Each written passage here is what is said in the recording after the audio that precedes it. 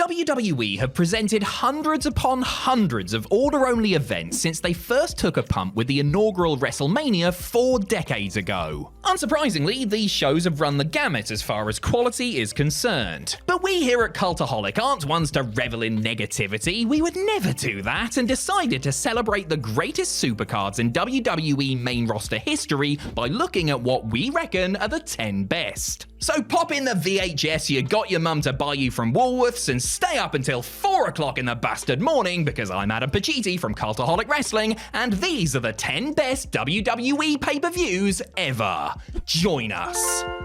Number 10, In Your House Canadian Stampede. Yes, we are very much including the 2-hour cut price In Your House pay-per-views that WWE presented during the mid-90s. The best of the bunch was Canadian Stampede, which took place in the Calgary Saddledome on July 6, 1997. The 4-match card was a resounding 4 for 4, starting with Hunter Hearst Helmsley and Mankind going to a double countout after a stirring scrap. The Great Sasuke then defeated his Japanese counterpart Taka Michinoku in an exhilarating high-flying affair that suggested WWE's light heavyweight division may in fact be able to compete with WCW's cruisers.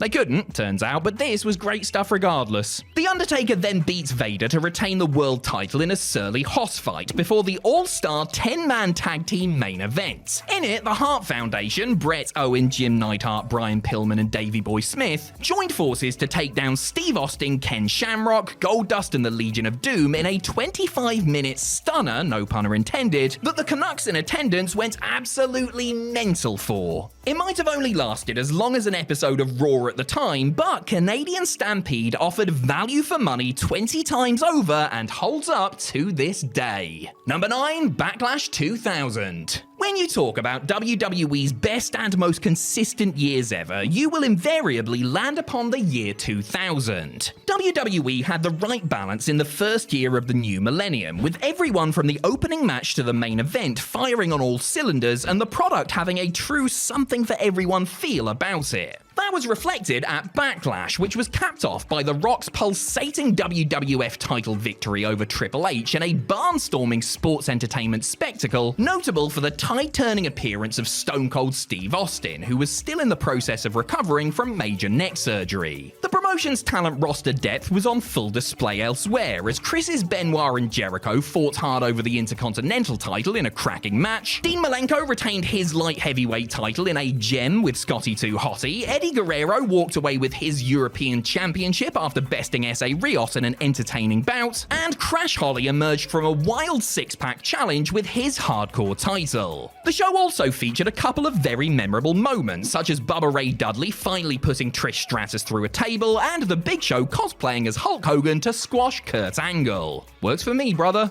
Number 8, WrestleMania XL. It might be recency bias, but I reckon years from now, people will look back fondly on WrestleMania 40 as one of WWE's best ever pay-per-views, or premium live events if you're a candy-ass mark or child. The 2-night extravaganza yielded a ton of thrilling action and no shortage of memorable WrestleMania moments, starting with Night 1's opener where Rhea Ripley retained her Women's World Championship against Becky Lynch. Night 1 also had Sami Zayn ending Gunther's record-breaking IC title reign in euphoric fashion, and The Rock's first proper match in over a decade as he teamed with Roman Reigns to defeat Seth Rollins and Cody Rhodes. As enjoyable as Night 1 was, Night 2 was just that much better. Drew McIntyre beating Rollins to win the World Heavyweight title, only to lose it to a cashing-in Damian Priest, got things up and running with style. Bayley winning the Women's World title by beating Io Sky in a top-quality contest was another standout moment. And then in the main event, the American Nightmare finally finished his story and put an end to the Tribal Chief's mammoth title reign in an all-timer. Everything else across the weekend not named Uso was also worth sitting through.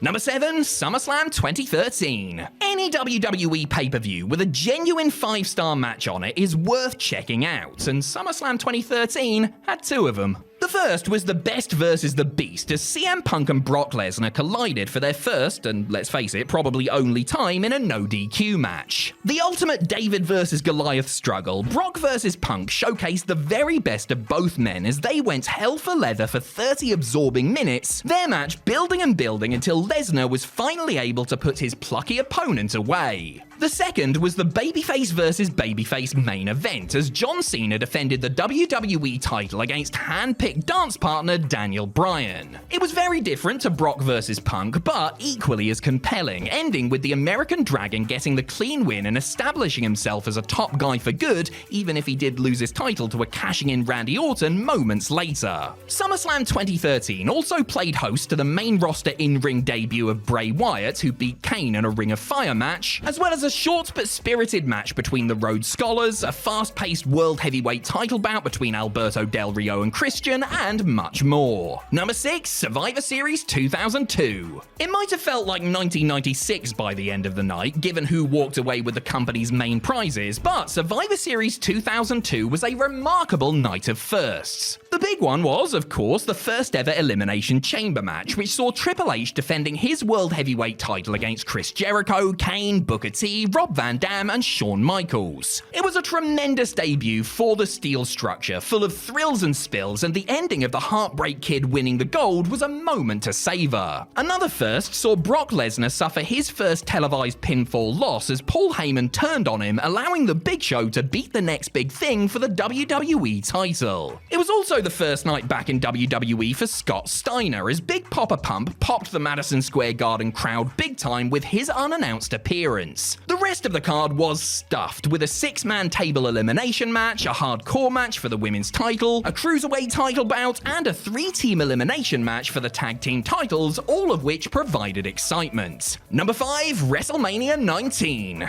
WWE was spoiled for choice at the 19th WrestleMania, with 3 or 4 matches that could have realistically gone on last. The honor went to the first proper one-on-one meeting between Kurt Angle, defending his world title and wrestling with a broken freaking neck, and Brock Lesnar, who almost broke his own freaking neck with that insane shooting star press attempt. It was a captivating end to what had been a great show chock full of highlights, such as The Rock finally beating Steve Austin on the grandest stage in the last match of Stone Cold's full-time career, Shawn Michaels edging Chris Jericho in an intergenerational dream match, Hulk Hogan battering Mr. McMahon in a balmy street fight, and Booker T toppling that dastardly Triple H to win the World Heavyweight strap. Alright, that last part didn't happen, but it's nice to pretend, isn't it? The card was rounded out with a decent cruiserweight title sprint, a canny women's title triple threat, a solid 3-team tag title match, and The Undertaker extending the streak in a bout that WWE would not allow Nathan Jones to wrestle in after realizing that he was absolutely terrible. Number 4, SummerSlam 2002.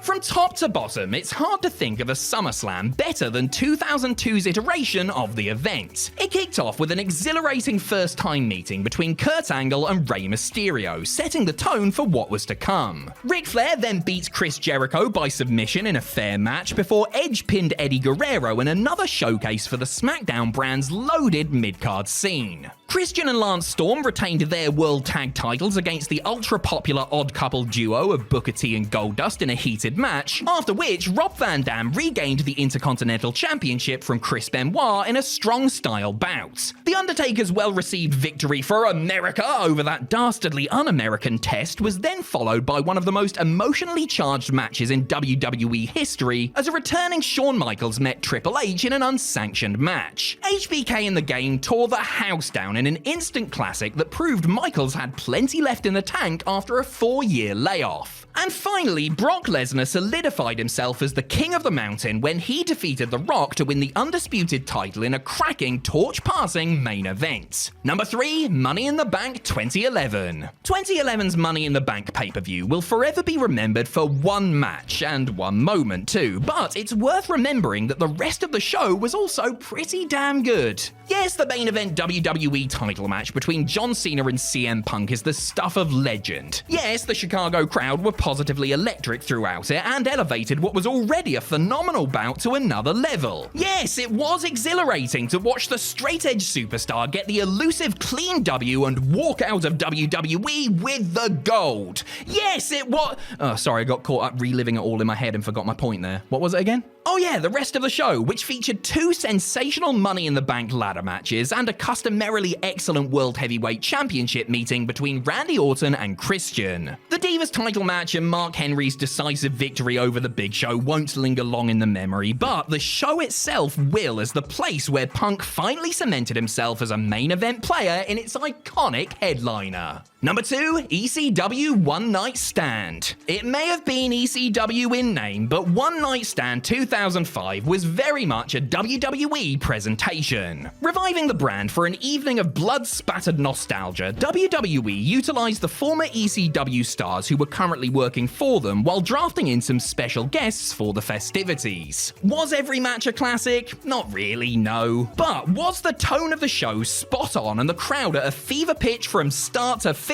You bet your bounced checks they were. Chris Jericho and Lance Storm opened things admirably. Super crazy little Guido and Tajiri did their thing and did it well. Rey Mysterio and Psychosis did what they could in the time allowed. Sabu reminded everyone what he was capable of while beating Rhino. Chris Benoit and Eddie Guerrero, even on an off day, were better than many on their best day. Masato Tanaka and Mike Awesome completely stole the show. And the Dudley Boys, the Sandman and Tommy Dreamer, and the cast of Misfits who provided run-ins and cameos ended things on a high before the intense post-match brawl and ceremonial chinning of Eric Bischoff. Even if you weren't a fan of Paul Heyman's promotion, you would have to try hard not to enjoy all of this. Number 1, WrestleMania X7. There are good WrestleManias, there are great WrestleManias, and then there is WrestleMania X7, which still stands tall as the true granddaddy of them all. Less than 1 week after they bought WCW, the red-hot WWF reinforced their sports entertainment superiority with a supercard for the ages. You want world-class technical wrestling? Have some Chris Benoit versus Kurt Angle. Fancy some storyline-heavy family drama? Look no further than Vince versus Shane McMahon. How about a weapons-based stunt show? Well, we have TLC 2 on the menu, thank you very much. There was also an immense match between The Undertaker and Triple H, a novel gimmick battle royal, and much more to savor on the undercard before the marquee match between The Rock and Stone Cold Steve Austin. Set up exquisitely with that evergreen My Way video package, the Great One and the Texas Rattlesnake held nothing back as they put on an absolute clinic inside the Houston Astrodome. The ending may have been polarizing at the time, but it did nothing to diminish either the match or the almost 4 hours of barnstorming entertainment that preceded it,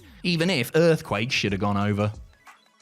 How important is a professional wrestler's name, really? I mean, it's the only thing that people are going to know you as, something you could possibly be called on television, potentially in front of millions of people, that will follow you around for the rest of your life. So, the perfect opportunity for a rib then. Yes, throughout wrestling history, there have been instances of people, from jobbers to champions, being given names simply as a way to needle somebody else. And that is the sort of pettiness I can get on board with. I'm Adam Pacitti from Cultaholic Wrestling, and these are 10 professional wrestling names that were total ribs. Join us.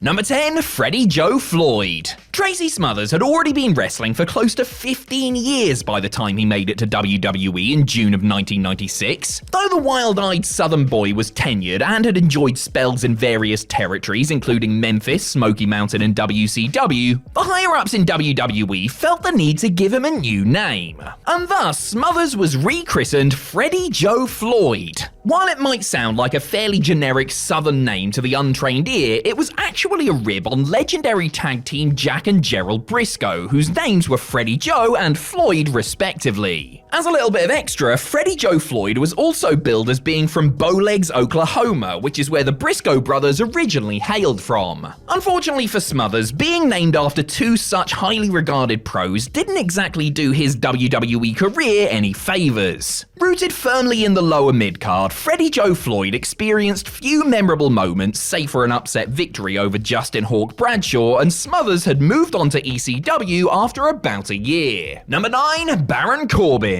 Another light-hearted naming rib not rooted in spite, don't worry, there'll be plenty of those in a little bit, proves that former NFL player Thomas Pestock's wrestling alias wasn't determined via the NXT name generator 3000. The Lone Wolf has been variously known as King Corbin, Happy Corbin, Sad Corbin, and in some circles, Big Banter Corbin, but at the end of the day, he is Baron. And who gave him this winning name? NXT creative assistant Rob Naylor, that's who. After Big Tommy's multiple lists of proposed names were rejected by the office, Naylor suggested the name Baron Corbin as an allusion to Darren Corbin, a Midwest-based indie veteran who has worked for promotions such as IWA Mid-South, GCW, and Chikara in the past, as well as making the occasional appearance on WWE TV as an extra. Naylor has since noted that he felt sorry for Darren and even offered a light-hearted Twitter apology to him the night Baron Corbin destroyed CJ Parker at the second NXT TakeOver event. Don't worry, Rob, us Naylor maniacs will always have your back. Number 8, Akeem the African Dream.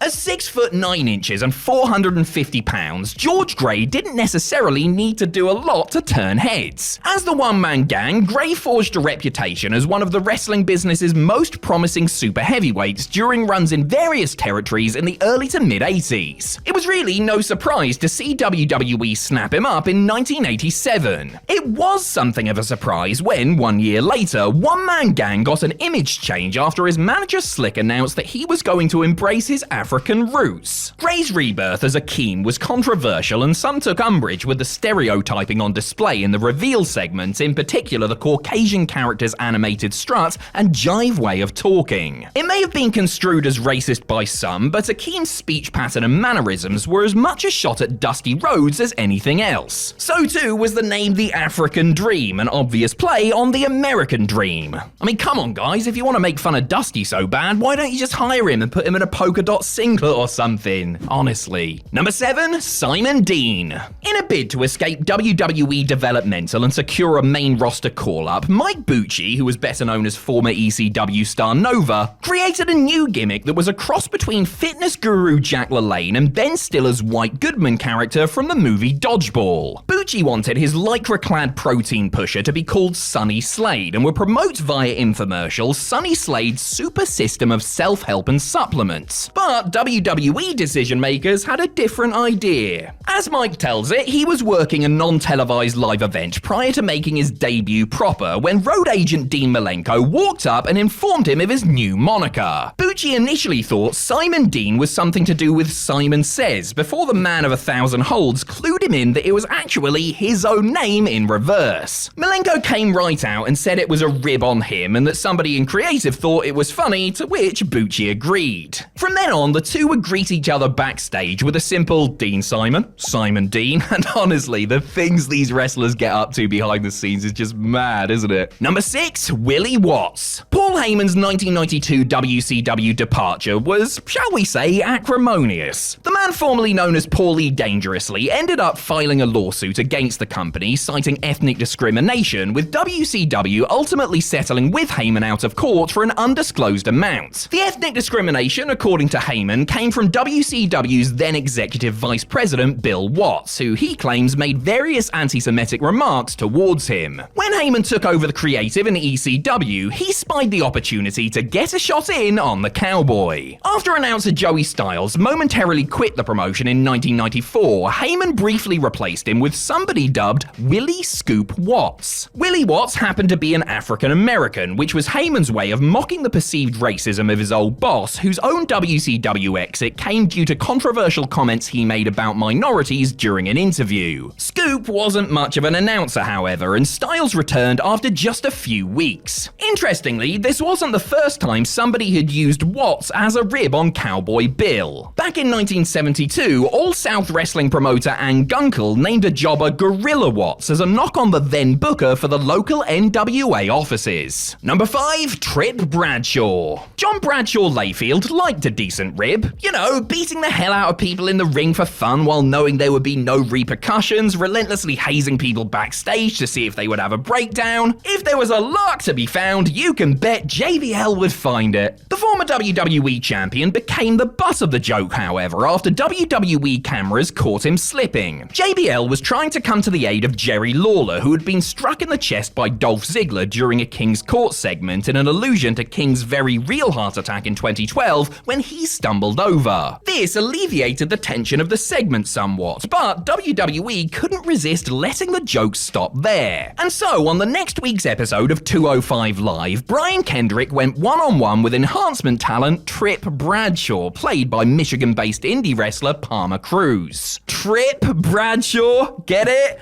Wink wink, nudge nudge. No, I'm just kidding. I love it, Maggle. Now go and get me a beer before I make your life a living hell. Number 4, Scott Colton and Chris Guy. Indie stalwarts Colt Cabana and Ace Steel both had spells in WWE, with Cabana enjoying, I suppose, a short run as SmackDown superstar Scotty Goldman, while Steel had a couple of stints in the promotion's developmental leagues. They were certainly on WWE's radar in the mid-2000s, which naturally led to segment work and squash matches as Vince McMahon and co weighed up their potential. On the September 27th, 2004 episode of Monday Night Raw, Steel was involved in a segment designed to build up Eugene's match with Eric Bischoff at the upcoming Taboo Tuesday pay-per-view. It was Steel's job to act as a visual representation of the hair versus hair stipulation, and Eugene ended up cutting off the then Ring of Honor star's locks, while Bischoff gave him a martial arts kick to the chest. Before he received his trim, Steel gave his name as Scott Colton, which is Cabana's actual name. Returning the favor, Cabana went by the name Chris Guy, Steel's real name, when he did job duty in a match with Umaga on the April 10th, 2006 edition of Raw. The Windy City lads were clearly good friends, though these days they're sadly unable to talk to one another since CM Punk got Steel in the divorce. Number 3, Randy Hogan. So this is not so much a name, but a whole presentation designed to take the piss out of another promotion's top star. Most jobbers tend to be average looking by design in order to further enhance the superstar they're being paid to put over, but there was one human punching bag from the late 80s and early 90s that had a remarkably familiar appearance. Well, kind of. With his balding blonde hair and handlebar moustache, Randy Mule was given the moniker Randy Hogan by a promoter in Athens, Georgia, and did the honors for the likes of Sting, Rick Steiner, and the Road Warriors in NWA squash matches. He then started getting work with WWE, who changed his name to Scott Colton, which, based on what we've just talked about, I can only assume was some sort of time travel rib on Mr. Cabana. Randy then went back to WCW for a couple more pin me pay me gigs in the mid-90s before the Hulkster arrived proper. Randy, who had vetoed an original pitch of Hal Hogan, has said, per Jimmy Hart, that Terry Bollea had no issues with the name.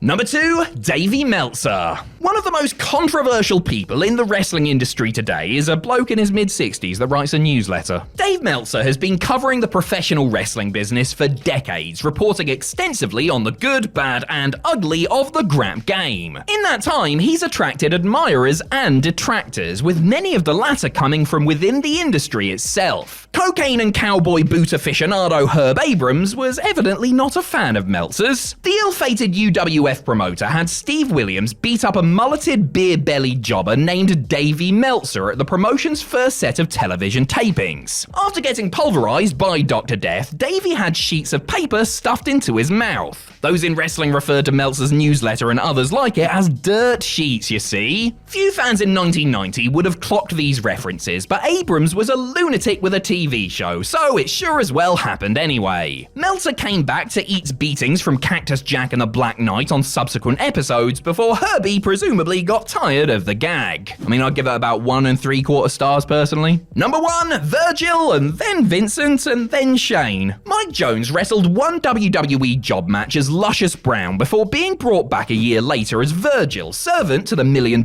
Man Ted DiBiase. A year before Akeem the African Dream became a thing, giving Jones the name Virgil was a shot at Dusty Rhodes, whose real name was Virgil Runnels. The name was suggested by Bobby Heenan as a jab at the WCW wrestler and booker. Virgil had a decent run in the Fed, hanging around for a commendable 7 years before leaving and then resurfacing in WCW right as the Monday Night Wars were heating up. Jones was brought in to be the bodyguard for the New World Order, but Eric Bischoff couldn't call him by his most famous moniker, which was trademarked by WWE. So he did the next best thing and reciprocated the rib by calling his new acquisition Vincent. Like Vincent Kennedy McMahon, of course. I mean, I think you made your point when you called Mike Rotunda VK Wall Street a year earlier, lads, but nevertheless, as if the rib hadn't run its course by that point, Jones was later renamed Shane. I forget, was WCW you where the big boys play or where dead horses go to get beaten. Total non-stop action is back, the brand having been brought back from the dead earlier this year. One thing those currently in charge of TNA will not want to see return is the sheer volume of controversy that seemed to follow the Jarrett-founded league following its 2002 inception.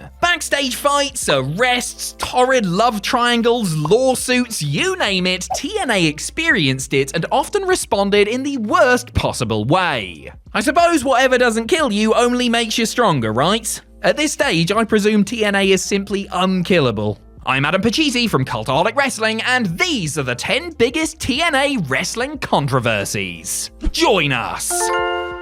Number 10, Cookiegate. When the WWE crew booked out a Universal Studios soundstage in November of 2004 to shoot the commercial for their upcoming Royal Rumble pay-per-view, the TNA boys and girls across the way sensed an opportunity to cause mischief. BG James, Ron Killings, Shane Douglas, Abyss Conan, and Tracy Brooks invaded the shoot, offering WWE wrestlers and crew cookies and balloons while scoffing their catering and demanding to see Vince McMahon.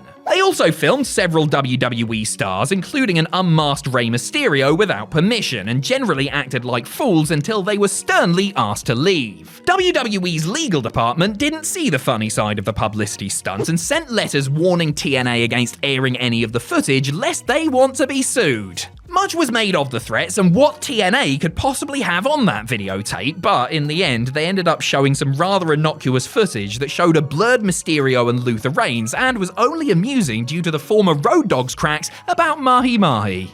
Number 9, a sore spot for Sorensen. Disaster struck in the opener of TNA Against All Odds 2012 when Zema Ion's knee struck Jesse Sorensen in the head as he was attempting a moonsault to the outside of the ring. The move messed up Sorensen's neck, fracturing his C1 vertebrae, and there was genuine concern that the young performer could have been paralyzed. Thankfully, that wasn't the case, though the road to recovery would be long. Dixie Carter vowed to stay by Sorensen's side, and TNA gave him a job in production to provide him with an income while he convalesced. And then, they fired him. Sorensen would later claim that TNA and Carter made false promises to him after the accident, including reassuring him he would have a job for life and that his medical bills would be paid for. Neither of those things turned out to be true, and Sorensen's poor mother ended up going bankrupt trying to cover the costs. According to former TNA Talent Relations VP Bruce Pritchard, the company ended up reaching a settlement with Sorensen, who later returned to the ring and even worked some enhancement matches for NXT and AEW. Number 8, Bubba the Heat Magnet. No, we are not talking about Bubba Ray Dudley, because legally that wouldn't be allowed since that name was the trademark of Titan Sports Inc., hence the Brother Ray and Bully Ray. No, we are talking about Bubba the Love Sponge. And if you don't know who Bubba the talentless DJ Love Sponge is, well,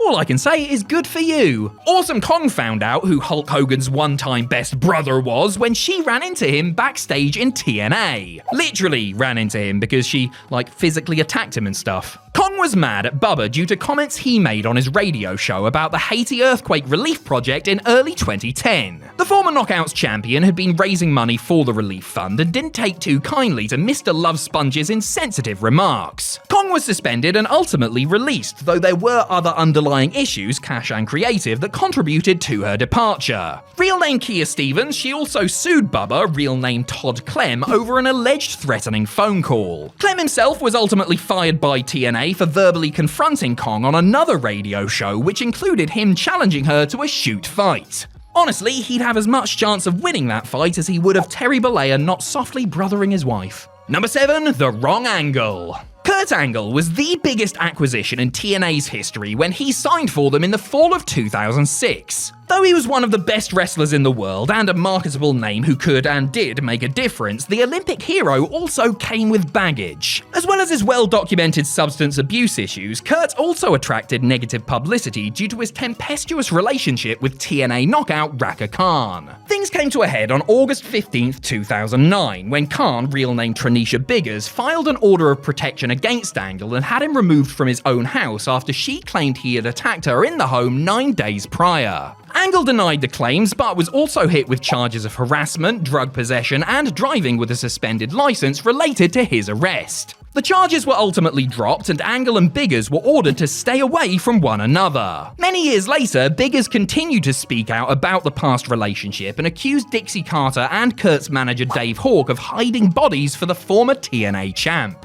Number 6. Total Knobhead Aries. While he was undoubtedly a talented performer between the ropes, the unprofessional behavior of Austin Aries inside and outside the ring marred his professional wrestling career and attracted scrutiny to TNA. In May of 2013, A-Double decided to intimidate ring announcer Christy Hemme after she had called his and Robert Roode's tag team Bad Influence by accident. Backing Hemme into a corner, Aries climbed the second turnbuckle with her pinned against it so that his crotch was directly in her face. This unscripted incident got Aries accused of sexual harassment, with Hemme talking openly about how it made her feel very uncomfortable. Aries wasn't let go, but he was warned about his conduct, given a steep fine, and pressured to apologize for the incident. The way the situation was handled was also a factor in Aries deciding to leave TNA the following year. He would be back years later, of course, making yet more friends when he decided to completely no-sell Johnny Impact's finish while dropping the title at Bound for Glory 2018, which may or may not have been some sort of lame work shoot. To be fair, the important thing to remember about Banana Boy is that he is only about 5 foot tall and once gave Zelina Vega a promise ring.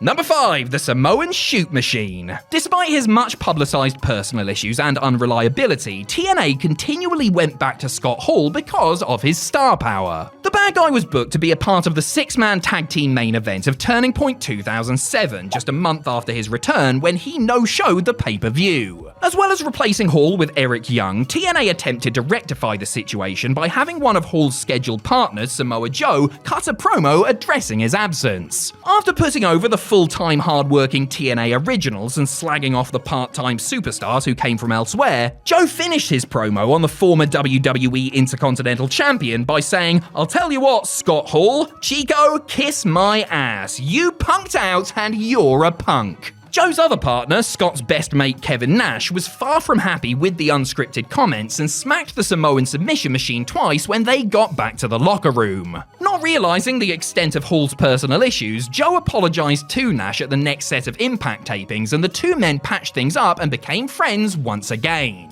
Number 4. Pac-Man Jones. No, this is not what Taz would call a popular 80s arcade video game character, but rather a disgraced former American football player who TNA had the great sense to hire back in 2007. While suspended from the NFL for a full year, Jones rocked up to the Impact Zone and even won the TNA World Tag Team titles with Ron Killings. However, due to an agreement with his team, the Tennessee Titans, who didn't actually want their player doing anything with TNA at all, Jones was unable to get physically involved in the action and basically did much of nothing in Orlando while collecting a hefty paycheck. This naturally rubbed some of the boys in the back the wrong way. Pac-Man's mere presence also rubbed fans and critics the wrong way too, because of his extensive criminal history. This included an incident at a strip club that saw Jones allegedly physically assault an exotic dancer before a member of his entourage returned to the club and fired his gun at patrons. One of the shooting victims, former professional wrestler Tommy Urbanski, who was paralyzed from the waist down when a bullet hit him, ultimately received an $11 million payout from Jones, whose TNA run was costly and generated nothing but bad publicity. Number 3. Holler if you sue me. Scott Steiner had a decent 6-year run with TNA, which saw him create many memorable moments such as the infamous Steiner Math promo and pretty much all of his stint as a member of the Main Event Mafia. In early 2012, Big Papa Pump opted against re-signing with the company and left TNA. And if you expected him to go quietly, well, you must not be too familiar with Scott Steiner, are you? Shortly after the news of his departure leaked, Steiner took to Twitter to blast TNA, Hulk Hogan, Eric Bischoff, Ric Flair, and Bruce Pritchard in a long stream of profanity-laced tweets. TNA reacted by getting litigious and suing Steiner over the tirade, claiming the genetic freak had breached his by then expired contract by disparaging the company. Steiner countersued, claiming TNA had breached his contract by failing to provide royalty payment statements. He filed another lawsuit against TNA not long after, seeking $750,000 in damages while claiming he had suffered numerous injuries while wrestling an under-the-influence Jeff Hardy on a house show. He eventually ended up rescinding his suits while TNA's complaints against him were dismissed in court. Number 2, Victory Road 2011. There was no victory lap for TNA to take after Victory Road 2011, a terrible pay-per-view that was capped off with one of the most lamentable episodes in the promotion's history. After disappearing for hours during the day, Jeff Hardy finally showed up for his TNA title headline bout with Sting, one of his all-time favourite wrestlers by the way, in no condition to perform, right before he was due to make his entrance. In Hardy's own words, he was all somered up, a reference to the muscle relaxer he had been abusing whilst he was MIA. Realising that Hardy was a danger to himself and his opponent, and with nobody else in a position of authority present, Eric Bischoff called an audible and asked that Sting end the match as soon as possible. The champ got the pin within 90 seconds after a single Scorpion death drop, much to the dissatisfaction of a very disappointed Stinger, not to mention fans in attendance and watching on pay-per-view. TNA subsequently apologised for the whole charade, while Hardy was immediately slapped with a suspension. While he was away, Jeff completed a 4-month drug rehabilitation program and ultimately returned to TNA. Number 1, the Angle Jarrett love triangle. Every now and then, a real-life situation develops involving professional wrestling stars that is far juicier than any storyline scripted for them. After months of rumour and innuendo, it was revealed in July of 2009 that Jeff Jarrett had been in a long-term relationship with Karen Angle and had moved in with her and Angle's children following Kurt and Karen's divorce. Dixie Carter, incensed that Double J had previously denied the relationship when confronted about it, suspended Jarrett for 6 months and set about removing his allies from the promotion. Jarrett would later say that Carter did this as a power play, not because of any concern for her favourite gold medalist. When Jeff returned in early 2010, the former TNA champ no longer wielded the backstage pull he once did. Things were naturally pretty tense backstage, though Kurt, Jeff and Karen ended up working a program over the real-life situation and everyone was professional throughout. Karen and Jeff married that year, while Angle remarried somebody not connected to the wrestling business. So it all worked out in the end, and the trio are now forced to make awkward small talk at family gatherings for the rest of their days. WWE fans love a good long storyline to get their teeth stuck into, tuning in week after week and month after month to see how it develops. Sometimes, however, there is an episode of WWE television or a pay-per-view that revolves around one particular storyline thread or show-long angle that is as good as anything that utilizes a longer build. These are often part of the bigger picture, yes, but the way that they unfold over the course of a single event helps them stand out as their own thing. What I'm saying is, don't argue with me, alright? I'm Adam Pacitti from Cultaholic Wrestling, and these are the 10 best one-night WWE storylines. Join us! Number 10, No Mercy for Triple H. WWE were in a bind heading into No Mercy 2007 as WWE Champion John Cena got injured on Raw 6 days prior. With Big Match John on the shelf for the foreseeable future, a new champion needed to be crowned, and where better to do that than on pay-per-view? Vince McMahon handed the title to Cena's planned opponent Randy Orton to kick the show off, only for Triple H to goad Vince to put the Viper into a title match against him, which Orton then lost. However, the game was originally scheduled to take on Umaga, so McMahon kept that match on the card and made it a title affair to boot. Triple H managed to see off the Samoan Bulldozer, but Vince informed him while he was getting his ribs taped up in the trainer's room that fans were also promised a last man standing match on the show, and that the King of Kings would have to defend the belt once more against Orton, who was invoking his automatic rematch clause in the stipulation bout. Randy won that one, bringing to a close a novel show that had seen 3 title matches and the belt go from Orton to Triple H and back to Orton again. Number 9, Beat the Clock. Ahead of the 2005 New Year's Revolution pay-per-view, Raw General Manager Eric Bischoff had a surprise for those scheduled to clash in the Elimination Chamber match over the vacant World Heavyweight title. On the December 27th, 2004 edition of Raw, Eazy-E announced a show-long Beat the Clock challenge. This would see all 6 combatants compete against surprise opponents. The caveats were that whoever won their match the fastest would become the last entrant into the chamber, while anyone who lost their match would be out of the chamber bout and replaced by the person who beat them. The stakes were certainly high then, and it made for some good drama, with Randy Orton setting the pace before Chris Benoit got the next best time, which was then obliterated by Batista. The Animal doing this caused some dissension with Triple H, with the game unable to beat Shelton Benjamin in time while coming perilously close to losing his spot. To cap things off, off, Bischoff brought out the returning Shawn Michaels at the end of the show, announcing him as the special guest referee for the Chamber match. Hell of a deal here, and WWE were wise to reuse the beat the clock concept in later years. Number 8, Vince McMahon Appreciation Night. The June 11th, 2007 edition of Raw was a 3-hour affair back when that was a novelty that featured not only that year's draft and participation from Raw, SmackDown, and ECW wrestlers, but also the Vince McMahon Appreciation Night. Something tells me that's the last time WWE's going to run one of those. The recurring theme of the night was that Vince was a very, very bad person with few, if any, redeeming qualities. I mean, did we really need to sit through a 3-hour show to find out something we already knew? After McMahon read a statement claiming he had all of his mental faculties at the beginning of the show, people from Vince's present and past made intermittent appearances to mostly dunk on his character. This led to McMahon himself coming out at the end of the night, though he looked confused, said nothing, and walked backstage before heading to the car park and getting into his limo, which promptly blew up. This was supposed to lead to a summer-long Who Killed Vince storyline, but, well, things happened, and...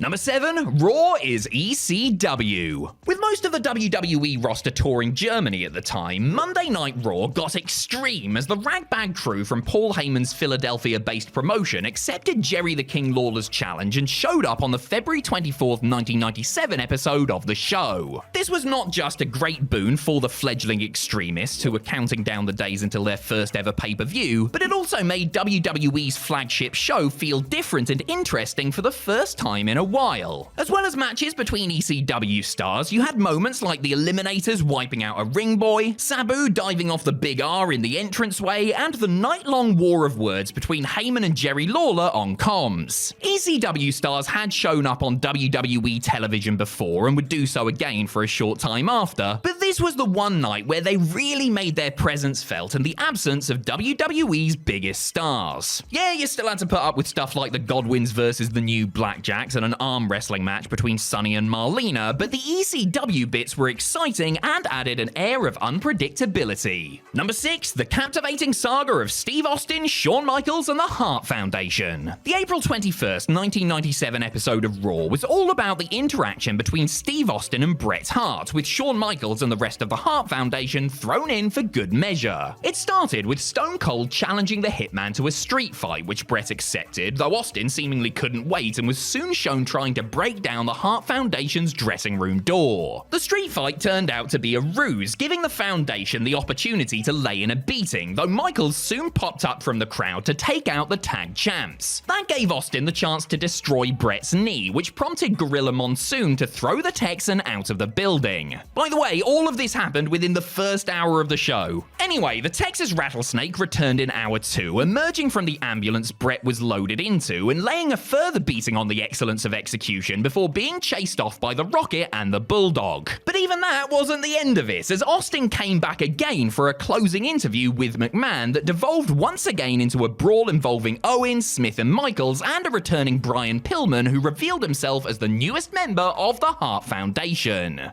Oh, it used to be better, didn't it? Number 5, the trial of Eric Bischoff. As great as Eric Bischoff was in his role as Raw General Manager, as 2005 came to a close, there was a strong sense that his heel authority figure shtick had become played out, and that there really wasn't much more he could do after 3.5 years on the job. And thus, WWE wrote him out of storylines on the December 5th, 2005 episode of Raw with the trial of Eric Bischoff. The former WCW head honcho had to plead his case in a courtroom to Judge Vince McMahon in a bid to save his skin, with Jonathan Coachman acting as defense attorney and Mick Foley heading up the prosecution. Chris Masters played the bare-chested, peck-popping bailiff, naturally. Multiple witnesses were called, including Masters, Stephanie McMahon, Tajiri, Daivari, the Boogeyman, and Maria. The show kept cutting back and forth to the testimony between matches, and everyone played their parts brilliantly, creating some genuinely funny moments inside the courtroom. Eazy-E's fate was ultimately determined in the ring at the end of the show, where he was fired by McMahon,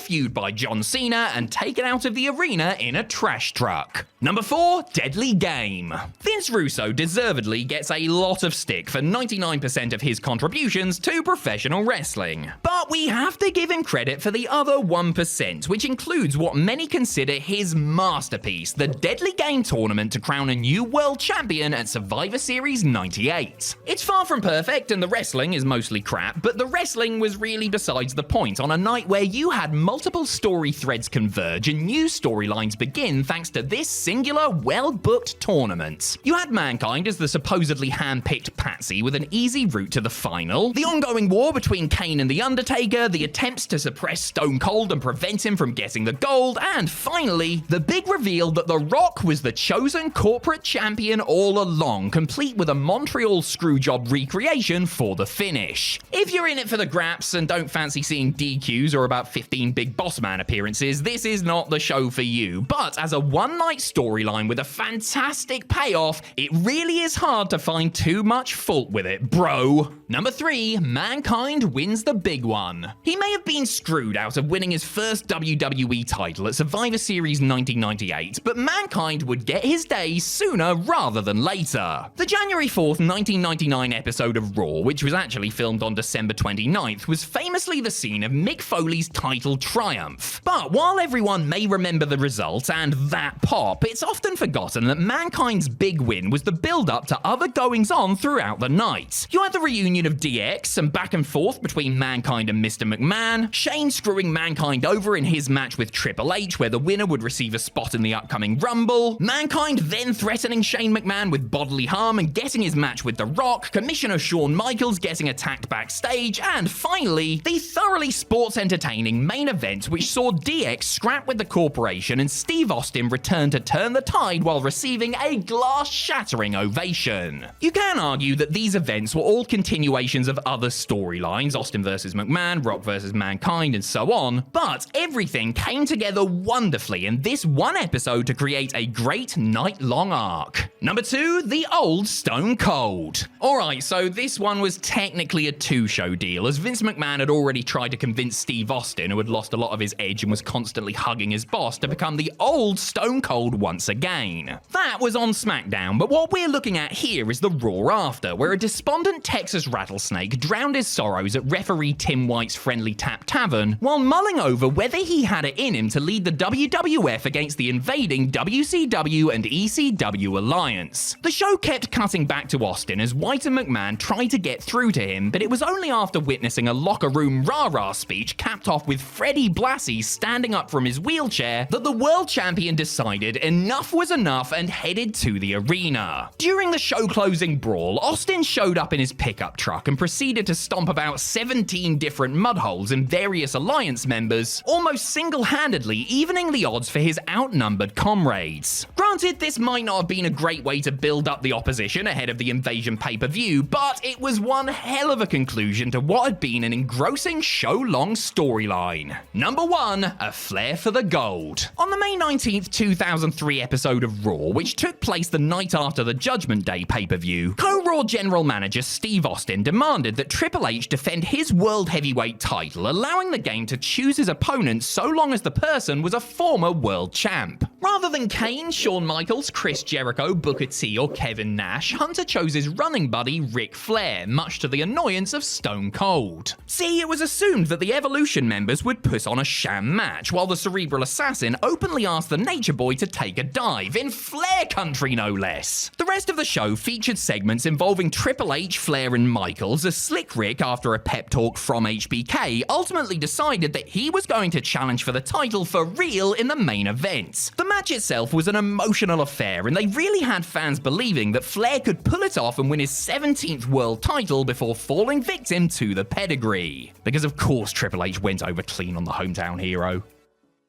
ECW is still well and truly beloved today, almost a quarter of a century since it ran its last show. There is plenty of nostalgia for the Philadelphia-based promotion, which captured the zeitgeist during the mid to late 90s and offered a genuine alternative thanks to the mad scientist genius of head honcho Paul Heyman. There were a lot of great characters, moments, and matches that made ECW stand out and linger so long in the memory. There were also, however, plenty of awful matches that might trick you into thinking ECW stood for extremely crappy wrestling. I'm Adam Pacitti from Cultaholic Wrestling, and these are the 10 worst ECW matches. Join us.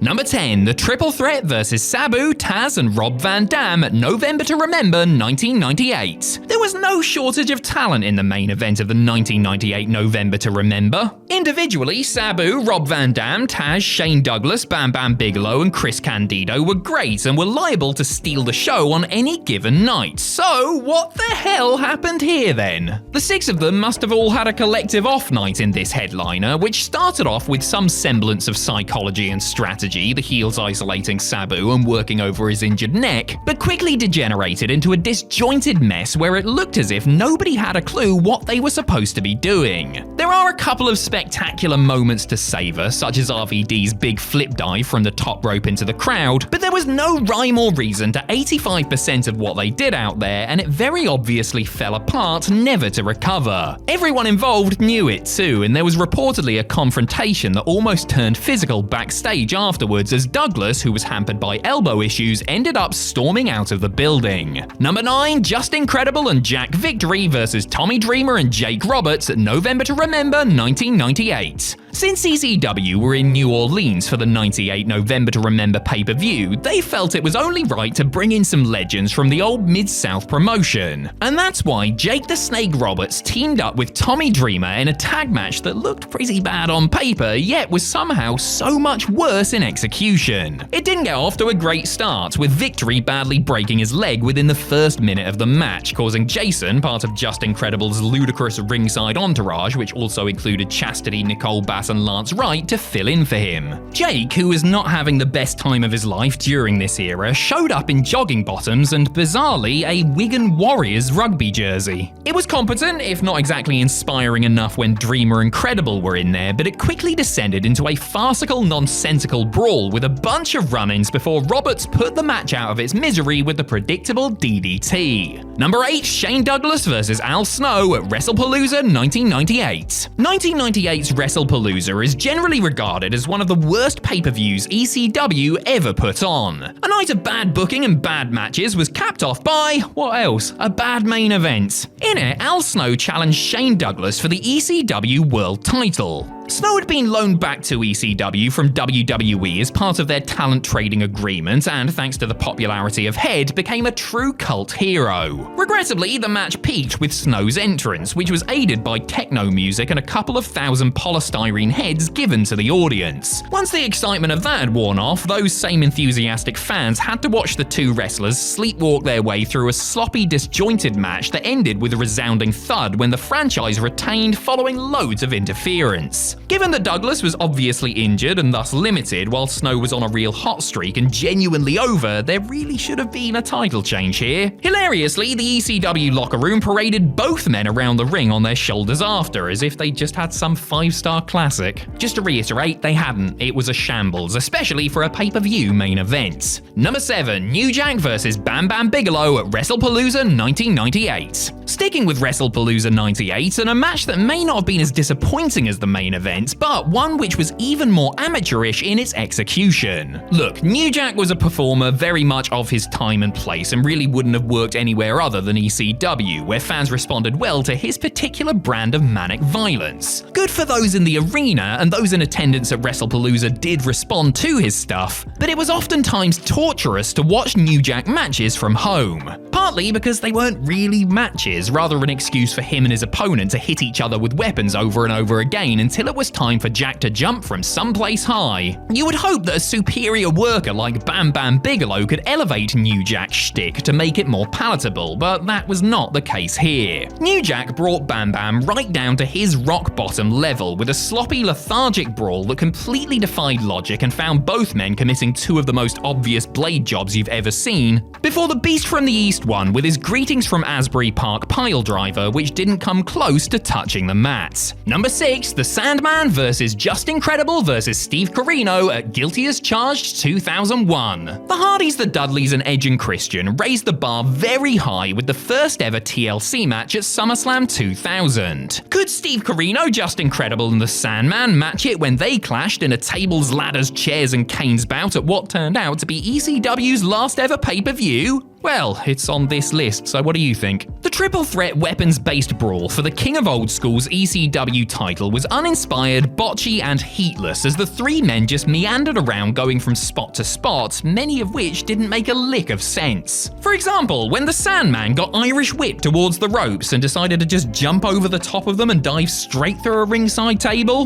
They were also hampered by the flimsy ladders, one of which completely buckled under Sandman's weight, underscoring the slipshod presentation.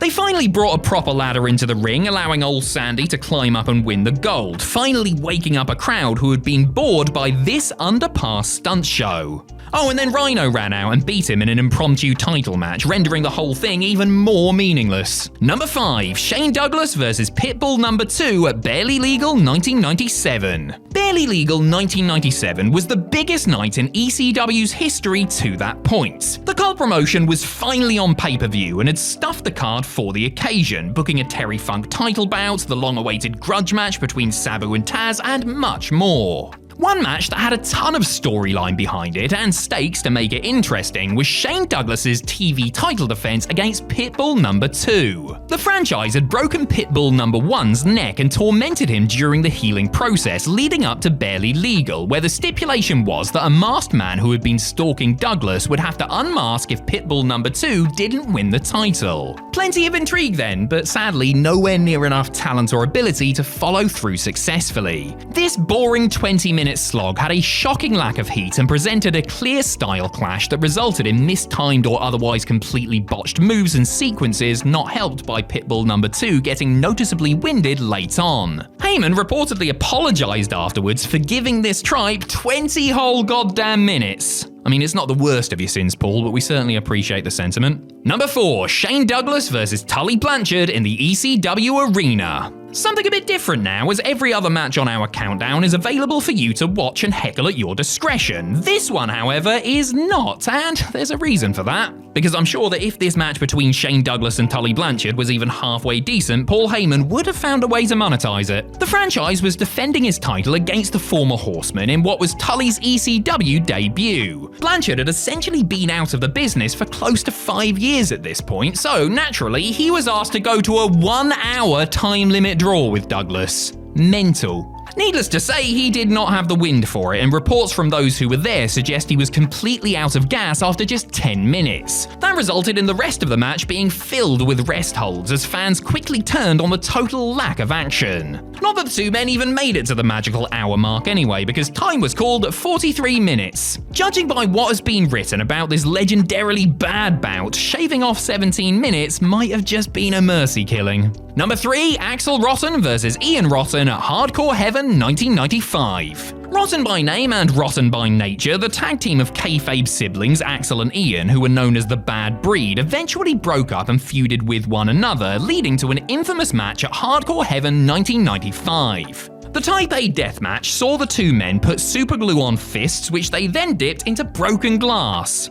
Any pretense of actual wrestling is thrown right out of the window, not that anybody was expecting hip tosses and headlock takeovers with these two, as they proceeded to use the sharp shards to maim one another. And that's good news if you're a sadist, yet the match not only manages to be off-puttingly gruesome, but boring to boot. They try to inject some excitement into proceedings with a teased premature finish and some run-ins, but the sight of two knackered blokes trying to lamp each other like drunks in a pub car park quickly gets tiresome. This match has rightfully earned a degree of infamy due to the stipulation and the bloodletting, but just because it's infamous doesn't actually mean it's any good. Number 2, New Jack vs. Mustafa at Living Dangerously 1999. Like the Bad Breed, the Gangsters tag team of New Jack and Mustafa were two brawlers who probably didn't know a wrist lock from a "let me stab you in the eye with this fork." That's how the expression goes, isn't it? Jack especially relied on twatting people with various bits of plunder in bouts that didn't really come close to resembling professional wrestling contests. The high point of Gangsters matches were the theme music that played while they dished out their version of Street Justice, which was often capped off with one of New Jack's reckless balcony dives. The two had a short feud when Mustafa briefly returned to the promotion in 1999, culminating in a match at Living Dangerously. Considering how their matches as a tag team went, it was not a surprise to see this outing consist of them battering each other with inanimate objects and,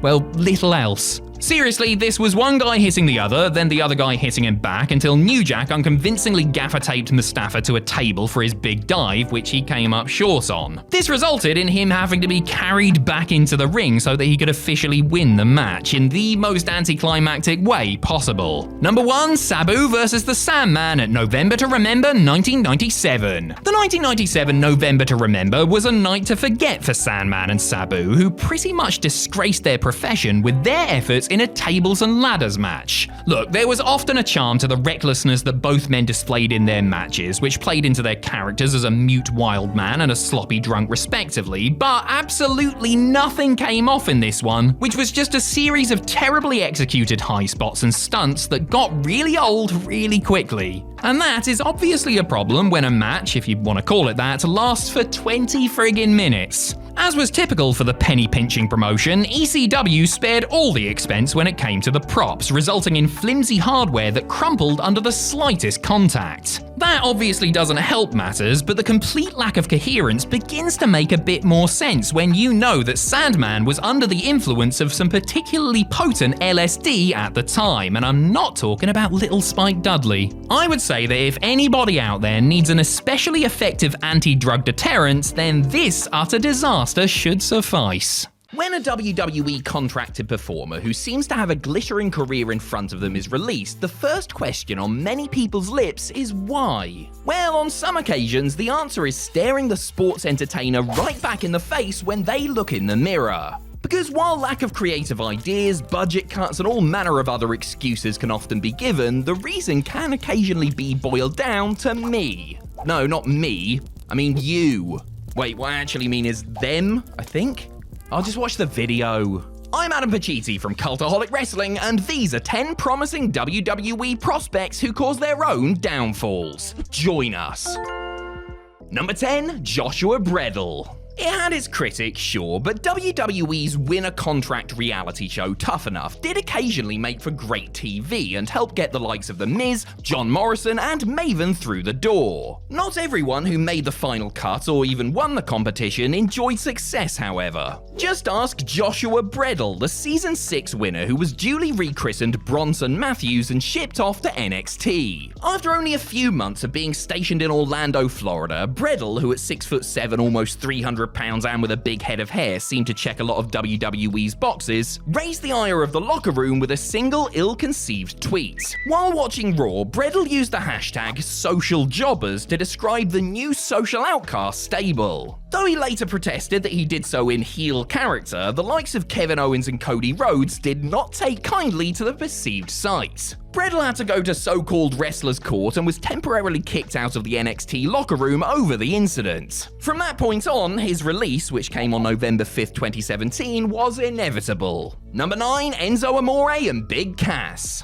Bit of a twofer here, as the collective fate of the fast-talking catchphrase machines Enzo and Cass was sealed by their own lamentable actions. After setting NXT on fire, the realest guys in the room were called up to the main roster and likewise got over with the wider WWE audience. After a little over a year on main, WWE Creative made the questionable decision to break them up, with Cass turning heel on his partner. Enzo would find some joy in the rebooted Cruiserweight division, but was let go while in his second reign as Cruiserweight champion after the company found out he was under investigation for some very serious allegations he hadn't told them about. Prior to his release, it was said that Enzo had so much backstage heat that Roman Reigns allegedly refused to let him dress in the locker room with the rest of the boys. As for Cass, he lasted another 6 months, but was also canned after going against instructions during an in-ring segment on SmackDown, as well as being publicly intoxicated and demonstrating unprofessional behavior during a European tour. Number 8, Teddy Hart. Teddy Hart was every bit as talented as he was self-destructive, a career-long narrative which began in WWE. After a standout performance in Dory Funk Jr.'s training camp in 1998, Hart became the youngest person ever signed to a WWE developmental deal. With natural athleticism and a unique charisma, hopes were high that Stu Hart's grandson would help carry on the Hart family legacy moving forward.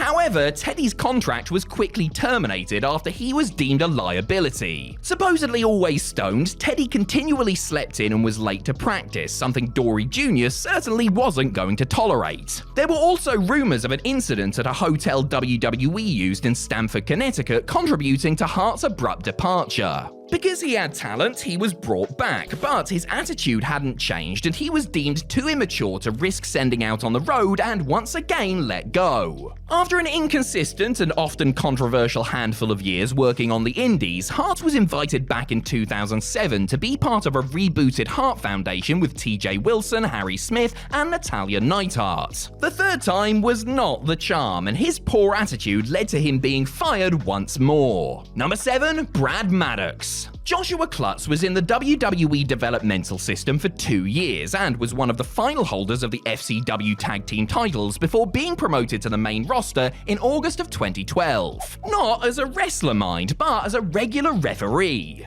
Well, he was a regular referee for about a month before he was thrown right in the middle of a major storyline by costing Ryback his undefeated streak while helping CM Punk retain his WWE title at Hell in a Cell. From there, Brad Maddox became the Raw General Manager, a high-profile gig that gave him plenty of exposure. After that had run its course, Maddox played the waiting game, working house shows and dark matches, while WWE figured out what to do with him. One thing they didn't want him to do, it turns out, was slag off the crowd in Indianapolis after his non-televised bout prior to the November 24, 2015 SmackDown taping. Calling punters cocky pricks was a step too far for Vince McMahon, who let Brad go immediately. He has since disappeared from the business entirely.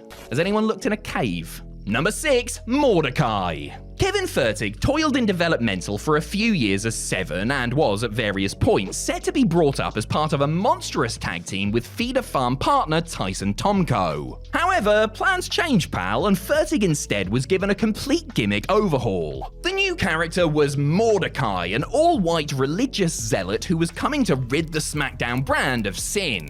An impossible task, I think you'll find. The Pale Rider came in with a lot of hype, getting the vignette treatment at a couple of wins on back-to-back pay-per-views before he suddenly did a job to Rey Mysterio and was sent back to OVW. According to Fertig, he was being primed for programs with The Undertaker and Eddie Guerrero when he got into a bar fight and those plans were hastily cancelled. With a potential lawsuit lingering over his head as a result of the fight, Fertig was released. Though he was brought back a couple of years later as vampiric ECW new breeder Kevin Thorne, he was never earmarked for any main event feuds or matches and had to instead lament what could have been. Number 5, Velveteen Dream.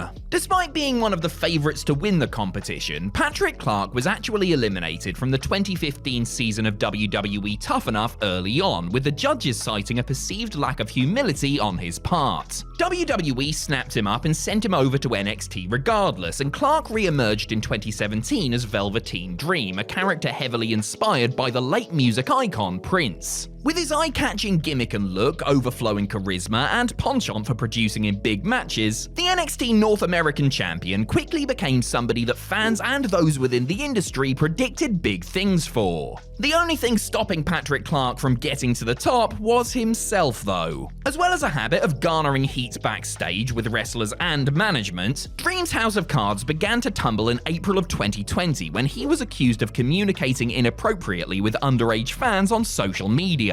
The allegations persisted in the months that followed, though WWE reportedly investigated the claims and found no wrongdoing on his part. Still, Clark was released in May of 2021, with reports indicating that him consistently rubbing people the wrong way, not like that, were a major factor in WWE's decision. Number 4, Jackson Riker. Alright, it might be a bit of a stretch to call Jackson Riker a promising prospect, since the man formerly known as TNA's Gunner had been wrestling for about 15 years before WWE signed him in May of 2017. But Vince McMahon was clearly a fan of the ex-US Marine, who made his main roster debut on SmackDown in April of 2020 alongside Forgotten Sons stablemate Steve Cutler and Wesley Blake. Portrayed as an American patriot on screen, Riker off-screen was unafraid to post his true feelings about the Black Lives Matter movement and then President Donald Trump. WWE stars like Ricochet and Kevin Owens were quick to criticize, while Cutler and Blake made the decision to publicly distance themselves from their teammates' comments. Riker's post may have upset a portion of the WWE locker room, but WWE felt like they couldn't fire him for exercising his freedom of speech. Nevertheless, the Forgotten Sons were quietly disbanded, and Riker re-emerged many months later, having been shifted to Raw. He didn't last too long, teaming and then feuding with Elias, then becoming a main event mainstay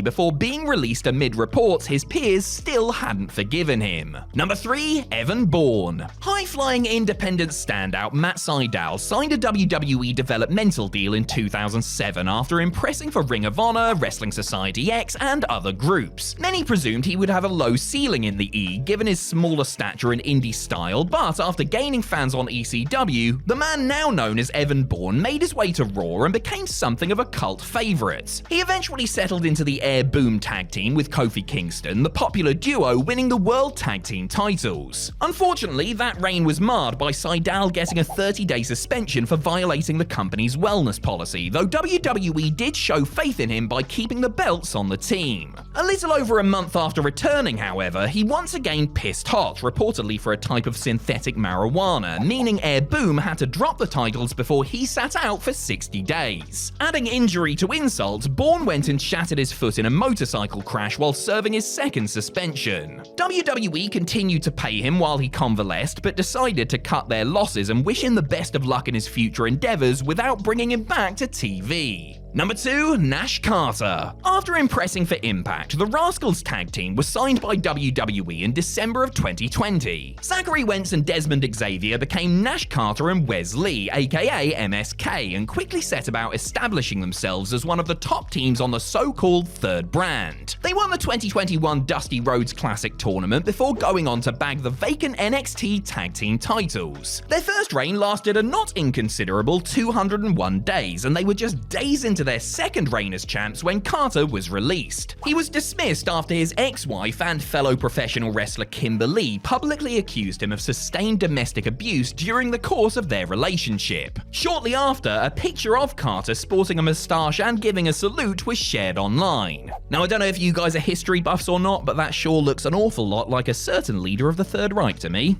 The Rascals appear to be getting back together now, but with 2 of the 3 members currently signed to TNA, it may always be a question of what if as far as what the trio can accomplish together in the WWE system goes. Only time will tell. Number 1. Lars Sullivan. Looking as he did like an absolute monster, it was no major surprise to see Lars Sullivan receive a monster push upon his promotion from NXT to the main roster. An initial debut and rumored match with John Cena didn't materialize because Sullivan suffered an anxiety attack and walked out of his scheduled Raw debut, but he returned several months later and began wrecking people left, right, and center. Shortly into his main roster run, however, it came to light that Lars had years earlier posted racist, homophobic, sexist, and all manner of otherwise derogatory posts via various accounts on a bodybuilding forum, some of which were directed toward WWE employees. He apologized, but was ordered to undergo sensitivity training and fined $100,000. Still, McMahon wasn't about to give up on the Freak, who was brought back to television after recovering from a major knee injury. However, persistent anxiety issues ultimately led to his release. One of the biggest icons in the history of the business, a crossover star who penetrated the mainstream, a lightning rod for controversy who seems determined to get cancelled. Is it really any wonder that Hulk Hogan has a long list of people who have heats with him? Well, it might be a long list, but I don't have all day here, you know, so how about we just narrow it down to a manageable number, since we all know how this is going to end anyway. With a big boot, a leg drop, and lots of posing, of course. Because what are you gonna do when 10 wrestlers who had heats with Hulk Hogan runs wild on you?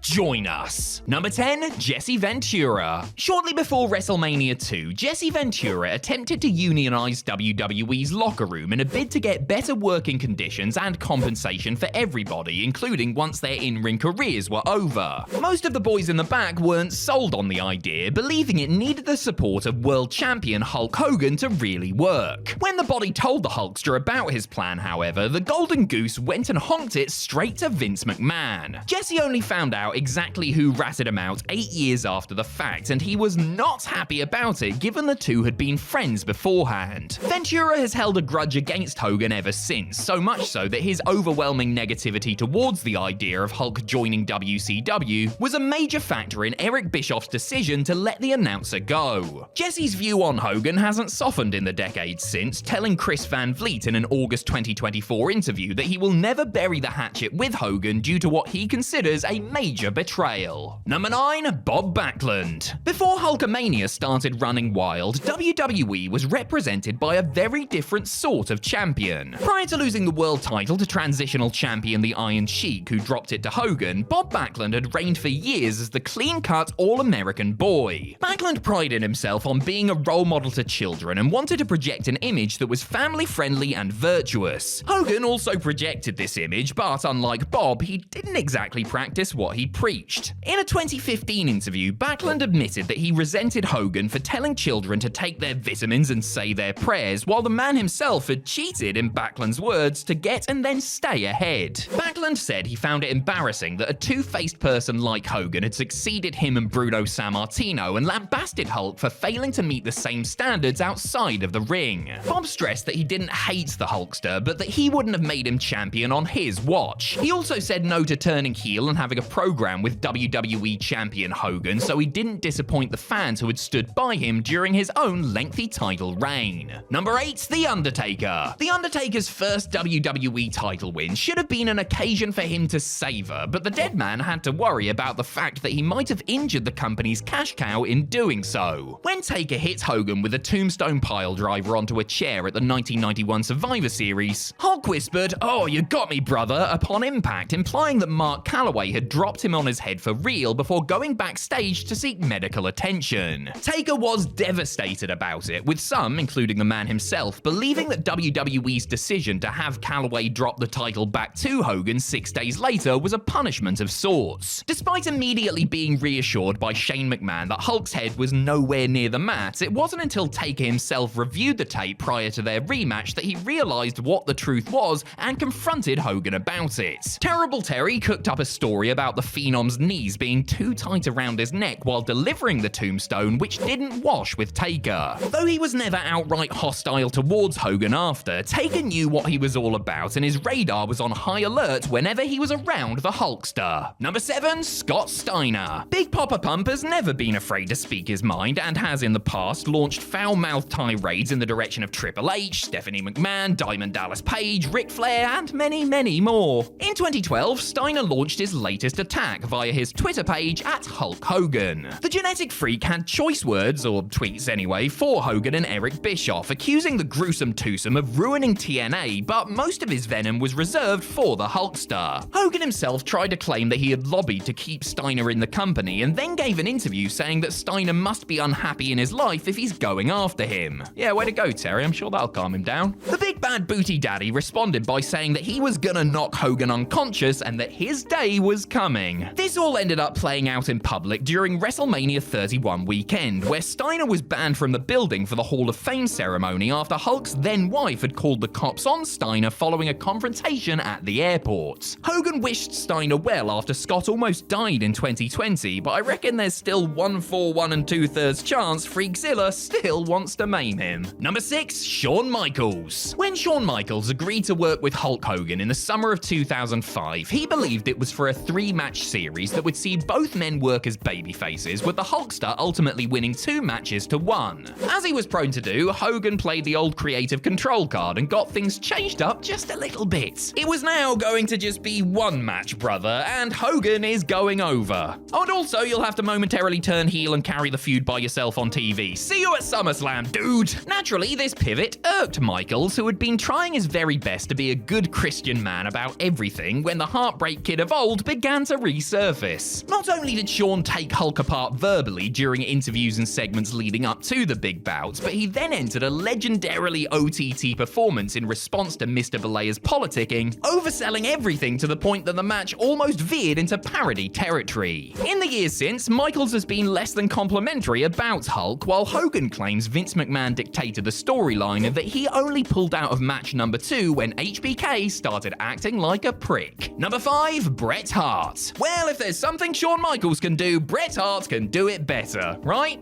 Right? And the Hitman's hatred of Hulk Hogan certainly eclipses that of the Heartbreak Kids, with Bret still holding a grudge for something the Hulkster did, or in this case didn't do, over 3 decades ago. According to Bret, Hogan was scheduled to drop the WWE title to him in the main event of SummerSlam 1993, passing the torch to the excellence of execution as the face of the new generation in the process. Only that didn't work for someone, brother, because Hogan opted to lose the belt to Yokozuna at King of the Ring instead. Hart claims to have confronted Hogan in the dressing room about the snub and accused him of playing politics to rob him of his crowning moment. Despite this, the two men cleared the air and worked together harmoniously in WCW. However, something has changed since those days, and Bret will never miss a chance to take a shot at the man he has dubbed a phony piece of you-know-what. Number 4, Matt Bourne. Hogan left WWE after WrestleMania 8 as the heat from the looming steroid scandal, not made any better by Hogan's infamous live-field appearance on the Arsenio Hall show, had simply gotten too hot. He returned in the run-up to WrestleMania 9, where he teamed with Brutus Beefcake to defeat Money Inc., before waltzing out later in the show to bag the WWE title from Yokozuna and steal Bret Hart's thunder. According to Matt Bourne, aka the original Doink the Clown, he was supposed to wrestle Hogan at the showcase of the Immortals. However, the Hulkster didn't much feel like clowning around and put the kibosh on the match. Bourne, presumably bitter at losing out on a bigger WrestleMania payday, held it against the Orange Goblin, though his issues with Hogan weren't limited to just his refusal to work with him. As Matt would explain in later years, he considered Hogan to be an arrogant phony who he found hard to like as a person. Bourne also disliked Hogan for what he supposedly did to Randy Savage. Don't worry, we'll get there soon enough. Number 3, Mick Foley. Mick Foley is known as one of pro wrestling's nice guys, and you'll struggle to find anybody within the industry who has a negative thing to say about him. Well, leave it to the Hulkster to rip on the hardcore legend for no good reason. During an appearance on TSN's Off the Record in 2002, Hogan criticized Foley for not working out as much as he did and for prostituting his body by working a more extreme style. On the same program, months later, a clearly upset Foley responded by saying that he was in good cardiovascular shape when he wrestled, citing long matches with the likes of Shawn Michaels, Steve Austin, and The Rock as evidence. He also called Hogan's comments about him cruel and said that at least fans didn't have to apologize after watching some of his matches. Ouch. Hogan finally apologized to Foley for his comments almost 22 years after the fact during an episode of A&E's Most Wanted Treasures, admitting his ignorance and expressing regret for what he said. Now, if we can just get him to do that for the rest of the absolute bollocks he said in public, we would be set. Number 2, The Ultimate Warrior. The Ultimate Warrior was supposed to be the heir apparent to Hulk Hogan's WWE throne, with Vince McMahon seeing Jim Hellwig's alter ego as the man to take WWE forward in the early 90s. But even a WrestleMania main event victory over the Hulkster, which was supposed to be a passing of the torch, didn't get Warrior to that next level, and it wasn't too long before Hogan was back in the top spot. The two worked together later in WCW, which included a downright disastrous match at Halloween Havoc 98, and were apparently on decent enough terms away from the ring.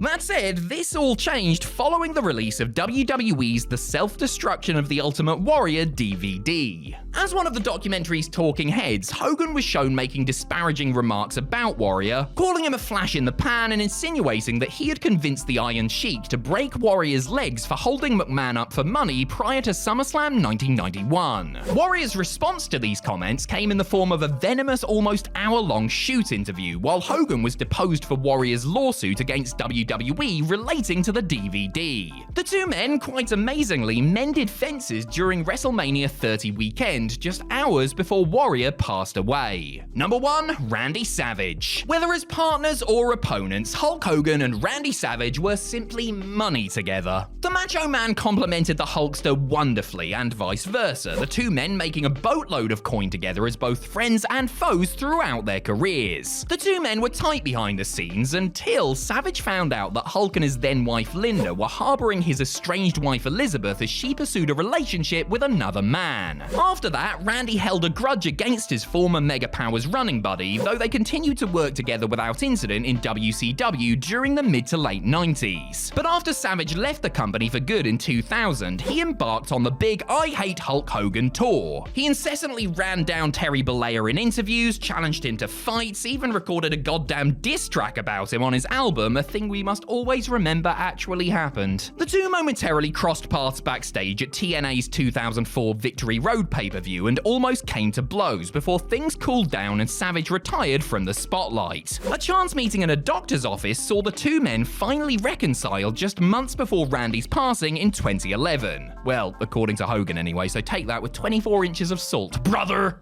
Dusty Rhodes gave many things to the wrestling industry. War Games, Cody and Dustin. That time somebody had a bicycle.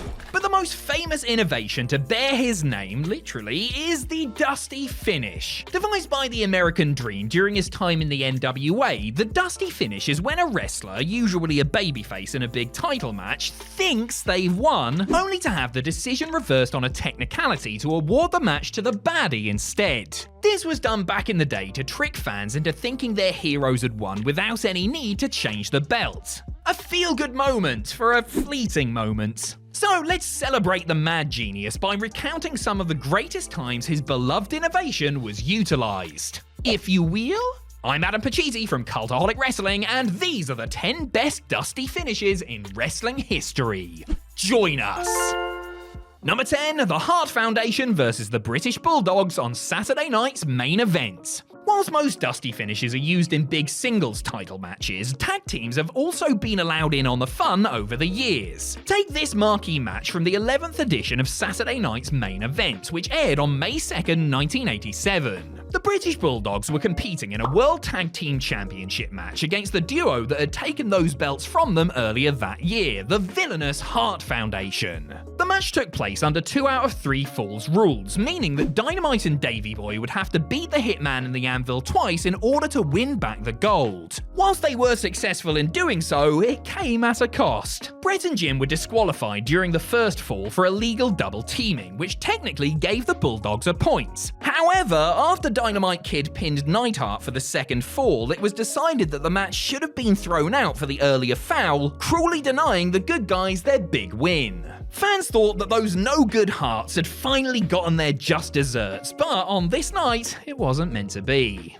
Number 9, Ric Flair vs Tatsuji Fujinami at WCW/New Japan Super Show 1991. What do you do when you book yourself into a double championship match but don't want your guy to drop both of his belts? Well, you probably don't book the match in the first place, but this was the next best thing, I guess. In the main event of the first ever WCW/New Japan Super Show, which took place in the Tokyo Dome in early 1991, joint NWA and WCW champion Ric Flair was putting both of his titles on the line against IWGP Heavyweight champion Tatsumi Fujinami. This blockbuster showdown ended with the Dragon defeating the Nature Boy to capture all of the gold. Well, 2/3 of it anyway. Earlier in the match, the Japanese star had flung Flair over the top rope. In kayfabe, this was an illegal move as per WCW's rules, so whilst Fujinami became the newly recognised NWA champ, the other promotion refused to acknowledge the swap. This was likely done to aid the ongoing split between the NWA and WCW, so they could get the £10 of gold off Flair whilst he kept hold of the newly minted belt. A fine match, and each promotion got what they wanted. Everybody wins. Number 8, Seth Rollins vs Dean Ambrose at Elimination Chamber 2015. Whilst the Dusty Finish is usually thought of as an old school technique, more modern examples of it do exist. Take this battle of the ex-Shield members from 2015 as Dean Ambrose stepped up to challenge Seth Rollins for the WWE Championship. After a great back and forth contest, Ambrose finally pinned the cocky heel champ to unseat him, resulting in rapturous applause from the crowd. However, fate was not in the lunatic Fringe's corner on this night as the long arm of the law intervened to crush his dreams. Right before the pinfall, Ambrose had gone to hit Rollins with an elbow drop, only for the dastardly baddie to pull the referee into its path. A second official ran down to count the pin, only for the first ref to reverse the decision, disqualifying Rollins for putting his hands on him. Ambrose was still the winner, but Seth got to keep his title, and one of the greatest reaction faces in wrestling history was born too. It doesn't get much more classic than this, but it had been so long since WWE used this finish that it was highly effective.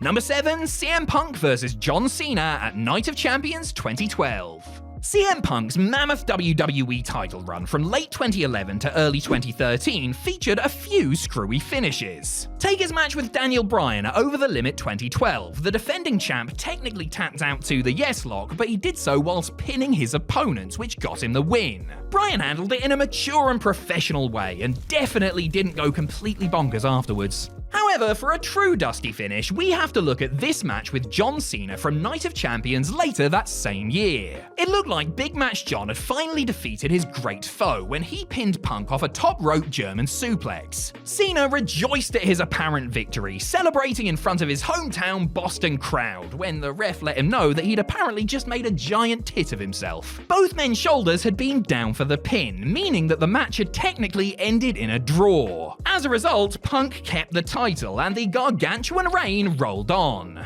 Number 6, Triple H vs Shawn Michaels on Raw. Speaking of world title matches ending in a draw, that is what happened when Shawn Michaels took on World Heavyweight Champion Triple H in a last man standing match at Royal Rumble 2004. Since draws are built into that match's mechanics, we've decided not to include it, but we can talk about a different bout featuring the same competitors from about a month earlier. On the final Raw of 2003, HBK and the Game squared off for the top prize in San Antonio, Texas, hometown of the showstopper. WWE could have given the returning hero a big win here in front of his loyal fans, but that would have made people happy, so they decided against it. Michaels did pin Hunter after Sweet Chin music, but Raw General Manager Eric Bischoff decreed that both men's shoulders had been down. Eazy-E had taken referee Earl Hebner's place after Triple H had KO'd him earlier in the match and used his heel authority to keep the title around the waist of the Evil Evolution leader. A ref bump, a heel referee, and a double pin? This is like a dusty finish on steroids.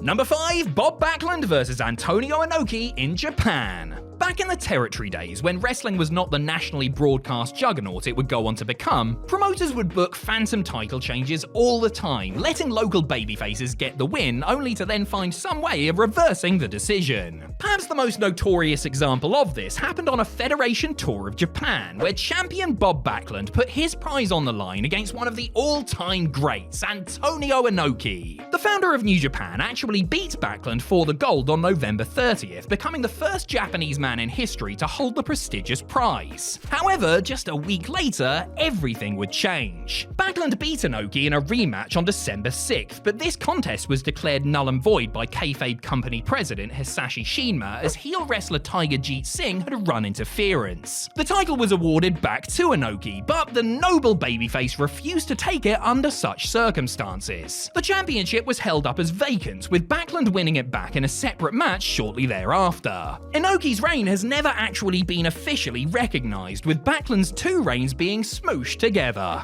Number 4, Bret Hart vs Owen Hart on Superstars. Owen Hart often ends up in people's lists of best wrestlers to never win a world championship. And we should know, right? As it turns out, he shouldn't be on anybody's countdown because the Rocket technically did win the top title in 1994. During a set of tapings for episodes of Superstars, Owen faced his brother Bret in a rematch of their classic opener from WrestleMania 10. The match was fought under lumberjack rules, which allowed for Jim Neidhart to get involved on Owen's behalf, clocking the Hitman to give his younger sibling the 1, 2, 3. Whilst Owen and the heels celebrated, the babyface Lumberjacks managed to convince the referee that Anvil had cheated, causing the decision to get overturned. Rumour has it that Vince McMahon booked this to gauge crowd reaction to an Owen title win. The younger Harts were scheduled to face Bret again at SummerSlam for the belt, and if the response was strong enough, he would walk out as champ. Sadly, this didn't happen, and the Blackheart never got a world title to add to his 2 Slammies. Number 3, Ric Flair vs Lex Luger at the Great American Bash 1988. For this very special example of the Dusty finish, we need to talk about one of the most mysterious and infamous characters in all of pro wrestling history: the State Athletic Commission. The Great American Bash 1988 was supposed to be Lex Luger's big coming out party as the next NWA World's Heavyweight Champion. He had recently stepped out of the Four Horsemen's shadow to become a very popular babyface, and everyone expected him to beat Ric Flair in the main event and take the gold away from him. Well, one of those things happened. After a hard-fought scrap, Luger hoisted the champion up for the torture rack, submitting Flair to win the gold in front of thousands of fans. Unfortunately, the match had been so hard-fought that Luger was bleeding like the end scene of Carrie, which the Maryland Athletic Commission were not happy about. The commission, which was totally real and not made up, had ruled that Luger had bled too much and that the match should have been stopped before he scored the win. Thus, no title change. Number 2, Triple H vs Chris Jericho on Raw. In the 21st century, there has been no better example of a Dusty finish than this one. Granted, it's only just inside the 21st century, but still. To imitate his hero Ric Flair, who himself had a rivalry with NWA referee Tommy Young, Triple H had butted heads with Earl Hebner, continuously drawing the ire of the veteran official. This all led to this match on Raw, a world title defense against Chris Jericho, where Hebner got his revenge on the Cerebral Assassin. After getting in his face for most of the match, Tripp suffered Earl's wrath when he fast countered a Jericho pin to give Y2J the upset win. The pop for this change was huge, as Jericho was a young up-and-comer that nobody expected to win. And sadly, in the official history books, he didn't. The game used his clout to threaten Hebner into reversing the decision, handing him back the title and cancelling Jericho's reign. Still, for a brief moment, the all-conquering bad guy had been humbled by a relative newcomer from WCW and a middle-aged referee. God bless you, Earl Hebner. Number 1, Ric Flair vs Dusty Rhodes at Starrcade 1985. For the number 1 spot on this list, there was nothing else we could do but award it to the match that essentially birthed the Dusty finish as a mainstream wrestling concept. Starrcade 1985, the biggest main event of the biggest show of the year. Ric Flair, flashy, elitist NWA champion, taking on the beacon of hope for the everyman, the American Dream, Dusty Rhodes. This was Dusty's chance to win the big one for the average fella, a victory for the 9-to-5 blue-collar hustle over the private jets and fancy clothes, a chance for the ultimate feel-good result of the year. Did this happen? You know it didn't. Rhodes did beat Flair, yes, but only after the original referee had been taken out. This led to interference from Arn and Ole Anderson, which Rhodes overcame but would come back to bite him in his backside. The original referee decided that the match should be thrown out as a result of the Andersons' involvement, which contradicted the second official's call that Dusty had won the belt. So there you have it, Flair was still the champion, the American Dream had been robbed, and from this moment on, Dusty's name would forever be associated with this sort of match ending. WWE superstars get injured, they leave, they retire, but they always, by God, always come back. Well, not always, but most of the time, yeah? Whether they're gone for 8 months, a year, or the better part of a full decade, they will be back and they will be booked in a match. The question always is, will that match be any good after the performer has been away for a significant amount of time? If it involves any of the following sports entertainers, you better believe it will be, bucko. Just don't call it a comeback and don't call me Bucko. Because my name is Adam Pacitti from Cultaholic Wrestling, and these are the 10 best WWE return matches. Join us. Number 10, Rey Mysterio vs Chavo Guerrero at SummerSlam 2007. Rey Mysterio was forced to sit out the best part of a year after undergoing major knee surgery that pinned him to the sidelines between October 2006 and August 2007. When he was gearing up to return, there was only one man he was after, Chavo Guerrero. Chavito had put Ray on the shelf thanks to a brutal assault in their I Quit match and had spent the weeks leading up to their SummerSlam clash taunting his masked foe. Guerrero was a kind first opponent back for Mysterio in truth, since the two were very very familiar with each other and had wrestled on countless occasions. Though he looked like human tinfoil, Ray impressed in a competitive back-and-forth contest that demonstrated he hadn't lost a step despite Chavo trying to amputate his knee. He hit springboards, dives, and all sorts of good lucha things en route to a popular victory. It was great to have Mysterio back, and this was a solid showcase for him. Credit to Chavo too, who did everything he could to make his adversary look good on his first night back. Number 9, Daniel Bryan and Shane McMahon versus Sami Zayn and Kevin Owens at WrestleMania 34.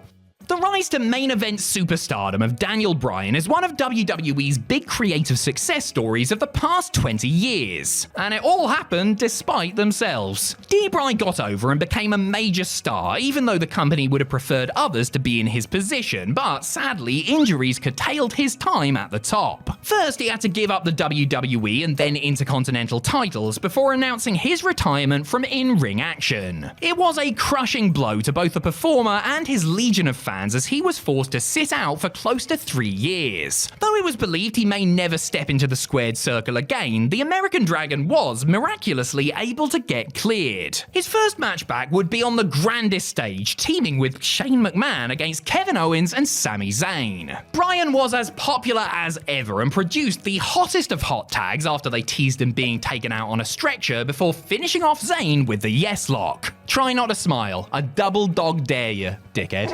Number 8, Ric Flair vs Mr. McMahon at Royal Rumble 2002. The dying days of WCW were tough on Ric Flair, as one of the greatest ever was reduced to a shell of his former self, stripped of the confidence that had made the Nature Boy who he was. After wrestling Sting in the main event of the last ever Nitro, Flair sat at home until WWE came calling following the culmination of the Invasion storyline, signaling Slick Rick's return to the company after an absence of almost 8 years. Named the kayfabe co-owner of WWE, Flair immediately began feuding with Mr. McMahon, with the two colliding in a street fight at 2002's Royal Rumble pay-per-view. Obviously, this wasn't vintage Flair going 60 minutes with Steamboat or anything, but it was a hell of an attraction and a solid, entertaining return match for the legend. Flair still wasn't feeling like himself when he clashed with his boss, but he put the effort in and had a manic, bloody brawl that was above all else a hell of a lot of fun. In this one, you could truly see that the dirtiest player in the game was, game, and showed the first signs of erasing that late WCW doubt. Number 7, Steve Austin vs Kevin Owens at WrestleMania 38 Night 1. He didn't make a big announcement either before or after, but it was understood that Steve Austin had wrestled his last match after he put over The Rock at WrestleMania 19. There were rumblings of planned dream matches with the likes of CM Punk and Jonathan Coachman, or only one of those was a dream match, in the decade after, but as time went on and the Texas Rattlesnake resisted giant paydays, the odds of him stepping back into the ring got slimmer and slimmer. Somehow, in 2022, the stars aligned and Stone Cold was convinced to wrestle his first match in 19 years against Kevin Owens at WrestleMania 38. There were a couple of concessions, of course. For one, it wasn't promoted as a match ahead of time and would only be made official on the night, and also it would be a no-holds-barred bout rather than a standard rules one. That said, Austin really didn't need to worry about tempering expectations because his performance against KO, who was living a dream by squaring off with his hero, was almost faultless and the match was excellent. The only thing that could top it would be a stunner to Mr. McMahon for old time's sake. Well, maybe not actually. Number 6, Edge at Royal Rumble 2020. Edge's last match before being forced to retire due to a serious neck injury was retaining the World Heavyweight title against Alberto Del Rio at WrestleMania 27. It was admittedly a pretty damn good way to go out, but it wasn't the ending that Edge wanted for his career. Though everyone assumed he would never wrestle another match due to his physical condition, the Rated R superstar shocked the world by emerging as the 21st entrant in the 2020 Royal Rumble match. The pop was euphoric and Adam Copeland was clearly emotional as he stood there soaking it all in. And then he realised that he had to get to work, snapping out of it and spearing people left, right and centre. He lasted a not too shabby 23 minutes and 43 seconds before being eliminated by Roman Reigns. As we would soon find out, this was no mere Legends cameo, but the start of a second chapter in the Hall of Famer's career. On the evidence of how he looked in the Rumble, fans knew that they were in for a hell of a ride going forward. Hell, they even may get to see the greatest wrestling match ever. Number 5, Goldberg vs. Brock Lesnar at Survivor Series 2016.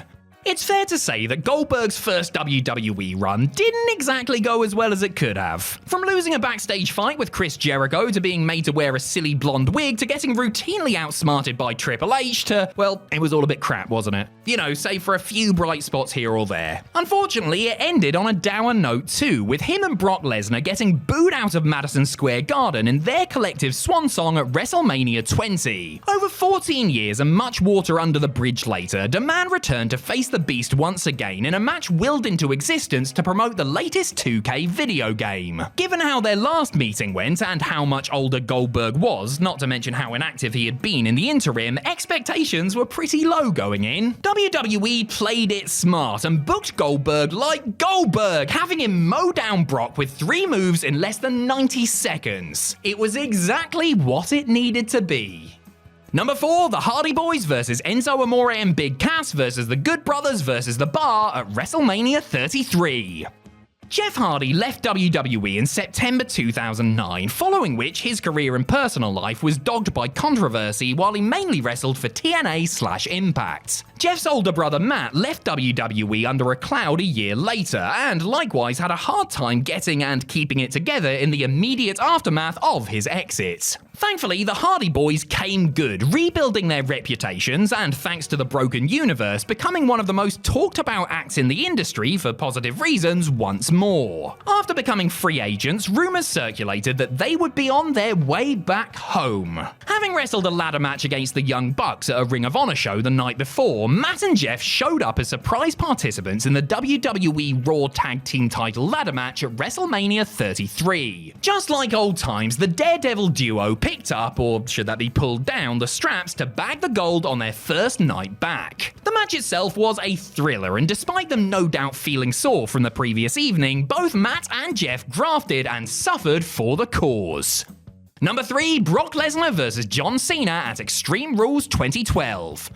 After deciding he didn't enjoy the life of a superstar pro wrestler, Brock Lesnar quit WWE, tried his hand at breaking into the NFL, worked briefly with New Japan, and then finally became the UFC heavyweight champion and biggest draw in mixed martial arts. With his cage fighting career ending following a debilitating battle with diverticulitis, WWE made a play for Brock's services, and in April of 2012, the next big thing returned to the place where he'd initially made his name. His first order of business was removing John Cena's teeth, leading to an Extreme Rules match at the namesake pay-per-view. Lesnar, who had last worked a wrestling match 5 years prior, didn't appear to have any apprehension as he took apart the face that runs the place in brutal fashion. It was a match unlike anything we had seen in a WWE ring for a long time, and while Cena certainly contributed to that, this was the Brock Lesnar show. A grueling and bloody war, the match showed that Brock was back and back for real. The decision to put Cena over will forever be a baffling one, but as for the bout itself, Lesnar more than produced upon his return to the squared circle from the octagon. Number 2, The Rock and Roman Reigns vs. Cody Rhodes and Seth Rollins at WrestleMania 40 Night 1. Most fans must have assumed that The Rock's in-ring career had ended for all intents and purposes when he put over John Cena in the main event of WrestleMania 29. Yes, he came back 3 years later for an impromptu 6-second match with Eric Rowan and had got physical during some of his rare appearances, but despite all the rumors of a return to the ring, it looked like Dwayne Johnson had hung up the boots for good. However, after being named on WWE's board of directors in early 2024, it soon became apparent that the People's Champion would be putting those boots back on once again to kick somebody in their candy ass. That someone was supposed to be Roman Reigns in the main event of WrestleMania 40, but fan uproar caused an unplanned heel turn and resulted in a tag match where the final boss would team with the Tribal Chief instead. 11 years after his last match, in which he suffered numerous debilitating injuries, The Rock looked like he hadn't missed a beat as he played all the hits during the epic 45-minute bout and left fans wanting to see him go one-on-one with the American Nightmare or the Tribal Chief in the future. Number 1, Shawn Michaels vs. Triple H at SummerSlam 2002. One of the premier performers of the 90s, Shawn Michaels paid the price for his hard-bumping style after suffering a debilitating back injury at the 98 Royal Rumble. The Heartbreak Kid gutted it out and made it to WrestleMania 14, where he dropped the world title to Steve Austin, before intermittently showing up as WWE Commissioner or as a special guest referee, while also running his own training academy in Texas. The 4 years he was out of the ring also saw him battle addiction and alienate some of his co-workers and close friends due to his erratic behavior. Fortunately, Michaels came out of it on the other side, straightening himself out and recovering enough physically to the point that WWE greenlit his in-ring return. The natural opponent was former D-Generation X running buddy Triple H, who, in HBK's absence, had ascended to the top of the industry. The non-sanctioned bout went down at SummerSlam, the showstopper stealing the show with a blistering performance that wouldn't have looked out of place during his prime. It was gutsy, it was dramatic, and it was the start of a second spell that saw Michaels establish himself as one of the greatest of all time. And he did it all in a pair of jeans and cowboy boots. What a legend. You simply cannot be a top-level professional wrestling organization in the United States of America and not be sued by somebody who used to wrestle for you. WWE certainly know this, and AEW was starting to find out too, while WCW's legal department were never short of a lawsuit to deal with. From wrongful termination and discrimination to trademark infringement and defamation, the Turner-backed organization often needed to be the place where the big attorneys played. I'm Adam Pachisi from Cultaholic Wrestling, and these are 10 wrestlers who sued WCW. Join us. Number 10, Ricky Steamboat. Ricky Steamboat was, by all accounts, a model professional who put in the effort every single night and did whatever he could to make his opponents look good, sometimes making them look much better than they actually were. The former NWA World Heavyweight Champion's glittering career came to a sudden end when he suffered a devastating back injury in defeating Steve Austin for the US title at the 28th Clash of the Champions special in August of 1994. In a cruel move, WCW decided to terminate the Dragon's contract 10 weeks before it ran out. Totally incensed by this, Steamboat decided to sue the promotion for wrongful termination since he was injured while they did it, an injury he suffered in a WCW ring no less. It's unclear exactly how this played out, though it did prevent Ricky and the company from doing anything together before WCW went out of business in March of 2001. And Steamboat wasn't finished dishing out litigious arm drags, because in April of 1998, he threatened WCW star Ultimo Dragon with a lawsuit for using the name Dragon, which Ricky had trademarked for usage as a pro wrestler in the US. Again, no word on how this played out, but Ultimo kept the Dragon part of his name, so it doesn't look like it went very far. Number 9, Kevin Nash. Right around the time he signed a lucrative contract to return to WWE as part of the rebooted New World Order, Kevin Nash thought, you know what I really need? Even more money.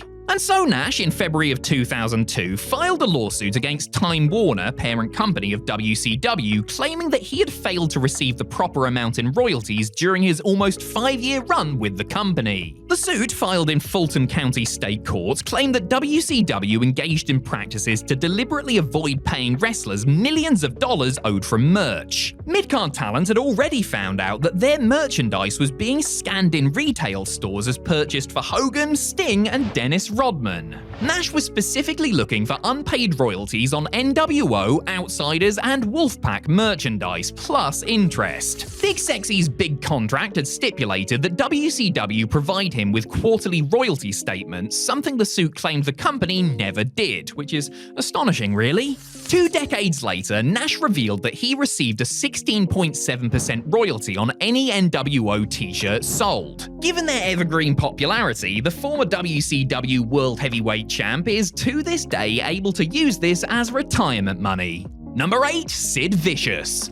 For all intents and purposes, the professional wrestling career of Sid Eudy came to an end at the WCW Sin pay-per-view on January 14, 2001. The master and ruler of the world suffered a horrific leg injury while attempting to perform a jumping kick off the middle rope. Hold on, Sid jumping off the middle rope? That doesn't seem right.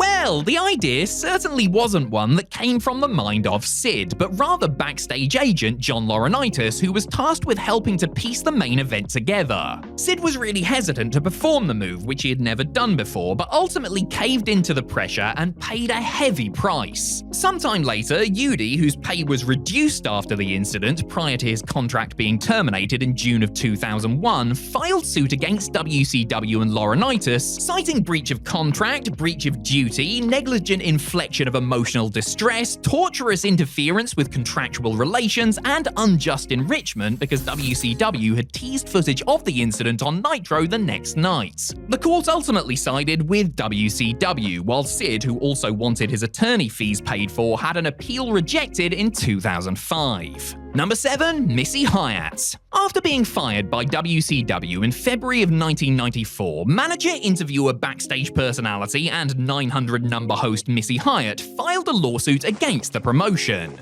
Her claims, which were investigated by Georgia's Equal Employment Opportunity Commission, included sexual harassment, sexual discrimination, and retaliation. As well as unwanted advances, lewd remarks, and groping, Missy also claimed that she was being severely underpaid in comparison to male talent in similar roles, and had also not received proper royalties as it pertained to merchandise or her work on the lucrative WCW hotline. WCW, Turner Broadcasting Systems, Eric Bischoff, and WCW EVP Bob Dew were listed in the suit, with Bischoff contending that he fired Hyatt due to her unprofessional behavior, in particular her apparent jealousy of the recently arrived Sherry Martel.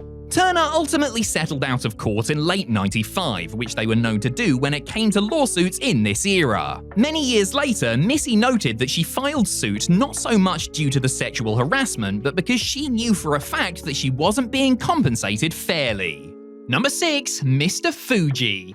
Don't worry, you haven't memory-holed Mr. Fuji's WCW run during the Monday Night Wars or anything like that, and to be fair, the man in the bowler hat is probably one of a handful of recognizable ex-WWE stars who didn't sign with the competition. And to also be fair, Fuji didn't technically sue WCW, though the professional wrestling enterprise was very much involved in his litigation. In 1999, Harry Fujiwara filed a $1.5 million lawsuit in the US District Court in Knoxville against Nintendo and THQ because in the WCW vs NWO World Tour video game there was a character called Master Fuji. This was a name that he had at times used in WWE. It turned out that the game was an Americanized version of the Japanese Virtual Pro Wrestling video game, and that Master Fuji was actually based on Yoshiaki Fujiwara, who bore no similarity to Mr. Fuji. However, the suit was apparently settled in Harry's favor. No word on how much he got, but Fuji, who had retired from the business in 1996, continued to work as a part-time usher at a cinema afterwards, so it likely wasn't a fortune.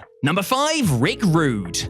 On May 1st, 1994, Rick Rude's in-ring career came to a sad end. The WCW star was wrestling overseas for New Japan Pro Wrestling, successfully defeating Sting for the WCW International Heavyweight title in a match that took place in front of 50,000 fans. During the bout, however, Sting hit Rude with a dive to the outside, and ravishing Rick's back fell on the edge of an elevated platform, causing a career-ending injury. That October, Rude, who had been fired by WCW, filed a $630,000 lawsuit against the company. Rude, who was bitter about how his career ended and personally blamed the Stinger for it, also sued his opponent from that fateful night. It was known that there was a lot of heat between the two men, which apparently didn't get any better due to some of the things that Sting had said about Rude during his deposition in Rude's suit against WCW. Rick ultimately opted to settle the suit in November of 1997 when he decided to jump to WCW in the wake of the Montreal Screwjob. Number 4. Ranger Ross. Playing off his experience as a paratrooper in the United States Army, Robert Lee Ross Jr. decided to give pro wrestling a shot in the mid-1980s. After a few years gaining experience in various territories, Ross got a gig with Jim Crockett Promotions and was a regular presence on TV, notably wrestling the likes of Kevin Sullivan, Terry Funk, and the Great Muta. His bookings dwindled as he became an enhancement talent, however, and Ranger Ross made his last WCW appearance in a battle royal at the 16th Clash of the Champions champions in September of 1991. Feeling he hadn't been given a fair shake due to the color of his skin, Ross filed a racial discrimination lawsuit against WCW in June of 1993.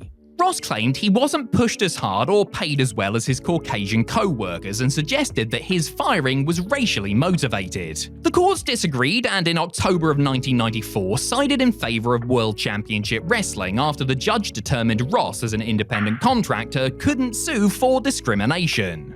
The court also noted that Ross wouldn't be considered discriminated against anyway, since he made more money than about 2/3 of the roster and was released alongside 9 white wrestlers for budgetary reasons. Number 3. Charlie Norris. Charlie Thunderblood Norris was at one point under consideration to be signed by WWE, but they went with Tatanka instead, and Norris had to settle for a fleeting WCW push in 1993. The company had high hopes for the Native American, but he wasn't especially good in the ring and didn't get over as they had envisioned, and he left after just 4 months. In November of 1994, Charlie filed suit in the US District Court of Minnesota, suing both WCW and road agent Greg Gagne specifically for breach of contract and racial discrimination. Norris claimed that he was asked to perform stereotypical and demeaning actions and gestures as part of his routine, and though he initially placated his superiors, he was fired when he refused to continue.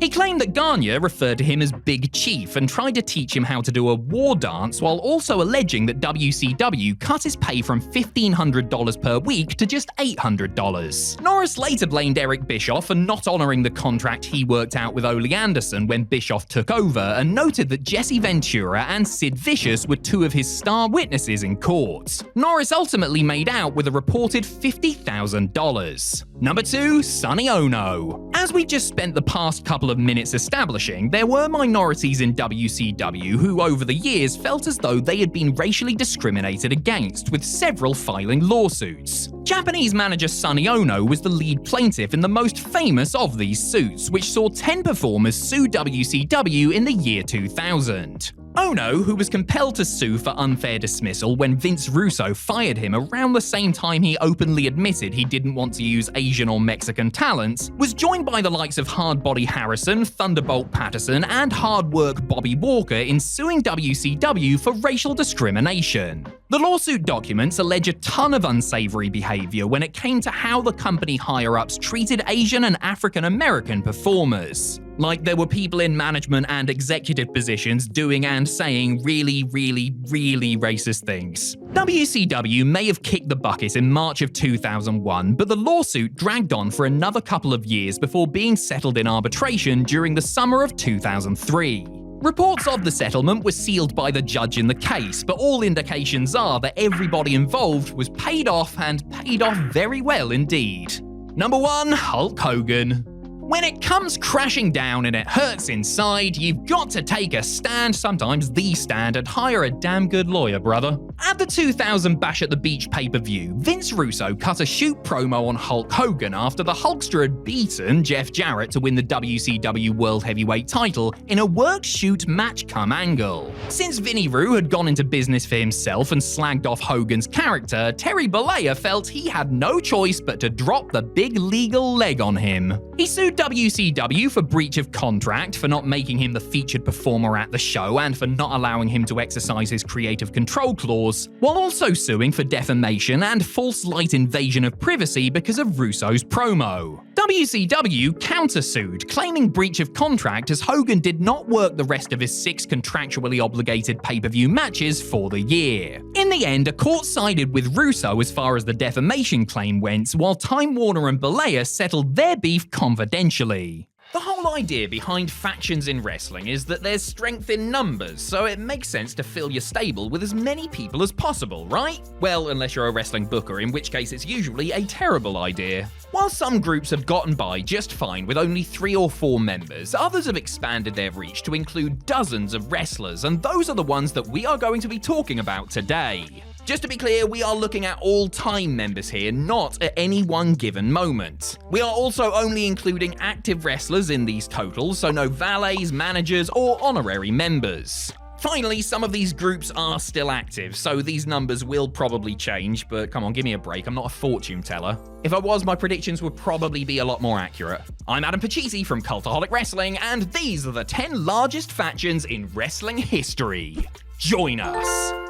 Number 10, the first family in CWA, 29 members. One of the most asked questions in professional wrestling history is who is the greatest manager with a moustache, sunglasses, and megaphone of all time? The answer is, of course, Jimmy Hart, best known for his stint in WWE during the 80s and 90s, and for being real-life best buds with Hulk Hogan. Before joining the Fed, Hart was working down in Memphis for the Continental Wrestling Association as one of Jerry the King Lawler's fiercest rivals. The Mouth of the South would send wave after wave of baddies after Lawler to rob him of the CWA Championship, all of whom were united under the name the First Family of Wrestling. Big names under Hart's employ during this time included King Kong Bundy, Randy Savage, Kamala, and song and dance man Andy Kaufman, who actually wrestled matches, so definitely does count. All of these stats and more bring the total number of First Family members up to 29. Hart tried the First Family again in WWE and WCW, but they never reached the heights or the numbers of his Tennessee days. Number 9, the New Blood with 32 members. In the year 2000, when WCW were launching literally everything at the wall in a desperate attempt to stay afloat, an idea was had to split the roster into 2 groups. One batch, the Millionaires Club, would be represented by all the established older main event names in the company, whilst the second lot, the New Blood, would consist of the younger, hungrier wrestlers who felt that they had been held down for too long.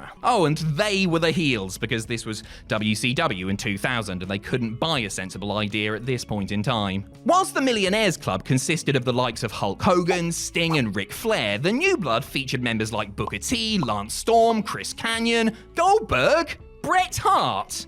Sorry, since when were these guys considered New Blood? Anyway, in total, 32 wrestlers made up the group, with Eric Bischoff and Vince Russo serving as their leaders and their valets ranging from Tori Wilson to Stacy Keibler to Medusa. This mammoth stable lasted from April 10th, 2000 to July 9th, 2000, which is less than 3 months. Probably for the best, really. Number 8, Los Perros del Mal with 33 members. Heading down to Mexico now, where factions can get so large that they require their own postcode. Case in point, Los Perros del Mal, which translates to the Dogs of Evil, if Google Translate is to be believed. Formed in 2004 in the CMLL promotion, the group was founded by the late great Perro Aguirre Jr. and ran riot across the company as one of its main heel factions for over a decade. Instead of being populated by knife-wielding Jack Russells, which I would watch in a heartbeat, Los Perros del Mal has hosted some incredible wrestlers in its time, 33 of them to be precise. These include Daga, Blue Demon Jr., and Pentagon Jr., as well as legends like Psychosis and S.A. Rios, and top female stars like Taya Valkyrie and Ivelisse. Teddy Hart was also a member for a while, but let's not go there, shall we?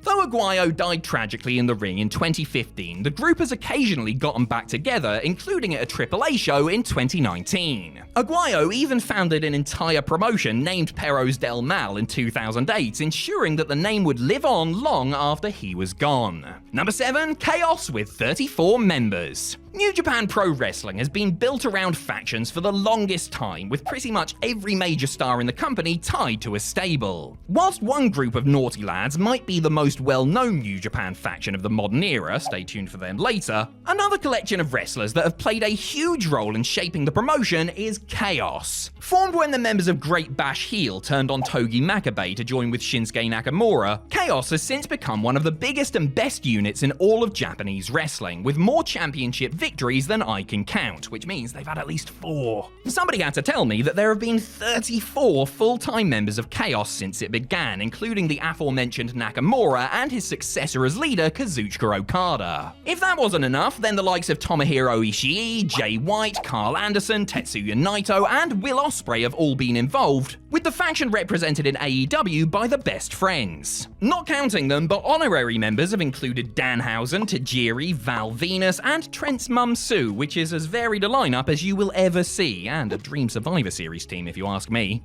Number 6, the Alliance with 36 members. The only WWE affiliated stable on this list, the grand total of wrestlers from WCW and ECW, and later WWE itself, that stood against Vince McMahon comes to 36. And that's not including non-grapplers like Paul Heyman and Nick Patrick. You all know the story by now. Vince buys WCW and ECW, all the wrestlers with cheap contracts get together and wage war on the Fed. The company massively drops the ball, Survivor Series 2001, Vince goes, "Invasion? What invasion?" whilst whistling suspiciously and looking from side to side. Newcomers who got prominently featured in the alliance included Booker T, Diamond Dallas Page, and Rob Van Dam until WWE lost faith in the idea and bunged in a load of their own wrestlers, including Kurt Angle and Stone Cold Steve Austin.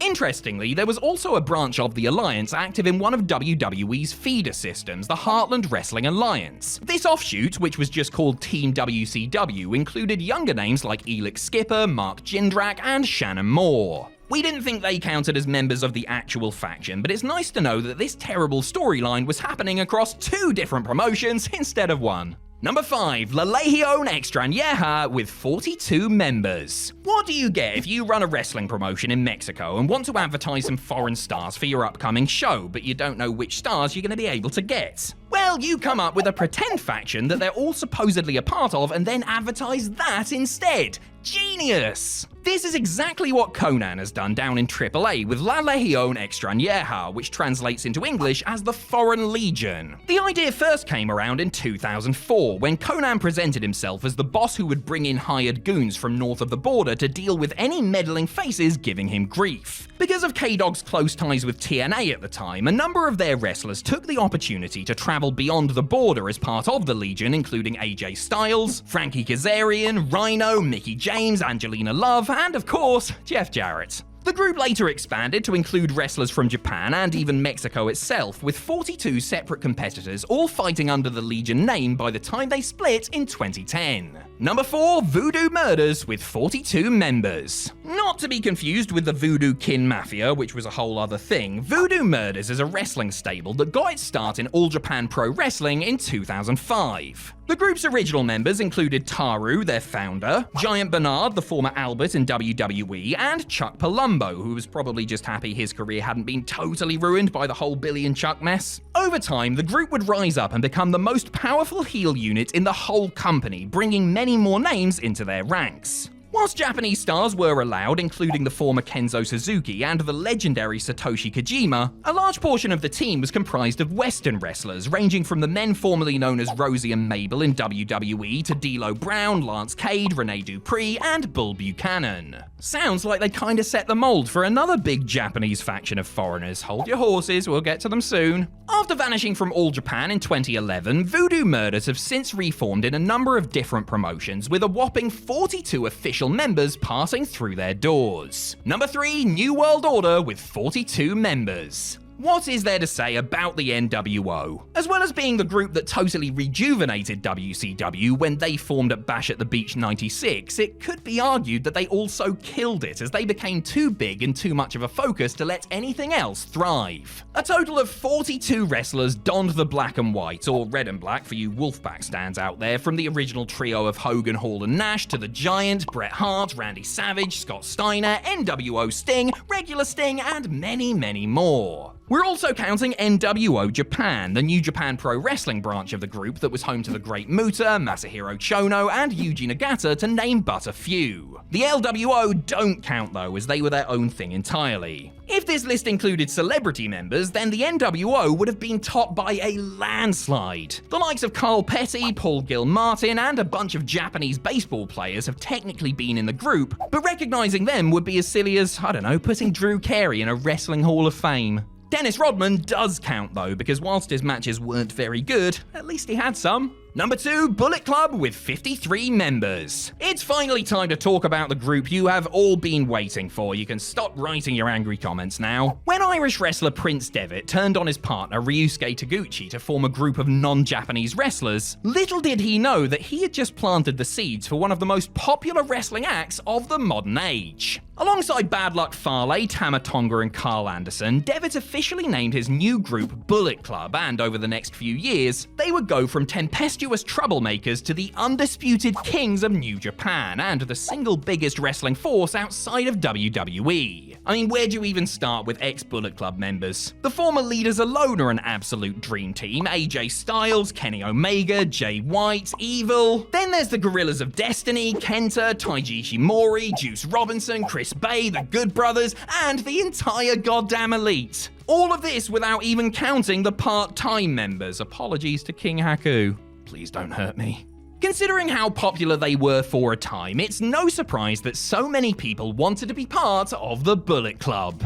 Number 1, La Sociedad, 73 members. Remember those two Mexican groups we spoke about earlier? Los Perros del Mal? La Legión Extranjera? Well, it turns out that in 2010, these two gigantic groups combined and were also joined by 2 other factions. Yeah. This massive merger was orchestrated by Dorian Roldan, the son of then AAA president Joaquin Roldan. The young upstart was looking to seize control of the promotion away from his dear old dad, so amassed this frankly ludicrous collection of wrestlers to go to war with AAA and snatch the company from his father's fingers. La Sociedad, which is Spanish for The Society, had a total of 73 different members when all was said and done. As well as the wrestlers we mentioned in previous entries, members ranged from Brian Cage to Sexy Star, Mr. Anderson to Super Crazy, and Kurt Angle to Tito Santana, with the likes of Samoa Joe, Santos Escobar, Rob Van Dam, Carlito, Abyss, and plenty of others rounding out this absurd group. The society remained active in one form or another until 2016, but hey, maybe one day they could come back and push that number to triple figures. On February 8th, 2024, WWE announced it would be launching a new show in partnership with X, or Twitter as literally everybody still calls it. WWE Speed was initially going to feature matches with a 5-minute time limit, but apparently that was too long, so they reduced it to 3. At this rate, by 2025 we can expect the WrestleMania main event to go 30 seconds. Anyway, to celebrate this new concept, we've rounded up 10 matches from across the wrestling world that got the job done in under 180 seconds. I'm Adam Pachisi from Cultaholic Wrestling, and these are 10 great wrestling matches under 3 minutes long. Join us!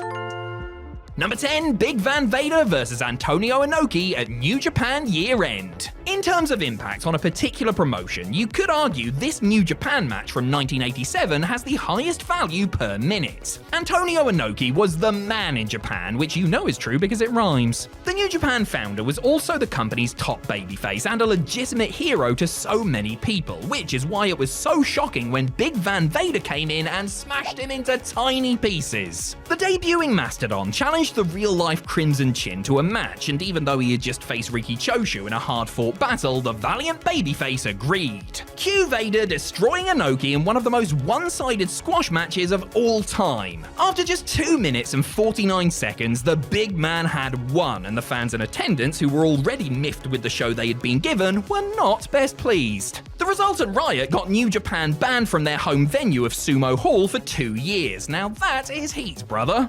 Not only did this match make a legend out of Vader, but it added some much-needed vulnerability to Inoki's character too. Fun and historically important. Talk about a perfect combination. Number 9, Brock Lesnar vs Seth Rollins at WrestleMania 35. With the main event of WrestleMania 35 promised to be the women's title triple threat, Universal Champion Brock Lesnar decided that if he wasn't going on last, he was going on first. Paul Heyman brilliantly announced that his client would be having his title defense against Seth Rollins with no prior warning. Out came a slightly dizzy-looking Rollins to get things going, only for Lesnar to jump his challenger before the bell and paint the ringside area using him as a brush. By the time the match actually got underway, Rollins had been tenderized like he was a fancy piece of deer meat that Brock had shot and killed himself, as he is wont to do. After taking more offense from the beast, the Visionary shoved Brock into the referee, and whilst the official was distracted, hit his opponent right in the next big things. That means his testicles, by the way. 3 curb stomps later, and Rollins was champion. The genius of this match was that a lot of the big stuff took place before the bell was rung. Officially, it lasted just 2.5 minutes, but fans got way more bang for their buck than the runtime would suggest. Number 8, The Kid vs Razor Ramon on Raw. WWE launched its new flagship program, Monday Night Raw, in January of 1993. 4 months later, it would see one of its most memorable moments ever when established star Razor Ramon took on some nobody known only as The Kid. After suffering 2 back-to-back losses in previous weeks, the Kid stood almost zero chance of beating the bad guy. However, as the old saying goes, anything can happen in the World Wrestling Federation. Ramon dominated Kid for most of the matchup, but the little guy caught a lucky break and hit a huge top rope moonsault press on Razor. Much to everyone's surprise, the referee counted 3, giving Kid the win in just 2 minutes and 12 seconds. This was an absolute masterclass in how to book a shock upset. It gave Raw a massive shot in the arm, the fans went wild for it, Razor's position on the card wasn't damaged at all, and the former jobber was now catapulted to superstardom. He quickly became known as the 1-2-3 Kid thanks to his newfound winning ways, before eventually transitioning to the cuddly old Uncle X-Pac we know and love today. Number 7, Kenta vs. Ricky Marvin at Noah's Autumn Navigation 2009. Not to be confused with the guy that sang Livin' La Vida Loca, Ricky Marvin is a Mexican wrestler who has competed in various promotions under various names, including the Bengala gimmick for the first 2 seasons of Lucha Underground. He also has an extensive history working in Japan, where he came across current Bullet Club member Kenta. In Pro Wrestling Noah, they met in the first round of a Junior Heavyweight Championship tournament in 2009 as part of their Autumn Navigation series of shows. Marvin and Kenta were given just 1 minute and 59 seconds to play with, but they ran through about 15 minutes worth of wrestling in that time. They spanned all their big moves one after the other, with the man once known as Hideo Itami hitting a GTS knee strike combo to put his opponent away. Matches like this would serve as a great template for WWE Speed, as they're fast and exciting without compromising on content. Hey, maybe they can even bring Ricky in to show him how it's done. Now that would be Loca. Number 6, Hiromu Takahashi vs. Kushida at New Japan Sakura Genesis 2017. Cat lover Hiromu Takahashi and the world's scariest Marty McFly cosplayer Kushida helped define what lightweight wrestling was in New Japan throughout the 2010s. They had a fierce rivalry, often trading the Junior Heavyweight Championship back and forth in a series of excellent matches. One such encounter went down at the 2017 Sakura Genesis show, but it wasn't what anyone was expecting. Kushida attempted to get one over on his old foe by jumping in before the bell, but the unconventional Takahashi wasn't going to be caught off guard. The defending champion quickly gained the upper hand, crunching his opponent with a sick powerbomb before dropping him with 2 of his time bomb finishers to seal the deal in 1 minute and 56 seconds. Takahashi came out of this looking like a total star, having bested his opponent both physically and mentally. As for Kushida, he would learn from his fatal mistake and would eventually win the belt back at Dominion. Number 5, Kurt Angle vs. Roderick Strong on SmackDown. Do not adjust your screens. A match between Kurt Angle and Roderick Strong did happen in WWE in the year of our Lord 2005. Isn't wrestling just the weirdest? In the early days of 2005, the Olympic gold medalist was offering people a chance to compete in the Kurt Angle Invitational, where they could test themselves against one of the best in the world. It usually didn't end well for them. Various enhancement talent took part in the challenge, including a young Cody Deaner, and on the January 13th episode of SmackDown, up stepped a baby-faced messiah of the Backbreaker. Look at those chubby cheeks, don't you just want to pinch them? In the only singles match Strong would ever have on main roster WWE TV, Angle absolutely obliterated him, laying in stiff strikes and rough-looking amateur-style holds to put the rookie in his place. This was a really vicious display from Angle, who was properly in his wrestling machine phase by this point. It wasn't all bad news for Roddy though, who managed to get a very close near fall off of a roll-up, but in the end, he succumbed to the ankle lock in 1 minute and 50 seconds. Number 4, Goldberg vs. Brock Lesnar at Survivor Series 2016. Prior to Survivor Series 2016, Brock Lesnar and Goldberg had just one televised match, and it was one of the worst things to ever happen. Not just in wrestling, but to all of humanity. Over 12 years after stinking up WrestleMania 20, the Beast and the Bill locked horns once again in a match nobody was expecting much from. Oh, how naive we were. Lesnar picked Goldberg up and slammed him into the corner, only for the former WCW champion to shove him to the ground. The Beast smiled, amused at his old enemy's gusto, but that was quickly wiped off his face by an earth-shattering spear. One more tackle and a jackhammer later, and the man who had ended The Undertaker's streak just 2 years earlier had been trounced in just 1 minute and 26 seconds. This was the best Goldberg had looked looked in years. In one night, he managed to recapture all of the magic that had made him such a big star in the 1990s. There was actually more to analyze and pore over in this 96-second match than in some hour-long epics, and it's still talked about with much reverence to this very day. Number 3, the Honky Tonk Man versus the Ultimate Warrior at SummerSlam 1988. Sticking with stiff badasses for a minute, let's talk about the Honky Tonk Man, eh?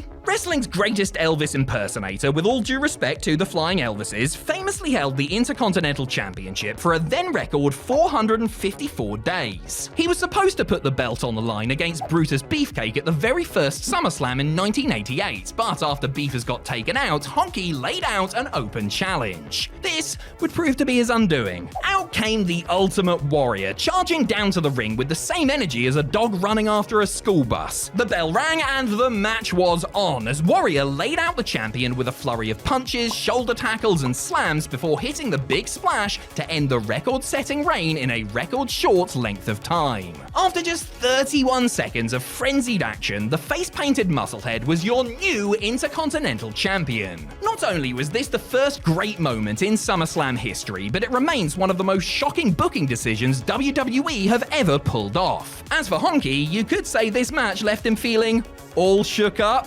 Thank you very much. Number 2, JBL versus Rey Mysterio at WrestleMania 25. At least the Honky Tonk Man didn't know who he was going to be fighting at SummerSlam. JBL was fully aware that he would be facing Rey Mysterio at WrestleMania 25, and he still lost in humiliating fashion. The former Bradshaw, who was Intercontinental Champion at the time, came down to run down his home state of Texas, which must have killed this proud little cowboy. He vowed to make the match a memorable one, which he followed through on, just not in the way he would have liked. The champion laid out the challenger before the bell, but once it sounded, the masked man caught JBL off guard with 2 kicks and a 619. This was followed up with a top rope splash, which was enough to score the win in just 21 seconds. Honestly, this whole package was perfect. JBL's arrogant promo, his attack before the bell, Rey's comeback, it all worked flawlessly. Furthermore, the ex-champion then got on the mic and said he quit the company, which was a great way to round this all off. Apart from entering the 2014 Royal Rumble, Bradshaw has stuck to this promise, which is pretty damn rare in wrestling. Number 1, William Regal versus Spike Dudley on Raw. 21 seconds is a very short time to lose a championship, but what if I were to tell you that you could fit this match right here into the JBL Mysterio bout 6 times over? Little Spike Dudley found himself in a European Championship match against William Regal on the April 8, 2002 episode of Raw. The champion was known to make use of brass knuckles around this time, but on this night, they would betray him. Whilst the ref was berating Regal for attempting to use the knucks, Spike ran down and removed a second pair that the Englishman had hidden in the turnbuckle pad. As Regal turned around, Spike clocked him, diving into the pin before the bell had even rung. The match officially started pretty much as the referee was counting 1, and the runt of the Dudley litter beat Regal in a staggering 3 seconds. I mean, Regal was still wearing the belt whilst he was pinned. This was gloriously silly fun, made even better by the ridiculous characters involved, and the crowd absolutely loved it. Sometimes less really is more. Right, Mr. Regal? Professional wrestlers put their lives in their own hands and the hands of their opponents every time they step into the squared circle. Injuries can happen at any time and, in fact, often come about due to something that looks totally innocuous. Sometimes a move goes so badly that nothing but total and utter catastrophe seems to be the only logical outcome, and yet somehow these spandex-clad warriors live to fight another day. I'm Adam Pacitti from Cultaholic Wrestling, and these are 10 wrestling botches that could have been much worse. Join us. Number 10, a giant clanger. Paul White used to be quite the specimen back in his prime. Capable of performing dropkicks, nip-ups, and legend has it, a moonsault, White was also a lot lighter during his WCW days as the Giant. And that's no doubt why Kevin Nash believed that he could pick up the 7-footer for a jackknife powerbomb when the two met at the sold-out 1998 pay-per-view. Well, actually, that's not exactly true. As Nash tells it, he had tried to convince White and everyone else to abandon the spot because he didn't believe that he could get him up all the way. He had done it successfully almost a year beforehand at Super Brawl 97, but the Giant had discovered the supersized menu and tacked on a few pounds in the interim. Unfortunately, Big Sexy's instincts were right, as the move didn't come off at Sold Out, and White ended up falling right on the back of his head. Just a mild concussion for the future Big Show, though he did stay out of the ring for a while to sell a kayfabe injury and build to a rematch with Nash. Number 9, derailing the A-Train. Brock Lesnar is a very scary, very strong individual. This should not come as a shock to anyone at this point, we've known it for a while. The next big thing displayed his freakish power regularly during his rookie year, throwing about super heavyweights like The Big Show, Rikishi, and Mark Henry at will. Another beef boy that Brock had no issues manhandling was A-Train. When Lesnar and the man formerly known as Albert collided at a SmackDown taping on January 7th, 2003, however, the ease with which Brock threw his opponent around almost had dire consequences. When Lesnar went to give A-Train a second F5 after their match, something went wrong, and the big bald man with the hairy back took a header onto that dome of his. The move was edited off the broadcast, but WWE opted to air it months later when Cena began feuding with the then WWE Champion, which is how Cena came up with his new FU finisher. What looked like a career-ending neckbreaker ended up just shaking A-Train up a little, despite fears backstage that he may have been seriously hurt. Far as I can tell, the tough bastard only missed a single house show before getting back on the road. Number 8, No Mercy for the Rabid Wolverine. Matt Bloom's neck could have realistically still been giving him grief by the time he met Chris Benoit in a singles match at No Mercy 10 months after the errant F5, and it would have been totally understandable. The Canadian crippler himself knew all about neck issues, of course, having been forced to miss a year of action between 2001 and 2002 after undergoing fusion surgery. More than a year after making his return, Benoit's ring work showed pretty much no signs of being affected due to the operation, as he basically did everything he did before, flying headbutts and all. He would have been thanking his lucky stars that his neck was surgically repaired when taking on A-Train at No Mercy, due to a spot that went very, very wrong. Towards the end of the bout, Train picked Benoit up for a press slam when I guess a combination of baby oil and man sweat caused the Rabid Wolverine to slip down his foe's back, resulting in an ugly angled landing. Not just on the mat, mind, neck first onto a steel chair, thank you very much. Incredibly, the toll was just a busted mouth, and he was back in the ring the very next night. Number 7, Neck Strong. After suffering 2 consecutive kayfabe neck injuries in the summer of 2023, AEW star Roderick Strong spent a couple of months on the sidelines wearing a brace and moping about his predicament. He was certainly committed to the bit, and his promos and backstage segments got him more over with the AEW audience. Proclaiming himself to be Neck Strong, the messiah of the backbreaker returned more popular than ever before. In a brutal example of how irony makes a mockery of us all, Strong almost legitimately broke his neck in just his second match back. Wrestling against Action Andretti on an episode of Rampage, Roderick went to take a Spanish fly while running at his opponent when everything went haywire. The upshot was he landed right on the side of his face. AEW referees have justifiably received a bit of stick for their poor judgment in the past, but Stephon Smith deserves a world of credit for ignoring the pinfall attempt in order to check on the well-being of the performer.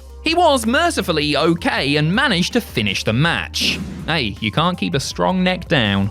Number 6, Neck Strong the prequel, Neck Stronger. The December 6, 2004 episode of WWE Raw was a significant occasion for the promotion's fighting females. For the first time in the flagship show's history, 2 women were going to close things out in a singles match where they were the primary focus. All the ingredients for a classic were there as Trish Stratus defended her women's championship against perennial rival Lita in a grudge match months in the making. And it was a brilliant contest, capped off when Lita hit a moonsault to bag the gold. That said, how the flame-haired Daredevil was able to even finish the match is something of a medical marvel, as it very much looked like she came close to breaking her neck again just moments into it. With Trish on the outside, Lita took off and jumped through the ropes with a suicide dive. Landing with a sickening thud, she absorbed the impact of the blow on her chest while her legs went over her head in a sort of scorpion shape, her feet millimeters from touching the floor. It is truly amazing that Lita walked away from this unscathed, yet during a rematch a month later, she completely wrecked her knee performing a comparatively routine Fez press. Number 5, the King of Wrong Style. As WWE's golden goose for, what are we, coming up to 2 decades now, John Cena is an asset that has been heavily protected in more ways than one. In a very literal sense, Big Match John has worked a relatively safe style and doesn't take too many risks that aren't calculated to ensure his safety. While wrestling Shinsuke Nakamura in something of a dream match on the August 1st, 2017 edition of SmackDown, Cena went up for what he presumed was a regular back suplex. Instead, Nakamura was going for something akin to a reverse exploder, where the person taking it would usually rotate and do almost like a backflip and land on their belly. This communication resulted in Cena landing directly on his head and neck. It was a very scary moment, but luckily the 16-time world champion was fine. Shinsuke could actually be seen apologizing to Cena after his victory, to which the face that runs the place replied, "Don't be sorry." Cena may have been calm after the near miss, but Vince McMahon was reportedly raging backstage after, and it took Cena taking the heat off Nakamura for the chairman's nerves to properly settle down. Number 4, the fall of Jericho. One of the most remarkable things about the remarkable career of Chris Jericho is how the man simply never seems to get injured.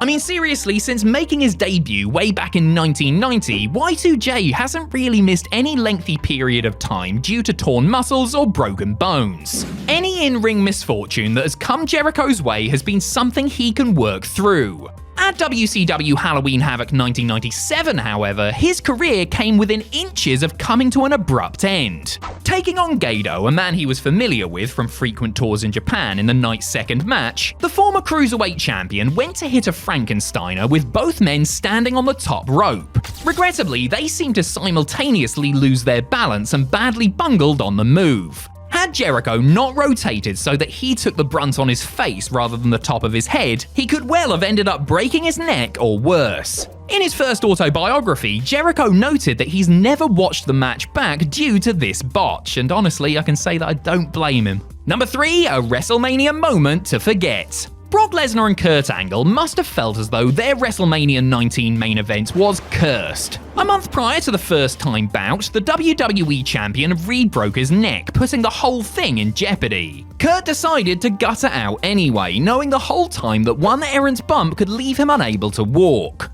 The Olympic gold medalist came out of it no more the worse for wear, besides, the already existing broken neck, while Lesnar almost broke his own neck while attempting a spectacular shooting star press. Brock had done the move untold times in developmental and during non-televised dark matches prior to his main roster call-up, but something was off when he tried it on the grandest stage of them all, and his near 300-pound frame splatted face first into the mat. As Angle recalls things, he assumed his opponent had to be dead, such was the force with which he crashed and burned. Somehow, Lesnar was unharmed, save for a concussion, and he managed to finish the match and win the gold as planned. Understandably, he never tried the move, which he was pressured into doing as it would be a great WrestleMania moment ever again. Number 2, a madcap mess. Elimination Chamber 2022 was the biggest night in the career of Madcap Moss. Matched up against Drew McIntyre in a major Falls Count Anywhere bout, Moss was given about 10 minutes to show the world what he could do.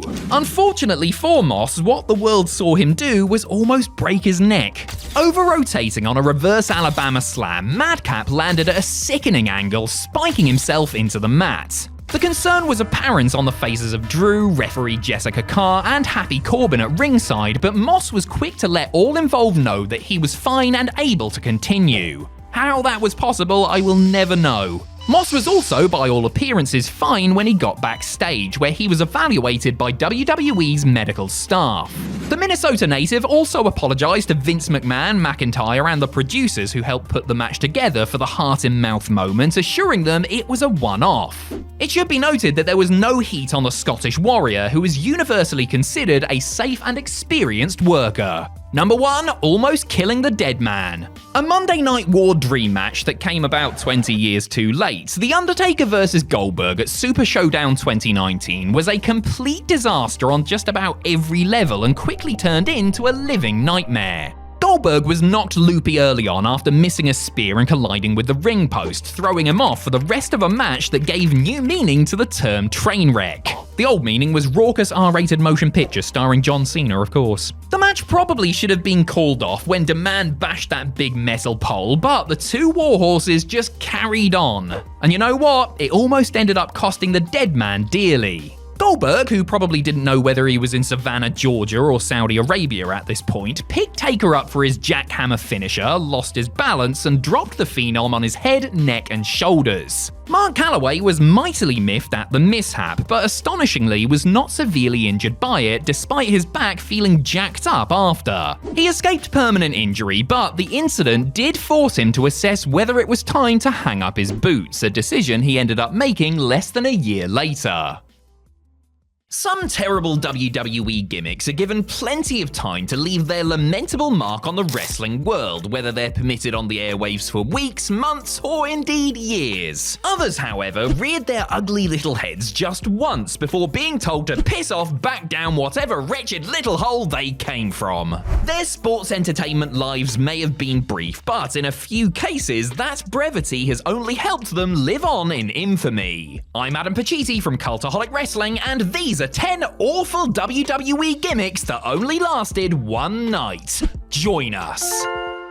Number 10, Crocodile Hunter Shane Thorne. When you think of Australia, well, when I think of Australia, I picture obnoxiously loud blokes 8 cans of Foster's deep, riding home on kangaroos as they attempt to avoid a sea of venomous snakes and make it back in time for shrimp on the barbie. What I'm saying is, stereotypes work. Shane Thorne, formerly Retribution member Slapjack, clearly thought the same when he trialed a Crocodile Hunter gimmick during a dark match prior to the September 24th, 2021 SmackDown taping. After footage of the Steve Irwin-inspired character found its way to social media, Thorne made a point to note that the gimmick was his own creation and that he was inspired by Nikki ASH. He also added that his former stablemate Dijak, aka T-Bar, had been bugging him to embrace his Australian identity and had a hand in convincing him to bust out his best Skinner impression. Unfortunately, WWE weren't convinced and told Shane to embrace being temporarily unemployed when they released him 2 months later. Credit to Thorne for being proactive and trying something new, but the Crocodile Hunter gimmick belonged out back. Jack.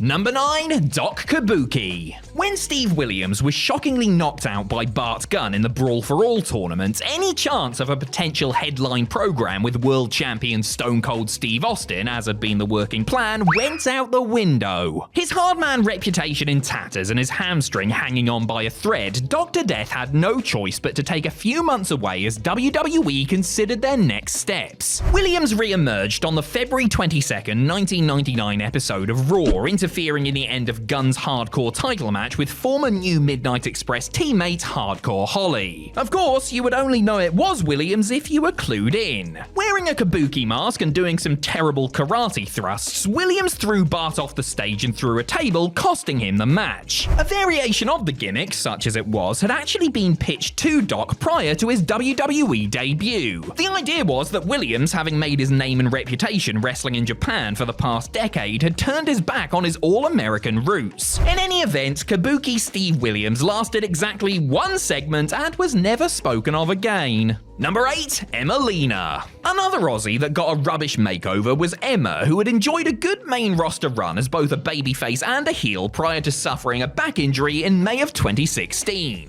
5 months later, vignettes began airing hyping her return, but not the return of Emma, mind. Oh no, this was going to be the emergence of Emmalina. These videos showing Emmalina prancing about in bikinis and whatnot lasted weeks and then months. If it felt like the protracted teases were an inside joke, it's because they were, with reports suggesting that despite the consistent airplay, there was no spot for Emmalina. She eventually showed up on the February 13th, 2017 episode of Raw, where she referenced the long wait and then announced the makeover of Emmalina to Emma, and then she walked off. And that was that.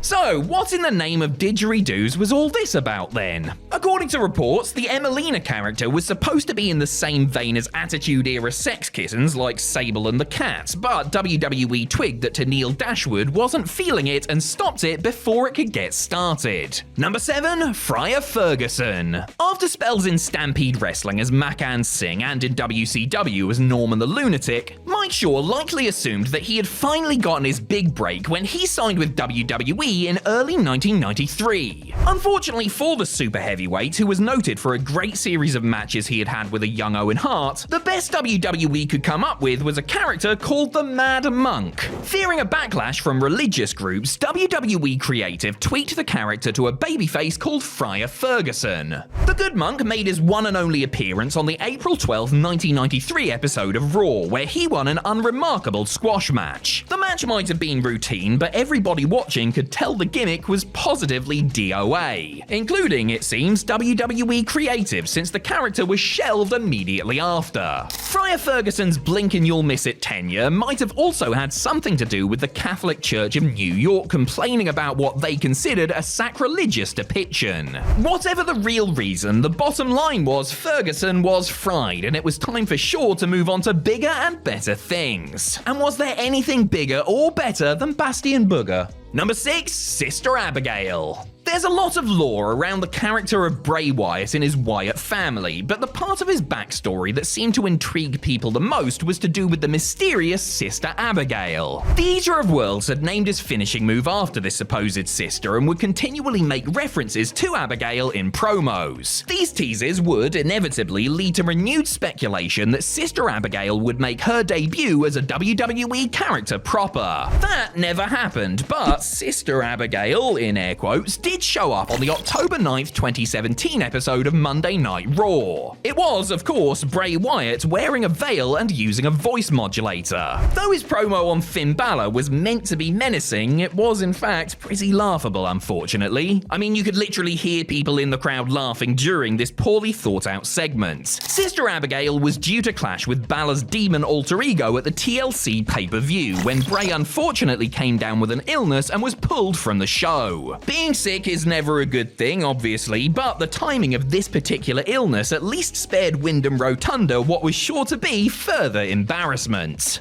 Number 5, The Zombie. Any hope that WWE's new rebooted version of Extreme Championship Wrestling would resemble anything close to the much-loved original quickly dissipated with the very first match on their new TV show. And hopes were high after 2 very well-received one-night stand pay-per-views. But what fans watching the inaugural edition of ECW on Sci-Fi on June 13th, 2006 didn't realize was that WWE Creative had to make some concessions to the show's network in the form of including some new bizarre characters. The Zombie, who reportedly could have been the Martian or the Cook to take a shot at the Food Network, came out for the opening contest as Taz and Joey Styles gave it all the respect it deserved on commentary. The Zombie, portrayed by then World Wrestling Council Tag Team Champion Tim Arson, cut a promo consisting of the guttural sounds of the undead, and then ECW original The Sandman came out to put the Zombie and everyone watching out of their collective misery with a good old-fashioned caning.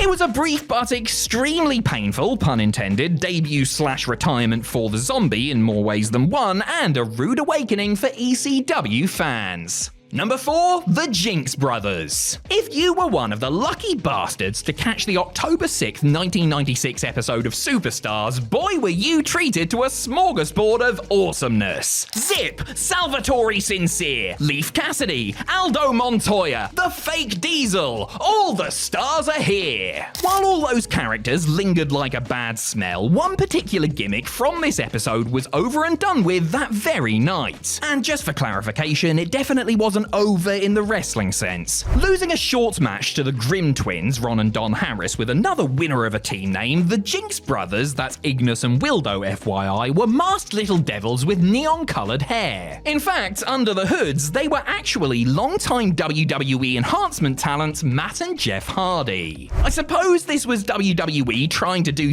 anything with the North Carolina natives after they had helped put over some of the company's best and brightest. Unfortunately, it didn't work, and the Jinx Brothers were restricted to a single showing. Matt and Jeff went back to paying dues under their real names, but superstardom was right around the corner, or at the top of a ladder anyway. Number 3, Hade Vanson. Those of you who have no idea who the hell Hade Vanson is obviously weren't big fans of the Frontier Wrestling Alliance in the early to mid-2000s, and shame on you for that. Vanson was plucked from WWE Developmental toward the end of 2008 and pitched a storyline that seemed seemed too good to be true, because it was. According to Hayde, then WWE writer Freddie Prinze Jr. outlined how he would be the leader of an X-Men-style group of supervillains who would target The Undertaker. This, according to Vanson's telling, would lead to a match between himself and the Dead Man at WrestleMania 25. One promo for Vanson aired on the December 12th episode of SmackDown before Triple H openly questioned why some no-name British bloke from FCW was getting a major match with The Undertaker, noting how Hayde reminded him of the guy who cut his grass. Vince McMahon laughed at the joke, agreed that Hayde Vanson as some sort of masterful cult leader figure was dumb, and the storyline was instantly cancelled. Piling on the misery for poor Hayde, he was wished the best of luck in his future endeavours just a few weeks later.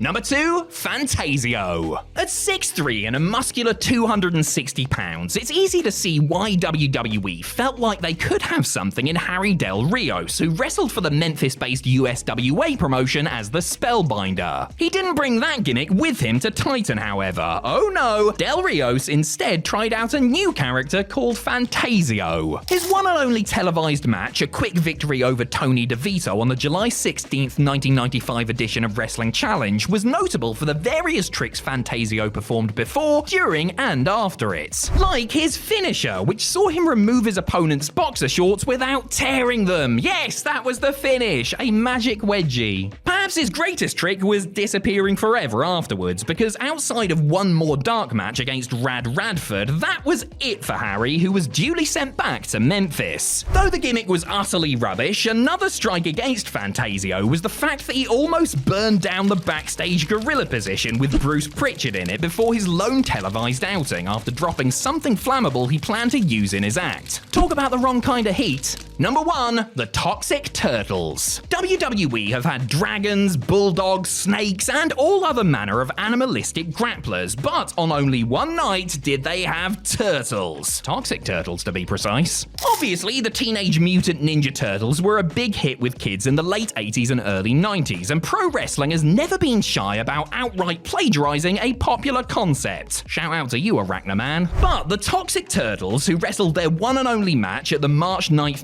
1993 Wrestling Challenge taping, wasn't the brainchild of Vince McMahon or anyone else in WWE Creative. Rather, it was the men in the suits themselves, jobbers Dwayne Gill and Barry Hardy, who had had the costumes made in the hopes of working multiple times per night and thus making more money per TV taping. Tommy and Terry Turtle got the win in a match most notable for a spot where one of the turtles landed on their back and couldn't get up, because they're turtles, you see. Bloody shell. Yep, that was about as good, and I use that term loosely, as it got, with WWE binning the Toxic Turtles off faster than you can say intellectual property lawsuit.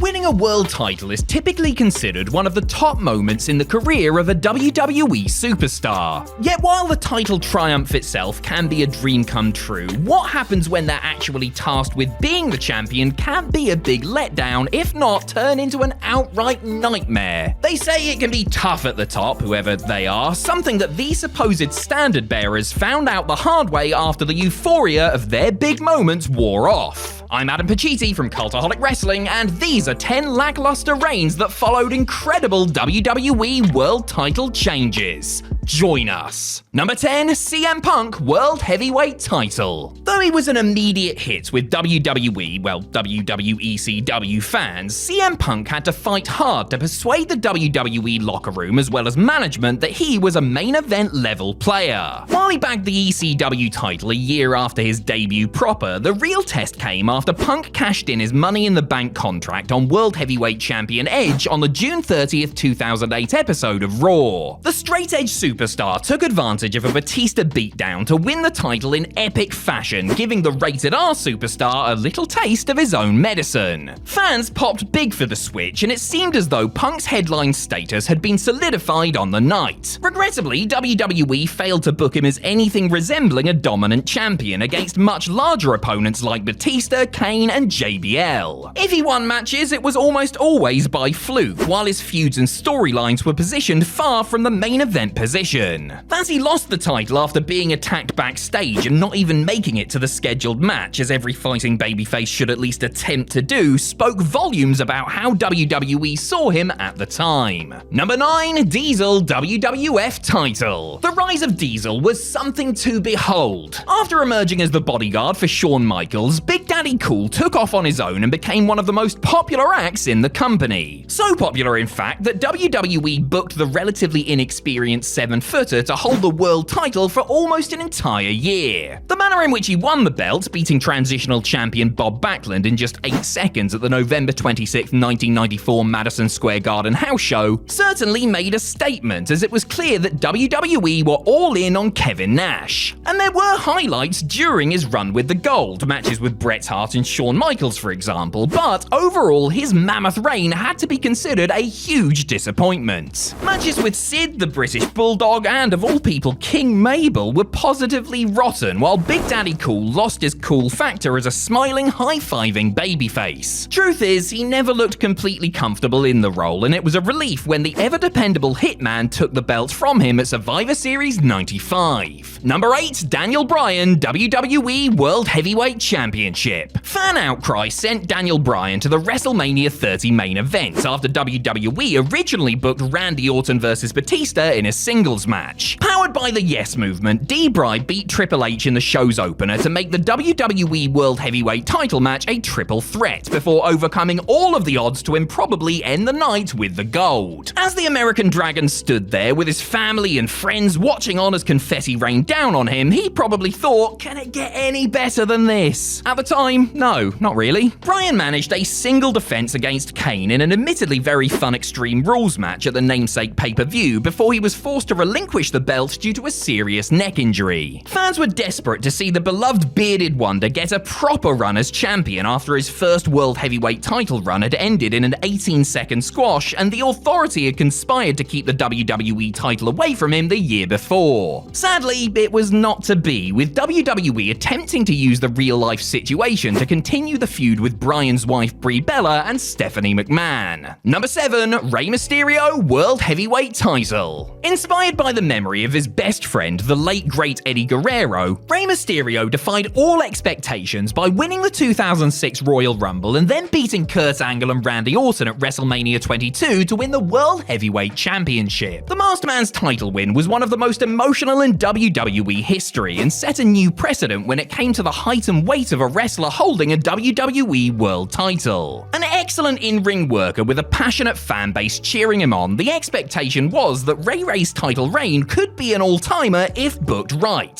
Spoiler, he was not booked right. The Ultimate Underdog may have retained against Orton and JBL, but he was booked to get demolished by giants like Mark Henry, Kane, and the Great Khali. Meanwhile, he lost non-title bouts to the likes of Finlay, Rob Van Dam, and Angle via countouts, while other matches, such as his hardcore scrap with Sabu from the second one-night stand, ended inconclusively. Mysterio was usually on his game and put in good performances, but it's fair to say WWE didn't view the Cruiserweight as proper heavyweight champion material regardless of how many masks he sold. Number 6. Rob Van Dam WWE title. After 5 years in the company as one of the most over wrestlers on the roster, WWE finally pulled the trigger on Rob Van Dam at ECW One Night Stand 2006. In front of a partisan, nay outright hostile ECW crowd, the whole flipping show won the WWE title by beating John Cena in a red-hot main event. It was the culmination of 15 years of hard work for RVD, several years after many fans felt he should have been given the chance. As well as the WWE title, Van Dam was given the ECW World title on the very first edition of the rebooted ECW television show. It must have been the highest of highs for him. Well, maybe not, but he was still on top of the world for a few weeks there. Unfortunately, then he and Sabu were pulled over while speeding and busted for pot and pain pills, with Van Dam ordered to drop both titles at consecutive television tapings in ECW home base Philadelphia no less, before serving a 30-day suspension for violation of the company's wellness policy. He only managed 2 successful WWE title defenses, a no contest with Cena and a victory over Edge prior to everything literally going up in smoke. Number 5. Edge WWE title. After several years of hovering around the upper mid-card, Edge finally received the singles push his talent deserved. No longer a fresh-faced and rather bland babyface, he had turned into the greasy rated-R superstar and was one of the hottest heels on Raw. Fittingly, his maiden WWE title win was one of the best ever, as he became the first person to successfully cash in the Money in the Bank briefcase. When Edge pinned John Cena following Cena's successful WWE title defense inside the Elimination Chamber at New Year's Revolution 2006, it really felt as though WWE had just cemented the Canadian as a member of the Main Eventers Club. And the ratings for his and Lita's segments, yes, including that one, demonstrated that fans were well into the Ultimate Opportunist, and a TLC match with Ric Flair on Raw was a drama-filled spectacle. That said, it became pretty clear that WWE evidently only saw Edge as the man to keep the belt warm for Cena. 21 days after winning it so spectacularly, Edge surrendered it rather meekly in an ordinary match at the Royal Rumble. People remember the cash-in and the live celebration, but Edge's first WWE title reign was over before it really had a chance to get going. Number 4. Mankind WWF title. If you want to put butts in seats, you either hire Adam Pacitti to DJ a wedding, or you put the WWF title on Mankind. WCW famously shot themselves in the foot while giving away that Mick Foley's alter ego was set to win the WWF title from The Rock on the January 4th, 1999 episode of Raw. Hundreds of thousands of viewers switched channels to see the hardcore legend beat the Brahma Bull in a tremendously sports-entertaining match that featured one of the loudest 1-2 of crowd pops for Steve Austin's interference, followed by the 3 count. It was an epic moment that will live on the WWE highlight reel for decades to come.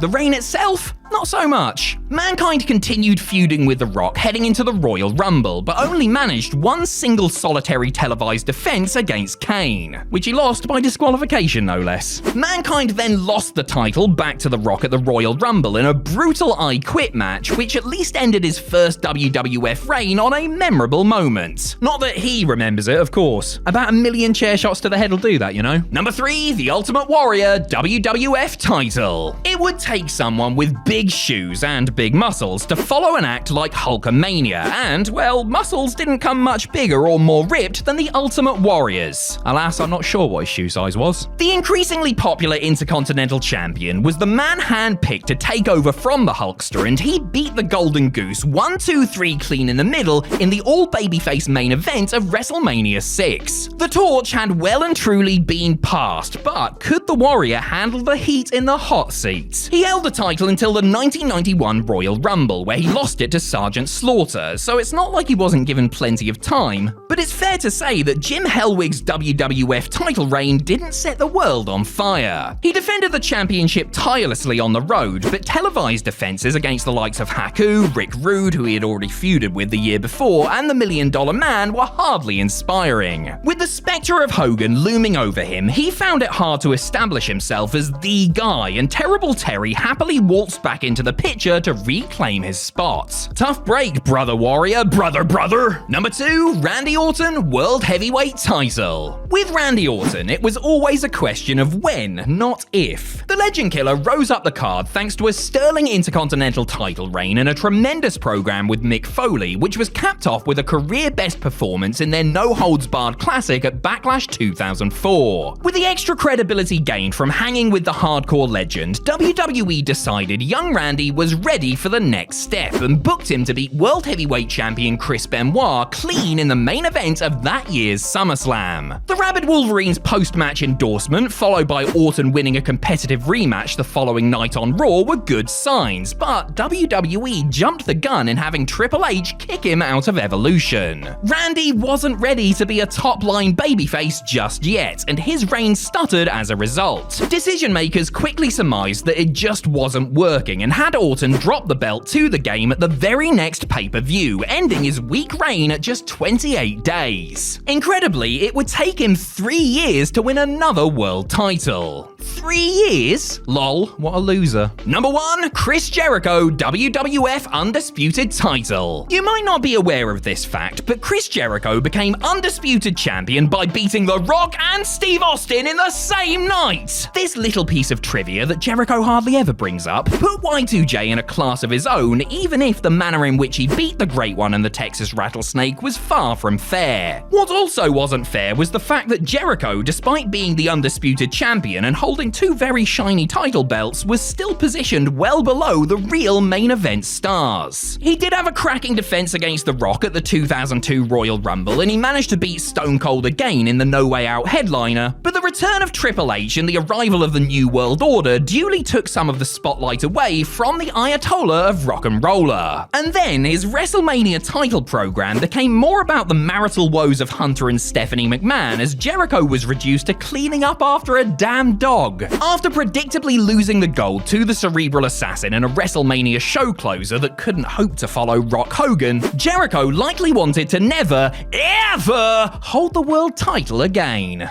It would be tough to blame WWE stars who were put on the pre-show before a pay-per-view as seeing the perceived demotion as an excuse to take it easy. Some WWE stars, however, are put on the show before the show and see it as an opportunity to prove to fans and management that their match ought to have been included on the main card. Far from being inconsequential, these lauded kickoff showcases have, on occasion, walked away with Match of the Night honors. So let's hear it for the pre-show stealers. I'm Adam Pacitti from Cultaholic Wrestling, and these are the 10 best WWE pay-per-view pre-show matches. Join us! Number 10, Sheamus vs Cesaro on the SummerSlam 2016 kickoff. With nothing better for either man to do, WWE had Sheamus and Cesaro engage in a best-of-7 series during the fall of 2016. This included matches on Raw, a match on pay-per-view, and even a match on a non-televised house show. But it all kicked off, appropriately enough, on the SummerSlam 2016 kickoff show. The Celtic Warrior and Swiss Superman set the tone for what was to come with a hard-hitting contest that was the last of 3 matches to take place on the pre-show. Very much saving the best for last, the 2 bruisers were given plenty of time, 14 minutes and 10 seconds to be precise, with which to beat one another up. Just because this wasn't on the main pay-per-view portion of the card didn't mean Cesaro and Sheamus weren't going to go out and start their best-of-7 series with a bang, and they had plenty of big moves in there for near falls, including a rolling senton off the second rope by Sheamus. In the end, the Irishman sneaked in an eye poke that the ref didn't see, setting up a bro kick to finish a match that was better than much of what was on SummerSlam itself. Number 9, the 4-team elimination tag match on the WrestleMania 30 kickoff. The card for WrestleMania 30 was absolutely stacked, and there were many major happenings, such as the in-ring promo between The Rock, Steve Austin, and Hulk Hogan, Daniel Bryan's quest to become WWE Champion, and, oh yeah, Brock Lesnar beating The Undertaker to end the streak. With so much going on later in the night, the 4-team WWE Tag Title Elimination match was tasked with kicking things off in style, and boy did they accomplish that. The Usos were defending the straps against the Real Americans, Los Matadores, and Ryback in a match that was being shown on this newfangled thing called the WWE Network. It was fast-paced and energetic, with everyone bringing their best inside the Superdome and Cesaro standing out as the match's star. It was Cesaro and his partner Jack Swagger who appeared to have the momentum as the match chugged along at a great pace, with Swagger eliminating Los Matadores before Cesaro eliminated Ryback.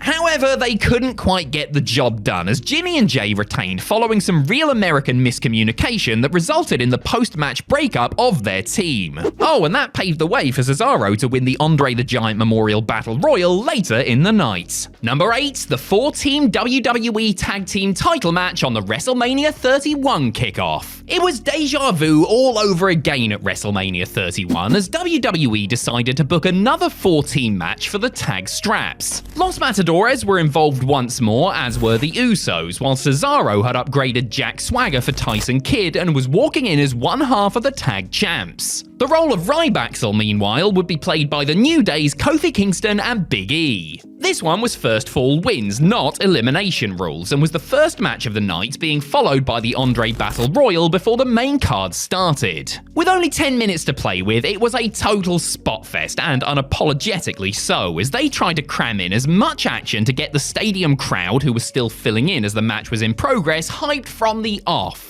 There were a lot of neat exchanges, clever spots, and big moves, with each team's respective seconds, Natalya, Naomi, Xavier Woods, and El Torito, also getting in on the act by interjecting themselves before Cesaro capitalized on Jay's big splash to ensure that his team retained their gold. Number 7, Mustafa Ali versus Cedric Alexander on the WrestleMania 34 kickoff. By the time WrestleMania Next emanated from the Superdome, there were 3 matches on the kickoff show, not just one. Sandwiched between the annual Andre Battle Royal and the Women's Battle Royal was a clash between Mustafa Ali and Cedric Alexander for the vacant Cruiserweight strap. The title had been vacant since Enzo Amore's release that January, with Alexander and Ali getting to the showcase of the Immortals by advancing to the finals of a 16-man tournament. The tournament had taken place across various episodes of 205 Live, and while WWE may not have been too bothered about promoting the brand or the title, Alexander and Ali weren't about to pass up the opportunity to show a bigger audience what they were capable of, entering typically excellent performances and a high-flying back-and-forth bout that kept everyone guessing. Many watching believed Ali had the match won when he hits his breathtaking 054, only for Alexander to get his foot on the rope for a brilliant near fall. After surviving that, Alexander was able to rally and hit Ali with a lumbar check to take home the purple and silver. Not quite the same as take home the gold, is it? Anyway, great match regardless.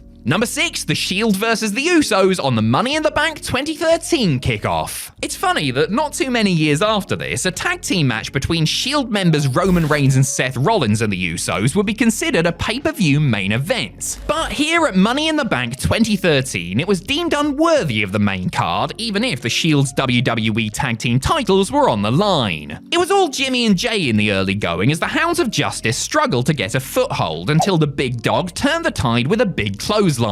From there, the Shield isolated Jay, and they worked some clever hope spots to build up anticipation for the hot tag to Jimmy. It really worked too, as the fans were electric when the hot tag came, and Jimmy cleaned house with dives and power moves such as a pop-up Samoan drop. The volume got even louder when all 4 men performed an impressive Tower of Doom spot, and they had everyone in the arena on their feet for a tremendous near fall following a superkick and top rope splash. It was not the Usos' night, however, as they fell to a buckle bomb and spear combo to end an outing as good as, if not better than, much of the pay-per-view itself. Number 5, Buddy Murphy versus Kalisto versus Akira Tozawa versus Hideo Itami on the Royal Rumble 2019 kickoff. Sometimes it really is as easy as throwing 4 ridiculously talented cruiserweights out there, giving them a decent amount of time to do their thing, and telling them, have at it. The Royal Rumble 2019 kickoff show featured 3 matches, beginning with a random tag that was quickly forgotten about, followed by a title change as Shinsuke Nakamura beats Rusev to become US champ. Each was fine, but the 4-way for the Cruiserweight title took things to another level as Murphy, Tozawa, Itami, and Kalisto put on a breathless display full of inventive spots, none more so than Tozawa's dive through Itami's legs as the former Kenta was stood on the middle rope onto Kalisto, who then used the momentum to Hurricane Rana Murphy onto the barricade. I mean, how do you even come up with something like that? It was hard to keep up with the non-stop action, which featured big moves, stiff strikes, and spectacular dives galore, and had Chase Field rocking for a thrilling closing stretch that ended with the champ somehow just managing to retain. Wasn't a place for it on the 5 goddamn hour main show, but it certainly made the 2 goddamn hour pre-show worth watching. Number 4, Neville versus Austin Aries on the WrestleMania 33 kickoff. Look, I know WrestleMania 33 was, 13 hours long altogether? And I know Austin Aries is a banana-loving lunatic who once gave Zelina Vega a promise ring, but this Cruiserweight title match was more than good enough to be on the main show. Alas, it was shoved onto the pre-show. Not only that, but it was also the first match of the entire night, the 205 Live boys being trusted to get fans excited from the get-go. The 2 well-travelled vets had the crowd with them and put on a great mat-based display early on before the intensity ramped up, including a snap German suplex that dropped a double right on his conspiracy-addled brain. There were counters and counters to counters as the vicious king of the cruiserweights weathered the storm and even kicked out of the 450 splash. Aries proved he was on the Neville level, but succumbed to a red arrow after the champ went after the challenger's eye. That part of the finish might have been a tad subtle for the stadium crowd, but this match was a banger, even if Austin Aries once gave Zelina Vega a promise ring.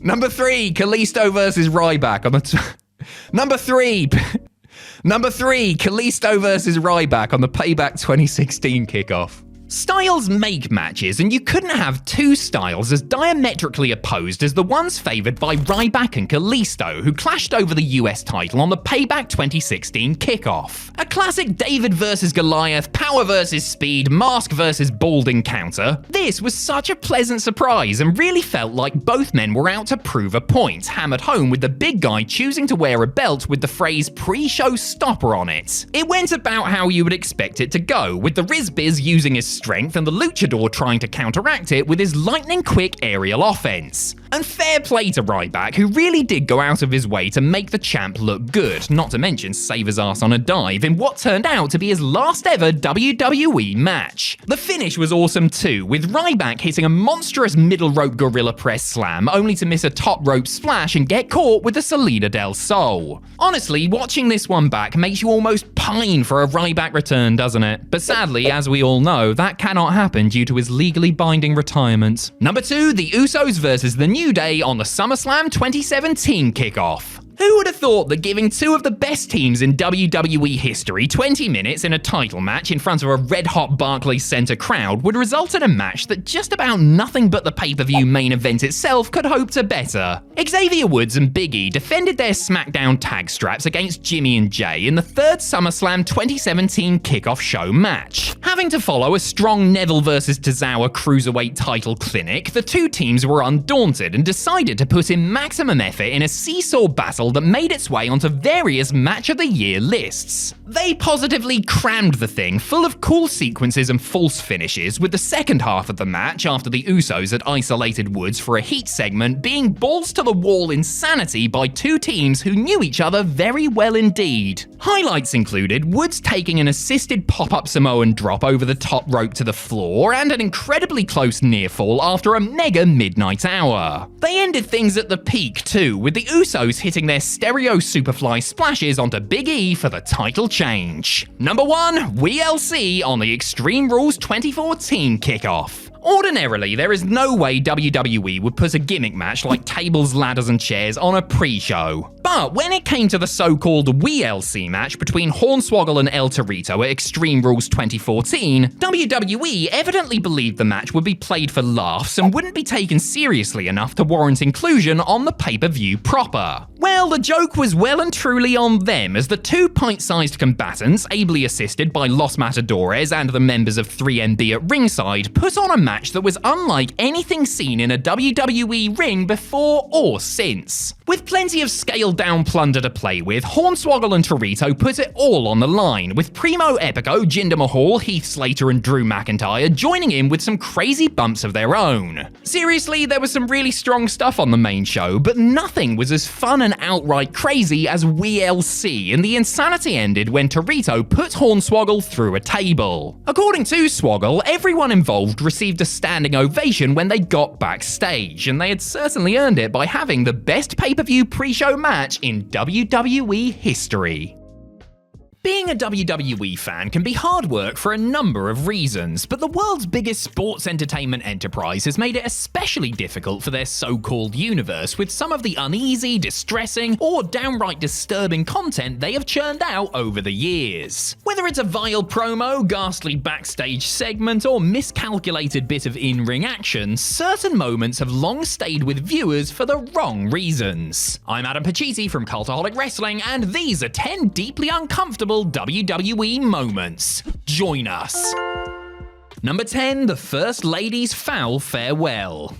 The May 1st, 2003 death of Elizabeth Hewlett, better known to WWE fans as Miss Elizabeth at the age of just 42, was another in a long line of sad wrestling tragedies. Given her prominence during the 1980s and early 90s, it was only right that WWE paid tribute to Randy Savage's ex, which they did via a segment on their weekly magazine-style show Confidential. Paying tribute was all well and good, but WWE, in a rather desperate bid to pop a rating, decided to play the 911 one call placed by her boyfriend Lex Luger as well. Not only that, but they also went in depth on the substance abuse issues the couple reportedly had, with Vince McMahon somehow managing to get a dig in on WCW in the process, as well as the Total Package's recent run-ins with the law. It was gross that WWE hyped up the phone call during the show as a way to get fans to stick around and watch until the end, and the call itself made for deeply uncomfortable listening, with Luger at one point confiding that he was scared to death. This was not informative or entertaining television, it was exploitative and unnecessary.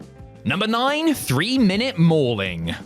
Speaking of cheap ratings ploys, how about that HLA? For those fortunate enough not to know what HLA stands for, allow me to spell things out for you. HLA stood for Hot Lesbian Action. And if you're wondering what that had to do with WWE Raw in September of 2002, well, that was kind of par for the course at the time, I'm afraid. HLA was introduced by Raw General Manager Eric Bischoff, and while the build-up to their segment itself was excruciating, the so-called payoff was somehow much, much worse. After some in-ring touchy-feely directed by Bischoff, the two lesbians, played by UPW performers Jennifer Looney Lane and Sasha Savvy Bryant, were set upon by Samoan super heavyweights Rosie and Jamal because the segment had gone on for 3 minutes too long. 3-minute warning proceeded to decimate the poor girls, including Jamal giving Lane an excessively stiff kick that bruised her ribs and knocked the wind out of her. After the beating was delivered, TNN was flooded with complaints, compelling the station to release a statement noting that they took issue with the content, didn't condone it, and would work to ensure similar scenes did not take place on their watch. 1 month later, Casey Vick. Number 8. The Stairway to Hell.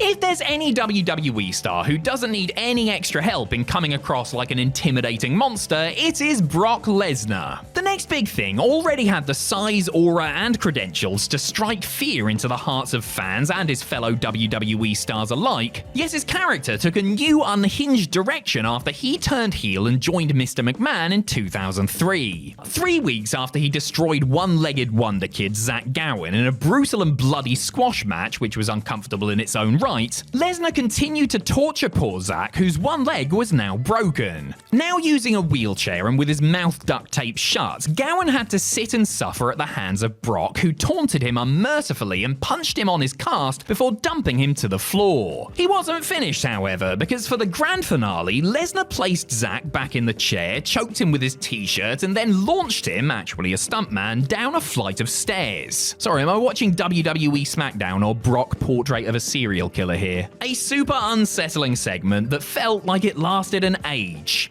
Number 7. Gory Guerrero. The pressure was on Eddie Guerrero to deliver in the main event of Judgment Day 2004. Latino Heat was the WWE champion, and the man looked upon to carry a SmackDown brand light on star power, as evidenced by his opponent on the night. WWE had gone to great lengths to remake Bradshaw into a credible main event player, but the jury was still out on JBL, and his first night in the headline slot could well have been his last. The pressure evidently got to Eddie, who hit an artery while doing a blade job following a stiff chair shot to the head. Guerrero bled a gusher to the point that the canvas soon began to resemble an actual crime scene. It was a spectacular sight, no doubt, but fans watching couldn't help but feel legitimately concerned for the beloved champion who shed so much claret that it's a wonder he didn't pass out in the ring. That may not have happened, but Eddie did go into shock backstage and had to be taken to the hospital afterwards. Doctors there suggested a blood transfusion, which he turned down, and ultimately had to put 2 bags of fluid in him. Number 6. Foley's head is ready to be rumbled.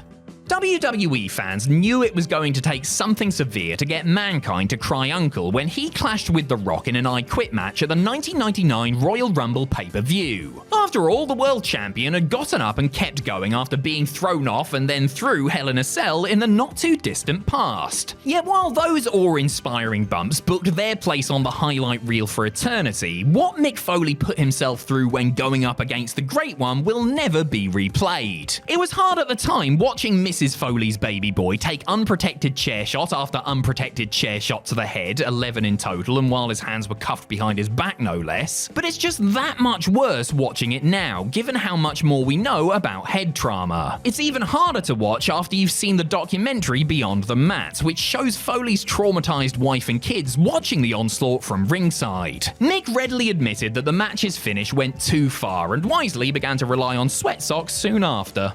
Number 5. Stephanie's accusation.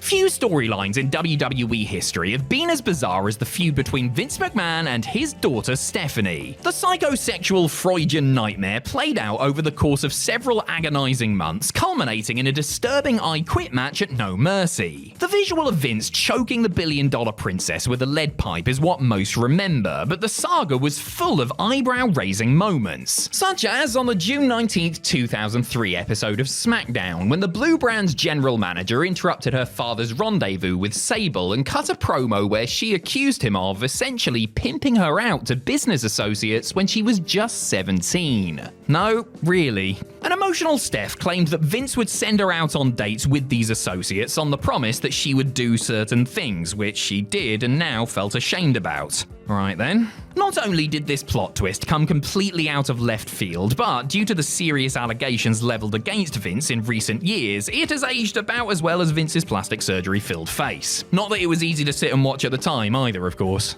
Number 4. Grilling JR.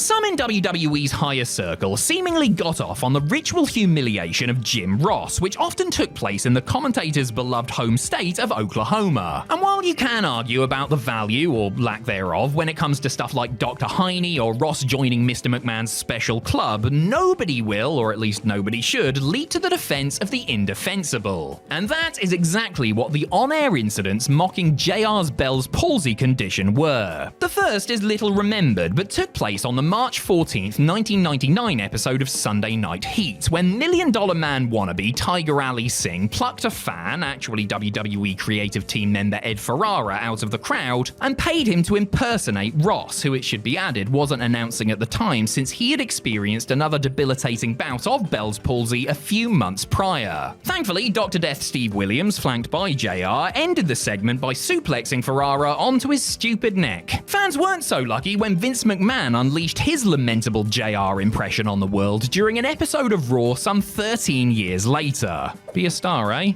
Number 3. A flair for the distasteful.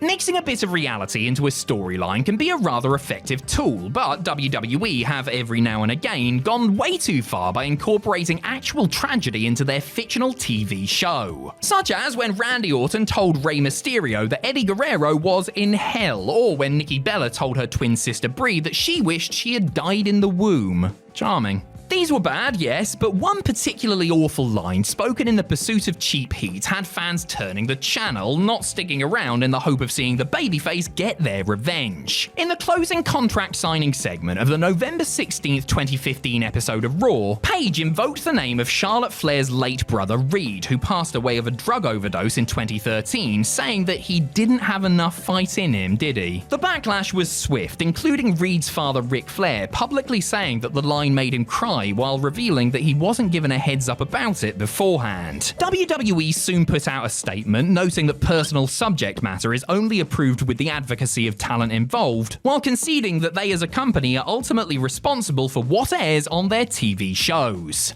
Number 2. Raw grief.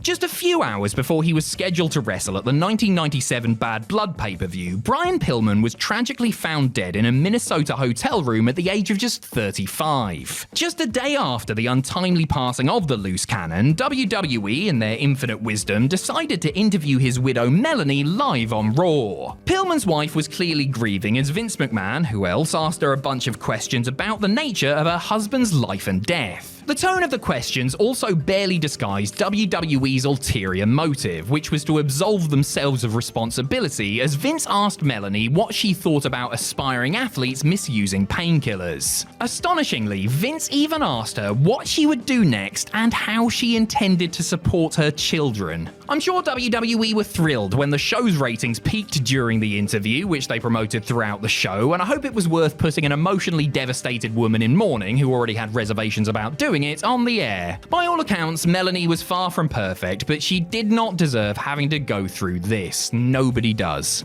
Number 1. Sleazy E. WWE really didn't waste any time in humiliating Eric Bischoff when he came on board as an on-screen character in 2002. Vince McMahon seemed to derive great pleasure in crafting embarrassing scenarios for the man who beat him in the ratings 83 weeks in a row, yet he also greenlit segments that saw Eazy-E lock lips with both his wife and daughter. When Bischoff kissed Stephanie, it was weird, both because he was dressed up like her father at the start of the segment, and because her father was actually in the room directing it in a rather animated fashion, according to the former WCW senior vice president. Weird, yes, but not nearly as strange and off-putting as the time Bischoff burst into the McMahon family residence and very forcefully kissed Linda. Though Vince wasn't physically present in the room for this one, he did give specific pre-filming instructions about how aggressive and unromantic he wanted the kiss to be, before watching his former enemy swap spit with Mrs. Charisma herself from a monitor in another room. Seriously, I think Freud would just give up. In the storyline, Vince would later admit that he let Bischoff into his house in order to carry out the assault, adding another grim layer to this despicable scenario. Not a day goes by when the wrestling world doesn't throw up some kind of rumor, from purported storyline plans and the contract status of a performer to more salacious stuff like a backstage beef or juicy love triangle. Wrestling rumors typically land somewhere on the scale from "yeah, that definitely happened" to "are you out of your friggin' mind on crack?" And today we are going to look at the latter. Because sometimes our suspension of disbelief is stretched just a little bit too far, but not everyone else's. I'm Adam Pacitti from Cultaholic Wrestling, and these are 10 ridiculous wrestling rumors people actually believed. Join us.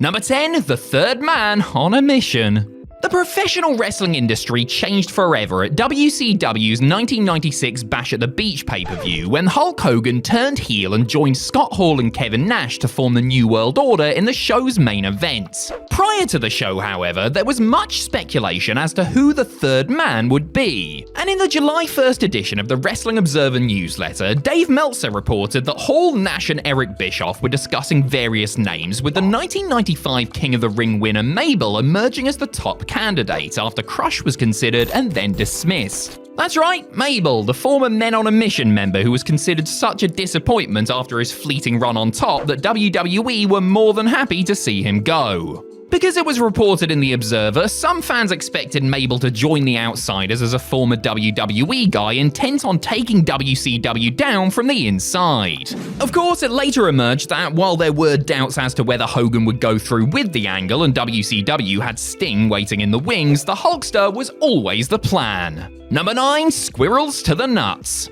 There were few characters in professional wrestling, either in front of the camera or behind the scenes, quite like Sid. From bringing a squeegee to a bar fight with Brian Pillman to allegedly soiling his trunks while taking a tombstone piledriver in the main event of WrestleMania 13, there was rarely a dull moment when the master and ruler of the world was around.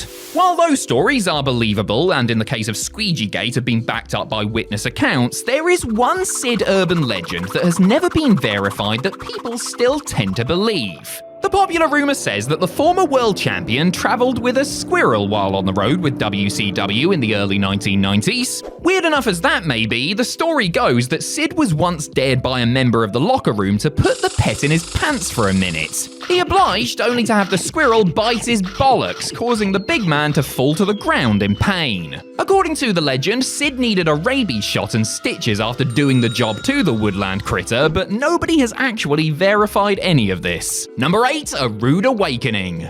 Ravishing Rick Rude was one of the many wrestlers from a particular era who passed away before his time, a consequence of a hard-living lifestyle and choices he made with regards to certain substances he indulged in. The 40-year-old former Intercontinental Champion's official cause of death was heart failure, with the autopsy report noting that he had overdosed on several prescription medications. The overdose led some, including several of his contemporaries, to believe that Rude died by his own hand. The likes of Jake Roberts, the Honky Tonk Man, and Ken Patera contend that Rick fell into a depression and OD'd intentionally because doctors had told him that he would have to get his penis amputated. You heard me. The rumor is that after Rude injected Viagra into it, his penis and testicles became infected and doctors saw no other option but to operate. Some versions of the rumor suggest that the op had already happened at the time of Rude's death. Bruce Pritchard, on the other hand, has dismissed this long-standing urban legend as extremely silly, noting that he spoke to Rick's widow, Michelle, the day after she found him, and that she said it was an accidental overdose as he was medicating to deal with both wrestling injuries and those recently suffered in a car crash. Number 7, Vince McMahon is going blind. It could be said that at times Vince McMahon was blinded by ego, or blinded by revenge, or blinded by his love of toilet humour. He seemed to be blinded by that last one quite a bit. In 2015, however, a post on Reddit had everybody convinced that Vince McMahon was actually going blind, like in the eyes. According to the post, Vince had to be directed to the ring by a spotlight during Pat Patterson Appreciation Night in Montreal, then had to be helped into and out of the ring by crew members, seemingly because he couldn't see where he was going. Due to this account and McMahon's advancing age, coupled with the fact that he already wore glasses backstage, the internet was convinced that WWE's then owner was losing his vision. WWE quickly debunked the rumor, however, even if fans pointed to a clip of McMahon seemingly searching for Brock Lesnar before a WrestleMania as further evidence that his eyes had gone to the dogs. Number 6, a very friendly Rey Mysterio. A few WCW alumni found themselves in romantic relationships with actual honest-to-goodness celebrities. Stacey Keibler, for example, shacked up with George Clooney once her days in sports entertainment were over, while former WCW World Heavyweight Champion David Arquette was once married to Courtney Cox. But the wildest story involving a WCW wrestler and an actor concerned Cox's best friend and Friends co-star Jennifer Aniston. Because according to an article that appeared in an April 1997 edition of the National Enquirer, Rachel was simply gaga over none other than Rey Mysterio Jr. and apparently didn't care that he was happily married. The piece featured quotes from Mysterio, who said that wife Angie was cool with his new friendship and he vowed to get Aniston in the ring. Not like that, you filthy animals. Of course, the article was absolute twaddle with no basis in reality. The gossip rag would routinely publish made-up stories for the hell of it, though Dave Meltzer suggested that WCW themselves planted the story to get Ray some publicity ahead of a big push. Aniston would later clarify that she had never met any wrestler before, while Mysterio recounted the ribbing that came with the story's publication. Number 5, 2 Warriors. That Jim Hellwig, or to use his legal name, Warrior, was quite the character, wasn't he? Controversy was never far from the face-painted former world champion, whose work in the ring was often overshadowed by his exploits out of it. For example, his firing following SummerSlam 1991 after he had written a letter demanding hundreds of thousands of dollars from Vince McMahon, among other things, in return for him performing as advertised on the pay-per-view. Warrior would be back, of course, showing up as a surprise to help even the odds at the end of WrestleMania 8. But was it the same Ultimate Warrior fans had seen on television less than a year prior?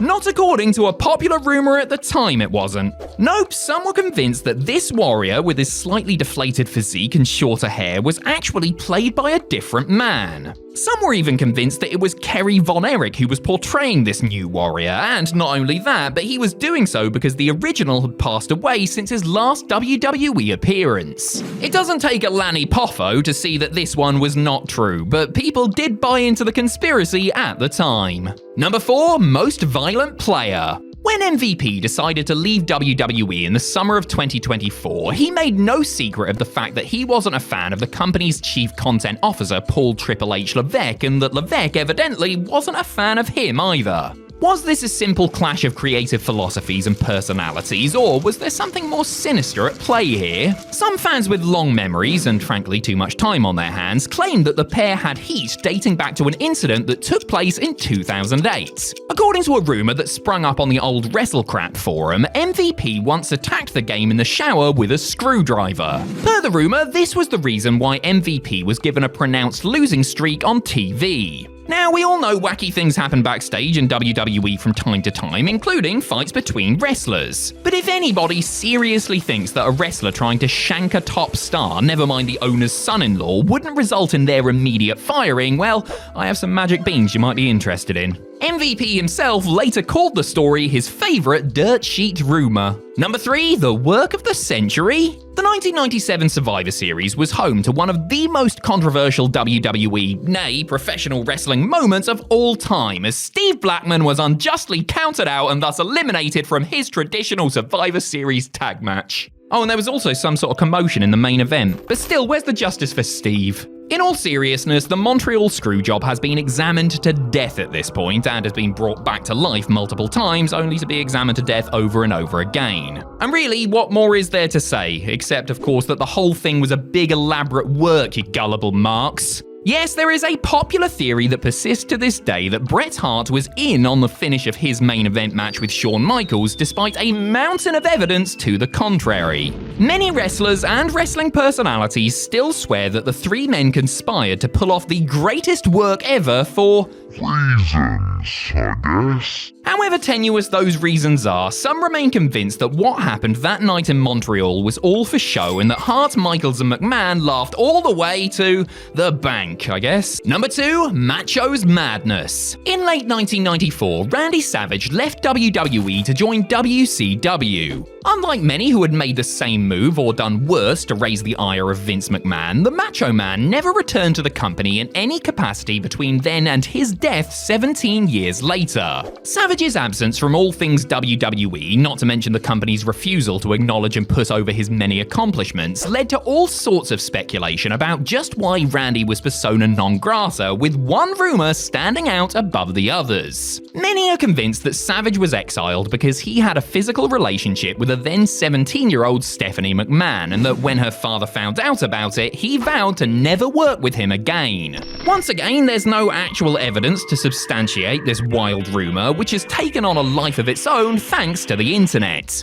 Randy never commented on it, though he did tell Triple H that he would take his girl while cutting a promo on him in the early 2000s, and Stephanie sure as hell hasn't commented on it either. Though there is evidence to the contrary, such as the fact that WWE and Savage were negotiating his potential return in 1996, some people still believe Match was banished forever for sleeping with the boss's daughter. Number 1, The Mercenary. Vince Russo sent to destroy WCW. In October of 1999, WWE head writer Vince Russo let the company know that he was leaving for rival WCW. Burnt out and displeased with having another new show, SmackDown, added to his workload, Russo and his partner in crime Ed Ferrara decided to take an offer from WCW, who was struggling bad and believed that Russo and Ferrara, two of the architects of WWE's wildly popular Attitude Era, would be the solution to their problems. Well, WCW were dead wrong, of course, because Russo and Ferrara, without Vince McMahon and others to rein them in, actually did the opposite and helped further damage WCW's credibility with its rapidly diminishing audience. But hey, that was the plan all along now, wasn't it? Because some people would have you believe that Vinnie Rue, and to a lesser extent future WCW Cruiserweight Champion Oklahoma, was sent there by Vince McMahon and WWE to destroy the competition from the inside. Now, I'm not saying that sending a mole to book endless pole matches and brain-dead storylines isn't a sound strategy, but it took a lot more than that to put WCW out of business, and Russo himself has dismissed the theory as fantasy. So it's obviously not true. But imagine if it was. What a swerve that would be, bro. He is the longest tenured member of WWE's roster and signed a 5-year contract extension not too long ago, ensuring that Randy Orton, as beloved and respected as anyone in WWE's locker room these days, will remain a presence on our TV sets for some time to come. He may be a wizened veteran and all-round family man that is viewed as a locker room leader now, but in another era, Orton was a bit of a nightmare and made plenty of enemies on his way to the summit, while shades of the old Orton continue to emerge from time to time. I'm Adam Pacitti from Cultaholic Wrestling, and these are 10 WWE stars who had heat with Randy Orton.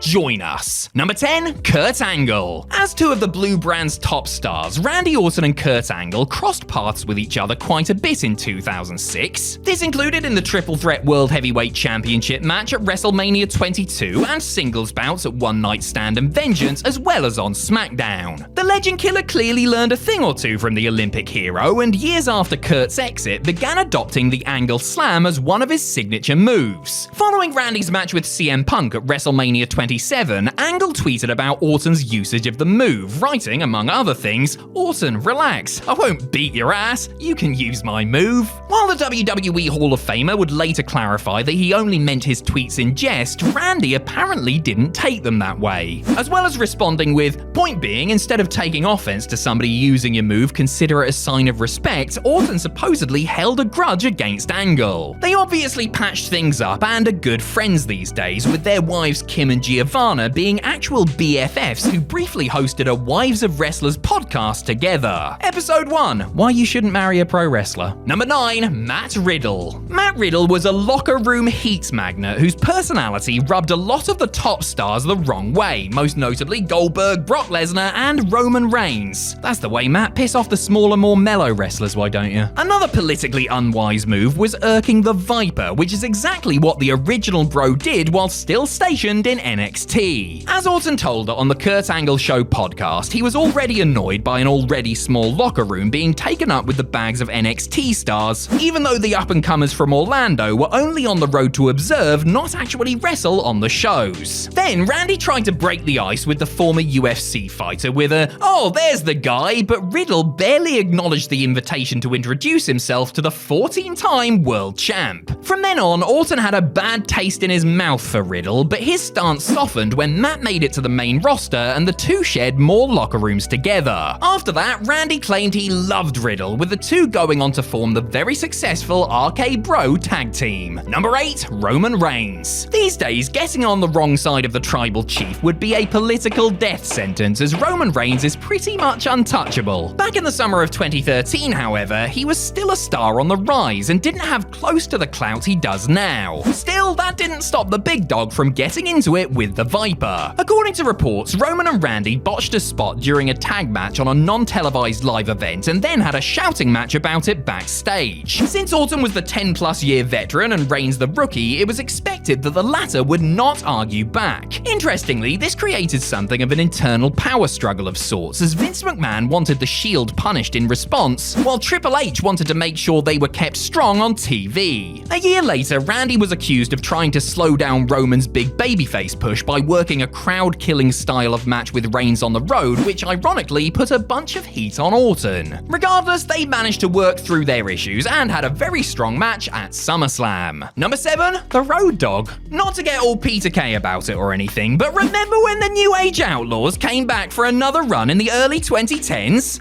What were all that about? As well as winning the WWE Tag Team titles, Billy Gunn and the Road Dogg also got to headline several shows on the company's 2013 WrestleMania Revenge Tour of Europe, tagging with Randy Orton against the Shield. As the DOGG has talked about on his podcast, it was during this tour that he began butting heads with Orton. The heat began when Randy was late for the bus that shuttled the stars from city to city. The roadie, a more tenured veteran, felt that if he was on time, then Orton should be too. They continued to clash over this and that, with the heat even spilling over to the ring itself, where it affected the execution of their matches. Road Dogg put the beef down to a clash of egos, noting that the Legend Killer wouldn't bend to him simply because he was an old-timer. There is obviously no lingering heat though, with the WWE Hall of Famer often showering the future Hall of Famer with very high praise indeed. Number 6, Kenny Dykstra. Like Randy Orton in his early WWE days, Kenny Dykstra was considered a promising young talent that had all the potential to be a very top guy. History has shown us that Kenny, whose greatest claim to fame might be that he was the leader of the Spirit Squad, did not go on to have the same illustrious career as the Legend Killer. Being outspoken about the affair between John Cena and his former fiancée Mickie James can't have helped Dykstra's plight, but neither did making an enemy out of Randy Orton. Speaking with Power Slam magazine in 2008, Randy recounted an incident that happened during a tour of Australia a couple of years prior, which concerned Kenny getting drunk and bothering him at a bar. Despite repeated warnings to cut it out, Dykstra seemingly didn't listen, and Orton responded by slapping him out cold. The Apex Predator added that he never liked Kenny, who he considered cocky and disrespectful. Pot kettle black much, Randy? And didn't know what he was doing at the time of the interview, and didn't care where he ended up. Dykstra is currently working as a coach at the WWE Performance Center, where he presumably teaches the how to avoid pissing off the main eventers class. Number 5, Rochelle Lowen. In Randy Orton's younger and more immature days, a lot of his wrath was directed at the female members of the locker room, in particular the women who were brought into the company in the early to mid-2000s. Diva Search contestant Amy Weber has spoken about how she was hazed by the Legend Killer, but Rochelle Lowen, a model that was recruited by John Laurinaitis, got it way worse. According to Lowen, Orton destroyed her belongings with self-tanning lotion and baby oil because Rochelle, who wasn't a fan of the business prior to signing with WWE didn't know who he was. After that, Randy had it in for her, and per Lowen's account, told her that he hated her and did other undisclosed things that were, in her words, inappropriate and verbally abusive backstage. Rochelle, who branded Orton an animal and a psycho, claimed that the former World Heavyweight Champion was infatuated with her and became very jealous when she moved to SmackDown and began traveling with Randy's soon-to-be ex-best friend, Mark Jindrak. Both Lowen and Amy Weber quit WWE around the same time, with reports indicating their decision to do so was due to their treatment at the hands of a certain third-generation star. Number 4, Kofi Kingston. Kofi Kingston looked like he was about to boom drop his way through the glass ceiling toward the end of 2009, thanks to a program with Randy Orton that saw Kofi routinely get one over on WWE's Apex Predator. Highlights included Kingston putting Orton through a table in Madison Square Garden, eliminating Orton to win a Survivor Series tag match as the sole survivor, and a singles match between the two at TLC. But after wrestling Orton and John Cena in a triple threat match on the January 11th, 2010 episode of Raw, Kofi's push came to a screeching halt. The reason was because Kingston forgot to stay down for Randy's punt kick finisher and instead had to take an RKO. Fans would have been none the wiser had Orton not shouted "Stupid! Stupid!" at Kofi before making the cover. After this incident, rumors persisted that Randy's outburst and annoyance at Kingston cost Kofi a planned victory in the Money in the Bank ladder match at WrestleMania 26. Kofi himself alluded to the supposed heat in a 2012 interview, saying he found the online talk funny while acknowledging that Orton had an attitude. This history of heat, of course, later played into their 2019 feud over Kingston's WWE title. Number 3, Bubba Ray Dudley. If one WWE star gets injured during a match, it's bad news. If 2 WWE stars get injured during a match, it's really bad news. 3 WWE stars getting injured during the same match? Almost unheard of, but it did happen when the Dudley Boys met Evolution's Batista and Randy Orton at a house show on March 1st, 2003. Somehow, the animal tore his triceps and the Viper broke his foot, with Bubba hurting his back by falling on Orton's foot. And, you know, breaking it. Big Dave has gone on record as saying how much he hates Bubba, who chewed out his injured opponents after the match, blaming them for how it all went down as they boarded an ambulance heading for the local medical facility. The heat lingered for a long time, with Bubba later detailing how he and Randy only buried the hatchet when the Dudleys made their WWE return in 2015. Bubba noted how they shook hands, hugged, and talked about their prior issues, putting it all down to a collective lack of maturity. They might have put the past behind them, but Orton still managed to get a pretty brutal dig in with this tweet after Bubba had left WWE once more. Number 2, The Rock. At WrestleMania 20, Randy Orton found himself standing across the ring from the Great One when Evolution took on and beat the Rock and Sock Connection in a 3-on-2 handicap match. That was Dwayne Johnson's last match for 8 years as he went off to conquer Hollywood. When The Rock came back to act as WrestleMania 27 host in 2011 and kickstart a feud with John Cena, Orton wasn't convinced he was back for the long haul. In an interview with ESPN.com, Randy blasted The Rock for appearing via satellite, claimed that The Rock didn't want to be associated with wrestling, and said that Cena was 10 times the performer that Dwayne was. This, naturally, didn't sit well with the most electrifying man in all of entertainment, who had a word with Vince McMahon, who had a word with talent relations chief John Laurinaitis, who had a word with Orton. The Viper later acknowledged that there was heat there, but it didn't really amount to much in the grand scheme of things. And hell, with Rock back in the fold once more, there's every chance we'll finally get to see a match between these two gorgeous muscle monsters. Number 1, Mr. Kennedy. Ken Kennedy, a charismatic WWE star once tipped to be a long-term main event player, didn't do himself any favors. He had committed several sins since debuting on the main roster, from frequent injury layoffs to becoming embroiled in a steroid scandal, but the straw that broke the camel's back was when he allegedly nearly broke Randy Orton's neck. Kennedy delivered a back suplex to Orton in the 10-man tag main event of the May 25th, 2009 episode of Raw, with Randy landing in a way he clearly didn't like, even if video evidence suggests that it wasn't the potential career ender that he originally thought it was. According to reports, the Viper openly complained about the unsafe Kennedy, who was wrestling his first match in 10 months, and refused to work with him. The former United States champion has also claimed that Orton lobbied Cena to complain to Vince McMahon about his work, which ultimately persuaded McMahon to get rid. Kennedy was bitter about the situation for a long time afterwards, but in recent years has come to accept that his firing didn't exactly come out of nowhere, and that he and Orton have since cleared the air. I'm sure that if given the option, none of us would come to work. However, when you're a professional wrestling champion, the expectation is that you will show up in the next town to defend your title with pride. That said, expectation and reality are not always the same, of course. Whether it was due to an injury, cushy contract, or clueless creative, the following ring warriors, all of whom had lengthy reigns, put their championship belt on the line for about once every solar eclipse. I'm Adam Pacitti from Cultaholic Wrestling, and these are 10 wrestling champions who barely defended their title. Join us. Number 10, Kenny Omega, AEW World Championship. Kenny Omega became just the third AEW World Champion by beating Jon Moxley on the special Winter is Coming episode of Dynamite in December of 2020. These were the COVID times, with AEW taping in front of small socially distanced crowds at their home base of Daly's Place in Jacksonville, Florida. The Best Bout Machine helped carry the fledgling promotion through these uncertain days, putting together a reign that saw him have tremendous matches with the likes of Moxley, Rey Fenix, Orange Cassidy, Pac, Christian Cage, and Jungle Boy. And he still had time to go over to Impact and take their world title away from Rich Swann too. These matches were all different and told individual stories that made them feel distinct and special. They were also all rather lengthy affairs, with the shortest clocking in at 17 minutes and several pushing half an hour. In his 346 days as champ, the cleaner defended the title 7 times on television and pay-per-view before passing the torch to Hangman Adam Page in an absolute blinder at Full Gear 2021. Kenny Omega's AEW World title reign perfectly demonstrates that it's really all about quality,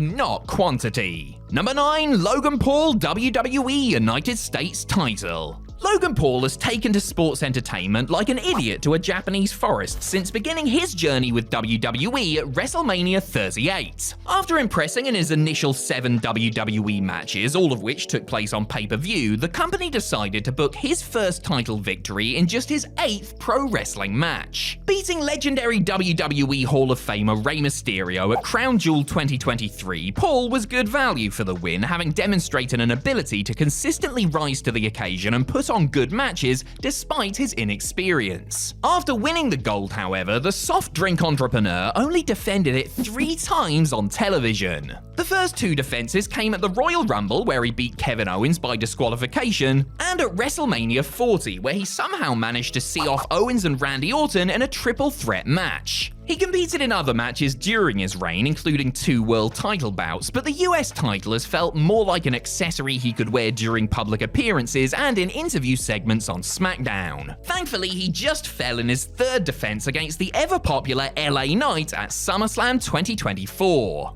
Was I happy about it? Yeah!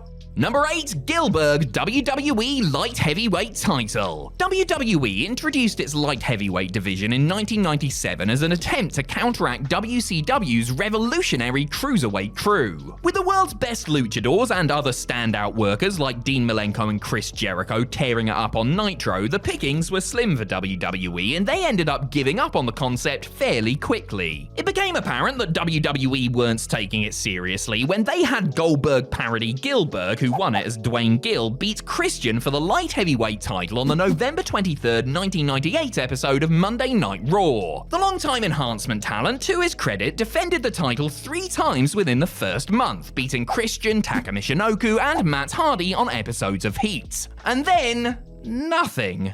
Gillberg did defend the title away from WWE on various independent shows, but the Job Squad member continued to do, well, jobs on WWE television. Eventually, the company decided that they actually had to do something with the belt and hastily booked Gillberg to drop it to S.A. Rios on the February 13th, 2000 edition of Heat. 445 days as champ and just 3 televised defenses for the longest reigning light heavyweight champion of all time. Ouch.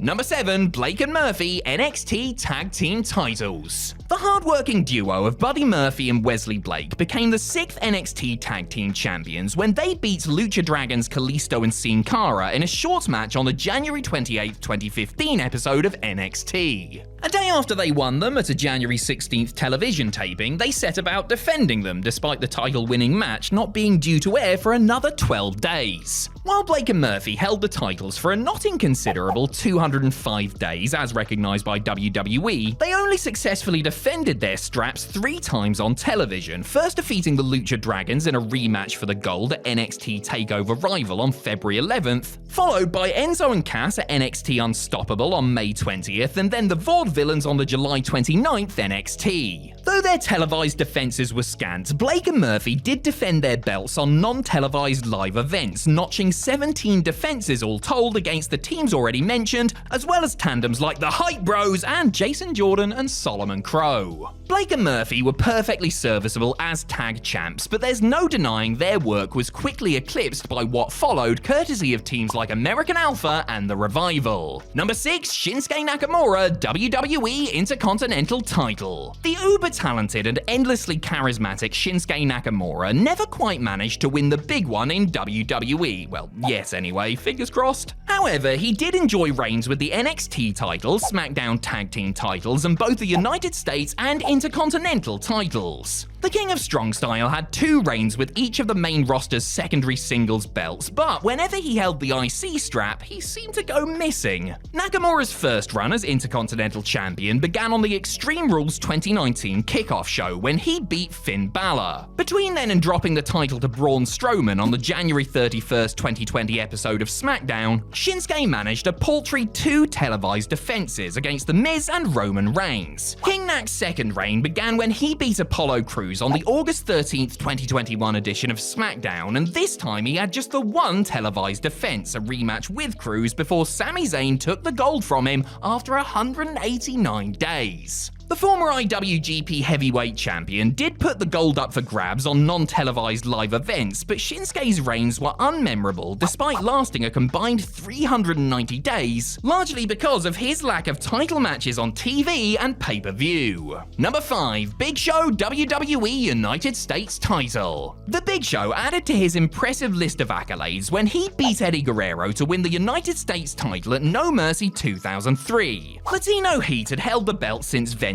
and had defended it routinely, including one instance where he defended both the US and tag team titles in the same night. The world's largest athlete wasn't quite so regular with his own defenses. As 2003 came to a close, he had only defended the title twice against Guerrero and Bradshaw on non-televised house shows. To be fair, he did defend the championship on the road quite a few times in 2004, but you wouldn't know it unless you were in a particular city on a particular night. As far as televised defenses, Big Show managed to successfully defend his gold twice, beating Billy Gunn and Hardcore Holly on episodes of SmackDown. It felt like a real relief when John Cena dethroned the Giant in the opener of WrestleMania 20, before setting about doing the hard work necessary to rehabilitate the neglected title's image. Number 4, Hulk Hogan WCW World Heavyweight title. As WCW's biggest signing ever, it made sense that Hulk Hogan would win the company's World Heavyweight title in his very first match for them. And while he only defended it twice on pay-per-view during that first run, the Hulkster did at least bother to show up as champ for a couple of house show tours. Hogan's second reign, which began when he beat the Giant at Hog Wild 1996, however, saw him working far fewer matches. Despite holding the gold for almost an entire year, the leader of the New World Order only defended it 6 times on TV and pay-per-view, falling to Lex Luger in the 6th.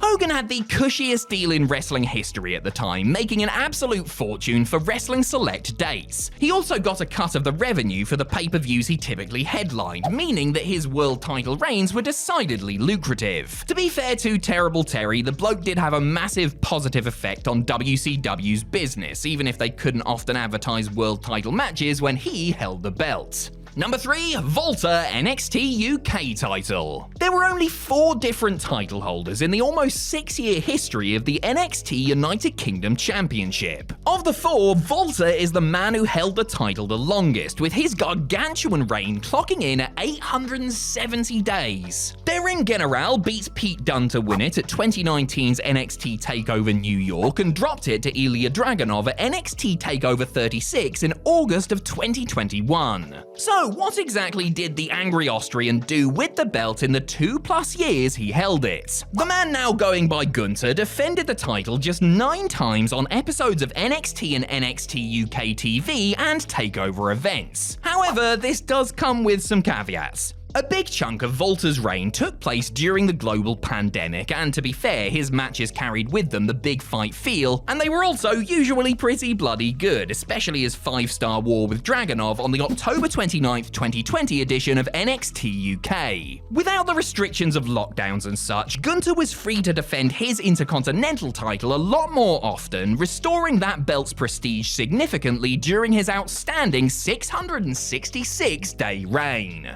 Number 2. Brock Lesnar WWE Universal title. When Brock Lesnar returned to WWE in 2012, everyone knew that the former UFC heavyweight champion would not be working very often. Brock had established himself as a record-breaking pay-per-view draw with his once-in-a-blue-moon fights, and besides, the punishing WWE schedule was one of the main reasons he had quit the company 8 years earlier. A special occasions big match performer, Lesnar usually put his boots on for major supercards and not much else. This reduced schedule was taken to the extreme after the Beast Incarnate beat Goldberg to bag the Universal title at WrestleMania 33. It infamously took 3 whole months for Lesnar's first defense against Samoa Joe at Great Balls of Fire, and by the time 2018 rolled around, Brock had only defended it on screen a further 2 times. He defended the gold a further 3 times in 2018 before finally losing it to Roman Reigns at SummerSlam. Lesnar did make occasional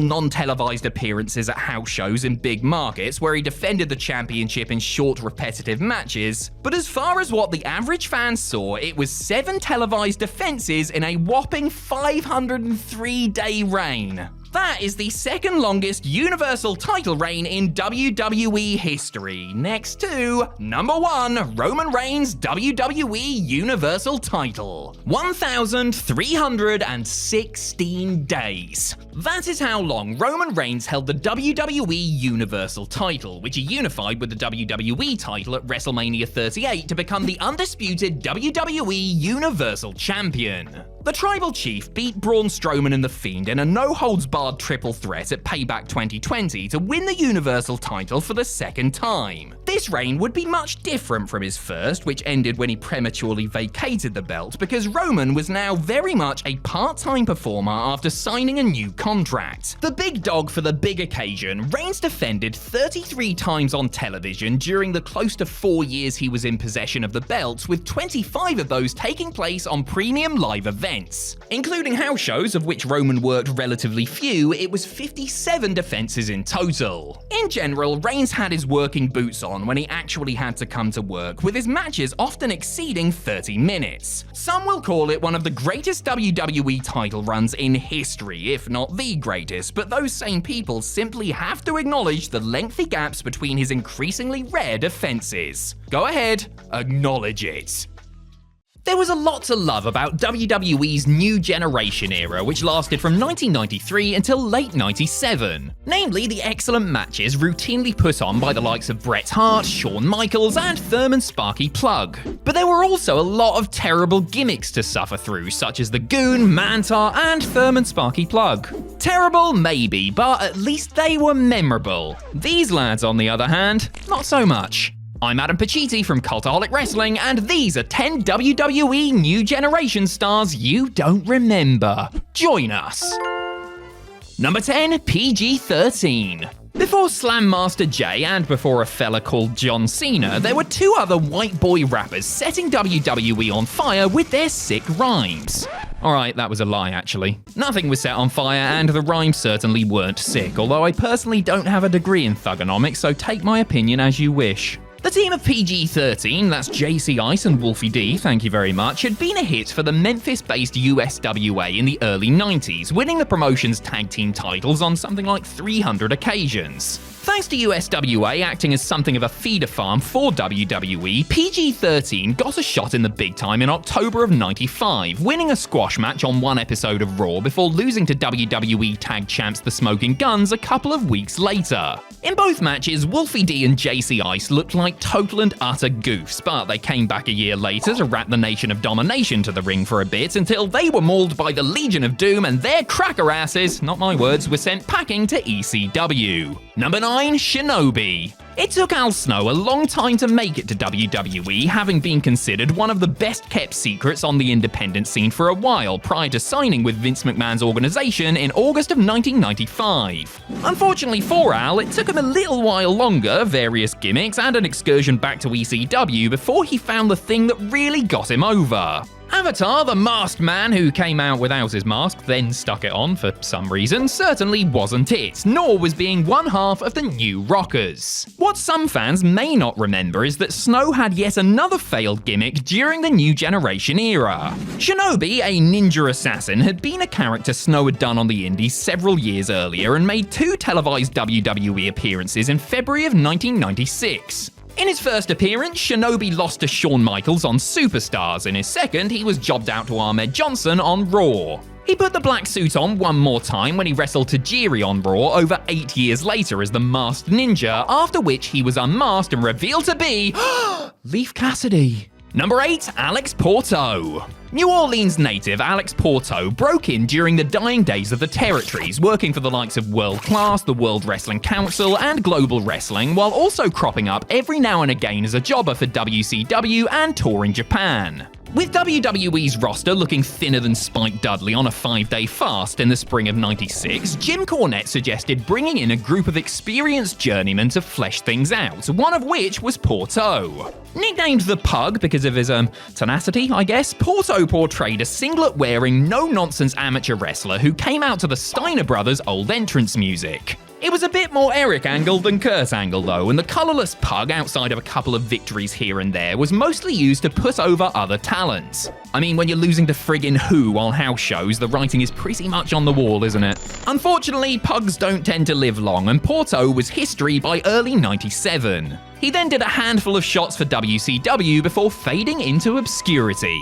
Number 7, Freddie Joe Floyd. Well-travelled veteran Tracy Smothers was one of the most beloved wrestlers in the business, gaining plenty of friends, fans, and admirers during a decades-long journeyman career that saw him wrestle here, there, and everywhere. Between stints in WCW and ECW, the wild-eyed Southern boy got a shot in WWE. Not as Tracy Smothers' mind, but as Freddie Joe Floyd, the name being a rib on Jack and Gerald Briscoe, whose real names were Freddie Joe and Floyd.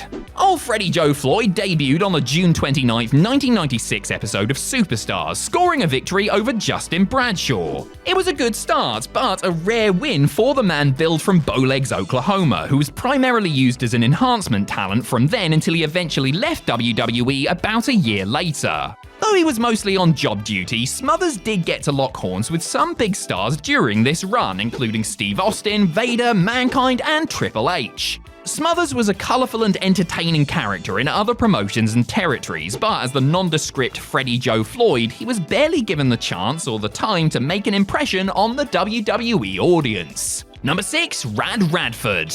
Die-hard WWE fan Louis Spicolli began working for the promotion when he was fresh out of wrestling school, albeit as a jobber and not an actual WWE star. Spicolli would have to go elsewhere, namely Mexico's AAA, where he wrestled as the wonderfully named Madonna's boyfriend, to show what he could really do in the ring. He was soon signed by WWE proper and repackaged as Rad Radford, a grunge rocker who declared his love for Courtney Love, which must have been heartbreaking for Madonna. With his flannel vest, backwards baseball cap, and a name like Rad Bloody Radford, Spicolli may have been pretty damn good in the ring, but none of it really mattered because the presentation was just so lame.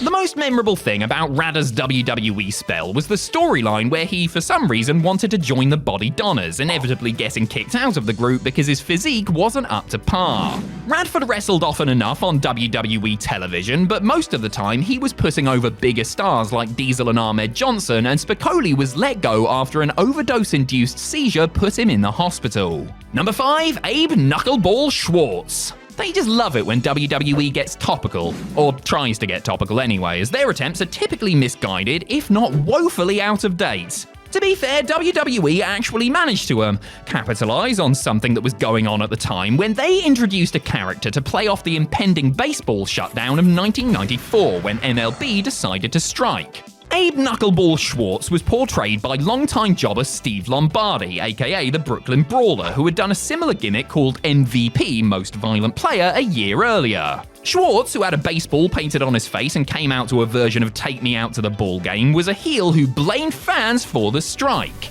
He only wrestled 2 televised matches, during which he did some baseball mannerisms like kicking imaginary dirt at the referee before the character was axed and Abe was sent back to the minors. Considering the gimmick was tied to the strike, it was only ever going to be a short-term deal. Our man Abe did make a post-New Generation cameo during a segment featuring Triple H and Vince McMahon on the 15th anniversary edition of Raw, however. It was the callback we had all been waiting for. Number 4, Salvatore Sincere.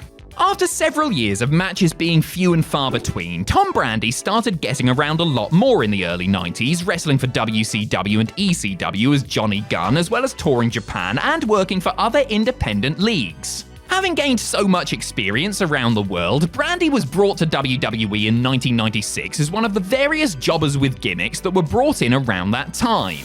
Renamed Salvatore Sincere, Brandi played a stereotypical Italian character who insincerely claimed to love everyone. Hold on a second though, isn't his name Salvatore Sincere? Why, this doesn't make any sense at all now, does it? Truth be told, no, nothing about Salvatore Sincere, more like Salvatore Insincere, am I right? Made much sense, least of all the pink and white garb he wore. Outside of some matches with a young Rocky Maivia, the highlight for Sal was a feud with Mark Mero over Sable, which resulted in him reverting to his real name in an effort to become a proper star. Spoiler alert, it worked about as well as Salvatore Sincere, and Brandi left the company right as the Attitude Era was about to go into overdrive. Number 3, Kwang. After wrestling for years in Puerto Rico and Japan as TNT, Savio Vega was hired by WWE in late 1993 and given the gimmick of Kwang. Kwang was a ninja from Puerto Rico, that famous hotbed of ninja activity. Kwang made his official televised debut to zero fanfare in the 1994 Royal Rumble match. Now you would think WWE might want a debuting star who had invested money in a new mask and costume to have a good showing, wouldn't you? Unfortunately, Kwang was a last-minute substitution for the injured Ludwig Borger, and after entering the match at number 4, he lasted around 6 minutes before being chucked out by Diesel. WWE had Kwang, who didn't actually do anything that would make you think he was a ninja, go over in some early squash matches on TV, but evidently soon lost interest in the character and fed into big guns like Bret Hart, Razor Ramon, and The Undertaker. Vega ditched the Kwang gimmick in mid-95 and began wrestling under his real name while aligning himself with his childhood friend Ramon, which was certainly an improvement. I mean, anything is an improvement over Kwang, isn't it? Number 2, The Executioner.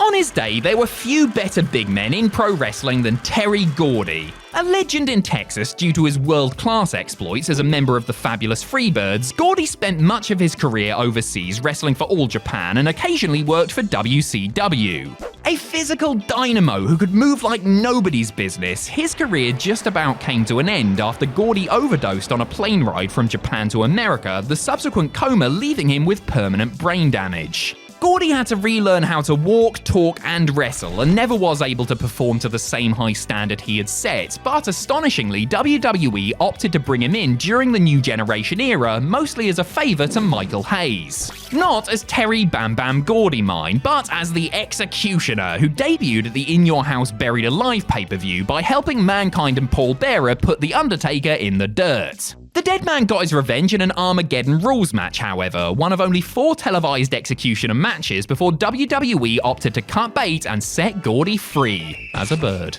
Number 1, Man Mountain Rock. While it might at first sound like some sad genre of music your dad or perhaps a very uncool uncle listens to, Man Mountain Rock was in fact a fully fledged WWE superstar. Darryl Peterson was an all-American amateur wrestler who decided to pursue a career as a pro, training in the notoriously difficult New Japan Dojo during the late 1980s and doing a couple of jobber matches for WWE before gaining notice in WCW as guitar-playing rocker Max Payne. The high point of his WCW run was his tag team with Cactus Jack, which resulted in a series of hard-hitting matches with the Nasty Boys. However, Peterson soon fell out of favour and left WCW, resurfacing in WWE in February of '95 as Man Mountain Rock. Locking horns with illustrious competitors such as Charlie Hunter, Bob Cook, and the Black Phantom, the most remarkable thing about Rock was the WWF logo-shaped guitar he played in the mini-concerts that preceded his forgettable matches. Peterson didn't get much of a reaction in the arena, but he was a heat magnet backstage and got canned in October of '95. He may blame others, like The Click, for his lack of WWE success, but there are certainly other things, that hideous tie-dye outfit for a start, that I would look to blame first. Winning a world championship should rank right up there as one of the high points of a professional wrestler's career. And while the novelty of winning a world title might never get old, it's fair to say that sometimes the reign that follows can be a major come-down. Because whether it was due to bad booking, burnout, or being unable to handle the pressure of the position they were put in, there have been cases of wrestlers holding a world title who didn't actually enjoy the experience. I'm Adam Pachisi from Cultaholic Wrestling, and these are 10 wrestlers who disliked their own world title reigns. Join us. Number 10, Brock Lesnar and the WWE Championship. No wrestler in the history of the business had a rookie year quite like Brock Lesnar, who won the King of the Ring, became WWE Champion, and headlined WrestleMania, where he won his second WWE title, all within 12 months of debuting on WWE television. The next big thing was, by all accounts, on top of the world and signed a new, more lucrative long-term contract in July of 2003. By the time he won the WWE title for the third time that September, however, Lesnar was positively miserable. The small-town farm boy hated the extensive international travel and media commitments required of a top-level WWE star, hated being away from home, was masking the pain from numerous injuries with vodka and Vicodin, and was beginning to question the creative direction of his on-screen character. He didn't see where the money was in feuding and wrestling long-term mid-carder Hardcore Holly at the 2004 Royal Rumble, especially after programs with established headliners like Kurt Angle and The Undertaker. He also wasn't exactly happy to be dropping the WWE title to Eddie Guerrero, but at that point he was beyond burned out and didn't truly care if he had the title or not, since he quit the company just weeks later. Number 9, David Arquette and the WCW World Heavyweight Championship. And so we go from a Viking space lord who looked like he was bred for athletic excellence to a scrawny Hollywood actor. Don't you just love professional wrestling? Not that many fans loved it when WCW, in their infinite wisdom, booked David Arquette to win the World Heavyweight title on the April 26, 2000 edition of Thunder. The company was already circling the drain at this point, but many saw the stunt, designed to promote the film Ready to Rumble, which was dying a death at the box office, as one of the final nails in WCW's coffin. To be fair, it's not like the Scream star went out there and convincingly beat a top WCW talent. He hit a single move on Eric Bischoff during a tag match, don't ask, and then lost it 2 weeks later after a single defense against Tank Abbott. Still, Arquette, as a fan of the business and respectful of its history, was uncomfortable with the creative, and even today it upsets him that he may have played a part in WCW's demise. It bothered him so much that not only did he donate his WCW earnings to the families of Owen Hart, Brian Pillman, and Darren Drozdov, but later had a full-on indie run to show just how much he genuinely loved the sport. Number 8, Kevin Nash and the WWE Championship. After toiling in WCW for years as Master Blaster, Vinny Vegas, and Oz, a trio of Hall of Fame gimmicks I'm sure everyone will agree, Kevin Nash left the company for WWE and got his big break as Diesel, bodyguard of Shawn Michaels, in 1993. Big Daddy Cool emerged as a breakout star the following year, and in an event that would have seemed highly unlikely not too long prior, beat Bob Backlund in just 8 seconds at a Madison Square Garden house show to win WWE's grandest prize. His 358-day reign was one of the longest in WWE history, and there were highlights to be found in matches against the likes of Michaels and Bret Hart, but overall, Diesel's run on top is widely considered a major disappointment, hampered by rotten bouts with people like Sid, the British Bulldog, and King Mabel. Disappointing to WWE management, fans, and Nash himself, that is, as the 7-footer later admitted that while he didn't really have a clue what he was doing in the top spot, he resented the fact that the company never pushed him as the top guy, as evidenced by him not closing WrestleMania, while poor presentation ensured that Big Daddy Cool lost his cool and needed to turn heel after dropping the title to Bret. Number 7. Eddie Guerrero and the WWE Championship. When Eddie Guerrero was booked against WWE Champion Brock Lesnar at No Way Out 2004, few, if any, predicted that he would actually beat Brock to win the gold. But incredibly, that is exactly what happened, as a wrestler of Mexican descent, long considered far too small to headline in WWE, did the improbable and became the smallest world champion in WWE history to that point. Initially, things were grand, as Latino Heat was programmed with Kurt Angle, leading to a rousing bout at WrestleMania 20. After Mania, however, the Olympic hero went in for yet another neck surgery, Lesnar quit to pursue the NFL, and Big Show joined Angle on the injured list. There was a serious dearth of heel challenges on SmackDown for Eddie to wrestle, and he felt the pressure to bring career tag team mid-carder Bradshaw up to his level. The first Guerrero vs JBL title match at Judgment Day sold out LA's Staples Center, but a general slump in the Blue Brand's ratings and live event business got to Eddie, and he began to crack under the strain. In fact, it was said that the exhausted Guerrero was actually relieved when WWE booked JBL to dethrone him at the Great American Bash, ending his one and only WWE title reign. Number 6. Goldberg and the WWE World Heavyweight Championship. The relationship between WWE and Goldberg was uneasy from the off, and it was readily obvious that the company wasn't exactly sure on how to best utilize the former WCW star. Despite some hiccups along the way, Goldberg remained popular and showed flashes of his old self, such as at SummerSlam 2003, where he tore through Randy Orton, Shawn Michaels, and Chris Jericho in the Elimination Chamber. That was really the moment to pull the trigger and have him win the World Heavyweight title, but Big Bill would have to wait another month before beating Triple H for the big gold belt at Unforgiven. Winning the title didn't exactly make Goldberg any happier, as he justifiably felt like his character was being mishandled by WWE Creative, who instructed him to sell for prolonged periods in matches that were much longer than the short, dynamic outings that had gotten him so over during the Monday Night Wars. Goldberg let his frustration be known after dropping the title back to the game at Armageddon, when he threw a fit and tore up the backstage area. Number 5. Kevin Owens and the WWE Universal Championship. The Universal title felt positively cursed soon after it was introduced to the world in the summer of 2016. First, fans booed the hell out of the design of the thing, then Finn Balor got injured while beating Seth Rollins to become the inaugural champ. A week after Balor vacated the belt, Kevin Owens became the second title holder by winning a 4-way on Monday Night Raw. KO's victory brought some much-needed stability to the new championship, which he held for a not inconsiderable 188 days before dropping it to Goldberg at Fastlane 2017. Though Owens had some decent matches during his reign and formed a winning partnership with Chris Jericho, the prizefighter later admitted that he was unable to enjoy any of it while it was happening. In interviews, Owens has talked about how he was never happy with what he was doing, always thinking of ways his matches, promos, and segments could be better while looking ahead to what he was doing the next week. He also noted that there were definitely things that he would have done differently creatively as far as storylines and matches go in what was his last world title reign to date.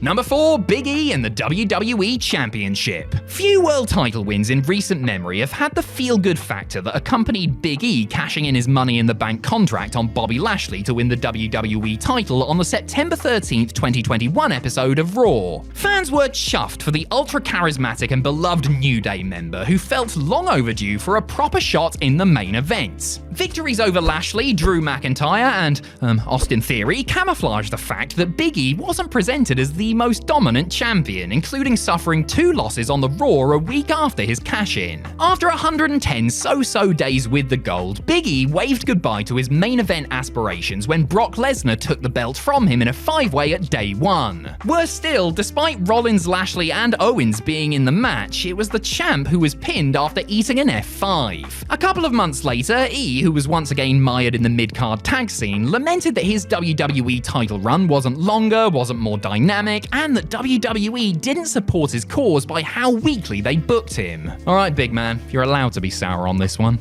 Number 3, CM Punk and the WWE World Heavyweight title. When CM Punk successfully cashed in his Money in the Bank contract on Edge on the June 30th, 2008 episode of Raw, he felt as though he had made it to the top of the industry. Sure, he had been ECW champion before that, but Punk and everybody else knew that that was very much the third brand. Now he was the champion of the flagship show, Raw, and was looking forward to all the big stars coming after him and his gold. Didn't work out that way, of course, as other other feuds between John Cena and Batista and Shawn Michaels and Chris Jericho took the lion's share of TV times, while the straight-edge superstar found himself slap bang in the middle of the card, including at SummerSlam where he defended against JBL. In his WWE DVD biography, Best in the World, Punk spoke openly about how disappointed he was in being quasi-invisible at the time despite being in possession of one of the company's top belts. He was also not shy in discussing how the manner in which he lost the title, being taken out by Legacy before a scheduled defense at Unforgiven and then not even attempting to make it to the ring, just flat out sucked. Number 2, Chris Jericho and the WWE Undisputed Championship. Chris Jericho's first world title reign got off to one hell of a start as he beat The Rock and Steve Austin in the very same night to become the first ever Undisputed Champion. Y2J may have also beaten the Great One and Texas Rattlesnake in back-to-back pay-per-view outings, but Jericho was never positioned as the top guy on TV. The return of Triple H from injury and the reformation of the original lineup of the New World Order ensured that the Undisputed Champion just got lost in the shuffle. Feuding with the Cerebral Assassin in the run-up to WrestleMania 18, Jericho had to take a backseat to the domestic drama storyline unfolding between Hunter and Stephanie McMahon, the champ reduced to playing babysitter for the couple's dog Lucy. Jericho knew it wasn't good enough, later referring to his reign as terrible and noting that he immediately slid down the card after Triple H beat him for the title at Mania. It would be some 6.5 years before he got to hold another world championship.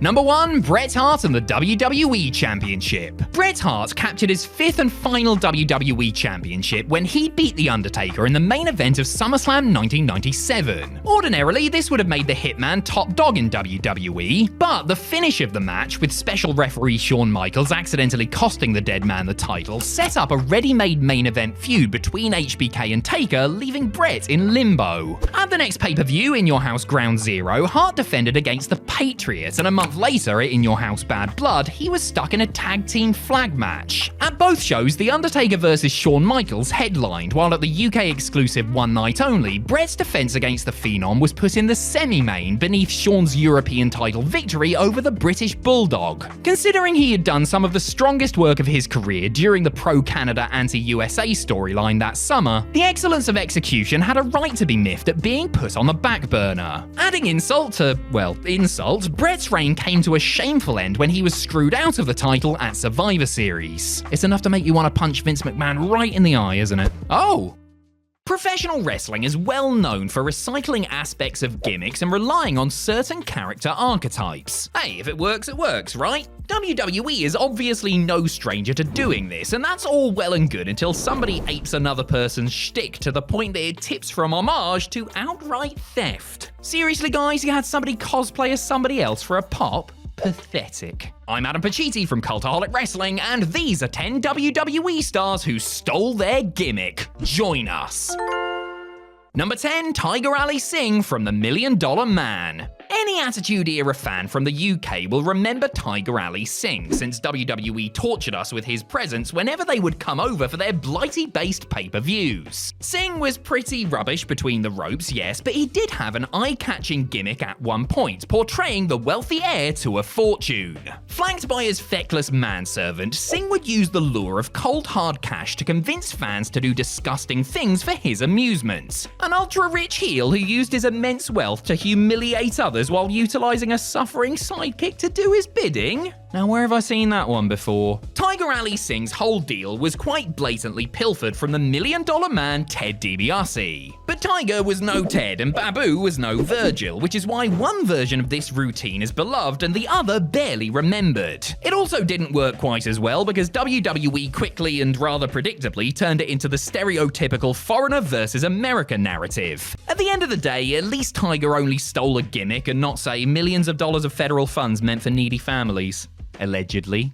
Number 9, Valhalla from Max the Impaler. After an 18-month absence from WWE, Sarah Logan returned to the company in the 2022 Women's Royal Rumble match. The next time WWE fans would see her, however, was almost a year later and with a new gimmick and name. Accompanying the Viking Raiders to ringside, Logan was reintroduced as Valhalla and had a look to match the tag team, which includes her IRL husband, Eric. Even though they are legitimately into Viking stuff and Valhalla's appearance appearance was clearly supposed to represent that, many on social media were keen to point out the similarity to independent worker Max the Impaler. Max, who has wrestled for Ring of Honor and AEW before, had been doing their gimmick for a while, and some believed Logan had pilfered it to use in the mainstream. These included NWA star Natalia Markova, who called out Valhalla for being a disrespectful ripoff and claimed that Logan was well aware of what Max was doing on the indies. Even though Valhalla is a Viking priestess and Max the Impaler is a post-apocalyptic survivor, their appearances are undoubtedly similar due to the hair, makeup, and ring gear, and it's no surprise that people called foul. Number 8, Ryback from Goldberg.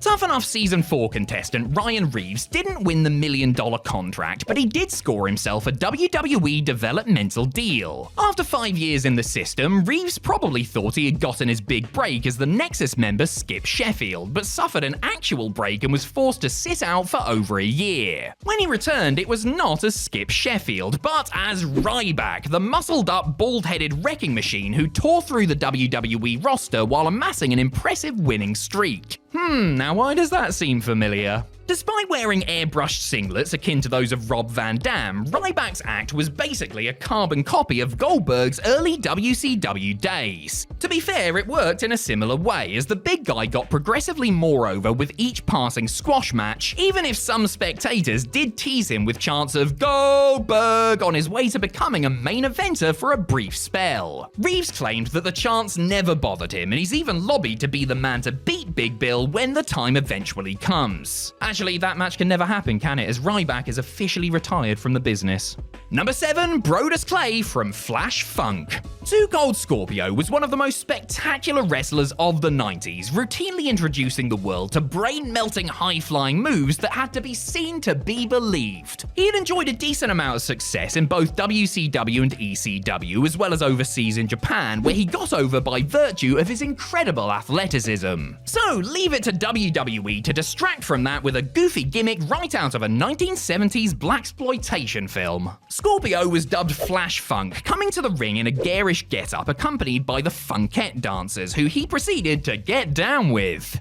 Get down with? That's what the kids say, isn't it? When it was deemed Brodus Clay required a repackage in 2012, he re-emerged as the Funkasaurus. And who are those lovely ladies walking him down to the ring? Why, they are the Funkadactyls, of course. And yep, there they go, dancing up a storm. How very 1996 of them all. Brodus may have borrowed Scorpio's dance moves, not to mention Ernest the Cat Miller's old theme music, but sadly he didn't borrow his in-ring ability, and the Funkasaurus found himself staring down extinction before long. Number 6, American Alpha from the World's Greatest Tag Team. To be fair, amateur wrestlers do all have some characteristics in common and often wrestle a similar style. But the teaming of Chad Gable and Jason Jordan as American Alpha had more than just a whiff of the NXT creative team trying to replicate a successful duo from over a decade prior. Shelton Benjamin and Charlie Haas burst onto the scene at the end of 2002 as Team Angle, the bone-bending backup of then WWE champion Kurt Angle. It wasn't long before they outgrew their mentor, ditching him to become the self-proclaimed world's greatest tag team. As great as they were, it was hard to watch Gable and Jordan throwing suplexes and slapping on submissions in their red, white, and blue singlets and not be reminded of Haas and Benjamin. American Alpha were aware of it too, stressing in interviews that they didn't want to be viewed as a Team Angle clone. Seriously, that boy just has no respect for his father, does he? Speaking of the Olympic hero, I would be remiss if I didn't note that Jack Swagger could also be accused of gimmick infringement for his WWE routine, which included adopting Kurt's ankle lock finishing hold. Number 5, Triple H from Shane Douglas. Hunter Hearst Helmsley climbed the WWE ladder during the second half of the 90s, going from the lower card Connecticut Blue Blood to the sophomoric lackey of Shawn Michaels to the outright leader of D-Generation X. It was only in mid-99, however, that Triple H took a sledgehammer to the glass ceiling and became a main event player for real. As well as tacking on more size and switching from tights to trunks, Hunter also grew out his facial hair, developed a fondness for wearing leather Kangol caps backwards, and started referring to himself himself as The Game. This new look and attitude were, to those who watched ECW, reminiscent of the franchise character that Shane Douglas had been doing for the past couple of years. This was hammered home with Triple H's new serious promo style. In fact, Douglas himself remarked how he once overheard an interview of his would-be admirer that was almost word for word something he himself had done on ECW TV. Shane also remarked that he was flattered by it and credited the Cerebral Assassin as being smart for bringing something from a smaller stage to the primetime. See, Douglas can say something nice about one of the members of the clique. Number 4, Mark Jindrak from Lex Luger. Once tipped for a spot in Evolution, former WCW Tag Team Champion Mark Jindrak had to make do with joining forces with Garrison Cade prior to being drafted to SmackDown, where Jindrak attempted to go solo with a new gimmick. Rebranding himself as the reflection of perfection, Jindrak had Teddy Long as his mouthpiece, talking him up as he checked himself out and flexed in a full-size mirror that he brought to the ring. 11 years prior, of course, Lex Luger was doing the exact same routine, minus the Teddy Long part, as the narcissist. Though both men were convincing as cocky, good-looking guys obsessed with their own ripped physiques, neither the narcissist nor the reflection of perfection really took off. And if you're wondering why you can't recall Jindrak's makeover from this period, it's because the act was mostly confined to little-watched weekend show Velocity. Jindrak would re-emerge on SmackDown later without the mirror, aligning himself with Kurt Angle and Luther Reigns. A few months later, WWE would try something very similar to the narcissist once more with the debuting Chris Masters, a comparison that seemingly irked the young masterpiece. Number 3, Lay Cool from the Beautiful People. TNA, quite rightly, got plenty of stick for trying to copy what WWE had done successfully in the past. They'd sometimes hire WWE cast-offs and try and replicate gimmicks and storylines, which only succeeded in making them look second-rate. TNA were also, quite rightly, praised, however, when they hit on something good that was genuinely original. Like the Beautiful People, a stable of arrogant TNA knockouts who saw it as their mission to rid the promotion of all the uglies. Inspired by films like Mean Girls, as well as paparazzi-friendly celebs like Paris Hilton and Nicole Richie, the Beautiful People were anchored by enduring members Velvet Sky and Angelina Love. Sky and Love felt slighted by WWE's Lay Cool, the bullying duo of women's champion Layla and Michelle McCool, with the two teams engaging in a public, thinly veiled war of words that saw the Beautiful People accuse Lay Cool of ripping them off. There's no doubt that the gimmicks were similar, with some outright claiming that Lay Cool was created as a direct response to the Beautiful People's popularity. I'm not sure I entirely buy that personally, but I will go back and watch my compilation of the Beautiful People's entrances to make sure. Just give me a couple of hours and do not open the door. Number 2, Ric Flair from Buddy Rogers. When Ric Flair began his professional wrestling career, he was a barrel-chested bruiser with a buzz cut. But Flair then slimmed down, grew his hair out, bleached it blonde, and began referring to himself as the Nature Boy while adopting a more technical style. Slick Rick was not the first Nature Boy, of course. That was Buddy Rogers, the inaugural WWE champion and a former NWA World's Heavyweight champion who was one of the biggest stars of his era. Flair not only took Buddy's nickname, but also nicked his figure 4 leg lock finishing move and did a variation of his trademark strut. So, did he ask for permission to do this, or had the dirtiest player in the game done Rogers, well, dirty? According to Flair, the first time he encountered Buddy was backstage at a show where Rogers introduced himself by saying, "Just remember there's only one diamond in this business and you just met him, hence the diamonds are forever and so is Ric Flair." As everyone knows, the 16-time world champion is far from a simple imitation and forged his own legacy as one of the best to ever do it. Rogers and Flair actually became friends outside of the ring and even clashed inside it on a few occasions. I'm seeing double, 4 Nature Boys.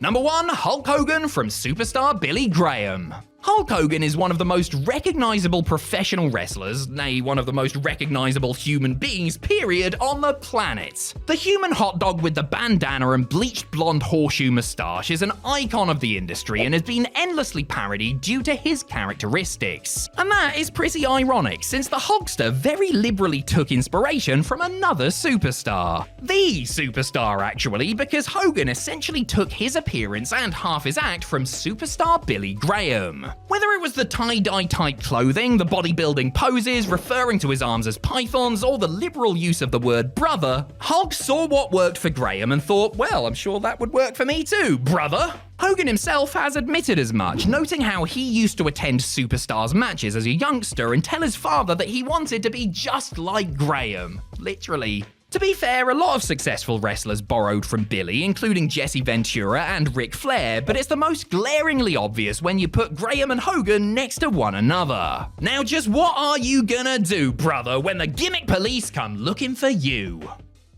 Look, a WWE ladder match is a bit like a pizza, right? Even when it's bad, it's still pretty damn good. Though if there's one thing I prefer about ladder matches, it's that they don't sting the roof of your mouth. Unless you watch it while eating a piping hot pizza, obviously, which I always do. Anyway, as I was saying before you lot distracted me with delicious Italian food, WWE ladder matches are typically awesome spectacles that linger long in the memory. These are certainly not those. I'm Adam Pachisi from Cultaholic Wrestling, and these are the 10 worst WWE ladder matches. Pizza. Sorry, join us. Number 10, Shawn Michaels versus Triple H at Armageddon 2002. To be fair to Shawn Michaels and Triple H, they had just gone through the first 2 stages in this 3 stages of hell match before they attempted to climb the ladder and retrieve the Heartbreak Kid's World Heavyweight Championship belts. Hunter had taken the street fight first fall, with Michaels tying things up inside a cage, and both men looked the worse for wear after 30 plus minutes of weapons-based combat, and the game was already working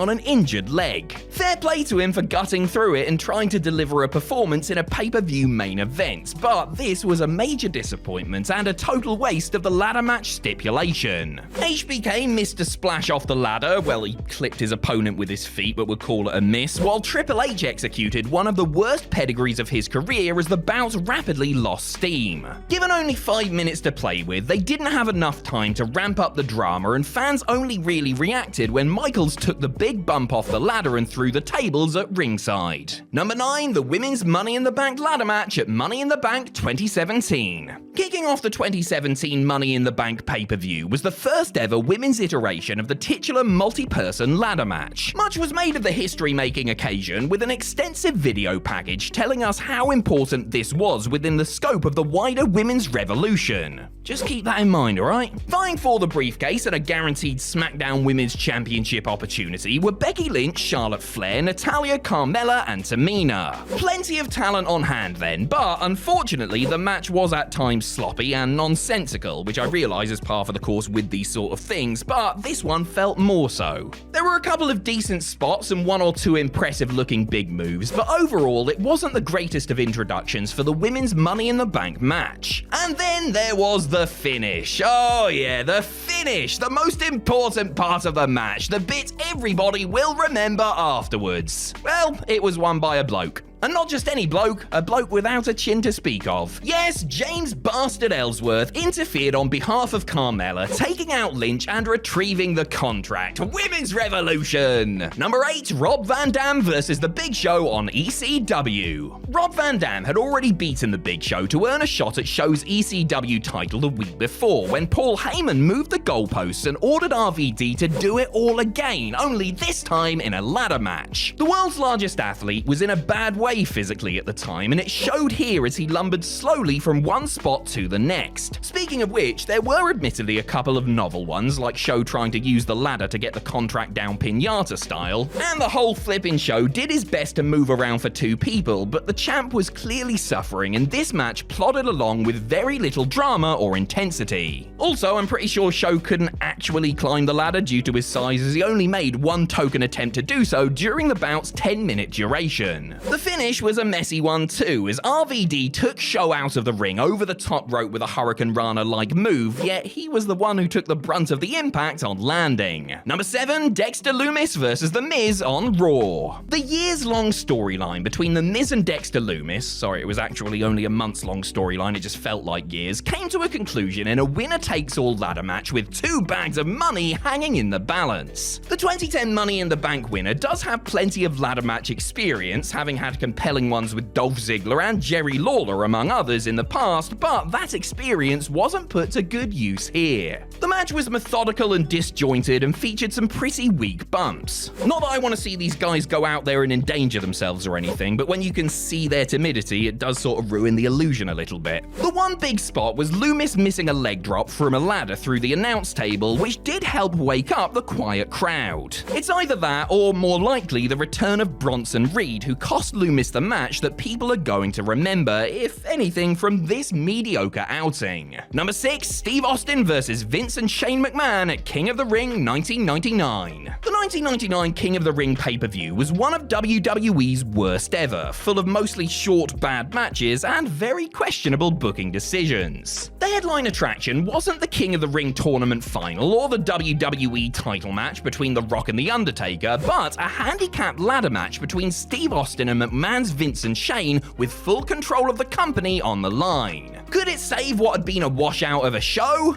Well, it was the most entertaining match of the night, but that doesn't necessarily mean it was any good. Much of the bout revolved around the ways in which Stone Cold could dish out punishment to his enemies, which was entertaining to a point, but the match featured too many flat spots and stuff that just plain didn't work. The McMahons took their lumps, yes, and it was enjoyable overall, but it's not a good ladder match or anything. The finish was groan-inducing too, as Austin looked to have the match won when some mysterious member of the corporation fiddled with the wire holding the suspended briefcase, which ultimately allowed Shane to snatch it instead. Number 5, Triple H vs. Kevin Nash at TLC 2011. A feud that started between Kevin Nash and CM Punk somehow culminated with Big Sexy taking on the Cerebral Assassin in, of all things, a sledgehammer ladder match at TLC 2011. The object of the match was to climb the ladder and retrieve the sledgehammer, after which you could presumably smash your opponent's brains in with it. Nash has gone on record expressing his bewilderment at WWE's decision to book him and his clique buddy in this specific type of match, given their well-documented mobility issues. I think they had about a quarter of a quad left between them, legally speaking. Despite the obvious limitations, the two warhorses did work hard and tried to tell a compelling story, mostly using the ladder as an offensive weapon. But honestly, old Vinny Vegas was showing his age here, and the action was slow. They built up to the finish well, with Triple H knocking Nash off a ladder and through a table before hitting a pedigree and battering him with the hammer for the win, but by that point, the match had been going on for 20 minutes, which felt about double that. Number 4, Mankind vs. the Big Boss Man on Raw. There had only been a few televised ladder matches in WWE history when Mankind and Big Boss Man clashed over the Hardcore title in one on the November 30th, 1998 episode of Monday Night Raw. The bar had been set high thanks to the efforts of Shawn Michaels and Razor Ramon and then The Rock and Triple H. Given that this was a thrown-together TV match, it simply couldn't hope to reach those lofty heights, no pun intended. About as basic as any ladder match you're ever likely to see, they clobbered each other with the steel for a few minutes before Mrs. Foley's baby boy applied Mr. Socko, but not just any Mr. Socko, mind. This Mr. Socko was applied on top of the freaking ladder. Talk about extreme. That was the cue for the people's, nay, the corporate champion to hit the ring and turn the tide in favor of his corporation's stablemate. Really not much to see with this one, though it is somewhat refreshing to see Foley not take a life-threatening fall off a high place given the stipulation. Number 3, the Women's Money in the Bank ladder match at Money in the Bank 2021. After over a year performing behind closed doors due to the pandemic, save for a reduced capacity WrestleMania, WWE stars finally got the chance to do their thing in front of a full arena once again at Money in the Bank 2021. Tasked with opening the event and setting the tone were Alexa Bliss, Liv Morgan, Asuka, Natalya, Naomi, Tamina, Zelina Vega, and Nikki ASH. Regrettably, this Women's Money in the Bank ladder match was far and away the weakest of the night, not to mention one of the poorest Money in the Bank matches featuring the women since they became a thing in 2017. This was just not a good showcase for the talent in the ring, with a lot of awkward, badly timed, or otherwise blown spots. Simply put, it was a car crash and not in an entertaining entertaining way like these things can be. Plus, you had spooky Alexa Bliss using hypnosis on Zelina, which is the sort of thing to make you question your fandom, your career, and ultimately the point of existence. Nikki ASH winning was a nice moment, but really I think a lot of people watching were just glad it was over. Number 2, Bobby Lashley versus Elias on the TLC 2018 kickoff. To an old school legend like me, it's maddening to see a gimmick like the ladder match getting relegated to the pre-show. But if it were up to me, the ladder match between Bobby Lashley and Elias from the TLC 2018 kickoff event would have been relegated to a no-show. Neither man looked especially comfortable in their surroundings as they tried to get the guitar suspended above the ring. It also speaks to a match's importance when the action is muted so Kevin Dunn can play a video package hyping the upcoming AJ Styles vs Daniel Bryan clash instead. Not that fans really missed much, though things did liven up a bit when the Almighty launched the Drifter into a ladder with a sweet belly-to-belly suplex. That was about as lively as things got, as Elias was able to recover, fend off Leo Rush, and grab his favourite instrument for the victory, with Lashley immediately getting his heat back by twatting him with it. All told, this was a very basic and not very heated sub-10-minute affair that did its job as a pre-show attraction, but was duly forgotten about by the time TLC 2018 started proper. Number 1, AJ Styles versus James Ellsworth on SmackDown. AJ Styles in a ladder match? Great, sign me up. James Ellsworth anywhere near my television stream? No, go away. The phenomenal one was WWE Champion here and had already lost to Ellsworth twice previously, with more than a little help from rival Dean Ambrose. You would think that AJ would be due a W, but you would be wrong, wouldn't you, you idealistic mug? Ellsworth was sporting a neck brace and was quickly beaten up by the champ, who placed him under a ladder and began to climb when that wacky lunatic fringe entered the equation. Styles managed to fend him off and take back control, but Ellsworth recovered and pushed him off a ladder, with AJ taking a scary-looking fall over the top rope, which could have been way worse than it ended up being. Ellsworth then caught Styles coming back into the ring with a super kick, with AJ's foot getting caught in the rope as he fell, as the Chinless Wonder secured a SmackDown contract. More of an angle than a match, I suppose, but that doesn't mean I have to like it, and if Mr. Ellsworth has a problem with that, I'd be happy to introduce my fist to his chin. Oh, wait. The idea of retirement in wrestling is taken about as seriously as I would be at the Mr. Universe contest. Wrestlers hang, unhang, and then rehang up their boots with such frequency it's amazing that anybody ever actually steps away from the ring. These performers are all living proof of that, as they're all still going despite some rather remarkable circumstances. Most of the names on this list are here because of their advancing age, with some exceptions, so prepare to feel ashamed while hearing about pensioners who could still handily kick your arse. I'm Adam Pacitti from Cultaholic Wrestling, and these are 10 wrestlers you won't believe are still wrestling today. Join us.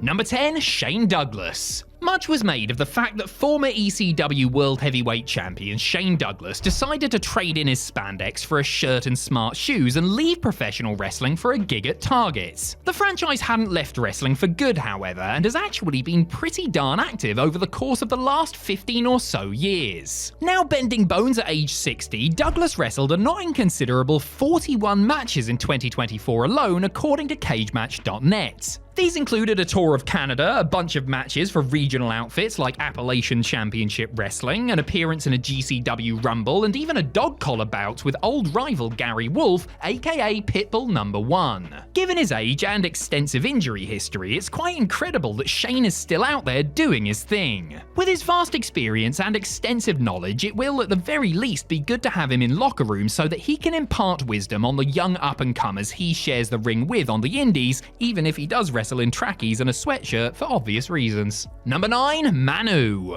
Son of Anawahi family patriarch Afa, Manu is best remembered for a storyline where he was made to look a right tit. The big guy was originally in the running to join Randy Orton's Legacy faction in 2008, following a strong debut at the Unforgiven pay-per-view. Unfortunately, only Cody Rhodes and Ted DiBiase Jr. made the cut, so Manu and Sim Snooker were booted out of the group before it officially formed. Clearly, being a second-generation American superstar wasn't the only requirement for this stable. You had to have abs you could grate cheese on as well. Following his WWE release in 2009, Manu returned to the independent scene, including World Extreme Wrestling, the promotion owned by his dad. He had multiple matches in 2024, including ones with Tommy Dreamer, Hernandez, and the former Bull Dempsey. If you didn't realise Manu, who works as Alpha Jr., was still active, you may have heard about him allegedly shooting on an inexperienced opponent during a match on an Outlaw Pro show. Yeah, I'm sure that'll get you a spot in the bloodline, mate. Number 8, Ultimo Dragon.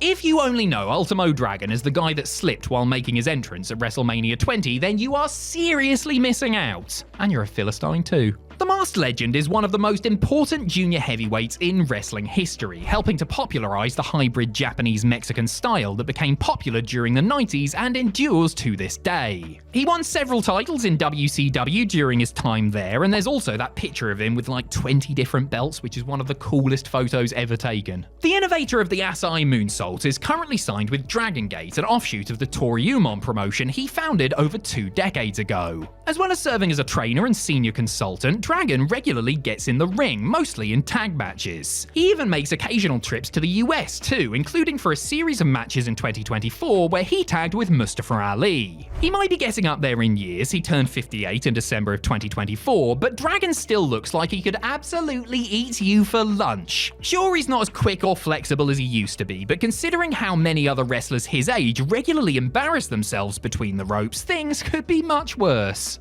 Number 7, Super Crazy. When Mr. and Mrs. Crazy decided to name their newborn son Super, they surely knew they were setting him up for a career in the squared circle. Innovative luchador Super Crazy caught the eye of many in ECW as part of a legendary 3-way rivalry with Little Guido and somebody else we'll be talking about a little bit later. In WWE, he's best known for his time with the Mexicools, a faction that didn't win anything but came down to the ring riding lawnmowers, which is way cooler than any championship belt anyway, right? Crazy left WWE in 2008 and has been all over the place since. He made a splash overseas for companies like Pro Wrestling Noah and All Japan, as well as for various promotions in his native country. At the age of 51, he's still going strong, competing at a similar pace to his glory days in the late 90s. In 2024, he wrestled for Noah, AAA, The Crash, Defy, and GCW, where he had a pay-per-view bout against Speedball Mike Bailey in October. Showing no signs of slowing down, Super Crazy's insane schedule is more than living up to his in-ring moniker. Number 6, Too Cold Scorpio. Not only is Too Cold Scorpio, or Flash Funk if you prefer, still intermittently wrestling, but he also still pretty much looks exactly the same as he did in the mid-90s. The groundbreaking high flyer won multiple championships across ECW and WCW during the 90s and was part of the Job Squad in WWE, the greatest undercard stable this side of 3MB. Scorpio has been wrestling consistently since his heyday, even as he approaches his 60th birthday. He had 16 matches in 2024, including 2 for GCW. Both were on pay-per-view, and the latter was against Joey Janela, which he won! He had another pay-per-view bout for a different company against his old buddy Juventud Guerrera, but his biggest achievement happened for a promotion called Super Powers of Wrestling. On April 7th, he defeated Homicide to win the SPO Heavyweight Championship, and then he lost it a few minutes later, but that's besides the point. Of course, the man who popularized the 450 splash must be thinking about other things besides accepting bookings nowadays, given the serious legal situation he found himself in last year, but for now, there's every chance he could pop up at your local indie. Number 5, Aja Kong. Getting her start in 1986, Aja Kong established herself as a major force in Japanese women's wrestling thanks to her impressive size and strength. Success in All Japan Women's Pro Wrestling led to work in other companies and all over the world, including for WWE during the mid-90s. She's continued to wrestle since then, notably making a handful of appearances for AEW alongside Billy Gunn, Dustin Rhodes, and Bret Hart. That is 4 people that were on camera for both Survivor Series 1995 and the first Double or Nothing. Not an important factoid, granted, but a suitably weird one. Kong is still regularly kicking ass and taking names at the age of 54, mixing it up with women half her age in various rings across Japan. She's also wrestled for GCW, Stardom, and Pro Wrestling Eve in 2024, showing that there's still a demand to book the trailblazing powerhouse.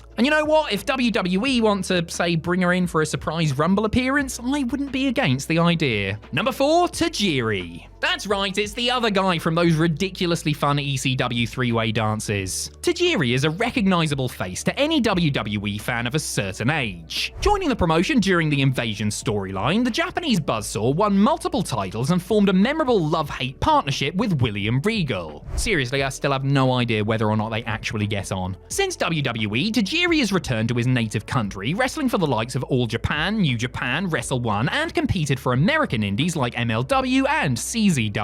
He made a brief comeback to the Fed as part of the Cruiserweight Classic and currently works for Kyushu Pro Wrestling, a non-profit promotion. He won the company's top title in 2023 and continues to appear for them at 54 years of age, his name value being a huge asset to the venture's charitable campaigns. The master of moves like the Tarantula and Handspring Elbow worked over 50 matches last year alone, a hell of an effort by a man who clearly believes in the regional independent league he calls home. Number 3, the Barbarian. Famous for tagging with the Warlord in WWE and Meng in WCW, the Barbarian has spent a lot of time surrounded by some very scary men. Also known as Sion in some circles, Barbie stuck around in Ted Turner's promotion until its final full year, being released from his contract in 2000. Though he's never returned to a major company, he's also never been short of work, often turning up at indie shows up and down the country. Notable highlights from this run include him participating in Chikara's King of the Trios tournament in 2012, where he faced a team that included the Young Bucks, as well as his ventures into deathmatch wrestling, which have included several run-ins with Nick Gage. At the age of 66, Barbarian is still very much going. He even occasionally reunites his old Powers of Pain and Faces of Fear tag teams, but Warlord and Haku are on much lighter schedules than their face-painted pal. It's remarkable that somebody of the Barbarian's vintage is still able to have a great career in pro wrestling, but then who are you to say no if he wants a spot on your show? I mean, just look at him for goodness sake. Number 2, Tatsuji Fujinami. In 1972, Tatsuji Fujinami was one of a group of wrestlers who followed Antonio Inoki to his new promotion, New Japan Pro Wrestling.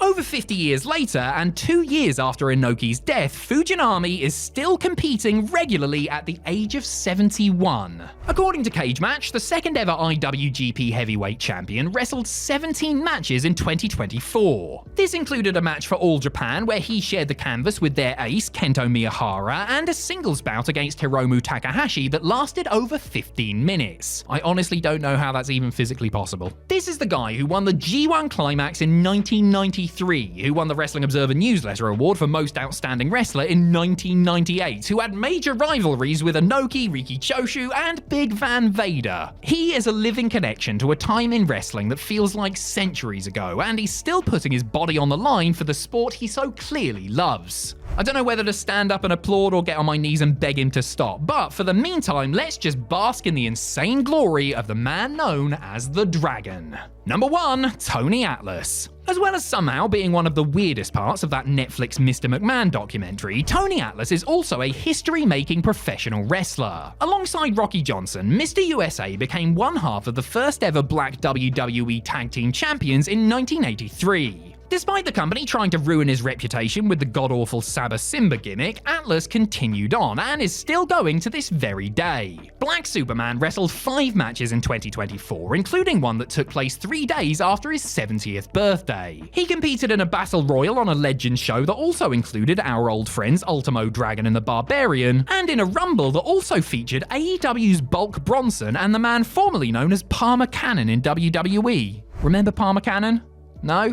Alright then. Sure, he might need to be hidden in multi-man brawls, but the fact that Atlas can still be involved in wrestling at all is a testament to his physical condition. 2024 marked 50 years since he made his debut, and it doesn't look like he's planning on calling it quits anytime soon. Hey, a man's got to pay to have his face stood on somehow. Whilst common practice dictates that champions in wrestling should be young, strapping individuals who can carry the company on their backs for generations to come, sometimes performers will defy these rules and win gold well into their golden years. Way to go, Grandpa. I'm Adam Pacitti from Cultaholic Wrestling, and these are 10 wrestlers who won championships aged 50 plus. Join us. Number 10, Adam Copeland and Christian Cage in the AEW TNT Championship.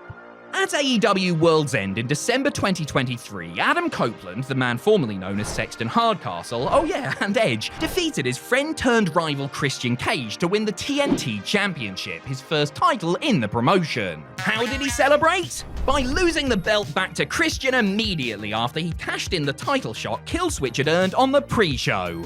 Oh well, it's fun while it lasted. Still, at least Copeland actually got to hold the belt and break a record in the process. At the age of 50 years and 2 months, Copeland became the oldest person to win the belt and the oldest person to capture a singles championship of any type in AEW. And then Christian had to go and ruin it. Cage, who was born exactly 1 month after Copeland, can also say that he won the TNT title in his 50s too, of course. God, it's all so petty between these two, isn't it? Oh look, Edge has done it again. Grow up, you two. Number 9, Ric Flair in the WCW World Heavyweight Championship. Despite sometimes moving like one, Hulk Hogan wasn't actually a pensioner during any of his WCW World title reigns. In fact, he was only 48 when he won his last WWE title. Well, I say only. It shouldn't surprise anyone that the title of oldest ever WCW champion goes to a man who was nearly 60 when he first retired at WrestleMania 24 and had his last match aged 73. There were a lot of inverted commas in that sentence. Ric Flair won his final WCW championship on the May 29th 2000 edition of Nitro. Actually, he didn't win it, he was given it by Kevin Nash, and then he lost it to Jeff Jarrett later the same night. WCW in 2000, everybody. This reign still stands in the history books, and Flair was 51 years old at the time, a record that would never be broken. And hey, if you're not satisfied with that answer, how about the 3 sets of tag titles Flair won during his subsequent WWE run? Or the fact he was 56 when he beat Carlito for the Intercontinental Championship, making him the oldest ever holder of that title too. Happy now? No?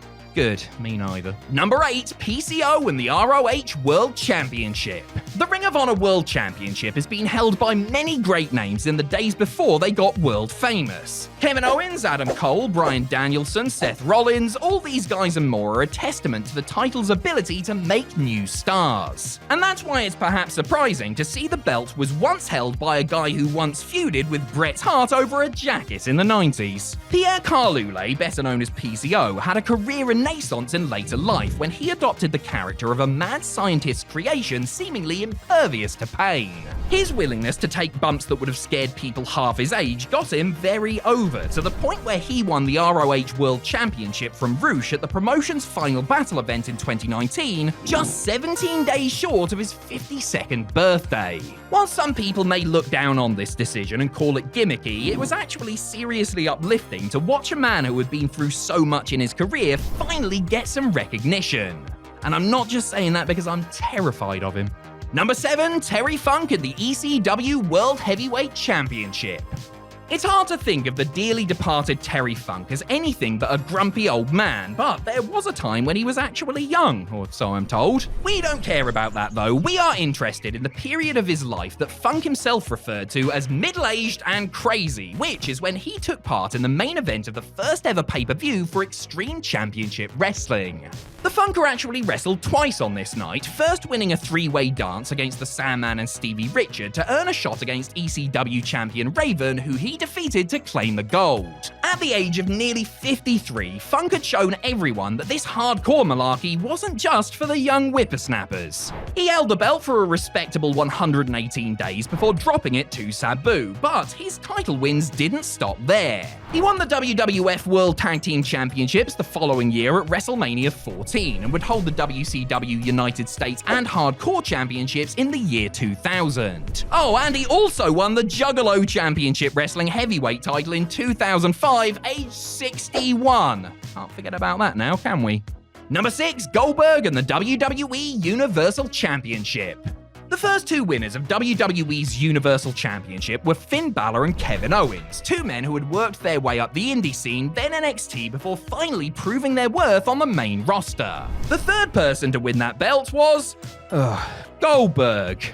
After leaving WWE in disgrace following the minor natural disaster that was his WrestleMania 20 match, Goldberg returned to the promotion in 2016, squashing Brock Lesnar at Survivor Series in a very memorable moment. Unfortunately, WWE took this as a sign that people wanted to see Goldberg as their world champion, which they really didn't. Still, he was booked to hastily beat Owens for the belt at Fastlane 2017, 3 months after his 50th birthday. Ah well, at least this never happened again. Oh wait, it totally did. 3 years later, Big Bill bulldozed Bray Wyatt's Fiend character to win his second Universal title, extending his own record as its oldest holder. In both cases, Goldberg would drop the belt only a handful of weeks later at WrestleMania, and both of the men he beat for the gold would never quite reach true main event status ever again. Number 5, Chavo Classic and the WWE Cruiserweight Championship.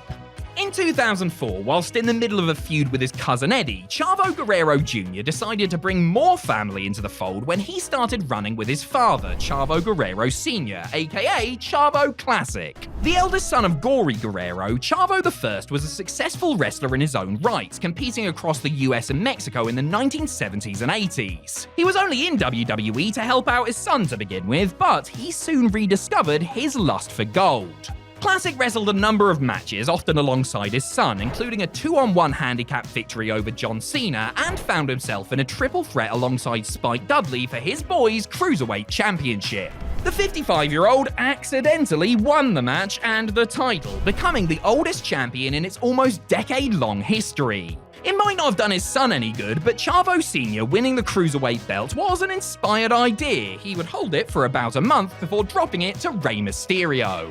Number 4, Scott Steiner and the TNA World Tag Team Championships. Despite the ridiculous number of tag team championships he won alongside his brother Rick, both of Scott Steiner's runs with the TNA tag team titles were with people he wasn't related to. The first went down in 2009, when Big Papa Pump won the belts alongside fellow main event Mafia member Booker T.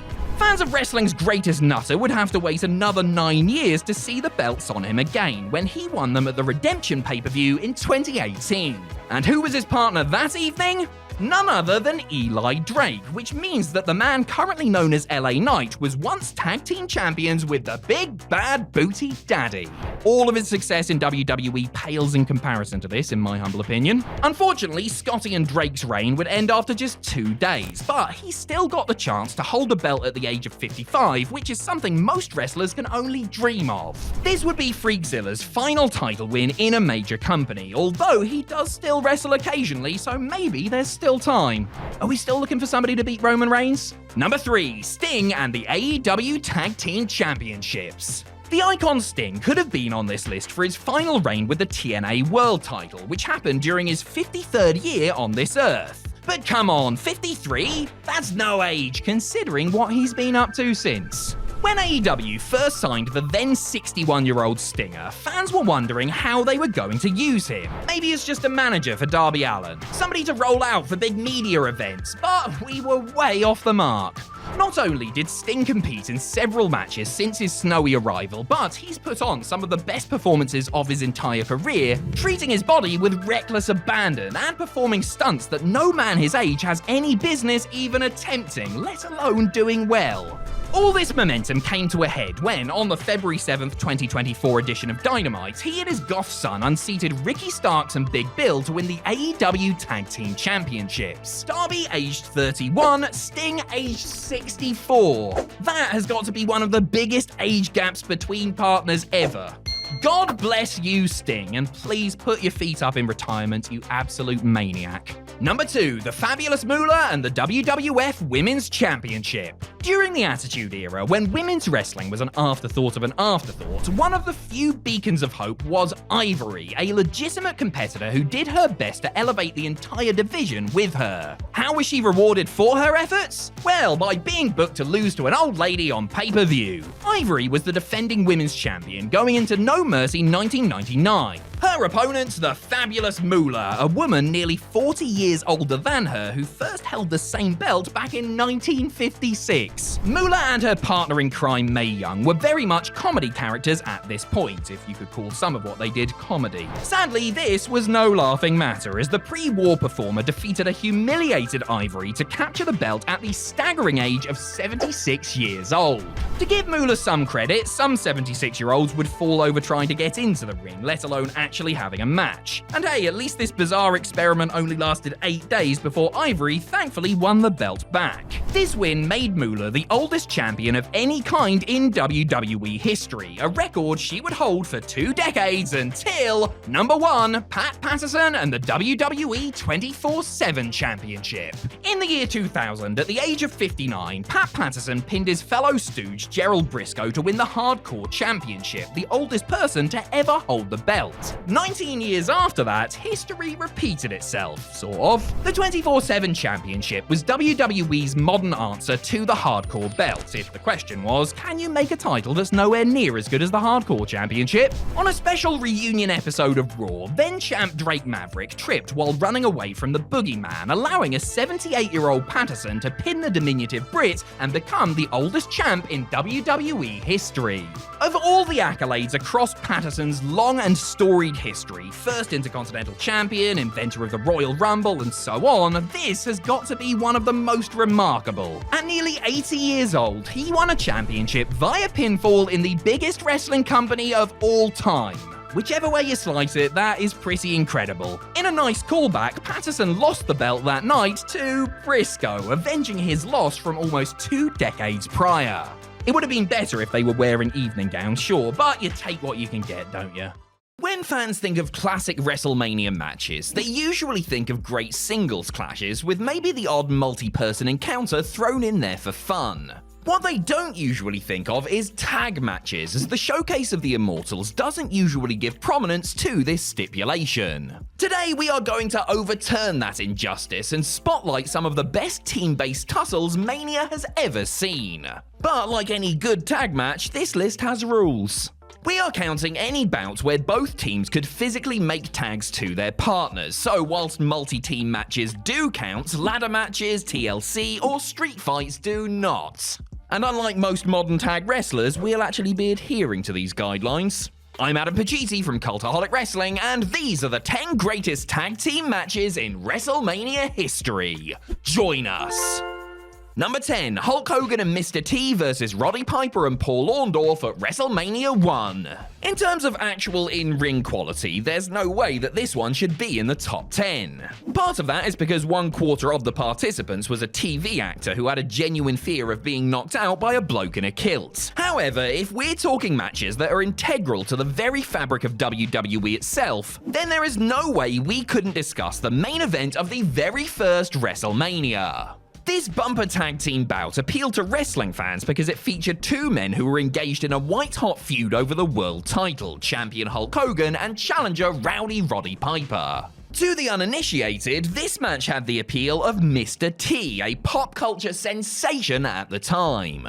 Mr. Wonderful may have felt like a fourth wheel, but he was no slouch and really helped hold the whole thing together. Though the action itself could best be described as just about average, the audience didn't care one bit, as the sight of these 4 titans in the same place at the same time was enough to help launch WWE into the stratosphere. Number 9, the British Bulldogs versus the Dream Team at WrestleMania 2. 1 year on from the first Mania, the second one decided to go completely mental and spread itself across 3 separate venues in 3 different cities. The end result was a largely rotten show that must have been an absolute nightmare to have to sit through live, but at least the Rosemont Horizon portion of the crowd got to see this lovely little match. Greg Valentine and Brutus Beefcake, collectively known as the Dream Team, had been World Tag Team Champions for ages by the time Mania 2 rolled around. These devilish heels had beaten everyone in their path, but they were about to come up against one of the strongest forces known to man, 2 blokes from the north of England. May God have mercy on their souls. Davey Boy Smith and Dynamite Kid, aka the British Bulldogs, were an extremely popular act long overdue their time in the sun. In this fun, energetic display, the English lads knocked off the champs to win their first and only set of tag titles, with none other than Ozzy Osbourne in their corner at ringside. By modern standards, this is perhaps nothing special, but by the standards of WrestleMania 2, this was like Bret Hart versus Stone Cold Steve Austin or something.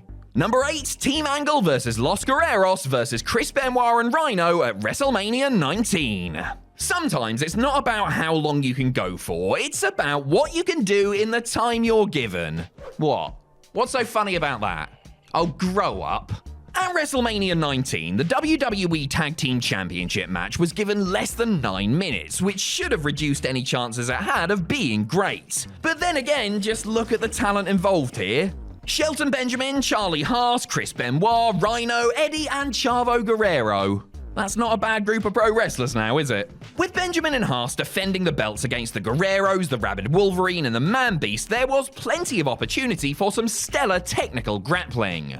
Then, when that had run its course, Rhino would run in, bulldoze someone, and then get out again. Simple as. Because they knew their time was short, the 6 men skipped straight into the high-energy stage of this bout, which resulted in a fast-paced yet sound match that was eventually won by Team Angle. This excellent encounter might have been even higher up on this list if given more time to develop, but I guess the Miller Lite Catfight girls really needed those extra minutes. Number 7, Evolution versus the Rock and Sock Connection at WrestleMania 20. Mick Foley spent the early part of 2004 doing what he loves best, being kicked down some stairs by Randy Orton.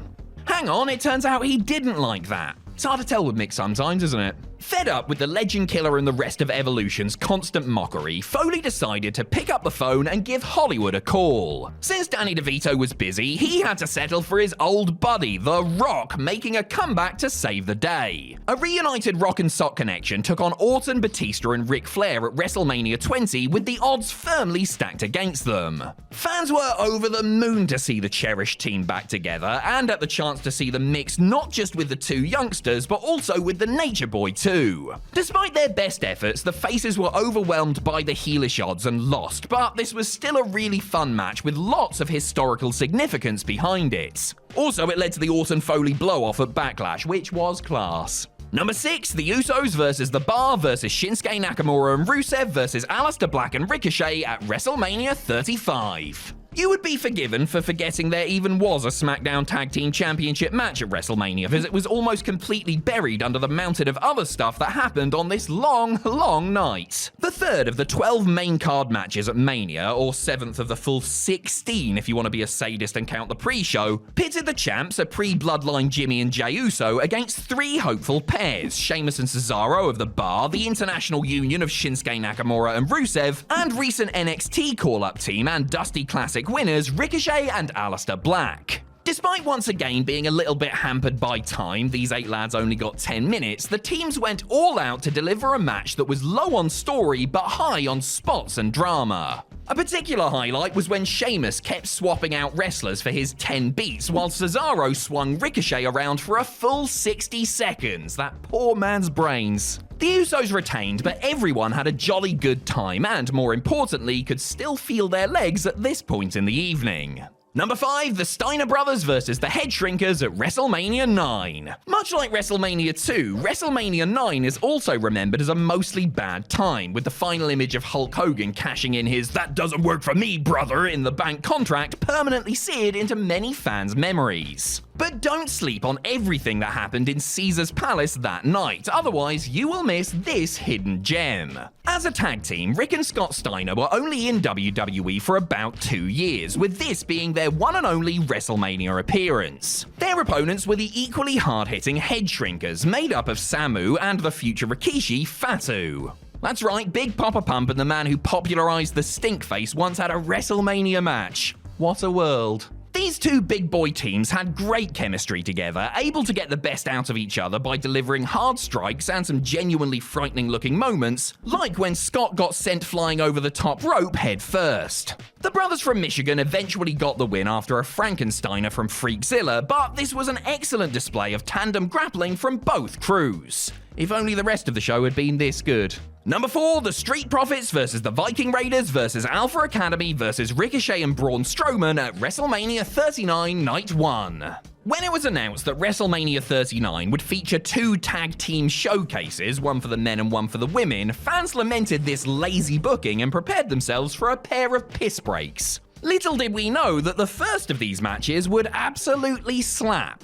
The 4 men's teams in question were the Street Profits, Montez Ford and Dawkins, Alpha Academy's Chad Gable and Otis, Eric and Ivar of the Viking Raiders, and little and large themselves, Ricochet and Braun Strowman. With only 8.5 minutes to play with, these teams left no fat on the bone, putting on a manic tag team display for the ages. The big powerful men did big powerful things, the high flyers flew around the ring like kamikaze moths, and Chad Gable broke all the rules by giving the Chaos Theory German suplex to the monster among men. Ford and Dawkins got the win in what was a pointless yet highly entertaining demonstration of what great wrestlers can do if you just let them cut loose. Number 3, Bad Bunny and Damian Priest versus The Miz and John Morrison at WrestleMania 37 Night 1. Remember the days when celebrities would turn up at WrestleMania, stink up the joint and then leave? Bad Bunny remembered, and he was not about to join that list. The Puerto Rican rapper, who has sold more records than you can even think of, first got involved with WWE by appearing at the 2021 Royal Rumble, where he crossed paths with The Miz. Over time, Miz got his lackey John Morrison involved, whilst Bunny turned to good old Damian Priest for help, leading to this bumper battle in Tampa, Florida. Nobody could figure out how Bunny was going to perform. He was a musician, not an athlete, and it wasn't like he was a hulk of a man either. But when the bell rang, we were all put in our places. Bunny was sensational, working the match like a pro and showing a natural affinity for the grab game that many actual wrestlers would kill for.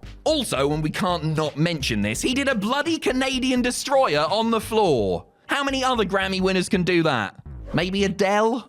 A great match on its own, but even nicer because it was such a pleasant surprise. Number 2, Kurt Angle and Ronda Rousey versus Triple H and Stephanie McMahon at WrestleMania 34. According to us, the second best tag team match in WrestleMania history featured a woman having her debut match, another woman who has never wrestled full time, and 2 middle-aged men. We are so getting cancelled for this, and you have to say rightfully so.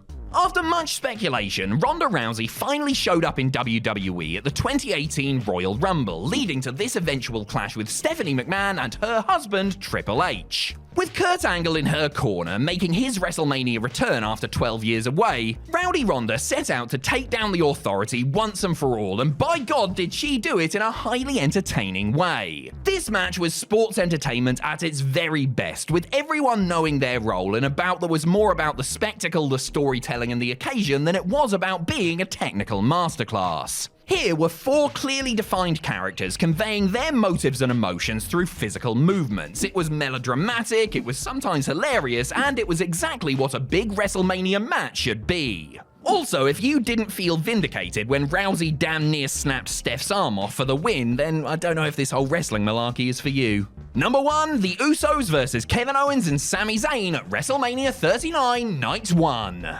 Some matches on this list have great in-ring action, while some have a great story driving them. This one had both, in spades. The 2 main event matches from WrestleMania 39 were united by the thread of the bloodline. In this one from the first night, Jimmy and Jey Uso were putting their record-breaking tag team title reign on the line against 2 men whom they had grievously wronged in the recent past, Kevin Owens and the recently redeemed Sami Zayn. With many months of context, memories, and emotion to back them up, these 4 left everything between the ropes, with so much more than just the belts at stake. This was about the bloodline fighting to survive and the good guys battling to tear them down. In one of the most powerful Mania moments ever, Zayn finally got one over on his old nemesis Jey, pinning the Uso brother with 3 hellacious haluva kicks to end the match, end the reign, and end Mania Night 1 on the highest of highs. That is some story you've finished there, mate. Over to you, Cody.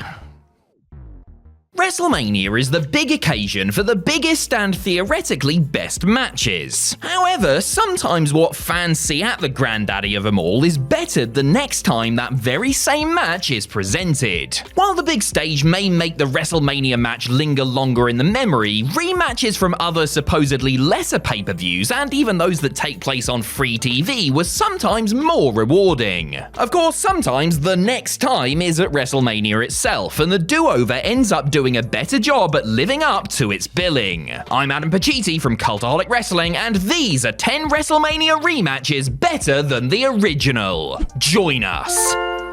Number 10, Randy Orton vs CM Punk at Extreme Rules 2011. The advent of the Extreme Rules pay-per-view presented WWE with the opportunity to repeat WrestleMania rematches with added stipulations. Sometimes this resulted in a better match than at WrestleMania, sometimes it didn't. Randy Orton and new Nexus leader CM Punk had a rather ordinary but solid match at Mania 27, the most noteworthy thing about it being the finish, as the Legend Killer turned Punk's springboard clothesline attempt into an RKO. Two men of their talent deserved better than being sandwiched between a throwaway 8-man tag and the lamentable Michael Cole-Jerry Lawler fiasco, and they were given the opportunity to open Extreme Rules in a last man standing match. With the new Nexus barred from ringside, Punk and Orton wasted no time in scrapping in and around the ring, and it wasn't too long before the weapons came out. The match turned into a real war of attrition as they pounded on each other, a particularly brutal moment coming when Punk nailed Randy with the chair and sent him crashing into the ring post. The finish was another spectacular one, as the Viper hit a super duper RKO from the top rope after regular and announced table versions failed to get the job done, finally putting Punk down for the 10 count. Number 9, The Undertaker vs Batista at Backlash 2007. Popped squarely in the mid-card at WrestleMania 23, Batista and The Undertaker made a vow to try and steal the show and prove that their World Heavyweight title clash deserved to go on later in the night. They proved their point and then some, putting together a blockbusting power-based match that easily could have gone on last. As great as the match was, they bettered it just 4 weeks later when the Dead Man defended his newly won belt against the Animal in a last man standing match. Given 5 extra minutes and a juicy stipulation to work with, Taker and Big Dave left it all in the ring and around the ringside area and ultimately off the side of the stage. That is where the match finished up as a draw after Batista speared his opponent down there, setting sparks flying and a part of the set tumbling. It was an explosive finish to what had been an explosive and intriguing match, one of several great ones between the two warhorses that year. Number 8, Sheamus vs Daniel Bryan at Extreme Rules 2012.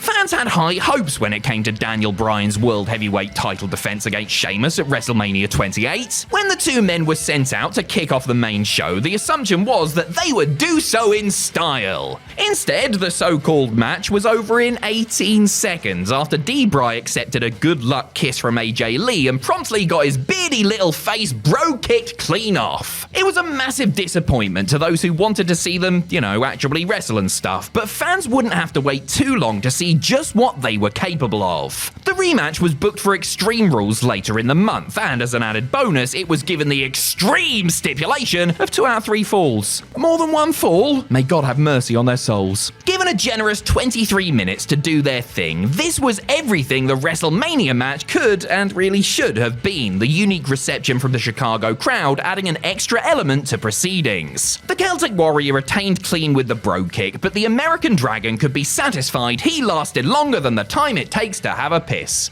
Number 7, CM Punk vs Rey Mysterio at Extreme Rules 2010. Rey Mysterio and CM Punk had quite the heated rivalry heading into WrestleMania 26, with the leader of the Straight Edge Society taking it upon himself to terrorize the Masked Man's family. Sadly, the most noteworthy thing about their average 6.5-minute match at the Showcase of the Immortals was their choice of ring attire, with CM Punk rocking the G.I. Joe-inspired gear while Mysterio opted to pay tribute to Avatar. That's the record-breaking film, by the way, not the attempted Power Rangers cash-in played by Al Snow. Rey got the win at Mania, leading some to think their feud might be over before it really got the chance to get going, but thankfully they would be booked for a couple more major matches down the road. The first was made for Extreme Rules 2010, with the added stipulation that if Punk lost, he would have to shave his head. With double the time they got at Mania, Punk and Mysterio put in a great shift and ably demonstrated their enviable chemistry during a cracking back-and-forth battle, which ended with the Second City Saint barely eking out a victory thanks to a timely assist from a mystery masked man. Not fun when people in hoods hit you, is it, Ray?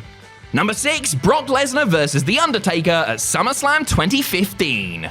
Brock Lesnar beating The Undertaker and breaking the Phenom's legendary streak at WrestleMania 30 is one of the biggest moments in WWE history. As huge and polarizing as the moment was, it has to be said that the match that came before the result was actually a bit of a slog. A big reason for that is due to Taker suffering a nasty concussion during the bout's early stages, but there was very little crowd heat or drama prior to that third and decisive F5. It took over a year for the Dead Man to seek vengeance on the Beast Incarnate, their rivalry heating up significantly in time for SummerSlam 2015. There were questions over Taker's conditioning, given that he'd had just one match since the previous one with Lesnar, but those questions were quickly and emphatically answered in Brooklyn. This was the best that Taker had looked for a good while, and Brock was certainly game, the two going at it hammer and tongs for 17 thrilling minutes before Lesnar passed out in the Hell's Gate in a controversial finish.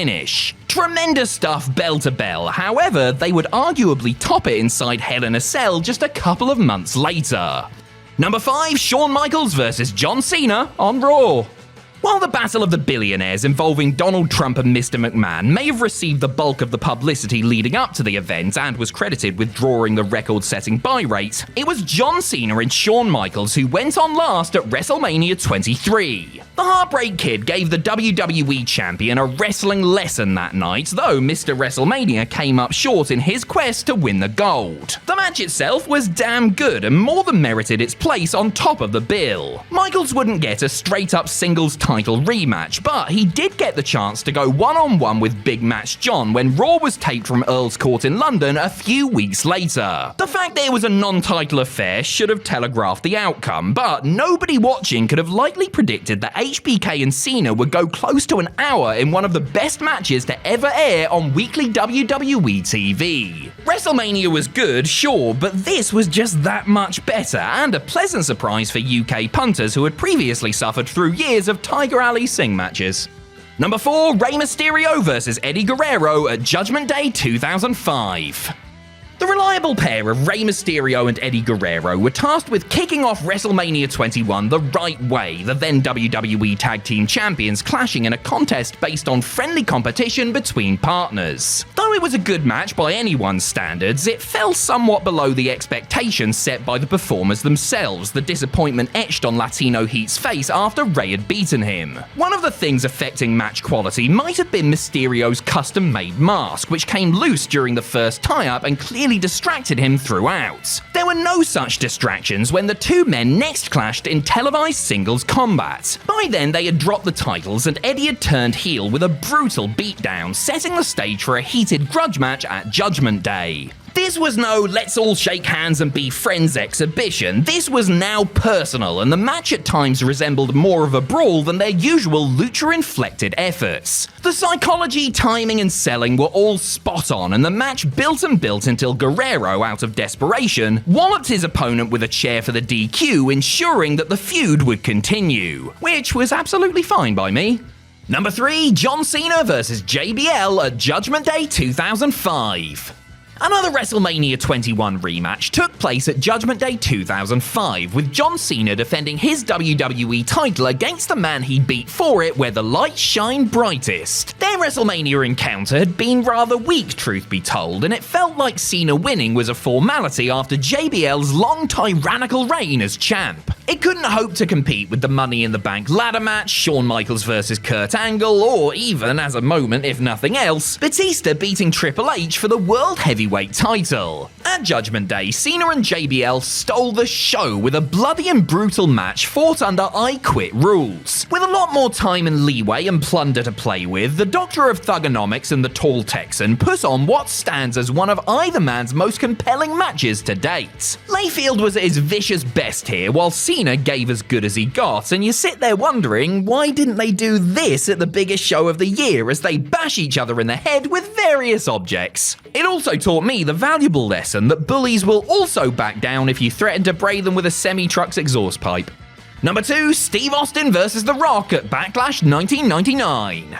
The first match to main event WrestleMania 3 times, The Rock vs. Steve Austin was a combination that never failed to deliver. Their Mania trilogy was excellent overall, yes, but of the 3, you would have to say their first meeting at WrestleMania 15 was the weakest of the bunch. Stone Cold himself has admitted to being somewhat distracted at the time due to going through a divorce, which resulted in a distracted Austin forgetting to bring the leather vest he wore for entrance gear with him to Philadelphia. WWE knew that Rock vs. Austin was money, of course, and rushed to book the rematch for Backlash. A rip-roaring slice of Attitude-era sports entertainment at its finest, this had all the wild brawling and theatrics that fans had come to expect from a WWE pay-per-view headliner at the time. Shane McMahon being implemented as the crooked special guest referee added an extra wrinkle and opened the door for added horseplay down the closing stretch. Austin overcame the odds and scored another big W over his rival before celebrating a job well done with some frosty cold beverages, which I can only assume were cans of Iron Brew.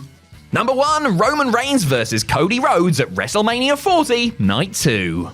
And we finish off our little video with somebody finally finishing their story. Seriously, you needn't bother getting Cody Rhodes a Waterstones gift card anytime soon because the bloke takes forever to get through the chapters. At Mania 40, the American Nightmare challenged the Tribal Chief for the second consecutive year, with the odds stacked against Cody due to Reigns and The Rock beating him and Seth Rollins at Night 1, making this undisputed Universal WWE title clash Bloodline Rules. Well, you live by the sword, you die by the sword, I guess, because following an excellent outing, the Bloodline met their match and had their incessant interference countered first by Jey Uso, then John Cena, then Rollins, and finally, The Undertaker.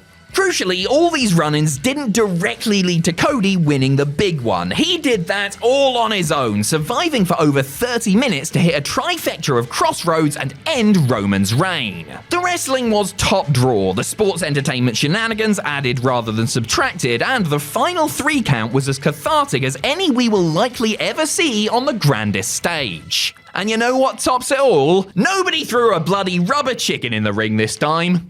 If there's one thing you don't want to get backstage in WWE, it is heat. Because heat can do everything from cancel your push to get you hauled into wrestler's court to, in extreme cases, get you wished the best of luck in your future endeavors. Sometimes heat can be warranted, and there are plenty of examples of WWE stars doing themselves no favors with the way they conduct themselves. There are also plenty of other occasions where the source of the heat is, quite frankly, preposterous. I'm Adam Pacitti from Cultaholic Wrestling, and these are 10 ridiculous reasons WWE stars got backstage heat. Join us! Number 10, giving a writer an action figure.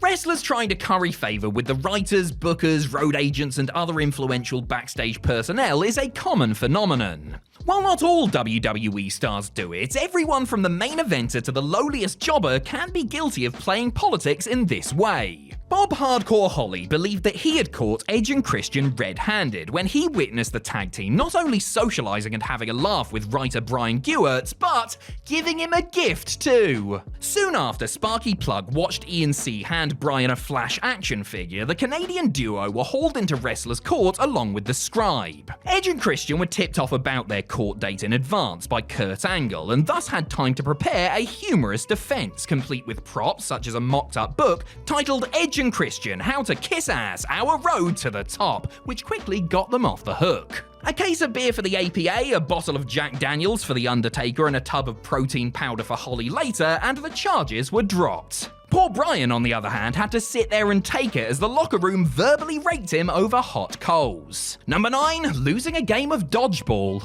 Being taken to wrestler's court for a backstage misdemeanor is one thing, but an on-screen felony is another altogether, as the WWE Divas found out after SummerSlam 2004. The established crew of Jazz, Molly Holly, Nydia, Gail Kim, Stacy Keibler, and Victoria lost a game of Diva Dodgeball to the Diva Search contestants, mostly thanks to Michelle McCool, who it turns out is a regular white goodman on the dodgeball court. This didn't sit well with the boys in the back, who felt their convincing loss painted the business in a bad light. Triple H sat in as judge, with Val Venus as prosecuting attorney and Ivory acting as the defender for the women's crew. According to Ivory, she pleaded a good case and would have won had the locker room not already decided that the Divas were guilty. Guilty of, losing a game of dodgeball, lest we forget. So they lost the case, and Ivory tried to bribe the game with a Red Roof Inn gift card, which apparently got a pop from those observing the trial, since it was well known that hunters stayed at much fancier hotels.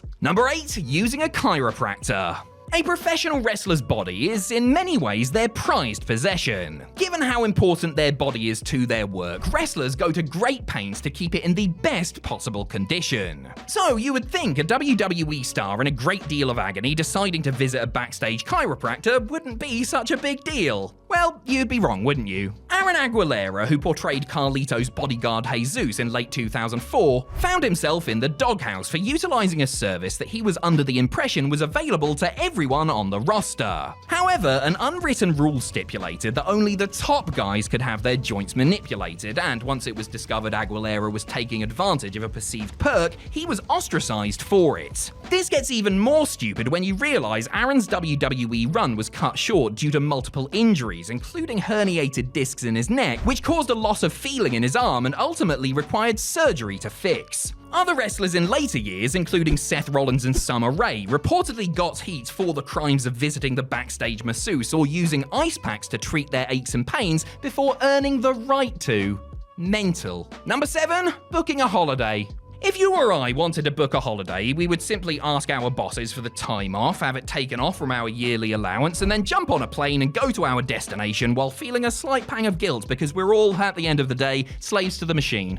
God, I could use a holiday. As could Tyler Bates, who reportedly decided to go on one he had booked instead of working shows for WWE. The then UK champion wanted to go on a tour with the lads rather than his employers and turned down the opportunity to join a main roster loop. It wasn't too terribly long after these reports that Bates dropped the UK title to Pete Dunne at NXT TakeOver Chicago before going on something of a losing streak. WWE probably thought they should have been the big strong boy's top priority, but Tyler must have already booked his flights and hotels abroad and stood his ground. He really didn't want that top man wardrobe to go to waste. Number 6. Misusing an analogy. The SmackDown locker room in the mid-2000s was a dangerous place for a greenhorn to find himself, as it was policed by a crew of intimidating enforcers including The Undertaker, JBL, and Chris Benoit. Matt Striker, who is self-admittedly a bit of a loner whose shyness could be misread as cockiness, found himself feeling the full force of their wrath after making the comment that the Blue brand was like high school in comparison to the college of Raw. Taking it as a massive slight, the Goon Squad read him the riot act and kicked him out of the locker room for a while, with Bradshaw also drunkenly challenging the former schoolteacher to a fight in a hotel bar. Striker didn't help himself by brushing off Eddie Guerrero's attempt to give him advice. While Latino Heat simply walked away, Benoit threw his bags into the hallway and banned him from dressing with the rest of the boys.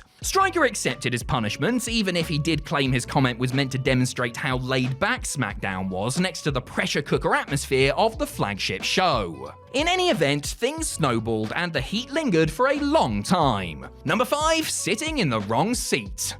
Winning your first title in WWE is a cause for celebration, and Michael P.S. Hayes thought he would reward himself and the Hardys by upgrading their plane seats to first class after they bagged the tag straps. Unfortunately for Matt and Jeff, the upgrade meant that one of them inadvertently took a seat that was intended for Kane, who was running late for the flight but just made it at the last minute. The Hardys tried to offer their seats to him, but the Big Red Machine assured them it was all fine, even if the 7-footer wasn't exactly comfortable all the way back in coach. The rest of the boys who witnessed it, most notably Chief Instigator Bradshaw, decided to take Matt, Jeff, and Hayes to Wrestler's Court over the situation. According to Matt, Bradshaw prosecuted them in a light-hearted way by making them out to be rampaging egomaniacs who felt that they were above former world champions. Bribing Taker with Jack Daniels got them out of trouble, but the Freebird, who was the one the crew really wanted to take to task, was ordered to buy Kane dinner at different restaurants for an entire month. Number 4, getting choked out by a diva. Sticking with Matt Hardy for a second, and another altogether more embarrassing reason, the Sensei of Mattitude found himself experiencing some backstage blowback. During a European tour in 2008, Hardy and new interviewer Eve Torres were play fighting at the hotel bar when things got unexpectedly rough. During the skirmish, Eve ended up getting a black eye and, seeing red, decided to put the inebriated Matt in a legit chokehold. Exacting her revenge, Torres not only subdued him, but actually ended up putting him to sleep in front of the rest of the SmackDown and ECW rosters. Matt fact, Matt likes to start play fights with women, push things too far, and then get choked out cold by them. Pouring salt on his wounded pride, Hardy was then supposedly dragged into Wrestler's Court and had the dead man bust his balls over the humbling episode. The incident must have struck a nerve because 6 years later, Stephanie McMahon tweeted a picture of herself putting Eve in the Matt Hardy chokehold. Stiff shot, Steph. Stiff shot. Number 3, spilling chicken over someone's bag. As we've already established, the SmackDown locker room of the mid-2000s was a dangerous place for a newcomer to be. Now imagine you're a naturally annoying newcomer with a reality show background and a faux hawk and, well, you might as well walk around with a sign saying "Haze me" tied around your neck. There was enough to dislike about The Miz already, but when he committed the cardinal sin of eating and subsequently spilling some chicken on a veteran's bag, his life was duly made a misery. The vet in question was a certain rabid Wolverine who flat out ignored Miz's numerous attempts to apologize and exiled him from the locker room. Later describing this period as a career low point, Miz recalled how he would have to get changed in stairwells and janitors' closets and occasionally had to use the arena bathrooms where fans could see him. This went on for months until The Undertaker decided that he had suffered enough and allowed him to get changed with the rest of the roster once again. While Mike Mizanin perhaps should have been more considerate with how and where he ate his lunch, the punishment far outweighed the alleged crime here. Number 2, signing a guaranteed contract. It might be hard to get your head around now, given how his WWE career ultimately turned out, but Mark Mero was hot property in the mid-90s. Vince McMahon wanted the former Johnny B. Bad so badly that he signed Mero to a guaranteed contract, something that was practically unheard of at the time. While the Wild Man was used to getting guaranteed money from WCW, WWE contracts were structured differently, with any guarantees being a token payment for television tapings and the real cash being dished out based on how well the business was doing and how much a performer contributed to that fact. Mero sauntering in with a 6-figure deal naturally rubbed some the wrong way, in particular his former WCW colleagues Steve Austin and Mick Foley. They weren't really angry at Marvelous Mark per se, more that the boss saw more upside in him and rewarded him accordingly. Some of those in the locker room who resented Mero's agreement actually found pleasure in him failing to live up to what McMahon believed was main event potential, and neither he nor his then-wife Sable were missed when they decided to collectively quit. Number 1, having a good match. You might think, logically, that WWE stars who have a good match on any given show might receive compliments or even a good job from their peers when they get back through the curtain. Well, you look mighty silly for trying to apply logic to the WWE locker room now, don't you bellend? Because stealing the show is not always viewed as a good thing in the eyes of some.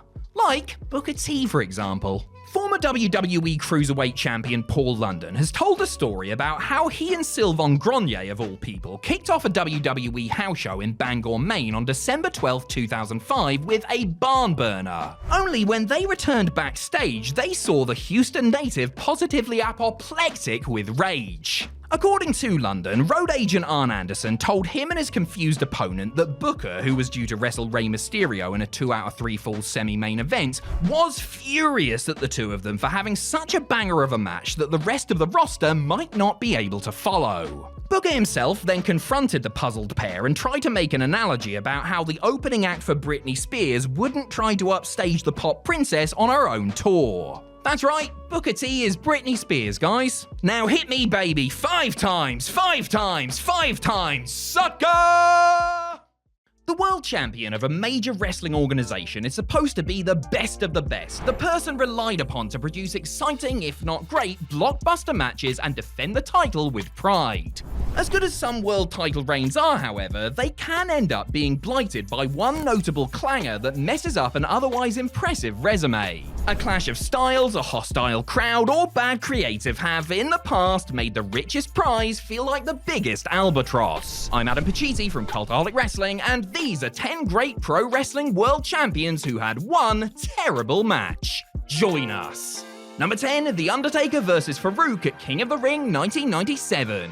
The Undertaker's second WWE title run was much better than his first. I mean, to be fair, his first one only lasted 6 days, so it would be hard not to be, right? The dead man had to wait 5.5 years before getting his hands on it again, beating Sid in the dreary main event of WrestleMania 13.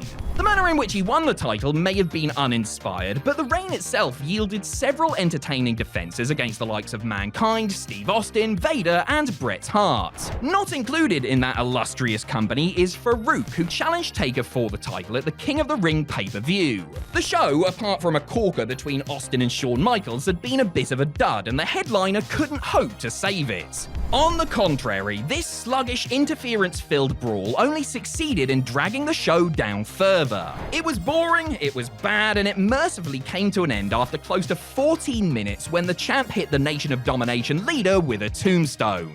Rest in piss. Number 9, Rick Rude vs. Masahiro Chono at Halloween Havoc 1992. On August 12, 1992, Masahiro Chono defeated Rick Rude in Tokyo's Sumo Hall to win the vacant NWA World's Heavyweight title in what doubled as the finals of New Japan Pro Wrestling's G1 Climax. A 30-minute stunner, the match was awarded 4.5 stars by Dave Meltzer, whoever that is, and is considered among the finest matches in both men's legendary careers. Considering the high bar they had set in the Far East, the rematch at WCW's Halloween Havoc pay-per-view less than 3 months later has to be considered one of the most disappointing sequels in wrestling history. To be fair, Chono just wasn't the same here, having just had his neck broken during a match against Steve Austin a month prior, and by rights shouldn't have been anywhere near the ring. However, he was, defending his title against Ravishing Rick in what turned out to be a lethargic, rest-hold-filled slog. You can't exactly blame them for taking it easy given the champ's condition, but this was a major world title match on pay-per-view lest we forget. Adding insult to literal injury, the bout ended on a very unsatisfying disqualification thanks to that dodgy over-the-top rope rule. Number 8, Roman Reigns vs. Jey Uso at SummerSlam 2023. Say what you will about WWE's decision to have Roman Reigns hold his title for, what is it now, about 15 years, but more often than not, the tribal chief delivers when it matters. And he kinda has to, doesn't he, since he only wrestles about 6 matches a year or something. One of the occasions fans were expecting an epic was in the main event of SummerSlam 2023, as the saga of the Bloodline's infighting led to Roman's empire being threatened by his own flesh and blood. Reigns and Jey Uso had previously had a banger too at Hell in a Cell 2020. That took place in front of nobody inside the Thunderdome, while the SummerSlam sequel was taking place in a packed stadium. Surely they were going to pay off the storyline with a match for the ages, right? Sadly, their tribal combat clash was the worst match on the show and the weakest defense in Roman's long title reign. Slow, boring, and predictable, it finally ended after 36 minutes when Jimmy Uso turned on his twin just to drag this thing out even more. Number 7, Kurt Angle vs. Mark Henry at Royal Rumble 2006. When Batista went down with an injury in early 2006, WWE hastily put together a battle royal to determine a new World Heavyweight Champion on the next episode of SmackDown. That was won by Kurt Angle, who moved back to the blue brand from Raw and turned babyface in the process. The Olympic hero's run with the belt stretched to WrestleMania and saw Kurt, who was falling apart physically at the time, defy how his body felt by having two certifiable bangers with The Undertaker on TV and pay-per-view, en route to dropping the title to Rey Mysterio in a fun triple threat match that also included Randy Orton. Angle's first major defense, however, threatened to derail his reign before it even had a chance to properly get started. Putting the gold on the line against Mark Henry at the Royal Rumble, Kurt was entrusted to close the show in style and went on after the Rumble itself, as well as John Cena regaining the WWE title from Edge. Angle's defense was a 7-minute snoozer that ended the event on a down note. The only reason it went on last is so WWE could have Taker come out and use his spooky powers to destroy the ring in an angle almost as lame as the match that preceded it. Number 6, Booker T versus Buff Bagwell on Raw. When Vince McMahon and WWE bought WCW in March of 2001, there were initially plans to relaunch the promotion as its own brand once again, with the working idea that Raw would become the WCW show, while SmackDown would become the WWE show. Those plans were promptly thrown into the bin after the extremely negative reaction to WWE's decision to run a WCW World Heavyweight title match in the main event of the July 2nd, 2001 edition of Raw. Booker T, who had won the title on the final episode of Nitro, defended against Buff Bagwell, with WWE adding WCW logos and commentary team to make it feel more authentic. Well, it certainly was authentic, authentically rubbish. Booker was a great champion and had proven time and time again that he could have a good match with just about anyone. On this night, however, the stuff was all over the place, putting in a performance so shoddy that fans in Tacoma, Washington completely turned on the presentation, which convinced WWE to go with the invasion angle instead of bringing back WCW from the dead. And nobody ended up digging that. Sucker! Number 5, Ric Flair versus the Junkyard Dog at Clash of the Champions 11.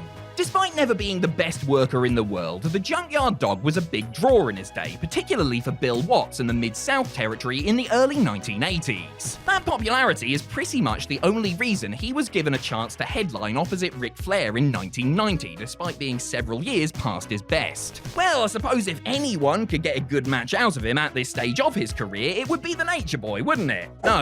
No, it would not. The main event of the 11th Clash of the Champions special was one of the worst title matches in WCW history. The Dog clearly had no bite left in him, with Flair essentially wrestling himself while his opponent gasped for air after every little bit of physical exertion. The crowd still loved the Junkyard Dog mind and reacted to him no-selling the champ's offense, including chair shots for 6.5 minutes that felt more like hours. It's sad watching JYD in this state because he's so physically gone and can't do much of anything, let alone go toe-to-toe with somebody like Ric Flair.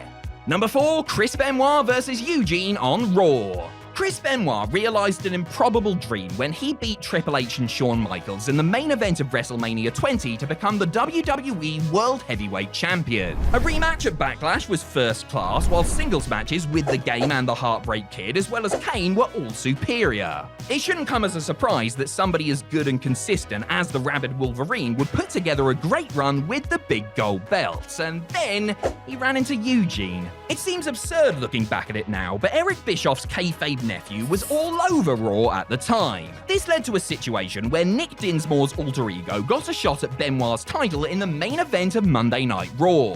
The Eugene character had short shelf life and a low ceiling, so it's hard to suspend disbelief while watching him try to win the industry's top prize from one of the best to ever lace up a pair of boots. Mercifully, it was short and technically alright, ending in a DQ following interference from Evolution.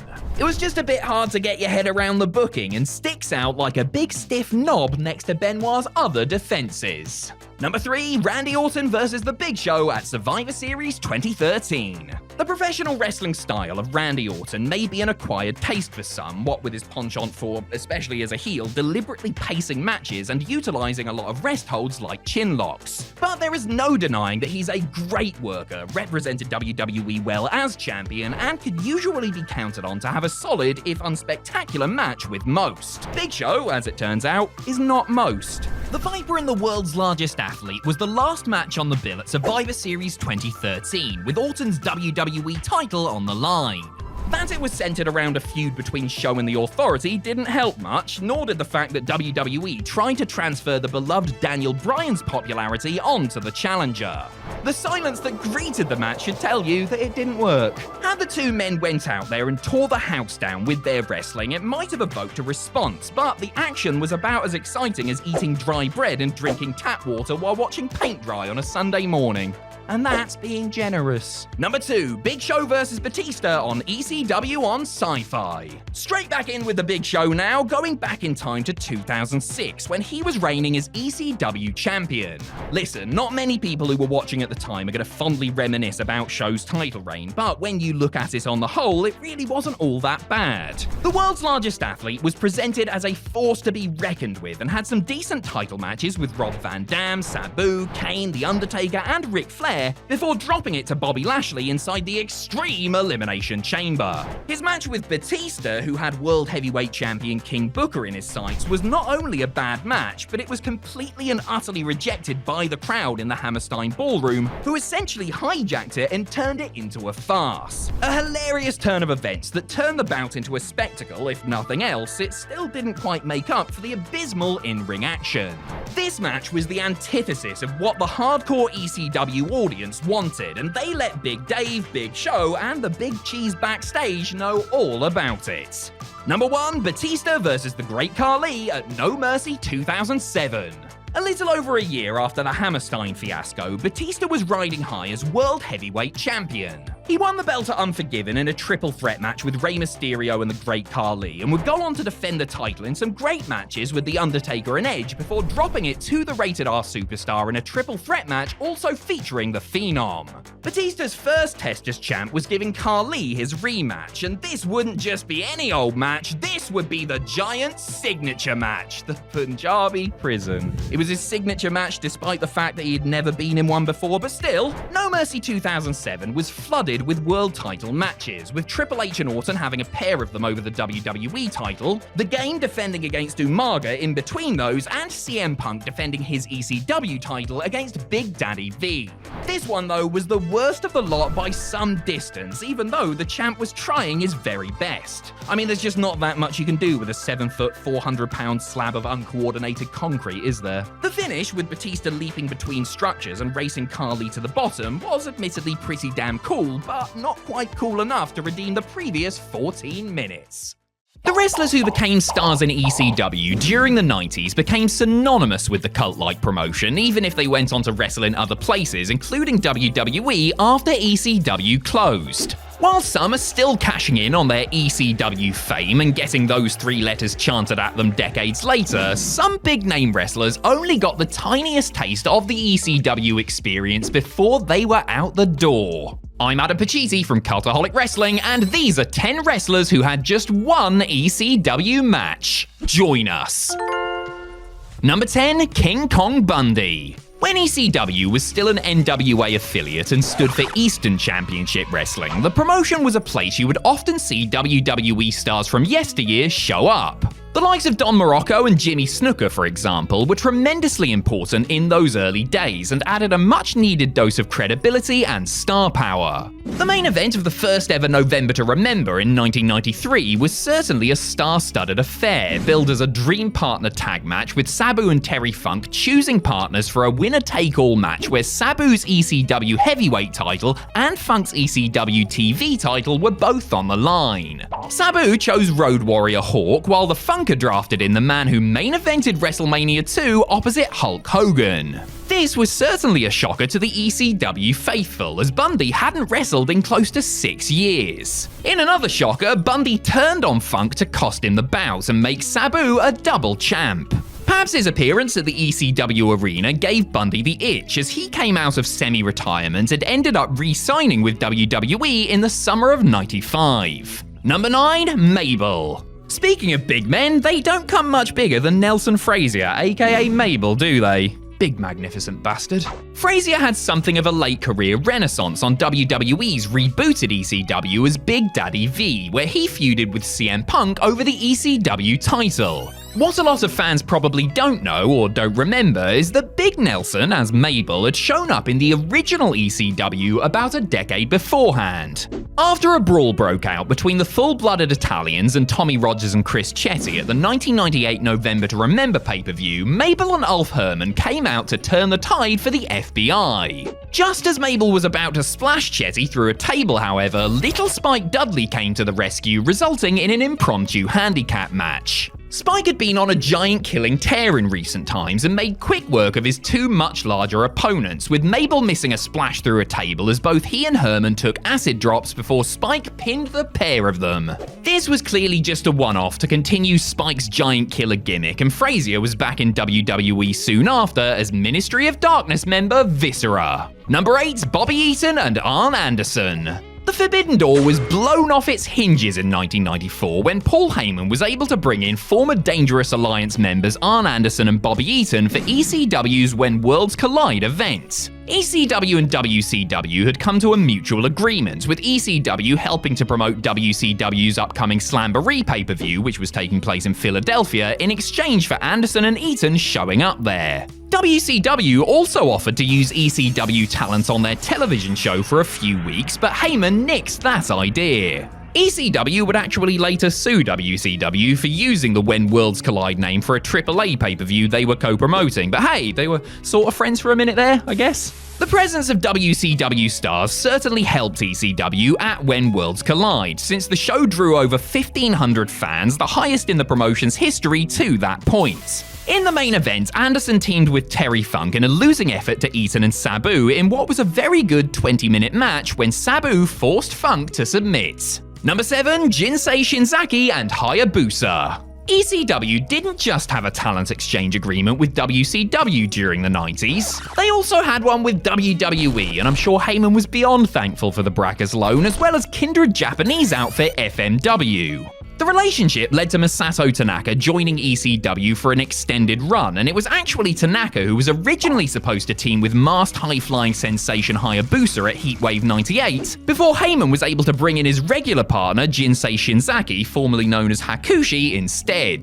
Hayabusa and Shinzaki challenged Rob Van Dam and Sabu at the pay-per-view in a match that really divided fans and critics. For some, it was a breathtaking display of athleticism and innovation that just about stole the show. For others, it was a messy collection of high spots that lacked psychology and featured far too many botches. In any event, the challengers didn't go home with the tag straps, and neither one ever returned to Extreme Championship Wrestling. Hayabusa did tangle with RVD and Sabu once more before the year was over, mind, as he teamed with Tommy Dreamer in another losing effort on an FMW show featuring ECW talent that December. Number 6, Papi Chulo. One thing ECW deserves a ton of credit for is giving an American platform for the stars of Lucha Libre, as they brought in several AAA talents in the mid-90s. The likes of Rey Mysterio, Psychosis, and Juventud Guerrera tore the house down when they showed up at the ECW arena, opening the door for them to join WCW later on. Heyman would continue to book Mexican stars such as Super Crazy for the remainder of the decade, including one who was under contract to WWE at the time. At SummerSlam 99, Papi Chulo made his first and last appearance for Extreme Championship Wrestling as the opponent for fellow WWE star Taka Michinoku, who is making his own surprise return to ECW. If the name Papi Chulo doesn't ring a bell, you may know him better as Mr. Aguilar, who competed against Taka at WrestleMania 14, or more likely, S.A. Rios, the flame-haired former WWE light heavyweight champion who introduced the wider wrestling world to Lita. Anyway, at SummerSlam, Chulo and Michinoku had a decent fast-paced match that had a tough task in following similar but better matches between Jerry Lynn and Tajiri and Super Crazy and El Mosco. Number 5, Dick Murdoch. During the 1970s and 80s, Dick Murdoch was a big star and a major draw who worked on top and helped attract large crowds for various territories in the US as well as overseas in Japan. During the 90s, however, it was evident that Dirty Dick's best days were behind him, and save for a run alongside Dick Slater as the Hardliners in WCW in 1991, he primarily wrestled for smaller promotions. These smaller promotions included Smoky Mountain Wrestling and the Japanese company War, who both gave him somewhat regular bookings. The former NWA International Heavyweight Champion also popped up in Eastern Championship Wrestling for their Summer Sizzler Spectacular on June 19, 1993. Murdoch beat Dark Patriot 2, which was Doug Gilbert under a mask, in a short and unexceptional mid-card bout when he countered a body slam into an inside cradle. Dig Murdoch in his prime would have fit like a glove in ECW, as he was noted for his wild and heated brawls, but by this point in his career he was just picking up a paycheck and duly disappeared into the night. ECW did pay tribute to Murdoch when he passed away in '96, with the Sandman toasting him on their TV show. Number 4, The Original Sheik. The Original Sheik was another one whose wild man style laid the foundation for what ECW would become, as he became legendary for his bloody arena-wide brawls during his prime. Ed Farhat was well past that prime when he wrestled his one and only ECW match at 1994's The Night the Line Was Crossed. Sheik teamed with Pat Tanaka to defeat Kevin Sullivan and the Tazmaniac when he threw one of his trusty fireballs in Taz's face. According to reports, Heyman was against bringing the Sheik in, as he believed ECW needed to focus on youth, and if veterans were to be used, it should be to put younger talent over, something that the 67-year-old likely wouldn't have been able to do effectively. Then ECW owner Todd Gordon, however, was a huge fan of the Sheik and remembered him tearing the house down and drawing an impressive crowd for another Philadelphia-based indie a few years earlier, and insisted on bringing him in. Sheik's influence would continue to be felt after his one and only ECW match, of course, as his nephew/student Sabu remained one of the company's top stars for the rest of the decade. Number 3, Lenny Lane. Lenny Lane had only been wrestling for a couple of years when he got the opportunity to work for ECW on Valentine's Day 1997. Lane, who had a WWE Darkened squash match and a couple of tours of Michinoku Pro under his belt at this point, performed at a non-televised ECW live event in Webster, Massachusetts, taking on and putting over Beef Wellington. Now, you might think Beef Wellington is a stupid name for a wrestler, and you'd be right. Plus, the guy's real name was Wellington Wilkins Jr., which is a much better moniker. You might have initially assumed that Lane's opponent was the Beef Wellington who came out of Stu Hart's Stampede Wrestling and wrestled for New Japan for a few years, but you would be wrong. That's a different Beef Wellington. There were more than one Beef Wellingtons, people. Incidentally, that Beef Wellington, let's call him the original Beef Wellington, also worked one ECW match, losing to Taz at a Matter of Respect 1996. As for Lenny Lane, he would soon get picked up by WCW and was challenging Ultimo Dragon for the TV title on Nitro just 2 months later. Number 2, Kerry Von Erich. 10 days after being busted for drugs, which was a violation of the probation he was on, Kerry Von Erich made a surprise appearance at ECW's 1993 Battle of the Belts. Kerry's appearance was not only a surprise to fans at the show, but to the man himself too. Von Erich had been signing at a wrestling convention that was being held at the Radisson Hotel in Philadelphia that weekend when he was asked to fill in for Kevin Sullivan, who wasn't able to make the ECW show.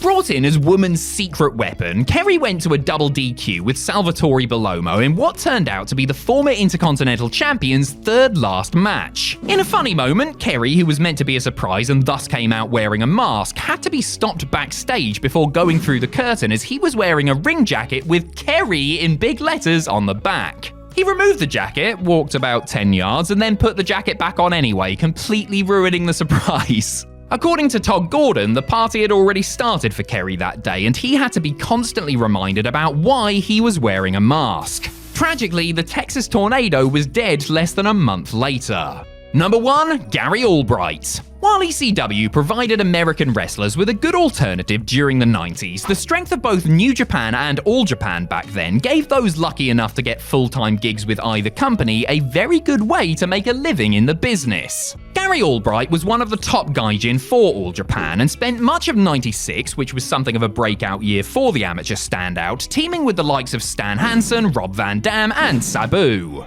Fresh off an 18-hour flight following his last tour of the year, Albright wrestled at ECW's Holiday Hell show, demolishing jobber Rick Rage. Sadly, Albright didn't really get over during the brief bout, and fans seemed a trifle bored by what was a one-sided squash. Like, guys, if you're bored by Gary freaking Albright wrecking some fool for a couple of minutes, maybe you should, I don't know, get a life or something? Just a thought. Obviously, Japan was Albright's priority, but it's somewhat surprising that he never came back to the ECW arena, as a match with another suplex specialist, Taz, seemed like a natural one to make. I don't know if you know this, but wrestling is not easy. Most people would turn and run in the opposite direction if they were ever asked to bench press somebody above their heads or do a springboard 450 splash, but even the most basic moves that are routinely executed can go horribly wrong. Don't believe me? Just ask these guys. I'm Adam Pacitti from Cultaholic Wrestling, and these are 10 wrestlers who got injured from very simple moves. Join us. Number 10, Sid Vicious' second rope kick. Instead of starting off with something light, we are beginning with one of the most gruesome injuries in wrestling history. You're welcome. At WCW's Sin pay-per-view, the third to last major show in the promotion's history, Sid Vicious was competing in a fatal four-way match for the World Championship. At one point, he went up to the second rope to try and execute a jumping kick before things went horribly wrong. The story goes that Sid had been pressured by the top brass to add a flying move to his arsenal, despite him being the size of a small building. Not used to leaving his feet, let alone climbing the ropes, the upshot was that Sid's left leg pretty much snapped in two upon impact. Seriously, if you haven't seen the full clip, then consider yourself lucky. It is grim. Sid broke his tibia and fibula, and his foot was bent completely out of shape. To make matters worse, the match carried on around him. The other wrestlers just kept on working, while Sid lay there in unimaginable pain. Adding insult to literal injury, the master and ruler of the world was the one who took the bloody pinfall. Maybe this company did deserve to go out of business. Number 9, Edge Leapfrog.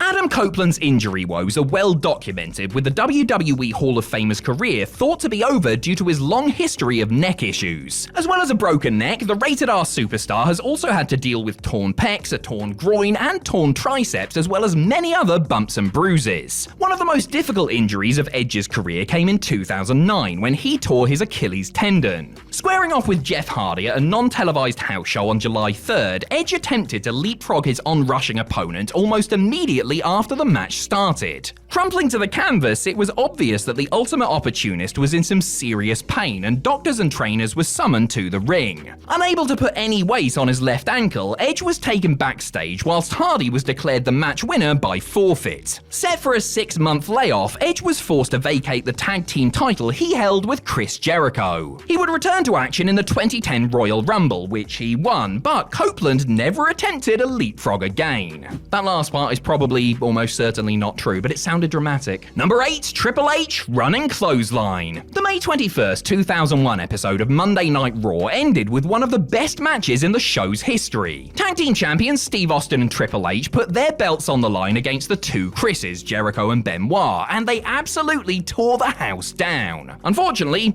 that wasn't the only thing that got torn. With Austin trapped in the walls of Jericho, his partner ran in to break up the hold with a clothesline/clubbing forearm. While sprinting towards Y2J, Triple H somehow managed to tear his left quadricep completely off the bone. And yet, because Triple H is mental, he carried on. Hunter's injury is partly why this match is so famous, but such a simple move cost him the rest of the year. He wouldn't return until early 2002, even though WWE put him on the poster for Vengeance 2001, but let's not get into that right now. The game would suffer the same injury 6 years later, only this time Chris Jericho had nothing to do with it. Or did he? No, he didn't. Number 7, Rob Van Dam Baseball Slide. In the year 2000, ECW needed cash. Well, they always needed cash, but their finances were especially bad at this point. Paul Heyman had the idea of booking his world champion Mike Awesome in a match against his television champion Rob Van Dam, who was by far and away the most popular name on the roster. This would hopefully generate the moolah needed to keep the company afloat, but the man upstairs clearly wasn't a fan of hardcore wrestling. On January 29th, whilst facing Rhino at a house show, RVD went to perform a baseball slide, which involves dropping down and sliding under the bottom rope. Unfortunately, he mistimed the move and landed so badly on his ankle that he broke it. It's somewhat amazing that, considering the plethora of high-risk offense the whole flipping show had in his arsenal, that this is what did him in. He finished the match and retained his title, but was later forced to relinquish the gold and step away from the ring for 4 months. By the time he got back, Awesome had left for WCW, and the chances of their big match had gone up in smoke, which I'm sure Mr. Dam loved, the dirty pothead. Number 6, Cash Wheeler getting knocked off the top rope. The reason why wrestling commentators call moves off the top rope high risk is because, in kayfabe, if a wrestler fails to nail their opponent with a flying attack, they could injure themselves in the process. In reality, even a successful top rope move can be very painful, but FTR's Cash Wheeler didn't even get to hit one and still suffered a nasty boo-boo. On the July 28, 2021 Dynamite, Wheeler and his partner Dax Harwood were wrestling Santana and Ortiz when the former Dash Wilder climbed to the top of one of the turnbuckles. Santana shoved his opponent off so that he landed on the apron, a pretty simple and safe spot most of the time. This time though, Wheeler's arm got caught on one of the turnbuckle hooks, which caused a nasty gash. The former tag team champion didn't require hospital treatment, but did speak about struggling to grip and feel things after the accident. Cash took some time off before returning to the ring for a grudge match against Proud and Powerful, which I'm happy to say he completed without getting strung up like meat in a butcher shop's window. Number 5, Enzo Amore, Irish Whip. It's very rare to see WWE matches get stopped due to injury, especially on pay-per-view, but this is exactly what happened at Payback 2016. Enzo Amore and Big Cass squared off against fellow NXT call-ups the Vaudevillains in the opening match. This was a chance for both teams to prove their worth on a big stage, but sadly their night would come to a premature end. Simon Gotch launched Enzo into the ropes with a bog-standard Irish Whip, which was supposed to send him sliding out of the ring. However, he hit his head on the middle rope, which sent it bouncing backwards and into the mat. The Skywalker smack talker then slumped to the ground before the referee decided he could not continue. The match was thrown out after just 4 minutes, and it was later revealed that Amore had suffered a concussion. This was a scary thing to watch live on pay-per-view, but luckily the leopard print-loving catchphrase machine healed up and made his return a few weeks later. As for Gotch, I'm sure he had some thoughts about his luckless opponent that night. If only there were a YouTube video where I could hear them.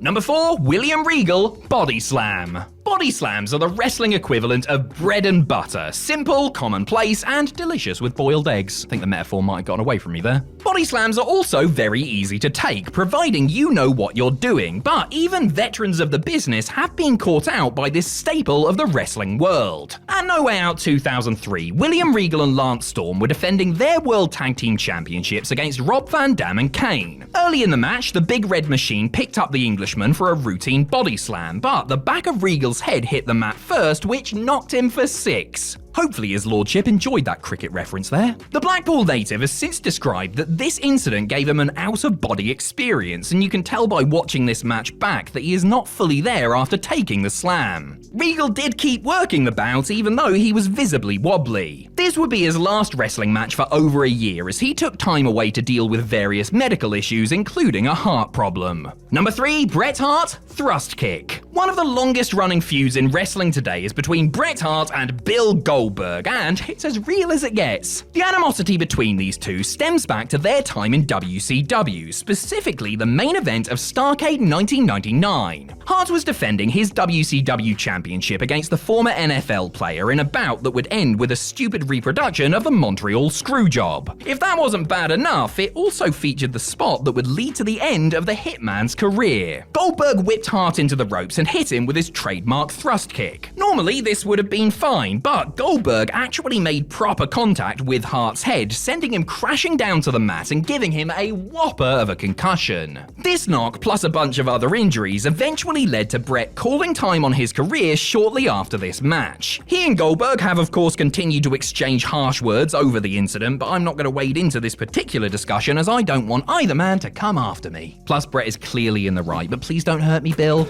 Number 2, John Cena, Hip Toss. Between 2006 and 2007, John Cena reigned as WWE Champion for 380 days, the longest continuous run with the belt since the days of Hulk Hogan. And you want to know how this historic reign came to an end? The title was vacated on an episode of ECW on Sci-Fi, of all the places. Cena was wrestling Mr. Kennedy on the October 1st, 2007 episode of Raw, ahead of his upcoming title defense against Randy Orton at No Mercy. Sure enough, the Viper made his presence known, hitting Cena with an RKO on the announce table to close out the show. The very next day, it was announced that Cena had torn his right pectoral muscle. In storyline, the injury was blamed on Orton's attack, but that wasn't the real reason behind it. Cena had actually torn his pec executing a simple hip toss on Kennedy during their match. You can see him favoring his arm throughout the bout after this spot, which he finished despite being in considerable pain. He was supposed to be out for the better part of a year, but since he's John Cena, he was back in 4 months. Number 1, Beth Phoenix, a slap. Back in the days when WWE enforced a ban on punches during women's matches, yes, this was a real thing, one of the main offensive maneuvers utilized by the gals was the trusty slap. The cornerstone of all those great lingerie contests and Playboy pillow fights we were treated to in the mid-2000s, the slap has got to be one of the easiest moves of all time to take. You just stand there and let them hit you. How could one of these possibly go wrong? One person who knows the answer to that is Beth Phoenix, who suffered a crazy injury thanks to this simplest of moves. On June 5th, 2006, Phoenix was facing Victoria on an episode of Raw when her opponent smacked her round the chops. According to the Hall of Famer, she had her mouth slightly open when she took the move, which somehow led to the slap completely shattering her jaw. The Glamazon required plastic surgery to fix her busted mandible and wouldn't wrestle again for 2 months. The moral of the story here is that even the most basic of wrestling moves can go wrong, and that you should never mess with Victoria. 30 people enter, yet only one stands tall as the winner of WWE's Royal Rumble. There's not usually too much to complain about from an entrance perspective, unless you're Sid Justice and you just got screwed over by an orange egomaniac who you had just fairly eliminated, but sometimes a superstar can walk away feeling hard done by. Because for some, though they didn't win the match, they were also never technically eliminated from it, either due to being unable to make it into the fray in the first place, or because of some other form of shenanigans. I'm Adam Pacitti from Cultaholic Wrestling, and these are 10 WWE stars who were never technically eliminated from the Royal Rumble. Join us. Number 10, Randy Savage. Randy Savage entered 5 Royal Rumbles during his WWE career, famously getting down to the final 2 in 1993 before being eliminated by winner Yokozuna after inexplicably trying to pin the Samoan sumo wrestler. Savage, during his Macho King phase, would have made it into 6 Rumbles had he entered the 1991 events, but he didn't make it down to the ring. When the buzzer sounded for entrant number 18, fans inside the Miami arena were confused as nobody showed up. This was Savage's spot, but he didn't take it after already having something of a busy night. Earlier in the evening, Randy had interfered in the Ultimate Warrior's World Championship match with Sergeant Slaughter, cracking Warrior with his golden scepter and costing him the title before legging it out of there. Clearly, Savage was fearful of what a vengeful Warrior would do should he get his hands on him and decided to stay away rather than risk it by competing for a guaranteed title shot. Randy's sketchy record in Rumbles would continue a year later when he essentially eliminated himself from the match while making a beeline for Jake the Snake Roberts, but at least he bothered to come out for that one. Number 9, Skull. The 1998 Royal Rumble was not one of the genre's best, but it did give us some decent moments, like Mick Foley entering as all 3 of his faces and, well, it gave us that, alright? It also gave fans a very popular winner in the form of the red-hot Stone Cold Steve Austin. Heading into the match, Austin hadn't exactly been making friends, and half the roster wanted to whoop his backside before he could make it into the big battle royal. Throughout the show, the likes of the Godwins and the Nation of Domination were shown attempting to locate and put a beat down on the Texas Rattlesnake, but to no avail. Los Boricuas thought they had gotten the job done when they jumped a baldy backstage, but it turned out to be Skull of the Disciples of Apocalypse instead. Oh, that should result in more matches between Los Boricuas and the DOA. Yay, hooray for us. The upshot was that Skull was in no condition to participate and didn't make it to the ring as the scheduled number 22 entrant, meaning he was never technically eliminated. Number 8, Mosh. The Headbangers, that's Mosh and Thrasher, entered 2 Royal Rumbles, the 1998 and 2000 editions. As a lower card tag act, they were obviously just there to fill out the field, but Thrasher somehow managed to last over 28 minutes in 1998 while doing next to nothing and notching 0 eliminations.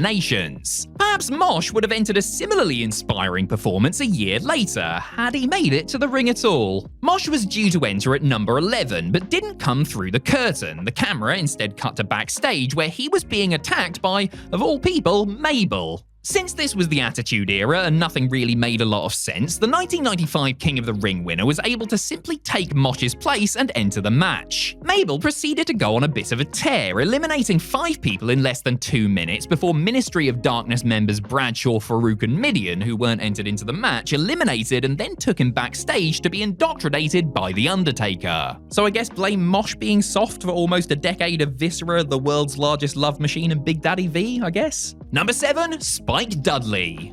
When you survey the men who entered the 2004 Rumble, little Spike Dudley probably ranks right at the bottom as far as betting odds on him winning the thing were concerned. It's not that Spike wasn't tough, because he certainly was that, but he was a smaller, lower card guy who at best could hope for a moment to shine and perhaps a token elimination if he was lucky. Well, it's safe to say the former ECW standout wasn't lucky in 2004. Because in what could have been the run to the Dudley Litter's only Rumble appearance, he was cut off before he even made it to the ring. And that is because of this man, Kane, who had gotten spooked when the ominous funeral bells of The Undertaker, who he had buried alive at Survivor Series a couple of months beforehand, sounded, providing a distraction that allowed Booker T to eliminate the Big Red Machine. Kane was understandably not happy at this turn of events and took his frustrations out on poor little Spike Dudley, who was in the unfortunate position of being the next entrant. A chokeslam on the ramp took him out of the equation, and it would be a further 11 years before a Dudley actually made it into a Rumble. Number 6. Scotty 2 Hottie. In the 2005 Rumble, there was a cool moment where members of the Raw and SmackDown rosters teamed up and squared off in an impromptu inter-brand scrap. Of course, when the loathsome Muhammad Hassan came out after it at unlucky number 13, the wrestlers in the ring put their pride in their brands to the side and united in their hatred of the newcomer, who incidentally was on Raw. He was ganged up on, beaten down, and promptly thrown over the top rope. For America!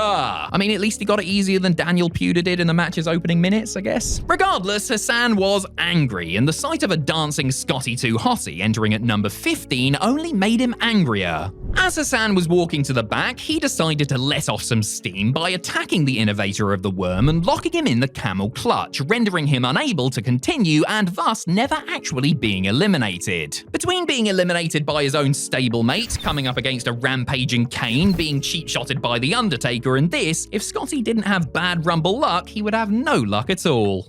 Number 5. Finlay and Hornswoggle. The 2008 Royal Rumble is most famous for its shock ending, where John Cena emerged as the number 30 entrant, returning from serious injury many months ahead of schedule to win the match for the very first time. And that's all well and good for Big Recovery John, but 2 other entrants had reason to be disgruntled with the outcome. The diminutive Hornswoggle entered the match at number 9 and wisely decided to hide under the ring until picking his spot and resurfacing to eliminate The Miz. Good on you, mate. Now just get back under the ring and stay there until...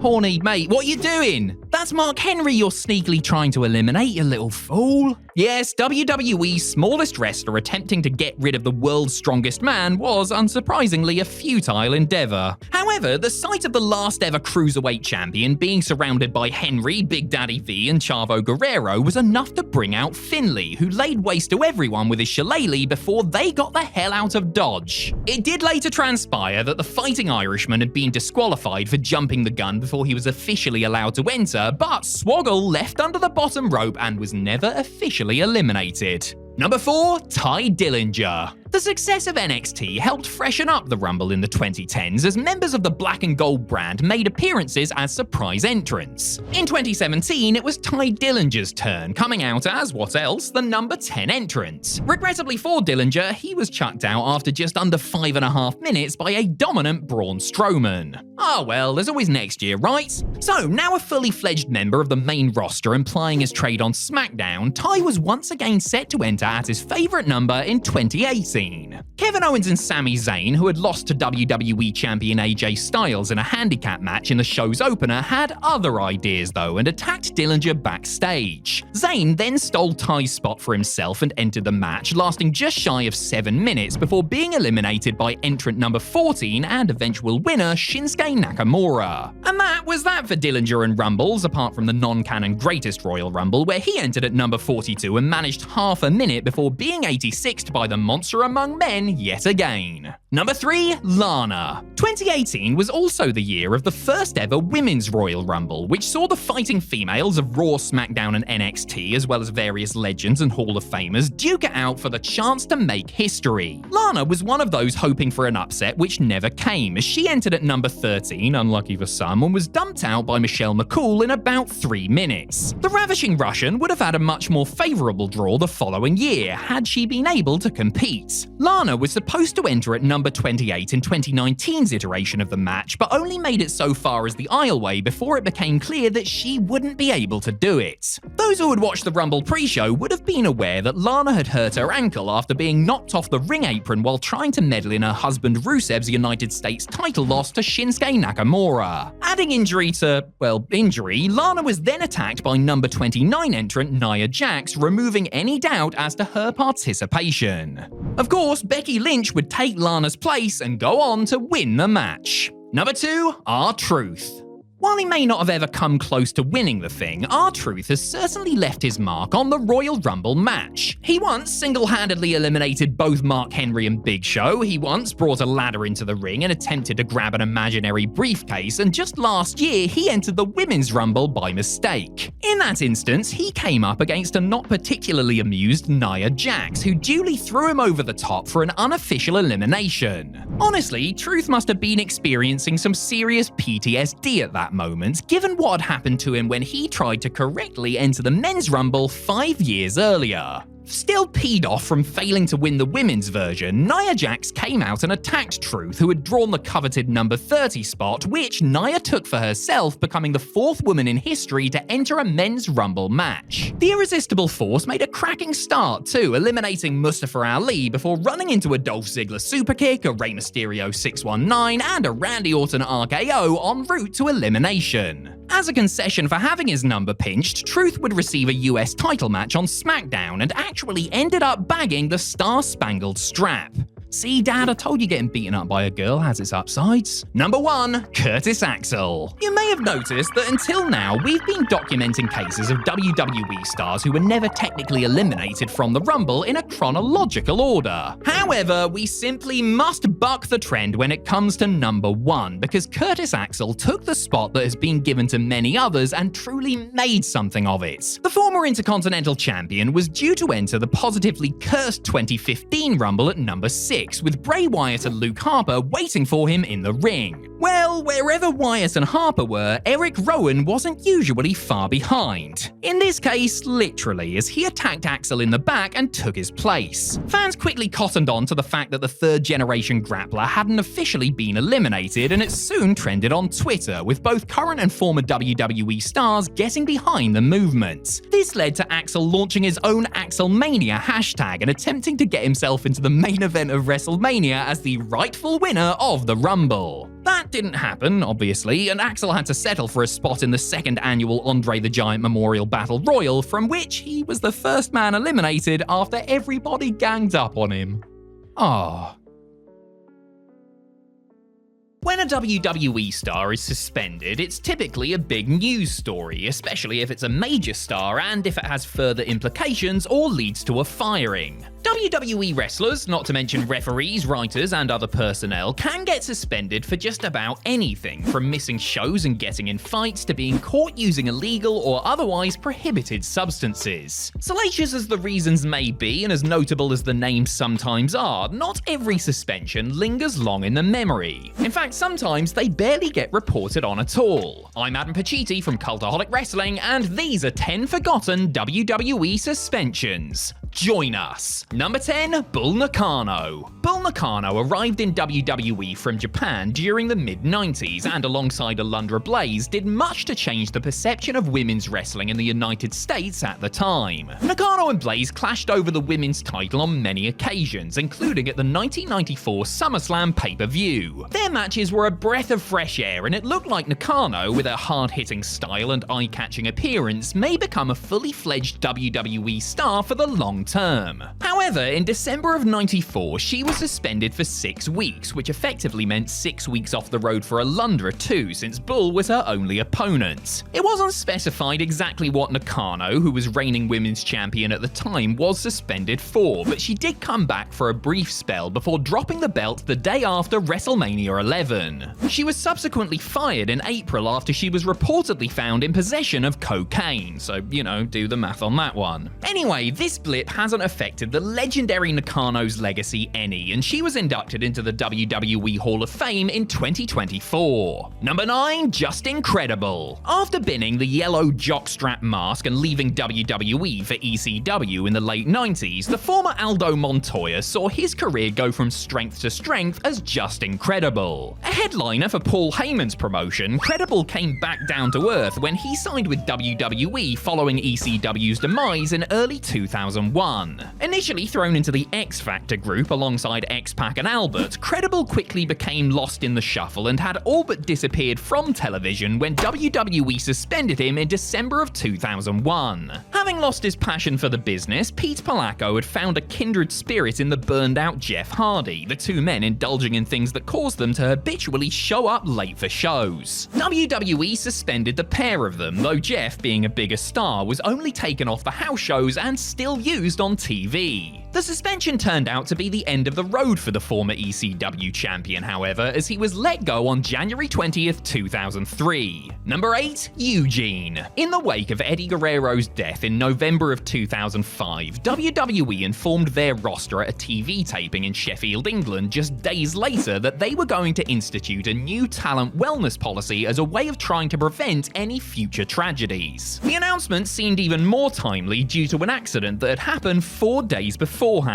According to reports, Nick Dinsmore, aka Eugene, had been acting erratically during the tour when, following the November 17th house show in Manchester, he took one too many Somas, a popular muscle relaxer among wrestlers, as well as some other prescription medication, and then locked himself out of his hotel room and passed out in the lobby. When he couldn't be revived, Dinsmore was rushed to the hospital. After he had regained consciousness, the former WWE champion was duly informed that he was being suspended, sent home, and ordered to attend a drug rehab program. WWE actually put all of this information on their own website, perhaps to show they were serious about their new drug program. Eugene returned in the 2006 Royal Rumble match, but his WWE career was never really the same after. Number 7, Hardcore Holly. There were a few things that Bob Holly very well could have been suspended for during his WWE career. But was he suspended when he beat the hell out of trainee Matt Cappotelli during a guest appearance on the 3rd season of Tough Enough?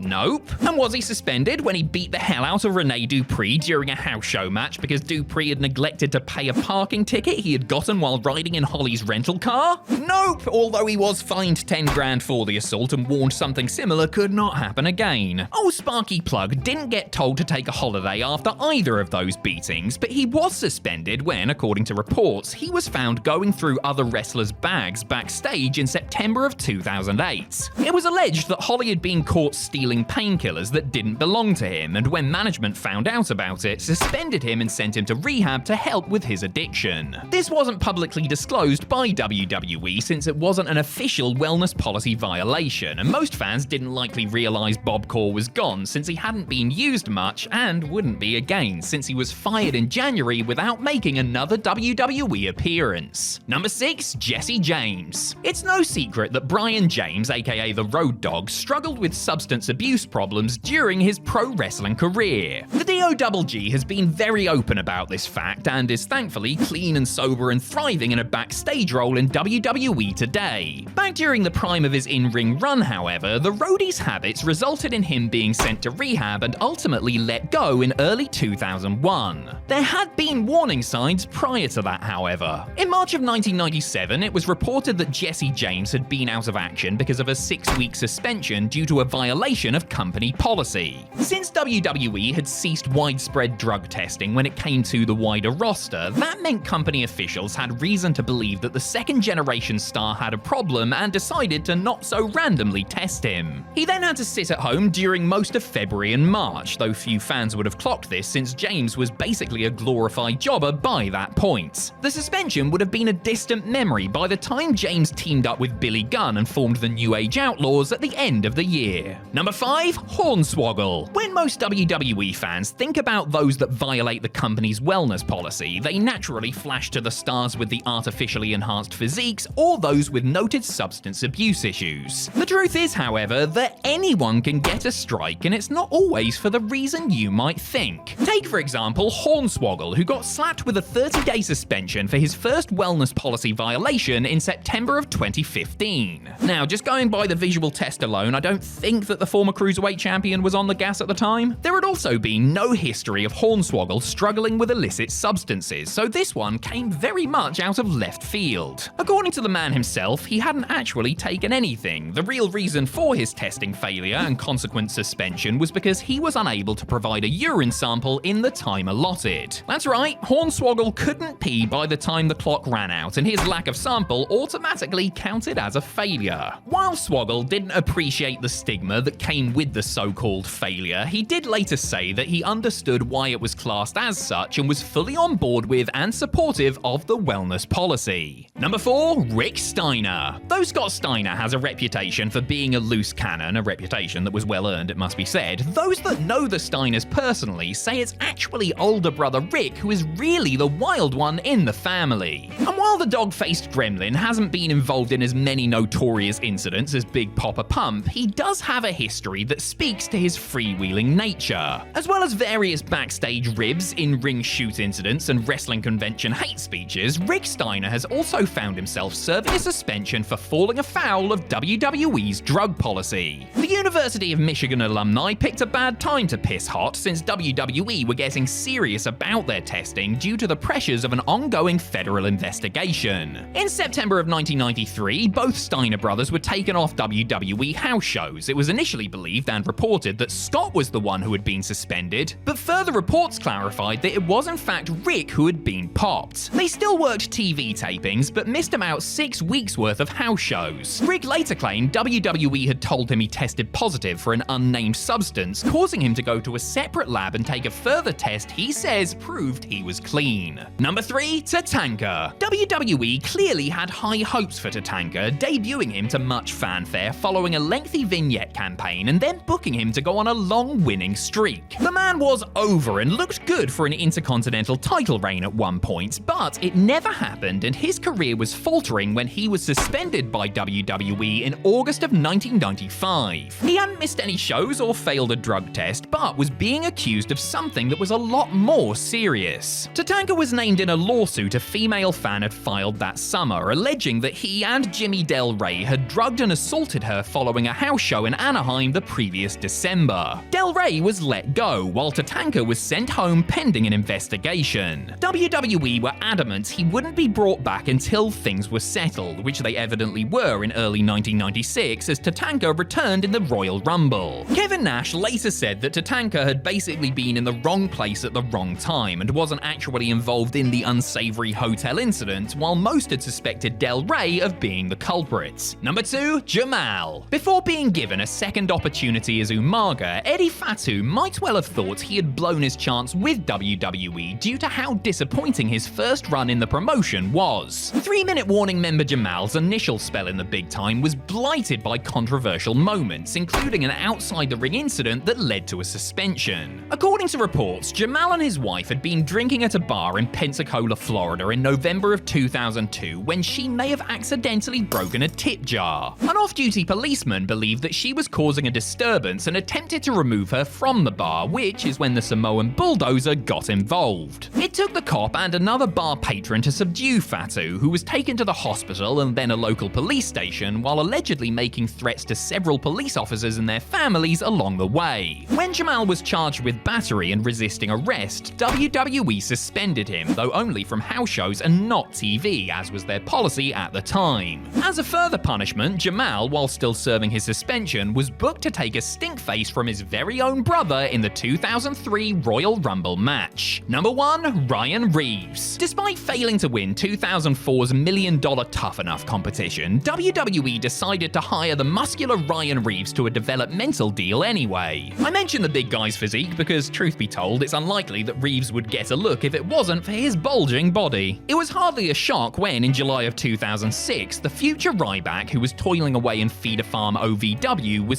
suspended for 30 days due to his first violation of the WWE wellness policy. Yes, the policy also extended to developmental prospects. According to Reeves, however, he had been taking nothing but over-the-counter bodybuilding supplements, one of which contained something that resulted in a positive test. Reeves claimed that the offending product was subsequently taken off the market and that he returned to training after passing a second test. WWE released Reeves in January of 2007, then hired him back in the fall of 2008, making him the first talent with a wellness policy strike to return to the company after being canned. There's no danger of a second violation for Reeves' mind, since he can never return to WWE following his legally binding retirement. Sometimes you'll see a match on a WWE show, and depending on factors such as its placement on the card, who's in it, and what the stipulations are, you might have zero expectations for it. Sometimes, depending on those same factors or others, you might even expect it to be actively bad. How nice it is then when these matches, which have all the potential of being decidedly unmemorable or outright stinkers, turn out to be genuinely excellent. I'm Adam Pacitti from Cultaholic Wrestling, and these are 10 WWE matches nobody expected to be great.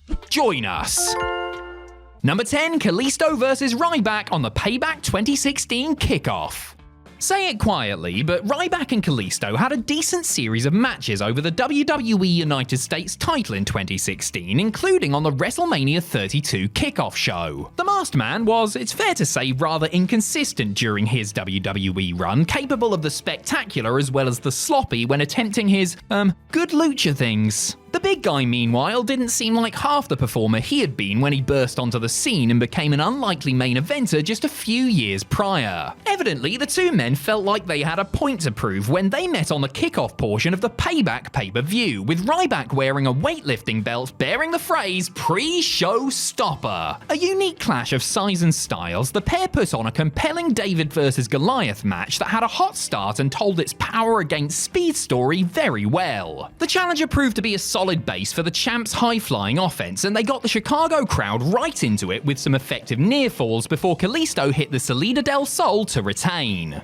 Ryback's last WWE match ever, by the way, due to his official retirement from the business. Number 9, Chris Jericho vs. Jimmy Snuka, Roddy Piper, and Ricky Steamboat at WrestleMania 25. Despite doing some of the best work of his career during his long and highlight-laden 2008 feud with Shawn Michaels, Chris Jericho found himself at a bit of a loose end by the time WrestleMania 25 rolled around. A mooted match with Mickey Rourke, based on Rourke's portrayal of Randy the Ram Robinson in the movie The Wrestler, was scrapped, leaving Y2J to muck about with a trio of past their prime legends in a 3-on-1 handicap elimination match. As if to underscore its lack of big-picture importance, it went on third. The match's opening minutes, with Jericho slowing things way down for Piper and Snuka, were what they were. But when Steamboat tagged in and unleashed some of his trademark arm drags and chops, there was a noticeable change in tone. After Jericho had eliminated first Superfly and then Hot Rod, fans got a proper look at just what the Dragon was still capable of in his mid-50s and over a decade after he had officially retired due to a serious back injury. Steamboat rolled back the years and had fans believing an upset was on the cards before succumbing to the Codebreaker. His performance here deservedly earned him a singles match with Jericho the following month at Backlash. Number 8, Sheamus vs. The Big Show at Hell in a Cell 2012.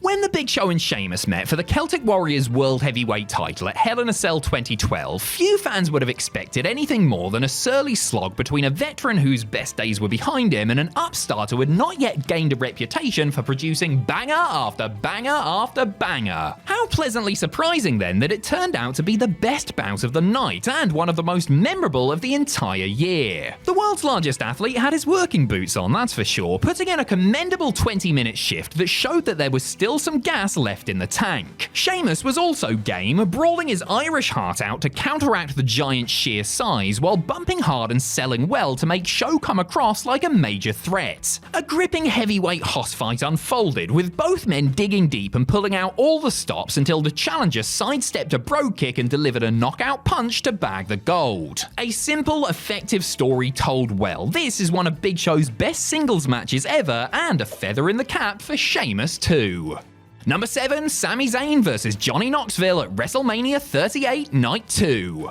Whenever celebrities get involved in wrestling, there's always the fear that they're just there for either an easy payday or to plug something before getting the hell out of the ring as quickly as possible. Thankfully, actor and all-round jackass Johnny Knoxville was more than game during his very entertaining feud with Sami Zayn, which led to an Anything Goes match on Night 2 of WrestleMania 38. Both men were truly committed to making this better than it had any right to be, battering each other with weapons as Knoxville took a table bump early on. A bunch of the other jackass lads got involved, with Chris Party Boy Pontius getting his ass out and his ass handed to him before Wee Man brought the house down with a scoop slam that knocked Hogan's on Andre at WrestleMania 3 down to number 2 on my all-time list. Knoxville's wacky ways of avoiding defeat were a riot, from setting off turnbuckle pyro to a bowling ball to the bollocks, while Zayn deserves much credit for taking it all and selling it expertly, including a big bump through a table covered in mousetraps. The match was simply a ton of fun and perfect for what it was. Number 6, Goldberg vs Bobby Lashley at Crown Jewel 2021.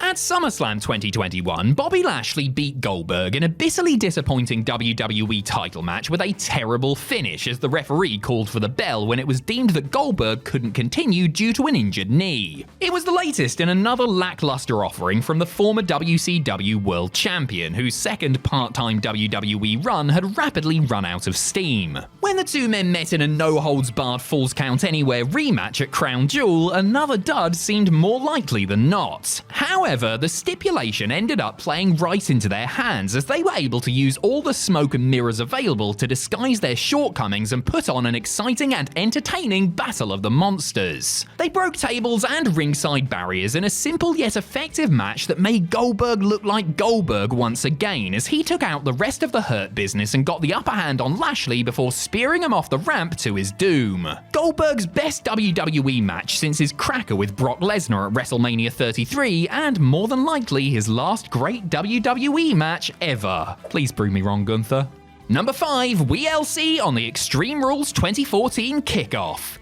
There's something to be said for committing to the bit, which is what everyone did when WWE presented a WLC match on the Extreme Rules 2014 kickoff show. A scaled-down version of TLC pitting Hornswoggle against El Torito, the two wrestlers had not only pint-sized tables, ladders and chairs to play with, but WWE even brought in a mini referee, as well as mini announcers, timekeeper and ring announcer for the occasion. What could have been a 5-minute affair played entirely for laughs was in fact a riotous and very competitive match that earned the two combatants a standing ovation when they returned through the curtain afterwards. Hornswoggle has spoken about how everyone involved in the presentation, from he and Torito to the members of 3MB and Los Matadores, as well as the producers tasked with putting it together, went into it with the mindset that they were going to make it truly memorable as a way of sticking it to WWE management. Well, you know what? They succeeded, putting on a match that was every bit as entertaining, if not more so, than anything on the main pay-per-view card.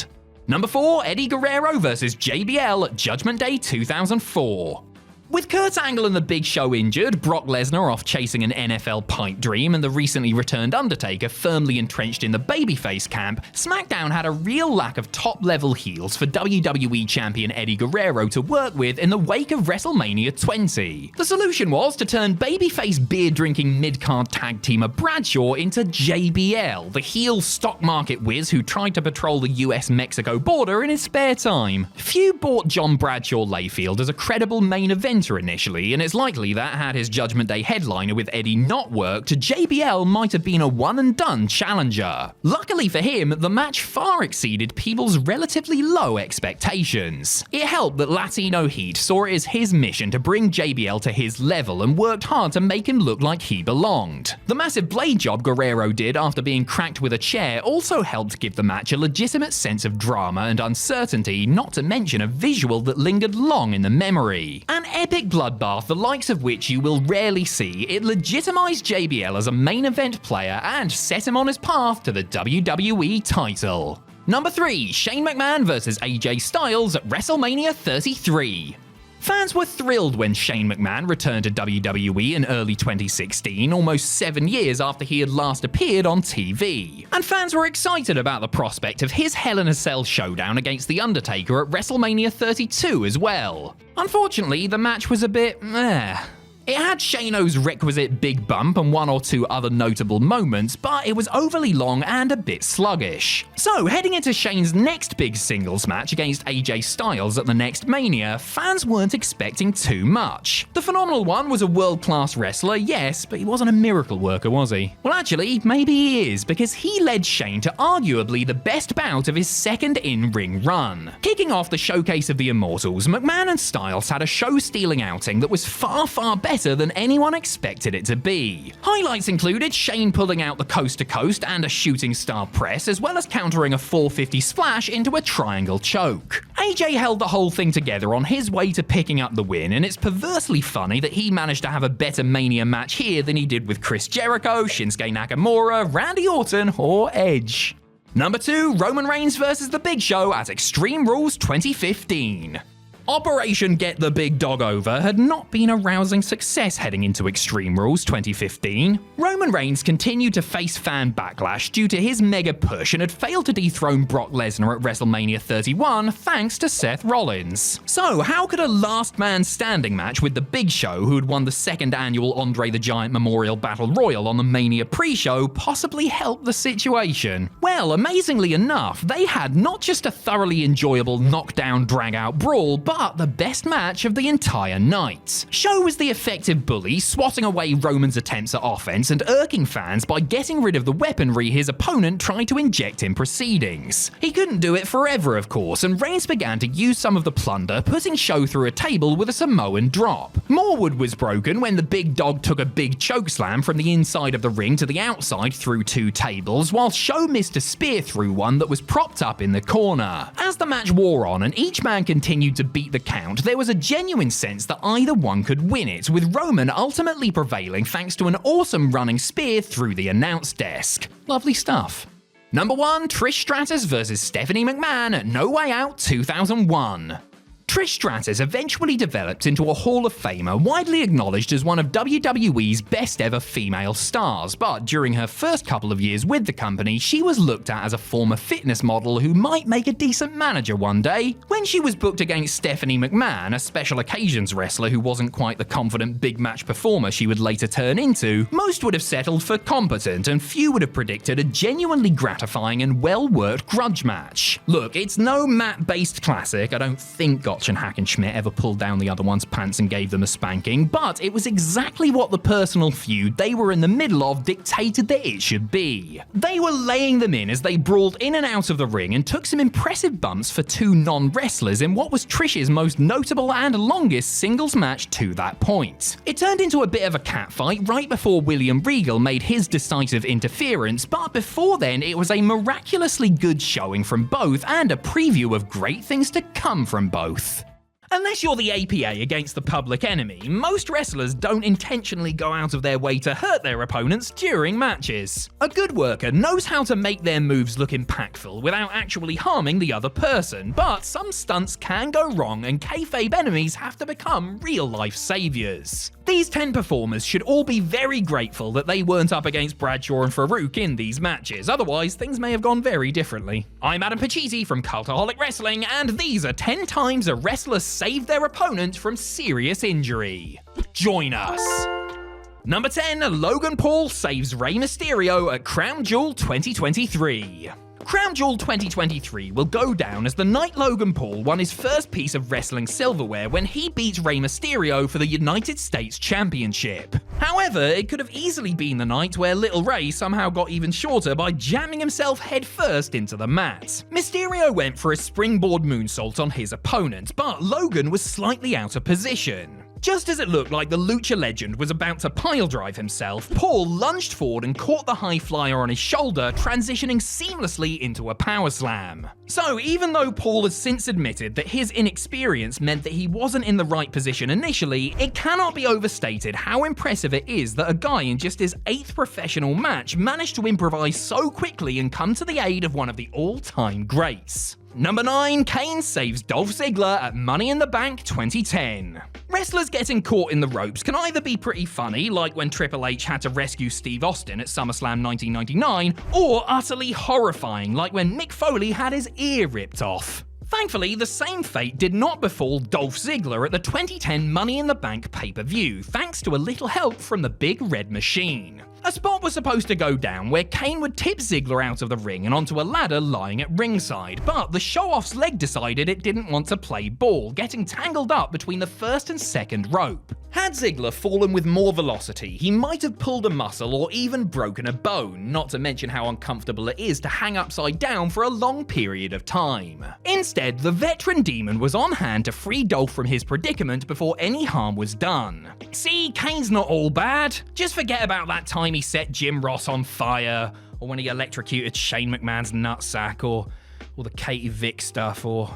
Wait, what was I talking about again? Number 8, Fandango saves Cody Rhodes on Raw. The butterfly effect is the name given to the idea that one seemingly insignificant action can cause a chain of events leading to something massive. So, with that in mind, I present my theory that, without Fandango, there would be no AEW today. On an episode of Raw in July 2013, the ballroom dancer was facing off against Cody Rhodes when the American Nightmare went up to hit a top rope moonsault. Rhodes got all the height on the move, but not enough distance, and would have gone crashing into the mat had his opponent not desperately scrabbled forward to soften the impact at the last second. Though it doesn't look like he made much of a difference, it's still a pretty awkward landing. Having your fall broken by another person is way more preferable to smacking into the canvas of a wrestling ring, especially if you haven't braced yourself. Had Dango not made the save, Rhodes may have seriously injured himself, or been put off wrestling entirely by the whole experience. No Cody, no formation of AEW.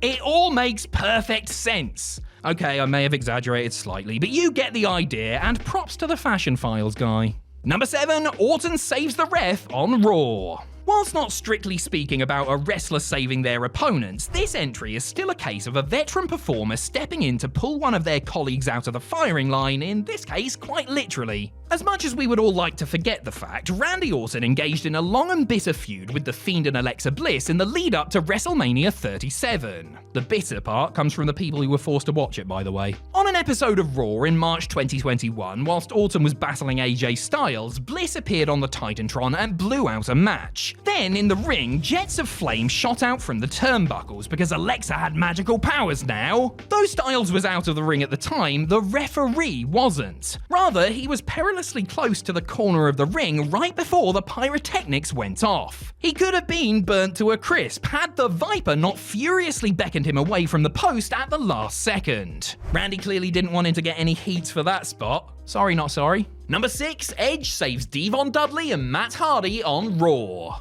The Attitude Era tag teams of Edge and Christian, the Dudley Boys and the Hardy Boys, made careers out of putting themselves in incredibly reckless predicaments, so it's strange to think that any of them were thinking about safety at any point during this period. Yet on the January 31st, 2000 edition of Raw, Edge clearly remembered some training he'd been made to sit through. After a match between Christian and Devon, all three teams got into the ring and started to brawl. Matt and Devon went up to the top rope for a spot that involved them both falling backwards through a table, unaware that a chair had accidentally been placed on top of the hardware. Knowing that his pals were about to put themselves in harm's way, the long-haired Canadian sneakily yanked the chair off the table moments before Matt put his opponent through it with a DDT. This might seem like a small detail, especially considering who we're talking about here, but all of the big high spots these teams did were meticulously planned. An errant prop could have caused some serious damage, yet another reason to love Mr. Copeland. Number 5, The Undertaker saves Test on Raw. Of all the finishing moves out there in the big wide wrestling world, one that looks like an absolute nightmare to take is The Undertaker's last ride powerbomb.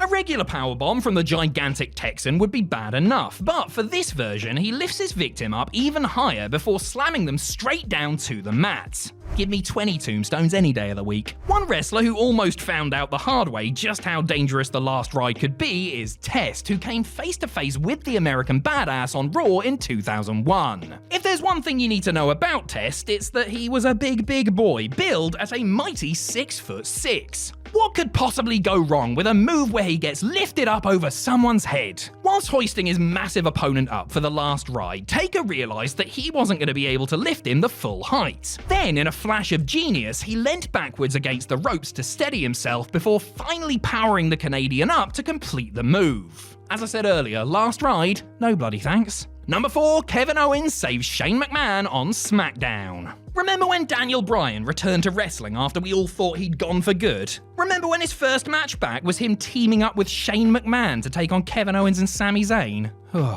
In the build-up to that match, Owens and Zayn launched a vicious assault on the boss's son on a March 2018 episode of SmackDown. This involved wrapping a chair around Shane's neck and jamming it into the ring post, a nasty-looking move that could have been much nastier in real life. As Shane was falling backwards to sell the move, the top of the chair was positioned so that when it hit the ground, it would have jammed upwards into his neck. Owens noticed this and, as casually as you like, caught the chair and changed its direction so that Shane would fall down safely on his backside instead. It's so subtle that you wouldn't even notice it if you weren't looking, but this minor adjustment might have just saved Shane McMahon from a very serious injury. Imagine if after years of jumping off tall structures and being chucked through glass, this is what did Shane in. Well, this or a leapfrog. Number 3, Curt Hennig saves Chris Jericho on Nitro. Over his long and varied career in the squared circle, Chris Jericho has almost never made any serious mistakes in the ring. That said, perhaps his biggest botch came on the December 29th, 1997 episode of Monday Nitro during a match with Curt Hennig. Y2J had his opponent set up for his patented lion salt and he went to hit his trademark backflip. Little did he know that this decision could have cost him dearly. When Jericho jumped backwards off the middle rope, he failed to fully rotate. His head was on a collision course with the mat until the knees of a Hall of Famer came to his rescue. In a moment slicker than Danny Zuko's hair, Hennig quickly pulled up his legs so that Jericho could land on them instead of the canvas. So instead of braining himself, Lionheart just slid comfortably down to the ground. This is a textbook example of just how good of a wrestler Hennig was, that he was able to react to something like this so quickly and turn a potential disaster into just another blown spot. There is a reason they called him Mr. Perfect. Number 2, Luke Harper saves Mustafa Ali at WrestleMania 35. The late, great Brody Lee was a very nice man. If the countless stories of good deeds he performed throughout his life aren't enough to convince you of that, then firstly, you monster, and secondly, check out the time he prevented catastrophe on the grandest stage of them all. During the Andre the Giant Memorial Battle Royal at WrestleMania 35, Lee, who was going by his Wyatt family alias Luke Harper at the time, had Mustafa Ali up for a vertical suplex on the apron. Braun Strowman was meant to rush over and give a big boot to Harper, eliminating both men in spectacular fashion, but the monster among men jumped his cue and hit the move way too early. As Harper and Ali fell off the apron, the latter was in a position to crash headfirst into the floor below. Miraculously though, Harper was able to tilt Ali backwards in midair so that when he did the land, he landed on his back instead. Just how Brody knew that A, Ali was in danger, and B, he could do something about it is beyond me, and just another example of how great the guy truly was. Number 1, AJ Styles saves James Ellsworth on SmackDown. It's not just the moves, the promos, or the beautiful hair that make AJ Styles so brilliant, it's his incredible ring awareness. Case in point being when he saved James Ellsworth from accidentally breaking his own neck. SmackDown, October 2016. The Chinless Wonder is in a match with the WWE Champion, thanks to special guest referee Dean Ambrose. Of course, Styles battered the poor lad and went to put him away with a Styles Clash. For most wrestling moves, the way to keep safe is to tuck your chin into your chest, but not for the Styles Clash. That is the one thing you don't want to do. Clearly, Ellsworth forgot this as the jobber tucked ahead of taking the move. Had it gone ahead as normal, it likely would have broken his neck, but AJ knew exactly what to do. Right before he hit the mat, the Phenomenal One put out his hands to take all the force and give Ellsworth some extra space. What looks like a tiny adjustment actually did a whole lot of good. But how did Styles even notice that Ellsworth was out of place? Skill? Experience? Flat Earth magic. Whatever it was, thank heavens it worked. Once the Attitude Era was done with and WWE created their own competition by splitting the roster in half, Vince McMahon famously told those that were looking for superstardom that he wanted to see some ruthless aggression out of them. Plenty would prove to have this trait in spades, whatever the hell it is, and go on to become major names between then and WWE turning TVPG in the summer of 2008 and beyond. Not these lads though, unfortunately. Ruthless aggression, more like gentle meekness. I'm Adam Pachisi from Cultaholic Wrestling, and these are 10 ruthless aggression superstars that you don't remember. Join us. Number 10, Gunnar Scott. Brent Albright was a big player in Ohio Valley Wrestling, reporting to the WWE Developmental League in early 2004 and winning pretty much everything, becoming the first OVW Triple Crown winner in the process, en route to the main roster. Debuting as a member of the SmackDown crew, Albright was renamed Gunnar Scott and gained a quick win over a distracted Booker T in his first televised WWE match. Later, he was praised by Chris Benoit in a backstage segment, and it soon became clear that old Gunnar was going to be paired with the Rabid Wolverine in a student-mentor scenario, which made a lot of sense since Scott looked and wrestled a lot like Benoit. Unfortunately for Gunnar though, they only tagged together the once, a hard-fought victory over Booker T and Finlay before the Crippler went on sabbatical. From there, Gunnar's days were numbered and he quickly became fodder for others like Finlay and Ken Kennedy before being shipped back to OVW and then subsequently released. His case wasn't helped by Fit and fellow road agent Dean Malenko reportedly complaining that Scott wrestled too similarly to Benoit. Damned if he did, damned if he didn't. Number 9, the Heartthrobs. Look at this pair of absolute throbbers. The Heartthrobs, comprised of Antonio and Romeo, were quite clearly a case of all style and no substance. To be honest, the style part is arguable too, isn't it? They had their goofy entrance routine, complete with feather boas and silly hats, their dumb dance moves clearly designed to provoke some sort of reaction from the WWE audience, but the act was blatantly small time, and once the bell rang, they didn't have enough to overcome the suck.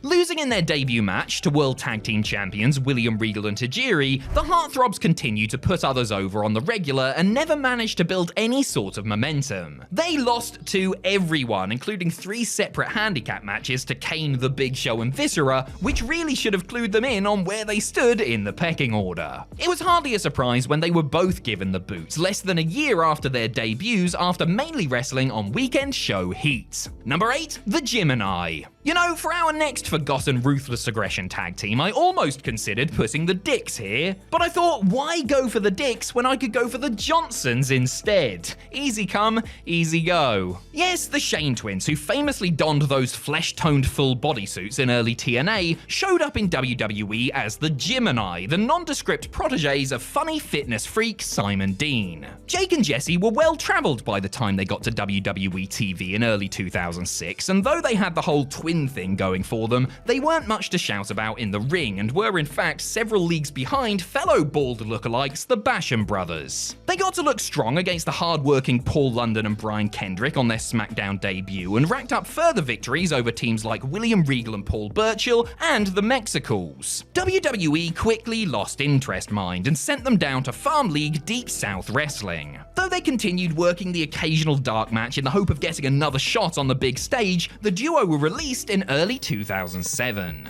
Number 7, Jesus. Christ, does anybody remember this tall drink of water? Aaron Aguilera had been on WWE's radar for a while and had actually wrestled for the company as one of the conquistadors during the brief angle where Edge and Christian were masquerading as the team. He was brought back into the fold 4 years later to act as new arrival Carlito's bodyguard. Jesus was, in the storyline, accused of stabbing John Cena in a nightclub, an angle done in order to excuse the Doctor of Thugonomics while he flew to Australia to film The Marine. When Cena returned, he began to feud with Jesus, leading to a United States title street fight at Armageddon. On the night, the champ absolutely crucified his opponent in what would turn out to be Aguilera's last WWE outing, save for a loss to Ron Simmons on Heat a couple of years later. Aaron Darren actually went into the Armageddon bouts with 2 herniated discs in his neck, as well as a torn groin, and was released a few months later while recovering from major surgery. Number 6. Dan Rodman. A contestant on the $1 million version of Tough Enough, Dan Rodman may have not bagged the big fat contract, which was actually for $250,000 a year over 4 years, and WWE could cut you after the first one, but he did impress officials with, I'm not entirely sure actually, but if I had to guess, I would probably say his size. He didn't immediately sign a developmental contract, but eventually inked a deal in 2006. He reported to Deep South and worked a series of dark matches before hitting the road proper in 2007. While mainly wrestling on house shows, Rodman did show up for a few matches on Sunday Night Heat. In one of them, he lost to Val Venus, and in the other 2, he traded victories with Eugene. Like many of his ilk, Rodman may have had the size and a kind of goofy sort of charisma about him, but he was never able to put it together between the ropes. His highlight was probably a house show bout with then WWE champion John Cena, his last for the promotion before being released 2 months later. Number 5. Casey James. Casey James, who had enjoyed a successful run in Puerto Rico in the early 2000s, was brought up to WWE's main roster in the summer of '06. Debuting on the SmackDown roster alongside Idol Stevens, the pair were Michelle McCool's teacher's pets and soon set their sights on the tag titles, which then belonged to Paul London and Brian Kendrick. James and Stevens were as thrown together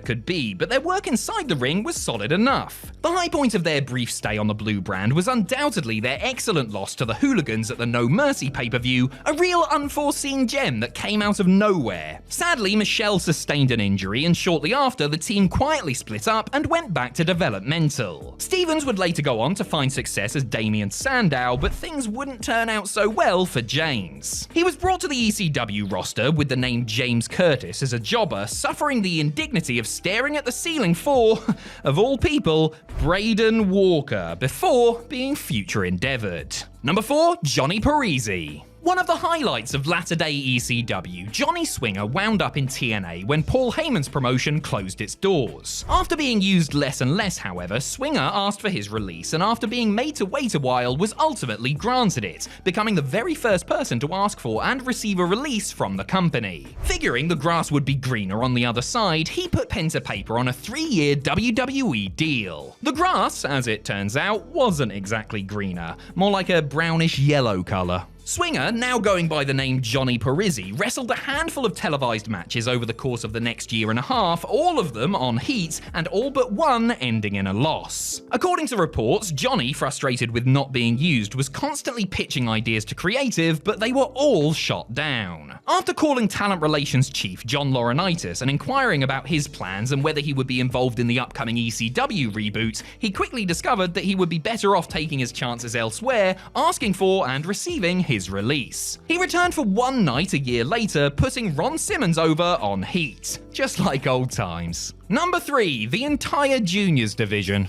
According to former WWE writer Court Bauer, he and others working on SmackDown in 2005 wanted to reinvigorate a flagging cruiserweight division by signing the likes of Ultimo Dragon, Mystico, and the 3 men who would go on to portray the Mexicools to contracts. Per Bauer, the list he submitted to John Laurinaitis was then promptly torn up, with the talent relations man instead doing his own thing and signing up a bunch of Mexican mini wrestlers for a mooted juniors division. The juniors were added to SmackDown TV by nefarious network exec Palmer Cannon, another ruthless aggression, remember him, and only made a few televised appearances in total, wrestling the same tired comedy matches. There was talent in the juniors division, no doubt, but the concept was presented as a total joke, almost as if WWE wanted their fans to believe actual children were hiding under the masks. WWE had actually experimented with a minis division in the past, way more successfully than here. Summing the whole sorry affair up, the entire division was released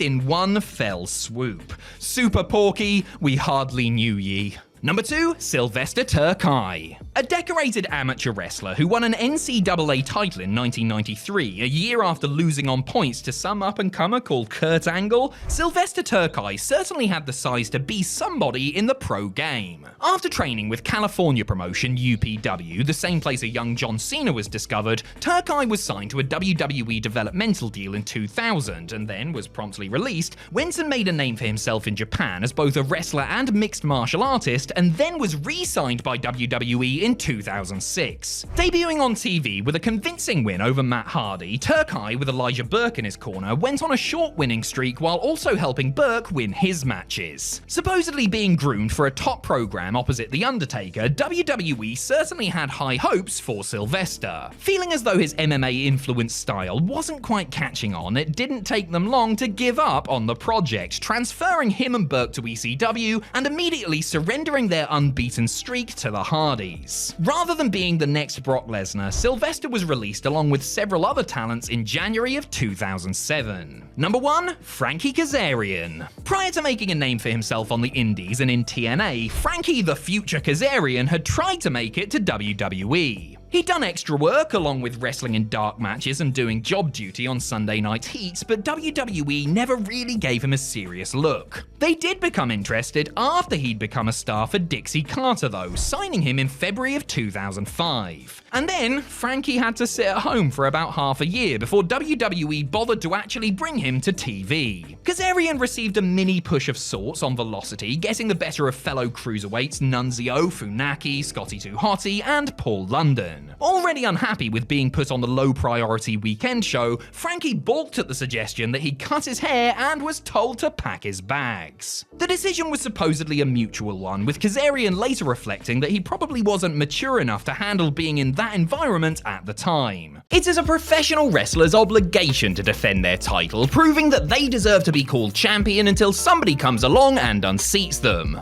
And while most wrestlers are more than happy to defend their belts with pride, sometimes they're not actually able to for one reason or another. Rather than cancel a match or simply vacate, wrestling bookers have, on occasion, decided to go an altogether different route to solve this conundrum. I'm Adam Pacitti from Cultaholic Wrestling, and these are 10 wrestlers who defended someone else's title. Join us. Number 10, Psychosis, Juventud Guerrera's IWGP Junior Heavyweight title. Well, we may as well start with this total and utter mess from Vince Russo's first couple of months in charge of WCW Creative. Vinny Ru booked Juventud Guerrera to defeat New Japan's IWGP Junior Heavyweight champion Jushin Liger by bonking him on his masthead with a tequila bottle on the November 29th, 99 episode of Nitro. Not only did New Japan refuse to recognize the title change, but no sports media outlet in Japan even bothered to report on it. Liger, who initially believed he would be defending against Rey Mysterio, also claimed to have misplaced the belt, which is why he didn't bring it to the ring with him for the match. I would say he was fuming if I could see his face. Adding injury to insult, the Juice dislocated his elbow during the bout when he attempted a springboard plancher. That meant that Juvi, who would have missed the rematch anyway since he had a court date in another state on DUI and resisting arrest charges, was replaced by Psychosis, who dropped the title back to Liger on the December 6th Nitro. This whole situation was lamentable and helped nobody, with New Japan only deciding to officially recognize the title changes in 2007. Number 9, Vader, Rick Rude's WCW United States title. At WCW Halloween Havoc 1992, Rick Rude was fully focused on his rematch with NWA champion Masahiro Chono. Ravishing Rick had come close to beating Chono in the final of New Japan's G1 Climax tournament, but ultimately lost what turned out to be one of the very best matches of his career over the vacant strap. With his mind on Masahiro, Rude was aghast that WCW EVP Cowboy Bill Watts was demanding that he also defend his own United States title against Nikita Koloff on the pay-per-view. So upset was he that, in the storyline, he filed an injunction in court to get him out of the defense. Their hands supposedly tied, WCW management let Vader defend the title on Rick's behalf. This was handled poorly and made no storyline sense, while blindsiding fans who ordered the show with a major card alteration. Vader ended up successfully defending Rude's gold by clobbering Koloff pretty much out of the business before celebrating with the belt like it actually belonged to him.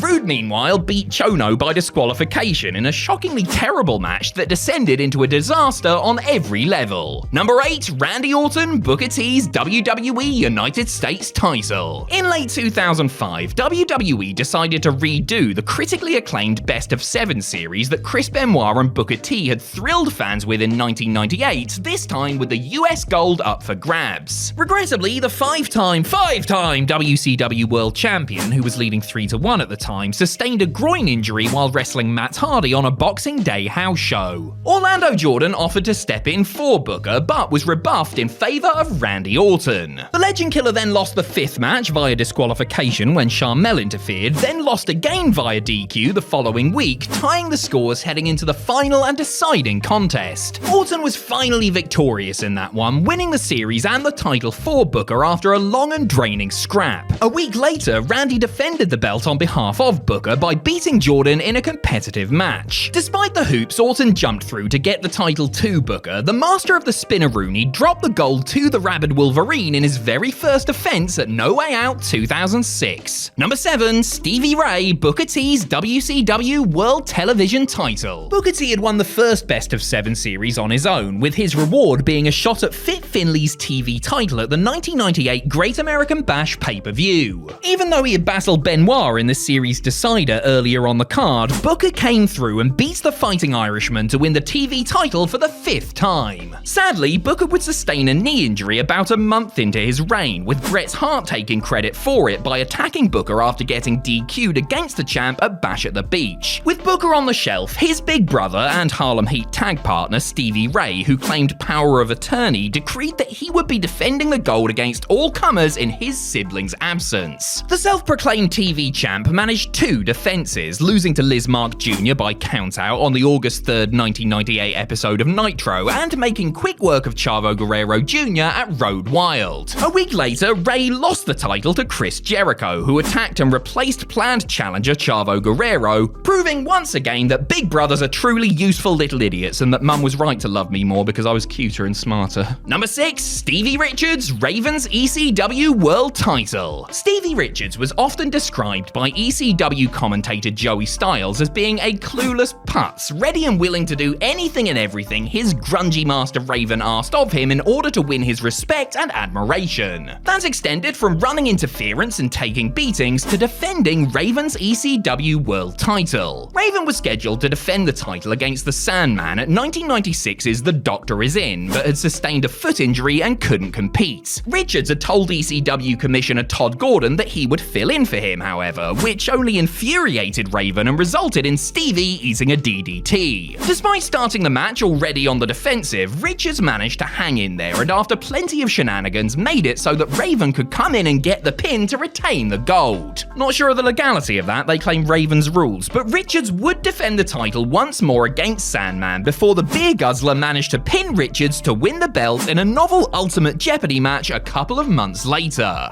This loss resulted in dissension between Raven and Richards and eventually led to the formation of the BWO. Number 5, Orlando Jordan, JBL's WWE title. After JBL just about lucked his way into beating Eddie Guerrero for the WWE title, he did everything in his power to ensure that he kept the belt around his waist, eking out defenses against the likes of The Undertaker, Booker T, and Big Show. After being destroyed by the Dead Man following their title match at SummerSlam 2004, JBL was deemed in no fit condition to perform at the following weekend's pair of house shows. But hold on a minute, player, because SmackDown general manager Teddy Long ensured that there would be a WWE title match as advertised, with JBL's lackey Orlando Jordan filling in against John Cena. The champion naturally kept interfering in the bouts, which ended when he laid Cena out with the title belt so that Orlando could retain for him. WWE booked a similar scenario on the next episode of SmackDown, with Jordan, who came out to the ring proudly holding the belt to help his confidence, booked to defend JBL's belt against Taker. The Phenom looked to have the match won after hitting a tombstone piledriver, causing JBL to pull the referee out of the ring for the DQ. Taker took this act of sabotage as well as you would expect. Number 4, Goldust, Triple H's WWE European title. Though he wanted to leave the company and follow his brother Bret to WCW after the Montreal Screwjob, WWE wouldn't grant Owen Hart a release from his contract. Forced to stick around, he crafted the Blackheart persona and sought vengeance against D-Generation X. His attention quickly turned to Triple H and the European Championship, which Helmsley had won from Shawn Michaels in a mock match on the December 22nd,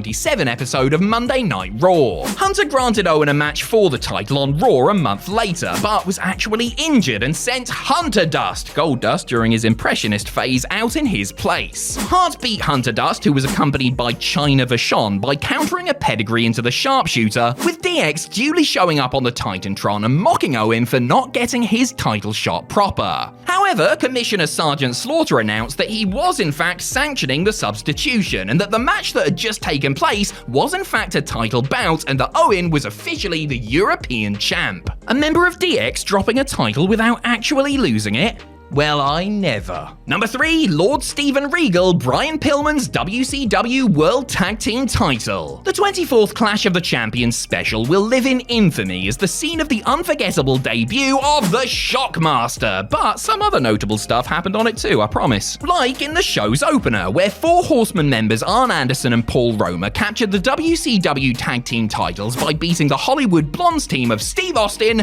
and Lord Steven Regal. The Blue Blood was replacing Austin's regular partner Brian Pillman, who injured his ankle when the Blondes took on Frankie Lancaster and Mark Starr at a WCW Saturday Night taping 10 days prior. Since WCW had taped other matches with Anderson and Roma as champs, the titles had to be switched, and Regal, who was good friends and travel partners with Austin, was drafted in. Regal was initially scheduled to clash with Too Cold Scorpio on the show, and ended up being replaced by his tag partner Bobby Eason. The Blondes lost the title at the Clash, with Austin taking the pin due to a miscommunication with Regal's manager, Sir William. This led to a future storyline where Pillman went after the Lord's television title as retribution for Regal costing Flying Brian the tag belts. Number 2, Rashid Lucius Creed, Adam Pac-Man Jones's TNA World Tag Team title. TNA's decision to bring in suspended Tennessee Titans player Adam Pac-Man Jones was justifiably met with widespread condemnation. I mean, was the publicity really worth the lashing they would get from the many people who had issues with Jones getting a big old payday while facing serious allegations related to incidents off the field? Well, TNA evidently didn't care and booked Pac-Man to win the TNA World Tag Team titles with Ron Killings in his first ever match by beating the Hall of Fame duo of Kurt Angle and Sting after the Olympian turned on the Stinger. Team Pac-Man, as they were called, would defend the titles 2 times on Impact, beating Team 3D and Triple X. However, despite being presented as the star, the terms of his NFL deal meant that Jones could only have very limited physical involvement and didn't really do much of anything in the bouts. With Jones unable to wrestle at Bound for Glory 2007, Team Pac-Man invoked the Freebird rule and brought in Rashid Lucius Creed as his proxy. Jones didn't take any bumps but was involved in the match, unsuccessfully trying to interfere from ringside as AJ Styles and Tomko bagged the gold. Number 1, the British Bulldog, Owen Hart's WWE Tag Team title. The third In Your House pay-per-view was headlined by the triple-header tag match that was to pit World Champion Diesel and Intercontinental Champion Shawn Michaels against World Tag Team Champions Owen Hart and Yokozuna. Whoever was pinned would lose their belt, but during the show's opening contest, it was revealed that the Rocket had not shown up to defend his gold. On-screen president Gorilla Monsoon allowed Camp Cornette to find a replacement, and Jim settled on the British Bulldog, who had beaten Bam Bam Bigelow earlier in the night. The real reason that Owen wasn't there was because his wife Martha had been in labor. After she had given birth just a day before the pay-per-view, Hart flew from Calgary to Michigan just in time to eat a jackknife powerbomb and lose a match he was never in. The 2 dudes with attitudes were subsequently stripped of the tag titles the next night on Raw, with Cornette bringing in attorney Clarence Mason to argue against the decision and get it reversed. Now, if there's one thing we wrestling fans love, it's paying for a show for a main event that's then rendered meaningless on free TV 24 hours later. We just love it. Thanks for watching! In the days before the WWE Network and billion-dollar deals with Netflix, WWE relied heavily on revenue from pay-per-views. It was up to WWE to come up with compelling storylines leading to major matches that would convince fans to part with their cash. Despite their best efforts, although occasionally there was very little effort, big-time matches that seemed like they would do decent box office ended up tanking for one reason or another. I'm Adam Pacitti from Cultaholic Wrestling, and these are 10 major WWE matches that bombed on pay-per-view.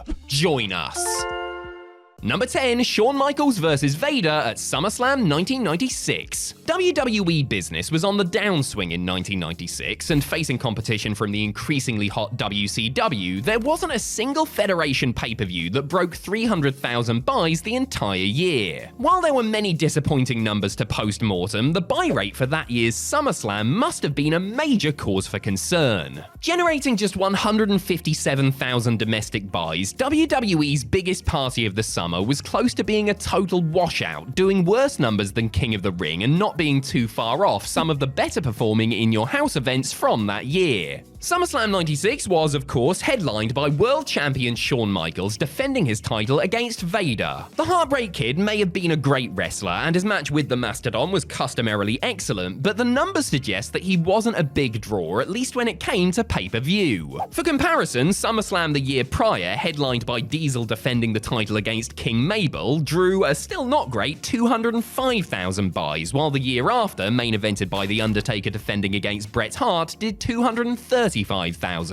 Needless to say, Vader time was very much over when WWE saw the SummerSlam number. Number 9, Daniel Bryan vs. Randy Orton at Battleground 2013. 2013 was a funny old year for WWE on pay-per-view, as it started off great thanks to the presence of The Rock, but dipped big during the second half as it was rapidly becoming apparent that the time was right for the WWE Network to replace traditional order-only events. The numbers for SummerSlam and Survivor Series may have made for grim reading at WWE HQ, but the buy rates that October's Battleground pulled would have had alarm bells ringing. The show only managed to attract a paltry 114,000 buys worldwide, making it the lowest drawing WWE pay-per-view since ECW December to Dismember in 2006. A generally awful show with a weak undercard, the main attraction was Randy Orton and Daniel Bryan clashing for the vacant WWE title. However, this was their second pay-per-view outing within a month, the two men having headlined Night of Champions just a few weeks earlier. The few who did bother to part with their hard-earned cash were far from rewarded with a good show, the no-contest finish to the main event drawing particular scorn from fans and critics. Number 8, the Royal Rumble match at Royal Rumble 1989. These days, the Royal Rumble pay-per-view, or premium live event if you're that way inclined, is one of the most anticipated on the entire pro wrestling calendar. The main draw is, of course, the Royal Rumble matches themselves, which generate excitement not just because fans get to see who will go on to challenge for a world title at WrestleMania, but also because of the storyline twists and turns and surprise appearances that have become the Battle Royal's calling cards. That said, things were a lot different in 1989. The first Rumble had been a televised special the year prior, drawing a mammoth rating for the USA Network. WWE would have been hopeful that the strong rating could have converted into pay-per-view buys a year later, but that turned out to not be the case. In fact, the 89 Rumble drew a hugely disappointing 165,000 buys. For context, the 1988 Survivor Series a couple of months earlier had been good for 310,000, whilst WrestleMania 5, headlined by Randy Savage and Hulk Hogan's mega-powered world title scrap, drew a monster 767,000. Why the first pay-per-view Rumble flopped so hard is something of a mystery, but things would get better starting with 1990's 260,000 buys. Number 7, Bret Hart vs. Shawn Michaels at WrestleMania 12. If there's one pay-per-view WWE could typically count on doing big business at the box office, it was WrestleMania. After all, it was the most hyped event of the year and the one that WWE usually reserved for its biggest and best matches. For WrestleMania 12 in 1996, the biggest and best match WWE felt they had to offer was WWE Champion Bret Hart defending against Shawn Michaels in the first ever televised 1-hour Iron Man match. The intrigue of seeing two of WWE's finest do battle for 60 minutes over the company's richest prize was apparently lacking though. The show, which also featured The Undertaker taking on Diesel, The Ultimate Warrior's return, and a Hollywood backlot brawl between Roddy Piper and Goldust, drew a lamentable 290,000 pay-per-view buys. That was down from the celebrity-heavy WrestleMania 11, headlined by NFL star Lawrence Taylor and Bam Bam Bigelow, which drew a still disappointing 340,000. It's fair to say that people perhaps just didn't know what they were going to get with Bret vs. Shawn, an all-babyface affair that lacked heat and had been primarily built up via video packages of each man training for the grueling contest. Number 6, Psycho Sid vs. The Undertaker at WrestleMania 13. Well, if WWE thought things were going to get any better a year later, they were bang out of luck because the buy rate for WrestleMania 13 made Mania 12's numbers look like good news. So just how bad was it? 237,000 buys.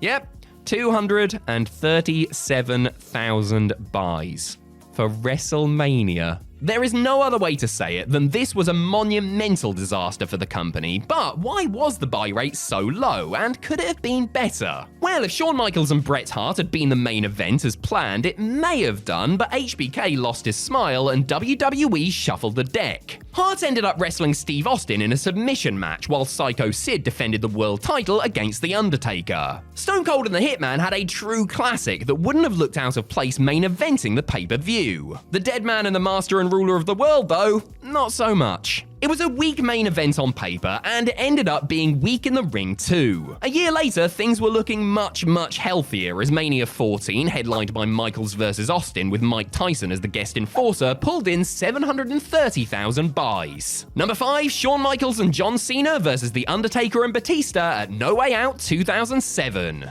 Not to turn this into a Shawn Michaels Undertaker bash fest, but while both men are legends of the industry, they didn't always do big business when it came to pay-per-view. And that was true when they were on opposite sides of the ring at No Way Out 2007. Though it was supposedly a SmackDown exclusive pay-per-view, the main event of the show was an inter-brand dream tag match pitting the Blue Brand's Taker and Batista against Michaels and John Cena. Adding to the intrigue, Michaels and Cena were then World Tag Team Champions, while the two teams were set to clash against one another in singles matches at the next pay-per-view, WrestleMania 23. Despite the stakes and the star power, and despite the match itself being really bloody good, fans were not persuaded to cough up and see how it all unfolded. No Way Out 07 did a positively rubbish 205,000 buys, lower than other recent B shows like Cyber Sunday, Armageddon, and New Year's Revolution. It was no great surprise to see WWE formally scrap the single brand concept after the numbers came in, and they didn't run another brand exclusive pay-per-view until Backlash 2016.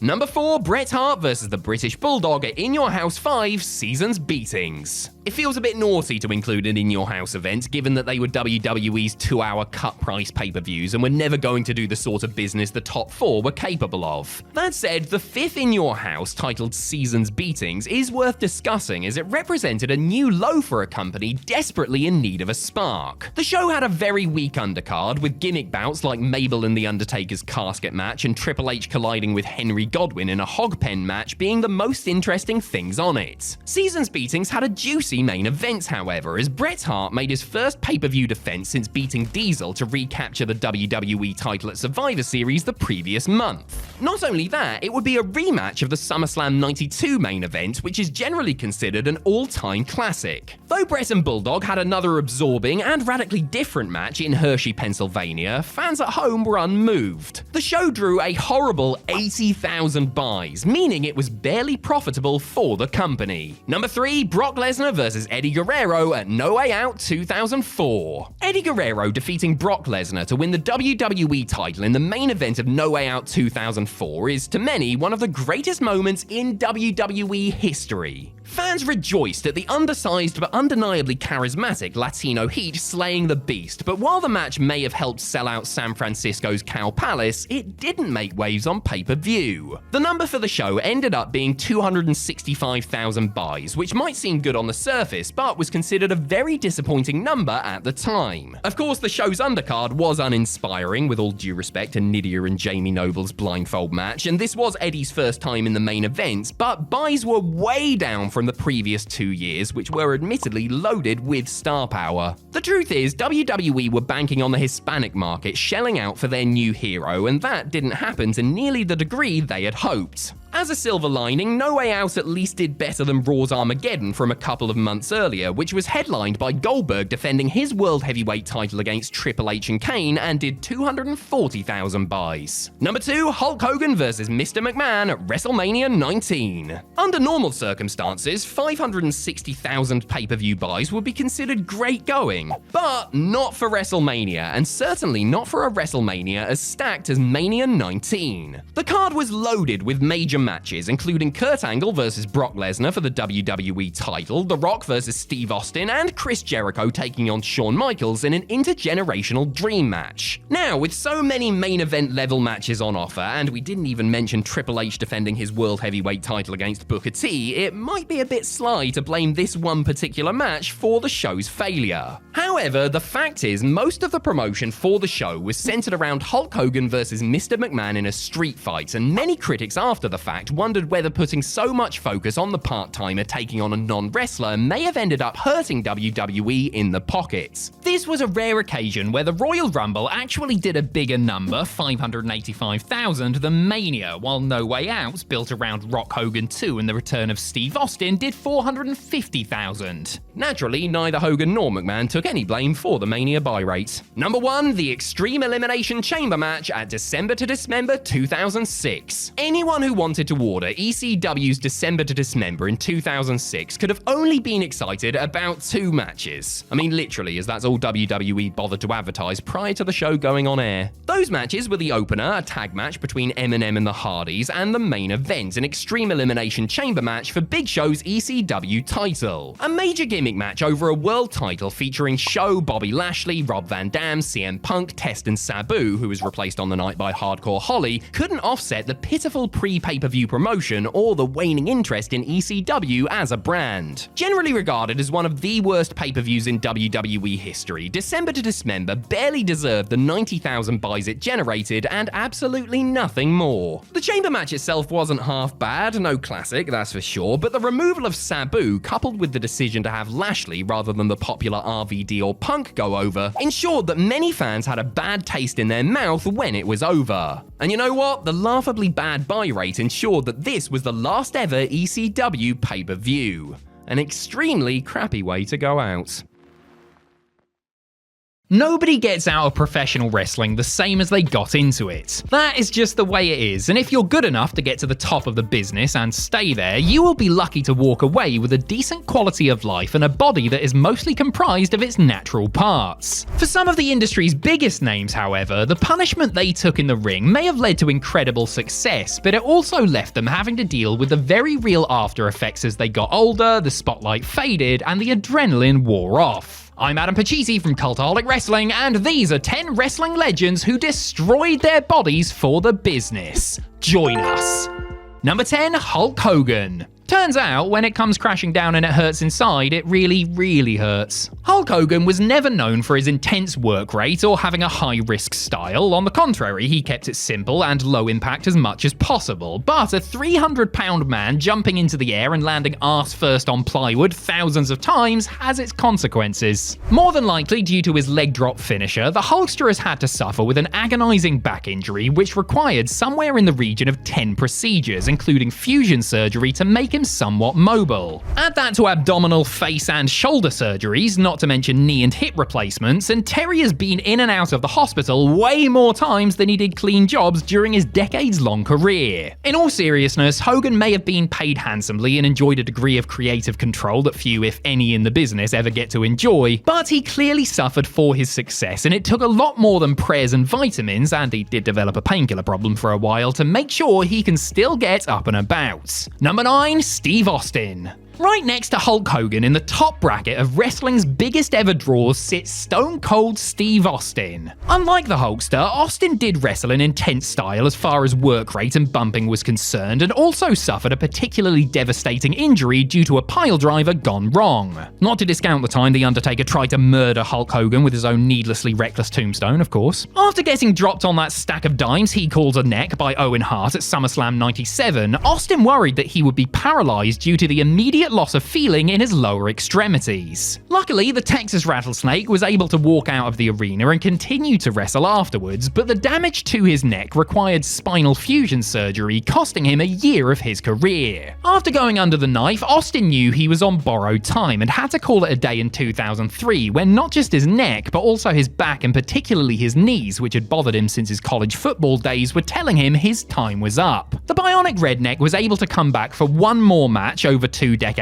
later, having said no numerous times to other pitchers due to his physical condition. Number 8, the Dynamite Kid. With his enviable quickness and agility combined with precision technique and aggression, the Dynamite Kid wowed audiences as well as locker rooms with a revolutionary style that combined techniques learned from the UK, Canada, Mexico, and Japan. Dubbed by Bret Hart as pound for pound the greatest wrestler who ever lived, the Dynamite Kid was light years ahead of his time, vaunted for his state-of-the-art classics with favourite rival the original Tiger Mask. All that high flying and those big bumps came at a cost, however, and by the mid-1980s, Tommy Billington's gassed-up body was rapidly breaking down. Things came to a head on December 13th, 1986, when the British Bulldogs were defending their WWE Tag Team titles at a house show. After simply jumping over Don Morocco, who was lying on the canvas, Dynamite collapsed to the mat in pain and was rushed to a local hospital where it was discovered that he had ruptured 2 discs and needed immediate surgery. He was never quite the same again, and in the years after his career ended prematurely, Billington was paralysed and had to use a wheelchair due to years of back, neck, and leg injuries brought on by his uncompromising in-ring approach. Number 7. Terry Funk. There is a scene in the acclaimed documentary Beyond the Mat where Terry Funk visits his doctor who, after giving the Funker some x-rays, expresses his disbelief that Terry is even able to walk, let alone wrestle, given that he had no cartilage in his knees. That was in 1997. Terry Funk wrestled his final match in 2017. It is a testament to the man from the Double Cross Ranch's toughness that he was able to keep going for as long as he did, when his body was beyond wrecked from a career that began in 1965. In his 2005 autobiography, Funk, who also suffered cracked vertebrae, untold number of concussions, and all manner of other debilitating injuries in the ring, admitted that his body screamed at him every morning and it was difficult to even get out of bed, much less move around once he did so. The former NWA World's Heavyweight Champion had, of course, tried many times to call it a day, retiring for the first time in 1983. He was beat up back then, and his Indian summer as a deathmatch king only put more miles on a body that already had way too many on it to begin with. Number 6. Mick Foley. On the back cover of Mick Foley's tremendous first autobiography, Have a Nice Day, there is a picture of the best-selling author as Mankind annotated to show all the injuries he had suffered in his career to that point. These included a separated right shoulder, dislocated and fractured left shoulder, torn meniscus, torn abdominal, 2 herniated discs, 5 broken ribs, a bruised kidney, and, oh yeah, 2/3 of his ear being ripped off. And honestly, that's not even half of it. Mrs. Foley's baby boy was determined to give fans a performance every single night, and in his mind, that typically meant taking some sort of gnarly bump, like the stomach-churning Nestea plunge fall onto concrete. For the really big matches, Foley would take it to the next level, allowing himself to, for example, get thrown off and through the top of Hell in a Cell, or, for example, get repeatedly blasted in the head with unprotected chair shots, or, for example, look, we could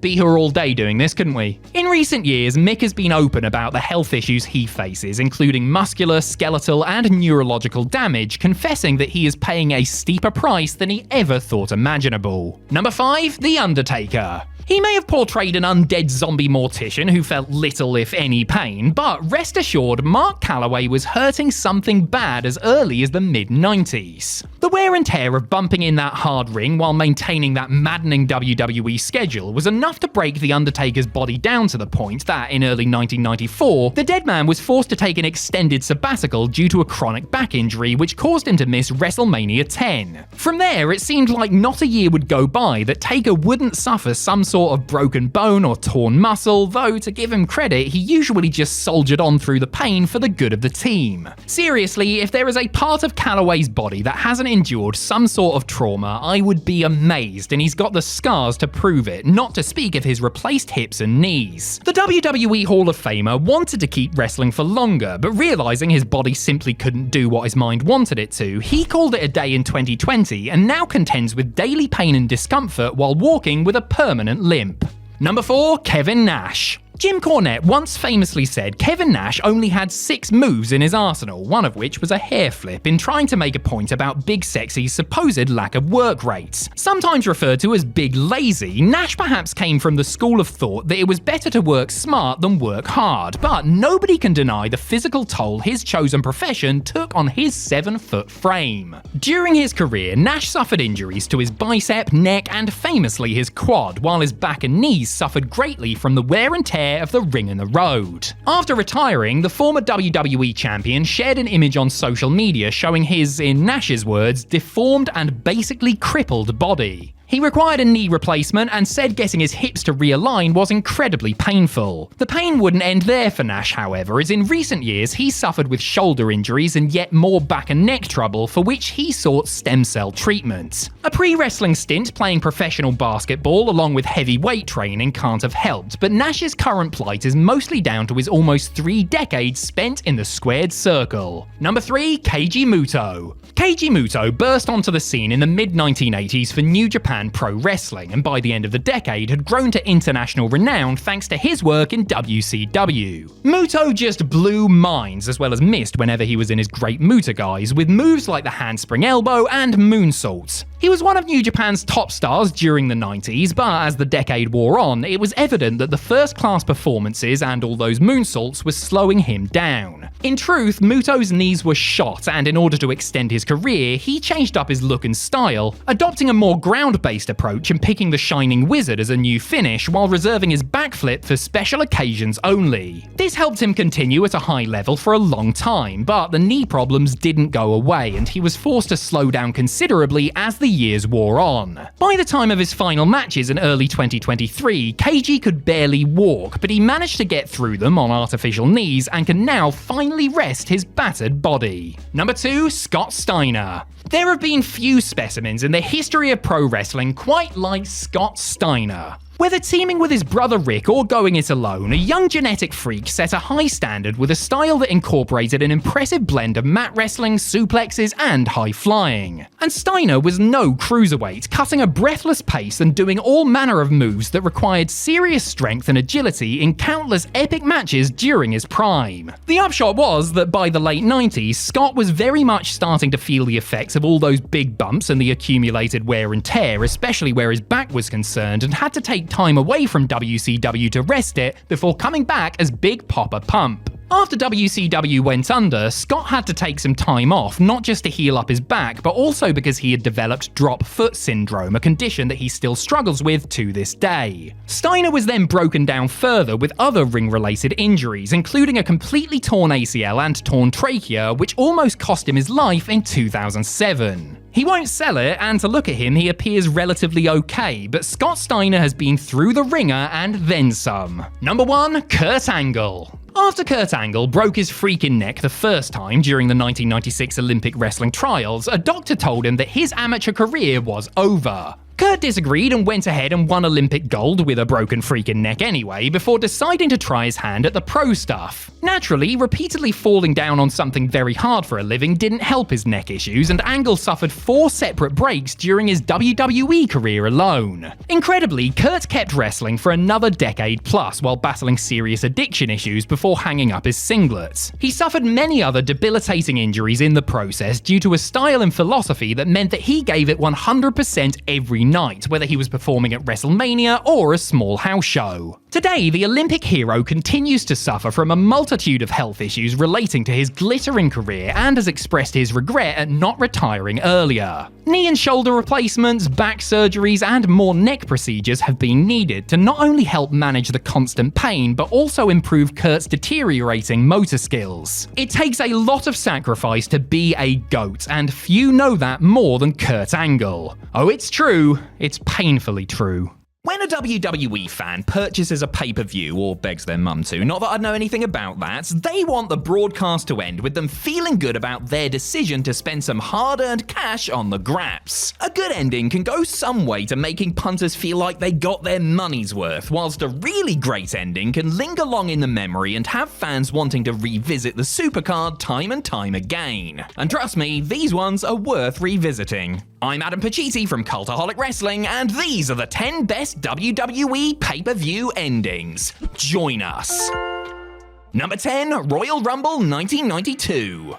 The 1992 Royal Rumble match had a lot going for it. It was one of the most star-studded in history, with a handful of potential winners in the mix. It was also being contested over the vacant world title, giving it extra high stakes. Most importantly though, it had an incredible central performance by the Nature Boy Ric Flair. The 60-minute man entered at number 3 and was basically the glue that held the match together, eliminating 5 people over the course of the hour he was in there for, last bundling out Sid Justice to claim the gold. While Hogan and Sid bickered in the ring, Nate headed backstage to give his first interview as champ. Flanked by an absolutely buzzing Bobby Heenan and Mr. Perfect with a tear in his eye, Flair, looking directly into the camera, cut a brilliant promo where he proclaimed himself the real world champion and the king of the wrestling world on what he called the greatest night of his life. It was a hell of a way to cap off a pay-per-view and is another reason the 92 Rumble is considered one of, if not the greatest ever.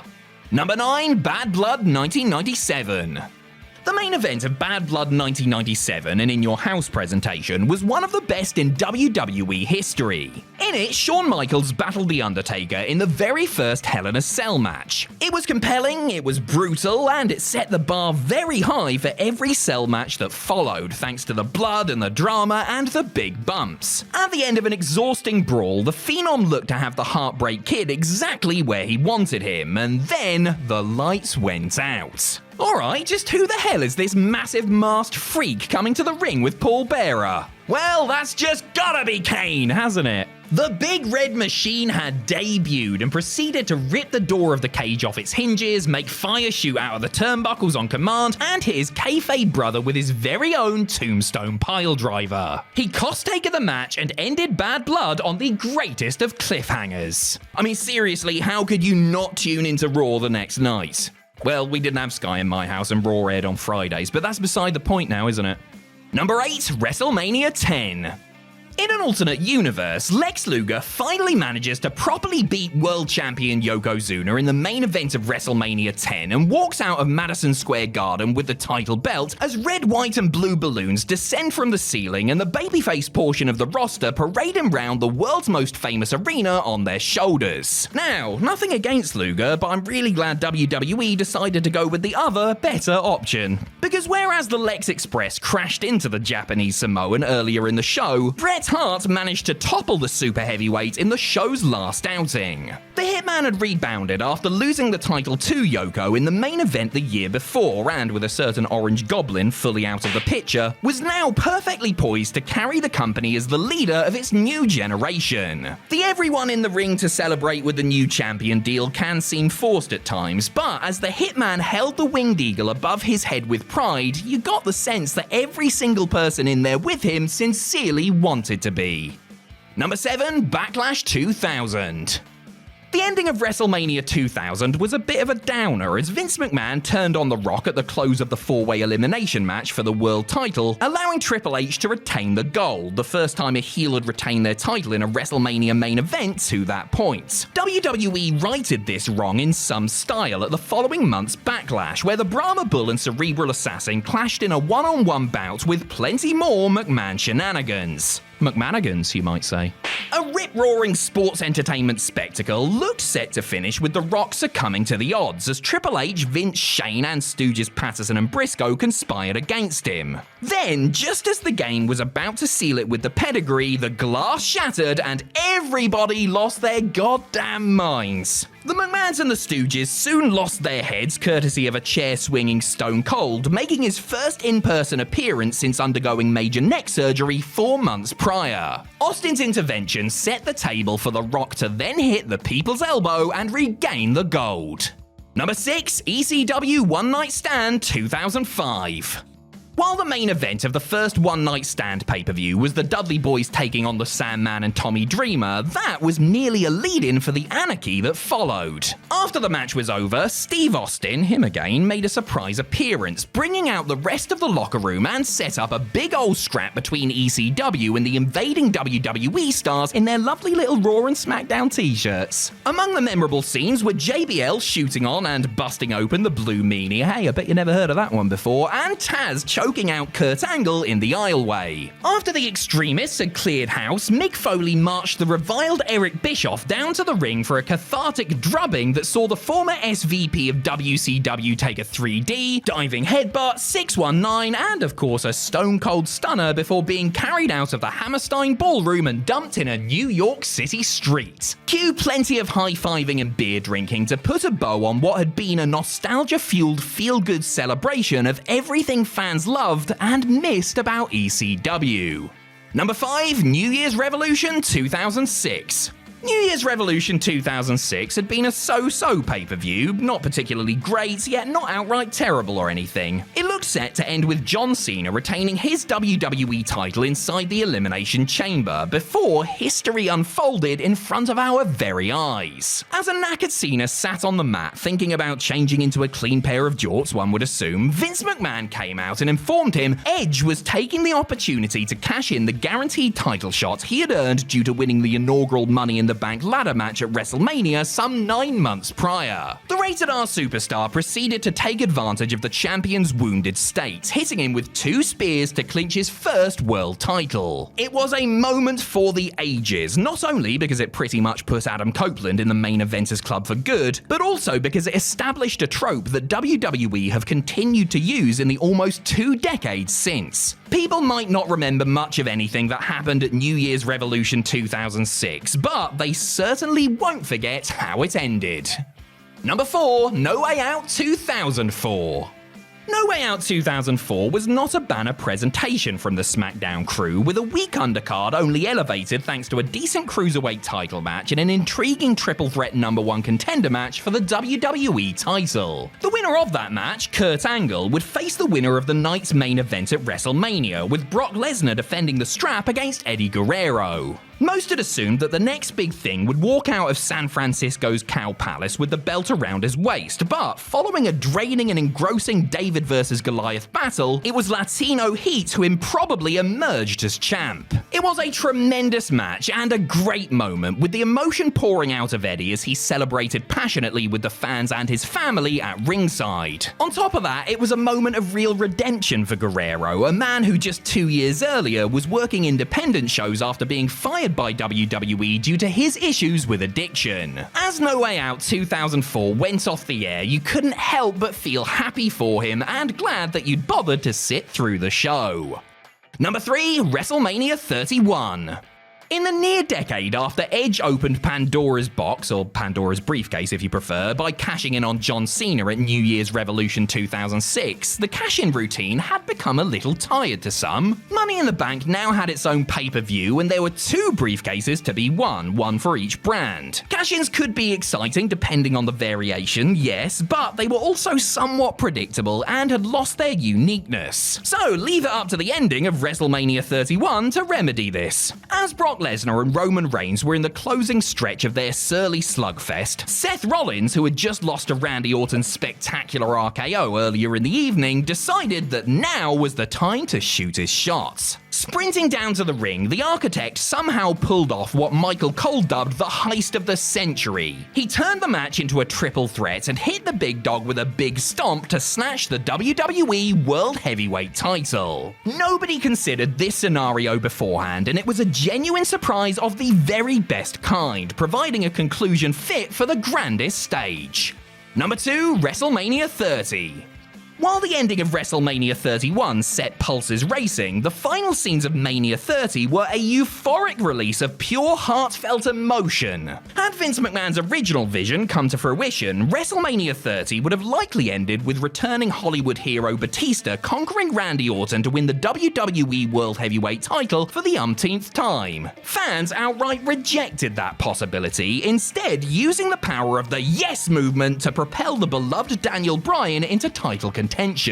Even after defeating Triple H in the show's opener and earning his way into the match, it still seemed like a bit of a long shot that the American Dragon would overcome the Viper and the Animal. But But following an excellent roller coaster of a contest, Bryan made Batista tap out, much to the delight of the tens of thousands of fans inside the Superdome. Michael Cole was once again on hand to hammer home the gravitas of the moment he called the Miracle on Bourbon Street, while Bryan celebrated with his sister and niece amid a sea of confetti and people shouting, "Yes, yes, yes." I would talk about Bryan having a moment with Connor after the show went off the air, but I don't want you to cry. Or me either. Number 1, Money in the Bank 2011. A hot crowd can make a decent match seem good, a good match seem great, and a great match seem like a classic. The crowd inside Chicago's Allstate Arena during the main event of Money in the Bank 2011 was another beast altogether. Second City Saint CM Punk had the full feverish support of the 15,000 in attendance as he took on WWE champion John Cena. Punk may have been the overwhelming hometown favourite, but questions about the outcome remained throughout the duration of this 30-plus minute barn burner. In the end, the straight-edge superstar managed to shrug off the meddling of Vince McMahon and John Laurinaitis, hit Big Match John with the GTS, and become WWE champion to a thunderous ovation. But the fun didn't stop there, as Punk also thwarted an Alberto Del Rio cash-in attempt before blowing a kiss to the boss and walking out of the building, and per the storyline, out of WWE, with the world title in his possession. For excitement, unpredictability, and delivering exactly what the audience wanted, the ending of Money in the Bank 2011 remains the best in the world. As the biggest show in WWE's calendar, plans for WrestleMania are set in stone months, if not a whole year, or even years ahead of time. Well, you would think this would be the case anyway. Sometimes plans need to change and change fast, with some Mania moments being made just hours, sometimes mere minutes before they actually happened. Finishes, title changes, even entire matches, spontaneous and unforeseen things can happen on the grandest stage. I'm Adam Pacitti from Cultaholic Wrestling, and these are 10 WWE WrestleMania decisions that were made on the night. Join us. Number 10, the Hell in a Cell ending at WrestleMania 39 Night 2. Vince McMahon is a lot like a rash. Even when you think you've gotten rid of him, he just keeps on coming back. When the ex-WWE CEO forced his way back into power in early 2023, it threatened to derail Triple H's well-laid plans for WrestleMania 39. The show mostly went off with minimal interference, but one match was sadly affected. Finn Balor and Edge had been feuding for months, ever since the former kicked the latter out of the original version of Judgment Day. They were set to clash at Mania, inside Hell in a Cell no less. The original plan was to have the Irishman go over. This would have been a big feather in Balor's cap, a win over a major star at the biggest show of the year, but unfortunately, Vinnie Mac had other ideas. It was revealed many months later that, on McMahon's orders, Edge was told on the night of the show itself that he would be winning instead. And that is exactly what he did, becoming the only person in WrestleMania history other than The Undertaker to triumph inside the big scary box.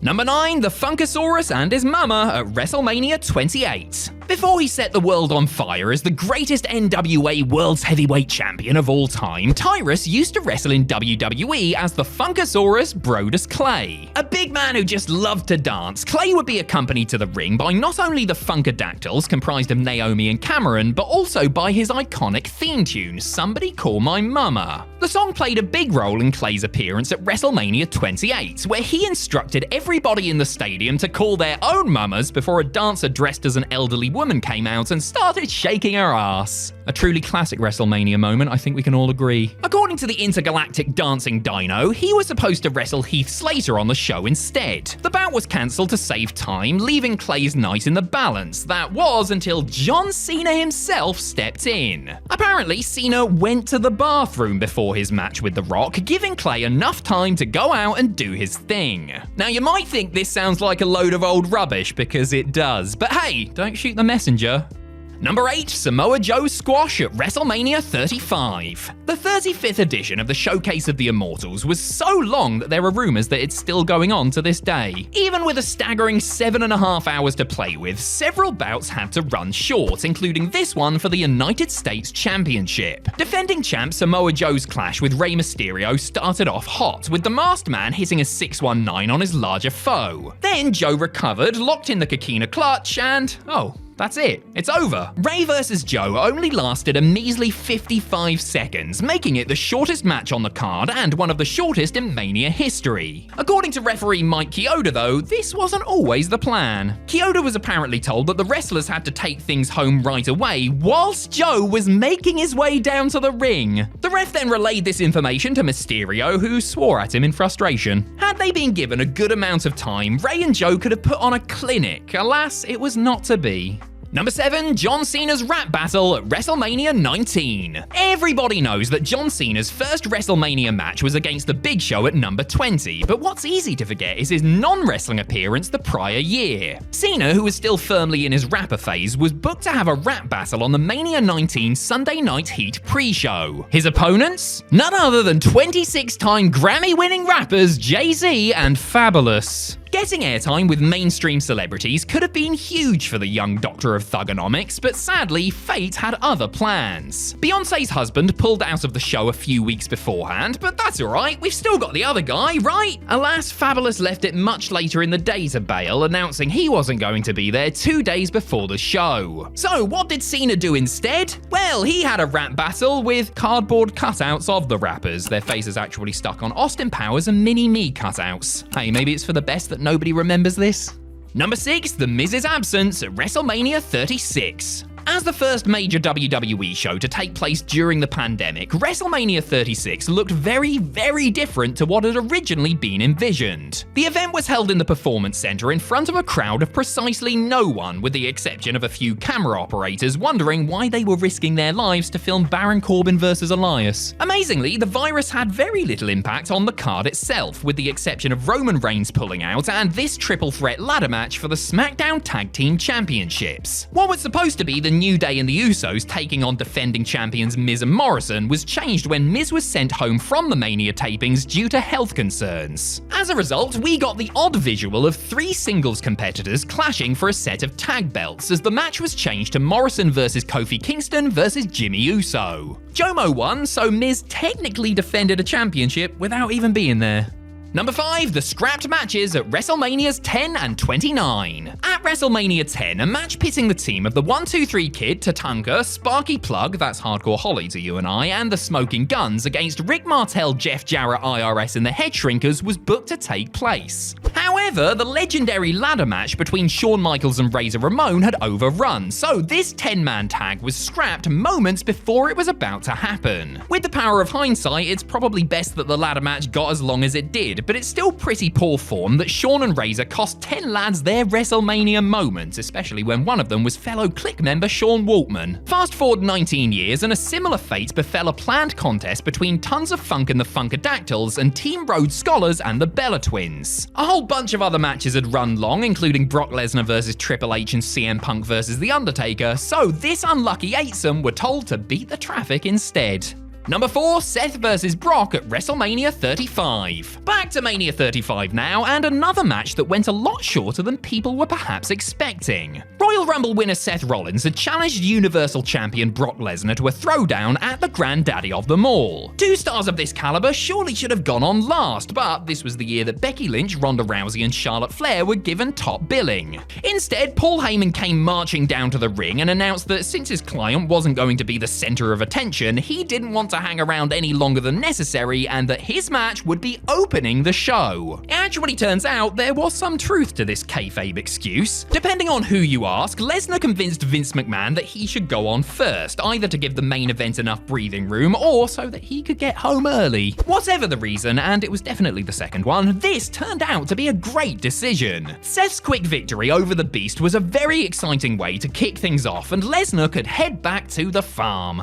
Number 3, Seth's cash-in at WrestleMania 31. WWE found themselves in quite a pickle at Mania 31. They had booked Roman Reigns to face WWE Champion Brock Lesnar in the main event. Unfortunately for them, fans deeply resented Reigns at the time. The company knew that if Reigns went ahead and won as planned, there may have well been a riot in San Francisco that night, but luckily they had an ace up their sleeve, an ace with a streak of blonde in his hair. As we all know, Mania 31 actually ended with Seth Rollins Rollins as champion, the Architect having cashed in his Money in the Bank briefcase during the main event. What you might not know is that Seth was only told this plan with 2 hours' notice, according to former WWE writer Brian Mann. This means that Rollins didn't know he would be winning the belt until after his loss to Randy Orton earlier in the night. Not only was this a genuine surprise, but crucially it kept Reigns away from the top prize. Everybody was thrilled with this decision, well, except for Roman's extended family, who were apparently furious. WWE might have saved the show, but they now had an army of angry Samoans to deal with.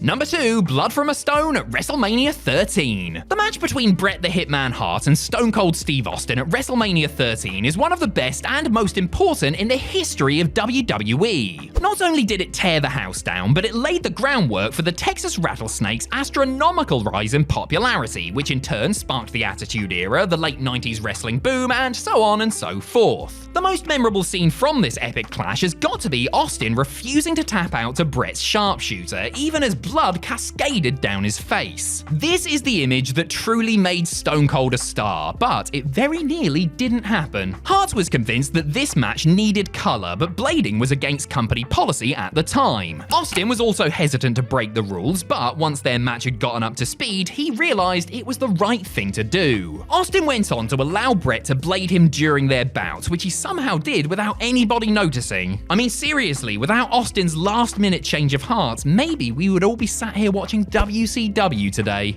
Number 1, Hogan's face turn at WrestleMania 18. The Rock vs. Hulk Hogan from WrestleMania 18 is mainly remembered for one thing: the crowd. The fans in attendance in Toronto that night decided that they weren't going to boo the dastardly Hulkster, even though he had tried to kill The Rock a few weeks earlier. Instead, they cheered him wildly, which turned this entire match on its head. After some thoroughly satisfying sports entertainment, Rocky picked up the win as originally planned. Then out came the New World Order's Scott Hall and Kevin Nash to punish their former leader for losing, which is when things started to go off script. Instead of leaving his opponent to his original fate, Rock ran back to the ring and laid waste to Hall and Nash. He then yielded the floor to Hogan, letting him celebrate in front of his adoring fans, turning him babyface in the process. Hogan was way too popular to remain a heel, and the sight of two legends sharing this moment together was a visual for the ages. Follow that, brother.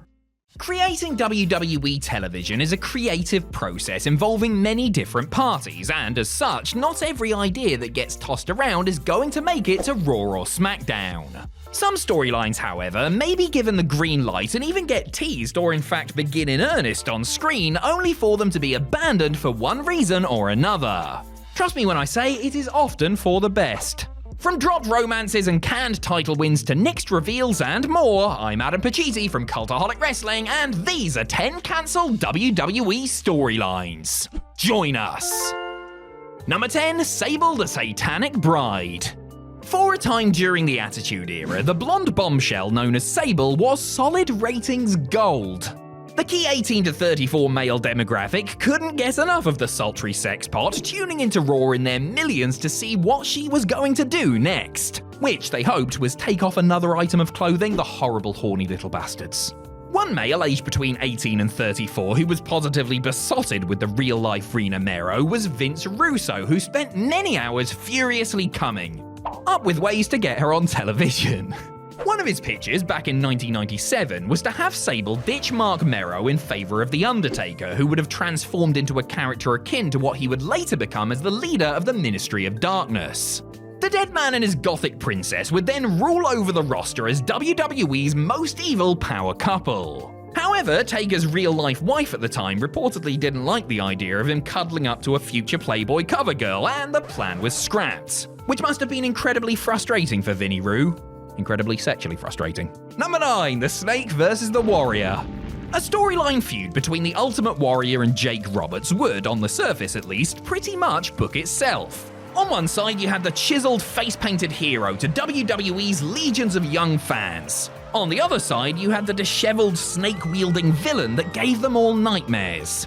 As Jake tells it, Vince McMahon informed him that he had to first go and ask for the Warrior's permission to work a program together. Once the approval was received, WWE filmed some segments between them, including one showing Roberts locking the former world champion in a room with his slithering friends where he was bitten by a cobra. Regrettably, things didn't progress any further than that. Warrior famously made a bunch of demands and held up Vince McMahon for a lot of money prior to his match at SummerSlam 1991 and was sent home pretty much as soon as he came back through the curtain. Jake then transitioned into a captivating feud with Randy Savage instead, though he did harbour a grudge against Jim Hellwig for years for blowing what he believed would have been a big money storyline for him. Number 8, WWE vs. Jackass. The big angle heading into SummerSlam 2007 was supposed to be WWE taking on members of the Jackass crew. Spearheaded by Shane McMahon, the storyline was going to see Johnny Knoxville and the gang come in for a bit of crossover promotion, resulting in a series of gimmick matches on the pay-per-view itself. Actual commercials were shot and print advertisements drawn up showing the Jackass lads battling Umaga. As you may remember, the Samoan Bulldozer had not long gotten into it with Chris Partyboy Pontius and a no-selling Steve-O during an infamous segment on Monday Night Raw. Like many of WWE's plans back then, they were thrown out of the window in the wake of the Benoit family tragedy. According to reports at the time, Knoxville, who had a burgeoning career as an actual Hollywood actor to worry about, got cold feet and pulled out when WWE started getting hammered by the mainstream media. Knoxville himself later said it was a scheduling issue and put over WWE, saying there was no ill will between the two sides. He would of course appear for WWE several times after that and even compete at WrestleMania, but his in-ring debut was supposed to take place 15 years beforehand. Number 7, who's the driver? It's Taz! The big angle WWE aired at Survivor Series 1999 was no doubt infuriating for anyone who stumped up their hard-earned cash in the hope of seeing Steve Austin compete for the world title in a triple threat match with Triple H and The Rock. It was blatant false advertising, yes, but at least it set up a compelling hook for when Stone Cold had recovered from his neck surgery. The Who Ran Over Austin storyline looked set to dominate WWE television following the autumn, with the Texas Rattlesnake returning and naturally seeking justice. Fans were gripped by the saga too, the possibilities seemingly endless. Of course, they ballsed it all up by having Rikishi confess to being the wheelman, only to then put all the heat on the real mastermind, a certain Mr. Helmsley. According to former WWE writer Brian Gewirtz, the original culprit was at one point said to be none other than Taz. Per Brian, Vince McMahon himself suggested the human suplex machine, but quickly changed his mind and we got what we got instead. WWE really dropped the ball with Taz after the Red Hook native's red-hot start, and I wonder if a feud with Austin would have helped revive his faltering career. Number 6, Hirohito. Back in the bad old days, WWE liked to get a little racist from time to time. Actually, it was a lot racist quite a bit of the time, but still. Shortly after Tajiri had to convince the creative minds to ditch a Yakuza-inspired group out of fear it would upset the actual Japanese mafia, WWE aired a vignette for a character that could have torpedoed their popularity in the land of the rising sun. On an April 2004 edition of Raw, a trailer heralding the impending arrival of Hirohito was broadcast. Ostensibly, the new WWE star was going to be the grandson of Emperor Hirohito, who had ruled the country during World War II. The new Hirohito would be out for revenge against the United States. So, naturally, his first major storyline was going to be challenging the Canadian-born World Heavyweight Champion Chris Benoit. According to former WWE writer and Hirohito pitchman Dan Madigan, the Japanese royal family caught wind of what was going to happen, didn't exactly appreciate it, and the whole thing was kiboshed a day after the initial vignette aired. Kenzo Suzuki, the man who was going to portray Hirohito, was brought into SmackDown under his real name instead. Number 5, The Undertaker vs. Nails. Few WWE stars were as scary as Nails. He was big, he was imposing, and I'm pretty sure he killed the Big Boss Man, didn't he? Alright, so I might be misremembering that last part, but the point is the former prison convict was mighty frightening to young impressionables in the early 90s. So frightening, in fact, that he's one of the few WWE stars you would fancy not to crumble in the presence of The Undertaker. Vince McMahon evidently felt the two big men would work well together and prepared a feud between the pair for the end of 1992 and beginning of 93. Their first meeting was a big stare down on an episode of Superstars, and the two subsequently cut promos on each other on television. Away from TV, they had a smattering of matches on non-televised house shows, including an outing at Madison Square Garden. The company's magazine even featured their stare down on its cover, but by the time it went to print, the man in the orange jumpsuit had been fired after physically attacking Vince McMahon because he was unhappy with his SummerSlam payoff. Don't worry, dead man, we've still got someone great for you to work with. Number 4, an advocate for a Wolverine. After sitting out for a year following major neck surgery, WWE wanted to bring Chris Benoit back with a bang. As good as the rabid Wolverine was between the ropes, it's fair to say that his work on the microphone was a few shades inferior to his technique when it came to suplexes and submissions. WWE's solution to this was going to be to pair Benoit up with Paul Heyman, who had been off television and working behind the scenes following the culmination of the Invasion storyline. Heyman was all set to return alongside the Canadian Crippler when fate intervened. According to Heyman, a conversation with Vince McMahon ended up convincing his boss to take him away from Benoit and putting him with a debuting Brock Lesnar instead.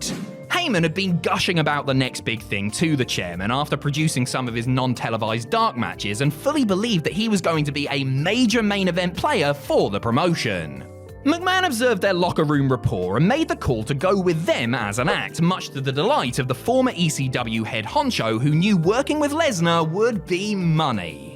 Number 3, the big sexy anonymous Raw General Manager. The anonymous Raw General Manager storyline was infuriating to sit through and, to make matters worse, had one of the biggest wet fart payoffs I can ever recall. The Hornswoggle reveal was a bad punchline for a joke that wasn't funny in the first place, but that wasn't the original plan. According to former WWE writer Kevin Eck, the anonymous Raw GM was actually going to be not someone little, but someone big and sexy. That's right, Mr. Big Sexy himself, Kevin Nash. The idea was that following an investigation, someone would twig that the emails were being sent from WWE's production truck. When they opened the door, Nash would be sitting there wearing a wizard's hat, a sly nod to his previous life in WCW as Oz. It would be said that his anonymity was in place for so long because he had been working for TNA during that time. None of this happened, of course, nor did a planned run for Hornswoggle as an English-accented heel manager after he was outed. And you know what? I'm just fine with that. Number 2, the McMahon-Jericho affair. This one is not so much of a cancelled storyline as much as it is a pitch that could have been good and given a feud some much-needed heat heading into the biggest show of the year. Chris Jericho proposed that, in order to spice up his rivalry with Triple H in early 2002, it be revealed Y2J was having an affair with Hunter's missus, Stephanie McMahon. Jericho's idea revolved around him trying to convince the game that Steph was committing adultery with Rob Van Dam, only for the ponytailed man in bed with the billion-dollar princess to be outed as none other than the undisputed champion himself. The bad news for Jericho was that Vince McMahon thought Triple H would already suspect his wife was cheating, while Hunter didn't believe his character would be dumb enough to get cheated on. Not sure that's exactly how that works, mate, but fair enough. I'm sure those big sledgehammers make you feel like a big man though, don't they? What we ended up getting was Chris and Steph as business associates and Jericho being reduced to the third wheel in a storyline that ought to have been centered around his title and not the champ trying to clean up dog mess. Number 1, Muhammad Hassan, World Heavyweight Champion. Muhammad Hassan's WWE career may have only lasted, 8 months? But he managed to pack an awful lot into such a relatively short span of time. Hassan worked with a who's who of legends, including pay-per-view matches with the likes of Shawn Michaels, Hulk Hogan, and The Undertaker. WWE were clearly high on Hassan's potential and, according to various sources, planned on going all the way with him. Had things not turned out differently, Hassan was slated to defeat Batista and bag the World Heavyweight title at SummerSlam 2005. Not only would he have beaten the Animal in his hometown and the nation's capital of Washington, D.C., but the victory would also make him the youngest world champion in WWE history, beating the record set by Randy Orton a year prior. Sadly for Mark Capani, the man who played Hassan, his career effectively came to a sudden end due to a lamentable terrorist-themed angle that aired on the same day as the London bombings. Hassan hasn't even been mentioned by WWE since, but he came tantalizingly close to writing his name in the history books and having a run as one of the faces of the company. Jey Uso is the latest WWE star to win the Men's Royal Rumble match, punching his ticket to a WrestleMania World Title bout. For some, Main Event Jey ranks among the least likely Rumble winners ever, especially when considering some of the major stars and all-time greats that never received the honor. There is a roll call of legends and Hall of Famers who never won the Rumble, even if they did come tantalizingly close and in some cases headlined WrestleMania anyway. I'm Adam Pacitti from Cultaholic Wrestling, and these are the 10 biggest WWE stars to never win the Royal Rumble. Join us.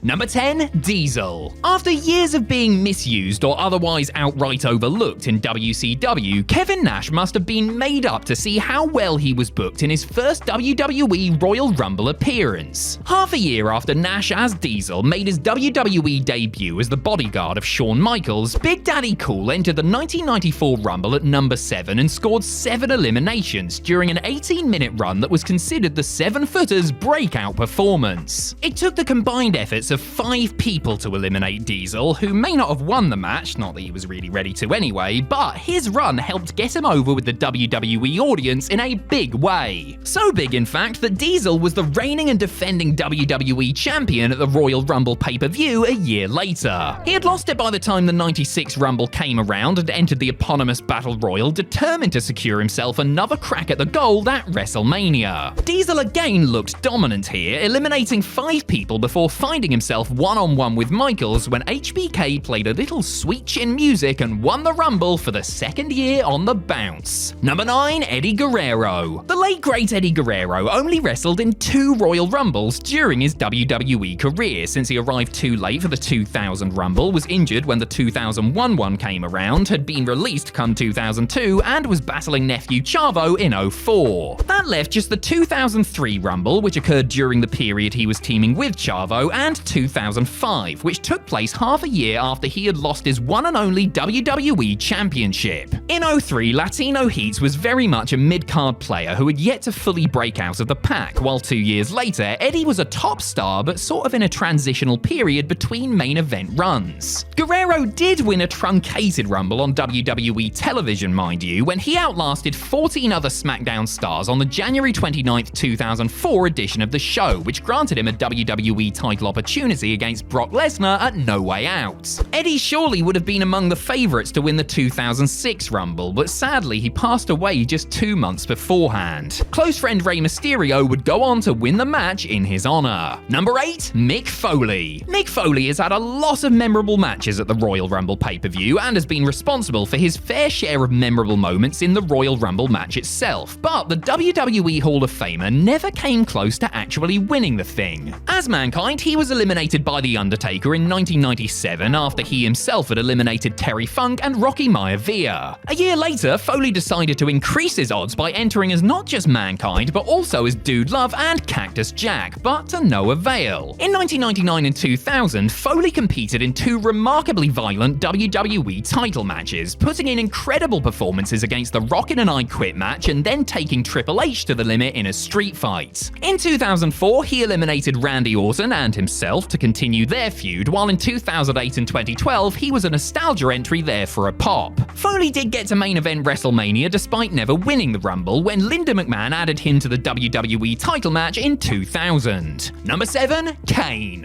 WWE Hall of Famer Kane is quite the Royal Rumble record setter. Glenn Jacobs holds the record for most total Royal Rumble appearances at 19, though one of those was as fake Diesel. The Big Red Machine is also responsible for the most eliminations of all time, tossing up 46 of them over the course of his dominant career. Kane is synonymous with the Royal Rumble match and has gotten to the Final 4 on several occasions, including in 2000, 2003, 2008, and 2015. In 2001, it came down to Kane and eventual winner Steve Austin, which is the closest the mayor of Knox County ever came to winning the thing. It's hard to say if there was a year where he would have been a good choice for winner, as Kane never really factored into the main event scene come WrestleMania time and never actually challenged for or defended a world title on the grandest stage. And no, the ECW title doesn't count, obviously. Number 6, Chris Jericho. Chris Jericho just about did it all during his WWE career, winning countless titles as he made history as both the man with the most Intercontinental Championship reigns and the first ever undisputed champion. But for all the title reigns and other accolades, a couple did elude Y2J. He never won the King of the Ring tournament, and he never won a Royal Rumble. Jericho has been in 10 Rumbles and has looked mighty impressive in several of those. In 2017, for example, he entered at number 2 and lasted an hour, making the final 4 and eliminating Sheamus and Cesaro before being chucked out by Roman Reigns. Jericho also made the final 4 in 2004, where he was eliminated by The Big Show and was the runner-up to Sheamus in 2012, with many people at the time arguing that he should have won instead. But he didn't, and the now AEW star probably never will.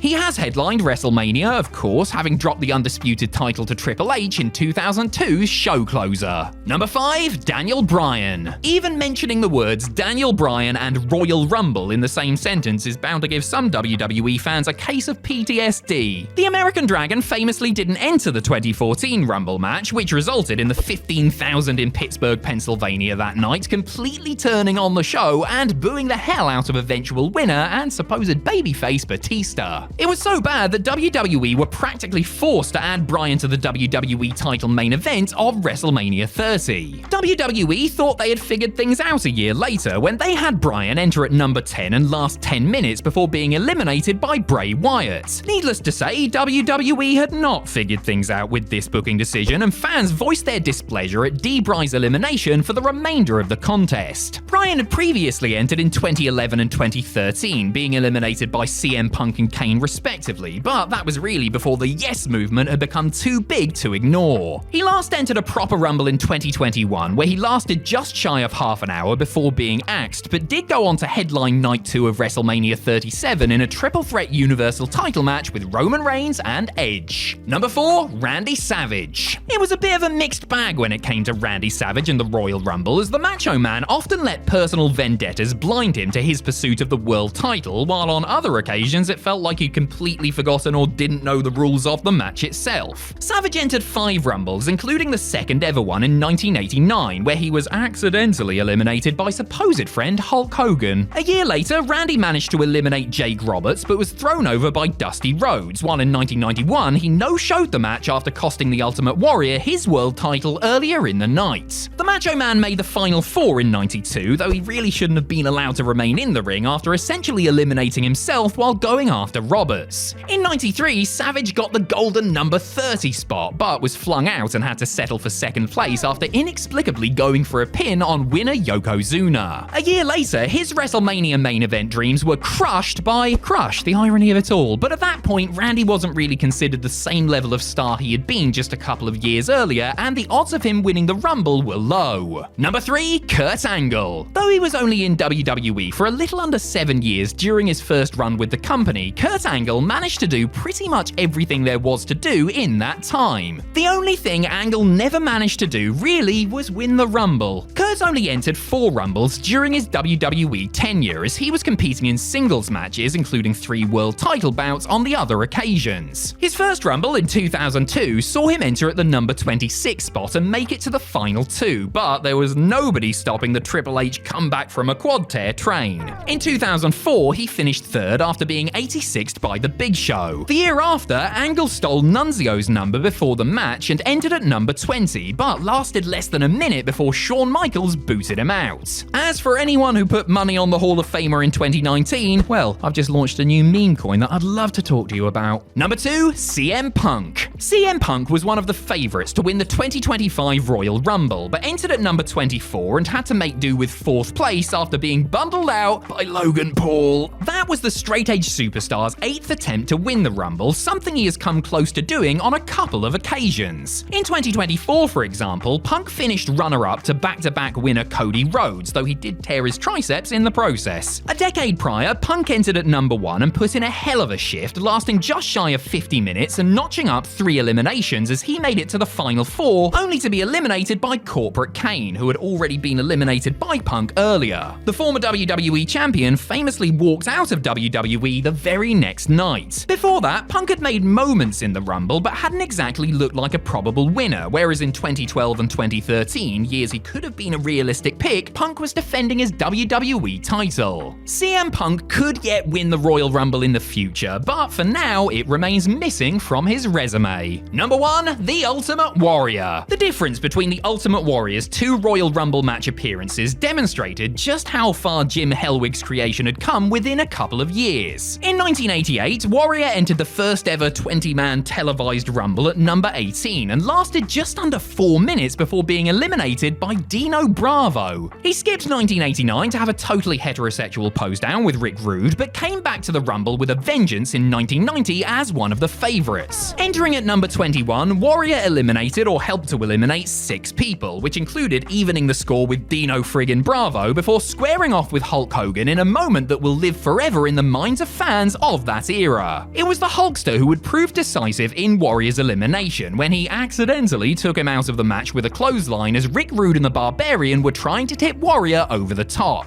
Warrior would never enter another Royal Rumble, but he did get back at Hogan for the elimination by beating him for the world title in the main event of WrestleMania 6. If you think you've seen a lot of WWE matches, then just remember one thing: you are not Vince McMahon. The former overseer of all things WWE has seen more matches than just about anyone, and it comes as absolutely no surprise that somebody so notoriously temperamental might have let it be known when he saw one he didn't like. Let it be known is, in some cases, quite the understatement. I'm Adam Pacitti from Cultaholic Wrestling, and these are 10 WWE matches Vince McMahon personally hated. Join us. Number 10, Randy Savage vs. Ric Flair on Primetime Wrestling. A televised world title match between Ric Flair and Randy Savage should, by default, have been no less than very good indeed. When the Macho Man defended the strap against the Nature Boy at a primetime wrestling taping on September 1st, 1992, however, Vince McMahon himself was so dismayed with what the two future Hall of Famers were doing out there that he ordered the match be stopped, summoned them to the back, and then sent them back out to do it again. Properly, this time. According to Flair, Vince was most irked with the amount of ringside meddling from Mr. Perfect and what he perceived as a low lack of effort overall. Slick Rick contends that Randy's heart wasn't in the bout since he had the hump about dropping the title that night. In any event, the two pros listened to their boss and did the whole thing over to his specification. It should also be noted that while Vince McMahon may not have hated their match at WrestleMania 8 months earlier, he was ticked off with Flair's decision to do a blade job during it in contravention of company policy at the time. Number 9, The Revival vs. The Good Brothers at Royal Rumble 2018. If you were one of the people who actually bothered to watch the Royal Rumble 2018 kickoff show, I'm willing to bet you'd struggle to remember any of the matches that took place on it, least of all the tag match between The Revival and The Good Brothers. Sandwiched between a 205 Live 6-man and Bobby Roode defending his United States title against the Great Mojo Rawley, their doubles contest went a shade under 10 minutes and was just fine. Not great, not terrible, just, fine. Not according to Vince McMahon, mind. Because, as per Dash Wilder, the WWE chairman told the foursome it was the worst wrestling match he had ever seen in his entire life. Yes, across 5 decades in the business and literally thousands upon thousands of matches, that was the worst one the genetic jackhammer had laid eyes upon. Harwood laughed off the criticism while speaking about the incident on his short-lived podcast, saying that he took the label as a badge of honor. The odds are high that Vince McMahon had a bee in his bonnet about something that day and likely forgot about the match as quickly as the fans. Number 8, Diesel vs. the British Bulldog at In Your House Great White North. Kevin Nash and Davey Boy Smith are both deserved members of the WWE Hall of Fame with long-lasting legacies in the wrestling industry. Paired with the right opponents, Big Daddy Cool and the British Bulldog could tear the house down. It's just that those opponents were usually Bret Hart and Shawn Michaels, not each other. Headlining the 4th In Your House pay-per-view, Diesel and Bulldog had a deathly dull 20-minute stinker that, to make matters worse, ended in an unsatisfactory disqualification. According to Bret Hart's autobiography, Vince was so disgusted by what he saw from the commentators' table at ringside that he threw down his headset and stormed off, muttering the word "horrible" once the match was over. Nash got chewed out after the fact, and the match pretty much sealed his fate as he dropped the world title to the Hitman at the Survivor Series pay-per-view a month later. When Vince got backstage, he continued his tirade by ripping producer Bruce Pritchard a new one. Davey Boy, for his part, reportedly realized how bad the bout which he was calling had been and apologized for it. Number 7, Cesaro vs. Gran Metalik on SmackDown. The global pandemic was a strange time for the entire world, but also in the wacky world of WWE. One of the only entertainment organizations to plow ahead in the face of a deadly virus, WWE continued to operate in front of zero actual fans. While punters may not have been in the building, Vince McMahon would have been keenly aware that millions of isolating people were still watching his product from their homes. Thus, everything had to continue to run like clockwork and to the main man's liking. A report emerged following the September 18, 2020 edition of SmackDown that McMahon disliked a match between Cesaro and Gran Metalik so much that he at one point demanded they end it during the commercial break. That didn't end up happening, but it's believed that Vince managed to get 4 minutes shaved off an outing, which caused him to rant and rave at his monitor backstage. It was never revealed just why McMahon hated this particular match, which seemed to be perfectly acceptable, if unexceptional, but it's always worth remembering that he is a crazy old billionaire prone to irrational mood swings. Number 6, Natalya vs. Shayna Baszler on Raw. It didn't take long for Shayna Baszler to be introduced to the quirks of WWE's head honcho after getting called up from NXT to Raw. In one of her first matches on the flagship show, Vince McMahon was so aghast at what Shayna and Natalya were doing that he demanded they try it all over again. Once more, this was during the global pandemic, and luckily the show was taped, so it's not like Vince interrupted a live TV show or anything, not that you would put it past him. Speaking about the incident during an appearance on the Oral Sessions podcast, the Queen of Spades told Renee Paquette that her boss was puzzled by their MMA-influenced grappling, telling them that it looked like you guys were just fighting each other. Shayna was a tad flummoxed by this critique, since she had just kind of assumed that that was the whole point, no? Natalya promised her less experienced opponent that she would make sure things were to Vince's taste on the second attempt, kicking off a long period where Baszler would try to wrestle for an audience of one, rather than attempting to have the best match possible. Number 5, Rhino vs. Tajiri at a SmackDown house show. Vince McMahon didn't typically make a habit of appearing at non-televised house shows, but he hit the road in summer of 2003 in an attempt to beef up attendances for SmackDown brand live events. You would think everyone in the locker room would be on their toes with the boss skulking around the hallways, but evidently that was not always the case. During a show at the Nassau Coliseum on August 31st, fans began chanting "boring" during a match between Rhino and Tajiri. The man-beast, as the heel, did as he was instructed to by road agents and sat on the hold, in theory to let fans get the chant out of their system so that they could transition into a more exciting sequence. McMahon, already irked after hearing boring chants during the tag team title match between the world's greatest tag team and the APA that had gone on previously, came out, cut a promo about how boring the match was, ordered both men to go to the back, and wheeled out the Divas for a bikini contest instead. Rhino felt humiliated and was angry afterwards, though he did later reveal that Vince beefed up his payoff as a way to subtly say sorry for the whole thing. Number 4, Dean Ambrose vs. Seth Rollins at TLC 2018. Seth Rollins has a history of having matches that didn't best please the boss. There was a bout against Kofi Kingston during his first run as WWE champion that Vince ordered to be redone because he thought he gave Kofi too much offense during it. There was the infamous Hell in a Cell clanger with The Fiend, which left McMahon seething and Rollins wanting to strangle the owner of the company for placing him in such an unenviable position. And then there was this Intercontinental title match with former Shield stablemate Dean Ambrose at TLC 2018. Placed in the middle of a cracking Daniel Bryan vs. AJ Styles WWE title match and a barn-burning triple threat TLC main event for the Women's Championship, the Architect and the Lunatic Fringe produced a 23-minute slog that had fans chanting, "This is boring" and "We want Becky." In the back, Vince was reportedly furious with how the match played out and the reaction it received. The two men had proven chemistry with one another, but this was a definite off night for them, and the man in charge knew it. Number 3, Michael Cole vs. Jerry Lawler at WrestleMania 27. You have to feel for Jerry Lawler in a way. The King had waited patiently for eons to finally get his own proper WrestleMania moment and to be able to swap the announce booth for the squared circle on the grandest stage. Unfortunately for Lawler, his dance partner at the showcase of the Immortals was fellow commentator Michael Cole. You know, Michael Cole, the non-wrestler. Now, there were probably around 50 or so better ways that their match could have been planned out and executed, but it was what it was. And it was rubbish. I'd go as far to say flipping rubbish. And Vince knew it too, telling Cole, who had lost a tooth during the encounter, to go with the one he lost due to CM Punk horsing around earlier in the day, that it was the single worst thing he had seen in 60 whole years. I mean, I'd feel bad for Cole having insult heaped on top of injury like that, but McMahon did kind of have a point.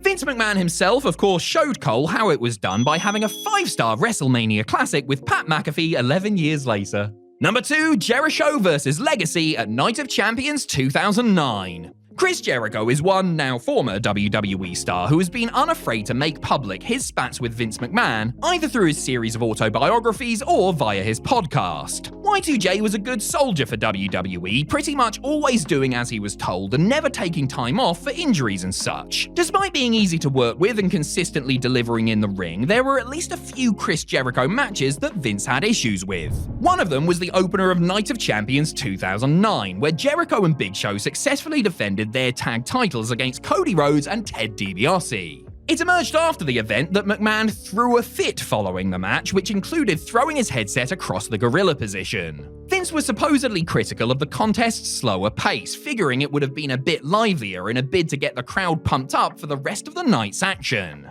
To be fair, throwing 2 heel tag teams out there might have had something to do with the tepid reaction, since fans didn't exactly have anyone to cheer for. Number 1, Kevin Owens vs. Chris Jericho at WrestleMania 33. Another appearance from Chris Jericho to round things off, but it wasn't the Ayatollah of Rock and Roller who bore the brunt of his boss's wrath on this occasion. The first ever WWE Undisputed Champion was admittedly miffed about his United States title grudge match with Kevin Owens being put on second at WrestleMania 33, since the original plan, in his mind, had been for Jericho and Owens to be fighting over the Universal title in one of the headline attractions. Second match out seemed like an insult, but at least he got the thumbs up from Vinnie Mac when he got through the curtain after dropping the strap.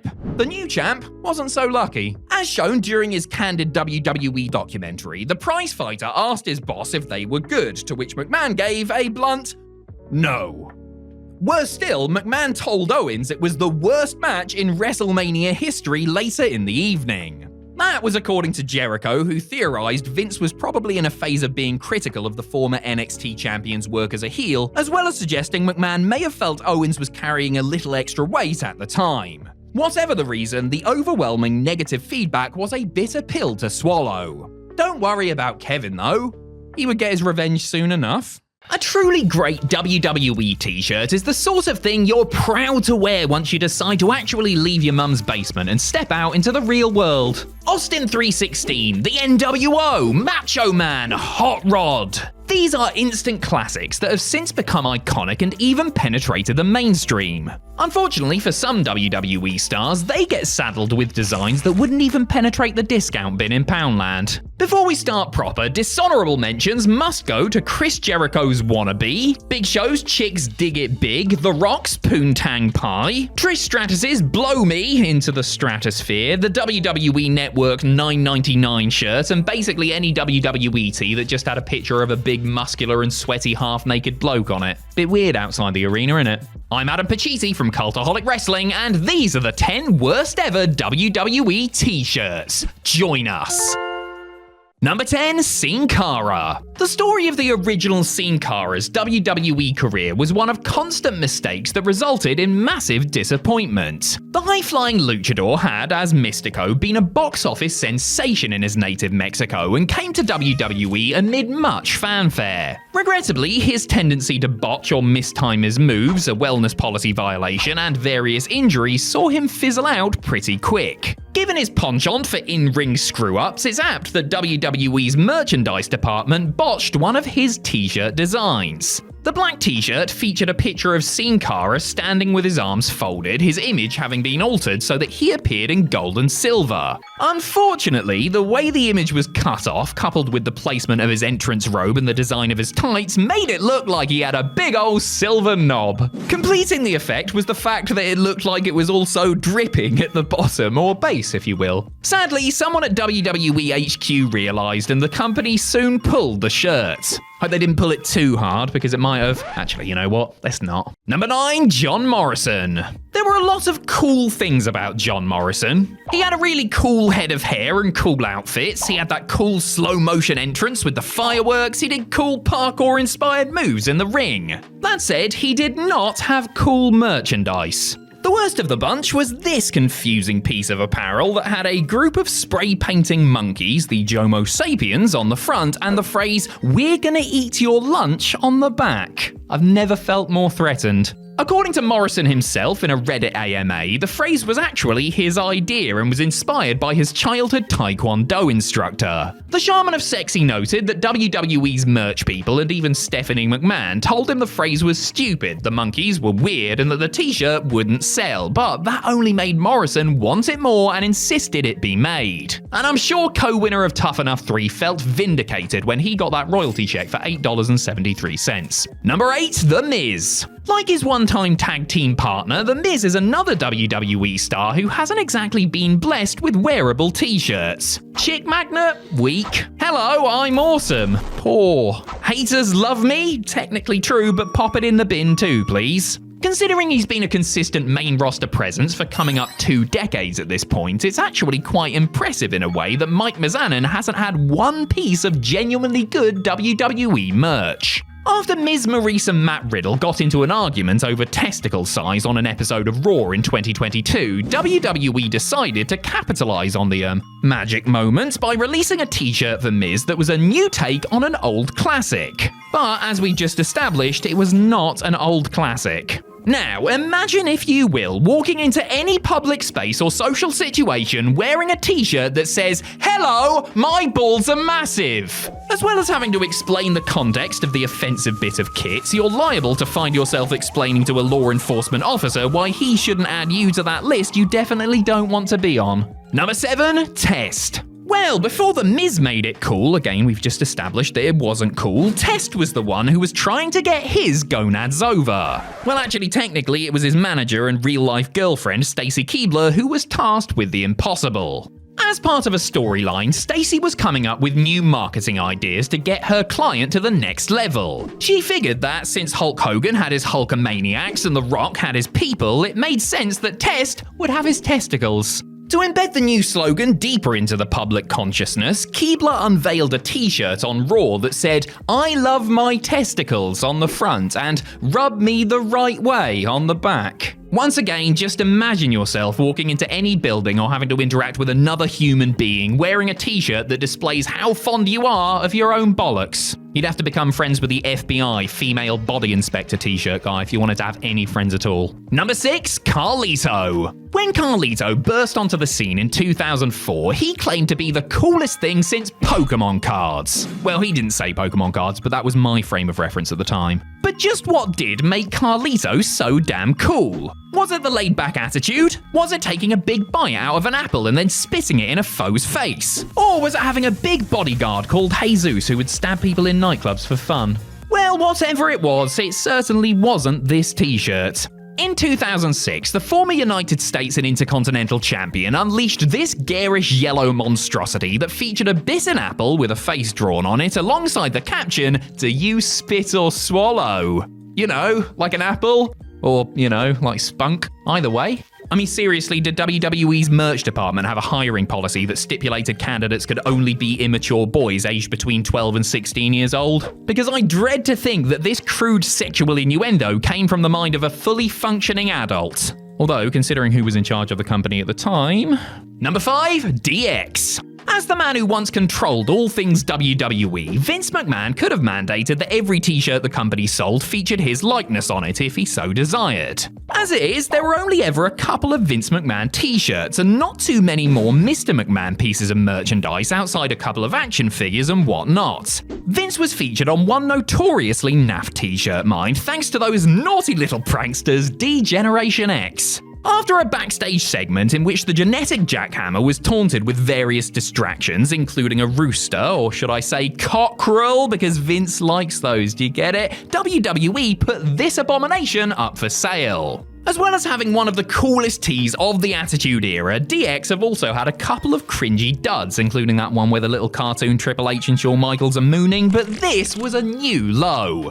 In hindsight, many of DX's antics were a bit embarrassing, and I'm totally not still bitter about getting suspended for telling a dinner lady to suck it, but I think I would rather have a bath with Big Dick Johnson than wear that t-shirt outside the house. Number 4, Chyna. If Chyna were around today, I'm willing to bet that she would have some pretty cool and respectful t-shirts that emphasized her strength and unique look. Unfortunately for Joni Laura, she was a female during the Attitude Era, and thus the shirts she were given were far from tasteful. A few of the earlier ones were emblazoned with the phrase, "I'd rather be in China," which was tacky, sure, but nothing compared to the confused atrocity she would be tasked with promoting in the year 2000. While she was in the midst of a storyline romance with Eddie Guerrero, Chyna's new t-shirts hit the market. On the front, it said "Vagina," and on the back, it said "Enter at your own risk." Now, if you don't know what Vagina is referring to, I would suggest that you're probably a bit too young to be watching this channel, but also probably too mature for a job in the Attitude Era marketing department.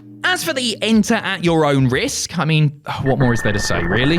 WWE had a proper one-off in China, a massive star who could have been a merchandise machine, and this is the best they could come up with. Number 3, Rikishi. One of the surprising successes of the Attitude Era was the emergence of Rikishi. Having flopped as Make a Difference Fatu and the Sultan, it was heartening to see the big man become one of the most popular acts in the company, thanks in large part to his association with Too Cool, their post-match dance routine, and, oh yeah, the fact that he rubbed his thong-clad backside in people's faces. Rikishi knew what his moneymaker was, and evidently so did WWE, because they decided to release a t-shirt featuring it in all its glory. On the front, you had the expression "back dat ass up," and on the back, you had dat ass in question.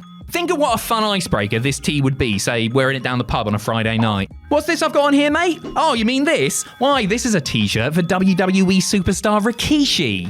Yeah, he wears it in the ring. Why? Well, he has this move called the stink face, right? And what he does is...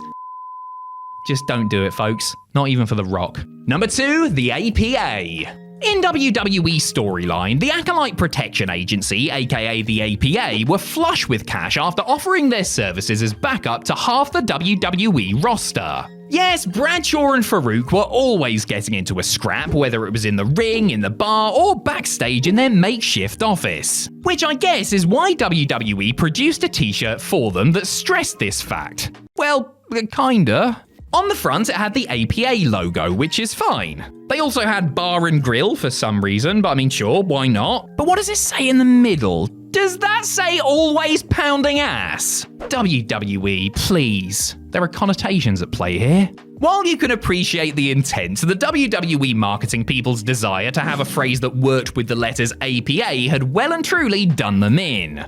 On the back of the t-shirt, it says that the rules of conduct are to kick ass after drinking beer and picking fights, which feels a little more appropriate and certainly less inappropriate. Number 1, Val Venis. Adult film star Val Venis was one of the most provocative and controversial WWE characters ever. The Big Valboski entertained in creative vignettes with creative promos and by being creative in the ring. What a shame then that WWE's merchandise machine couldn't match that creativity. As well as some t-shirts you totally couldn't rock anywhere where there were other people, like that one of him looking practically orgasmic while wearing a towel, or the one that said Venus Envy in big letters, WWE gave Val the single worst and most embarrassing shirt of all time. Notoriously worn at WrestleMania 2000, the shirt said, "I am cocked" on the front and "locked and ready to unload" on the back. I mean, it's tawdry enough on its own, but the font looked like jizz. Even by the low standards of the time, this was just awful. When watching WWE, we ideally want to have our disbelief suspended for every second of action between the bells. However, sometimes that simply isn't possible, or is just plain ruined due to what a WWE star ends the match with. A bad finisher can be nonsensical, look like it wouldn't hurt a fly, or stretch believability and credibility beyond breaking point. And sometimes it can be all of the above, as some of these finishing move offenders demonstrate. And since there's so much guff to choose from, we'd be remiss if we didn't give a dishonorable mention to Naomi's rear view, the Goon's cross-check, the Great Khali's giant chop to the head, Battle Cat's thing that he did, Vladimir Kozlov's battering ram, Ricky Ortiz's big splash, and the Mounties' two-handed chokeslam. Well done, you're all crap. I'm Adam Pacitti from Cultaholic Wrestling, and these are the 10 worst WWE finishers. Join us. Number 10, WMD. Because of his massive size, pretty much everything the Big Show did looked impressive. The world's largest athlete typically used a chokeslam to finish off his opponents, save for a relatively brief period where he used the final cut, but in the early 2010s, he drastically switched things up. Show started using the WMD, aka the weapon of mass destruction, which was a simple, good old-fashioned punch to the jaw. Now, I'm not going to try and pretend that getting smacked in the face by a man the size of Paul White wouldn't hurt. It would probably hurt me a bit, and your face would likely shatter into 1,000 tiny pieces. But like, seriously, a punch to the face. That's what we're ending the match with now, is it? Not only are closed fists supposedly illegal, but why on earth does Show spend 5, 10, or even 15 minutes farting about with the pretense of having a wrestling match if he possesses such incredible knockout power? The WMD was a good idea in theory and looked decent if the person receiving it sold it well, but this was a swing and a miss for me, I'm afraid.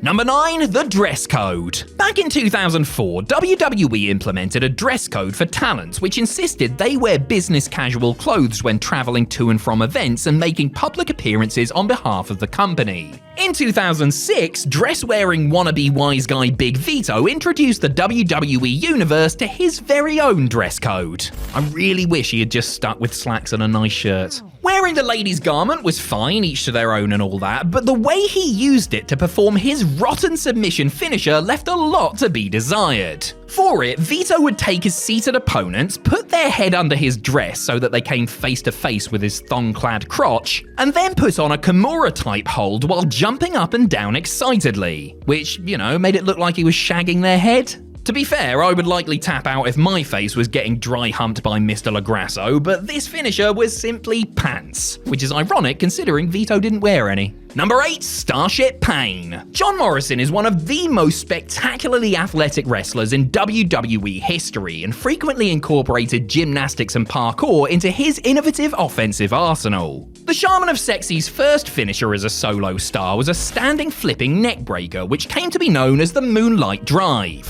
which was fine, of course, but Jomo evidently wanted something a lot flashier. Enter the Starship Pain, a split-legged corkscrew moonsault that on paper must have seemed like a great idea. Unfortunately, Morrison didn't always hit the move cleanly. In fact, I would say a solid 7 out of 10 times, the tough enough winner would come close to either doing himself or his opponent in for real. When he did hit it perfectly, it was a thing of beauty, but more often than not, he wouldn't get enough of a rotation or be off in his aim, resulting in an awkward landing. Other times, he would miss by a mile and barely graze the intended target, which I'm sure was preferable to them getting a pair of knees or an elbow in the face. Number 7, the Lightning Fist.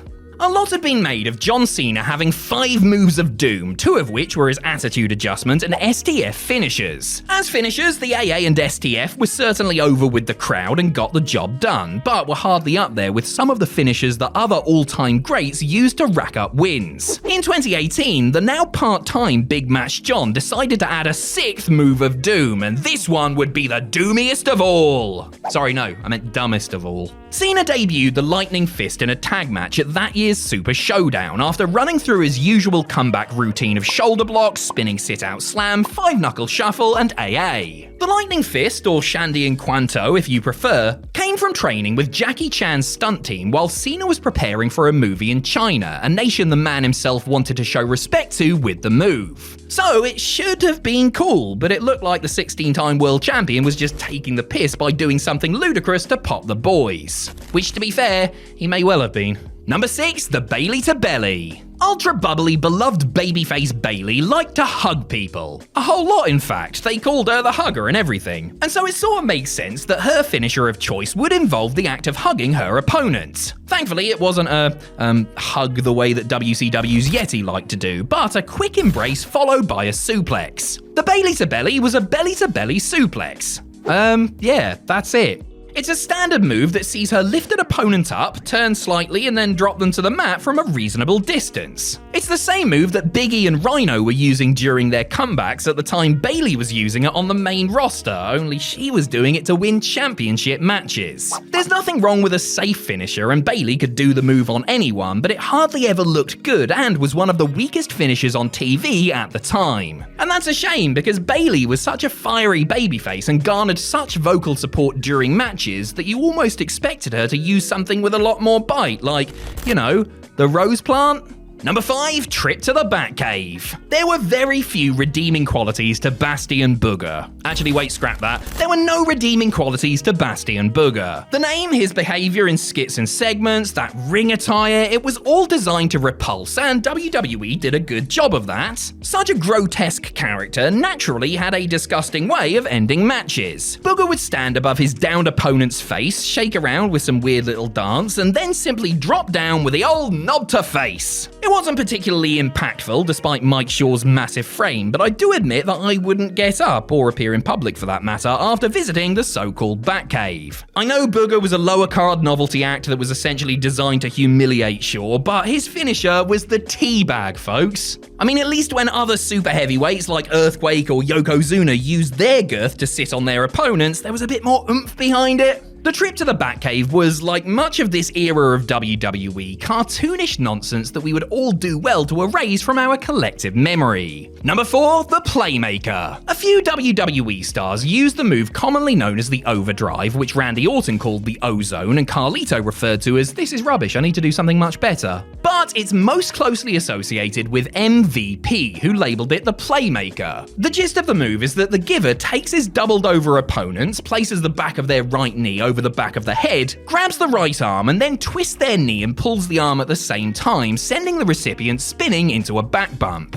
Honestly, it was every bit as convoluted as it sounds, and was another finisher where, if it came off well, fine, but a lot of times it just didn't, and timing issues could often make it hard for it to come together in synchronicity. Oh, and if Montel tried to do it on someone bigger, like Kane, it would turn out to be really sloppy. It seems the man himself became aware of how inconsistent it was at some point and switched it to a much easier jumping flatliner he dubbed the play of the day. Number 3, the Atomic Leg Drop. During the height of Hulkamania, Hulk Hogan could have finished his matches with a noogie and the millions of Hulkamaniacs would have lapped it up. Everything about the Hulkster was over and he had his crowd-friendly routine down to an exact science. This included his final comeback, where he would Hulk up, hit his feckless foe with a few big haymakers, send them off the ropes, big boot, and then secure the inevitable victory with the Atomic Leg Drop. And that's all well and good in the 1980s, brother, but as we moved into the early 90s, and then the mid-90s, and then the late 90s, the humble leg drop began to seem a bit passé. I mean, it was something people did during the start or middle of a match, not something that would register a convincing near fall or put an opponent down for the counts. Hey, maybe Hogan had the heaviest leg in the history of pro wrestling, I don't know, but the man himself has even expressed regret at his finisher choice, wishing that he would have chosen something like a sleeper to both emphasize those famous pythons and save himself a few back and hip surgeries too. Hey, when it comes crashing down, it really does hurt inside, eh, Terry? Number 2, the Cobra. Professional wrestling doesn't have to be super serious all the time, and there's plenty of room for comedy in WWE. I mean, it's usually excruciatingly bad, unfunny comedy, but still, there's room for it. Santino Marella made a career out of acting the clown, and was typically entertaining in his matches, segments, and interviews. And it was really no surprise to see the Milan Miracle come up with an eye-rolling finisher that turned into a PG-rated merchandise machine. The Cobra saw Santino, it saw him turn his arm into a pretend snake, which would then strike and bite his opponent on the neck. Before long, he added a colourful sleeve that he would pull out and put on prior, a la Mick Foley and Mr. Socko. Amazingly, this piece of pantomime was heavily protected, and only 2 people, Daniel Bryan and Sheamus, ever kicked out of the Cobra. Hey, the move was over, which is really what counts at the end of the day, but it's beyond farcical that something like that would render the mighty JTG into a seizure state. Oh, bollocks, I still love it though. Number 1, the Worm. Speaking of silliness that was incredibly over, there was a lot of it during the Attitude Era. You had a 450-pound Samoan sumo wrestler rubbing his backside in people's faces, the most electrifying man in sports entertainment, winning matches with the most overblown elbow drop of all time, and you had the Worm. That's spelled W-O-R-M, in case you'd forgotten. Too Cool, Scotty 2 Hotty, and Grandmaster Sexay were one of the most popular acts of the day, thanks in large part to their association with Rikishi and post-match dance routine. Another thing that fans just couldn't wait to see was the Worm, which saw Scotty hitting a bulldog before worming his way across the ring and dropping a chop to the throat. It started out as a mid-match house show spot before making its way to television and soon becoming the cultural phenomenon we know it as today. For audience participation, it may well be one of the greatest moves in WWE history. But as an actual offensive maneuver that is supposed to be capable of ending a fight, it ranks as the worst. And no, I'm not just jealous because I could never quite do it.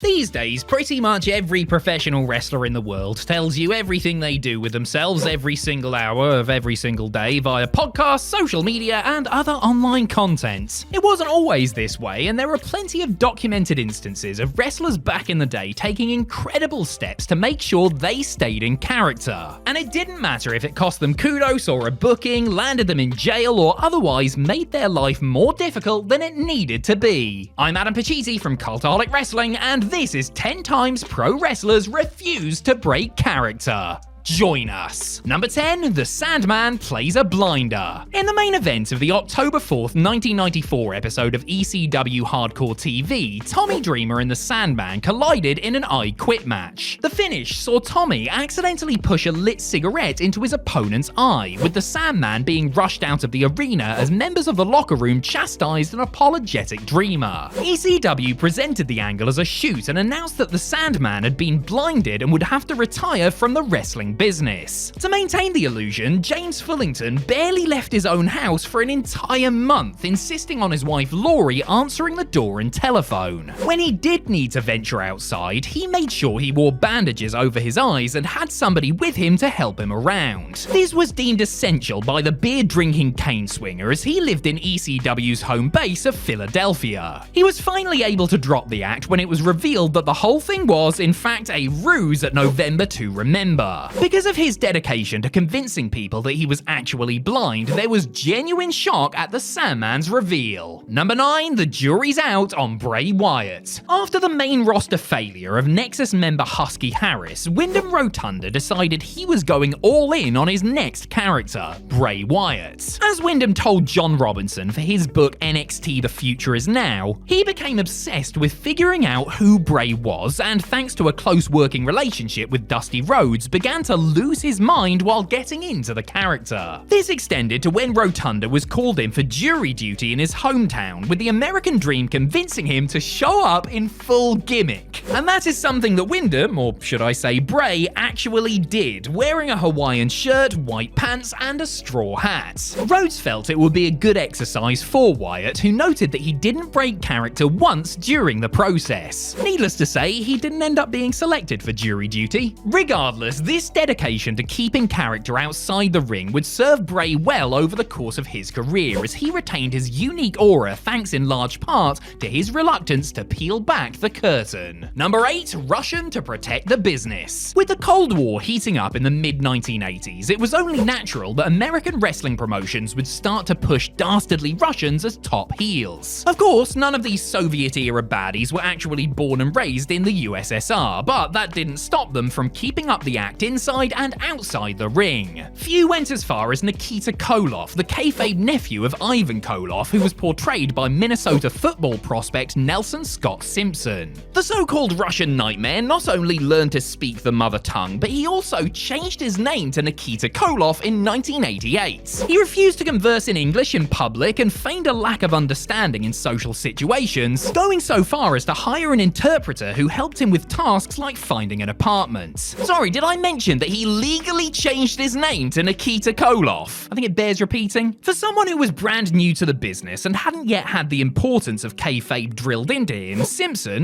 Koloff certainly went above and beyond to convince punters it was all real. Number 7, Samoan silence cost the Hulkster. Being in character 24/7 is something that must come a lot easier to members of great wrestling families. After all, when so many members of your family's livelihoods depend on the business, you're damn sure going to do whatever is necessary to make sure that earning ability isn't compromised. Afa and Sika of the legendary Anawahi family were so intent on perpetuating the myth that they went to jail for it, and they took Hulk Hogan with them. The Wild Samoans were hitching a ride with the Hulkster during a trip to New Jersey when their car was pulled over by a state trooper. As Hogan went to retrieve his registration from the glove box, an unregistered handgun he had just purchased tumbled out. Bad news, brother, because possessing possessing an unregistered handgun in New Jersey carried a mandatory 1-year sentence at the time. Rather than tell the cop that Hulk wasn't aware of the law, Afa and Sika simply stood in silence and allowed themselves to be handcuffed. See, despite obviously speaking perfect English, they played grunting savages on TV and decided it would be better to be carted to the local jailhouse than blow their cover. Number 6, a bad morning in Q8 for Vader. By April of 1997, the cat was very much out of the bag as far as whether or not people knew wrestling was in fact a work. Yet in the tradition of the likes of David Schultz before him, Vader, for whatever reason, felt that he had to uphold the integrity of the business while staying in character as a big bullying heel. The Mastodon and The Undertaker were appearing on the Good Morning Q8 TV show to promote WWE's ongoing tour of the country when the program's host, Basal Al-Othman, questioned the legitimacy of sports entertainment. Vader responded by flipping the table and grabbing a terrified Othman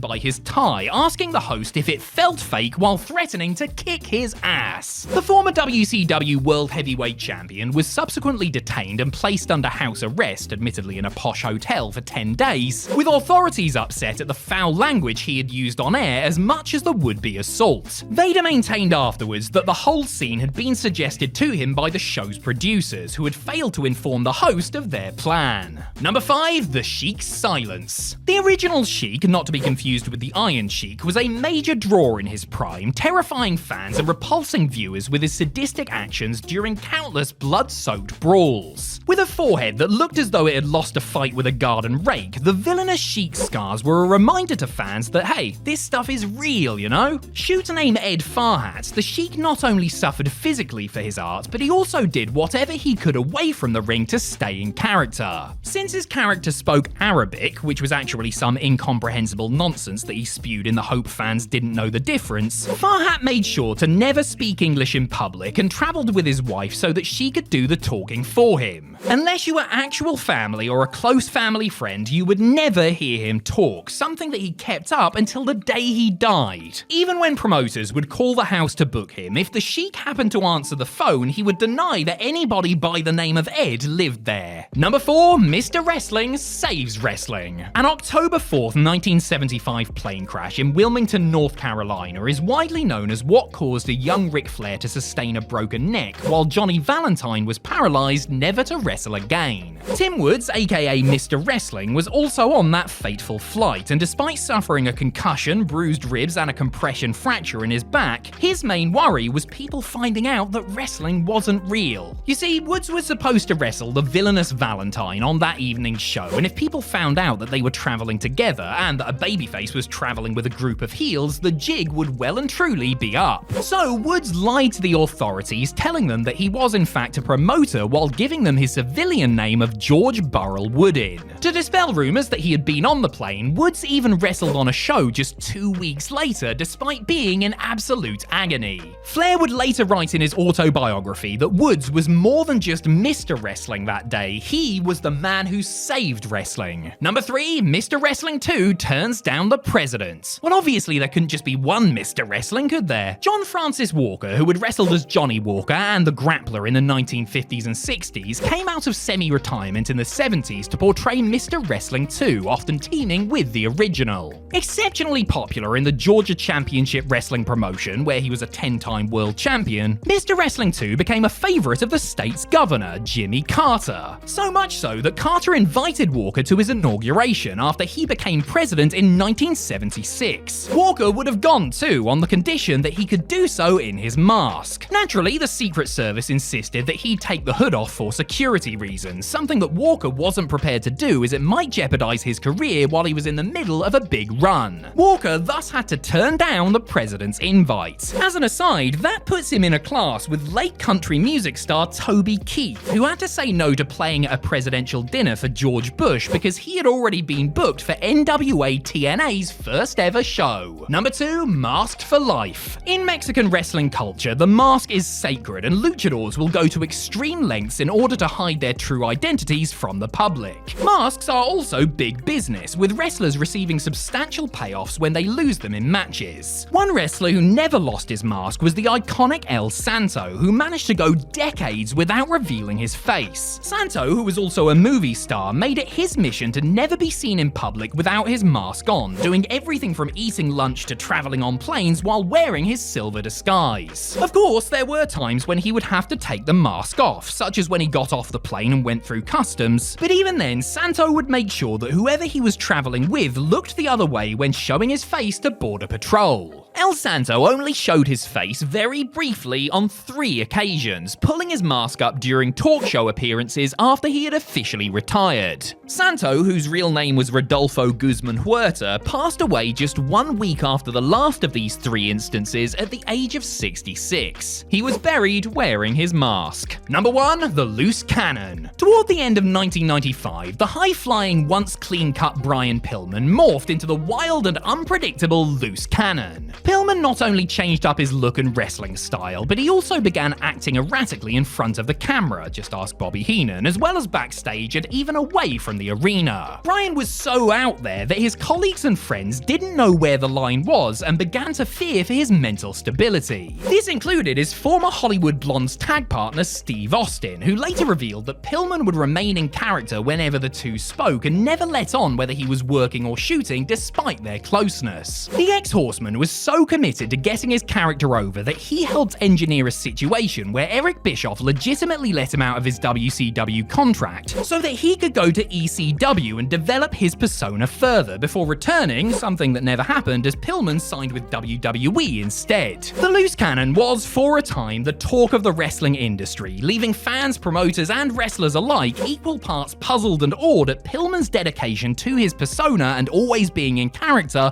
right up until the end. World Championship Wrestling may have given a lot of people work. I think there are approximately 400 people on the roster during the height of the Monday Night Wars, but the company sure weren't shy about telling people to hit the bricks either. Sometimes these firings could be touchy subjects, either because of the supposed indiscretion that caused the dismissal, or because the person who suddenly found themselves without a regular paycheck hadn't actually done anything wrong in the first place. I'm Adam Pacitti from Cultaholic Wrestling, and these are the 10 most controversial WCW firings. Join us. Number 10, Dustin Rhodes and the Blacktop Bully. A twofer to kick us off, as both Dustin Rhodes and the Blacktop Bully, aka Twisted Trucker Barry Darsow, were canned because of the same incident. Hell, even backstage agent Mike Graham got caught in the crossfire and suffered in the fallout from the pair's nutty King of the Mountain match from the uncensored 95 pay-per-view. The object of this novel contest was to fight your way from the back of a moving semi-truck to the front of it and then blow a horn. Not being funny, but they probably should have just fired whoever came up with the match concept instead. Anyway, the two men had their match, during which they both bladed. According to a report, Graham had instructed both to get colour and may have even provided the blades for them to do so. Unfortunately, WCW had a no-blood policy at the time, and all 3 were let go for it. However, the match didn't air live, but was really filmed days in advance. Not only that, but the blood was de-emphasized in the editing and wasn't referenced on commentary. Many within WCW believed the 3 were made scapegoats because WCW were under orders from Turner execs to slash their wage bill, and this gave management an excuse. Number 9, the British Bulldog.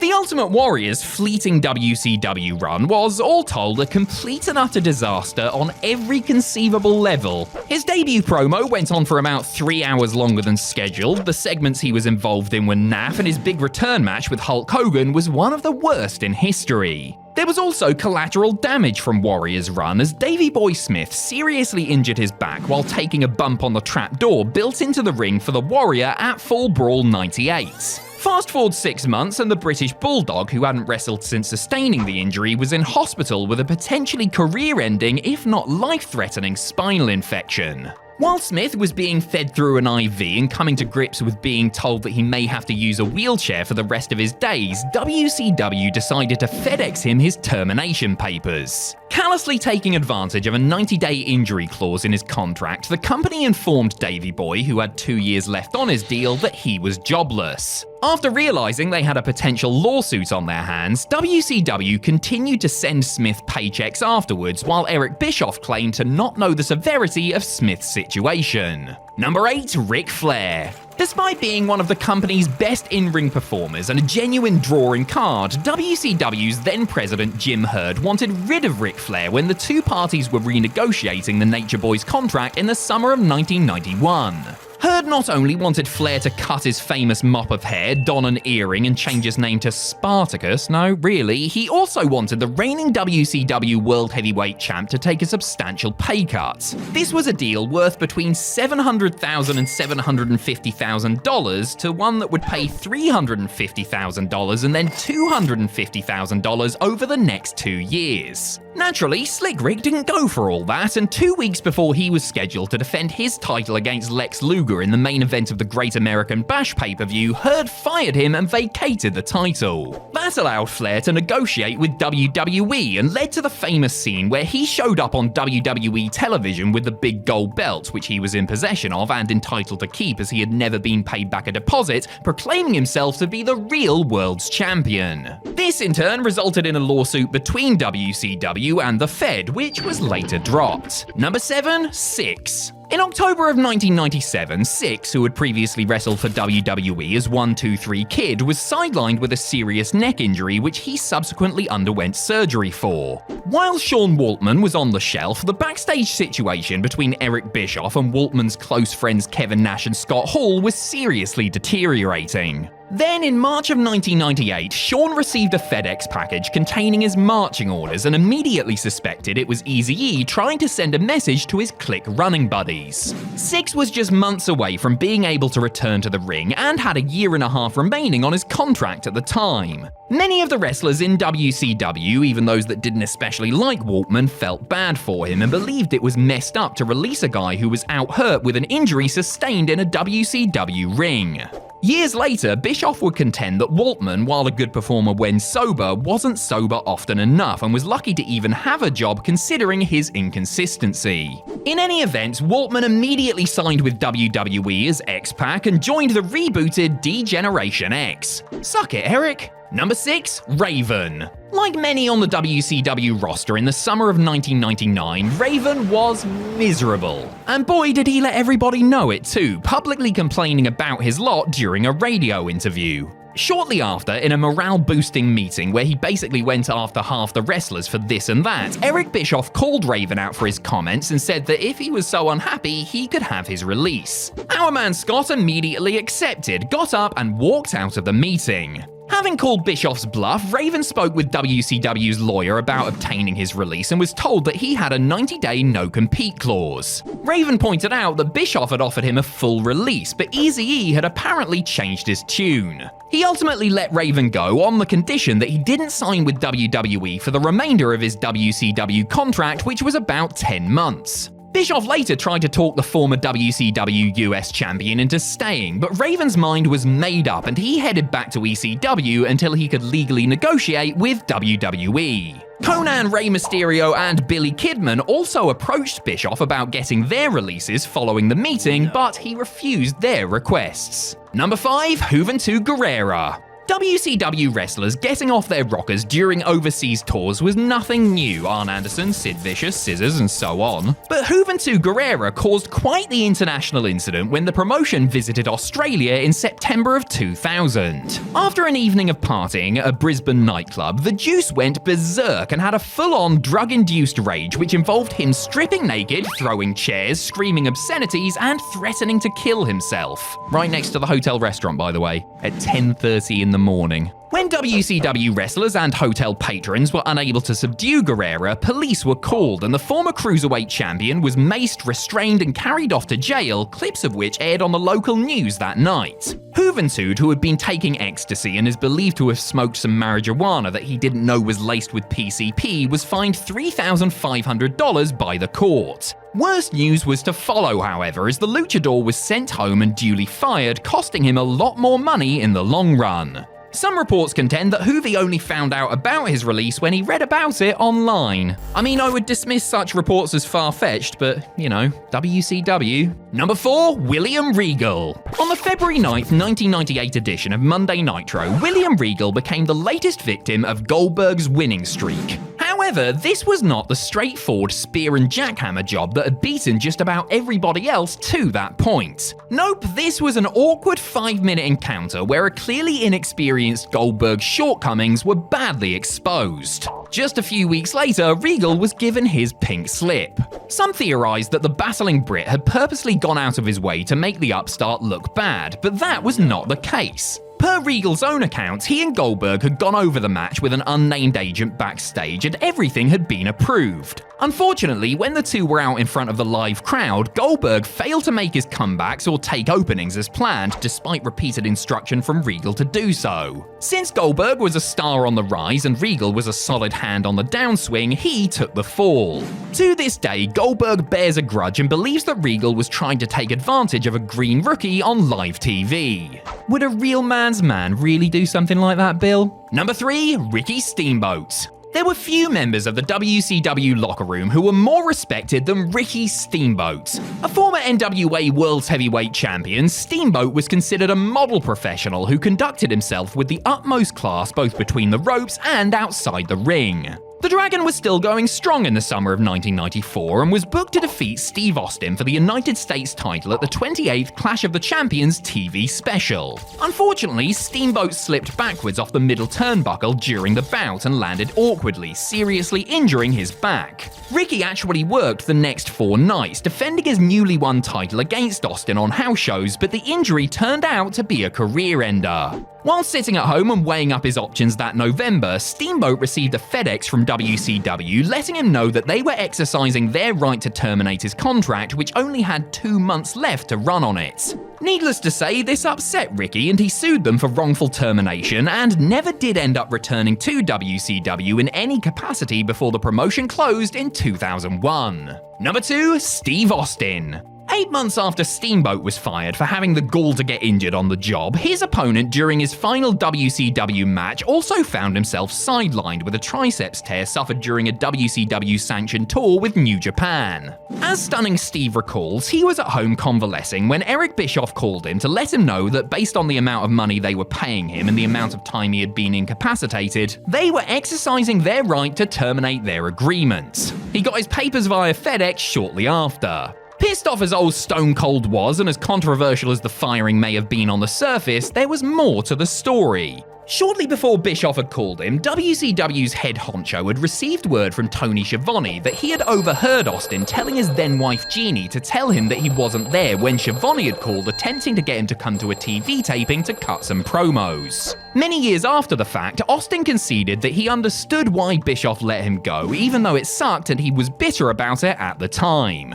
Number 1, Bret Hart. To say that Bret Hart's 3-year run in WCW was a disappointment would be a major understatement. There were flashes of brilliance here and there, sure, but on the whole it greatly underwhelmed. What's worse, the Hitman's glittering in-ring career came to a sad limp end as a result of post-concussion issues stemming from his Starrcade 1999 match with Bill Goldberg. Less than a year later, on October 20th, 2000, then-Turner head Brad Siegel sent Bret Hart a letter letting him know that he was unemployed. While it's hardly a surprise that the financially struggling WCW would release Hart, given that he was a big earner, even if he was only making half of his guarantee due to being injured, it was still viewed as a heartless thing to do, considering the severity of the injuries which he had suffered while plying his trade for the promotion. Bret and WCW never clicked, but his unceremonious termination, coupled with the fact that he wasn't even offered a chance to make a farewell speech of any sort, ensured that the relationship between the two sides ended on a sour note.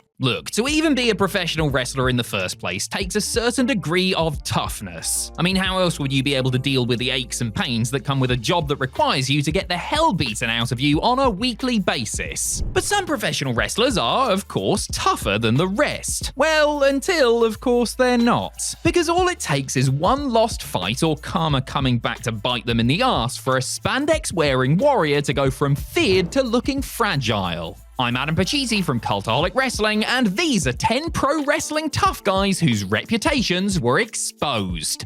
Join us! Number 10. Road Warrior Hawk. The Road Warriors were one of the most feared tag teams of their time, with many who wrestled Hawk and Animal leaving the ring feeling as though they had been in a very real fight. The pair, who had worked as bouncers at an especially rowdy Minnesota bar prior to getting into the business, quickly developed the rep of being stiff, if not downright careless, during their matches. And Hawk himself had gotten into various outside-the-ring scrapes with his co-workers, notably knocking out a drunken belligerent Eddie Guerrero during a tour with New Japan, then sometime later putting Randy Savage on his backside right before the Macho Man was due to make his entrance, also in New Japan. Before his run-in with Savage, however, Hawk's rep had taken a hit after he got his hind handed to him by Too Cold Scorpio on the tour bus while New Japan and WCW were in North Korea. Hawk had taken offense to a comment directed at Ric Flair, while Scorpio alleges that Hawk used a racial slur which resulted in the arse-kicking. Plans for a rematch when they got back to Japan never came to fruition, as Hawk apparently apologized, blaming his shortened nerves on a lack of drugs. Go figure. Number 9. Adrian Adonis. Growing up on the mean streets of New York City, Adrian Adonis had to learn how to fight. And learn to fight he did, gaining a reputation as a rough-and-tumble brawler who, his friends claim, never lost a fight. When Adonis decided to become a wrestler, he used his street smarts in the ring, coming up with a gimmick where he would challenge real fans to take him on, and if they could beat him in the allotted time, they would win a cash prize. Nobody ever cashed out, however, as Adrian brutalized the punters, enhancing his reputation in the business. Adonis later developed a rep for taking liberties with opponents in a violent way, which was partly attributed to his spiraling drug usage. Well, adorable Adrian picked the wrong guy to mess with when he tried to shoot on Dangerous Dan Spivey, that's for sure. The first time, Spivey opted not to retaliate, but when Adonis attempted to put him out with a sleeper the next night, Spivey snapped and knocked his opponent out in the middle of the ring. Adonis attempted to leg dive Spivey in the locker room after, mistake number 2, and was met with a mighty uppercut that knocked him out once more, shattering both his cheekbone and reputation in the process. Number 8. Taz. In the mid to late 90s, Paul Heyman got Taz over as a main event player by repackaging him from a barefoot animalistic wild man to a no-nonsense super shooter. Proclaiming "beat me if you can, survive if I let you," the human suplex machine choked out everyone on the roster with his Taz mission hold and came across like a real badass. He had trained in judo prior to entering the business, earning a second-degree black belt in the discipline, but despite his tough guy credentials, there was another man on the ECW roster who put him in his place. Rob Van Dam may have been laid back on the surface, but the whole flippin' show was not one to be messed with, having also trained in martial arts and enjoyed success in local tough man contests. RVD and Taz didn't exactly get along well backstage, their personality clashes not helped by miscommunications in the ring. After one incident which allegedly saw Taz throw a cinder block at the wall and threaten an absent Van Dam, RVD decided to put things to bed. Next time he saw Taz, he went up and asked him to pick a hand before slapping him in the face and hitting him with a swift jab. Taz, who had recently suffered a family tragedy, declined to fight, and the two talked it out instead. The mature thing to do for sure, but to some of the boys in the back, Taz's rep suffered a hit along with his face. Number 7. Low-Key. You know what's weird? My 5-year-old nephew realizes that professional wrestling isn't actually real, yet Low-Key, who has been in the business for over a quarter of a century, still doesn't get it. Despite being an absolute nutter who has burned every bridge he's ever crossed in wrestling, Low-Key was a hell of a performer in his prime, thanks in large part to an exciting style that blended high-flying, technical, and martial arts. Low-Key was trained in various disciplines and could strike and put on legit holds if he wanted to, earning him a rep on the indies as somebody who was not to be trifled with. During one indie appearance for the CZW promotion, however, Low-Key ended up getting carried out of the venue kicking and screaming like an actual toddler. The basic gist is that Low-Key was competing in a tag team match when one of his opponents, Rick Blade, suffered a legit injury, and the referee, wanting to end the match early, counted Low-Key's shoulders down prematurely. That caused the one World Warrior, who was reportedly supposed to go over in the match, to lose his mind, throwing a temper tantrum in front of a stunned crowd and locker room before security scooped him up and threw him out. Number 6. Vader. Look, anyone who can play in the NFL, wrestle at the highest level in Japan, and continue to work after Stan Hansen has removed their eye from its socket is one tough SOB. Vader could certainly withstand his share of punishment, which earned him respect, but the way he treated some of his opponents, especially jobbers, had some labeling him as a bully. One man who was not going to be bullied was Paul Orndorff. Mr. Wonderful was working as both a wrestler and backstage agent when he had a run-in with the Mastodon backstage at a WCW TV taping in 1995. Vader had shown up late to the taping after being at a WCW promotional event that day and further pissed Paul off by putting off an interview that he had been asked to film. They got into an argument and Vader slapped Orndorff, knocking him to the ground. Paul got up, however, and peppered the big man with punches to the face before the two men wrestled to the floor. After Orndorff got up, he kicked Vader a few times in the face for good measure while wearing flip-flops no less. Vader tried to continue the fight elsewhere, but WCW management intervened and the former WCW World Heavyweight Champion ended up leaving for the WWF rather than accept a substantial fine for his part in the brawl. Number 5. Goldberg.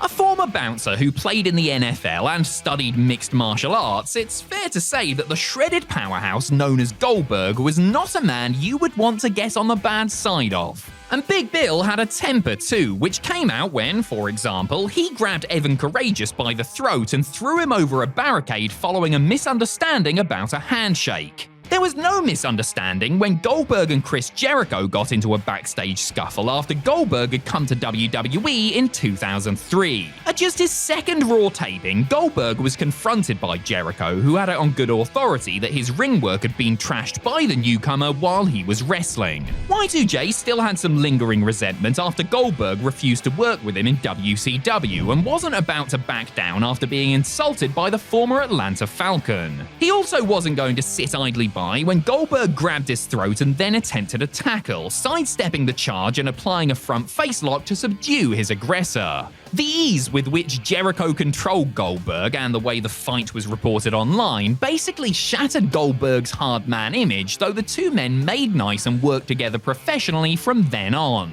Number 4. Randy Savage. While Randy Savage may not have been some shooter with a fierce rep for winning fights, he was a wild man and widely considered a man's man who didn't back down from anyone and had his fair share of run-ins during his career. Such as in his early Memphis days when he ended up pistol whipping Bill Dundee, breaking Dundee's jaw, or when he sought parity for his earlier drubbing at the hands of Hawk by attacking him in the VIP bathroom at a Kid Rock concert. After all but retiring from the business in 2000, Savage spent much of his time calling out his friend-cum-rival Hulk Hogan to a real fight, with Randy suggesting the money generated go to charity. The Hulkster didn't take the bait, but did continue to wind Savage up through his friend Bubba the Love Sponge's radio show until the two crossed paths backstage at TNA's Victory Road pay-per-view in 2004. It was actually Hogan in this instance who offered to step outside and settle their differences if that was what Savage wanted, but Randy declined.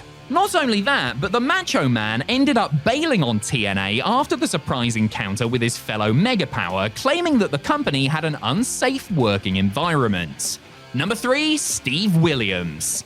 Pretty much everyone agrees that the Brawl for All tournament, WWE's ill-fated decision to pit their roster against each other in glorified tough man contests, was designed to get Dr. Death Steve Williams over as a killer prior to a main event run with Stone Cold Steve Austin. Fair to say, it didn't quite turn out that way. Williams had a fierce reputation from his football and amateur wrestling days, not to mention countless stories of after-hours bar fights on the road, but by the time he made it to WWE, his best days were behind him. Few in the company knew about the punching power of Bart Gunn either, who met Williams in the tournament's quarterfinals and knocked Dr. Death out in the third round. Adding injury to, well, injury, Williams suffered a torn hamstring, glute, and dislocated jaw in the fights. The first two injuries occurred in the second round, which speaks to his toughness that he was willing to continue, but the fact that he was KO'd erased any chance of a push on top against Stone Cold, and essentially ended his WWE career before it even got started.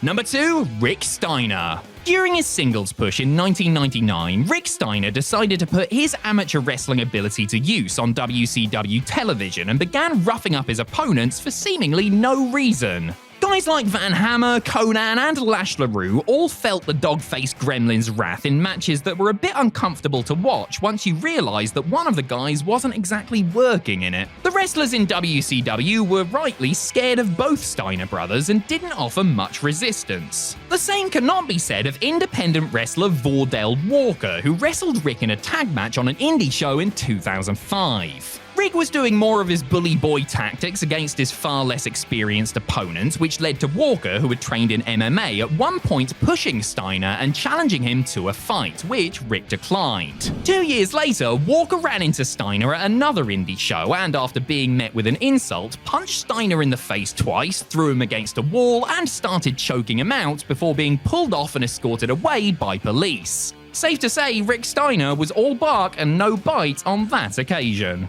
Number 1. JBL. John Bradshaw Layfield is notorious in some circles for his rep as an in-ring enforcer, while to many he was seen as simply being a backstage bully. Notorious incidents with the likes of the Public Enemy and the Blue Meanie painted the tall Texan as somebody who was more than happy to take care of personal business between the ropes. He also once got into it with Steve Blackman at an airport, which resulted in the APA man apologizing to the Lethal Weapon in front of everybody in catering to spare his own life. There is no shame in backing down from Blackman, who was known to be one of the most dangerous men in the business. There is some shame, however, in getting flattened by Joey Styles.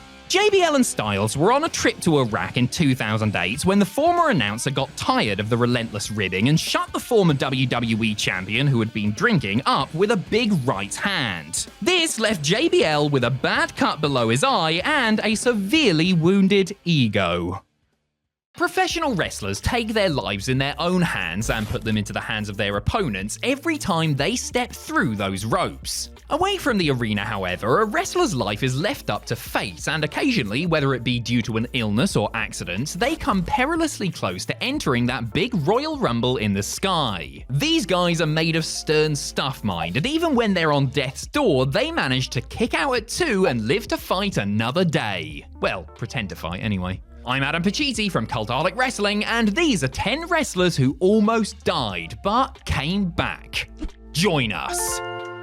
Number 10. Brock Lesnar. You could be forgiven for thinking that nothing could truly hurt the cyborg Viking space lord freak of nature that is Brock Lesnar. The next big thing came close to death in the main event of WrestleMania 19, when he came up short on a shooting star press and landed at a bad angle, but luckily escaped with just a concussion. Brock had an altogether more serious brush with tragedy when he contracted diverticulitis in 2009. Lesnar was the UFC heavyweight champion and on a family trip to Canada when he realized that something was seriously wrong, and after an agonizing stay in a local hospital that wasn't equipped to deal with his situation, was driven 4 hours to another facility in North Dakota. As Brock himself recounted things, it was a life or death situation as he lay there in excruciating pain and suffering from a very high fever. The diverticulitis ultimately required surgery, which removed 12 inches of his colon and saw Lesnar leave UFC in December of 2011. The former WWE champion may not have been fit enough to compete in the octagon, save for a one-off in 2016, but he still had options in sports entertainment and returned to WWE for a second very fruitful run in 2012. Number 9. Kenny Omega. Though he might not have the pro fighting chops of someone like Brock Lesnar, Kenny Omega's tolerance for physical abuse, which he has demonstrated during countless epic matches, also makes him come across as somewhat indestructible. But illnesses do not discriminate, and Omega, like Lesnar, found himself on the brink after contracting diverticulitis. According to reports, the Best Bout machine attributed the pain he had been experiencing toward the end of 2023 to a hernia until it became too much to bear and went to see a doctor. The doctor informed him that it was lucky when he went in when he did, because if he had waited any longer, he risked developing a blood infection that could have left things 50-50 as to whether he pulled through or not. Other reports suggest that Omega was a day or 2 away from death before seeking treatment and getting life-saving surgery that removed a large portion of his intestine. After over a year on the shelf, Kenny returned to action for New Japan and had a classic match with Gabe Kidd.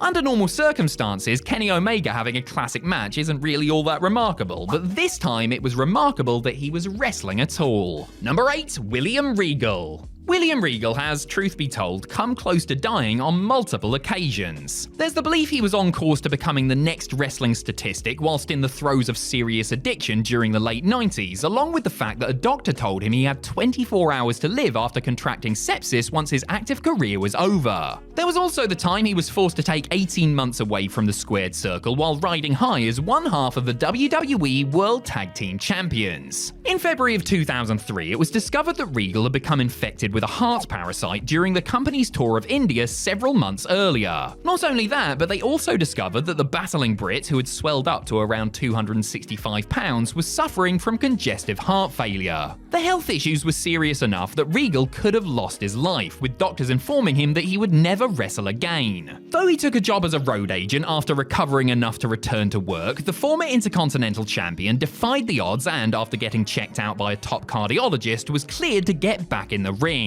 Number 7. Scott Steiner. Scott Steiner is another wrestler who has come close to meeting his maker more than once. One of the scariest times was in June of 2007, when Big Papa Pump found himself in a Puerto Rican hospital hours away from death. During a TNA house show on the island, Steiner was kicked hard in the throat by opponent Apollo and began coughing up blood at the hotel later that evening. Sent to a local hospital, the genetic freak was diagnosed with a torn trachea and briefed on the seriousness of the situation. Not happy with being treated in Puerto Rico, Steiner attempted to get his buddy to pick him up in a private jet. Had he done so, Steiner would have probably died, as the change in air pressure would have collapsed his lung. Instead, Scott was put in an induced coma while doctors worked on him and then remained in hospital for a couple more weeks while they drained fluid from his lungs. Steiner was eventually discharged and returned home via a cruise ship as he still couldn't fly, later admitting that the situation messed him up for some time. Nonetheless, he returned to action in late July. Number 6. Jerry Lawler. Prior to suffering a stroke in 2023, Jerry Lawler had wrestled at least one match every calendar year dating back to 1971. It's a rather extraordinary record that almost came to an end, along with the King's life in 2012. Lawler had wrestled on the September 10th episode of Monday Night Raw, teaming with Randy Orton to defeat CM Punk and Dolph Ziggler. Shortly after, the WWE Hall of Famer collapsed while providing commentary for another match in his position at the announce table. Jerry had suffered a heart attack and was clinically dead for 30 minutes while medical personnel worked on him feverishly. He underwent a heart procedure a day later and incredibly returned to his Memphis home on September 17th. Even more incredibly, he was cleared to wrestle not long after that and made his comeback on an indie show in May of 2013. He never wrestled for WWE again, as there was no way they would clear him after what had happened on their show, but he continued to work semi-regularly on the indie scene into his early 70s. Number 5. Steve Blackman. A consensus pick for the hardest bloke in the WWE locker room during the Attitude Era was Steve Blackman. And WWE stars had a reason to be wary of the Lethal Weapon, who was well versed in martial arts and didn't back down from anybody. Blackman would have had the WWE locker room on high alert a decade sooner had he not fulfilled a promise to go on a 3-week tour of South Africa before starting with Titan Sports. While touring the company, Blackman contracted malaria and dysentery, the result of a single bite from a mosquito. That single bite would lead to a 6-year ordeal that left the future hardcore champion not knowing whether he would wake up in the morning. It was only after years of intensive physical therapy, doses upon doses of antibiotics, and enough sleep to make a sloth jealous that he began to feel somewhat normal. Eventually, he began feeling not just normal but good and asked old pal Brian Pillman to put a word in with WWE. Following an 8-year hiatus, Blackman finally got his start in WWE proper in 1997 and worked a full schedule, though he continued to suffer relapses of fatigue during that first year on the road. Number 4. Brian Pillman. Blackman's buddy Brian Pillman may not have fought malaria, but he was no stranger to overcoming the odds when faced with a debilitating medical condition. Indeed, the loose cannon spent a large part of his childhood in the hospital after developing multiple throat polyps that required somewhere in the region of 40 procedures to remedy. Despite this, Pillman became quite the athlete and parlayed his athletic gifts into a career as first an American football player and then a pro wrestler. Yet the pain that Brian endured in his chosen fields led to him developing addiction. It was those vices that in the end took his life, but Pillman managed to cheat death before the Grim Reaper came calling. On April 15, 1996, the former WCW Tag Team Champion fell asleep at the wheel of his Hummer and collided with a tree, flipping the vehicle which ejected him some 40 feet. Pillman was in a coma for a week and awoke to the news that his ankle had been completely shattered. By rights, he shouldn't have wrestled again on the fused ankle, but he did with great difficulty before sadly passing away in October of 1997 at the age of 35. Number 3, Ric Flair. Ric Flair's professional wrestling career was almost over before it really got started when he was involved in a plane crash on October 4, 1975 that claimed the life of the pilot and left Johnny Valentine paralyzed. Though he broke his back in 3 places and was told by doctors he would never wrestle again, the Nature Boy defied expectations and shockingly returned to the ring just 3 months later. Years after his distinguished Hall of Fame career was over, Slick Rick was almost brought down by a ruptured intestine suffered in August of 2017. Contracting sepsis, Flair also suffered from respiratory heart failure, total kidney failure, and pneumonia, and was placed in a medically induced coma by doctors. It was touch and go for a moment there, with Flair's daughter Charlotte asking fans for prayers as he remained hospitalized for a month while undergoing dialysis treatments. The dirtiest player in the game not only recovered, but with a new lease on life, decided to come out of retirement in July of 2022 for his final match. As if he needed another sign to slow the hell down, Rick suffered a heart attack during the bout. Number 2, Hardcore Holly. Like him or not, there is no disputing that Bob Hardcore Holly was one tough son of a gun. The man had his arm broken while wrestling Kurt Angle and kept going. The man broke his neck while wrestling Brock Lesnar and kept going. The man had his back sliced open while wrestling Rob Van Dam and kept going. I mean, hell, the man was given the name Thurman Sparky Plug and he kept going. What almost stopped Holly from keeping going was a serious form of staph infection called MRSA, which he got in November of 2005 and was so bad it hospitalized him twice because the antibiotics weren't strong enough. Doctors not only told the former WWE Tag Team Champion that he could have ended up losing his arm, but that he was lucky to be alive at all, as he spent weeks hooked up to a machine that pumped his body full of last resort drugs to combat the infection, which had spread to the bone after surgery hadn't worked. Holly was able to return to the ring, but subsequently expressed anger at WWE for needing him on an overseas tour when they knew he was sick, only to be stuck in arbitrary battle royals every night. Number 1, Eddie Guerrero. After his hard-partying best friend and tag team partner Art Barr passed away prematurely at the age of just 28, Eddie Guerrero vowed to make some lifestyle changes when it came to his own consumption of illicit substances. Nevertheless, over time, Eddie lost his fear of the drugs and found himself cast more and more under their spell, which resulted in 2 near-fatal overdoses and a car crash that police officers couldn't believe he survived. On New Year's Eve 1998, Guerrero was partying hard, which included taking the then-popular drug GHB. Feeling hungry, he decided to drive to the store for some eggs. Making his way there at 130 miles per hour, he fell asleep at the wheel, crashed the car, and was thrown from the driver's seat. Ironically, it was actually said that the fact he wasn't wearing his seatbelt probably saved him from certain death. Still, Eddie's family were told he likely only had 48 hours to live, and then when he survived, they were told he would likely have to use a wheelchair for the rest of his life. While it seemed like wrestling again was out of the question, Guerrero was somehow able to recover and rehab enough to return just 6 months later. As the old saying goes, you only get one chance at a first impression, and that is very much the case with WWE's biggest show of the year. Every performer dreams of one day reaching WrestleMania, if WWE's propaganda machine is to be believed, so when they get there, they naturally want to make a big splash. Luckily for these 10 performers, that's exactly what they did. Just for clarification before we start, this is about wrestlers' first matches at a WrestleMania, not wrestlers who had their first match on the show of shows. Got it? Good. I'm Adam Pachisi from Cultaholic Wrestling, and these are the 10 best WrestleMania debut performances. Join us. Number 10, Finn Balor at WrestleMania 34.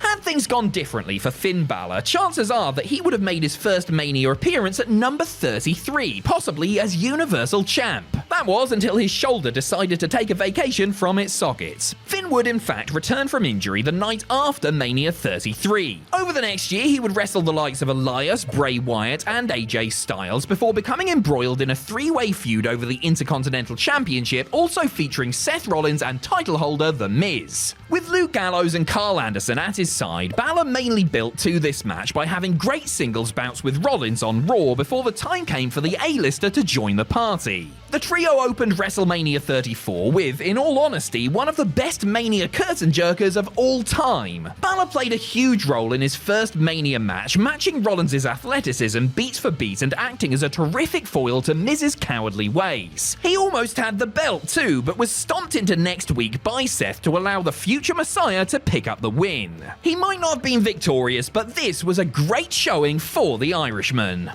Number 9, The Shield at WrestleMania 29.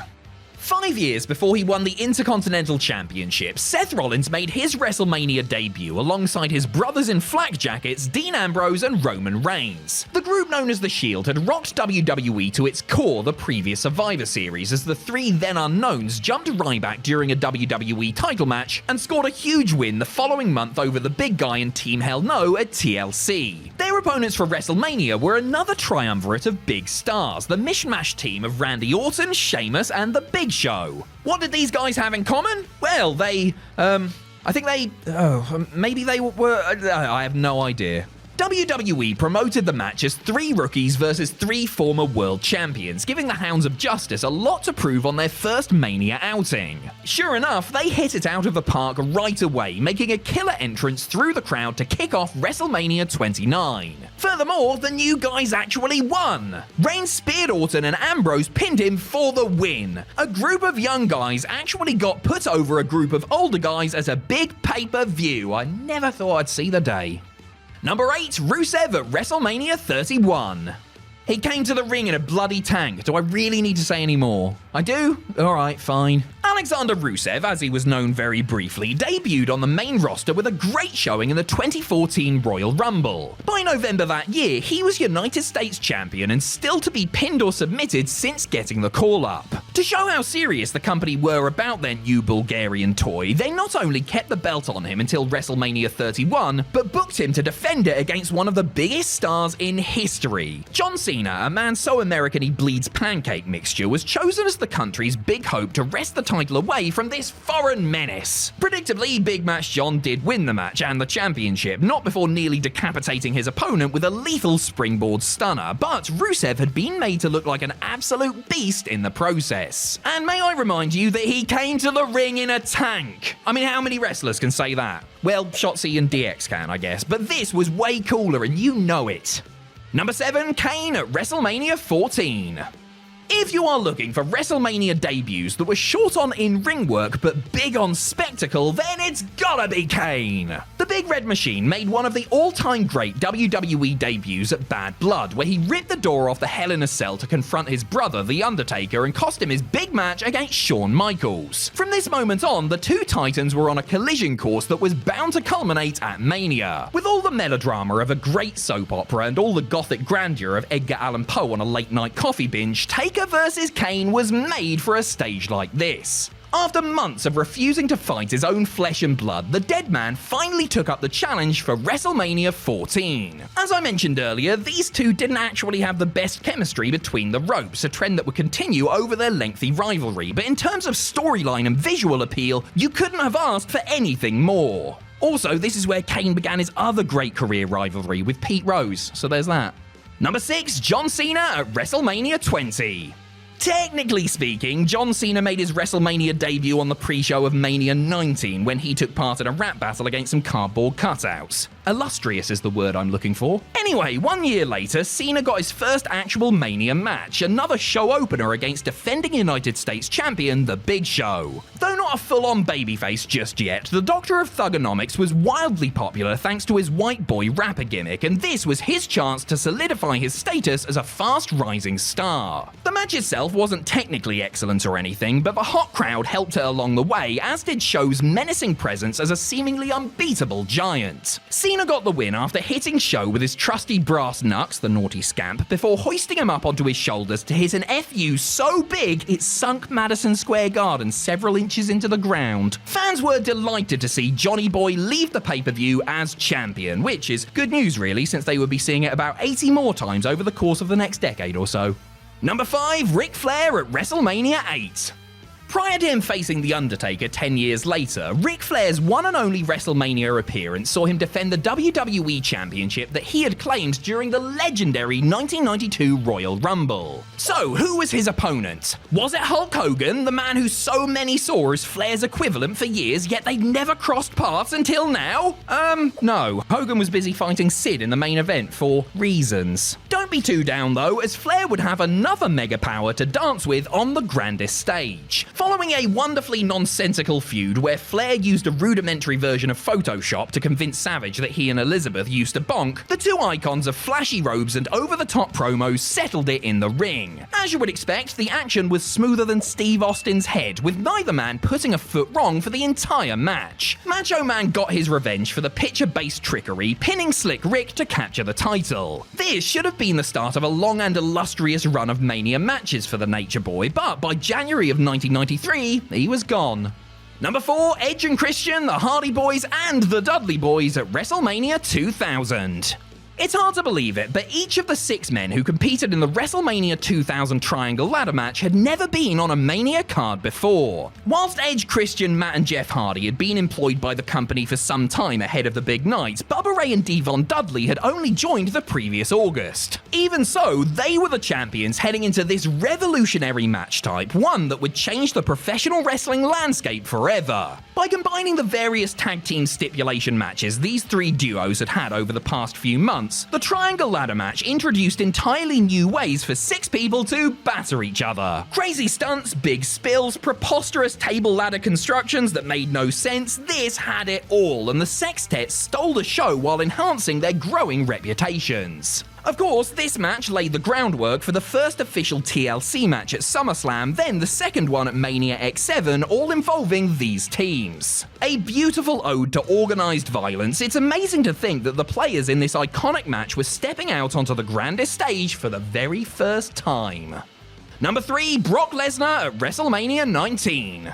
There aren't many people who can say they main evented WrestleMania on their very first try. Well, there's the people in the main event of the first WrestleMania, but that's cheating. Brock Lesnar wasn't even on the roster at WrestleMania 18, debuting the next night on Raw. Over the course of a year, he won King of the Ring, won the WWE Championship at SummerSlam, and won the Royal Rumble to set up a mouth-watering title clash with Kurt Angle at WrestleMania 19. Now that is what I call productive. The young wildebeest and the Olympic hero showed why theirs is one of the greatest rivalries in WWE history on this night, putting on a display that was as technically sound as it was brilliantly theatrical. There's one move in particular that this match is famous for, but it's been talked about so many bloody times, so all I'll say is that it rhymes with mooting ma mess. Emphasis on the mess part. Lesnar ended the night as champion, meaning he not only main evented the granddaddy of them all in his WrestleMania debut, but he won the WWE title too. I mean, what's he gonna do next year? Oh right, the Goldberg match. Never mind. Number 2, Gunther at WrestleMania 39. Like Lesnar, Gunther hadn't even been a full-time roster member the year before his first Mania appearance, but he had been Intercontinental Champion for some 300 days by the time WrestleMania 39 Night 2 rolled around. It was here he faced his toughest challenge yet, defending the belts not only against his fierce rival Sheamus, but also against a new threat in the form of Drew McIntyre. This was an all-European meet-off, and it was glorious. Trying to recount everything that happened in this full-on potato fest would do it no favours. It has to be watched for the full extent of its glory to be fully understood. After the best performance of all 3 men's careers, Gunther pinned McIntyre to retain the gold and keep his historic reign in motion. A mighty match for sure, just not one that altered the very fabric of WWE. Number 1, Charlotte Flair, Becky Lynch and Sasha Banks at WrestleMania 32. For the longest time, women's matches at WrestleMania were either 5-minute nothings to cool the crowd down, or with some humiliating brand tie-in usually to do with Playboy. Not at WrestleMania 32 though. This was the night women's wrestling in WWE changed forever. After getting their call-ups the previous year, Becky Lynch, Sasha Banks and Charlotte Flair were all put into a triple threat match at Mania for the Divas Championship. Ugh, the Divas Championship? What's that doing there? Quick, Lisa, replace it with a new Women's Championship. See, that's better. 3 of the 4 horsewomen left no stone unturned, piecing together a match that would have made even the most ardent of skeptics take note. For the first time ever, the women's match was legitimately the best on the show, as Charlotte submitted Lynch to win the title and make history. Charlotte may have won the bout, but in truth, all 3 women were now history makers. From this point on, WWE started putting more effort into their women's matches at WrestleMania, paving the way for them to become main events of the show in the future. All thanks to this fantastic match. There's an old saying in professional wrestling that the ending is the only thing that really matters. It's a total nonsense saying, of course, and good thing for WWE too, because some of their pay-per-views have concluded in ways that have left fans wanting their money back, or their network account cancelled anyway. From swerves and screw jobs to unbelievably silly spooky bollocks, these were the nights WWE sent their customers home without smiles on their faces. I'm Adam Pacitti from Cultaholic Wrestling, and these are the 10 worst WWE pay-per-view endings. Join us. Number 10, Battleground 2013. In the main event of Night of Champions 2013, Daniel Bryan beat Randy Orton to regain the WWE Championship that the Viper and Triple H had conspired to take away from him at SummerSlam. Well, 24 hours later on Raw, the game once again managed to get the belt off Bryan, stripping him of the title due to referee Scott Armstrong's fast count the night before. Orton and the American Dragon continued to feud over the gold, leading to another pay-per-view main event over the now vacant WWE title. The match itself was of the typically high standard you would expect from 2 such accomplished pros, but the lack of proper conclusion was unforgivable. Battleground 2013 had been a bad show overall, outside of the excellent Shield vs. Rhodes Brother bout, with the non-ending in the main event leaving viewers with a sour taste in their mouths. It wasn't just that the WWE title match ended inconclusively either. It was the manner in which it went down, with Big Show waddling out and knocking both men out, which was supposed to be a cliffhanger, but really all it did was make people who bought the show feel cheated. Number 9, WrestleMania 9. WrestleMania 9 was not one of the better manias in WWE history. A lackluster undercard bereft of highlights and a subdued Las Vegas audience made the show one that few fans relish revisiting.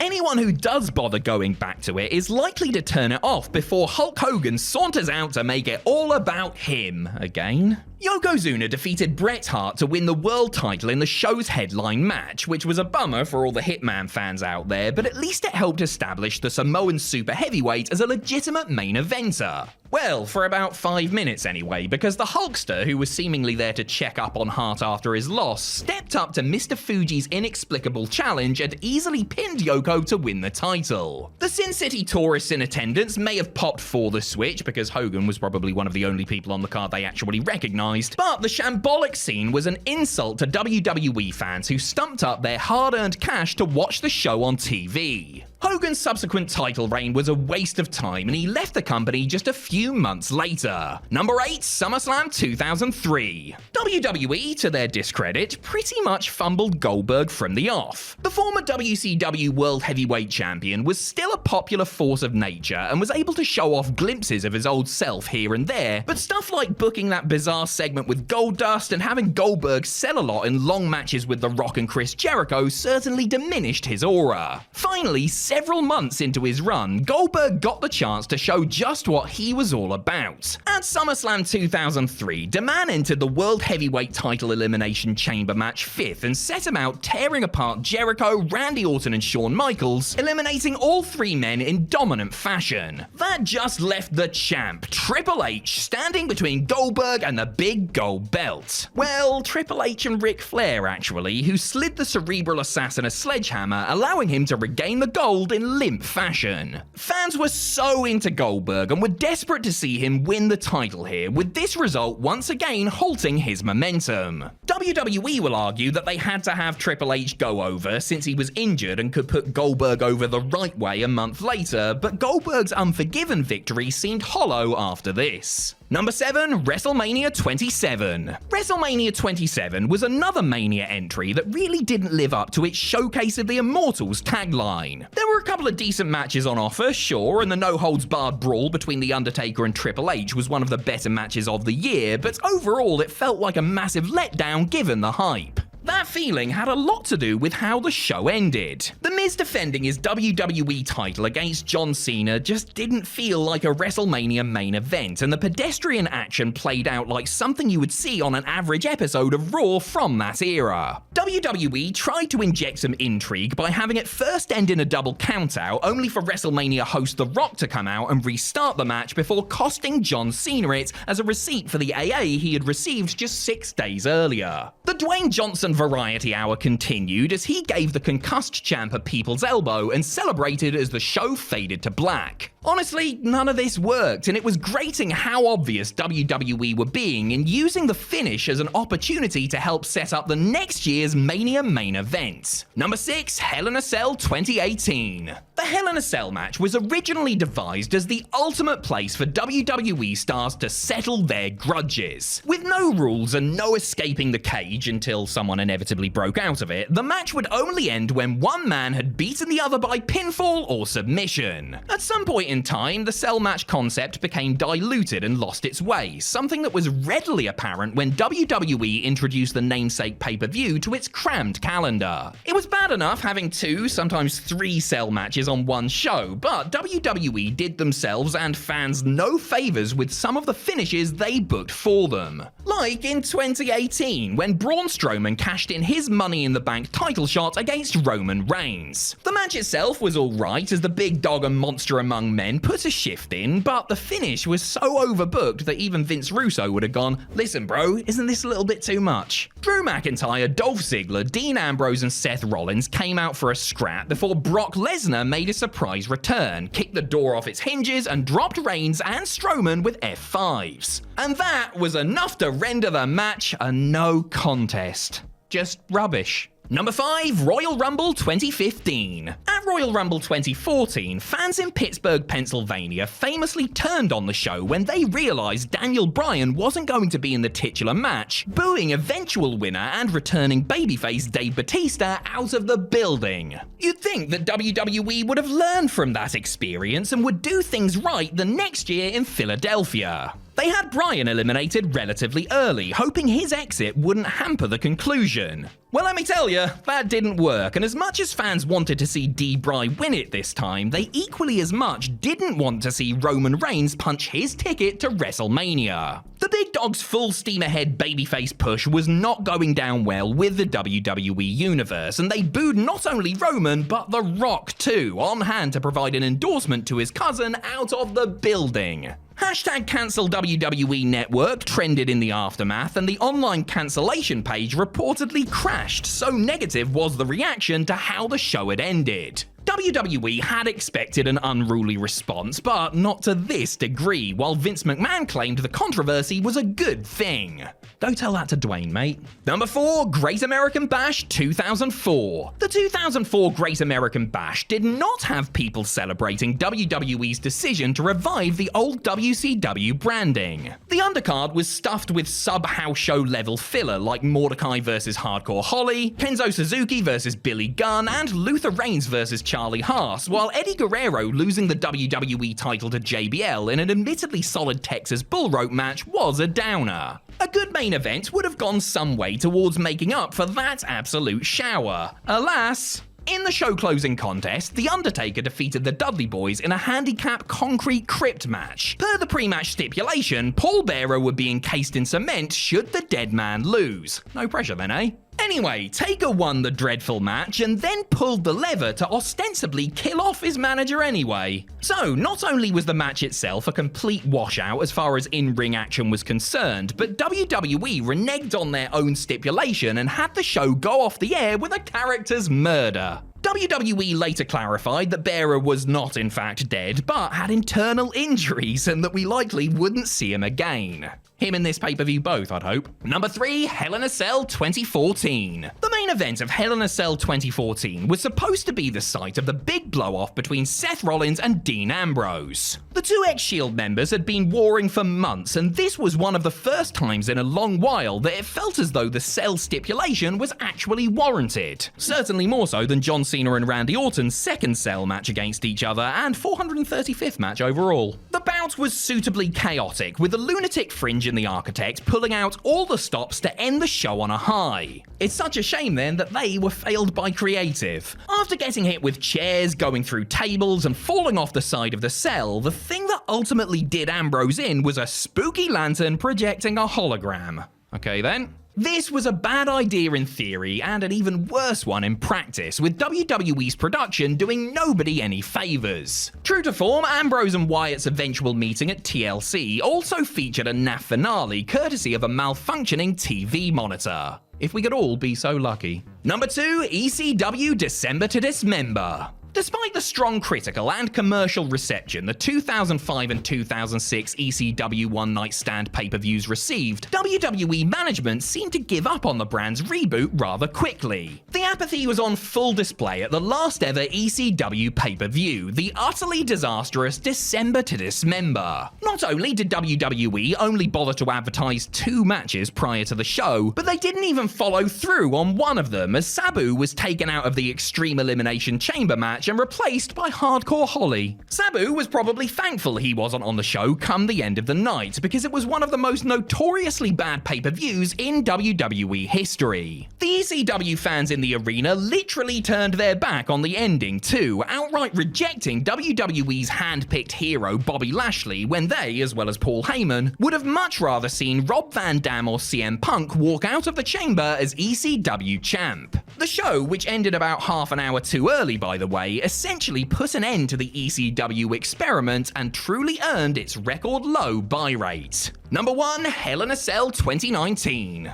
And we finish things off with our third Hell in a Cell entry, proving what a cursed pay-per-view it really was. 2014 had the spooky hologram, which was bad. 2018 had the overbooked no contest, which was also bad. But 2019, I mean, where do I even start? Firstly, the first-time meeting between Universal Champion Seth Rollins and The Fiend didn't need to be in the Cell. Secondly, WWE made the call to bathe the arena in red light for the match, which was distracting and gave me PTSD about that stag do I went to in Amsterdam. Thirdly, alright, I'm going to stop numbering my grievances now, because we could honestly be here all day. Suffice to say, the disqualification finish, a disqualification in a Hell in a Cell match, folks, was the worst in WWE history. The referee called for the bell as Rollins attempted to maim Bray Wyatt's alter ego, drawing the immediate ire of the 10,000 fans in the stands, who deservedly and unmercifully jeered it while chanting refund, restart the match, AEW, and other YouTube-unfriendly things. The post-match angle simply added insult to,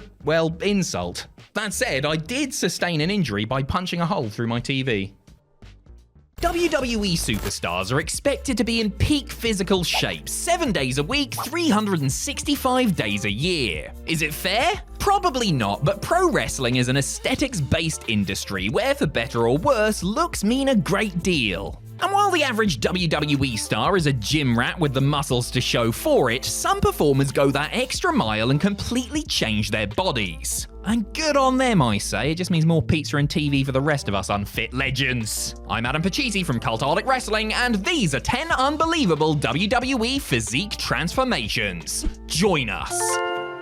Number 10, Rey Mysterio. Starting his Lucha Libre journey at just 15 years of age, Rey Mysterio was considered undersized even by Mexican wrestling standards at the time. Things didn't get any easier when Rey went to where the big boys play, but his spectacular offensive arsenal ensured that fans overlooked any lack of height or muscle mass. Mysterio hasn't gotten any taller since he burst onto the American scene in the mid-90s, but he has certainly gotten wider and more ripped. The Masked Man showed up in WWE in 2002 looking decidedly more shredded than he did in the dying days of WCW, but his physique noticeably fluctuated over the course of the next 13 or so years. Age, injuries, and the grind of the road had a lot to do with it, of course, but Mysterio himself has been open about how he neglected his training and diet at a certain point, and even resorted to wearing a vest to cover up his torso. Since Rey's comeback, beginning with the 2018 Royal Rumble, he has been in arguably the best shape of his life. Now approaching the big 5-0, Mysterio has a physique to rival those on the roster who are half his age. Number 9, Randy Orton. It was apparent from his early days training in WWE developmental territory, OVW, that third-generation star Randy Orton had all the tools to be a major player. One of those tools was his superior genetics, which ensured the Legend Killer had a good base of a physique to build on. Orton has been on WWE television for over 2 decades at this point, and fans have seen him grow from a cocky young punk to a wizened veteran. They've also seen him shrink and then grow again and then shrink again, as Randy's body has changed rather frequently during his illustrious career. The Viper has never been in bad shape, obviously, but there have been times where he's been noticeably bulkier and less cut, and times where he's been considerably lighter and more toned. Orton emerged from an 18-month layoff at the 2023 Survivor Series looking thicker and more defined than ever, despite the fact that he's approaching his mid-40s and had just recovered from major back surgery. Good for you, Randy, but I just want to clarify that I too could have popping pecs and an 8-pack if I trained every day and didn't want to have a laugh. Number 8, Braun Strowman. With his height and unique look, Braun Strowman came across as an impressive specimen from the off. And during the early days as a member of the villainous Wyatt family, the monster among men very much looked like some freakish monster who emerged from the backwoods. In the nicest possible way, obviously. Over the years, Braun has made a concerted effort to get in better and better shape, to the point that his physique now is almost unrecognizable when compared with the body he debuted with almost a decade ago.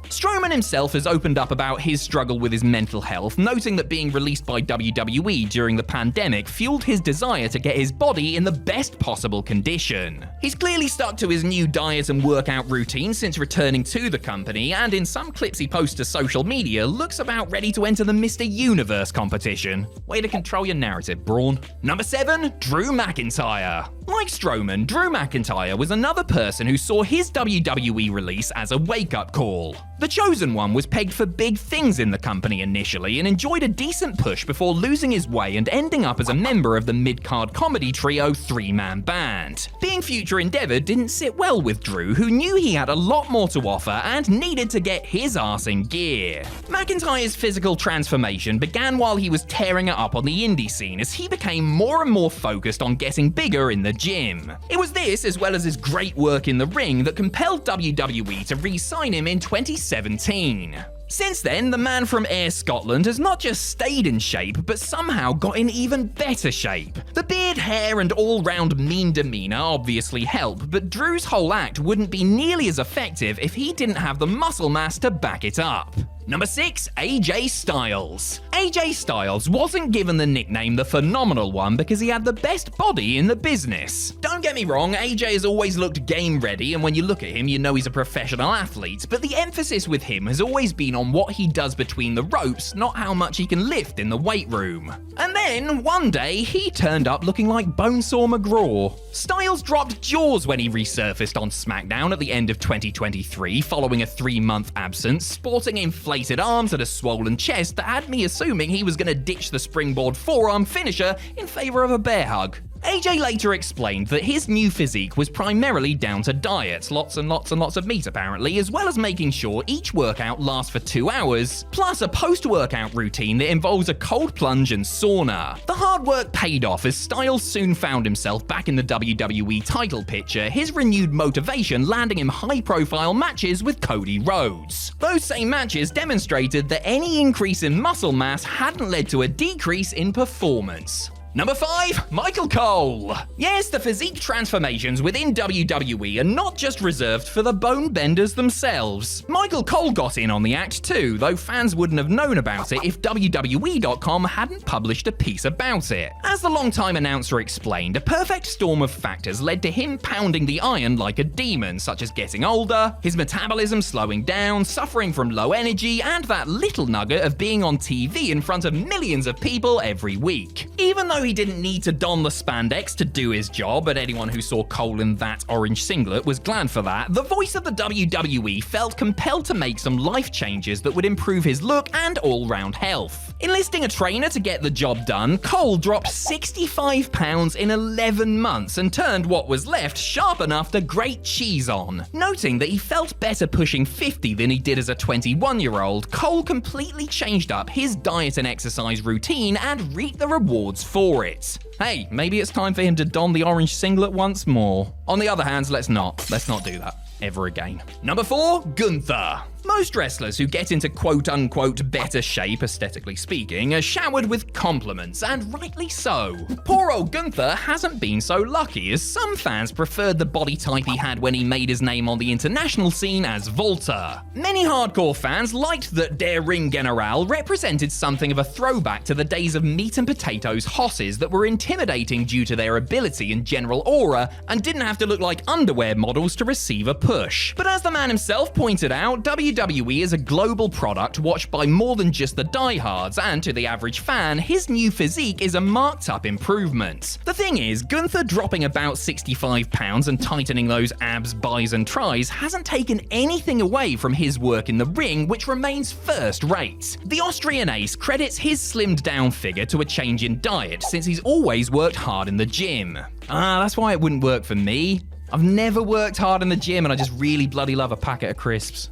Number 3, The Big Show. Paul White used to be a lean, mean, top rope drop-kicking machine in his WCW days, his enviable athleticism and uncanny size persuading WWE to swoop in and sign him to a lucrative contract in early 1999. However, not long after joining the Fed, Big Show allowed his weight to grow as his in-ring conditioning noticeably deteriorated. WWE was so frustrated by the 7-footer packing on the pounds that they once sent their expensive investment to Feed a Farm OVW in a bid to get his weight down to a more manageable level. Show's body fluctuated over the course of his 2 spells in WWE, not surprising for an actual giant who found life on the road difficult as it was, but a conversation with John Cena convinced the world's largest athlete to get serious about fitness and nutrition. After Big Match John lit a fire under his backside, Show set about slimming down and getting the abs he deserved. Good for you, big man. Now go and party like it's 2014. You've earned it.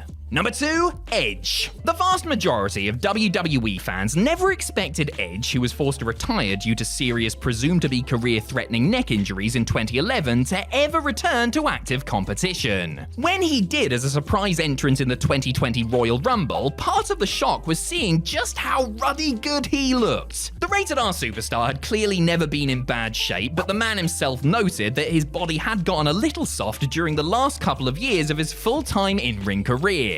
The numerous major injuries he suffered, as well as life on the road, obviously had something to do with his diminishing physique, but it was a cultural change that really helped him get in the best shape of his life for his big comeback. Edge reached out to friend and former tag partner Rey Mysterio and asked him how he got so buff in his mid-40s. Rey went on to turn his buddy onto a meal prep company that Edge says completely changed the results he saw after working out. Wrestling a lot less frequently also helped the WWE Hall of Famer recover better and keep that Rated R bod in tip-top condition. Number 1, Jinder Mahal. On June 11th, 2014, Jinder Mahal was one of several WWE stars, along with 3MB partner Drew McIntyre, to be released from their contracts. While he was away from the spotlight, Jinder found himself neglecting his diet, eating too much junk food, and drinking lots of beer. That's all well and good for your average YouTube presenter, but Jinder had designs on getting back to the big time, so he put down the donuts and completely dedicated dedicated himself to improving his physique. 2 years later, he was re-signed by WWE. This was not a coincidence, as the company were clearly keeping an eye on the modern-day Maharaja, who continued to make gains and get ripped thanks to his laser focus and admirable consistency. While many expected Jinder to be a bit-part player in WWE regardless of his new physique, he shocked the world when he beat Randy Orton to become WWE Champion. Hey, you may not have liked his basic matches, but there is no denying Jinder at least looked the part.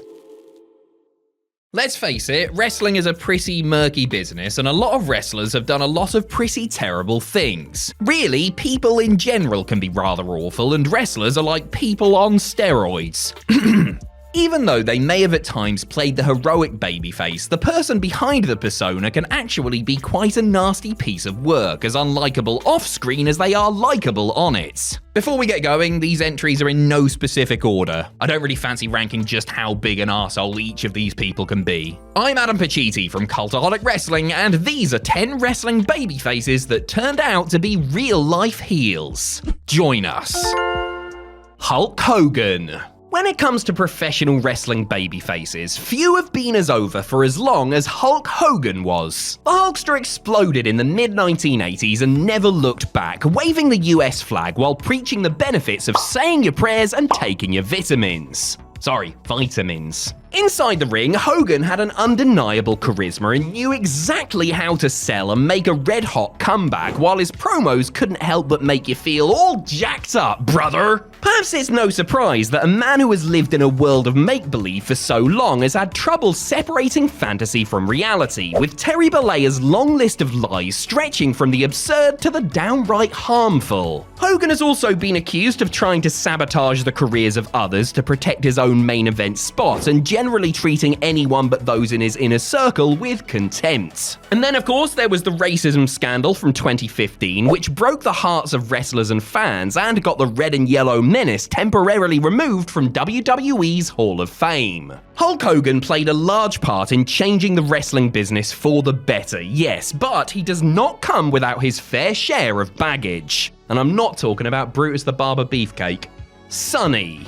Tamara Sitch broke the mold when, as Sunny, she became arguably the first proper WWE diva. Adored for her girl-next-door good looks and charm, Sunny went from a heel manager to a coveted all-around television personality. AOL's most downloaded celebrity of 1996 was a huge star during the Attitude Era and cultivated an adoring fan base who very much knew that they wanted her. In her personal life, however, Sitch struggled with drug and alcohol addiction, and certainly in her later years as she moved further away from the spotlight, made some very questionable comments and reckless decisions. Chief among them were the various times she decided to get behind the wheel of a vehicle and drive while intoxicated. Sunny racked up multiple DUIs and even spent time in jail for her offences, but it seemingly never deterred her. Then, tragically, on March 25th, 2022, she once again got drunk, got in her car and hit the gas, only this time her actions had fatal consequences as she collided with a stationary vehicle at a stoplight, killing 75-year-old Julian Lasseter. Sitch, who was almost over 4 times the legal limit at the time of the accident, was ultimately sentenced to 17.5 years in prison.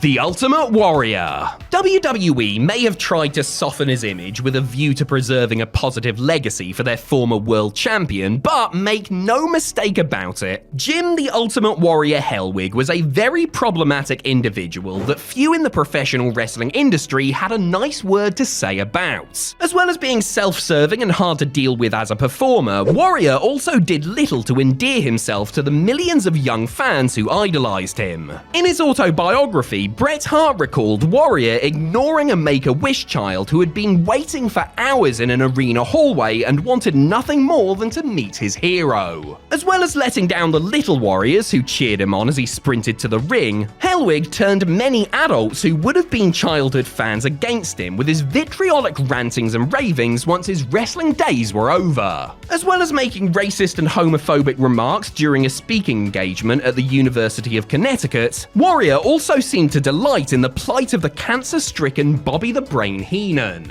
An iconic character, perhaps, but the man underneath the face paint evidently left a lot to be desired. The Dynamite Kid.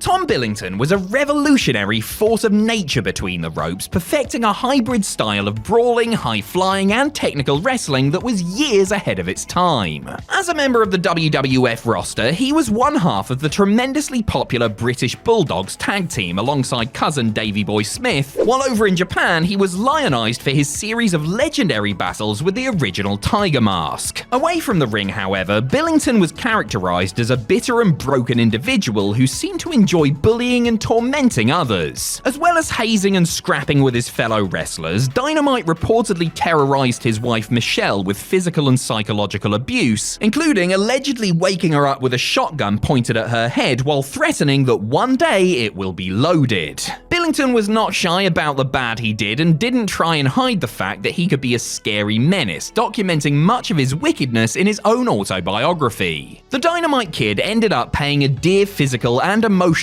cost for the choices he made in both his career and personal life. Lex Luger.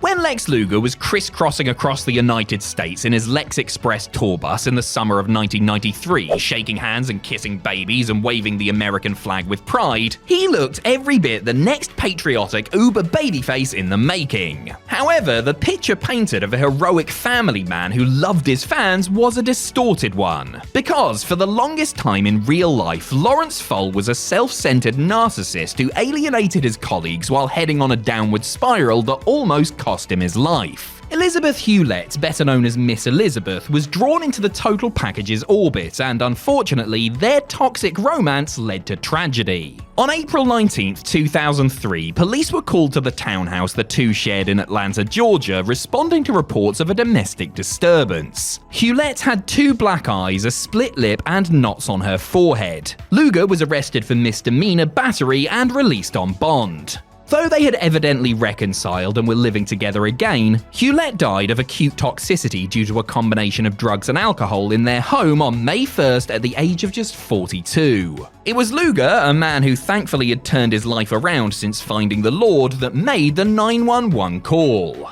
Buck Zumhofe. There are bad people in wrestling, there are scumbags in wrestling, there are irredeemable people in wrestling, and then there is Buck Zumhofe. Rock and Roll Buck Zumhofe was a journeyman wrestler who worked for various territories in the 1970s and 80s, most prominently the AWA, before becoming a jobber later on. Triple H even has the misfortune of having his televised WWE debut being a squash match victory over the wrong'un. Despite being charged for heinous crimes involving minors on 2 separate occasions in the 80s for which he was sent to prison, Zumhofe continued to work and even ran his own promotion based around him, Rock and Roll Wrestling, many years later. Arrested once again in 2013, it emerged that Zumhofe had been sadistically and habitually assaulting his own daughter between 1999 and 2011. The county attorney noted that the nature of the crimes was so horrific that they were going to attempt to keep him behind bars for the rest of his life. Though he rather pathetically attempted to flee the courtroom after being found guilty and sentenced to 45 years in prison, Buck was quickly caught and thrown in jail, where he remains today, and I hope they threw away the key.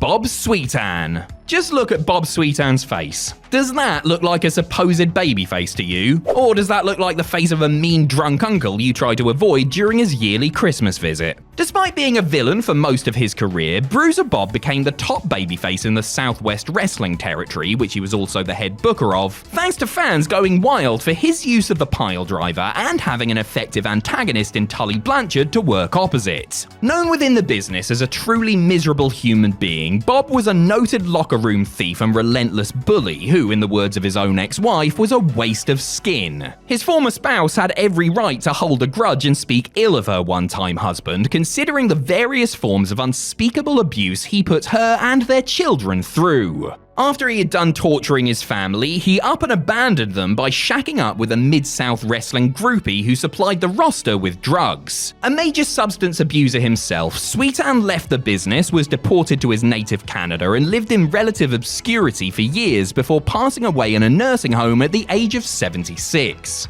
Alberto Del Rio. As the son of Dos Caras and the nephew of Mil Mascaras, Jose Alberto Rodriguez was a member of Lucha Libre royalty. Unlike his family, the man who first performed as Dos Caras Jr. wrestled primarily as a technico or babyface in his native country. Though he predominantly worked as a heel during his WWE run as Alberto Del Rio, the so-called Pride of Mexico also had notable runs as a good guy and continued to work as a babyface once he had left Vince McMahon's employ. Away from the squared circle, however, the former WWE champion's personal life has been marred by controversy and very serious allegations. His one-time fiancée and fellow former WWE star Paige has been very open about the abuse she says she suffered at Alberto's hands. Their tumultuous relationship is best remembered for the various unsavory public scenes the couple caused. Years after breaking up with Paige, Del Rio was arrested in 2020 and leveled with some very grim charges for a purported attempted kidnapping and assault of his new fiancée. The charges were eventually dismissed just days ahead of a scheduled trial after a witness failed to show up in court.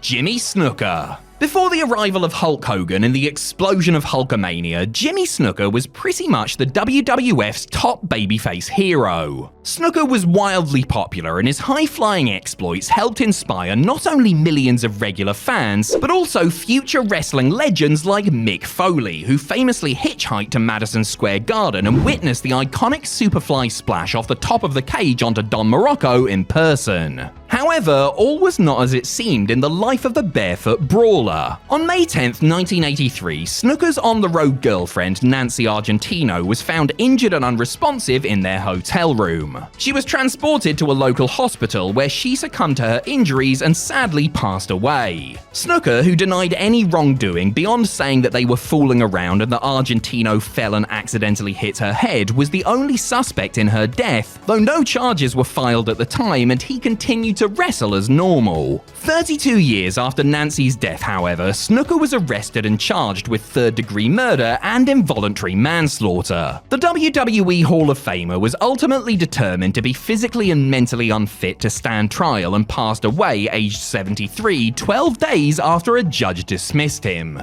Chris Benoit. When it came to the art of professional wrestling, there were few who could match the artistry of Chris Benoit. Benoit was a universally respected and ultra-intense performer who produced countless classics for New Japan Pro Wrestling, WCW, and WWE. Away from the canvas, however, this spandex-clad Rembrandt was a Jekyll and Hyde figure who turned out to be one of the industry's greatest monsters. Even taking away his role as the perpetrator in the tragedy that took the lives of his wife Nancy and son Daniel, as well as his own, Benoit was described by many as somebody who could be a locker room bully that enjoyed hazing newcomers. The Miz, Chad Wicks, Matt Striker, and Justin Roberts have all spoken publicly about the poor treatment they received from the Rabid Wolverine when they were members of the SmackDown brand in the mid-2000s. At the time, Benoit's behavior was unfortunately standard practice, and what he, JBL, Bob Holly, and other so-called locker room leaders did was simply viewed as necessary enforcement. Meanwhile, at home, there were warning signs in his marriage with Nancy, who in 2003 filed a restraining order and threatened to divorce him after bouts of domestic abuse left her fearing for her safety.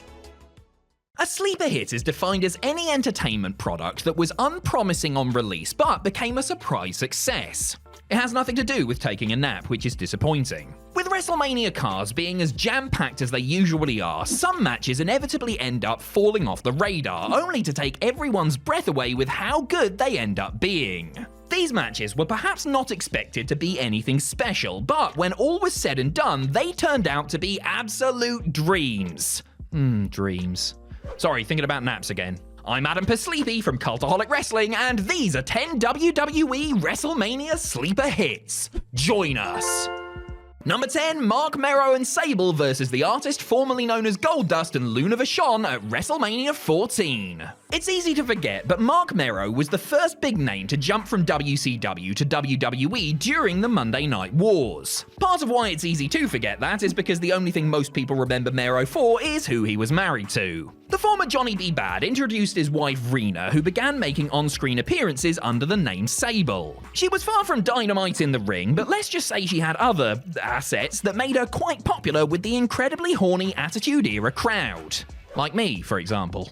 As his wife's popularity grew, so did Mero's jealousy, leading to an interesting dynamic at WrestleMania 14 where the couple teamed up to take on the bizarre pairing of Goldust and Luna Vachon. The menfolk did the majority of the heavy lifting, which was pretty good, all things considered, but it was Sable's star presence that elevated the bout. Every time she was in the ring, the crowd went bonkers, especially when she laid out Goldust during the final stretch. When Sable hit a TKO on Luna to win the match, the audience were electric. And thus began Sable's WrestleMania undefeated streak.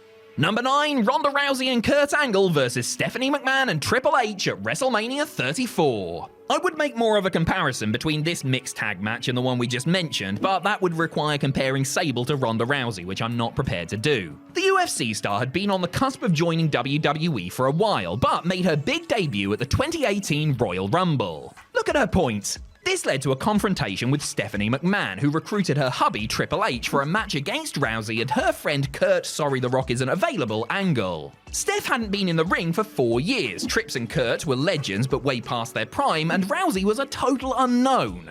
There was every chance this match could have been a bit of a catastrophe. Thankfully, it was anything but. Rather than try and put on a technical clinic, all four stuck to what they're good at, delivering a highly entertaining encounter with more melodrama than a high school relationship.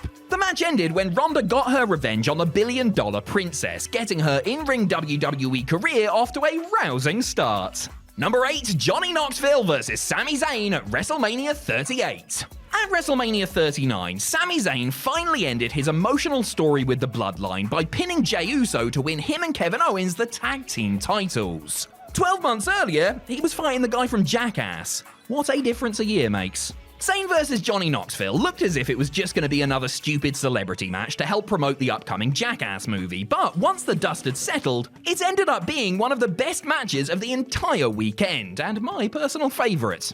Not only did Sami commit wholeheartedly to the fact that he hated Knoxville, but the star of Bad Grandpa also put in the work. He played to his strengths, ensnaring Zayn in a number of traps, including the Jackass giant hand and a literal mousetrap, which he used to get the win. Just about. Throw in an all-time great cameo from Wee Man, who body-slammed Zayn like he was Hogan in '87, and the end result was a wildly entertaining brawl that showed off the full potential of what sports entertainment could be.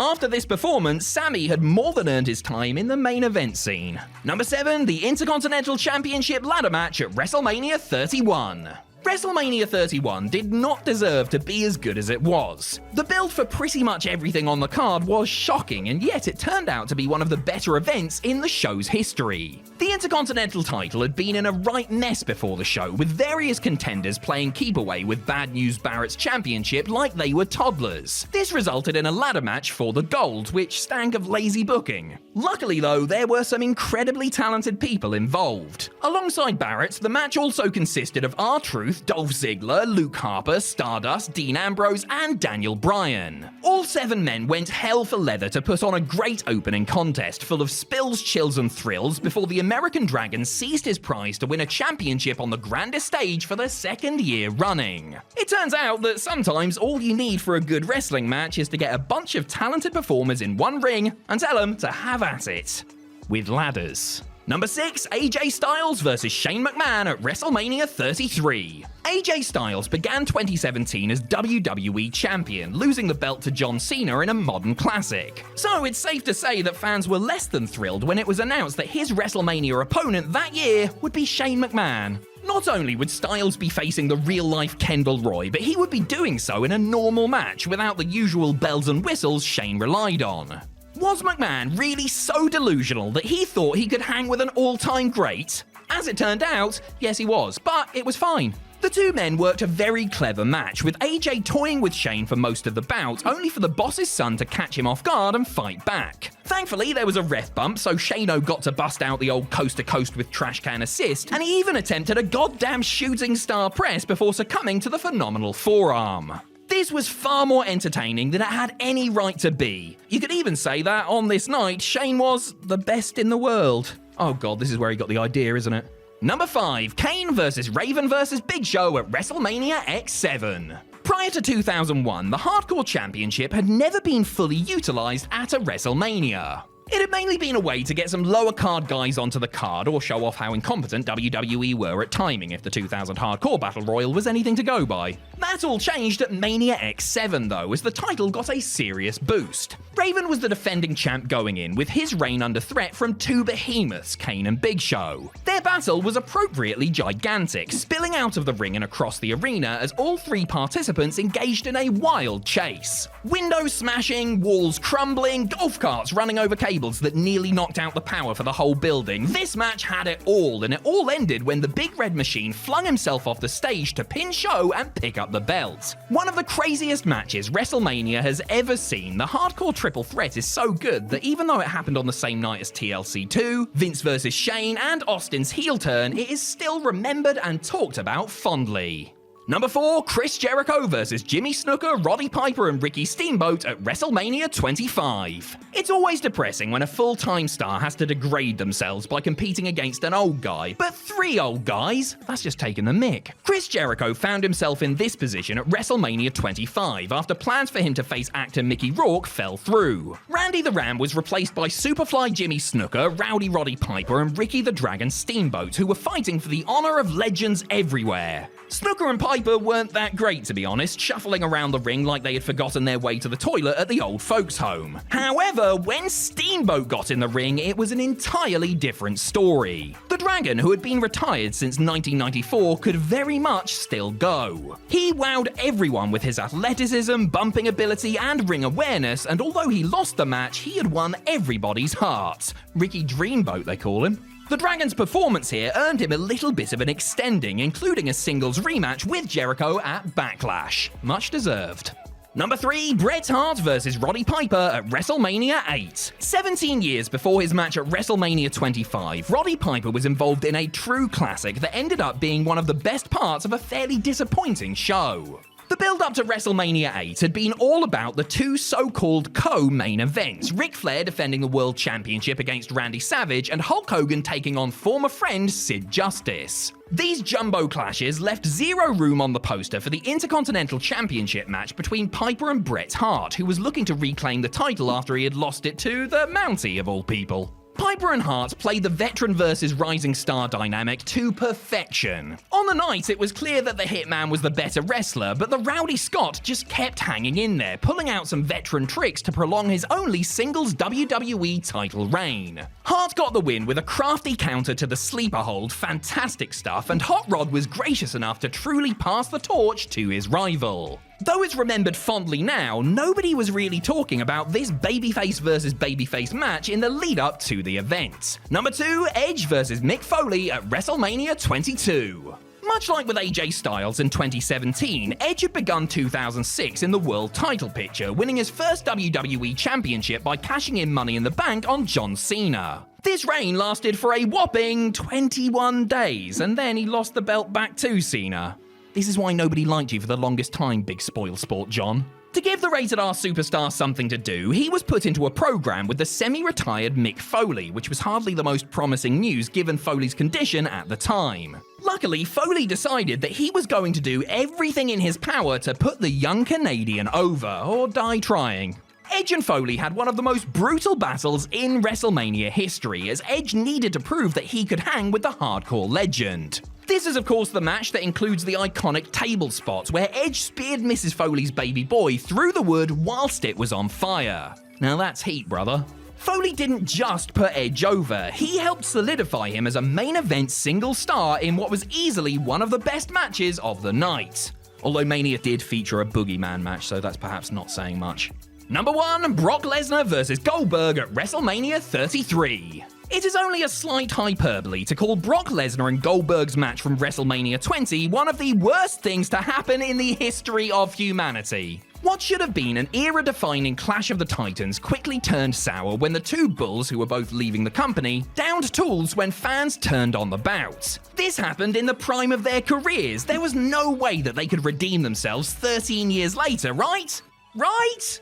The Brock and Bill of 2017 were very different to those of 2004. Both were much more satisfied creatively off the back of a killer feud that had seen Goldberg return to WWE and squash Lesnar in under 90 seconds. At Mania 33, they wanted to have a match their way, and that's precisely what they did. These big bastards tore the house down, flattening each other with big move after big move, wrapping things up in under 5 explosive minutes. Not only did they right the wrongs of Mania 20, but they put on one of the most memorable title matches in Mania history at a combined age of 89. Somebody get these two some Werthers, they've earned it. Wrestling is dangerous enough as it is, but add in some foreign objects, as WWE stars like to do, and the risk level increases exponentially. Thankfully, most weapons-based spots tend to go off without a hitch, even if they do hurt like a mother flipper, but every now and again they come close to going very, very badly. Whether they involve tables, ladders, or chairs, oh my, wrestlers are reminded of the thin margin for error and left feeling relieved after a near miss. I'm Adam Pacitti from Cultaholic Wrestling, and these are 10 WWE weapon spots that almost went terribly wrong. Join us.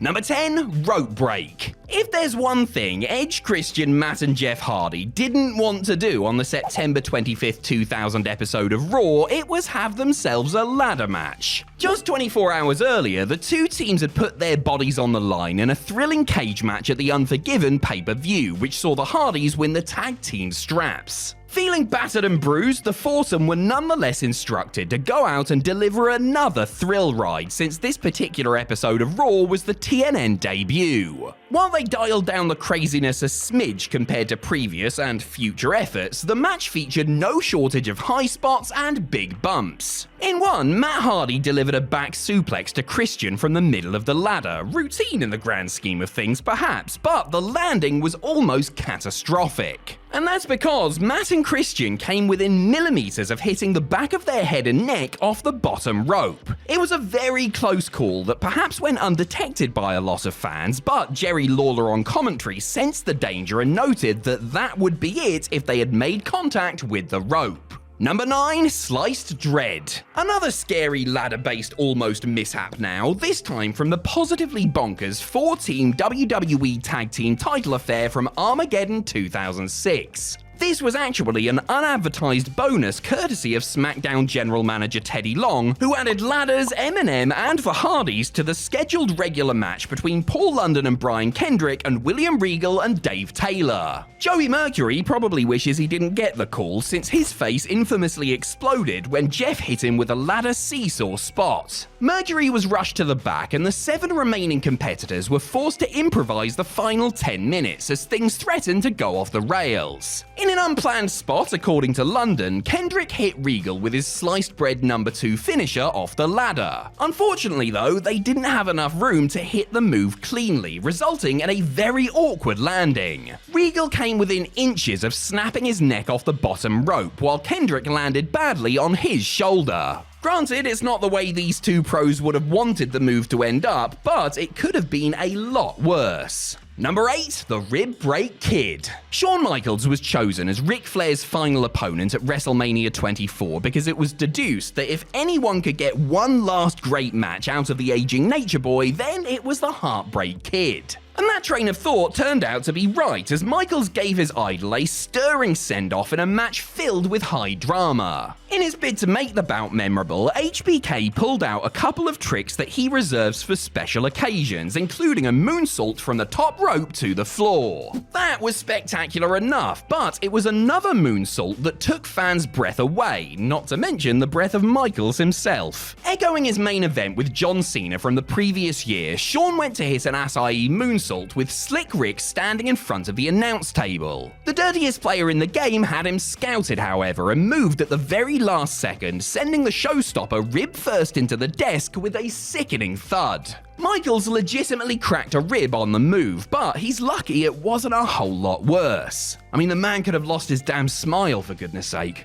Number 7, Spanish Die. Logan Paul should and has been commended for just how quickly he has taken to this whole sports entertainment thing. As well as having a natural charisma and athleticism, he's shown himself capable of the spectacular, such as when he and Ricochet collided in midair during one of the more memorable moments from the 2023 Royal Rumble. The two men would also go viral the next time they attempted a tricky stunt, though not for the reason they would have wanted. Toward the end of the wild men's Money in the Bank ladder match at the namesake premium live events, both men were standing on a ladder when LA Knight pushed them towards the ropes. They were supposed to land simultaneously on the top rope, from where Ricochet would hit a Spanish fly through a table on the outside. Sounds simple enough, doesn't it? Well, no, obviously it doesn't, and obviously it wasn't, something that Ricochet and Logan Paul found out the hard way. They lost their balance, scrambled to quickly recover, and ended up just about completing the move, with the rookie fortunate enough to walk away with just a scraped shoulder.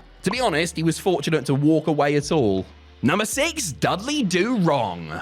As boys Hardy and Dudley approached their historic first-time pay-per-view meeting at the 2000 Royal Rumble, they spent the weeks leading up to the match putting each other through tables. After Matt beat Devon by DQ on the January 20th, 2000 episode of SmackDown, the two teams began brawling, with the Dudleys getting the better of the situation. But the Hardys would soon turn the tables, literally, when they managed to put both of the former ECW standouts through their favorite piece of plunder. First, Bubba fell backwards off the stage through two tables after taking a good old-fashioned unprotected chair shot to the face. Then Matt jumped off the stage, putting Devon through a table with a leg drop. Turns out though that leg drop was a twofer, because as Matt fell backwards after hitting the move, he did so right on Bubba's face. Luckily it was just his elbow that made contact and not the bulk of his body weight, though Bubba's eye was busted open by the impact. Things would continue to be hairy for the two teams the next time they met, which leads us nicely to number 5, a scary situation. The Hardys and the Dudleys made history at Royal Rumble 2000 when they competed in WWE's first ever tag team tables match. With plenty of time to play with and an enthralled Madison Square Garden crowd hooked on everything they did, the two teams produced a sensational stunt show that lingered long in the memory. While fans may remember some of the bigger spots, such as Bubba falling backwards off a balcony through a stack of tables and Jeff hitting Devon with a swanton bomb off the same balcony through a table, one move earlier in the contest could have seen the match cut short and one of the competitors perhaps cut in half. Matt was eliminated from the match when Bubba hit him with a second rope powerbomb through a table. It was something Bubba had done before and would do countless times again, but on this night, the Duds changed the script slightly. Rather than the table standing on the canvas as per usual, the Dudleys raised the table by placing it on the steel steps. In the heat of the moment, they erroneously laid the steps facing inwards, giving Matt barely enough room to take the bump. This could have been nasty. Number 4, no pain, no game. The Hardys and the Dudleys weren't the only ones wreaking havoc in the world's most famous arena that night, of course. In one of the 2000 Royal Rumble's most anticipated bouts, Triple H defended the world title against Cactus Jack in a hellacious street fight. The hardcore legend of the Cerebral Assassin did not hold back, utilizing steel chairs, a barbed wire 2x4, and a bag of thumbtacks in a bout filled with glorious violence. Amazingly, the only major injury coming out of the match was suffered by Hunter during an innocuous-looking spot. While the two men were brawling in the aisleway, Foley hit the champ with a snap suplex on a wooden pallet. Regrettably, Triple H's calf struck a shard of wood, which caused a very deep and very painful laceration that poured blood. Not only did this make the match that much more difficult for him to get through, the injury happened at around the 5-minute mark, but it also opened the game up to the risk of an infection. A WWE home video exclusive featurette showed him getting sewn up backstage afterwards, and the tough soldier returned to action just 24 hours later on Raw.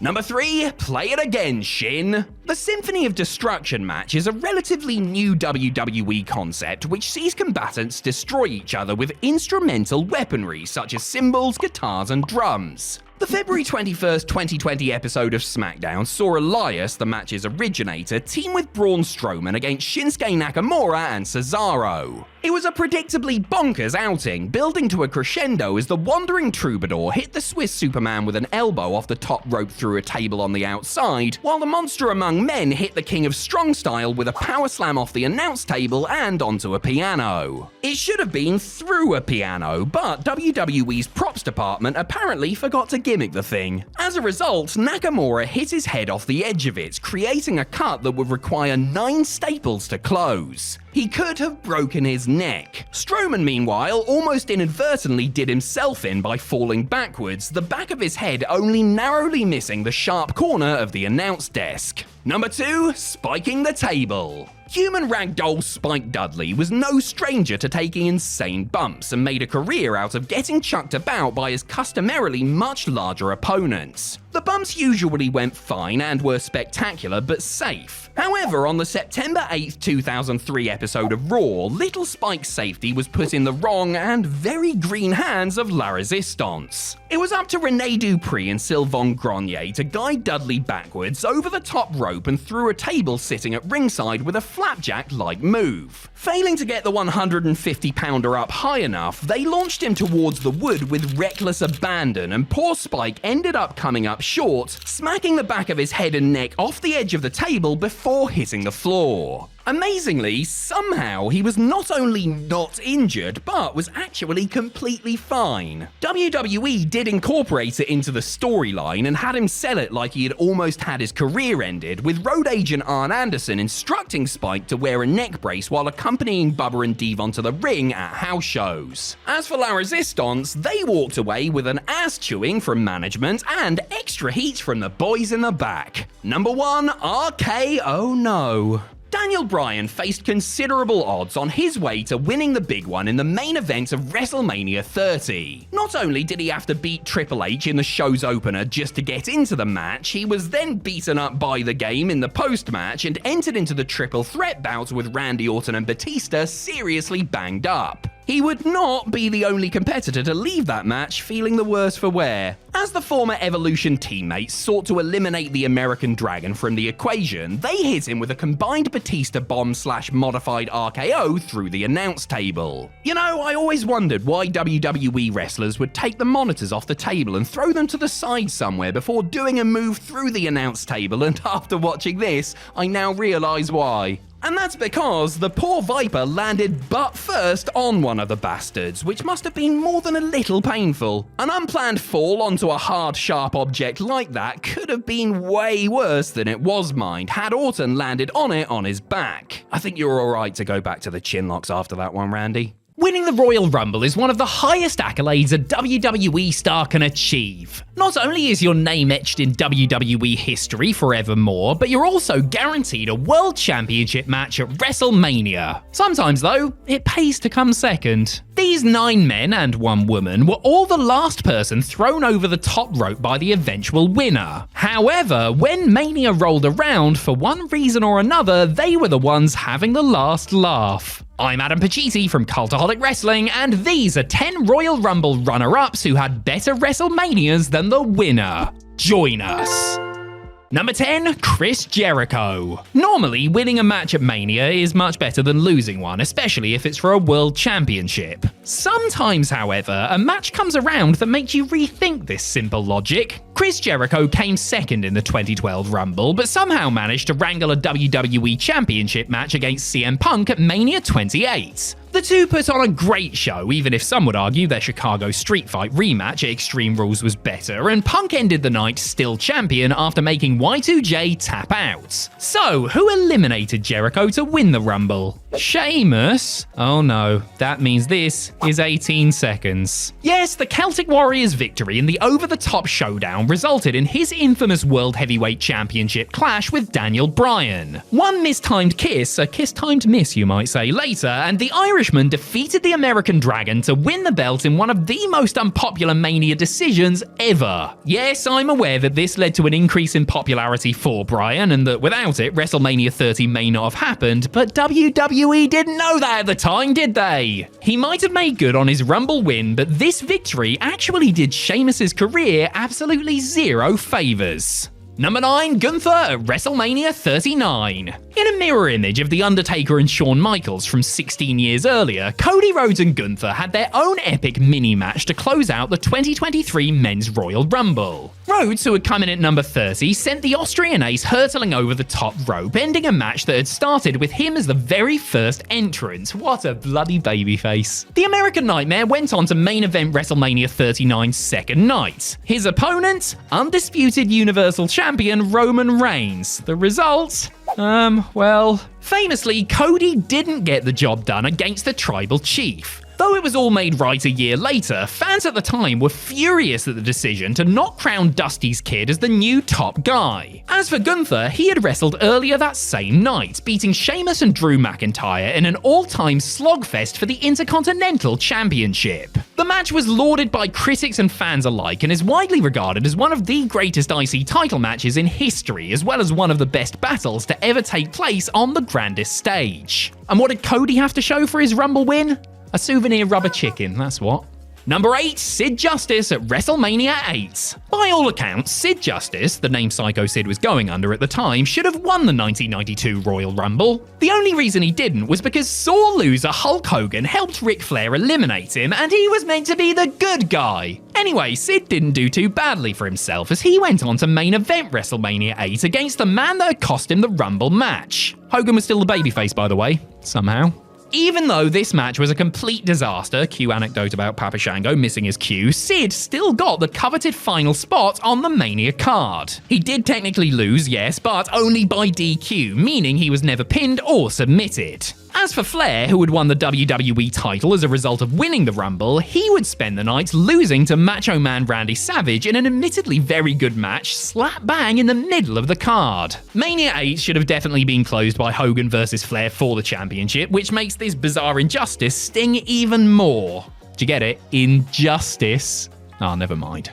Number 7, Triple H at WrestleMania 24. What's strange about this Mania is that both the Rumble winner and the runner-up both ended up in the same match. The 2008 edition of the 30-man scramble was won by John Cena. The Massachusetts Superman had returned from injury way ahead of schedule to shock everyone by taking the number 30 spot, last throwing Triple H out of the ring to punch his ticket to WrestleMania 24. Although, that's not exactly how it went down. For some reason, Cena announced that he would be cashing in his Rumble shot at the No Way Out pay-per-view, the show before Mania. He ended up losing his WWE Championship match against Randy Orton, but was still allowed to challenge for the title again a month later. Meanwhile, as a result of Cena's decision, a new #1 contender for the belt had been crowned. And who was it? Triple H, of course! Make it make sense. Both challengers might have come up short in this triple threat when Orton retained the gold, but at least the Game didn't look like a total chump for giving up his guaranteed one-on-one title shot. They clearly didn't teach common sense on Cena's thugonomics course. Number 6, Roman Reigns at WrestleMania 33.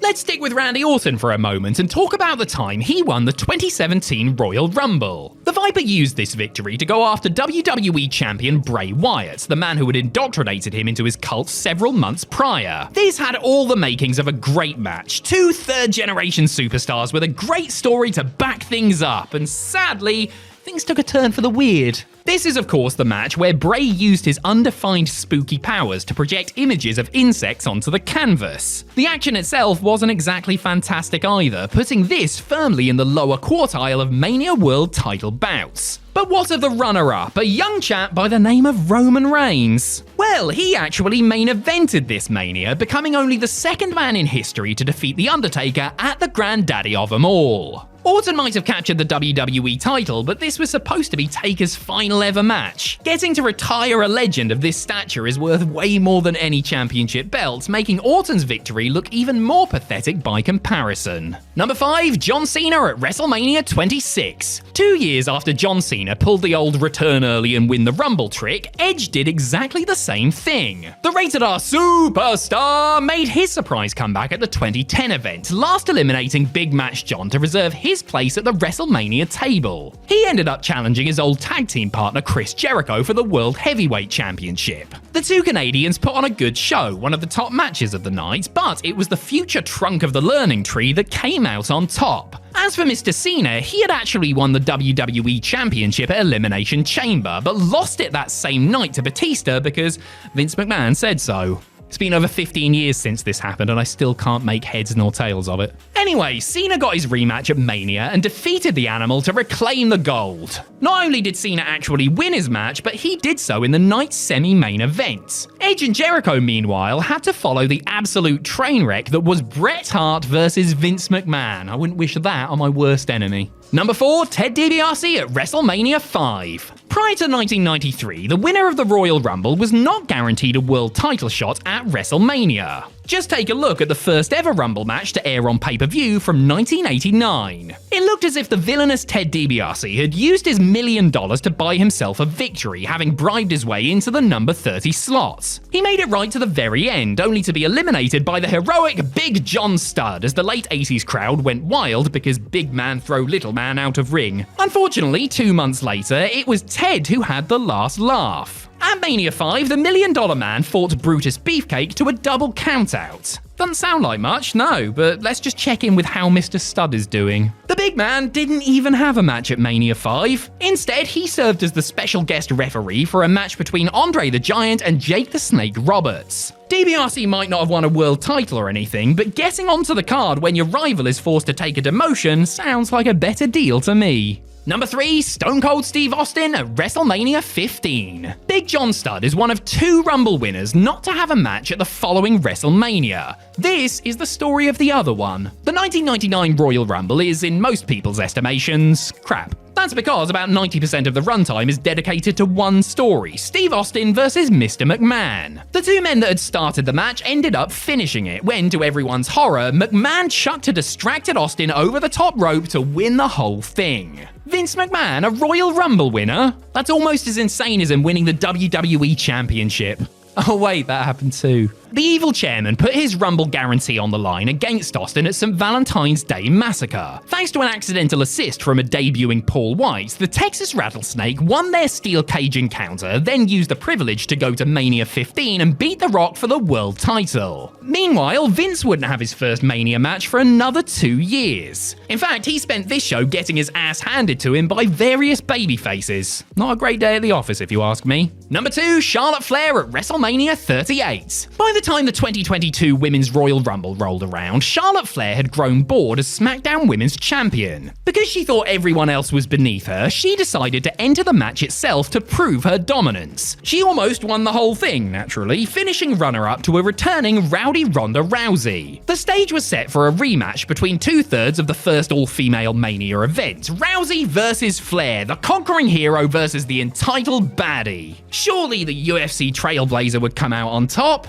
Yeah, about that. In a decision few people saw coming, Flair defeated Rousey in their WrestleMania 38 title clash. It turns out WWE was saving Ronda's coronation for the following month's pay-per-view. Why? I don't know. This was late-stage Vince McMahon WWE. Nothing made sense. Here we have direct proof that the Rumble runner-up had a better Mania than the winner. Not only did Charlotte win her match, but she did so by beating the woman that had pipped her just a few months earlier. Had this ever happened before? Yes, once, and it was somehow even more complicated. Number 1, Triple H at WrestleMania 25. The 2009 Royal Rumble ended with Randy Orton dumping his ex-Evolution stablemate Triple H over the top rope to win. He then proceeded to point at the Mania sign for about 4 hours because the pyro wouldn't go off. This set up a potential match with either Edge or John Cena. However, when Mania 25 came around, Orton's opponent was WWE Champion Triple H. How the hell did that happen? Trips had won the title at No Way Out, setting up another clash with his former protege. Would the Viper get the chance to beat his old boss once again, this time with the gold on the line? What do you think? On the contrary, Orton lost a really boring match. The crowd had been zapped by the awesome Michaels Undertaker barn burner earlier in the evening, and by the time this ponderous affair was underway, they were ready to go home. Poor Randy, he's won the Rumble twice and has been shown up at Mania on both occasions. I honestly don't know why he bothers with wrestling anymore. Oh yeah, the global fame and millions of dollars. Yeah, that'll do it. It goes goes without saying that a WWE star's finisher is tremendously important and should be one of their most prized assets. A great finisher is one thing that's going to win major matches and titles, a move that fans associate with the performer, and when witness it, expect to see a 1, 2, 3 or a tap out immediately after. But just what makes a WWE star's finisher truly great? Well, you're about to find out, courtesy of the greatest. And I'm talking about the finishers there, not me, by the way. I couldn't even finish my dinner. Before we start proper, there have obviously been a ton of great finishers over the decades, and honorable mentions must go to Randy Savage's top rope elbow drop, Jake's DDT, the Walls of Jericho, Diesel's jackknife powerbomb, the Rude Awakening, the GTS, Rhino's gore, gore, gore, the kill switch, and the Widow's Peak, all of which just miss the grade. Anyway, I'm Adam Pacitti from Cultaholic Wrestling, and these are the 10 best WWE finishers. Join us. Number 10, The End of Days. It feels weird kicking things off with Baron Corbin, and I'm sure some of you candy-ass marks will let us know exactly how you feel about it, but there is no arguing that his End of Days finisher is one of the absolute best of the modern era. Seriously, there's not going to be any arguing about it. I will not respond to the comments. The End of Days, which sees Corbin picking up his opponent in an Uranagi position, only to stop and swing them the other way with a flatliner so that their momentum takes them face first into the canvas, looks both really cool and like it would actually hurt. Baron's calling card has been heavily protected too, which is something of a rarity in the days of frequent finisher kickouts and no sells. It was on the advice of The Undertaker that Corbin made sure his finisher was just that, and it served him well during his WWE career to date. It also meant that when Drew McIntyre became the first person to kick out of it at WrestleMania 38, it really meant something. Number 9, The Razor's Edge. Though it was innovated by Danny Spivey, Scott Hall took the Crucifix Powerbomb and made it his own. Hall started doing the move in WCW when he was known as the Diamond Stud, dubbing it the Diamond Drop. When he jumped to WWF and was repackaged as Razor Ramon, it was rechristened the Razor's Edge. It became one of the most protected finishers in the business, because after the bad guy had hoisted you up by the armpits and crashed you down to the mat with a mighty thud, you simply knew it was time to go and take a shower. Nobody, save for of all people, Crush, kicked out of the Razor's Edge, which looked like it really hurt and was a somewhat scary bump for the recipient to take. It's a credit to Hall that nobody from lowly jobbers to world champions was ever injured by it. The Razor's Edge was subsequently used by Mordecai and Sheamus, while Hall himself gave WWE star Damian Priest permission to use the move. And he's done alright with it. Number 8, The Sharpshooter.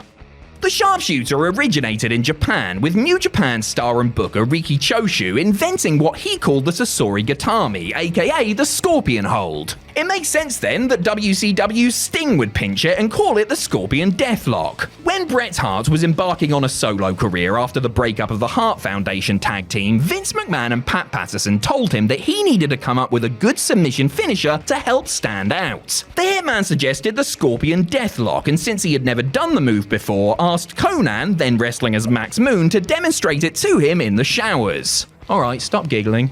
One incorrect version of its origins, often parroted by fans and commentators, is that Hart's family patriarch Stu taught Bret the move in his infamous basement dungeon. Regardless, it fit the excellence of execution like a pink and black glove, and he used the Sharpshooter to great effect during his WWF career. It's since become something of a rite of passage for Canadian wrestlers to use it, with Chris Benoit, Edge, Tyson Kidd, and Natalya all doing so. However, Bret remains the best there is, the best there was, and the best there ever will be. The Rock's is the worst, FYI. Number 7, The 619. Back in his WCW days, Rey Mysterio used to do a tiger feint kick where he would look like he was going to dive onto an opponent on the outside, only to swing his body between the middle and top ropes and come back into the ring. It was the masked man's way of paying tribute to the original Tiger Mask and Luchador Super Astro, who both used the spot in matches during the 1980s. It usually garnered a decent reaction and was impressive looking in its own right, but Mysterio took things up a notch when he adapted it ahead of his WWE WWE debut. On the advice of close friend and former WCW star Damien 666, Ray started doing the move with his opponent draped on the middle rope, kicking them square in the face. It was then SmackDown commentator Taz who dubbed it the 619, which is the area code of Mysterio's hometown of San Diego, California. The 619 was an instant hit and helped Ray get over with a new audience. The beauty of it is that he could hit it on anybody of any size, with variants thrown in here and there, setting him up nicely for the springboard move that follows. Number 6. The Pedigree. Triple H first started practicing what would become known as the pedigree when he was a student in Killer Kowalski's wrestling school. He then used it while trying to make a name for himself as Jean-Paul Levesque in WCW, and good luck trying to make a name for yourself with a name like that, before coming to the WWF. In his early Federation days, Hunter Hearst Helmsley used a version of the cutter as a finish, but it was hit and miss as to whether it looked good depending on who he was doing it on. Plus, Diamond Dallas Page called his former colleague and gave him an earful about stealing it from him. Triple H thus started busting out the pedigree and, after a bit of trial and error, got the formula down pat. The pedigree is great because it's unique, looks utterly devastating, and is something that can be teased and countered in various ways. Sure, it did look better when the game would hold onto his opponent's arms while they took the face-first bump, but I don't blame anybody for not wanting to take that version. The multi-time WWE champion later gifted the move to Seth Rollins as his own in-ring days were winding down.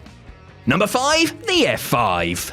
While stationed in WWE Feeder Farm, Ohio Valley Wrestling, Brock Lesnar would occasionally win matches with a spectacular shooting star press. Doing that 4 nights a week as a member of the main WWE roster, however, would not lend itself to longevity, so the next big thing had to come up with an alternative. As Brock tells it, he was watching Japanese wrestling tapes and messing about doing different things in practice when he came up with the move, which sees him pick somebody up on his shoulders in a fireman's carry before transitioning into a kind of spinning elevated DDT. The move's name is a reference to an F5 tornado, which is certainly apt. While the F5 wouldn't be a good finisher for a lot of wrestlers, a freak of nature like Lesnar had no issues with getting anyone up there, including super heavyweights like Mark Henry, Rikishi, and The Big Show. Interestingly, Brock wasn't even the first person to do the move, as variations had been done before by both Sean O'Haire and Bryan Adams months before Lesnar's debut, but it was the Beast who popularized it and made it one of the best in WWE history. Number 4. The Tombstone Piledriver. The piledriver, in its various forms, is a tremendous move that looks like it would end a match each and every time. But there's only one that looks like it would put you 6 feet under. Unlike other big-time WWE stars who came to their preferred finisher later, The Undertaker used the tombstone in his very first match in the company. Picking his victim up upside down and then spiking them on their heads, the tombstone was a move as terrifying as the dead man himself, and very few ever kicked out of it. If they did, it was typically reserved for a special occasion like WrestleMania, and only elite-level stars like Triple H, Shawn Michaels, and Brock Lesnar got the honor. The Phenom did use other moves to end matches, such as the chokeslam and later the last ride in Hell's Gate, but he always came back to the tombstone, a well-established fan favorite that may have looked like it killed the guy on the receiving end, but actually did a lot more damage to Taker's own knees. Speaking of knees, The Undertaker must have been praying his held up when he hoisted Mark Henry in the air for his most impressive tombstone ever back in 2006. Number 3. Sweet Chin Music. During HBK's early solo run, he used a variation of the back suplex called the teardrop suplex. It was alright for a while, but hardly the sort of match ender befitting such a talented star on the rise. The Heartbreak Kid soon started doing the super kick, a move that he used as a setup for the teardrop, which he openly admits to stealing from former world-class championship wrestling standout gentleman Chris Adams, who Michaels watched on television at home in Texas. The Lone Star Statesman dubbed his version Sweet Chin Music and tinkered with it over time, with Michaels often setting it up by tuning up the band and stomping his foot to build anticipation. The Sweet Chin Music was a fantastic finisher for HBK, as he nailed it perfectly 99% of the time, and it looked like a true knockout blow. He could hit it instantly and on anyone, while also nailing guys with it as they were jumping off the top rope. His opponents, meanwhile, could easily counter it by either catching Shawn's foot or ducking out of the way, which helped him tease seize it during the course of a match. As with Jake Roberts and the DDT, a million wrestlers might use the superkick, but the showstoppers remains the standard. Number 2, the Stunner. When Steve Austin came into the WWF as the ringmaster, he was given the finisher that his manager, the $1 Million Man, had previously used. And while there was nothing wrong with the $1 Million Dream submission hold, Austin needed a new, more explosive finisher as his attitude became increasingly intense and aggressive. It was Michael Hayes who suggested Stone Cold use a version of the Ace Cutter, which Johnny Ace Laurinaitis had been using to great effect in Japan. A swift kick to the gut is the perfect setup for the move, which sees Austin grab his opponent with his bicep under their jaw before dropping to his backside and sending his foe to their knees in a sort of jawbreaker motion. It was perhaps the one missing piece of the puzzle and would go on to become one of the moves that defined the Attitude Era. A timeless finisher, fans to this day will still pop huge for a good old kick-wham-stunner combination, a move that has been adopted in recent years by Kevin Owens. And that's the bottom line because, oh wait, there's one more. Number 1, the RKO. When Randy Orton burst onto the scene as a plucky, fresh-faced good guy in 2002, he used everything from cradles, high crossbodies, and the dreaded overdrive neckbreaker to win matches. When he turned heel and got a proper push as a member of Evolution, however, he adopted the cutter. While the likes of Johnny Ace, DDP, and Matt Hardy had all used cutters before, the RKO was something a little bit different as Orton tended to jump into the move. It just ticked all the boxes. It was impactful, easy to do on anyone, could easily be countered, and so on. Over time, the Viper has tweaked the deadliest weapon in his arsenal, including by adding a preamble where he would slither on his stomach and pound the mat while waiting for an opponent to get to their feet. The real beauty of the RKO is, of course, Orton's ability to hit it from outer nowhere. There is seemingly no position he can't hit it from and no move he can't counter into it, with every novel application guaranteed to garner an epic response every single time. And that is why it's the greatest finisher in WWE history. And if you disagree, you're stupid! The ring ropes are integral to pretty much any professional wrestling match, and one of the first things wrestlers learn is how to run them properly. Ropes are not only necessary, but they are also incredibly versatile and can be used by pro wrestlers in myriad different ways. The ropes can be a bone bender's best friend, yes, but they can also, it turns out, be their worst enemy. And even those working for the industry leader are not spared from the humiliation. I'm Adam Pacitti from Cultaholic Wrestling, and these are 10 embarrassing WWE rope botches. Join us.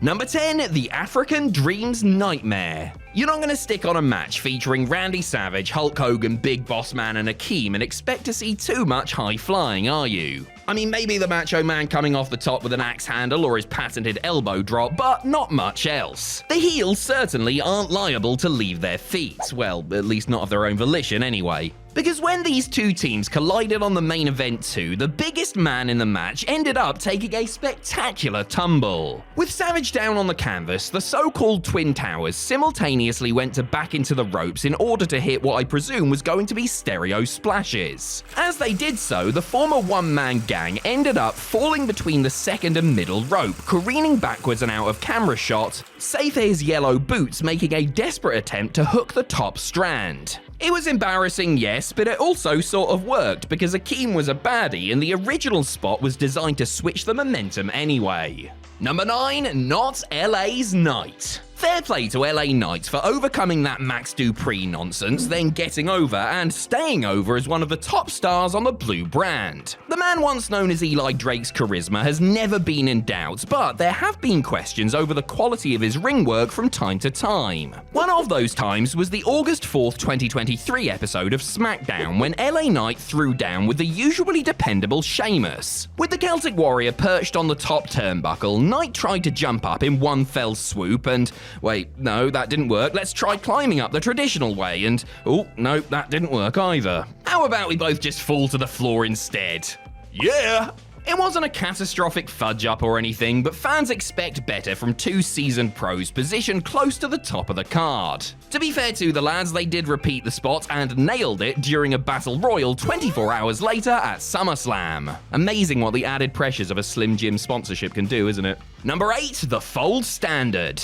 When Shelton Benjamin was drafted from SmackDown to Raw in 2004, the amateur standout duly set about fully showing off his enviable athleticism. Capable of pulling off tremendous leaps and dives with apparent ease, Shelton turned heads and often stole the show, such as in the original Money in the Bank ladder match at WrestleMania 21. Paired up against another high-flying risk-taker like Jeff Hardy on the February 26, 2007 edition of Raw, Benjamin must have been conjuring up all manner of crazy moves and sequences in his head beforehand. When it came time to actually go out and have the match, however, the gold standard fell at the first hurdle. The first hurdle in this instance being the top rope.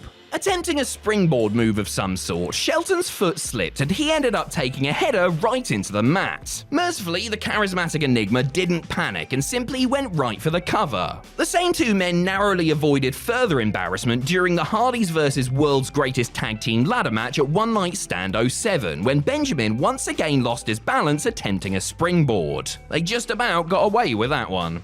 Number 7. The Curse of Sin Cara. Mexican wrestling sensation Mystico was great before and he's been great after, but during his ill-fated WWE run as Sin Cara, he seemingly couldn't go a single match without messing something up. Some of these issues perhaps had something to do with WWE's ropes, which were a lot different from the ones he was used to using south of the border. He would frequently slip or get tangled up in them somehow, resulting in some very awkward moments. This awkwardness was passed on to his successor when the man formerly known as Hunico donned the cursed mask. The second Sin Cara wasn't as botch-prone as the first, but he certainly had his moments, such as on the September 21st, 2015 episode of Monday Night Raw. Tagging with Kalisto and Neville against Toxic Wasteland, Sin Cara was taking a kicking when he tried to rally with a springboard something on Connor. Try to being the operative phrase here, as he completely whiffed and ended up missing his intended target by a good mile, while trying to save his blushes with a feeble slap. That was definitely not a good lucha thing. Number 6. Vladimir Kozboch. Now, I've never accused Vladimir Kozlov of being a good wrestler. I mean, go ahead, trawl through the hundreds and hundreds of videos I've made over the years and try and find evidence of me singing the praises of the Moscow Mauler's ring work. I'll wait. You please remember to like and subscribe. He may have moved like his legs were made of concrete and he had all the grace of a yak falling down a cliff, but Kozlov did provide entertainment value on occasion. Such as on the January 3rd, 2011 episode of Monday Night Raw. Vlad was teaming with Santino Marella against the Usos when he charged one of the twins who low-bridged him. Kozlov was supposed to sail over the top to the floor at ringside, but once again, yak falling down a cliff and all that. He tried and tried and tried again to get himself over the top, to no avail, as the commentary team openly mocked his attempts. After what felt like an eternity, one of the Usos finally gave him a helping hand, well, helping arm, by clotheslining him out of his misery. Number 5. Bad Mattitude. While no doubt the more grounded of the Hardy brothers, Matt certainly wasn't averse to taking to the skies when the occasion called for it. Pretty moonsaults, mammoth leg drops, and pinpoint diving clotheslines were just a few of the elder Hardy's top rope tricks. For a man who made his name competing in the ultra-dangerous TLC matches where things easily could and sometimes did go wrong, it's quite peculiar that the most noteworthy botch of Matt's WWE career came while he was simply making his entrance. Accompanied by NXT rookie Justin Gabriel, the former United States champion went to climb up on the middle rope and give his signature taunt, as he had done 1,000 times before. Yeah, I'll show this rookie how to look like a proper star. Wait until he sees the pop I get when I... Oh dear. I appear to have fallen arse over tit.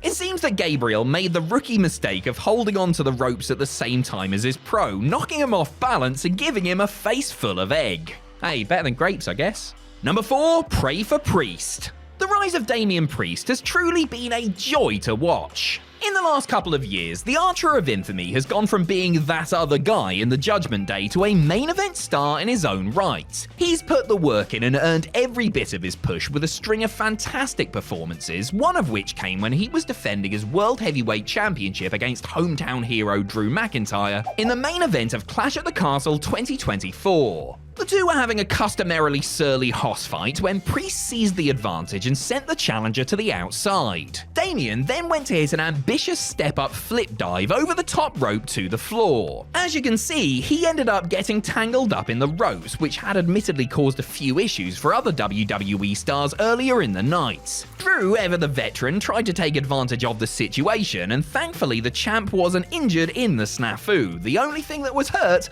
was his pride. Number 3, failing the WrestleMania test. Of course, Damian Priest is not the first WWE star to get his leg caught up in the ropes and end up hanging upside down. That same fate befell the late Andrew Test Martin when he defended his European Championship against Eddie Guerrero on a little event called WrestleMania X7?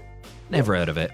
The man with the best big boot in the business was back in the singles ranks after the breakup of his tag team with Albert, and this was a great opportunity to show a massive audience that he could be a player for the future. However, after being low-bridged while trying to charge out Latino heat, Test found himself strung up like the catch of the day. Eddie's ringside pal Perry Saturn tried to buy some time by getting his free shots in, but the bout continued to fall apart when Guerrero went to exit the ring and fell to the floor. It ended up taking over 30 seconds and the combined efforts of Eddie, Perry, and the referee to free the soon-to-be former champion from his unfortunate predicament. Number 2, Flop Dollar.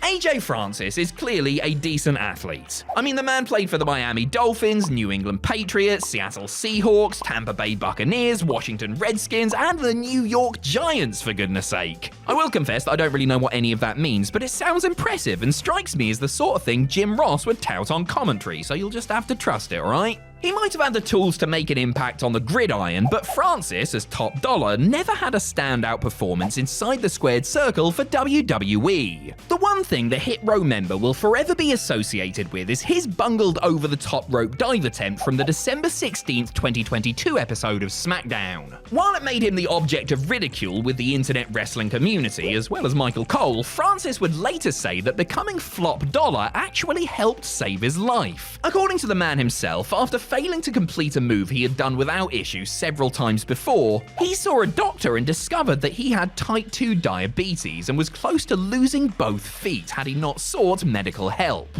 Not so funny now, is it? Well, maybe a little.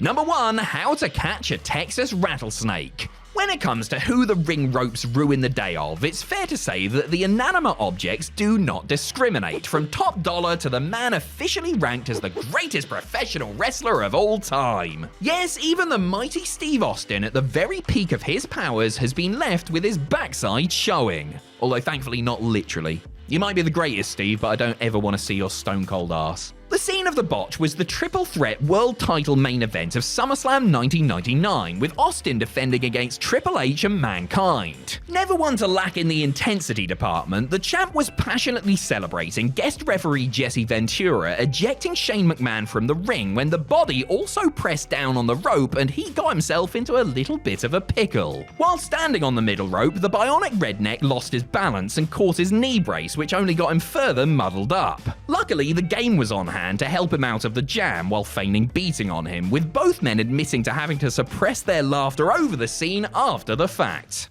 WrestleMania is, to many, the biggest stage in all of professional wrestling. Its history is full of performers in their prime, duking it out for top championships at the peak of their physical condition. On the other hand, it has also provided chances for a bunch of middle-aged retirees to collect a big fat paycheck. All of these geriatric grapplers had an official match on a WrestleMania card while in their mid-50s or older. Some of them were background players in multi-person affairs, whilst others had proper one-on-one matches. Hell, some even competed for championships. As a heads up, we are limiting things to 1 entry per person, so only their latest appearance has been taken into account. I'm Adam Pacitti from Cultaholic Wrestling, and these are the 10 oldest ever WrestleMania performers. Join us. Number 10, Bushwhacker Butch at WrestleMania X7. The gimmick battle royal. Nobody knows why it happened, but everybody is thrilled that it did. The third to last match on the WrestleMania X7 card featured a whole host of wacky characters from WWE's past attempting to throw each other over the top rope for no reason other than pure entertainment. Just some of the ridiculous names involved were the Goon, Doink the Clown, Repo Man, Jim Cornette, and Duke the Dumpster Drosy. Also present were Golden Era Tag team, the Bushwhackers, comprised of Luke and the subject of this entry, Butch. Real name Robert Miller, Butch had a 2.5-year advantage over his teammates, making him the second oldest person in the match at the age of 56 years, 5 months and 11 days. Both whackers lasted about halfway through the bout, unfortunately coming nowhere near the grand prize of, what was the match for again? Did the winner get their parking paid for? Anyway, this marked the first WWE appearance for the Hall of Fame team since 1996, and only their second ever Mania outing, their first one coming at number 5 12 years prior. This was also their final in-ring appearance for the company. Number 9, Stone Cold Steve Austin at WrestleMania 38 Night 1. When Kevin Owens started calling out Stone Cold Steve Austin ahead of WrestleMania 38, rumors began to swirl that the legendary Hellraiser might just be returning to the ring. Austin hadn't wrestled since WrestleMania 19. His body was knackered in 2003, so surely it wouldn't be ready for action in 2022. Wait, what? What?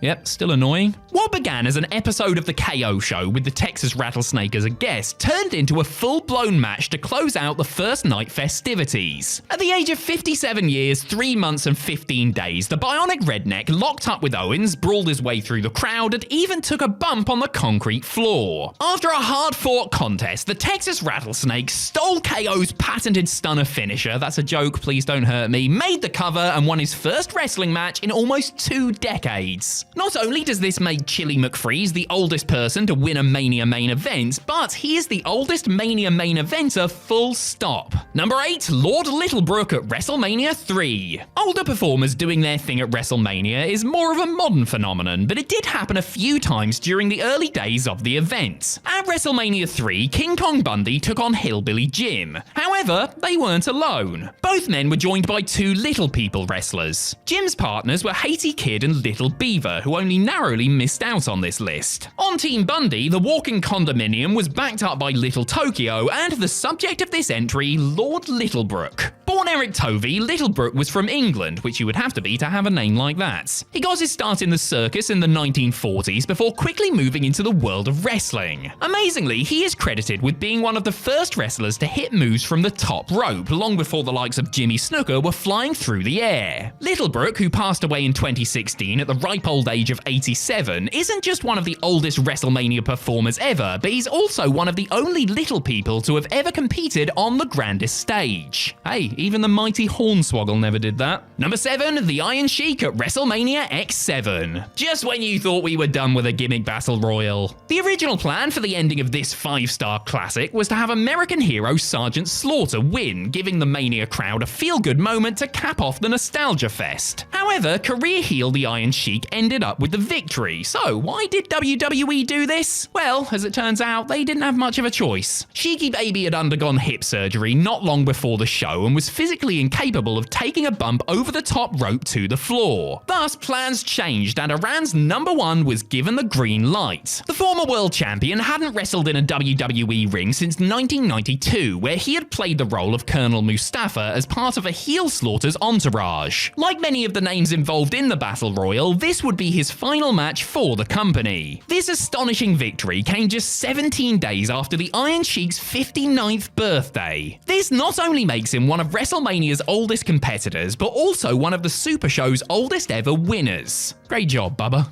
Number 6, Ric Flair at WrestleMania 24. Going into WrestleMania 24, Ric Flair had been given an ultimatum. The next singles match he lost would be his last. The Nature Boy agreed to a match at Mania with none other than Shawn Michaels, realizing that this would probably be his final hurrah. This was Flair's chance to go out as a hero, to show the world why many people consider him to be the greatest wrestler of all time. And goodness gracious me, that is precisely what he did. At 59 years, 1 month and 5 days old, Flair gave one of the most emotionally charged performances of his career. He masterfully toyed with the audience's emotions, spending most of the match on the back foot, but occasionally tricking everybody into thinking he might actually just pull this off. Of course, we all know how this one ends. A defiant Flair begging HBK to put him away, only for Michaels to mouth, "I'm sorry, I love you," before hitting one last super kick. Flair might not have won, but he got to leave with his head held high. anyway. Number 5, Diamond Dallas Page at WrestleMania 32. Before WWE gave up on the idea forever, the Andre the Giant Memorial Battle Royal had a place on the main card at WrestleMania. There were a number of surprise entrants: basketball star Shaquille O'Neal, NXT call-up and eventual winner Baron Corbin, Tatanka for some reason, and future Hall of Famer Diamond Dallas Page. DDP's participation in this match was a complete surprise. He wasn't from the area, in fact he was from the other end of the country, and he lasted a handful of minutes before being eliminated by Connor of the Ascension of all people. He hadn't wrestled regularly for WWE since 2002, but had made a surprise appearance at the 2015 Royal Rumble. You know, the really good one. Him being there might have made zero sense beyond the nostalgia pop, but Page looked great in this random outing. He was 2 days shy of his 60th birthday and was still able to hit a diamond cutter with relative ease. This wouldn't be Page's last appearance for a major wrestling promotion, mind, as he competed in a 6-man tag on AEW Dynamite 4 years after this. Yoga Dad will outlive us all. Number 4, Jerry Lawler at WrestleMania 27. It is bonkers that Jerry the King Lawler joined WWE in 1992 and they waited almost 20 years to finally book him at WrestleMania. And it was against Michael Bloody Cole of all people. In the build-up to Mania 27, voted the greatest WrestleMania of all time by readers of Stupid Wrestling Fans Monthly, Cole began to antagonize his broadcast partner as part of his ill-fated heel persona. Finally, the Memphis native could stand no more, and the match was on. Cole versus Lawler with Stone Cold Steve Austin as the special guest ref. This bout is pretty infamous, and I really don't want to spend too much time talking about it, so I will just give you the bullet points. Lawler beats the piss out of Cole. Cole cries like a baby. The action goes on forever. Lawler wins. The anonymous Raw general manager overturns the result. Everybody gets stunned. Hey, at least Jerry got to join an elite club of people who have competed at the show of shows in their 60s. 61 years, 4 months, and 5 days old to be precise. So there you have it. Good things come to those who wait. Well, things do anyway. Not sure about good. Number 3, the Fabulous Moolah at WrestleMania 2. Remember when I said that old wrestlers didn't have matches at old manias? Here is another exception, courtesy of nicest woman ever, the Fabulous Moolah. At the very first incarnation of the Showcase of the Immortals, Moolah had been in the corner of women's champion Leilani Kai, who lost the belt to Wendy Richter thanks to interference from Cyndi Lauper. 1 year later, Moolah decided that the previous year's match had been too much about other people,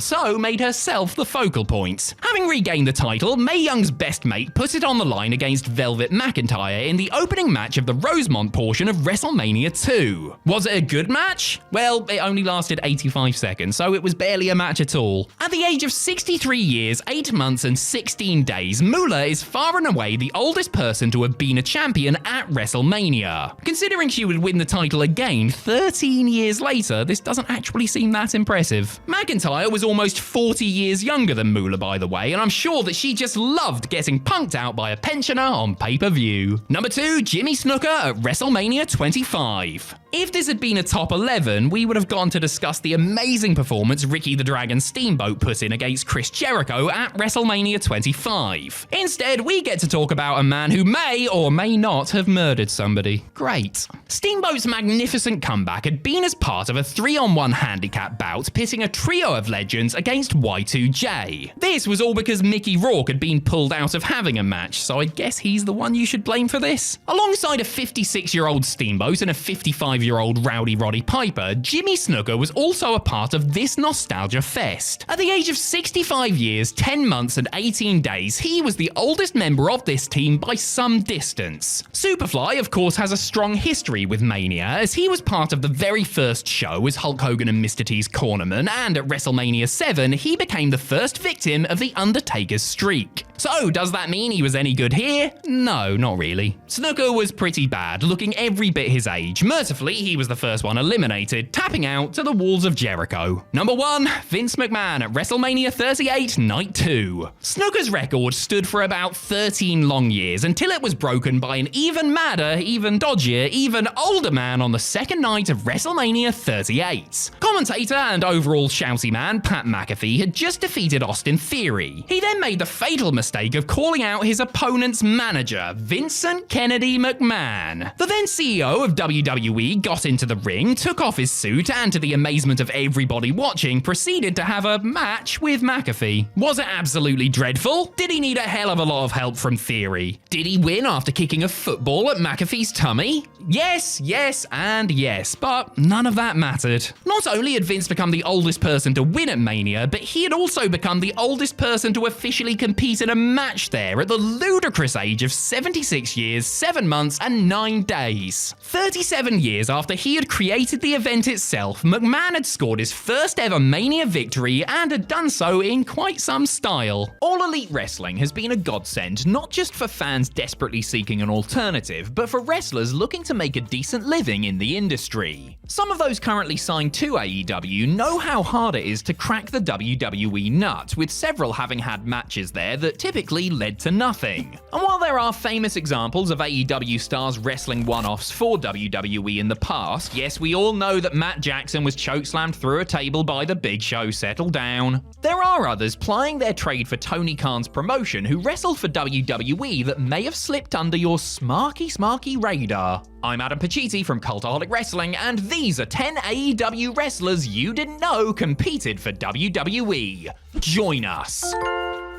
Number 10, John Silver. John Silver, or to give him his full pirate name, Long John Silver, signed with All Elite Wrestling in December of 2019 alongside tag team partner Alex Reynolds. The Dark Order member has been a mainstay since and plays his part as a solid worker who wrestles primarily in tag and multi-man matches. Just a few months before he became All Elite, however, Silver wrestled for WWE, teaming with Alex Keaton to put over Heavy Machinery on the September 10th, 2019 episode of SmackDown. That said, this was not the first time Silver had appeared on WWE TV. The first time he got called in for enhancement duty was back in 2012, where he was an early victim for Ryback during then-former Skip Sheffield's initial monster push. Silver, as Rob Grimes, teamed with Dan Delaney to lose a quick handicap match to the big guy at that year's No Way Out pay-per-view. Evidently impressed with his ability to make a big bald monster look good, WWE again chose Silver to get squashed by Lars Sullivan on an episode of NXT almost 6 years later. Number 9, Queen Aminata. AEW clearly aren't hurting when it comes to their women's division, which is positively stacked right now. The likes of Toni Storm, Mariah May, Britt Baker, and Mercedes Moné may get the big pay-per-view matches, but wrestling fans would be unwise to sleep on Queen Aminata. Officially confirmed as All Elite in February of 2024, Aminata has been competing on AEW and Ring of Honor television since April 2021, gaining experience on Dark and Dark Elevation before getting a chance to show her stuff on Rampage, Collision, and Dynamite. Her breakout performance came in a loss to Ring of Honor Women's Champion Athena at Death Before Dishonor 2024. She'd had to pay her dues to get to that point, dues that included doing enhancement work for WWE. Aminata teamed with Jay Lee in a losing effort against the Kabuki Warriors on the April 30th, 2019 episode of Friday Night SmackDown. The local competitors were trounced by Asuka and Kairi Sane in just a couple of minutes, which is par for the course, isn't it? Aminata has come a long way since then and has all the tools to go even further. Number 8, Will Hobbs. With his size, athleticism, look, and general presence, Powerhouse Hobbs has all the ingredients to make it far in the pro wrestling business. And given all those qualities, you would assume WWE would be interested in him at some point in the future. Well, now that he's established himself as a star in the making anyway, because WWE passed on Hobbs after he had a tryout some years ago. Hobbs had mainly wrestled for the California-based APW, the promotion that had trained him, when he bagged a 3-day WWE tryout which included a dark match in October of 2016. He put over Baron Corbin prior to a SmackDown taping, yet evidently didn't do enough to impress WWE officials, even though he says he received good feedback from people afterwards. Though he was brought in for extra work a handful of times after, no contract offer was forthcoming, and so he moved on while trying to gain extra experience elsewhere. It was only after AEW showed interest in him that WWE suddenly became interested too, with Hobbs basically telling them just where they could stick it. Up their arses, in case that wasn't clear. Number 7. Serpentico. The Masked Serpentico is a great example of somebody who turned what could have been a fleeting opportunity into something long-term and substantial. Brought in to do enhancement work in March of 2020, the Snake Man got over and became a mainstay on AEW Dark, his Chaos Project team with Luther being one of the YouTube show's highlights. He's continued to be a soldier for Tony Khan and is often booked for Ring of Honor while also doing plenty of Dark matches at AEW tapings. In another universe, the 16-year veteran and Team 3D Academy graduate might have had a similar utility role in WWE, considering the connections of his Hall of Fame trainers. As it is, Serpentico, as Jonathan Cruz, has only wrestled 2 matches for WWE's NXT brand. The first was a quick loss to the Authors of Pain in September of 2016, and the second was a loss to Elias Sampson in January of 2017. Cruz wasn't signed on the back of these appearances, nor did he get picked up after a December 2018 tryout, but the Puerto Rico native has found his niche for the competition. Number 6. Preston Vance. As the masked enforcer of the Dark Order, Preston Vance, aka 10, was a regular presence on AEW television starting in 2020. Since leaving the Order, taking off his mask and going by his new name, Vance hasn't had quite as many chances to show his stuff due to diminished TV time. However, he has looked impressive when spotlighted and possesses one of the best damn spine-busters in the biz. He certainly didn't get a lot of TV time when he showed up on an episode of WWE NXT in 2018 either. As Cody Vincent, Vance teamed up with George Hickson to take on the War Raiders, now known as the Viking Raiders, in a match taped to air on the May 30th edition of the show. Given that the Raiders were running through the NXT tag division at the time and Vance and Hickson didn't get so much as a graphic displaying their names, it doesn't take a wrestling genius to figure out how this one went. As expected, Preston got in 0 offense and was thrown about from pillar to post before being pinned in short order. Number 5. Prince Nana. All Elite Wrestling finally provided the tremendous Prince Nana with a global stage on which to display his talents. And those talents, mainly the charismatic promos and of course that infectious dance, have greatly benefited Swerve Strickland, with Nana helping take the former AEW champ to the next level. Before AEW, Prince Nana was best known for his time in Ring of Honor, where he managed the Embassy. It was his work with ROH that brought him to the attention of WWE, who offered him a tryout in 2013. However, you may not know that prior to trying out as a manager, Prince Nana had actually wrestled for WWE. In the early 2000s, Nana was trying to make it as a wrestler, not a manager, and secured a couple of enhancement gigs, first putting over Steve Blackman on an episode of Jacked in July of 2001, before being brought back to stare at the ceiling for Crash Holly in January of 2002. They were routine matches, apart from the fact that the loss to Crash took place inside Madison Square Garden at a taping that also had bouts featuring Nana's future Ring of Honor cohorts Loki and Xavier. Number 4. Brian Cage. The ship may have sailed on Brian Cage potentially going to WWE, with the big man signing a new 5-year deal with All Elite Wrestling in April of 2024. By Cage's own admission, he did at least consider the possibility of going to WWE, with him and his agent going back and forth between the two companies before he committed to Tony Khan's promotion. Cage had been in the WWE system before Mind, long before he made his reputation on the indie circuit. According to Cage, a friendship with Chris Kanyon led him to getting extra work, which resulted in him receiving a tryout match prior to the June 7th, 2008 ECW TV taping. Tagging up with another hopeful against Shannon Moore and Jimmy Wang Yang, the match wasn't exactly smooth sailing, as Cage suffered a concussion while taking Yang's top rope crossbody. Despite that, and later interrupting John Laurinaitis backstage, Cage evidently did enough to impress officials and was offered a developmental contract. However, he never made it out of FCW, and this dark match remains his one and only official WWE bout. Number 3. Aaron Solo. Former Factory member Aaron Solo has been with AEW since 2020, securing himself a spot as a dependable talent that is primarily used to put others over. It's a role he knows well, to be fair, having been utilized by WWE in similar fashion various times in the past. Solo had been on WWE's radar going all the way back to 2014, when he was called in to put over the team of Jason Jordan and Ty Dillinger and then the Ascension at NXT tapings in May and June of that year. A year later, the Black and Gold beckoned happened once more, with Solo doing the favors for Tyler Breeze and then appearing on the losing side of an 8-man tag match. Solo continued to get a look, no doubt in small part thanks to his relationship with then-fiancée Bayley, coming back in January of 2017 for an NXT Dark Match loss to Wolfgang and a brief bout with Akira Tozawa on 205 Live. Solo would have to wait a year for another enhancement gig, teaming with a certain Ricky Starks to put over the Revival on Raw, with his last WWE appearance to date being against Lio Rush on 205 Live that December. Number 2, The Blade.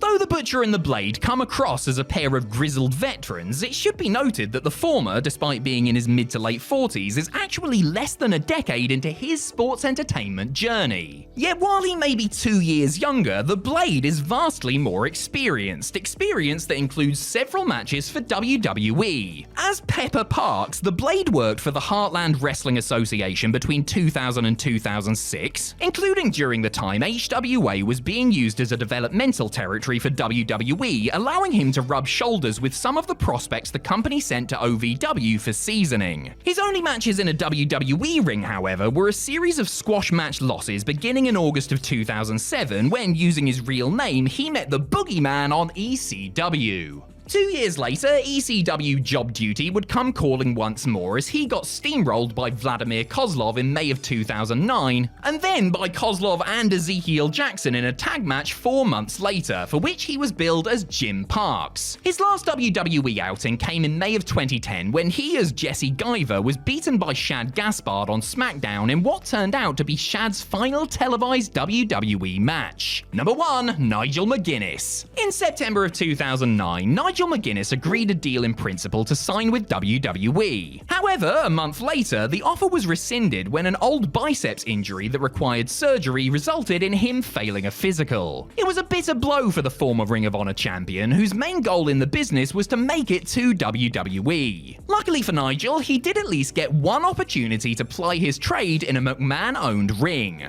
After doing some work for WWE developmental territory Ohio Valley Wrestling, McGuinness was given something of a tryout against Danny Basham on an episode of Heat that aired on September 11th, 2005. The reigning ROH Pure Champion at the time, Big Nige was not given an entrance and lost what was essentially a glorified squash match. He wasn't signed afterwards and would in fact have to wait more than a decade before inking a WWE contract, and not as a wrestler but as a commentator for NXT and NXT UK. These days, McGuinness is calling the action for AEW and got some sort of closure on his in-ring career with his emotional return to the Squared Circle at All In 2024.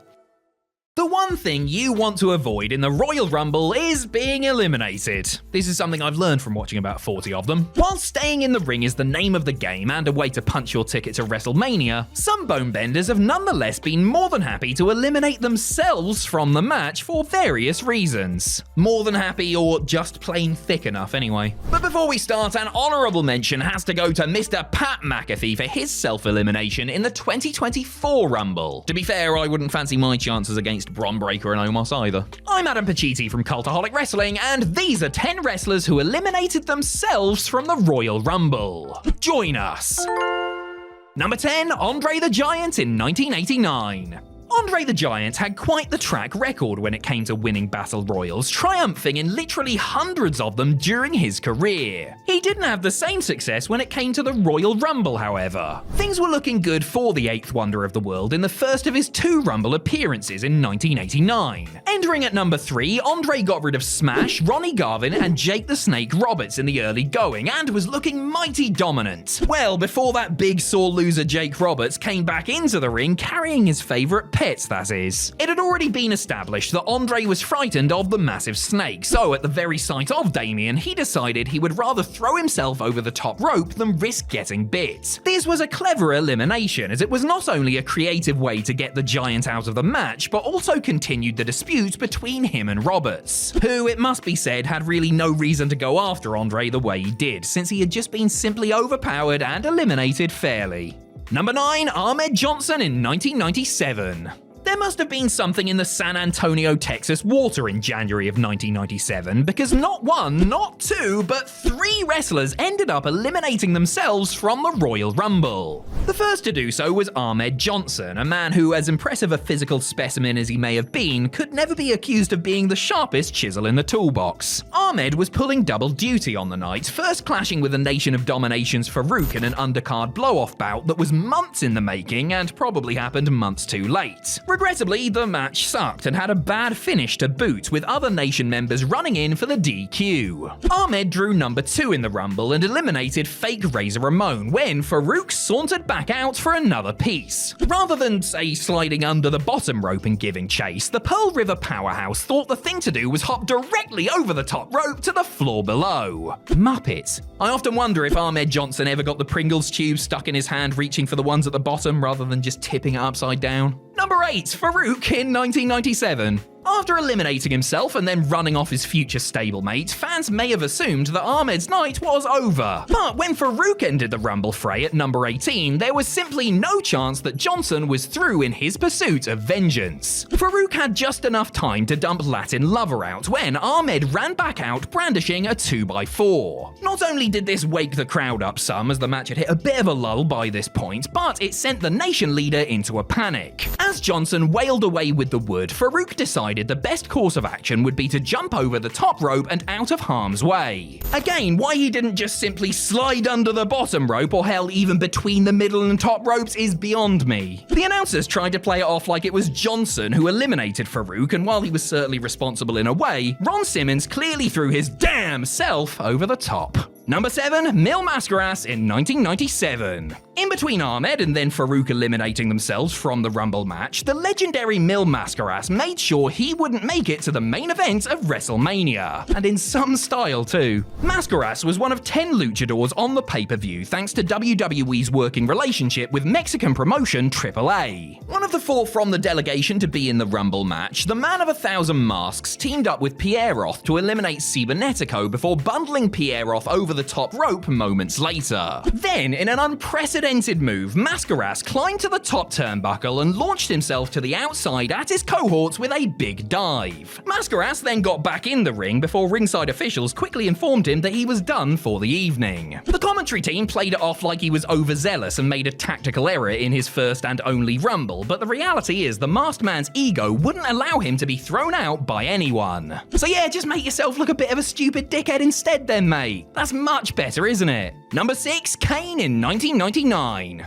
Kane is one of the most dominant WWE stars in Royal Rumble history, because despite never actually winning the thing, he holds numerous Rumble records. In 2001, he set a then record for most eliminations in a single match with 11, the same year he finished as runner-up to Stone Cold Steve Austin. In 2009, he recorded the fastest elimination in Rumble history when he got rid of Santino Marella in 1 second. And as far as overall records, he holds them for most Rumble appearances, 20, and most career eliminations, 46. A glittering Rumble resume, perhaps, but the Big Red Machine didn't even look like he knew what the rules were when he made his Royal Rumble debut in the 1999 edition of the match. Coming in at number 18, Kane got rid of the Road Dogg, Kurgan, the Godfather, and Goldust in short order, before eliminating himself when some asylum workers in white coats came into the ring in an attempt to commit him on behalf of Vince McMahon. Rather than being hauled off to the loony bin, the Devil's favorite demon simply took off through the crowd instead. Number 5, Drew Carey in 2001. The 2001 Royal Rumble pay-per-view was an all-timer, featuring a great tag team title opener, a ridiculously good intercontinental title ladder match, a damn fine world title match, and one of the better and more memorable Rumbles in history. It wasn't perfect, mind, with the women's title bout and lamentable post-match angle lowering the tone considerably. Also, Drew Carey. The future WWE Hall of Famer was on hand to promote the upcoming live improv All-Stars special and got inserted into the titular match after Vince McMahon caught him talking to Trish Stratus backstage. Drew, who apparently replaced the luckless Lowdown, drew number 5 and hung around waiting for the Hardys to eliminate each other, leaving him all on his Todd. Then the buzzer went off and Kane emerged at number 6. Drew was screwed, and he knew it, opting to throw himself over the top rope after a pitiful attempt at a bribe failed to convince the mask-wearing pyromaniac to leave him the hell alone. Number 4, Mick Foley in 2004. The 2004 Royal Rumble was another in a series of noteworthy performances from Randy Orton. Rising quickly up the ranks as a member of Evolution, Randy entered the match at number 2 and lasted a not inconsiderate 33 minutes and 44 seconds. In that time, he managed to get rid of Rikishi, Booker T, Shelton Benjamin, Ernest Miller, and Rico, and looked like a dark horse for a potential winner. But the Legend Killer's role was halted by the arrival of a man who wasn't even officially entered into the match. Test was the originally scheduled 21st entrant, but was shown lying unconscious backstage, seemingly the victim of an ambush. Raw Sheriff Steve Austin told the supposed perpetrator, who was off camera, to get his backside out there instead. Cue Mick Foley, who had walked out on the December 15th, 2003 edition of Raw after bottling a match with Orton, who then spat in his face, hitting the ring intent on getting even with the then Intercontinental Champion. After a flurry of offense, the hardcore legend took himself and his foe over the top with a cactus clothesline, eliminating them both. Number 3, MVP in 2010. The wrestler comes back for revenge and eliminates himself and his enemy trope resurfaced in the 2010 Royal Rumble. Only this time it didn't have quite the sheer intensity of Foley and Orton's brief but spirited scrap from 7 years prior. In the show's second match, The Miz retained his United States title by defeating MVP via small package as the former champ was getting back into the ring. Even though he lost fair and square, MVP felt fit to lay Miz out after the match. The Atlanta crowd rightly booed him for this unwarranted assault. Later, during the Rumble, Miz got retribution by hitting MVP with the title belt as Montel made his entrance at number 14. That wasn't the end of it, however, as the Awesome One came out at number 16 and had barely gotten into the ring before MVP re-emerged and took them both out of the match with a clothesline. A nice conclusion to a show-long mid-card storyline, it's nonetheless a moment that tends to be glossed over from a Rumble that was full of bigger ones. Number 2, Matt Hardy in 2018. The face-to-face confrontation between Bray Wyatt and Woken Matt Hardy in the 2018 Royal Rumble match could have been a lot more epic than it actually ended up being. You know, had WWE not booked Bray to easily beat Matt on Raw 25 just 6 days earlier. Oh well. The Eater of Worlds entered the match at number 8 and scored one elimination by himself on poor Heath Slater, who was beaten up by Bray and various others in the entranceway when Matt teamed up to eliminate Rusev, drawing a big heel reaction. They started scrapping with one another. That ended in a draw, I guess, as Hardy happened to eliminate Wyatt and himself. The announcers tried to claim that both men eliminated each other, but if you actually watch the footage, it's very clear that Matt pushes Bray over the top and his momentum carries him over. And I would know, since I sent every possible angle to NASA and asked them to conclusively examine it for me. Best 12 grand I ever spent. Number 1, Santina Marella in 2020. Though the Royal Rumble is a big-time match with serious stakes, the occasional comedy spot can work wonders. Think of the Honky Tonk Man getting his guitar smashed over his head by Kane, the Hurricane attempting a double chokeslam on Triple H and Steve Austin, or R-Truth getting his gimmick matches wrong and pulling out a ladder to retrieve something that wasn't there. Great family fun. Not included in the conversation of funniest Rumble moments is the unwelcome return of Santina Marella in the 2020 Women's Royal Rumble match. Coming in at number 29, Santina was rejected by Beth Phoenix, who didn't fancy a Glamarella reunion. Santina then pulled out the Cobra, but thought better of trying to use it on either Phoenix or Natalya. No, the thing to do was to strike herself in the throat and then self-eliminate. This was not only a waste of a surprise appearance, but it didn't really work as a comedy spot and felt out of place so close to the end of the match. It might be a stretch, but I'm also willing to bet Santina's appearance here was somehow, directly or otherwise, responsible for the global pandemic just a couple of months later. There simply has to be a connection. To be involved in WrestleMania at all is looked at as an honor to most sports entertainers, but it has to sting just a little bit when one year you're in the main event or a major world title match, and then the next you're thrown into some random mid-card scrap or perhaps excluded from the show altogether. A lot can happen in 12 months, and sometimes the slide doesn't stop there. Talk about WrestleMania moments to forget. I'm Adam Pacitti from Cultaholic Wrestling, and these are the 10 biggest WrestleMania falls from grace. Join us. Number 10, Randy Savage. The WrestleMania resume of Randy Savage is as impressive as any other. He had that Intercontinental title classic with Steamboat at 3, won the vacant world title by winning a tournament at 4, dropped the title to Hogan in the main event of 5, was forced to retire after putting over the Ultimate Warrior in a thriller at 7, and then was back the next year to beat Ric Flair for the WWF title in a blinder at 8. Despite continually proving that he had what it took to deliver magical matches and moments on the grandest stage, alright, and the Sapphire and Dusty Rhodes mixed tag at Mania 6, WWE opted to put the Macho Man behind the announce table at WrestleMania 9. While some fans may have enjoyed listening to Savage's gravelly voice during the broadcast, Randy himself yearned to be in the ring and resented being turned into a commentator while he believed that he still had a lot to give between the ropes. He may have escaped the toga treatment, unlike broadcast partners Jim Ross and Bobby Heenan, but he could have contributed a lot more by, say, having a match with someone like Razor Ramon, who was instead saddled with Bob Backlund in his Mania debut. Number 9, Bray Wyatt. The booking may not have always been favourable towards him, but Bray Wyatt did get to interact with some absolute legends at the show of shows. His first Mania outing was a loss to John Cena at 30, a controversial result that fans and critics pointed to as stunting Bray's momentum. The year after, Wyatt put over The Undertaker, with fans again voicing their belief that the upstart should have gone over. At Mania 32, he was in a notable segment with Cena and The Rock, where the Hollywood guys easily dispatched the entire Wyatt family.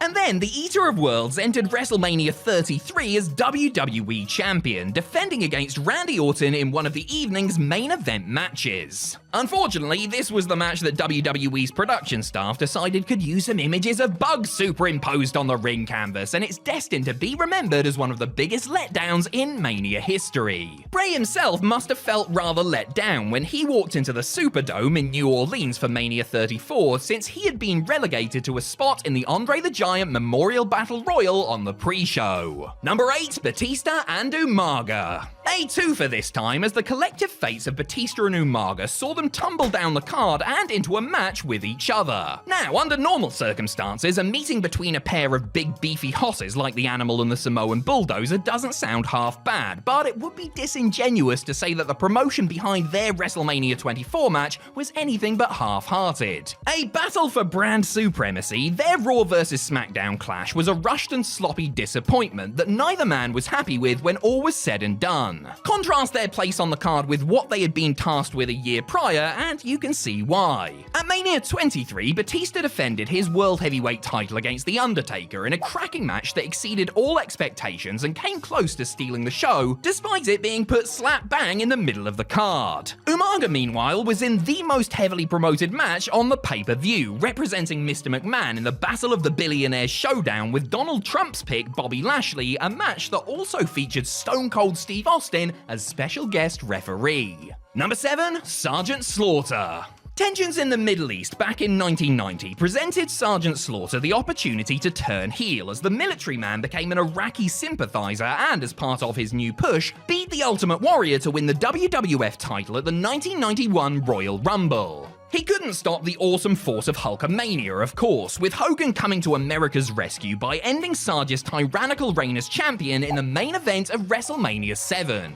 Slaughter and the Hulkster continued to feud for the next several months before Hogan and Warrior saw off Slaughter and his baddie buddies in a handicap match at SummerSlam. Sarge's heel run had obviously peaked, meaning that there was only one thing to do: turn babyface once again by coming crawling back to his country. Teaming up with fellow Patriots Hacksaw Jim Duggan, Virgil and the Big Boss Man, Slaughter was on the winning side of an 8-man tag match at Mania 8 as the babyfaces saw off the foursome of the Nasty Boys, the Mountie and the Repo Man in a let's try and get as many people on the card as possible type attraction. Not a terrible spot by any means, but nothing like a marquee match with the Golden Goose, brother.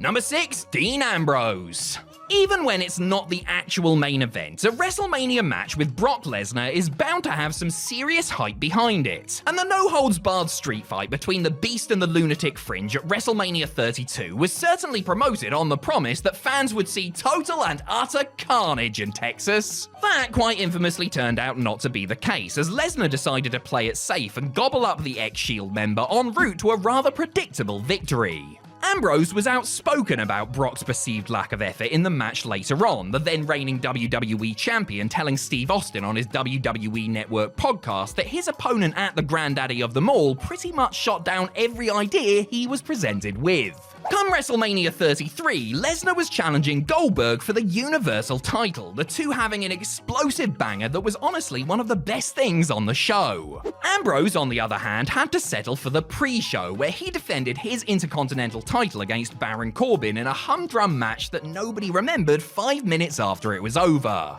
Number 5, Lex Luger. There was every possibility that Lex Luger could have left WrestleMania 10 as WWF champion. The total package was still getting a major push as the red, white and blue would-be successor to Hulk Hogan, and was one of 2 men, along with Royal Rumble co-winner Bret Hart, to receive a crack at Yokozuna inside Madison Square Garden. Luger choked again, however, while the Hitman ended up triumphing and getting paraded around the world's most famous arena by the rest of the babyface roster. Fast forward 1 year later, and the Lex Express had officially run out of gas, as Luger was little more than a bit part player, taking a backseat to the likes of Hart, Shawn Michaels, and Diesel. At WrestleMania 11, the former WCW heavyweight champion barely made it onto a show headlined by NFL player Lawrence Taylor. Tagging with the British Bulldog in the show opener, the so-called Allied Powers scored a routine victory over the Blue Brothers in a match that had no storyline juice behind it and basically just happened for the sake of happening. Perhaps his diminished role at WrestleMania helped convince Luger to jump back to WCW less than 6 months later. Number 4, Fandango. The WrestleMania nadir of Chris Jericho probably ended up being the biggest moment in the WWE career of his opponent, Fandango. The ballroom dancer and Y2J got into it over Jericho's inability to properly pronounce Fandango. Was that good? Leading to a match at Mania 29. This was not only Fandango's first WrestleMania, but it was also his televised WWE debut. Well, as this gimmick anyway. I mean, no disrespect to the memory of Johnny Curtis. Jericho was already miffed that a planned program with Ryback had been cancelled, making him the first and only person in wrestling history to be upset at not getting to wrestle the big guy. And his mood didn't change when Vince McMahon told him he would be putting over Fandango on the night. Not only did Fandango get the W, but his catchy theme music also became the soundtrack of WrestleMania weekend, as pissed-up punters continued to sing it well into the night. The momentum couldn't sustain, however, and Fandango found himself making up the numbers in the Andre the Giant Memorial Battle Royal the next 5 WrestleManias, 3 of which took place on the kickoff show. Number 3, The Big Show. A month after making his WWE debut, Paul White booked his place on The Big Show, pun intended, when he went up against Mankind in a match to determine who would be the guest referee for the WWF title main event between Stone Cold Steve Austin and The Rock. A year later, the world's largest athlete would himself compete for the world title in the show's headliner, though he was the first man eliminated in the 4-way A McMahon in Every Corner elimination match. At Mania X7, Show wasn't anywhere near the world title picture, but he still got to compete for some gold. Well, sort of gold anyway, because he was scrapping with Kane and Raven over the ramshackle Hardcore Championship in a fun and chaotic triple threat. Show couldn't make it 4 consecutive WrestleManias on the bounce, however, as there was no space on the bill for him at Mania 18. Instead, Show was sent to the company's Times Square restaurant, The World, some distance from the Sky Dome in Toronto. He wasn't injured or anything, the company just didn't have anything better for him to do than hang out and eat food. Sounds like a dream gig if you ask me. Number 2, The Miz. In a list of unlikely WrestleMania main eventers, The Miz sits somewhere near the top. Oh, a list of unlikely WrestleMania main eventers, you say? I'll add it to the to-do pile. Anyway, as I was saying, the real world's Mike Mizanin, the man who was once despised by his colleagues and kicked out of the WWE locker room, wrote his name in the history books when he headlined WrestleMania 27, defending his WWE title against John Cena. Miz may have been a third wheel in the real story between Cena and WrestleMania host The Rock, and he may not even really remember the match at all after legitimately getting knocked out towards the end of the contest. contest. But the record shows that Miz beat John Cena to retain his WWE title in the main event of WrestleMania 27. You can bet your candy ass The Rock took center stage at Mania 28, while the now former WWE champion was shoved into the 12-man tag match to determine a general manager for both Raw and SmackDown. Representing Team Johnny, Miz may have ended up scoring the match-winning pin, but rubbing shoulders with the likes of Hornswoggle, Santino Marella, and David Otunga was a far cry from dancing with Big Match John. Number 1. King Kong Bundy. The first WrestleMania wasn't a night of epic matches, but it did create many memorable moments. One of them was King Kong Bundy's demolition job of SD Jones, setting an early record for shortest WrestleMania match at just 24 seconds. It was quite the upward trajectory for the super heavyweight after that, as he went from squashing a geek one year to main eventing opposite WWF champion Hulk Hogan in a steel cage match the next. The WrestleMania 2 experiment, 3 shows from 3 different locations, wasn't exactly a triumph, and Bundy vs. Hogan is not exactly fondly remembered by fans, but you cannot take the accomplishment away from the menacing 450-pounder. An even bigger and more menacing man took the Hogan spot at WrestleMania 3, of course. As for Bundy, well, he teamed up with Little Tokyo and Lord Littlebrook to lose to Hillbilly Jim, Little Beaver, and Haiti Kid via DQ. It would take 8 years, but Bundy would exercise those demons by, well, quite easily losing to The Undertaker's clothesline at WrestleMania 11. They just don't write redemption stories like that these days, do they? A WWE babyface wants one thing and one thing only: the adoring love of the fans that they are performing in front of. Well, they probably want other things too, but when they're in the ring taking on a dastardly villain, they want the fans to respond to their performance with cheers. WWE fans, however, don't always go along with the program and have on occasion turned their backs on the babyface. It's fair to say that some wrestlers handle this rejection better than others. I'm Adam Pacitti from Cultaholic Wrestling, and these are 10 WWE matches where the fans turned on the babyface. Join us. Number 10, The Rock vs. Brock Lesnar at SummerSlam 2002. The Rock's undisputed title match with Brock Lesnar at SummerSlam 2002 had one of the best pure sports builds WWE has ever done. Videos showing the two men training for the main event clash did a great job of hyping fans up for what promised to be a standout athletic contest between two gladiators. Perhaps WWE should have done a better job of having the next big thing play the heel, however, as many of the fans in Uniondale, New York cheered him ahead of the Great One. The reaction started out mixed, but gradually turned more in favor of Lesnar as the match wore on, with loud chants of "Rocky sucks" impossible for the men in the ring to ignore. Eventually, Brock scored the win to a huge pop. What fans at home didn't see was after the show, when the so-called People's Champion was booed even louder and then started playing to the jeers for extra heel heat. The theory was that fans were upset that The Rock was going off to film The Rundown, but the reception he received here was clearly a big factor in him returning with his Hollywood Rock gimmick a few months later. Number 9, Goldberg vs. The Rock at Backlash 2003.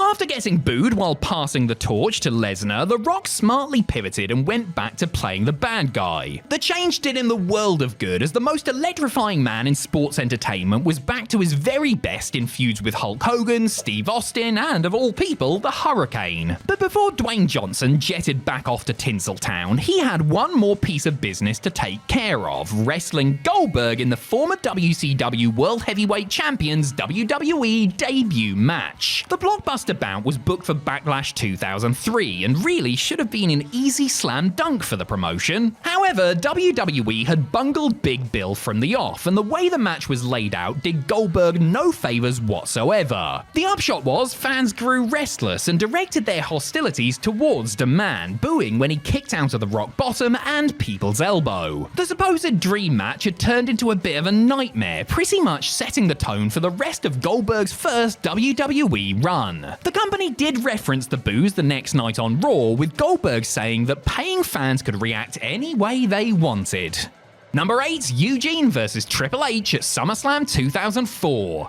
SummerSlam 2004 was a funny old night for WWE, with the vocal Toronto faithful in attendance flipping the script by booing the babyfaces, cheering the heels, and generally causing all sorts of mayhem with their unpredictable behaviour. The unexpected reactions clearly threw the company off its game, with the announce team who were relaying the message from backstage referring to the Canadian city as Bizarro World. While several wrestlers were met with reactions they weren't prepared for, nobody got as bad as poor old Eugene. Nick Dinsmore's controversial character was due to clash with Triple H, the bastard leader of Evolution who had manipulated and then destroyed Eugene and his handler/friend William Regal that summer. Toronto had little sympathy for Eugene, showering him with booze or otherwise treating him with indifference, while they audibly rooted for the diabolical cerebral assassin. Dinsmore eventually managed to muster a positive reaction when he flipped the game off and hit a stone cold stunner, but it wasn't enough to save himself or the match. This was basically the end of Eugene as a would-be main eventer, as he became a mid-card tag act thereafter. Number 7, Edge vs Chris Jericho vs Batista at SummerSlam 2004. Well, it would be remiss of me if I didn't mention one other match from SummerSlam 04. In the pay-per-view's fourth outing, Edge defended his Intercontinental title against Chris Jericho and Batista. And if you think that simply being a local hero was going to stop the Toronto crowd from voicing their opinion, well, have I got news for you. Edge had not long since returned from a major neck injury, and though he held the IC strap, it's not lying to say that his character's direction was frankly pretty aimless. He was a standard good guy who had no motivation and didn't come across like the badass WWE were trying to present him as. At SummerSlam, Edge was booed against Y2J, the more popular Canadian, and The Animal, who was starting to garner a smattering of babyface reactions. Hey, perhaps the Toronto fans were resentful of Lillian Garcia's mention of Edge being the hometown guy before she introduced him and wanted to throw the manipulation back in WWE's faces. Adam Copeland decided to play into it, giving heelish facial expressions as the crowd turned on him. It wouldn't be too long until Edge turned heel proper and became the rated R superstar, giving his career a much-needed momentum boost. Number 6, Edge vs Rey Mysterio at Royal Rumble 2008.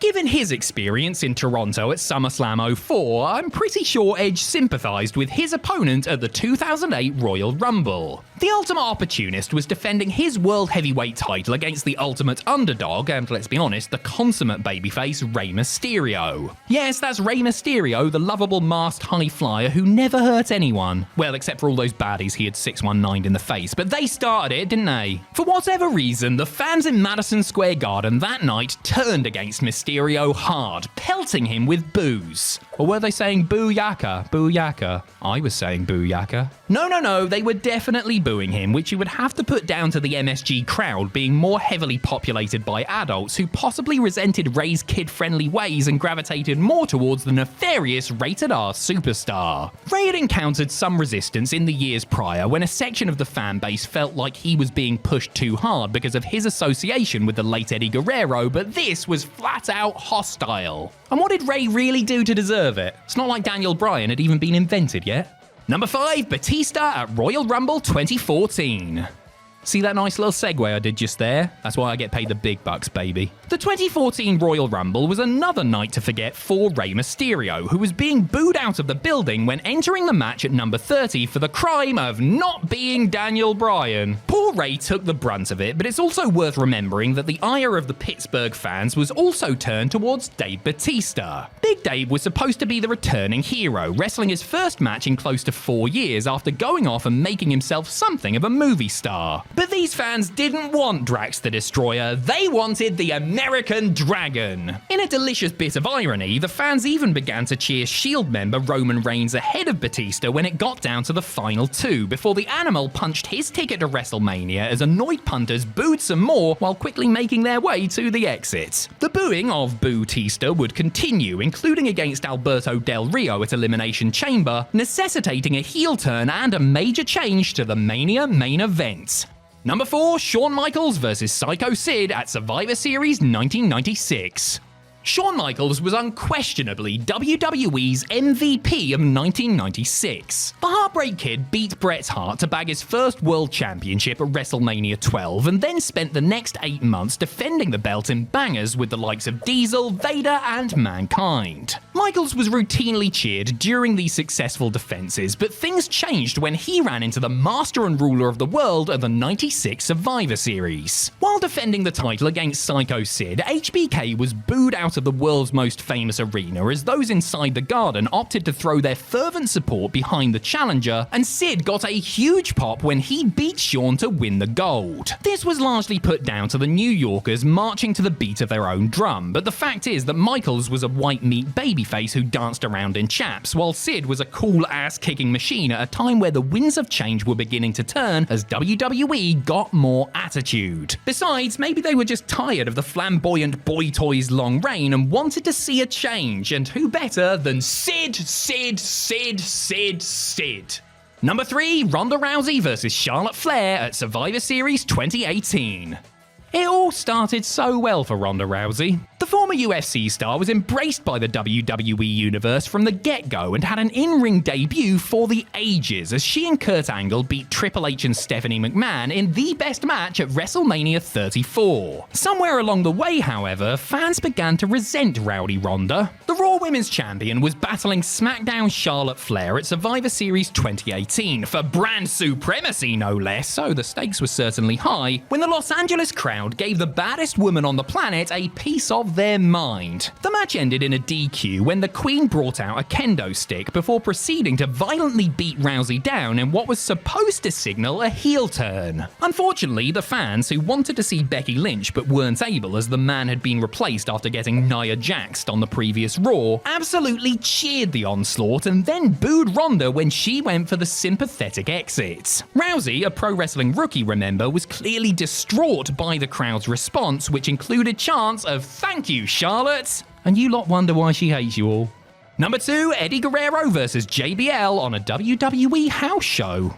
Though Eddie Guerrero had worked his entire career to get to the unlikely moment where he won the WWE title, Latino Heat didn't exactly handle the pressure and responsibility that came with being the champ very well. Eddie himself admitted that he wasn't ready with what holding the title truly meant, something the fans who attended the SmackDown house show in Oberhausen, Germany on June 6, 2004 could certainly attest to. According to reports, a section of the audience loudly booed Guerrero against JBL, which the reigning champ did not appreciate. Grabbing the microphone, Eddie answered the catcallers by saying Eddie doesn't suck, Germany sucks, and proceeded to spend the rest of the match giving fans the one-finger salute. And that's all well and good, but JBL was also a heel, and neither man tried to play babyface, the match going to hell and ending the show on a sour note. Backstage afterwards, Guerrero apologized to his close friend and WWE road agent Dean Malenko, admitting that he was unprofessional and let what was simply a very vocal minority get the better of him. Number 1, The Rock vs Hulk Hogan at WrestleMania 18. Hulk Hogan's return at No Way Out 2002 alongside Kevin Nash and Scott Hall set the stage for a bunch of tantalizing potential dream matches at WrestleMania the following month. Steve Austin turned down the chance to work with the Hulkster, paving the way for The Rock to step in for an icon versus icon showdown. After seeing how the massive crowd in the Toronto Skydome turned on the Brahma Bull, I'm sure the Texas Rattlesnake was more than happy with his decision. While he may have been the villainous leader of the New World Order on the surface, the fact was that Hulk Hogan was a bona fide legend who hadn't wrestled on a WWE show in Canada for close to a decade. And so it was really no surprise when those Canucks, and let's be honest, a large amount of Hulkamaniacs attending from around the world, began cheering Hogan. The 68,000 hammered home their partisanship by booing The Rock, causing the two men in the ring to change things up and work a different match than the one they had mapped out beforehand. The reaction was so strong that it also caused WWE to call an audible and officially turn Hulk babyface afterwards, sending him down a short path towards the undisputed title. Sometimes you simply have to say, fair play, brother!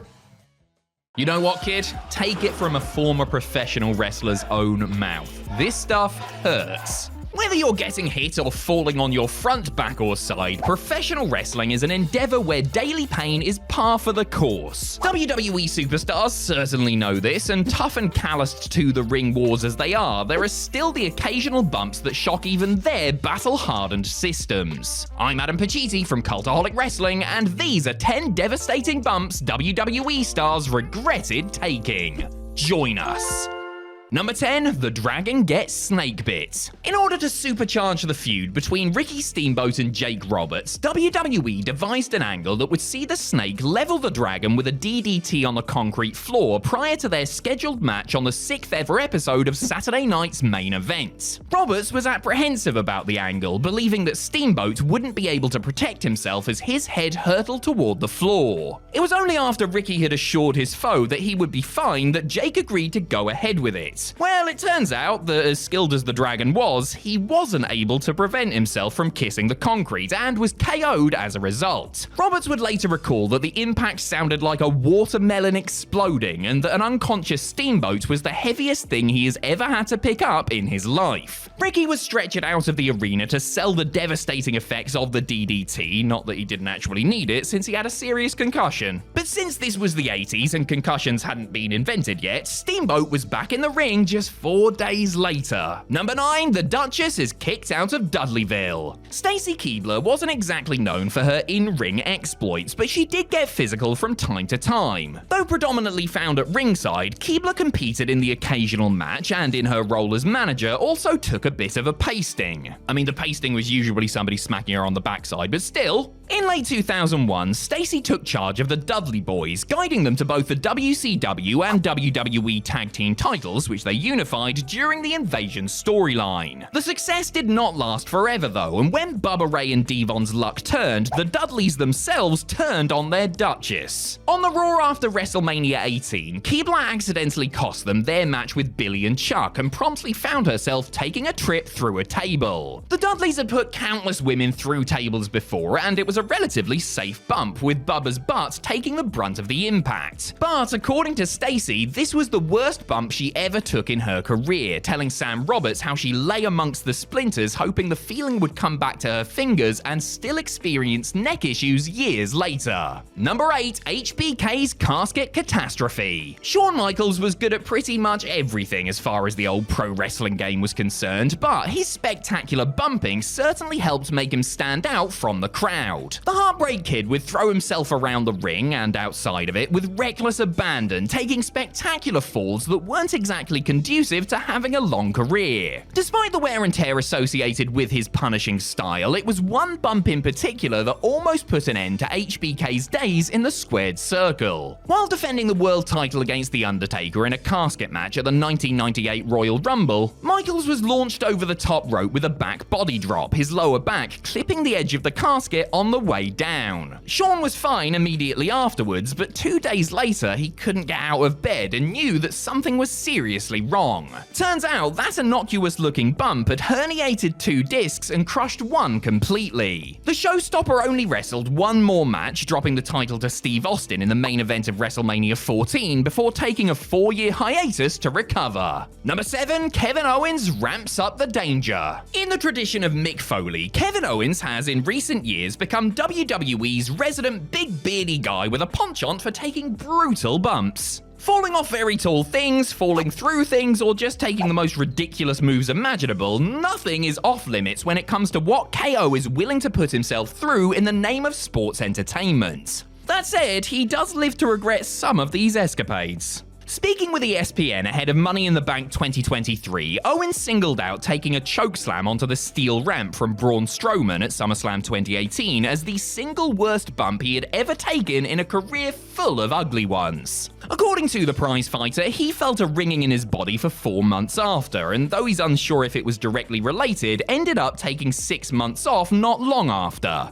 I mean, who would have thought that being chokeslammed on a steel ramp would hurt so much? Besides, everyone. Owens has also cited a missed rolling flip from the ring apron to the floor during a match with Bobby Lashley as a bump that had him questioning his choices. Number 6, Bret Hart hits the guardrail. Bret Hart prided himself on taking care of his opponents in the ring and never, in the course of his long and illustrious career, injured anyone in the heat of combat. That's one of the reasons the Hitman took it so personally when that big idiot Bill Goldberg kicked him in the head and effectively ended his career. A decade before that big idiot Bill Goldberg did what he did, Bret took a bump that had him lying on the floor struggling to breathe. Hart was wrestling Dino Bravo at a house show in Toronto's Maple Leaf Gardens on October 29, 1989, when he was knocked off the apron and collided with the metal crowd barrier. The excruciating pain was immediate, and Bret couldn't even speak, let alone stand, with Bravo giving him a few kicks before throwing him back into the ring and going for the cover. Hart didn't want to lose to Dino by pinfall, however, so he rolled back out of the ring and took a count-out loss. A subsequent trip to the hospital confirmed broken ribs and a broken sternum, yet the excellence of execution was back at work just a few weeks later. Number 5, Seth Rollins sails off the cell. Hell in a Cell. One of WWE's most enduring gimmick matches has produced some of its most iconic moments since it first made its debut at Bad Blood 1997. From the start, WWE fans have been falling off the bloody thing, with Shawn Michaels taking that maiden leap of faith in the Cell's debut outing. Since then, many have taken the risky bump, with Seth Rollins citing the second time he did it as the moment he thought his wrestling career had come to an end. Rollins and Dolph Ziggler were, in Seth's words, sent out to save the rotten finish of the Universal title match between Roman Reigns and Braun Strowman and took a stereo bump off the side through the announce tables. Recalling the pain with ESPN, the architect said he lay there thinking he may have to call it a career upon landing, noting that they did the stunt without the aid of a concealed crash pad under the table. 5 years later, Seth's lower back still hurt from the bump, which may have contributed to 2 fractures of his lumbar spine.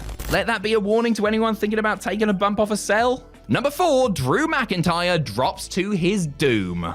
Warning ignored, apparently. 2 years after Seth Rollins nearly snapped himself in half by falling off the side of the cell, Drew McIntyre suffered the same fate. The Scottish Warrior was defending his WWE title against Randy Orton at the Hell in a Cell 2020 pay-per-view when he fell off the side of the steel structure. Drew said that even though he was quote-unquote only 10 feet up, the added height of his body and the 280 pounds of prime beef he carried on it, combined with gravity, led to one hell of a fast fall. McIntyre not only received nasty whiplash from the bump, but he also bit through the middle of his tongue when he landed and ended up looking like a snake. To cap off McIntyre's crappy evening, he lost the match and the belt to Orton, bringing his first WWE title reign to a particularly painful end. Number 3, Jeff Hardy obliterates a table. By rights, there were about 50 or so bumps from Jeff Hardy's WWE career alone that could very well have finished him off. For the charismatic enigma, jumping off a ladder or going through a table was as routine as taking a hip toss, and his exploits in stipulation matches such as TLC are the stuff of legend. He may have been more durable than most, but Jeff did indeed suffer for his art. Of all of the spectacular thrills and spills from his highlight reel of a career, Hardy pointed out one particular bump that stands out as the very worst he ever took. Challenging Rob Van Dam for the Hardcore Championship on the August 23, 2001 episode of SmackDown, Jeff attempted to win the tattered belt by hitting RVD with a swanton bomb from the top of a ladder through a table on the floor. This time though, Hardy had placed the table vertically, and when the whole flippin' show moved out of the way, Jeff couldn't flippin' breathe.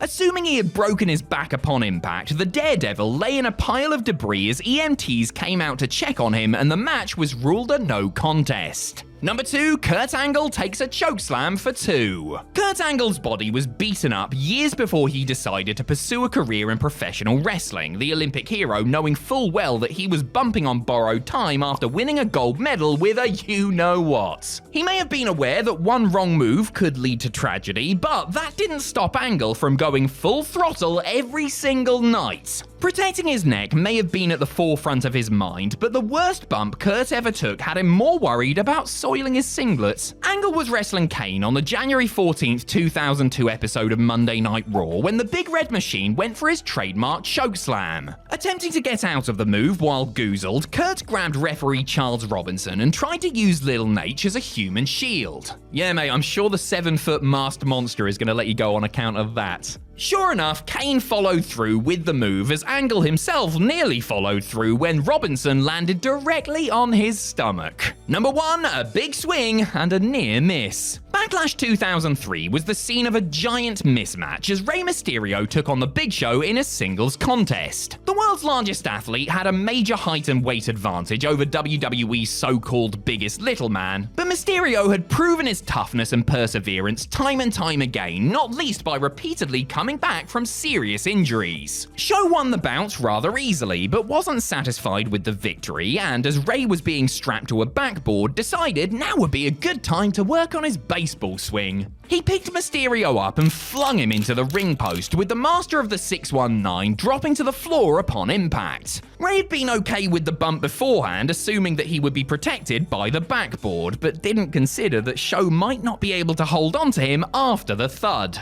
It was hitting his head off the floor that did Mysterio in, and he had to go to the hospital afterwards. Thankfully, he wasn't seriously injured, sustaining a big bump on the noggin as well as a sprained thumb and wrist, but this could have been way worse.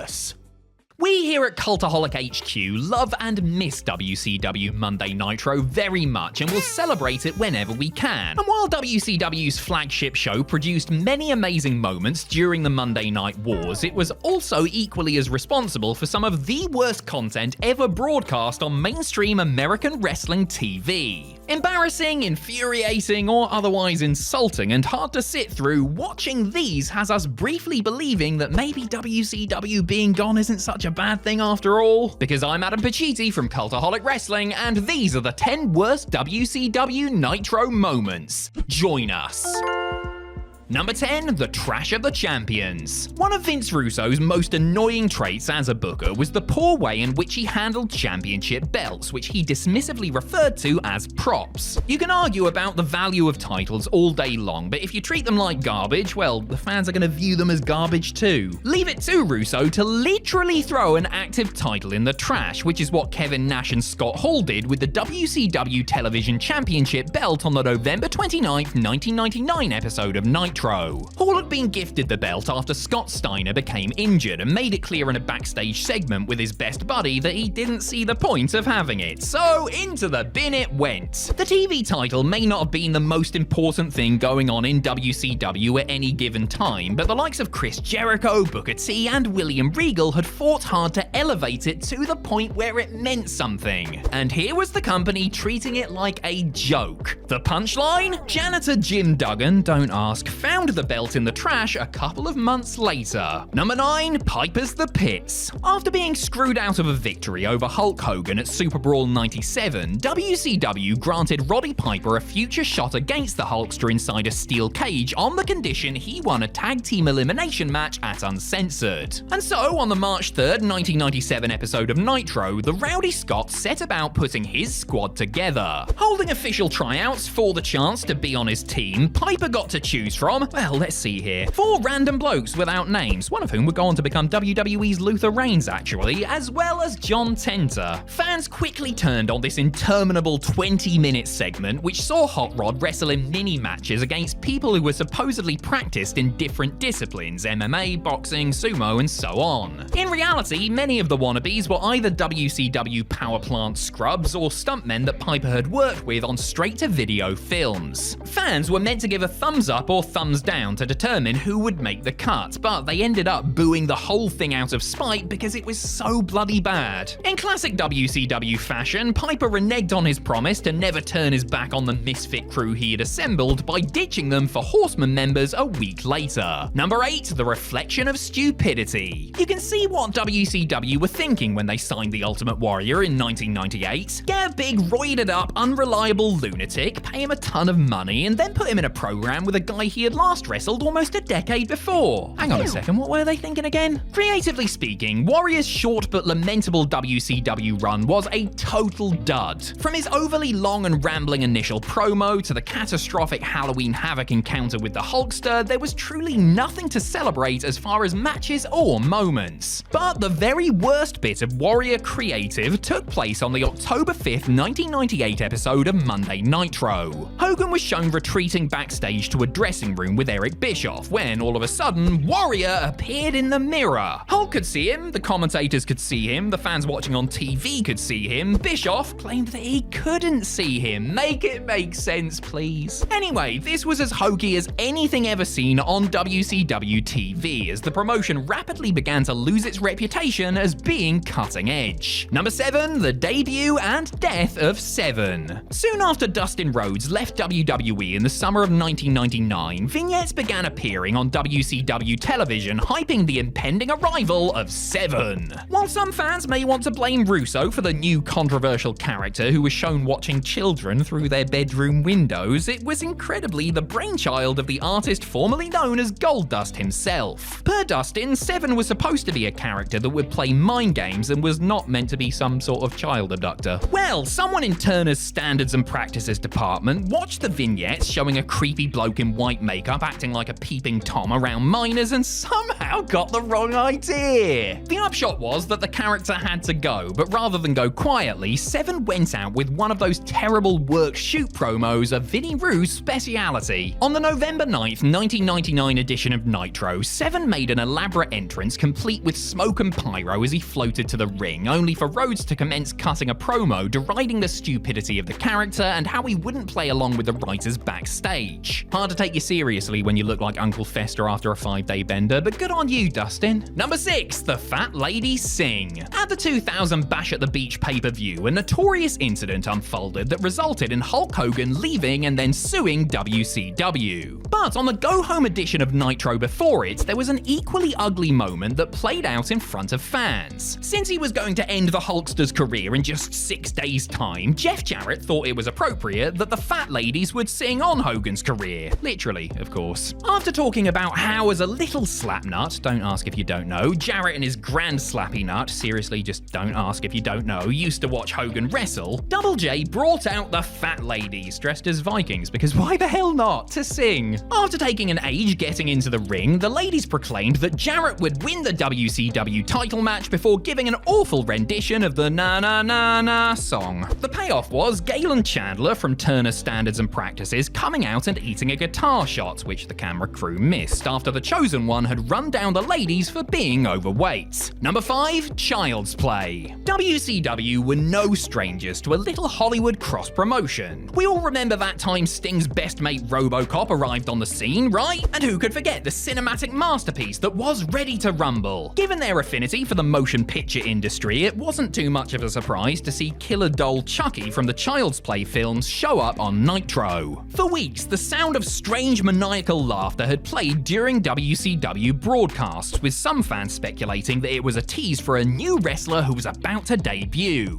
However, on the October 12, 1998 episode of Nitro, it was revealed that the source of the laughter was actually the killer ginger puppet. Chucky, via satellite, interrupted Rick Steiner in a really bad segment that fans didn't care for at all, attempting to both plug the upcoming release of Bride of Chucky while also furthering the feud between Rick and his brother Scott. Adding injury to insult, the segment completely tanked in the ratings when going head-to-head with an Austin McMahon duel on Raw. WWE brought Chucky back for NXT Halloween Havoc, where he met the dog-faced gremlin's son, Bron Breakker. Number 4, Ric Flair has a heart attack. Ric Flair is rightly remembered as one of WCW's true greats. However, during the last couple of years of Slick Rick's WCW career, the powers that be seemed to revel in putting him in unfavorable situations. He was carted off to the loony bin, their words not mine, had his head shaved and was subject to other assorted indignities, but there was something altogether more tasteless about the fake heart attack angle he participated in on the December 14th, 98 episode of Nitro. Flair was cutting an impassioned promo against Starcade opponent Eric Bischoff when he fell to the mat clutching his chest and left arm. Arn Anderson and various other WCW personnel came out to check on him before he was stretchered out. Though WCW dropped the heart attack back angle cold soon after, some people who Flair knew that were watching on TV were genuinely worried about him, and some media outlets initially reported that it was real. It wasn't real, but it was unnecessary and absolutely bollocks. Number 3, Tori Wilson Appreciation Night. Every night was Tori Wilson Appreciation Night in the Pacitti household when I was a young impressionable, but the time WCW decided to do it on Nitro was far from a loving affair. Wilson was in the middle of a lamentable storyline with Billy Kidman and Shane Douglas at the time, a storyline that would produce the infamous Viagra on a pole match. That was bad, but this was somehow just that much worse. After being beaten in the Viagra match, though he was able to have a Nitro Girl foursome due to the defeat, Kidman hosted the Appreciation Night, which consisted of him showing a video of a fat suit-wearing Wilson devouring a feast on her 16th birthday as her distraught mother tried to stop her, before dropping thousands of flyers featuring Tori's purported yearbook picture from the arena ceiling. This wretched segment continued with Billy, who was supposed to be the babyface, shoving his former flame down to the mat. It was an all-time terrible segment, alright, made worse when you realise that Wilson legitimately suffered with eating disorders during her youth. Number 2, the San Francisco 49ers match. Going back to what I said earlier about Vince Russo not giving a hoot about a promotion's championship belts, it must be said that this philosophy, and Vinny Rue is nothing if not one of our great philosophers, extended to WCW's main prize as well. On the October 2nd, 2000 episode of Nitro, Booker T and Jeff Jarrett competed over the vacant WCW World Heavyweight title, a title vacated by none other than former champion Vince Russo, of course, in a San Francisco 49ers match. What is a San Francisco 49ers match, you ask? Well, it was a pole match, because obviously it was. There were 4 poles with boxes suspended above them on each ring post. One of the boxes contained the WCW World Heavyweight Championship belt, the others contained...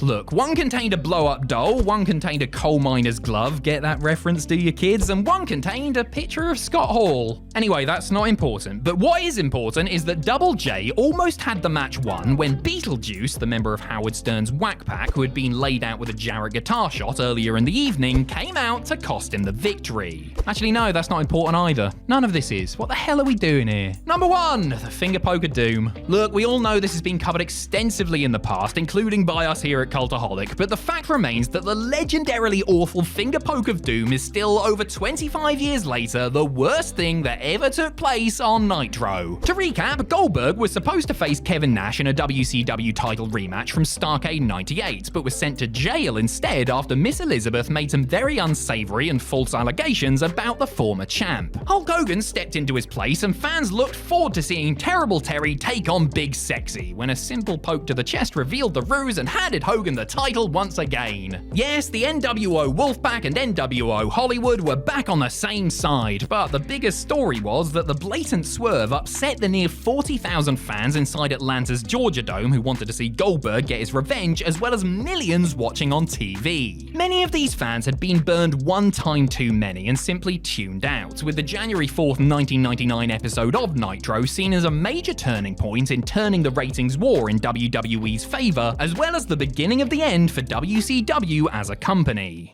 I never did like being teased. I didn't like it when Aidan Gant convinced everyone in primary school to call me Adam Pastinky. I didn't like it when Susie Meadows started calling me Adam Paquickie after she assured me that it was a perfectly normal thing for a man of my age. And I definitely didn't like it when WWE did something to suggest that a certain match was going to happen and then it didn't. The wrestling bit, not the stuff about being a smelly quick spunk. Which I'm not. I'm Adam Pacitti from Cultaholic Wrestling, and these are 10 matches WWE teased but didn't deliver.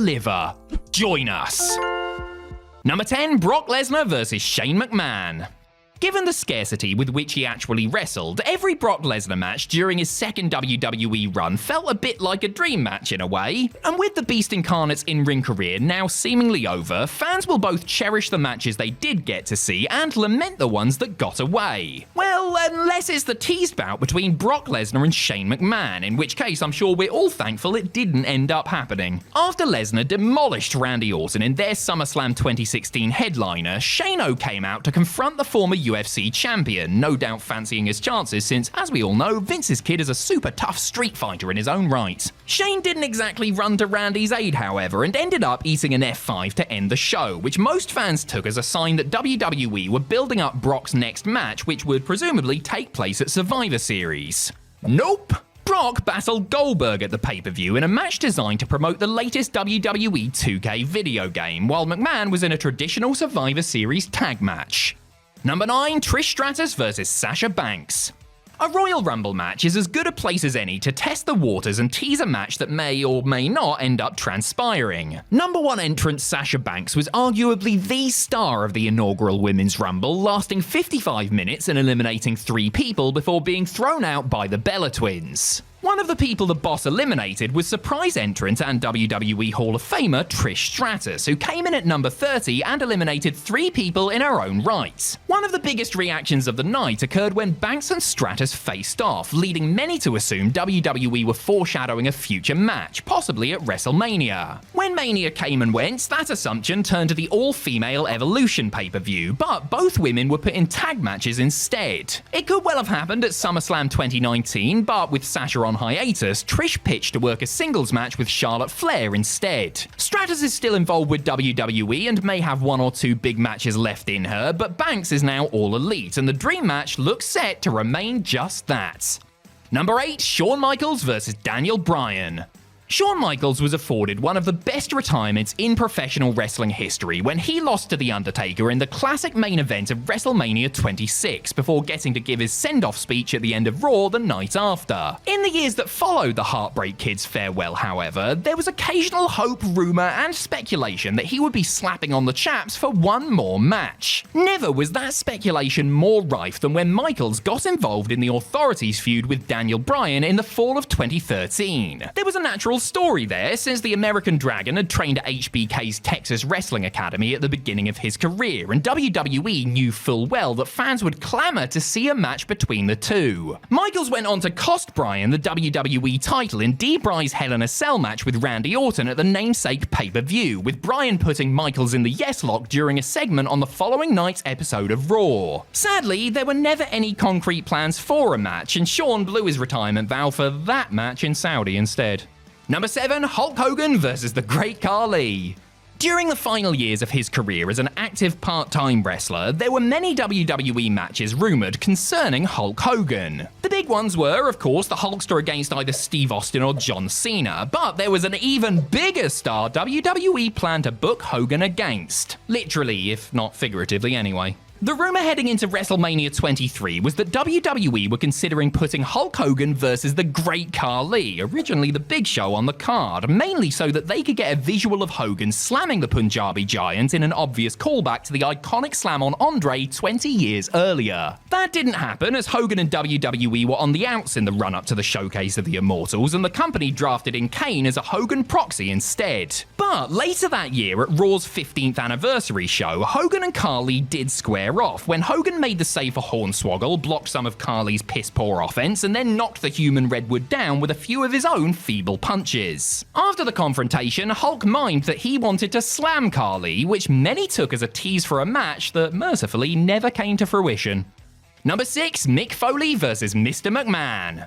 After getting retired by Triple H at No Way Out 2000, Mick Foley would, for the next several years, pop back into WWE for short-term programs and the occasional match. For Mrs. Foley's baby boy to bother putting on his best sweatpants, however, the creative had to be good and really mean something, as he put a lot of physical and mental energy into his feuds with the likes of Randy Orton, Edge and Ric Flair. Still have no clue what that pointless thing with Carlito in 2005 was, mind. Soon after the initial retirement, however, Foley was hell-bent on keeping his vow and never wrestling again, after one big WrestleMania payday anyway. And that is why he turned down the chance to wrestle Mr. McMahon at WrestleMania X7, despite the storyline on television appearing to indicate that that was the direction things were going. Foley was instead installed as the special guest referee for Vince's street fight with his son Shane. Mick later expressed his regret at not doing the match and noted that he would have done it had he known that he would eventually come out of retirement anyway.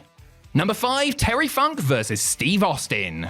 Shotgun Saturday Nights was a unique experiment by WWE that, while it may have been a failure overall, at least provided fans with something a bit different. And fans watching the 3rd episode of Shotgun may well have felt that they were not just watching something a bit different, but something truly special. Taking place in the Denim and Diamonds bar in San Antonio, Texas, the show featured a pulsating confrontation between 2 legendary Lone Star statesmen. After going on a foul-mouthed tirade, Terry Funk called out Steve Austin, who was on commentary, and the two got into a short but intense brawl. During the show's main event, pitting Stone Cold against Goldust, the Funker got involved yet again and caused a DQ by attacking Austin before the two continued their scrap around ringside. A day later, the Texas Rattlesnake briefly fought with Funk in the Royal Rumble match, which, tragically, is as close as we ever got to a match between the two. I mean, seriously, a year later they had Terry mucking around with the likes of the Headbangers, but no Austin match. WWE, you're just a bunch of egg-sucking dogs, let me tell you. Number 4, The Rock vs. Triple H. Alright, we've done this before, but look, I'm well aware of the fact that The Rock and Triple H squared off many times during the Attitude Era. The Great One and the Game rose through the WWE ranks together, going from promising mid-carders to feuding over the world title in pay-per-view main events. Given how acclaimed their feud was, it's not surprising that WWE would want to go back to the well over 15 years later. Triple H was still putting the boots on for major shows, while The Rock had recently worked against John Cena and CM Punk when they reignited their rivalry in 2014. On the October 10th episode of SmackDown that year, the two jackjawed in a backstage segment that threatened to get physical, even going so far as to propose a match between them at a future WrestleMania. Things did get physical at WrestleMania 31, not in a singles match though, but during an in-ring segment also featuring Ronda Rousey and Stephanie McMahon. Some speculated that the angle was done to build up a mixed tag at a later date, but that never happened due to Rock's schedule, and Kurt Angle ended up filling in. Number 3, Big Show vs. Shaquille O'Neal. WrestleMania is as much about attractions and spectacle as it is about quality professional wrestling matches, and a showdown between Big Show and Shaquille O'Neal certainly would have been quite the sight to see. WWE teased it when the two giants had a face-off in the Andre the Giant Memorial Battle Royal at WrestleMania 32. A few months later, the world's largest athlete formally challenged Shaq to a match at WrestleMania while on the red carpet for the ESPY Awards. The NBA legend agreed, and it seemed like his first proper pro wrestling match was going to take place in his adopted home city of Orlando, Florida. No dice, however, as the much-discussed match didn't make it to the ring. Show somewhat jokingly blamed O'Neal for not getting into match shape, while Shaq laid the blame squarely at the feet of WWE, noting that the match changed from a straight-up singles outing to a 6-man tag during talks before WWE cancelled all plans involving the Basketball Hall of Famer. Shaq added that WWE tried to salvage the situation, but he had already made other plans and rebuffed their attempts. Amazingly, if the match is ever going to happen, it will most likely be in an AEW ring. Don't you dare do it, Tony. Number 2, Brock Lesnar vs. Bray Wyatt. In January of 2016, the Wyatt family began to target Brock Lesnar, which included attacking him on Raw and then ganging up on Brock to eliminate him from the 2016 Royal Rumble match, after Lesnar had already eliminated Luke Harper, Eric Rowan, and Braun Strowman. While some fans assumed the Beast Incarnate and the Eater of Worlds were on a collision course for WrestleMania, WWE opted to book the match for the WWE Network exclusive Roadblock instead. Prior to the match, however, it was changed to a 2-on-1 handicap match pitting Lesnar against both Wyatt and Harper. Bray tagged out immediately, and the match was essentially a straight singles match between Brock and Luke, with Lesnar predictably getting the win after a series of German suplexes and an F5. Oh, so WWE must be saving the real Wyatt-Lesnar match for Mania, right? Wrong. Brock quickly segued into a program with Dean Ambrose, while the Wyatt family ended up getting punked out by The Rock and John Cena on the grandest stage. WWE reportedly wanted to revisit the Lesnar-Wyatt feud in 2023, but Brock passed as he didn't think Bray was the right opponent for his character. Number 1, Steve Austin vs. CM Punk. If you wanted to see Steve Austin versus CM Punk in a WWE ring, give me a hell yeah. Just gonna go ahead and assume that the millions watching gave me a big old hell yeah. Because really, who didn't want to see the Texas Rattlesnake and the straight edge superstar lock horns in a WWE ring? It would have been a natural matchup between the biggest babyface in history and a man whose exceptional heel work helped him finally shatter the glass ceiling, two distinct personalities that it would have been a pleasure to see clash. Alas, nope. WWE did have the two interact on the June 13th, 2011 episode of Raw, and the chemistry between them was plain for all to see. Just as it was almost 18 months later when 2K released a Punk-Austin sit-down interview mediated by Jim Ross. Regrettably, Punk and Austin were just promoting a video game, and due to Austin's extensive injury history, the odds of an actual match resulting from this piece of business was slim to none. Actually, none, as it turns out, since the match has never, and almost certainly will never happen. And that's the bottom line, because Kevin Owens stole Stone Cold's swan song. Not to shatter anyone's view of the world or anything, but the winners and losers of WWE matches are predetermined. I know, I'll give you a second to digest this information. Alright, second's over, bozo. The man with the pencil may choose who goes over who, but on very rare occasions, the person that was supposed to be doing the job ends up getting their hand raised after winning by sheer dumb luck. I'm Adam Pachisi from Cultaholic Wrestling, and these are 10 times WWE stars won matches by accident. Join us.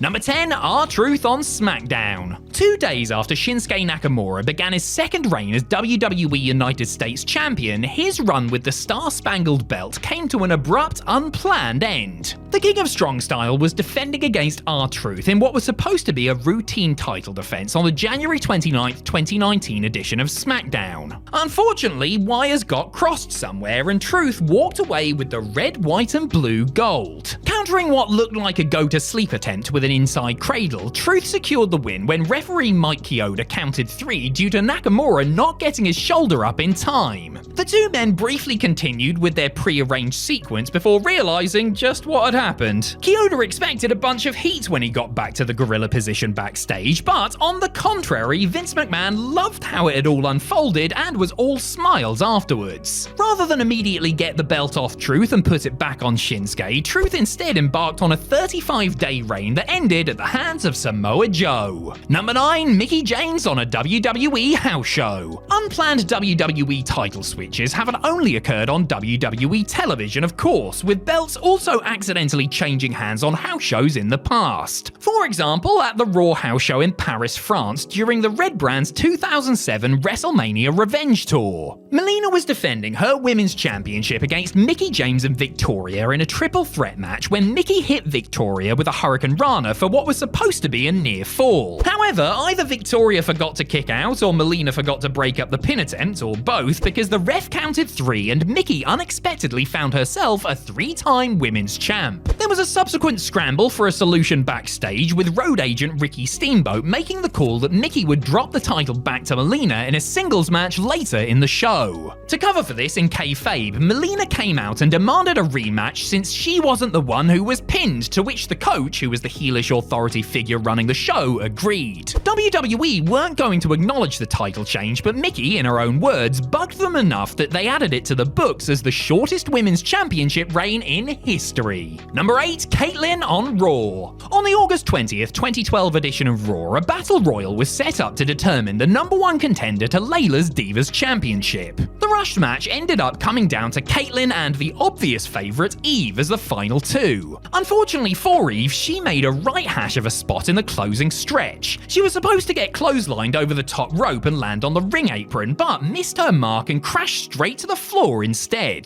This made Kaitlyn the confused and unwanted winner. Kaitlyn later recalled being terrified about what the reaction was going to be backstage and was worried that the mistake was going to cost the entire Divas division future opportunities. To her relief and bemusement, she was met by a maniacally laughing Vince McMahon, who evidently found the whole thing hilarious. Kaitlyn didn't get her title shot mined, with WWE running an angle to take her out of the match at Night of Champions and replacing her with original choice Eve, who defeated Layla to win the title for the 3rd time. Number 7, Emma on the NXT NXT TakeOver Brooklyn 2015 pre-show. At NXT TakeOver Brooklyn in 2015, Bayley and Sasha Banks stole the show with their NXT Women's Championship match, a classic which remains one of the best women's matches in WWE history. The rest of the brand's female contingent had to settle for the pre-show. In matches taped for the next episode of NXT television, Eva Marie beat Carmella and Emma emerged victorious in a four-way, also featuring Charlotte Flair, Becky Lynch and Dana Brooke. The Australian got the win after hitting Becky with a crossbody in the corner, which was not the intended finish. Regrettably, the force of the move knocked Lynch loopy and she neglected to kick out at 2. The referee counted as if the match was a shoot, as he had been instructed to do, with Becky getting her shoulder up just a second too late. Trying to somewhat stick to the script, Charlotte hit Emma with a spear after the decision and counted her own pinfall, before her and Becky locked the other two in stereo submission holds. Reports suggested that everyone involved in the match was upset backstage afterwards, especially Lynch, though there was no heat on the foursome for the mess up. Number 6, Too Cool at Judgment Day 2000. Judgment Day 2000 is one of the most enjoyable and consistent pay-per-views WWE have ever put on. From top to bottom, every match delivered something, with the opening 6-man tag between Too Cool, that's Rikishi, Scotty 2 Hotty and Grandmaster Sexay, and Edge, Christian and Kurt Angle setting the pace. There was a lot going on in the match, which had plenty of crowd heat thanks to fan-friendly spots like the Worm and the Stink Face. Too Cool were the big favourites, and their victory went down very well indeed, with the fans in the arena anyway, because backstage things must have been a different story. Rikishi got the win over Edge after Grandmaster hit a hip-hop drop behind the ref's back, but Kurt ran in to break up the pin just a fraction of a second too late. As if to hammer home that this wasn't supposed to happen, everyone, particularly Rikishi, looked rather unhappy after the bell had rung. In any event, WWE quickly booked a rematch for the next night on Raw, with Team ECK getting the win they were booked to enjoy 24 hours earlier. Number 5, Sin Cara, Ezekiel Jackson and Daniel Bryan on SmackDown. A 6-man tag match from the June 17th, 2011 episode of SmackDown ended minutes earlier than scheduled when Daniel Bryan pinned Ted DiBiase Jr. following a running dropkick in the corner. Everybody looked a little confused afterwards and just sort of stood around half celebrating as the show moved swiftly on. However, the story doesn't end there, because per Cody Rhodes, who has called the bout the worst he's ever been involved in due in large part to the premature ending, Ted Jr. flew into a rage backstage and in the heat of the moment claimed that the referee was trying to F on him. In the American Nightmare's recollection, Vince McMahon reacted to this unusual terminology by simply putting his headset back on, turning back to his monitor and never mentioning the botched finish again. DiBiase later claimed that Cody had fabricated the story and that he had not in fact shouted that the referee had tried to F on him. Number 4, Matt Hardy and Mark Henry on ECW. Sometimes when a finish is botched and the quote-unquote wrong person wins, there can be heat there, but it usually cools down quickly, and even if a title has changed hands, there's the understanding that this is pro wrestling, pal, and we can fix it later. Sometimes, however, there is collateral damage, something former WWE referee Wes Adams found out the hard way. Adams was the man in the middle when Mark Henry and Matt Hardy met The Miz and John Morrison in the main event of the August 12, 2008 episode of ECW on Sci-Fi. It seemed like the match was heading to Henry receiving the hot tag when Hardy hit Morrison with a second rope side effect and won the bout. Miz was supposed to break up the pin, but was seemingly sleeping on the ring apron, while Jomo had been legitimately dazed by his bump and only got his shoulders up after 3. While the right team went over, it was supposed to be the dominant-looking ECW champion that got the match-winning pin. The world's strongest man nailed Miz with a stiff kick after the decision, which looked like an angry receipt, while poor Adams got let go a few days later. Number 3, Brian Kendrick in the WWE Cruiserweight Classic. The WWE Cruiserweight Classic was a tremendous tournament that provided fans with thrilling action and young wrestlers with the launching pad to kickstart their careers, not to mention opportunities for a couple of veterans to show they still had it. One vet who earned himself a second chance with his performances was Brian Kendrick, who made it to the quarterfinals. Standing in his way was Kota Ibushi, the high-flying Japanese sensation who had dropped jaws with his spectacular showing in a second-round victory over Cedric Alexander. The Golden Star was booked to beat Kendrick in a competitive 15-minute match and advance to the semis when a misunderstanding of the rules almost cost him. After taking a neckbreaker on the metal turnbuckles, Kota stayed outside of the ring for the duration of the 10 count. The ref, who like all WWE referees had been taught to treat matches as if they were legit, counted him out and awarded the win to Kendrick. NXT General Manager William Regal quickly arrived on the scene and restarted the match under the flimsy pretense that Kendrick had used an illegal move to win. Needless to say, this was all edited off the final broadcast. Number 2, Tyson Kidd on a WWE house show. The NXT crew were represented on WWE's November 2014 tour of Europe, with the NXT title being defended on the shows. The tour started with Adrian Neville putting the belt on the line against his rival at the time, Sami Zayn, before Tyson Kidd got added to the mix for the last handful of stops on the tour. The action was good, as you would expect from 3 performers of their caliber, but the finish was a right balls up. Kidd accidentally pinned Zayn, who apparently forgot to get his shoulder up. Everyone involved looked confused, while fans thought they had seen a title change when Kidd's music started to play. However, the ring announcer then got on the mic and told the crowd in the SSE Hydro that Zayn had actually been eliminated. This, despite the fact that the match was announced as a standard 3-way. Once they had gotten that cleared up, Neville quickly hit Kidd with the red arrow and eliminated him to retain. On the next 2 shows in Germany, WWE booked the matches to take place under elimination rules. Number 1, Hardcore Holly at WrestleMania 2000. And we finish now with an accidental winner, an accidental title winner no less, on the grandest stage. Hardcore Holly was one of 13 participants competing in the Hardcore Championship Battle Royal at WrestleMania 2000. Not to be confused with a traditional over-the-top rope version, this Battle Royal stipulated that the title could change an unlimited number of times during the course of the bout's 15-minute time limit, with the last person to score a pin or submission being recognized as the champ. The finish was supposed to see defending champion Crash Holly just about eke a defense after his kayfabe cousin bonked him and Taz on the head with a glass jar, but referee Tim White's timing was just a second off and Hardcore got the 3 right before the buzzer sounded. Luckily, the Hollies used the same entrance music, so it wasn't a problem when it started to play. Of course, WWE had intended to keep the title on Crash, so they booked him to regain it the next night on Raw. Naturally, old Sparky Plug was furious about this. Actually, I'm not sure if he was furious about it. He was definitely furious about something, though. He always was. WWE Dream Matches are typically confined to the minds of fans, and what a twisted place that is, but they do come to fruition every once in a while. Whilst we're never going to see Steve Austin and Hulk Hogan trading finishers or Bret Hart and Kurt Angle painting a pro wrestling masterpiece, we have been lucky enough to witness one-time only meetings between some of the biggest and best WWE stars. Whether these dream matches lived up to lofty expectations, however, is a different matter entirely. I'm Adam Pacitti from Cultaholic Wrestling, and these are 10 one-time WWE dream matches. Join us.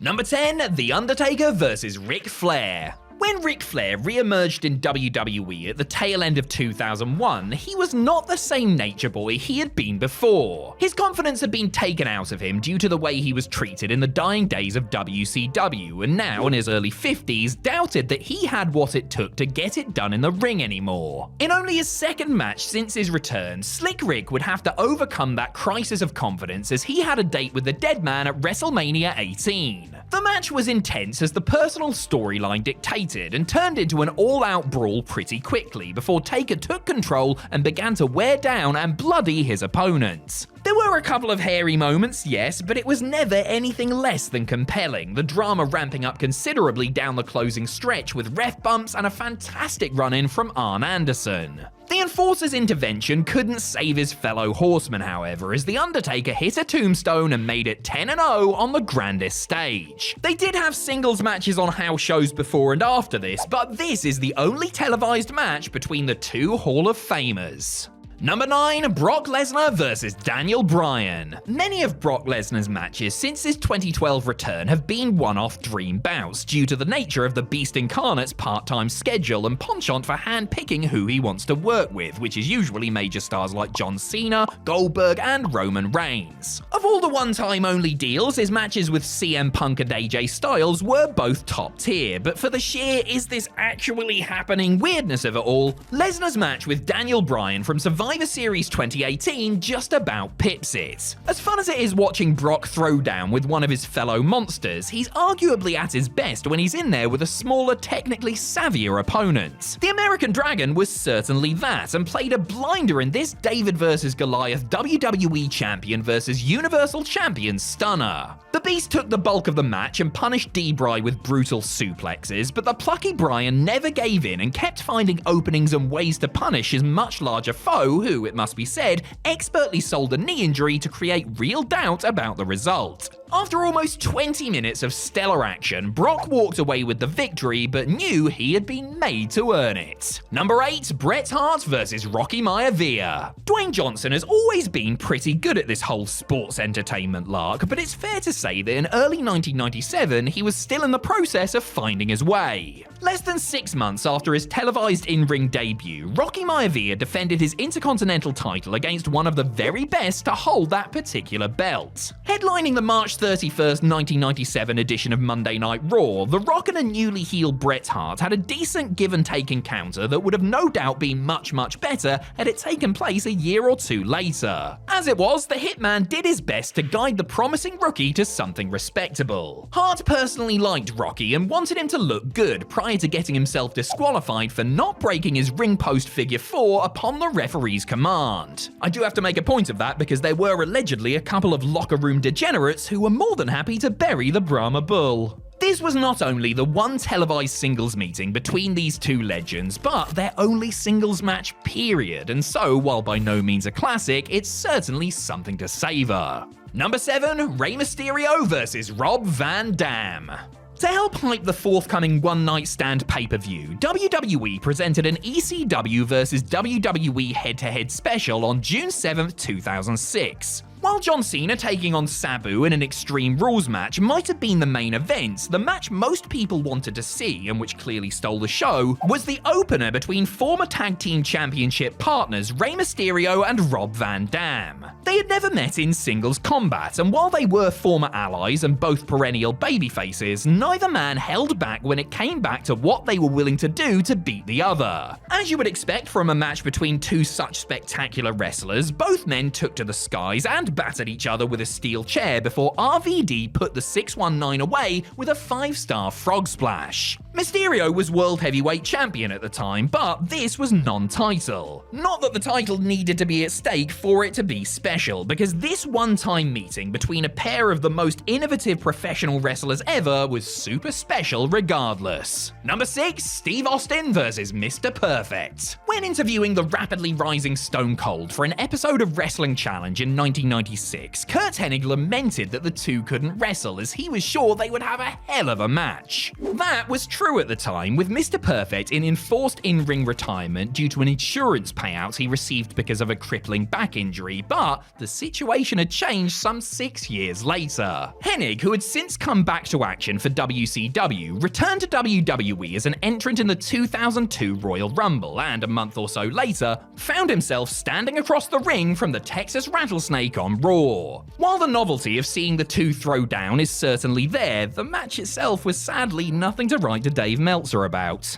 This was down to multiple factors, like Hennig still hurting from his old back injury and Austin running pretty damn close to full-on burnout. At a fraction under 5 minutes long, the match didn't really have much time to get going before the inevitable stunner to finish. If they had been at 100% and were given additional time to play with, you would bet a 6-pack of Steve Weisers on them achieving greatness. Number 5, the Steiner Brothers vs Bret and Owen Hart. While most dream matches tend to be of the singles variety, there's nothing that says tags can't be in the mix too. Just days before Owen kicked Bret's leg out of his leg, and not long before Rick and Scott said "Fire" to WWE in favor of going back to Japan, WWE scrambled to book a bout between the two sets of brothers. The foursome was informed about the match, which ended up being shown as a Coliseum home video exclusive on the WrestleFest 94 tape shortly before being sent to the ring. And while both Bret and Scott contend it would have been way better if they had been given more time to prepare, the match the Harts and Steiners produced on pretty much no notice is a testament to their collective ability as performers. An all babyface affair, it was different in psychology and structure than pretty much any other tag match you're likely to see from the time, with lots of actual technical wrestling, wrestling, as well as some really big heavy-duty moves such as a brutal Steiner screwdriver on Owen. In the end, there's nothing to separate them, and the match finishes on a double countout, which felt like a tease for a rematch that sadly never came.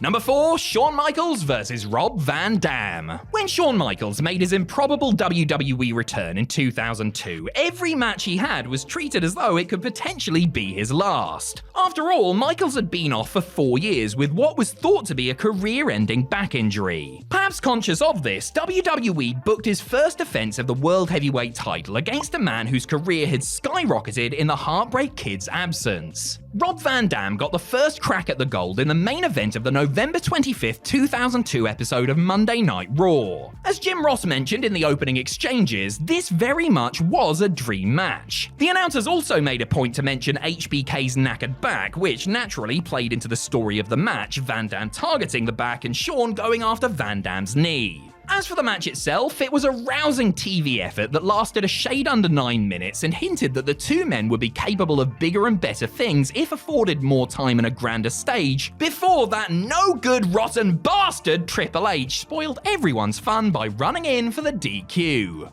Big nose bellend. Number 3, Shawn Michaels vs. Jeff Hardy. Like RVD, a young Jeff Hardy was constantly being compared to Shawn Michaels. Both were daredevils unafraid to take risks, both were ladder match specialists, and both, it was feared, would burn out before their careers fulfilled their full potential. When the two men finally clashed one-on-one in the main event of the February 11th, 2008 episode of Raw, they were older and ostensibly wiser, both men having left and come back after dealing with the dreaded personal demons. The charismatic enigma was the Intercontinental Champion at the time, though his title was not up for grabs, sowing a seed of doubt about the potential result. A tremendous back-and-forth contest, especially for free TV, the match saw both men trade the advantage and, because of how beloved Hardy was, allowed Michaels, as the more seasoned veteran, to display an aggressive side as he led things along. There were some great near-falls down the closing stretch, creating a sense that things really could go either way, before Jeff countered Sweet Chin Music and hit a twist of fate and Swanton Bomb for the clean win. Number 2, The Rock vs. Eddie Guerrero. When Eddie Guerrero came back to WWE in the spring of 2002 after a 5-month break due to those dreaded personal demons we mentioned just a minute ago, he was leaner, meaner, and ready to show the world what Latino heat was all about. There was no greater test than a Raw main event with The Rock, which is what Guerrero found himself tasked with on July 22nd, 2002. The fans were into everything they did, with Eddie dictating the pace and the People's Champ, who was also undisputed champ at this time, though this bout was non-title, timing his comebacks perfectly. It's not the longest match, going around 8.5 minutes, but they managed to pack a few thrills in there, such as Guerrero's exquisite rock bottom counter for a great near fall. Eddie got to shine and showed that he could hang with the biggest star in the company, elevating his stock considerably before succumbing to the People's Elbow. These two would subsequently cross paths in a couple of tag matches, but this is their sole singles outing and one of the last matches from The Rock's full-time WWE run.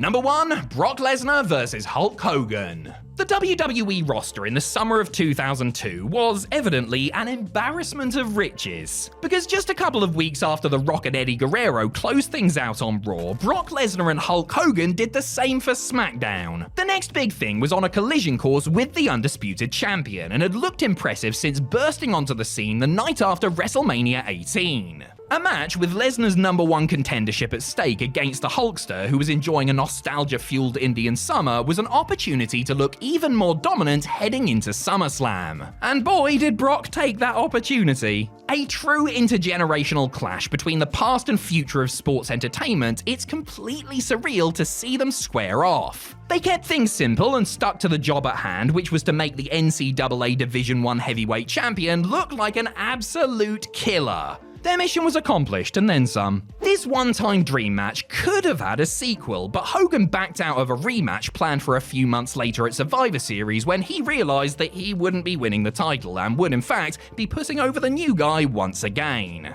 Say it with me, everyone, that doesn't work for me, brother! As I've been told plenty of times throughout my life, length isn't everything. While a lot of focus is placed on how long a wrestler can hold on to a championship for, some performers achieve more in a handful of weeks with a belt than others do in years. The following reigns lasted for less than 90 days, but were extremely impactful, important, or entertaining. There are a few wrestlers currently on long championship runs that could learn a thing or two from these examples. Not naming any names, obviously. Roman R. No, that's too obvious. Let's say R. Reigns. I'm Adam Pacitti from Cultaholic Wrestling, and these are 10 great short wrestling title reigns. Join us. Number 10, Seth Rollins Intercontinental Championship, 71 days. Winning a championship at WrestleMania is pretty good. Becoming a Grand Slam champion is also pretty good. Winning a championship that makes you a Grand Slam champion at WrestleMania? Well, that's pretty much as good as it gets. This is what happened to Seth Rollins when he won a triple threat match against The Miz and Finn Balor to become Intercontinental Champion in the opening match of WrestleMania 34. Rollins was extremely over at the time and one of the best workers in the company, so what he did next made total sense. Rollins would put on great matches with a variety of opponents across this reign, including a 4-way ladder match at Greatest Royal Rumble and a stonking singles match with Miz at Backlash, both of which were the best things on these godforsaken shows. It all came to an end when Seth was unseated by Dolph Ziggler 71 days into his reign, kicking off their rivalry that would stretch out for most of the year. He may have only had the belt for just over 2 months, but the architect built quite the Intercontinental legacy in that time. Number 9, Jon Moxley Interim AEW Championship, 70 days. From one Shield member to another, and from a mid-card title in one promotion to another federation's top prize, sort of. When CM Punk got injured shortly after becoming AEW champion, Tony Khan broke the glass that he keeps Jon Moxley behind in case of emergencies. Moxley then took a bump on that glass and bled everywhere just because. The former Dean Ambrose was booked to defeat Hiroshi Tanahashi at Forbidden Door to become AEW's interim world champion. Many assumed he was just keeping the belt warm for Punk's return, but this reign turned out to be way more than filler. Mox defended the title pretty much every week on Dynamite, defeating the likes of Brody King, Roosh, and Chris Jericho. Then, when Punk did come back, he beat him in a shocking squash. By the time Punk finally beat Mox to reclaim the gold, the former Hound of Justice had only had the belt for a total of 70 days, but had put on more excellent bouts in that time than other world champions who reigned for much, much longer. Not naming any names, Roman Reigns. I know I've already done that joke, but come on. Number 8, John Cena and Shawn Michaels World Tag Team Championship, 63 days. The main event of WrestleMania 23 was an epic WWE title clash between two men who knew each other very well. A couple of months out from their big bout in Detroit on the January 29th, 2007 episode of Raw to be specific, John Cena and Shawn Michaels teamed up to defeat World Tag Team Champions Rated RKO, giving HBK his first tag gold in 13 years and Cena his first ever. This was done to add some extra spice to their upcoming main event, as Cena was well aware that Michaels had turned on pretty much every single one of his partners over the course of his career. It added quite the wrinkle to the Mania match, which Cena ended up winning. Not only did this reign add some intrigue to a big match, but Cena and Michaels actually defended the belts quite a few times on TV. All in all, they reigned for 63 days before Shawn turned on John by costing them the belts in a battle royal. Old habits die hard, I guess. Number 7, Sami Zayn NXT Championship, 62 days. Coming in a day under Michaels and Cena's tag run is the reign that made Sami Zayn, made Kevin Owens, and for many fans helped make NXT. The main event of TakeOver R Evolution saw NXT champion Adrian Neville, the modern day Pac, put the big gold X on the line against the red-headed Montreal native. After coming up short several times in the past, Zayn had wagered his career on this match, and it paid off as he defeated the Geordie to win the belt in the ultimate feel-good moment. And then Kevin Owens powerbombed him to the center of the earth. KO's betrayal led to a title match between the real-life pals at TakeOver Rival, which Owen would win via referee stoppage. The fact that Zayn's reign was so short, 62 days in total, only added to the drama. Owens had robbed his former pal of something that meant so much to him just 2 months after he won it. Amazingly, Zayn never got to hold this title again, despite being the face of this era of NXT for so many people. I guess nice guys really do finish last, eh? Number 6, Chris Jericho World Heavyweight Champion, 49 days. The Though he won 6 world titles in WWE, a fact that he will tell you every chance he gets, the most time Chris Jericho ever spent with one of the top belts, the Undisputed title, was just 98 days. When it comes to the World Heavyweight Championship, a title he held 3 times, the longest Jericho could hold onto it for was just 49 days. Luckily for us fans, those 49 days were epic. This was during Y2J's suit-wearing, slow-talking days, widely regarded as one of the best stints of his entire career. At Unforgiven 2008, he was a last-minute entry into a championship scramble match, which allowed him to win a world title for the first time in 7 years. This then led to one of the all-time great World Heavyweight Championship matches when Jericho defended the belt against Shawn Michaels in a ladder match at No Mercy. He lost it 3 weeks later to Batista, but he had already ensured that his name would be forever linked to this particular prize. Weirdly, Jericho then got the belt back just 8 days later, only to lose it again 20 days after that to John Cena. So why did WWE even have Batista win it in the first place? Number 5, Kurt Angle, Eurocontinental Championship, 35 days. The Eurocontinental Championship never actually officially existed, despite the fact that it was held by 3 different wrestlers. First was D'Lo Brown, then Jeff Jarrett, then the greatest champion in this unofficial belt's history, Kurt Angle. Just a few months into his rookie year, Angle beats Val Venus on the February 10th, 2000 edition of SmackDown to win the European title. 17 days after that, at No Way Out, he defeated Chris Jericho to win the Intercontinental Championship too, setting up a marquee match at the upcoming WrestleMania 2000. Angle would defend both belts against Jericho and Chris Benoit, with whoever scored the first pin winning one title and whoever scored the second winning the other. Despite not being pinned, Angle dropped both of his belts on this night, bringing his time as double champ to an end after just 35 days. However, this brief run gave fans a glimpse at how bloody great he was with gold around his waist, paving the way for his world title win later that same year. He was cocky, he was arrogant, he was endlessly entertaining. In fact, Angle was so good as Eurocontinental Champion that WWE never put both titles on the same person ever again. Number 4, The Rock WWE Championship, 35 days. Speaking of 35 days, and of Kurt Angle, that is precisely how long The Rock had the WWE Championship for after he beat the Olympic gold medalist at No Way Out 2001. Everyone and their dog had figured out that Rocky was winning here, as the champ would be going on to face Royal Rumble winner Steve Austin at WrestleMania X7. Angle versus Austin would have been nice, I'm sure, but come on, it was never gonna happen. In the 5 weeks between No Way Out and Mania, Rock defended the belt on TV against Angle and William Regal, built to his match with Stone Cold, and was featured in one of the greatest wrestling video packages of all time.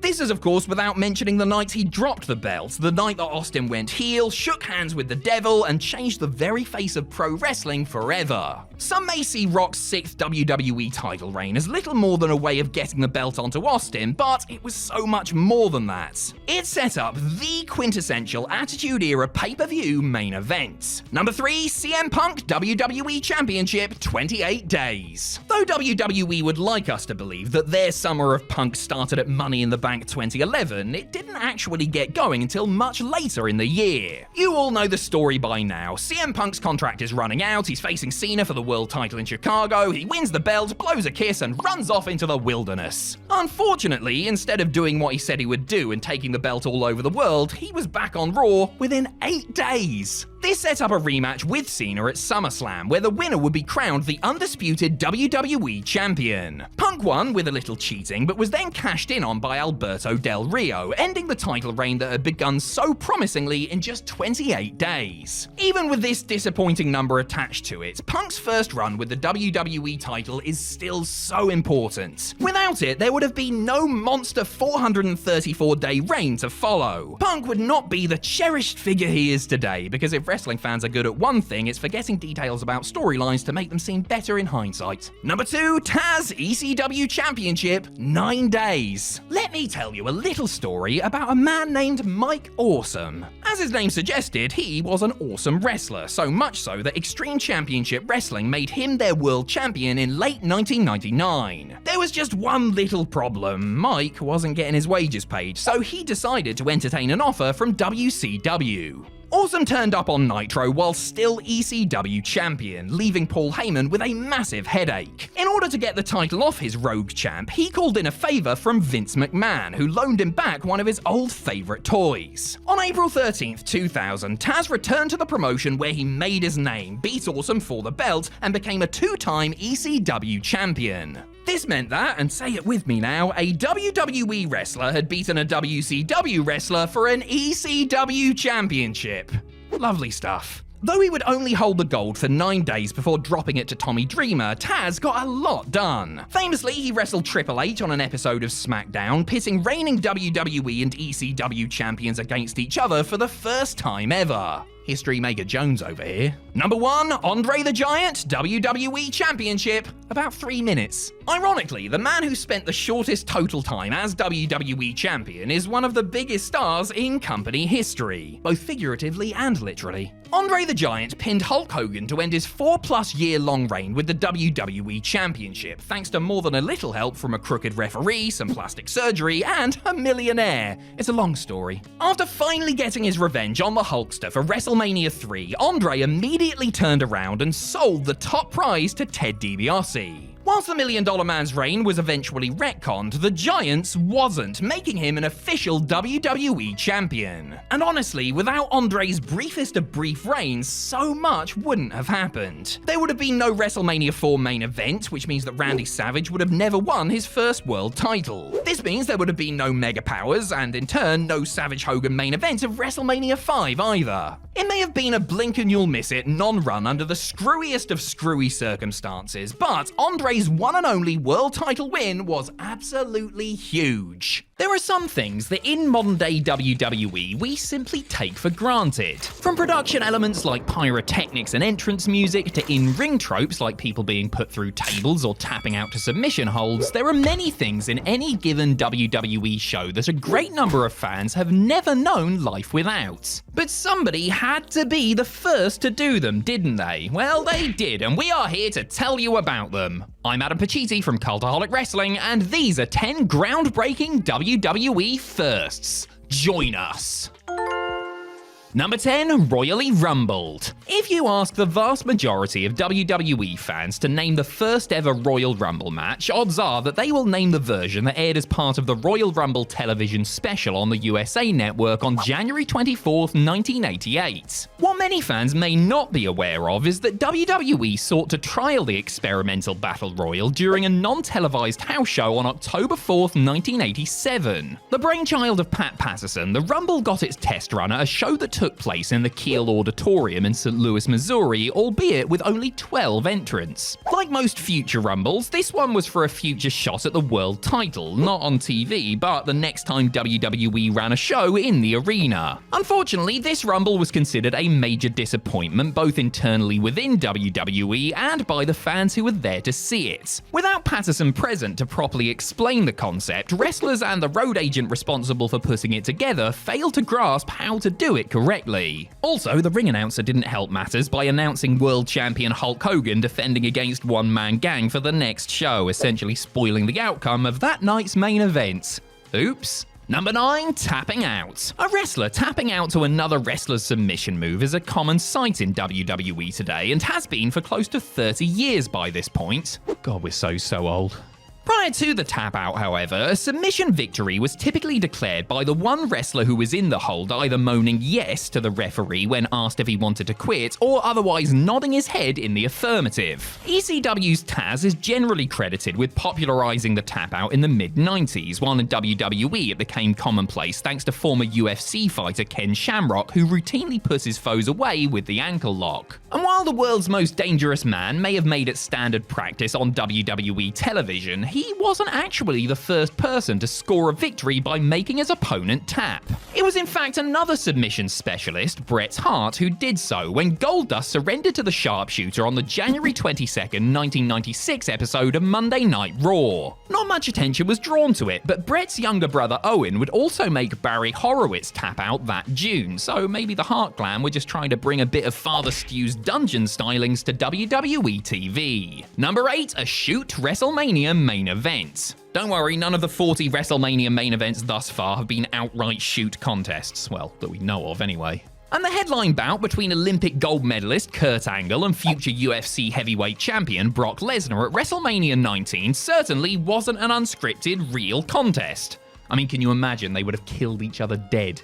It was, of course, a worked pro wrestling match, which Angle believed could have potentially been his last, as he entered it with a broken freaking neck. As well as being both Kurt and Brock's first WrestleMania main events, and Angle's only one for that matter, the match was also the first time in WWE history that two competitors in a Mania show closer had wrestled under their real names. That's right, believe it or not, for the first 18 WrestleManias, at least one person in the show's main event was using a stage name. And believe it or not, WrestleMania 19 was the first and, to date, only time that the people competing in the main event were using their real names. Number 7, the ultimate endorsement. It would be weird watching any televised WWE broadcast today if there wasn't some pyro on display, whether at the start of the show or as part of a wrestler's entrance. Fireworks in a sports entertainment setting are not exactly a new thing, with Jim Crockett Promotions using them at major events back in the 1980s. It took WWE a little longer to get in on the act, however, though they did decide to bust out the sparklers for a particularly significant occasion. The first use of pyro on a WWE broadcast, best as we can tell, came at the end of WrestleMania 6. After the Ultimate Warrior had handed Hulk Hogan a rare clean pinfall loss in capturing the WWE title, WWE milked the passing of the torch moment by setting off some celebratory fireworks for Big Warrior Jim. Within the next few years, wrestlers like Bret Hart, Razor Ramon, and Shawn Michaels would get pyro as part of their regular entrance routine, but it was Warrior who had first honors. The first WWE pay-per-view to kick off with a bang, meanwhile, was WrestleMania 11, after a rendition of America the Beautiful, of course. Number 6, the ninth wonder of primetime.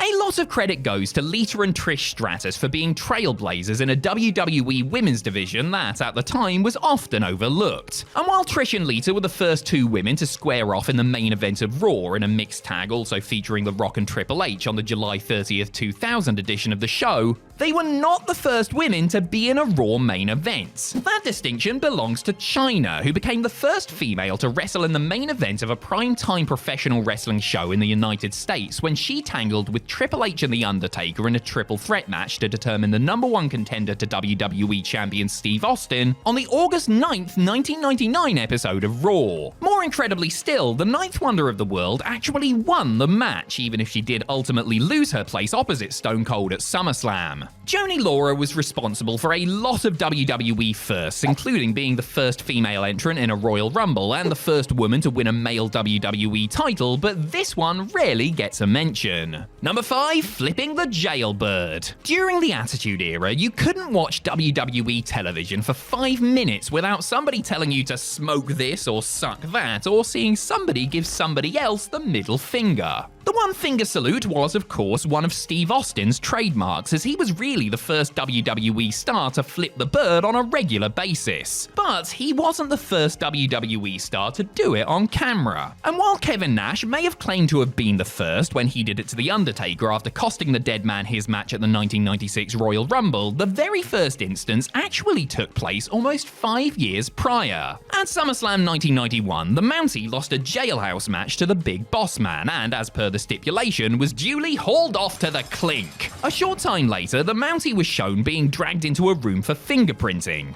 After an officer asked for his finger, the Mountie duly obliged by flipping him off. It was only for a second, and it wasn't the full-on double deuce that the Texas Rattlesnake favored, but it was the first time somebody had done it on WWE TV, in this case on pay-per-view. Number 4, climbing the ladder. In WWE's oft-parroted version of history, the company's first ever ladder match was the Intercontinental title tussle between Shawn Michaels and Razor Ramon at WrestleMania 10. And why wouldn't they want this repeated as fact? After all, the match is a classic between two all-time greats on the grandest stage, with one of the company's main prizes up for grabs. But the truth is that the first WWE ladder match took place almost 2 years prior. The idea of the ladder match itself was pitched managed by Bret Hart, who had participated in 3 of them for his father Stu's Stampede Wrestling promotion in the early 1980s. Trialing the concept with a view to bringing it to pay-per-view later at a July 7, 1992 television taping, the Hitman successfully defended his IC title against Shawn Michaels in a great match that could have easily been booked on an order-only show. It was eventually included on the Smack 'em Whack 'em Coliseum video release, which hit shelves in April of 1993, a whole year before the Heartbreak Kid and the Bad Guy tore the house down in MSG. Number 3, table matters. So far, we've seen Bret Hart be involved in WWE's first televised tap-out victory and wrestle in the company's first ever ladder match. But if you think we're finished talking about the excellence of innovation, well, think again, bucko. Because Bret was also responsible for the very first time the Spanish announce table was broken on WWE TV, ushering in an era where the poor commentators had their workplace destroyed just about every month or so. Hart was deep into a grueling no disqualification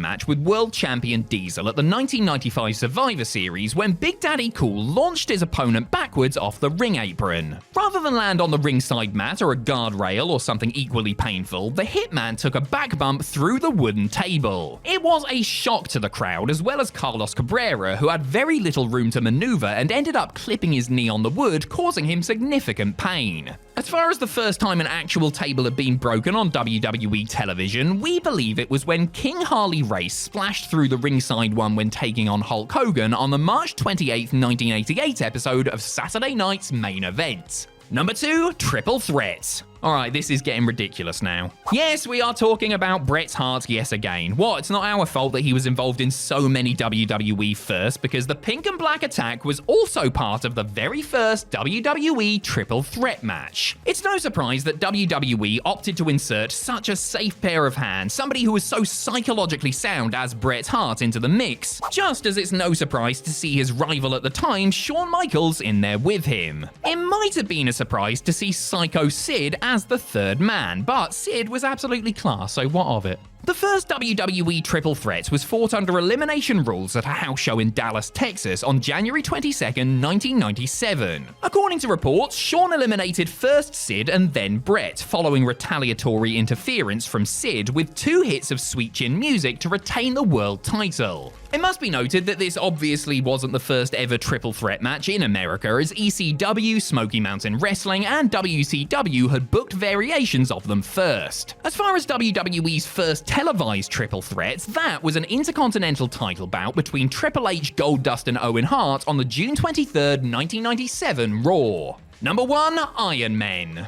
In the main event of WrestleMania 12, Shawn Michaels and Bret Hart, who else, right, clashed for the world title in the first ever televised WWE Iron Man match. Bret had gotten some practice after having 5 non-televised Iron Man matches between January of 1993 and August of 1994, 1 against Ric Flair and 4 against Brother Owen, but it was actually his Mania challenger who had competed in one first. And that just so happened to be the very first WWE Iron Man match to boot. At a live event in the Montreal Forum on August 4th, 1989, the Rockers tag team of Michaels and Marty Jannetty took on the Rougeau brothers in a match where the winner would be the team that scored the most falls within the bout 60-minute time limit. Records show that the Rockers prevailed on the night, coming back from 2 falls down to win 3-2. The 2 teams would have 5 more Iron Man matches, sometimes called marathon matches, before the end of the year, with Shawn and Marty prevailing in each and every one, sometimes in sudden death overtime. Considering WWE's wildly inconsistent approach to their often neglected doubles division over the years, it's hardly a surprise that so many tag teams have failed to make an impression before disbanding and never being thought about again. Yeah, just because they didn't compete in any decent matches, participate in any memorable storylines, or, well, do anything to stand out, doesn't mean a respected professional wrestling historian shouldn't be able to take the piss out of them for being so rubbish. But until we find a respected professional wrestling historian, I guess I'll have to bloody do it. Because I'm Adam Pachisi from Cultaholic Wrestling, and these are 10 totally random WWE tag teams you don't remember. Join us. Number 10, Charlie Haas and Viscera. Charlie Haas had enjoyed success with Shelton Benjamin and Rico, winning the WWE Tag Team titles with both men, but his career was stuttering when he accidentally knocked Lillian Garcia off the ring apron prior to his match with Johnny Nitro on an episode of Raw. WWE took this real-life mishap and weaved it into a storyline, with the world's largest love machine Viscera standing up for Lillian's honor. After fighting over Garcia's affections for a few weeks, a series of events resulted in Big Vis flattening the ring announcer with a Samoan drop, causing the two love rivals to share a laugh and then form a tag team. The storyline leading up to their formation was infinitely more memorable than the actual team itself, whose main roles seemed to be serving as punching bags for D-Generation X in a series of gauntlet and handicap matches. They had a couple more bouts on Raw and a handful on Heat, as well as one as part of a 14 Texas Tornado match at Cyber Sunday, before Haas quietly dropped Viscera off in catering and reformed the world's greatest tag team. Number 9, Christopher Nowinski and Rodney Mack. Between being a referee and finding his true calling as the general manager of SmackDown, Teddy Long tried his luck by going back to managing. Fans may recall that Long guided Jazz to the WWE Women's title and tried to make Mark Henry into a monster again, but they may not recall him trying to steer Rodney Mack and Christopher Nowinski towards tag team glory. They mainly feuded with the Dudleys and even teamed with Long in a 6-man loss at Insurrection before securing their biggest win ever as a team against Bubba and Devon at Bad Blood. Though they received something of a small push, Mack and Nowinski didn't have great chemistry as a duo, likely due to the tough enough runner-ups in experience. To be fair, Nowinski probably wasn't too concerned with how his ring work was progressing, since he was dealing with the debilitating post-concussion symptoms which would force him to retire while teaming with Mack, with their last match being a house show victory over Rosie and Tommy Dreamer. Number 8, Ron Simmons and Reverend Devon.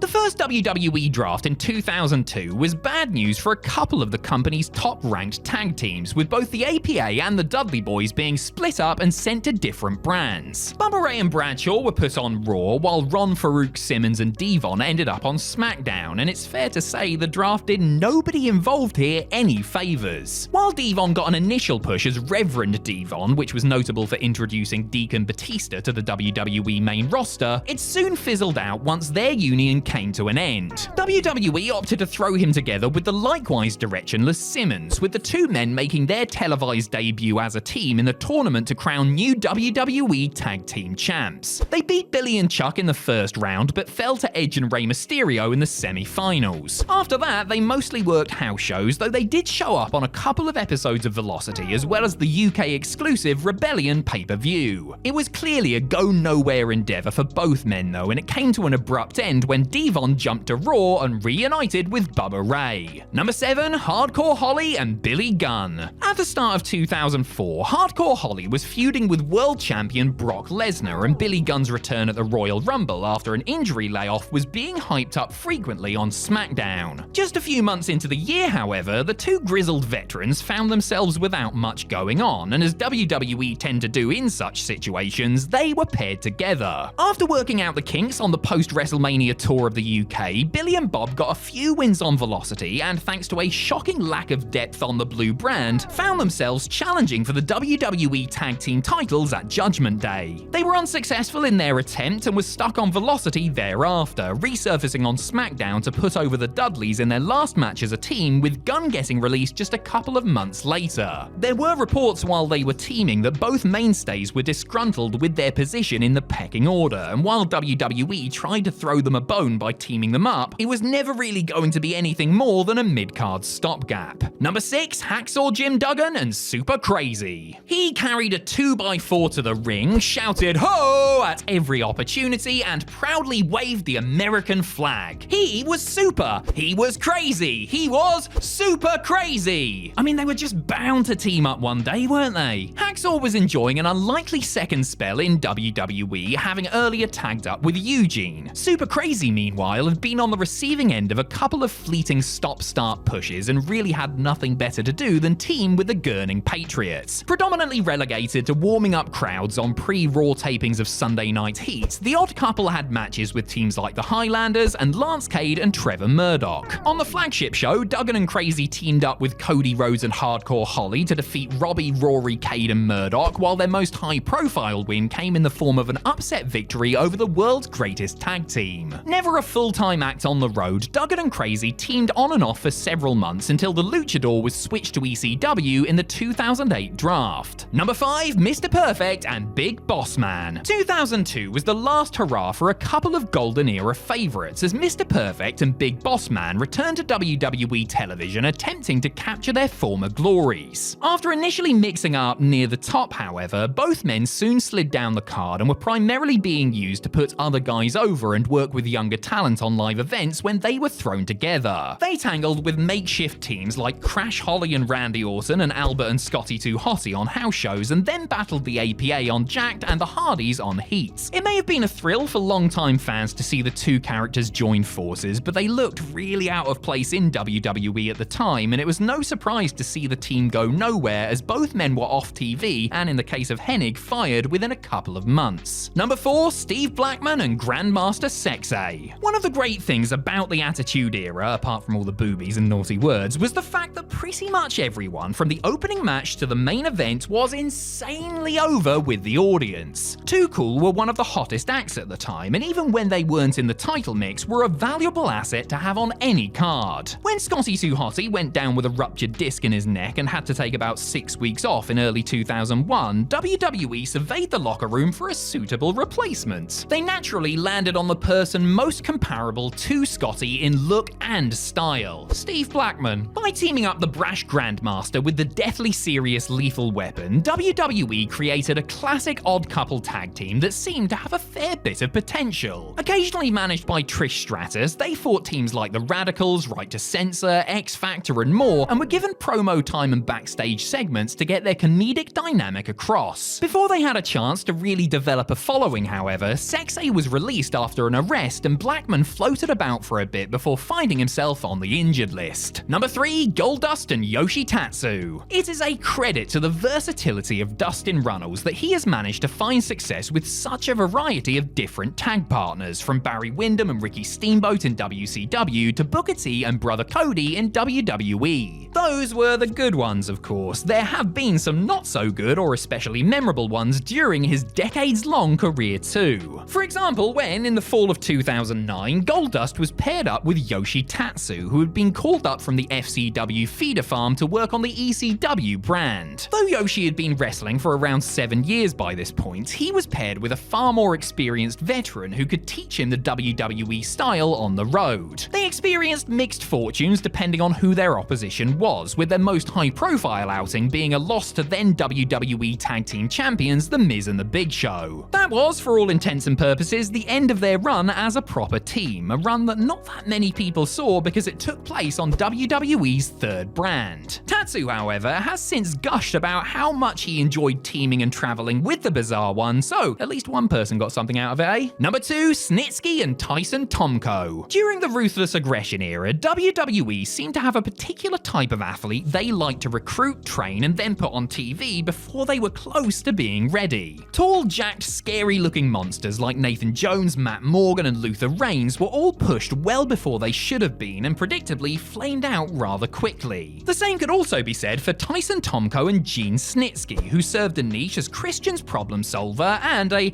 baby-killing foot fetishist, respectively. Despite their complete lack of experience as a team, they scored back-to-back opportunities at the Big Show and Kane's World Tag Team titles in what turned out to be their only outings on Raw. Aside from that, they worked house shows and Heat against, well, nobody interesting, unless you find the Heartthrobs interesting, in which case I'm very, very sorry. Tomko quit when a promised push failed to materialize, and Snitsky was put with Goldust instead. Number 1, Matt Hardy and the Great Khali. You know, it's not really fair on the Great Khali, because even though he was just as charismatic, popular, nimble, and dare I say it, handsome as Jeff Hardy, he was always going to be unfavorably compared to him when teaming up with Jeff's older brother, Matt. The elder Hardy and the Punjabi Playboy became a team in January of 2010 and had their first match together in a 4-way tag title #1 contenders match on SmackDown. They were unsuccessful in that endeavor, but continued to team up and gained several wins over the Hart Dynasty, which included a 6-man triumph with John Morrison and Drew McIntyre added into the mix, along with an intergender match loss featuring Maria and Natalya. And then, just like that, the team of Matt Hardy and the Great Khali came to an end after a little over a month, with backstage reports indicating that management felt they had to stop them quickly before they got so powerful that they ended up taking over the entire wrestling business. Alright, I might have made that last part up. Truth is, this was really just a blip in the careers of both Khali and Hardy, but boy am I glad it happened. See ya.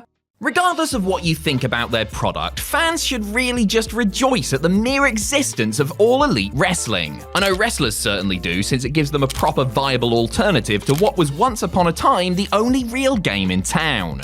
Wrestlers who previously worked for TNA must be extra thankful, since they know full well just what the old alternative used to be. And that's because many who made a big splash on the AEW roster barely made a ripple in TNA waters. I'm Adam Pacitti from Cultaholic Wrestling, and these are 10 AEW stars wasted by TNA. Join us.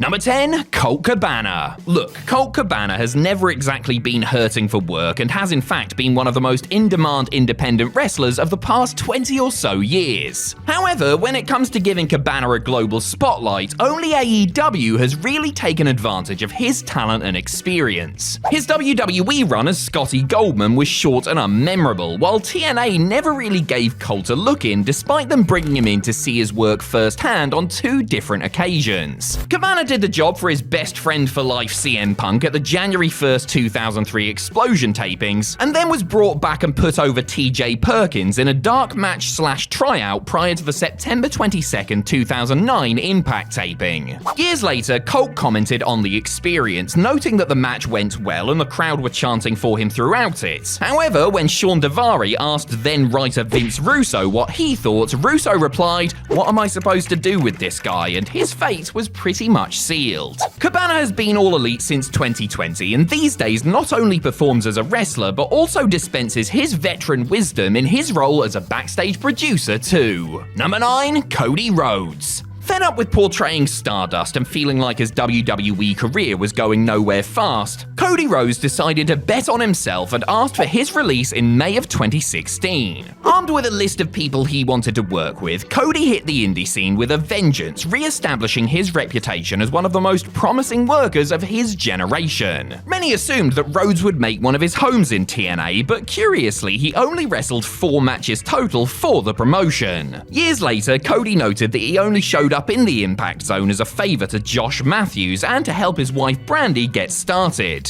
He also commented that the Team Canada guy, meaning Scott D'Amore, gave his parking space to Alberto El Patron, which he joked led to him committing to Ring of Honor, which then led to All In, which then led to the creation of AEW. At least I think he was joking. I mean, I'd love to live in a world where Cody losing his parking space indirectly resulted in the creation of the world's new number 2 wrestling promotion. As one of the AEW EVPs, Cody was, of course, a major star there before deciding to return to WWE. Number 8, Jon Moxley. Prior to WWE snapping him up, TNA had the opportunity to offer a young Jon Moxley a deal. Moxley had done a few job matches for WWE on shows like Heat and Velocity when TNA decided to bring him to the Impact Zone for a non-televised dark match prior to their November 11th, 2008 TV tapings. They put him over too, as the future Dean Ambrose defeated Lamar Braxton Porter in a little under 5 minutes. In an interesting piece of trivia, Porter would subsequently have a short run in FCW in 2010, where he would score a tag match victory over Mox's Shield buddy Roman Reigns. TNA evidently never gave Moxley, who primarily worked for indie outfits like CZW, IWA, and HWA prior to inking his WWE developmental deal, another thought. Well, that is until he made it big years later, of course, which compelled them to release footage of the dark match. It was standard stuff in truth, but you could see that Moxley had something about him. He certainly proved that many times over in the years since, and is now considered one of the cornerstones of All Elite Wrestling. Number 7, Eddie Kingston. Motormouth New York native Eddie Kingston wrestled for TNA, Impact Wrestling, and hell, he even competed for the Global Force Wrestling World title, which was the most prestigious piece of gold in Global Force. Well, almost. The Mad King first rocked up in 2016 as a member of the Death Crew Council. Teaming with Bram and James Storm, Kingston attempted to get his hands on the TNA tag straps, but the DCC couldn't get the job done and they soon slid down the card. Eddie left and then came back 6 months later as Latin American exchange member King. He helped guide Santana and Ortiz to the tag titles before the storyline saw him leave LAX and join up with original LAX members Homicide and Hernandez as the OGs. After the OGs did the honors for the new LAX, Kingston once again departed. He almost retired from the business entirely due to the pandemic before AEW offered him a contract in 2020, finally giving the indie warhorse a proper shot on the big stage. Number 6, CM Punk.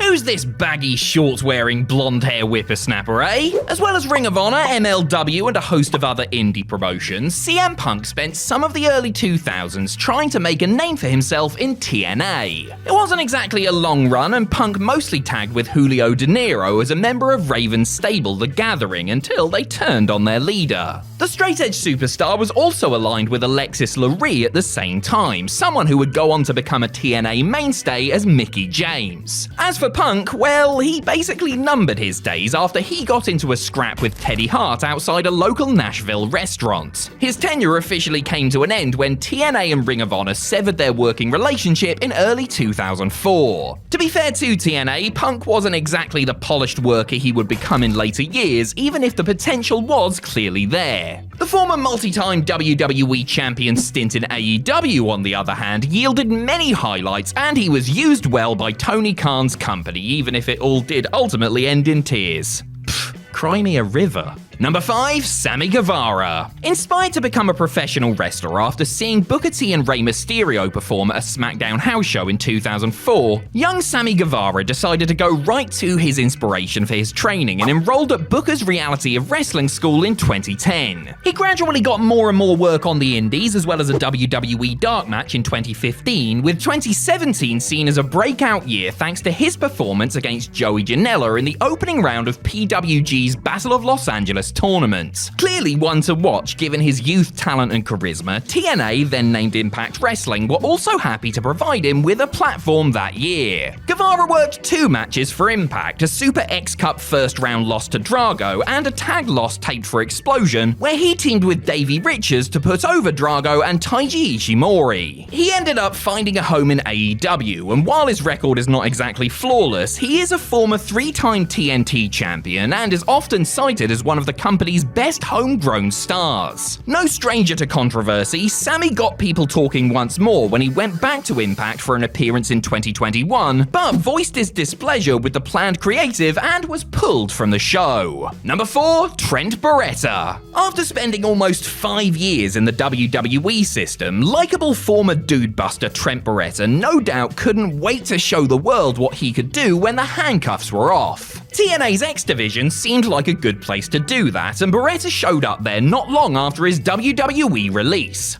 Wrestling under his real name of Greg Marisciulo, in his first TNA match, he qualified for an X Division title Ultimate X match by winning a 3-way. He was unsuccessful in his pursuit of the gold, however, with Manic capturing the vacant belt. Almost a year later, he would be back in Universal Studios for another Ultimate X match, this time wrestling as Ace Vedder and defeating Manic to qualify for the Cable Crossing Spectacular, which he once again didn't win. TNA never tied Trent down as he continued to wrestle prolifically for other companies such as New Japan, PWG, and Ring of Honor instead. An AEW original, Trent's best moments in Tony Khan's promotion have been alongside his now former best friends Chuck Taylor and Orange Cassidy. He's yet to win AEW Gold, but he's a regular presence on AEW television and, still on the right side of 40, has plenty of time to do so. Number 3, Lance Archer. Tall, possessing a solid physique, and with a lovely head of hair on him, Lance Hoyt really did check a lot of boxes for what wrestling promotions look for in a top-tier talent. He first started making an impression in TNA, initially paired with Kid Cash as his bodyguard stroke tag partner Dallas. TNA intermittently tried to push him, and he was over with the Impact Zone faithful. However, nothing really stuck, and his time in Dixieland is best remembered for his tenure as a member of the Rock and Rave Infection. His post-TNA run in WWE was similarly disappointing, but Lance Archer really started turning turning heads thanks to his work in New Japan. It was the Murder Hawk Monster's work overseas that must have caught the attention of Tony Khan & Co., with Archer signing an AEW deal in 2020. He hasn't always been pushed as strongly as he could have been, but his presentation in general has allowed him to shine when given the opportunity. It's a damn sight better than twatting about with a Guitar Hero controller anyway. Number 2, the Young Bucks. Matt and Nick Jackson burst onto the scene in the mid-2000s and got over big in PWG in Japan's Dragon Gate promotion due to their state-of-the-art high-flying doubles act. Right as they were making a name for themselves internationally, TNA snapped the hot young team up. Dubbed Generation Me, the renamed Max and Jeremy had some decent matches with the Motor City Machine Guns, but really didn't do that much else in TNA. They stuck it out for a year and a half, but sensing that the booking committee had no idea what to do with them, they asked for and received their early release. While creative frustrations played a part, the brothers also cited monetary issues as a reason for wanting to leave and were so disheartened and cash-strapped by the end of their TNA stint that they considered quitting the business altogether. Thankfully, they didn't and are now EVPs and top stars in a promotion they helped found. Proving that they can reinvent themselves and move with the times, their latest heel run has been some of the best work of their careers, and they firmly cemented their reps as one of the best tag teams of all time.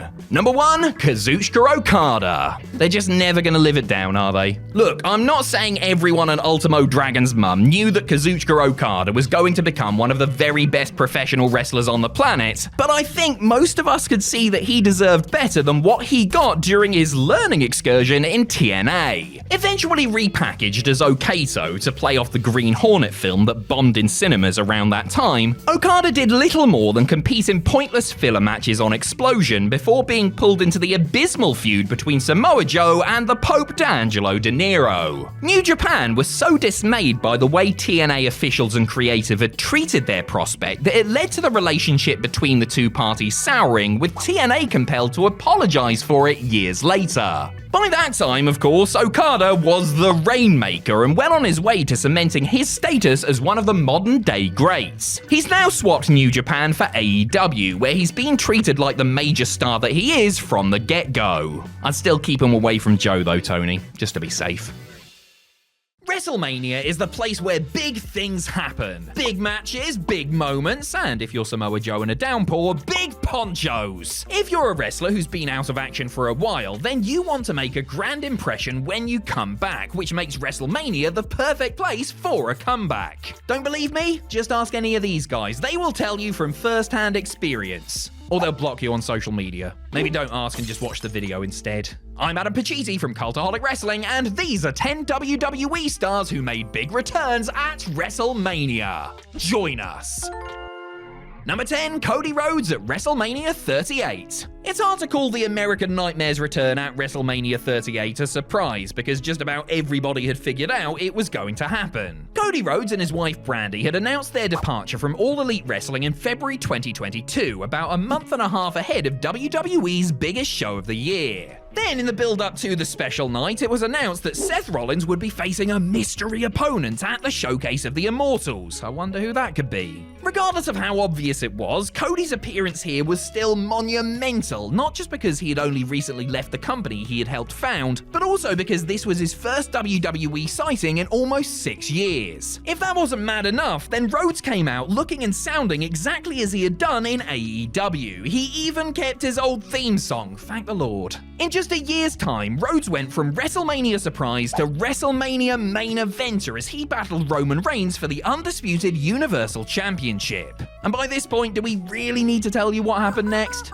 Number 9, Matt Hardy at WrestleMania 24. One of the best feuds of 2007 was the constant battle of one-upsmanship between Montel Vontavious Porter and Matthew Moore Hardy. Somehow MMH doesn't have the same ring to it as MVP. The two started as rivals, competing in a variety of contests ranging from basketball to beer drinking to see who was the best. Then they formed an unlikely partnership, even winning the tag team titles, but it all went sour when MVP turned on Hardy after they dropped the belts. This was supposed to spin off into a match between the two, but after Matt's appendix decided to delete itself, plans were put on hold. Hardy returned from the surgery only to then get beaten up by Randy Orton as part of his storyline with Brother Jeff. Poor guy just can't catch a break, can he? At WrestleMania 24, MVP was competing in the Money in the Bank ladder match and looked to have the briefcase within his grasp when who should run in through the crowd but his old enemy? Hardy stopped his foe from winning the match, delivering a thunderous twist of fate off the top of the ladder to announce that he was back and he meant business. Number 8, Yokozuna at WrestleMania 11. At WrestleMania 10, Yokozuna competed in 2 World Championship matches, ending the night by putting over Bret Hart as the new champ. Neither of the matches were especially great, but still, he was in 2 of them. The following 12 months would not be kind to the faux sumo as his main event status dwindled and his personal life was dogged by his ballooning weight. After losing to The Undertaker at Survivor Series 1994, Yoko disappeared for a while, biding his time until his services were called upon by an unexpected source. In the lead up to WrestleMania 11, Owen Hart started bragging that he had a very special partner up his sleeve to take on the Smoking Guns for the World Tag Team titles. When time came for the Rocket to reveal his new friend, out came the former world champion. Yoko and Owen beat the future Daddy Ass and Brawl for All winner to capture the belts and would become 2-time champions overall. As for the big man, he would compete at 1 more WrestleMania before piecing out of the company in late '96. Number 7, John Cena at WrestleMania 35. Okay, this one is a little wonky, seeing as Cena had been on WWE TV as recently as the January before WrestleMania 35, but once we explain how he came back, you will understand. Fans thought they were going to be getting an Elias concert when the former Drifter sat down to play his guitar, only to be interrupted by some strange images appearing on the big screen. After a quick recap of Babe Ruth's performance in the 1932 World Series, for some reason, a song began to play, a song that fans hadn't heard in a long time. Word life! This is basic thugonomics! Basic thug, just like that. Accompanied to the ring by this heavenly tune, out came Johnny Boy in his old Doctor of Thugonomics gimmick, the character that had first gotten him over all those years ago. Complete with backwards cap, knuckle dusters, and trademark padlock chain, this was the first time the Good Doctor had made an appearance since Cena's feud with The Rock in 2012. It was nice to see Cena return to his roots and all, but considering this WrestleMania lasted approximately 700 hours, this probably could have been cut for time. Number 6, The Undertaker at WrestleMania 34. The year before he was hipping and hopping his way all over Mania 35, John Cena was involved in another big return. With no clear path to a match at WrestleMania 34, Cena called out The Undertaker despite the fact that the dead man had seemingly retired at the previous year's event. Cena and Taker had only had 1 pay-per-view singles match up to this point, so fans were very curious as to what one in 2018 would look like, if it were even feasible. The show rolled around and Cena still hadn't received an answer, so he started the night in the crowd as a fan. But then he got word of something, rushed to the back, and came out later in the evening in his gear. After an initial fake-out involving Elias, what is it with this guy? The lights went down, the bell tolled, and the Phenom rose again. Undertaker was back, and he was ready for a fight, though clearly not that much of a fight as he squashed Cena in under 3 minutes. The two never had their proper blow-off match, but hey, the return was cool if nothing else. Number 5, Paul Bearer at WrestleMania 20. 14 years prior to the Cena return, Undertaker had another WrestleMania rebirth when he donned the Deadman persona for the first time in 4 years to battle Kane at Mania 20. We could have included this as its own entry, but we already pulled the whole returned but under a different gimmick trick with Cena. Also, we would be ignoring an honest-to-goodness comeback in the process. One of the coolest parts of this whole thing was that Taker's entrance included an appearance from former manager Paul Bearer. The pale-faced mortician hadn't been an on-screen character in WWE since 2000 and hadn't been signed with the promotion since 2002. He had even denied on his website that he would be involved in the Taker segment, but old Percy Pringle had pulled the wool over everybody's eyes. At the head of a contingent of druids, urn in hand, Bearer led his old charge to the ring to watch him beat the crap out of his own son, weird, I'll let it slide though, and would remain as Undertaker's manager for a few months. That was until he got buried in cement, but we don't need to dwell on that just now. Number 4, Miss Elizabeth at WrestleMania 7. Rounding off our manager portion of proceedings, we have one of the most emotional moments in wrestling, nay, sports history. After turning to the dark side prior to WrestleMania 5, Macho Man Randy Savage ditched his long-term valet/partner Miss Elizabeth, opting instead for the managerial services of the maniacal sensational Sherry. Liz made sporadic appearances throughout 1989 and 1990, often against her former squeeze before being taken off TV in August. Her Her big return happened at WrestleMania 7, where she was spotted in the crowd watching Savage take on the Ultimate Warrior in a retirement match. After a hard-fought battle, the Macho Man got pinned, bringing his illustrious career to an end. Then, at his lowest point, Sherry turned on Savage, literally kicking him whilst he was down in front of a disgusted WrestleMania crowd. And that is when the typically tranquil Liz got mad. In her best sparkly jumper, the First Lady of Wrestling ran down to the ring and saved her man from the beatdown. For the first time in over 2 years, Savage and Elizabeth embraced, and everything was right in the world. I can still remember being there live and watching it all unfold in person. Number 3, Roddy Piper at WrestleMania 19. If someone had pitched the idea of Hulk Hogan versus Vince McMahon at WrestleMania in 1987, they would have been laughed at. However, by 2003, things were very different. The Hulkster and the genetic jackhammer went to war over who truly created WrestleMania, and thanks to a metric ton of smoke and mirrors, had an incredibly entertaining brawl. With both participants down, a man in a cap and a black coat got into the ring. Instead of a crazed fan though, it was a crazed wrestler. Rowdy Roddy Piper was back. The Hot Rod hadn't been seen in WWE since 1996 and was the last person anybody expected to get involved in this match. He initially teased hitting McMahon with a lead pipe, only to turn on his old enemy Hogan and lay him out instead. Two middle-aged men beating each other to a bloody pulp was already crazy enough, but for this match to also contain the return of one of wrestling's biggest ever stars, that tipped it over the edge. Number 2, The Ultimate Warrior at WrestleMania 8. According to legend, the ending to WrestleMania 8 was supposed to feature Papa Shango running in to break up a Hulk Hogan pinfall on Sid Justice, ending the main event in a DQ. Unfortunately, the Witch Doctor must have been too busy cleaning his cauldron as he missed his cue and buggered the whole thing up.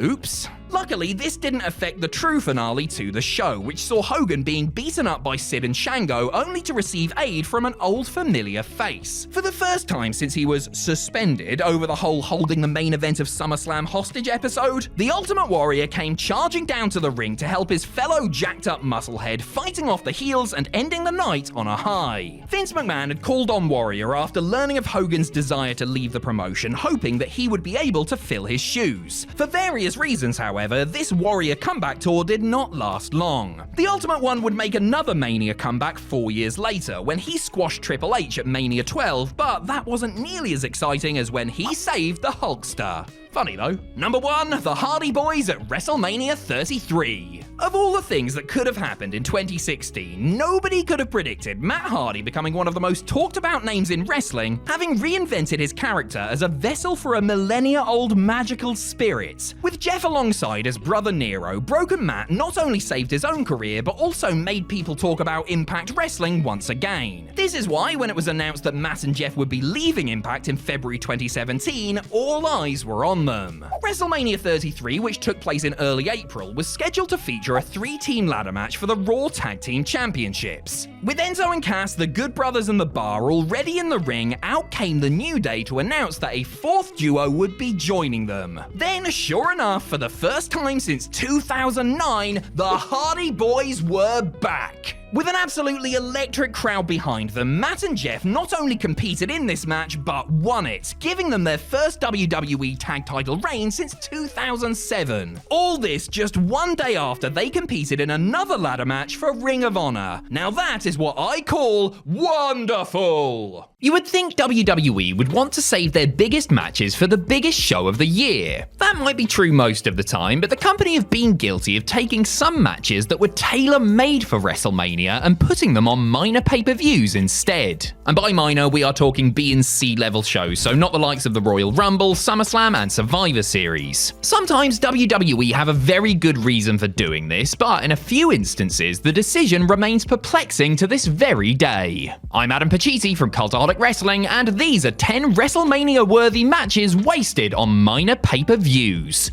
Join us.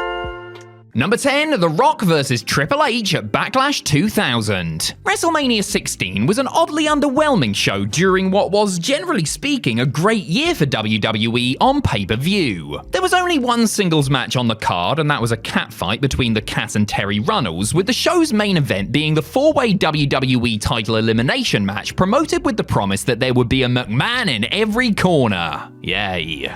By rights, WrestleMania 2000 should have ended with the match and result that took place at Backlash a month later. The Rock and Triple H had collided on pay-per-view several times before, but this was them at the peak of their powers and as their singles rivalry was at its zenith. They had an absolutely cracking match at Backlash, which, to be fair, helped the show draw a massive 650,000 buy rate, the second biggest of the year behind Mania's 824,000. Granted, the tease of an appearance by the injured Steve Austin, who played a decisive role in the main event, may have also had something to do with the Backlash number, but there's no denying there was great interest in the one-on-one meeting between the Great One and the Game.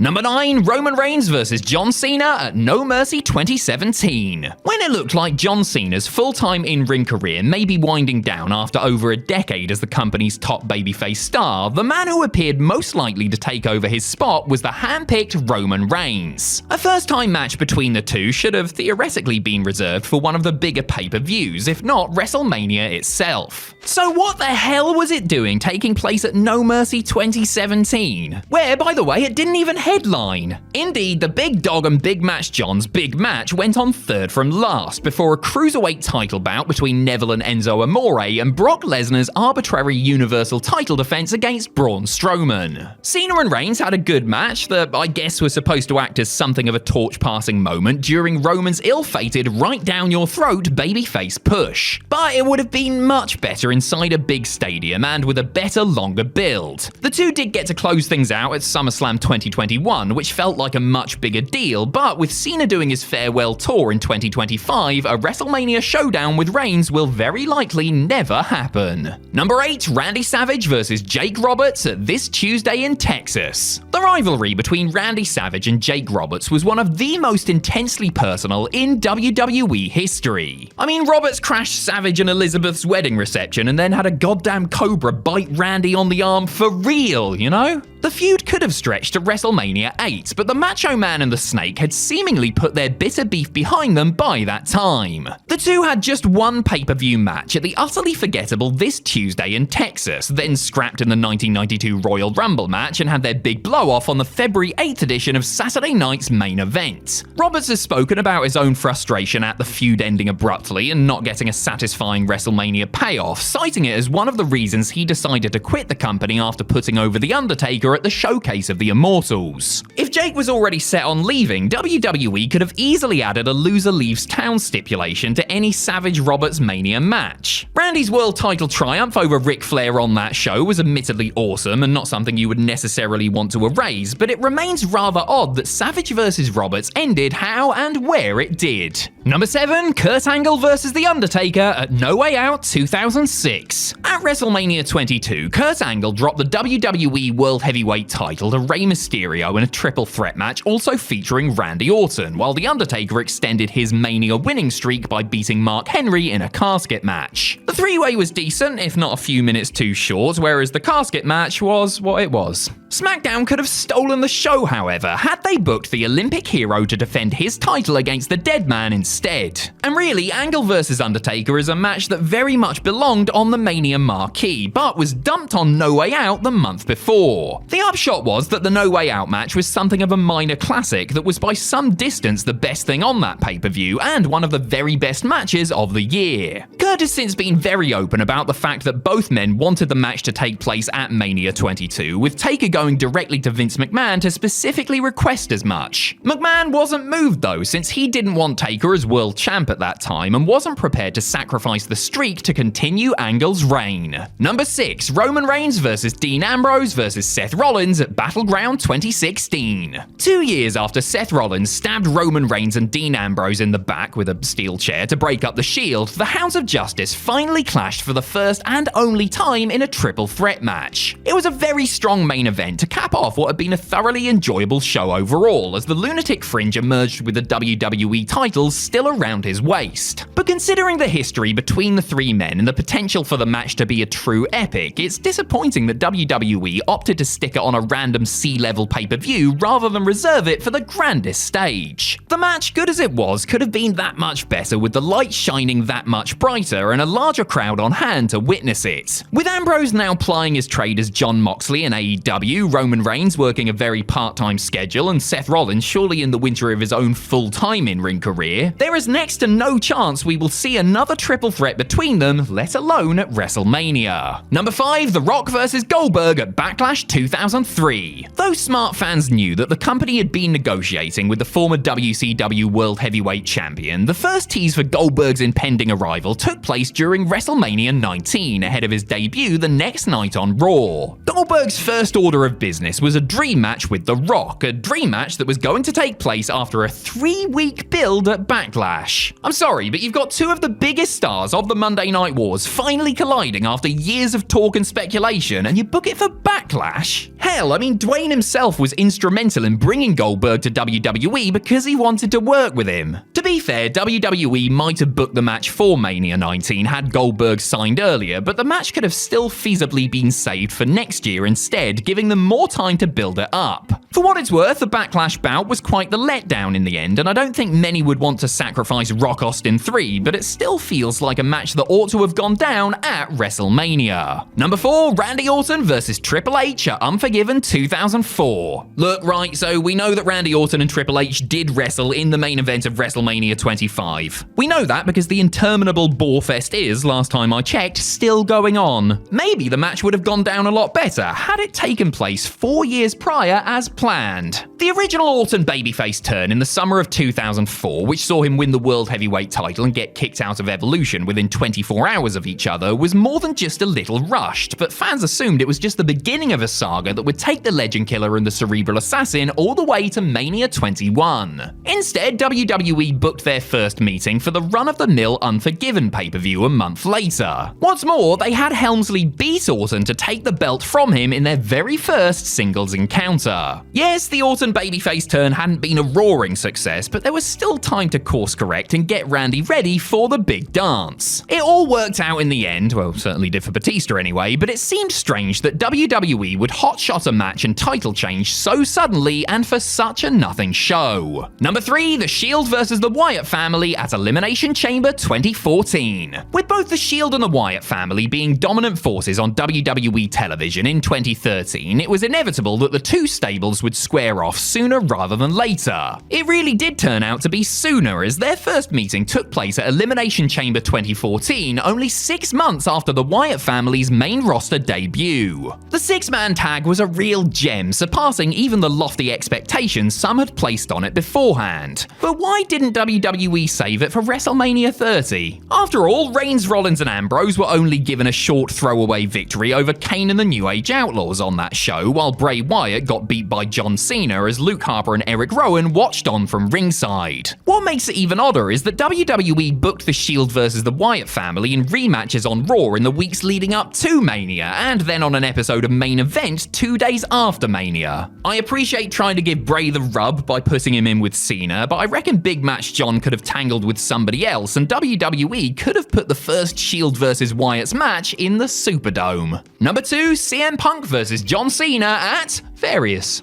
One of CM Punk's big gripes after leaving WWE under a cloud of controversy in 2014 was that he was never given the opportunity to headline WrestleMania. Realistically, that could have probably only happened in either 2011 or 2013, with John Cena the likely opponent on both occasions. Cena and Punk had a fantastic rivalry that saw them clash on various pay-per-views in both singles and multi-person bouts, including 3 one-on-one belters at Money in the Bank, SummerSlam 2011, and Night of Champions in 2012.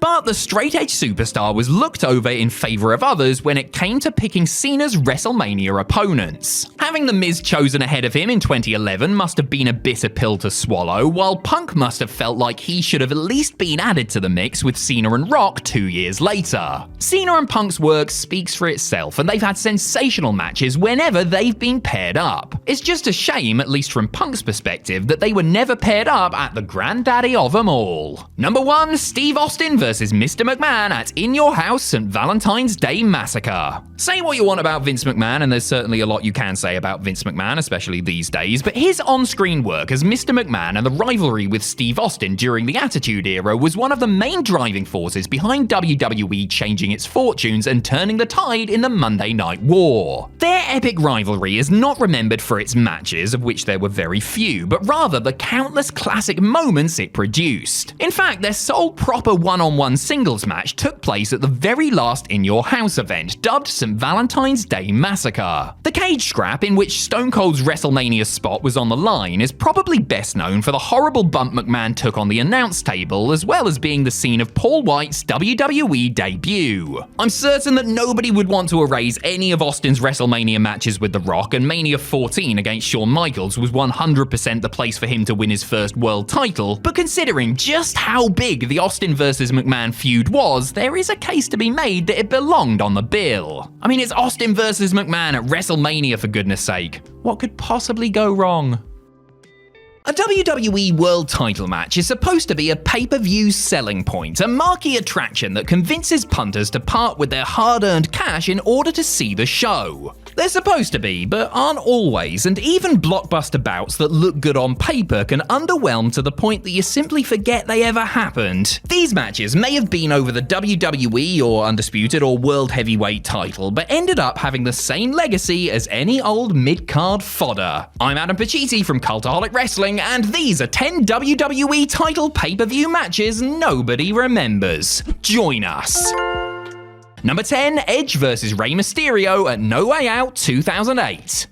After failing to defeat World Heavyweight Champion Edge at the 2008 Royal Rumble, Rey Mysterio was given another crack at the gold at No Way Out in a match where Kurt Hawkins and Zack Ryder were banned from ringside. I'm sure Edge and Rey, familiar foes who had great chemistry with each other, would have put on a tremendous show at the pay-per-view in Las Vegas had the masked man not torn his right bicep while competing in a tag match on a house show just 4 days prior. Though he badly needed major surgery and a 6-month layoff, Mysterio wrestled against the Rated R superstar as scheduled at No Way Out. The upshot was their match was short, safe, and largely uneventful, ending when Edge pinned the challenger following a mid-air spear. Another thing that makes this particular World Heavyweight title match forgettable is that it was completely overshadowed by the post-match angle where Big Show made his WWE return and got into it with Floyd Money Mayweather and his entourage at ringside. Fair play to Rey for gutting it out, but nobody remembered his 5.5-minute effort 5.5 minutes later. Number 9, AJ Styles vs. Rusev at Extreme Rules 2018. The wrestling world rejoiced when AJ Styles beat Jinder Mahal to reclaim the WWE title on the November 7th, 2017 episode of SmackDown. The Phenomenal One is a versatile performer who seems to get the best out of everyone, and his year-long reign produced some diamonds against Shinsuke Nakamura, Samoa Joe, and more. While the King of Strong Style and Samoan Submission Machine occupied a lot of AJ's time, the champ also defended against Kevin Owens and Sami Zayn in a handicap match and in a frenetic 6-pack challenge match on pay-per-view. You may remember those matches, but you probably won't recall Styles putting the gold up against Rusev at Extreme Rules, despite the fact that the match took place on Rusev Day of all days. It was by no means a bad match. In fact, I would go as far to say AJ and the Bulgarian Brute showed decent chemistry together and could have put on something special in a different setting and if they had had a stronger build. As it was, this was a routine defense for Styles on a middling show that nobody was in any hurry to watch back once it was over.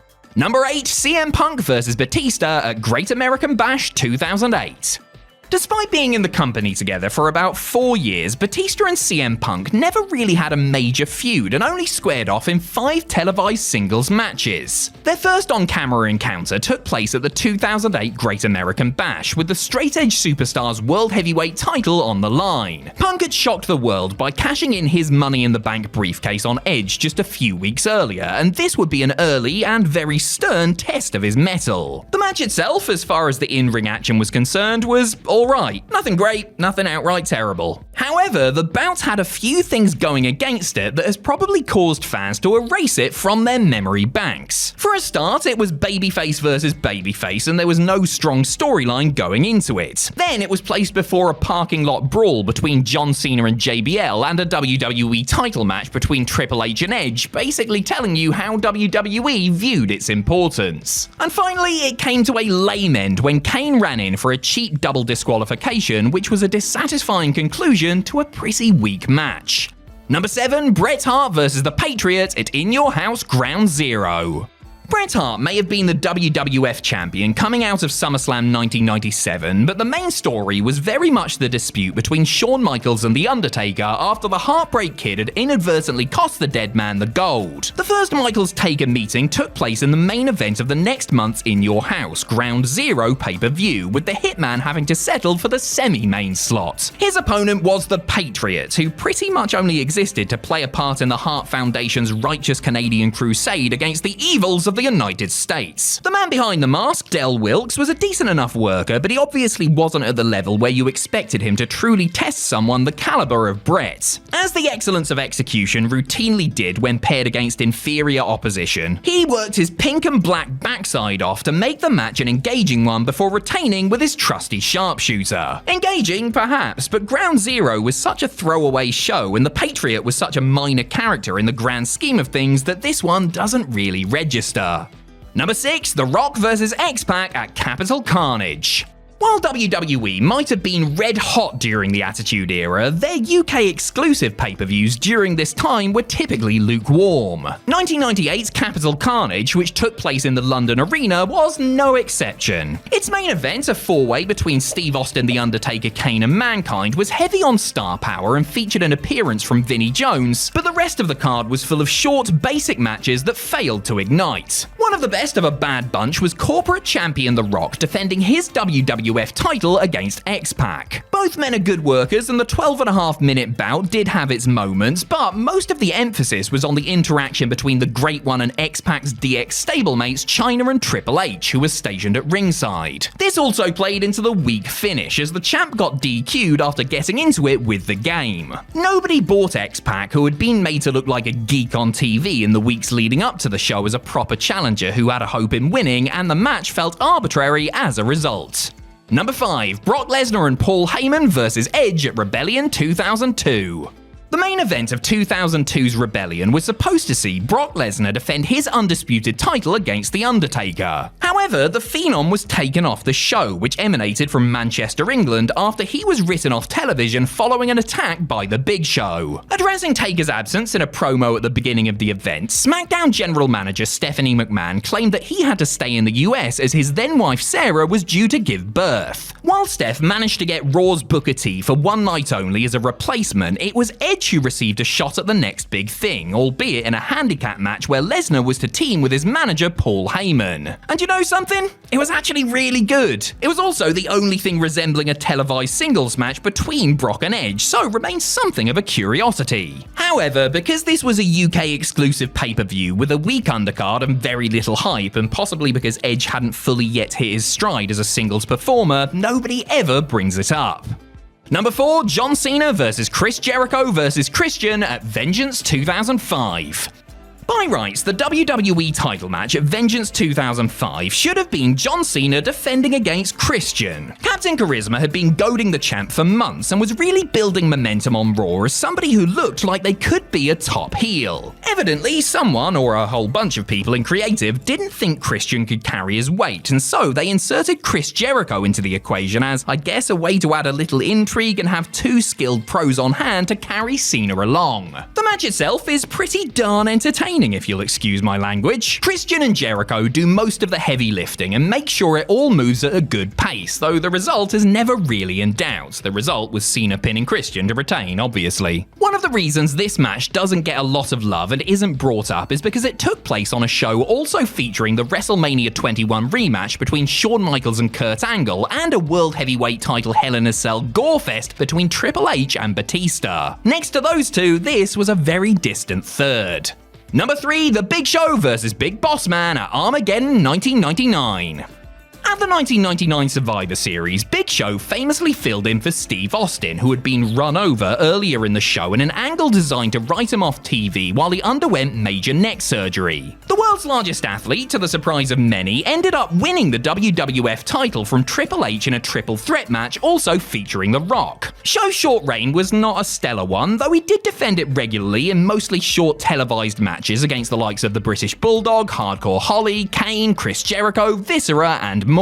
The champion's main beef at this time, however, was with the Big Boss Man, who had irked Show by gate-crashing his father's funeral and stealing the casket. Don't you just hate it when that happens? Something had to give, and it had to give at Armageddon, where the cop from Cobb County, Georgia got his shot at the gold. Positioned in the semi-main slot, Big Show and Big Boss Man got a whopping 3 minutes in which the 7-footer retained and blew off what had actually been a fairly hot feud with surprising ease. Number 2, Dean Ambrose vs. Dolph Ziggler at SummerSlam 2016. Dean Ambrose's WWE title run got off to a hot start as he cashed in his Money in the Bank contract on former Shield teammate Seth Rollins at the end of the namesake pay-per-view in 2016. He then defended the gold against Rollins and Roman Reigns in the triple threat headliner of Battleground, an encouraging sign for fans of the Lunatic Fringe. But then Ambrose made his notoriously catastrophic appearance on Steve Austin's Broken Skull Sessions and, well, alarm bells started ringing. Could the champ get the train back on the tracks when he defended his title against Dolph Ziggler at SummerSlam a couple of weeks later? In a word, no. Totally lost in the shuffle on a card also featuring AJ Styles vs. John Cena, the first ever Universal title match, and Brock Lesnar taking on Randy Orton, Ambrose and the Show-Off put forth a disappointing effort. The so-so action wasn't helped by the fact that nobody in the arena believed that Ziggler had a hope in hell of leaving with the title, resulting in a total lack of heat. It really was no surprise to see Dean drop the title to Styles at Backlash a couple of weeks later, given the apathy on display here. Number 1, Triple H vs. Vladimir Kozlov at Survivor Series 2008. The WWE title match at Survivor Series 2008 was supposed to see Triple H defending against Vladimir Kozlov and Jeff Hardy in a triple threat match. That would have at least given it a 2/3 chance of being entertaining, but WWE ran an angle earlier in the day claiming that Jeff had been found unconscious in his hotel stairway and was removed from the bout. Hey, card subject to change, pal. It thus became a bog-standard singles match between the Game and the Moscow Mauler, and, well, Triple H may have been a damn good worker capable of carrying subpar opponents, but he wasn't a miracle worker, and their deathly dull match was rightly met with USA, boring, and we want Hardy chants. After 12 minutes of absolute dross, the excitement was up as SmackDown General Manager Vicky Guerrero introduced a returning Edge to the mix, while the ultra-popular charismatic Enigma provided a cameo at the finish. Fans may remember the chaotic ending and the surprise title change, but I reckon they'd have been actively trying to memory hole Vladimir Kozlov being presented as a serious challenger in a WWE title match on a major pay-per-view. During his 30-year WWE career, The Undertaker frequently acted as the supposed conscience of the locker room. A respected veteran who led by example and whose intimidating presence helped keep the guys and gals in line on the road, Mark Calloway was not a man you wanted to get heat with. And yet, as history has shown us, the dead man's fearsome rep didn't stop some performers from raising his ire. It typically didn't end well for those poor souls. I'm Adam Pacitti from Cultaholic Wrestling, and these are 10 WWE stars who had heat with The Undertaker. Join us! Number 10, Shawn Michaels. The Undertaker and Shawn Michaels will forever be linked thanks to their classic matches at back-to-back WrestleManias. They are close friends on great terms these days, but that wasn't always the case. It was only because of Shawn's personality change after he became a born-again Christian that the two mended fences. Because during the Heartbreak Kid's first WWE run, he was an absolute prick. He's admitted as much plenty of times himself, noting that he was not an easy person to deal with during those fast-living days. Michaels ruffled a lot of feathers in the WWE locker room during the mid to late 90s, including the Phenoms. As one of the locker room leaders, Taker had a front row seat to Shawn's selfish and self-destructive behavior, and he didn't have a lot of time for it. Things came to a head backstage at WrestleMania 14, where, rumor has it, Mark Calloway let Michaels know that he was going to put Steve Austin over the right way in their world title headliner by silently taping his fists in front of Shawn. The implied threat was recognized, and the champ did the job for Stone Cold, no questions asked. Number 9, Vince Russo.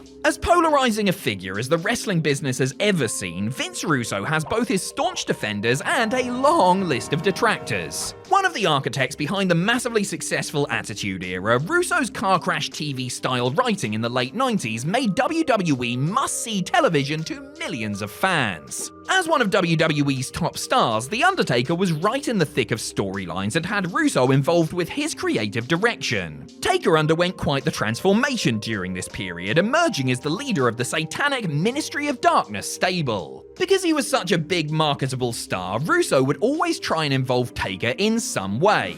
According to Vinnie Rue, this led to some heat between the pair, as Mark Calloway was feeling more than a little banged up and resented always being asked to do something physical. Russo didn't actually hear this from The Undertaker directly, but rather from Terry Taylor, and he only heard about it after he left the Fed for WCW. Russo, in his defense, said that he always asked The Undertaker how he was feeling, and claims that Taker himself always said that he was good to go. I think he was working you, bro. Number 8, The Jackal. The WWE locker room was a very different culture back in the 90s. Often described as being a Shark Tank-like environment, it was ultra-competitive and not everybody would always get along. Still, it paid to be in the good graces of a select few, including The Undertaker and Bradshaw. Unfortunately for Don Callis, aka The Jackal, he wasn't on good terms with either. According to Matt Hardy, more on him a bit later, Callis endured a torrid time backstage because he didn't see eye to eye with the duo, in large part due to his own outspoken nature. Now, Hardy didn't elaborate too much or give any details on how Taker acted towards Callis, but there was definitely heat there. In his own autobiography, Matt alluded to the part he played in Don's torment, including a rib where he and brother Jeff broke toothpicks off the door handle of Callis' rental car. This was at the behest of Bradshaw, but whether Taker had any part in it is unknown. In the end, the heat on Callis was so bad that he ended up being released, presumably for his own good.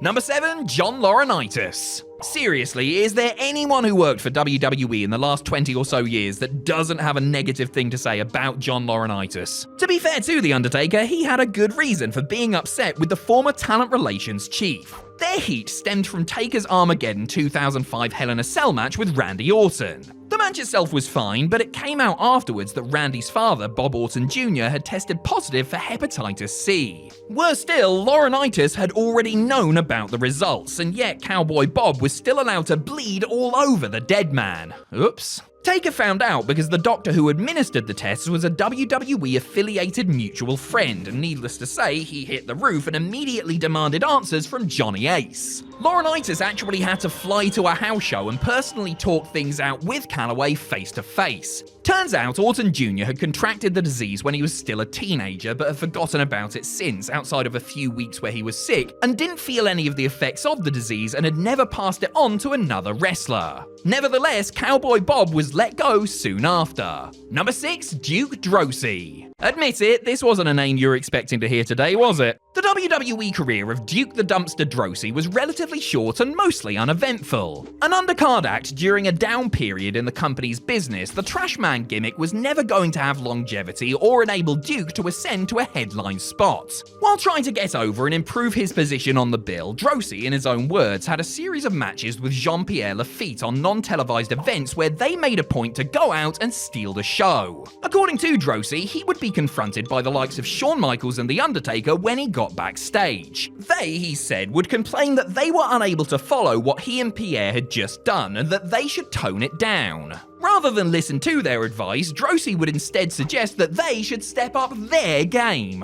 Upon reflection, he conceded that his backchat got him heat and likely worked against him in the long run. Gee, you think? So if you've ever wondered why the Dumpster didn't main event WrestleMania, and I know I have, that's why. Number 5, Matt Hardy. Matt Hardy was going through some stuff towards the end of 2005. He had lost his girlfriend after discovering her affair with his supposedly good friend, was fired, rehired, feuded with the unfaithful couple, then lost the feud and was shifted over to SmackDown. At the 2005 Survivor Series, Hardy was supposed to take a chokeslam as part of The Undertaker's return at the end of the pay-per-view. Fed up with his lot and not feeling like being chokeslammed that night, Matt opted to instead simply powder out the ring and retreat to the back. When Taker reviewed the footage at the SmackDown TV taping a few days later, JBL pointed out the sidestep and Taker chewed Hardy out for it in front of everyone, asking him if he thought he was better than everybody else who had been instructed to take a hiding. Matt kept his head down and took the ass chewing, Wrestling, but his punishment was not over. For the next few months, he pretty much did job after job for others and was even booked to take Viscera's walrus move in the 2006 Royal Rumble as part of his punishment. Hardy eventually sat down with Taker and they hashed things out, after which the penance was considered paid. Number 4, The Big Show. Paul White was snapped up by WWE in early 1999, moving from WCW for a big fat contract and the promise of main event superstardom and matches with the likes of Stone Cold Steve Austin. The Big Show was brought in a big way, but sadly quickly demonstrated that he was perhaps not quite ready for the spot he was being primed for. According to Calloway, the Giant also treated other people like they were less than him, which rubbed Taker the wrong way. White has spoken about how he would get the crooked finger, with the Phenom calling him over for a verbal beatdown, whether it was about how he spoke to a technician or something he did in the ring that wasn't up to standard. Taker was doing this because he understood the 7-footer's potential and wanted him to be great, but admitted it took a while and a lot of stern talking tos before the advice sunk in and White started to put it together in and out of the ring.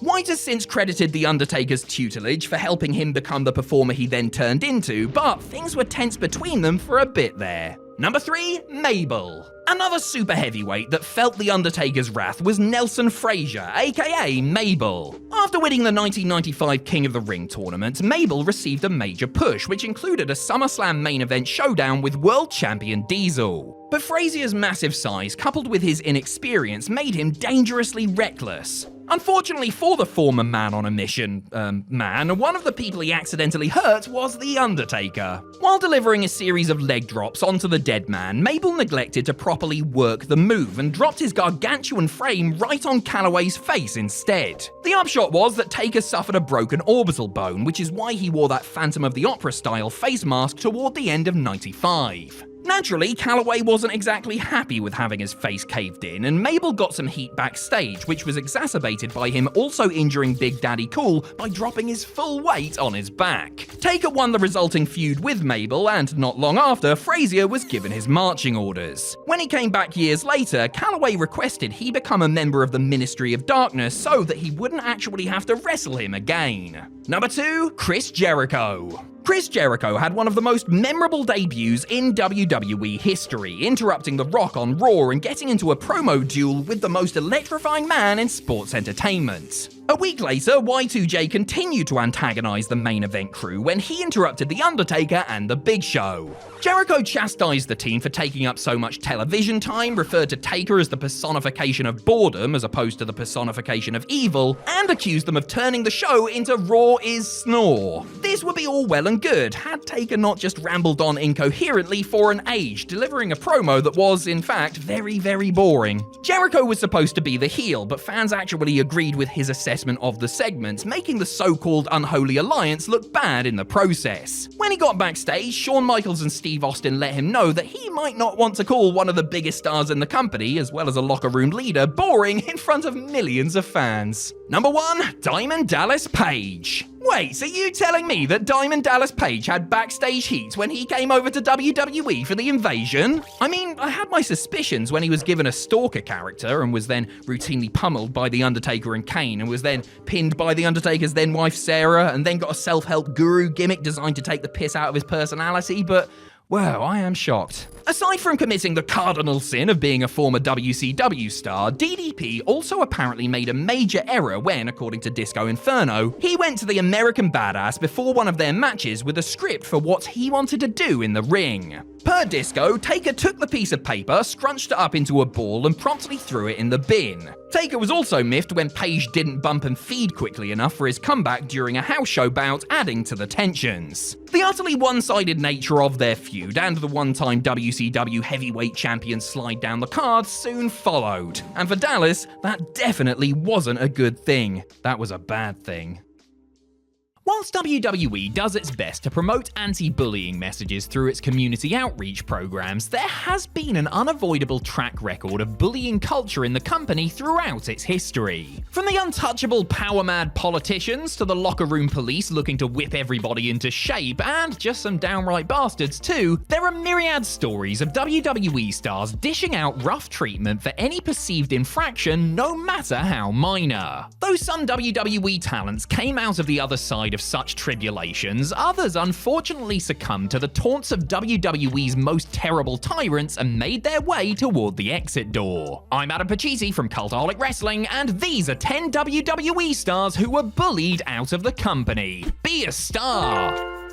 Number 10, Jim Ross. The most celebrated and beloved commentator of all time, it's no secret that WWE would often go out of their way to torment and humiliate JR on screen time and time again. From the infamous arse surgery angle to multiple instances of attacking JR's character for seemingly no reason, squirting his face with barbecue sauce, and legitimately leaving him in the dark about being switched from Raw to SmackDown, WWE hardly made good old JR's life easy. In fact, WWE fired Ross on several separate occasions throughout his long tenure with the company, with his final dismissal from the promotion coming after Ross failed to control an intoxicated Ric Flair during a promotional appearance in 2014. Many believe that WWE threw Ross under the bus and were looking for any excuse to get rid of the veteran announcer. Whilst Ross is a noted curmudgeon and probably wasn't always the easiest to work with, it was obvious that someone in management had it in for the man in the black hat. In fact, it has been suggested that his southern accent, age, and even his enduring popularity were all factors in WWE wanting him gone from the company and pushing him as hard as possible towards breaking point. Number 9, The Jackal. Don Callis is a master at getting heat, as seen during his runs in ECW and AEW, but whilst his work in WWE as The Jackal may have won its fair share of plaudits with fans and critics, many in the company weren't too enamored with Callis himself. First debuting as part of the Truth Commission in late 1997, Jackal would go on to become a cult-like preacher on WWE TV, forming the Oddities and the Acolytes in his image. However, it's said that Callis' standoffish nature alienated him from members of the locker room, with Bradshaw referring to him only as Monkey Boy and getting the Hardys to break toothpicks in Don's car door locks to stop him from getting changed in his vehicle, Matt and Jeff themselves getting out of Bradshaw's bad books if they followed through with his request. Callis would be released in late 1998, with Bruce Pritchard saying his elitist nature and the perception that Callis got over at the expense of his managed talent sealing his fate. Whilst the notion of Callis getting himself over may have been cause for concern within WWE, this one seems like a clash of personalities and a fight that Callis could never win. Number 8, Rene Dupree. One of the youngest champions in WWE history, Rene Dupree clearly had the world at his feet, with the teenage prodigy joining WWE's main roster in 2003 at just 18 years old. Whilst numerous stories have emerged about Dupree's ego and cockiness, so too have the stories alleging homophobic and racist bullying at the hands of some WWE stars, reportedly upon the orders of The Undertaker. No surprise that Bradshaw is alleged to have been instigator-in-chief, throwing homophobic slurs at Dupree every single day, whilst Bob Holly would legitimately beat Rene up during a house show due to an incident concerning a speeding ticket of all things. Rene would be his own worst enemy at times, and though his supposed pomposity could have been chalked up to youthful arrogance, there was no reason for the locker room to treat him the way they did. Things didn't improve all that much, and after spinning his wheels on the lower end of the card, an unmotivated Rene was sent to ECW and then on to FCW for one more match before exiting the company. Having endured a more than unpleasant stay in WWE, Dupree was relieved to receive his release in July of 2007. Number 7, Daniel Puder. Tough Enough contestant Daniel Puder found himself in hot water after legitimately trying to snap Kurt Angle's arm with a Kimura lock on an episode of SmackDown in November of 2004, and whilst debate rages as to whether Puder was in the right or the wrong, it was an unscripted amateur shoot against Angle after all, WWE firmly decided this young upstart needed a lesson in how things are done. Fast forward to Royal Rumble 2005, and Puder found himself all alone in the ring with Bob Holly, Chris Benoit, and Eddie Guerrero, and to say the three battle-hardened veterans put a beating on him is an understatement. They mercilessly pummeled the MMA fighter, who had to just stand there and accept it before tossing him over the top rope and into obscurity. Puder didn't last long in WWE after the Rumble, being sent to OVW days after the event itself and then getting unceremoniously mysteriously released several months later. Again, like Dupree, some have spoken of Pewter's arrogance, but how much of this is true and how much of it is WWE twisting reality to justify a sanctioned 3-on-1 beating is up for debate. Number 6, Chad Wicks. The Dicks, that's Chad and James Dick, had a rough go of it from the off on WWE's main roster, what with their gimmick being the Dicks and all. Things weren't much better for the newcomers behind the scenes, with the diminutive tag team finding themselves the subject of routine ribbing. James took it on the chin and laughed it off, but Chad did the exact opposite, leading to issues between the pair of them. These issues came to the boil during a tour of Mexico, where the SmackDown Goon Squad made it their mission to make Chad's life a living hell. They hauled him into wrestlers' courts, got him drunk, and instigated a fight between him and James, which Chad lost. After that rather unpleasant evening, Chad, who at one point locked JBL, Benoit, Undertaker, and others in a bathroom just to get some respite, allegedly woke up the next day beaten up, stripped naked, and unable to remember what had happened the night before. Ordered off the tour bus by JBL, Wicks then had to take a taxi by himself back to the airport. The Dicks were both released a month later. Number 5, Justin Roberts. It's not just in-ring performers who get taunted by their peers, with ring announcer Justin Roberts at the mercy of the bigger boys for much of his WWE tenure. The Dapper Yapper stayed with WWE for 12 years, rising through the ranks to become lead ring announcer, but he was a frequent target for abuse from the likes of JBL and Chris Benoit. Although Benoit went out of his way to make Justin's WWE life tough from time to time, he also did check in to see how he was when his dad contracted cancer. Bradshaw, however, was a different story. In his autobiography, Roberts alleges that Bradshaw and his crew were merciless in their harassment, hounding Roberts non-stop on tour buses, throwing his bags down streets, and even allegedly telling Roberts to end his own life every day. On one occasion, they stole and hid his passport while on an international tour. Eventually, enough was enough. Burnt out and disrespected for over a decade, Roberts was praying for his release and got it in October 2013, later calling his exit from WWE a blessing. Roberts now serves as lead ring announcer for All Elite Wrestling, a role he's held since the promotion's inception. Number 4, Palmer Cannon. You may not remember Palmer Cannon, the SmackDown authority figure who represented the network and wanted to make things more PC, that's politically correct, but also Palmer Cannon, get it, as he had a short and relatively uneventful run during the Ruthless Aggression era. Making his way to SmackDown in late 2005, Cannon would last less than a year, walking out of the company and flying himself back to the States after just one day of WWE's post-WrestleMania tour of Europe in April 2006 and demanding his release. So, why the dramatic exit? Well, according to Cannon himself, none other than John Dickhead Layfield and Chris Benoit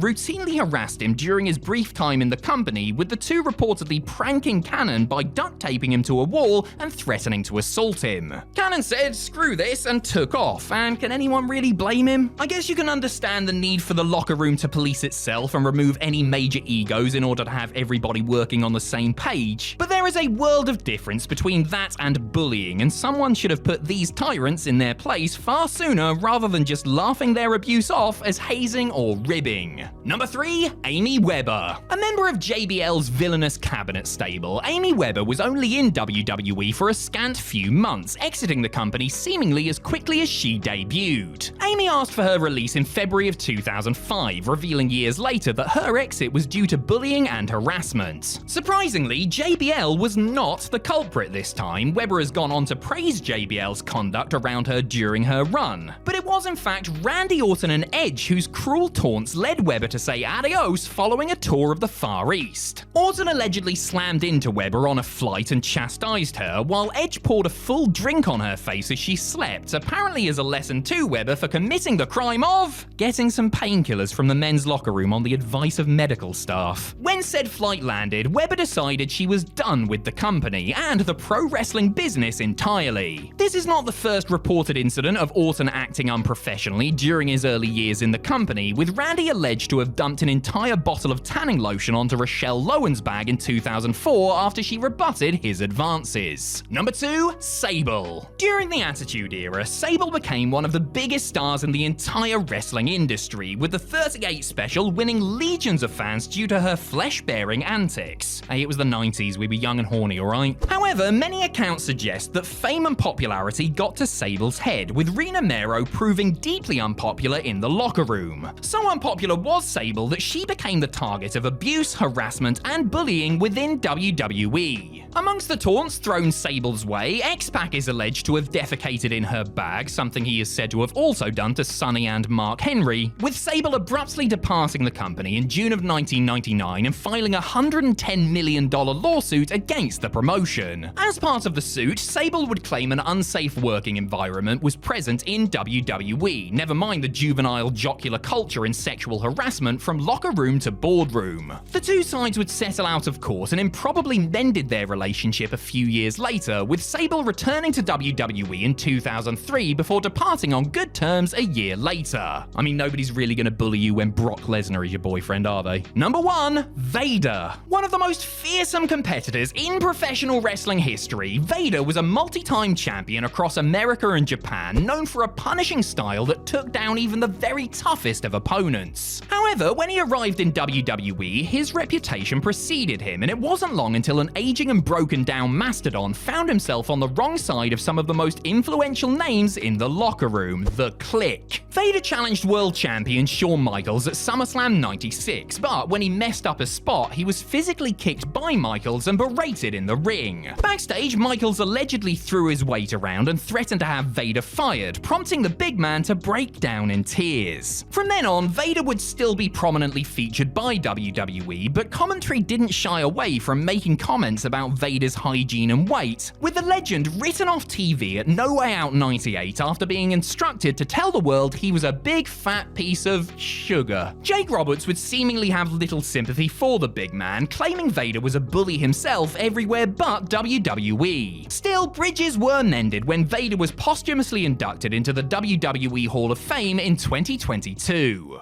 One of the great things about WCW was the sheer eclecticism of its roster.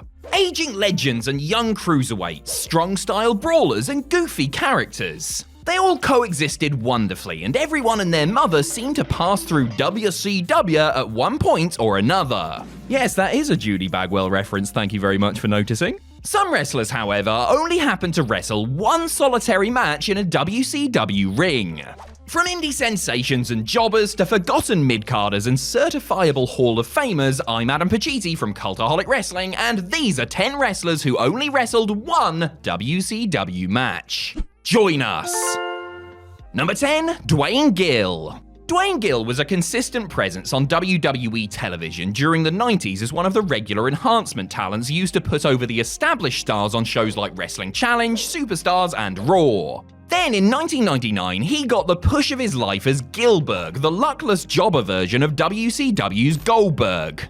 In the middle of a wrestling war with the Turner-backed organization, WWE just couldn't resist taking a shot at one of WCW's great money-drawing creations.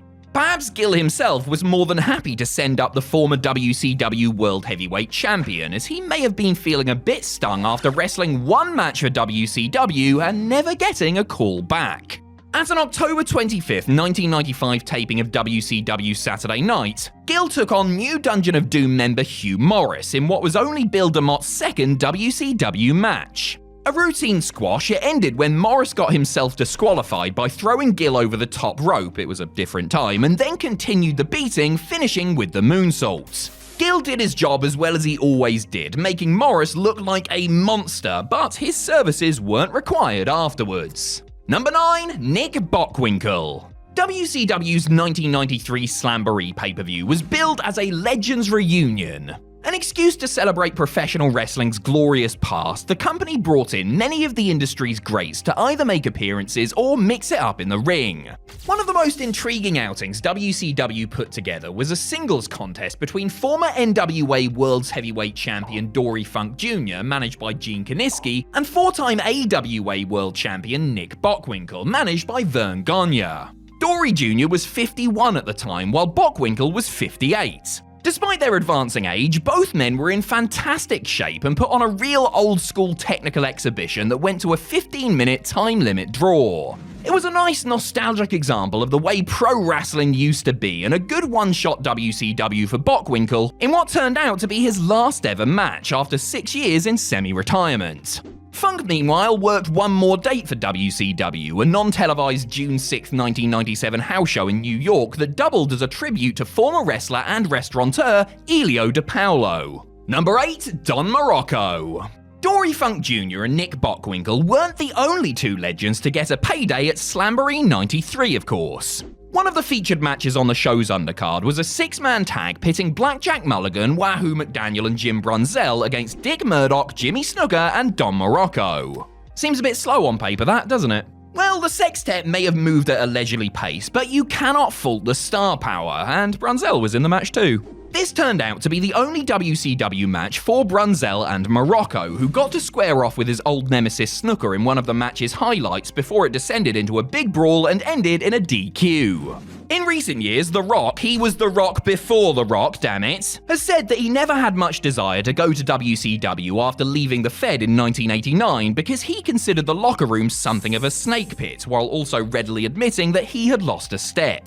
So just the one and done for the Don, who worked a lot more with the upstart ECW during that era. Number 7. Super Dragon. 2000's independent standout Super Dragon mainly wrestled in the Southern California area, gaining a strong cult following for, in the main, his exploits in PWG, which he helped co-found and book. He flirted with higher profile places, including Ring of Honor and All Japan, but he never quite broke out before injuries forced him to retire while still in his 20s. A year after his debut and just a handful of matches into his career, the Masked Man was given a tryout with World Championship Wrestling when they rolled through Oakland for a Thunder taping on July 16, 1998. Right as WCW were at their hottest, Super Dragon got a chance to impress by teaming with Blitzkrieg against American Wildchild and Dragon Yakuza in a pre-show dark match. Allotted just 2 minutes and 35 seconds, the four men made everything count, with Super Dragon and Blitzkrieg getting the crowd on their feet with some spectacular dives to the outside.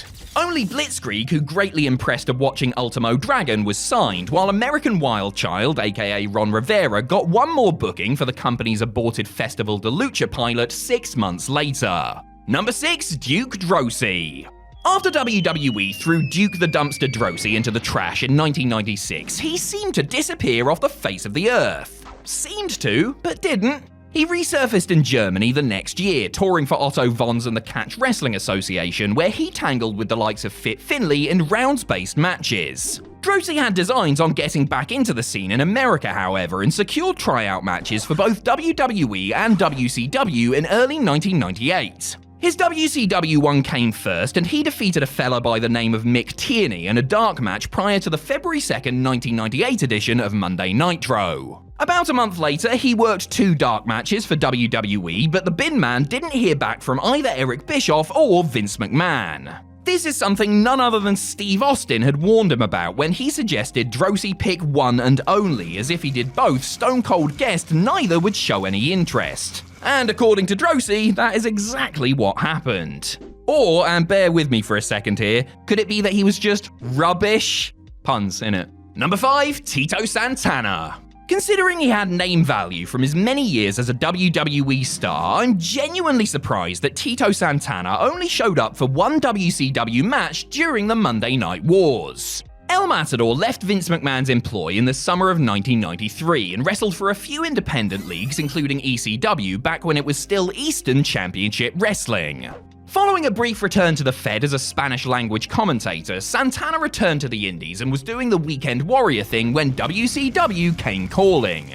Tito was one of 3 legends brought in to wrestle Jeff Jarrett by WCW Commissioner Terry Funk on the January 10th, 2000 edition of Nitro. Double J first lost to George the Animal Steele in a bunkhouse match with help from Arn Anderson before Santana beat him in a dungeon bout thanks to an assist from Paul Orndorff.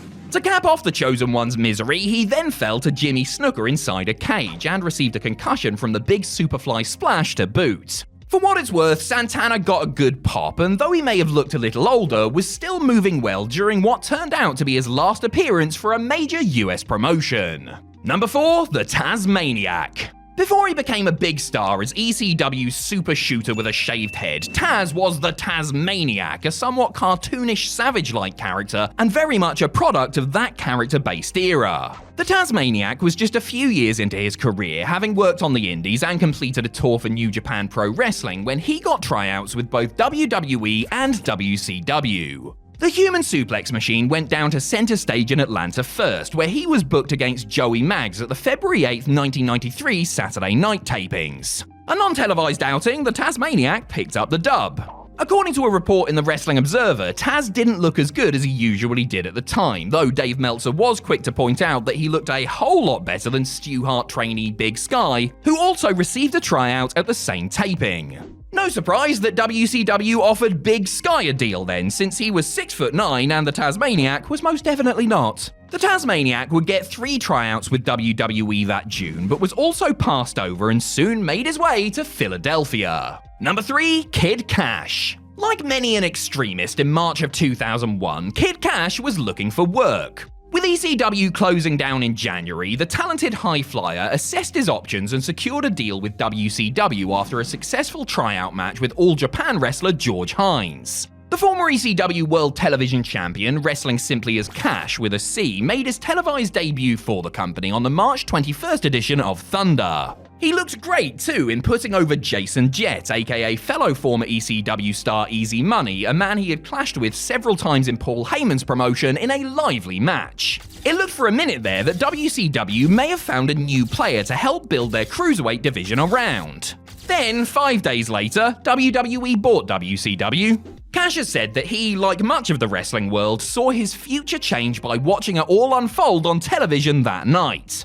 WWE had wanted to retain his services, but Cash, by that point in his mid-30s, didn't fancy signing a developmental deal and relocating from Nashville to Cincinnati with no guarantees and opted to try his luck elsewhere instead. Number 2, Joe Malenko. Prior to finding domestic success with WCW in the mid to late 90s, Dean Malenko earned his reputation as one of the smoothest in-ring technicians in the game while bending bones overseas in Japan, where he was a star of New Japan's cutting-edge junior heavyweight division. Before that, however, he was known as the younger brother and tag team partner of Joe Malenko. The Malenko brothers had been staples of New Japan's rivals All Japan, where they had some cracking matches with, amongst others, the British Bulldogs when they were booked for a one-off by WCW. Squaring off against Nikita Koloff and Ricky Steamboat in the first round of a tournament to crown new tag team champions, Dean and Joe helped kick off the 19th Clash of the Champions special. It was obvious who was doing the job here, but at least the Malenkos, who were representing Europe, oddly enough, got to show off their mat skills in a perfectly decent 10-minute encounter.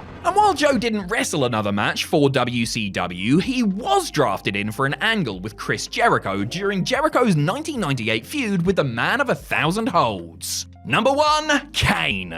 Or should I say, Bruiser Mastino.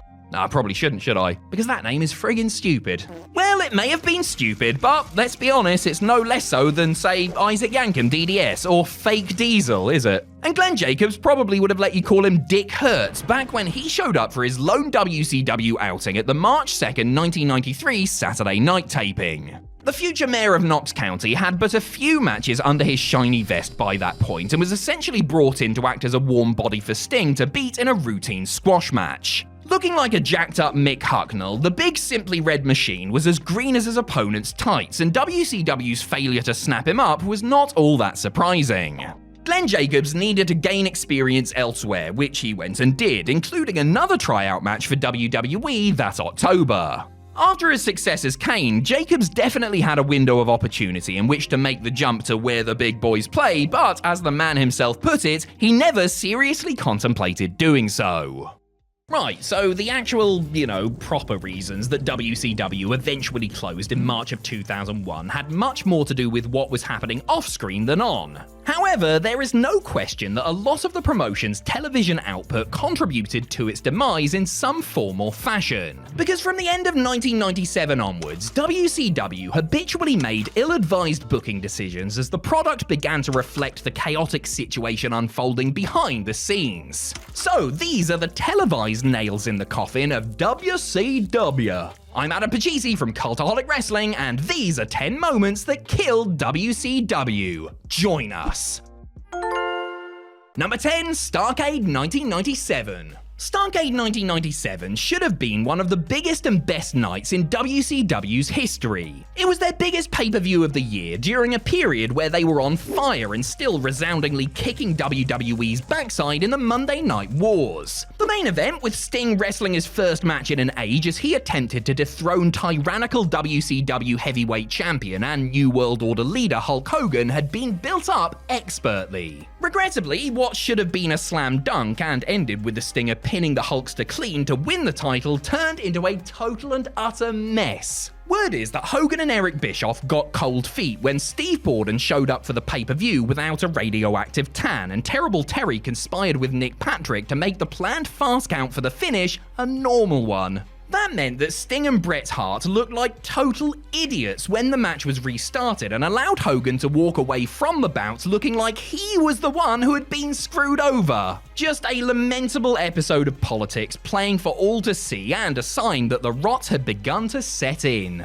Number 9, ending Goldberg's streak. 1 year on from Starrcade 97, WCW, who were by this point in a significantly weaker position due to WWE riding a Steve Austin-led wave of immense popularity, decided to end their biggest pay-per-view of the year on yet another downer that left fans disappointed and critics shaking their heads. The headliner was, of course, Goldberg defending his WCW heavyweight title against Kevin Nash. Goldberg had been a revelation, getting over big time by tearing through the competition in dynamic squash matches on his way to beating Hogan to win the big gold belt on the historic July 6th, 98 episode of Nitro. He was WCW's most popular homegrown star and the man most likely to carry the company going forward. So, WCW did the one thing they could do to cut off his momentum while he was at the peak of his powers, naturally. Rather than having him beat Big Sexy and extend his unbeaten run to 174-0, the man succumbed to a jackknife powerbomb after being neutralized by Scott Hall's taser. A bad ending to a much-hyped match, but there was worse yet to come. Number 8, the finger poke of doom. 8 days after Goldberg lost his title, he was due for a rematch on the January 4th, 1999 episode of Monday Nitro. Taking place in the Georgia Dome, the site of his previous triumph, odds were decent that he would reclaim the belt many fans felt that he had been robbed of at the pay-per-view. But the 40,000 in Atlanta that night, not to mention the millions watching on TV, wouldn't get to see a happy ending. Far from it. Goldberg was arrested earlier in the show due to some unsavory business with Elizabeth, and Hogan took his place.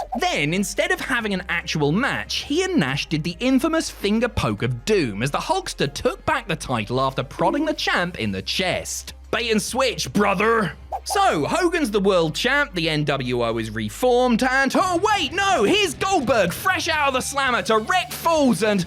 Oh, no, scratch that. Here's Lex Luger turning heel and joining the New World Order as Goldberg's beaten down. A total disaster on every level. This made WCW's top babyface look like a fool, their main title worthless, and screwed fans out of 2 matches they actually wanted to see.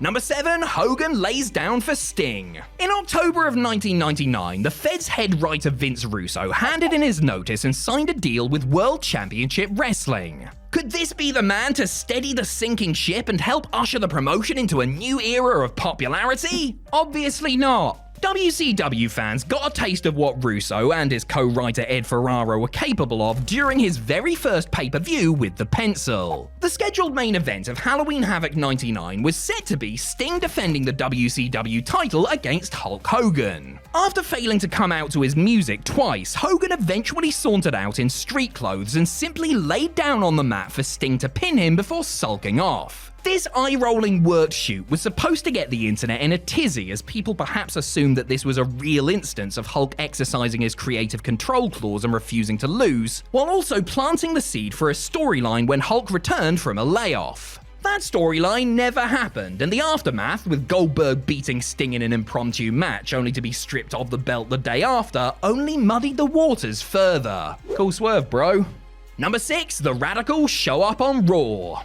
Throughout the course of the Monday Night Wars, stars routinely went back and forth between the two big companies. Some departures were more damaging than others, but no one wrestler jumping ship was ever viewed as a particularly crucial blow. That was until 4 men decided to walk out of WCW at the same time. Upset with Kevin Sullivan being made new booker after Vince Russo spit the dummy out, hard-working mid-card quartet Eddie Guerrero, Dean Malenko, Chris Benoit, and Perry Saturn asked for their releases, which were given to them unconditionally after WCW official Mike Graham threatened Benoit with violence. This was just the day after the Crippler had won the WCW heavyweight title at the sold-out 2000 pay-per-view, but not even that carrot could convince him and his running buddies that their careers were in safe hands. The Radicals, as they were dubbed, sent shockwaves through the industry when they showed up unannounced on the January 31st edition of Monday Night Raw. Their collective exit and walking into a prime spot with the competition was seen as yet another sign that the so-called war was well and truly over and that WCW were not long for the wrestling world. Number 5, The Great Reset. Perhaps the Rads could have waited things out since Kevin Sullivan's tenure as booker didn't last too much longer. With ratings continuing to decline, decision makers felt that the best course of action was to bring Russo back as head writer alongside the returning Bischoff. Their big idea was a company-wide reboot with ongoing storylines dropped and all the current champions surrendering their belts so that new holders could be crowned via tournaments and whatnot. A fair idea in theory, I suppose, but the execution was handled atrociously. The big reset took place at the start of the April 10th, 2000 episode of Nitro, with the roster assembled in the ring as Russo and Bischoff rambled on in a never-ending train wreck of a segment full of insider references that only served to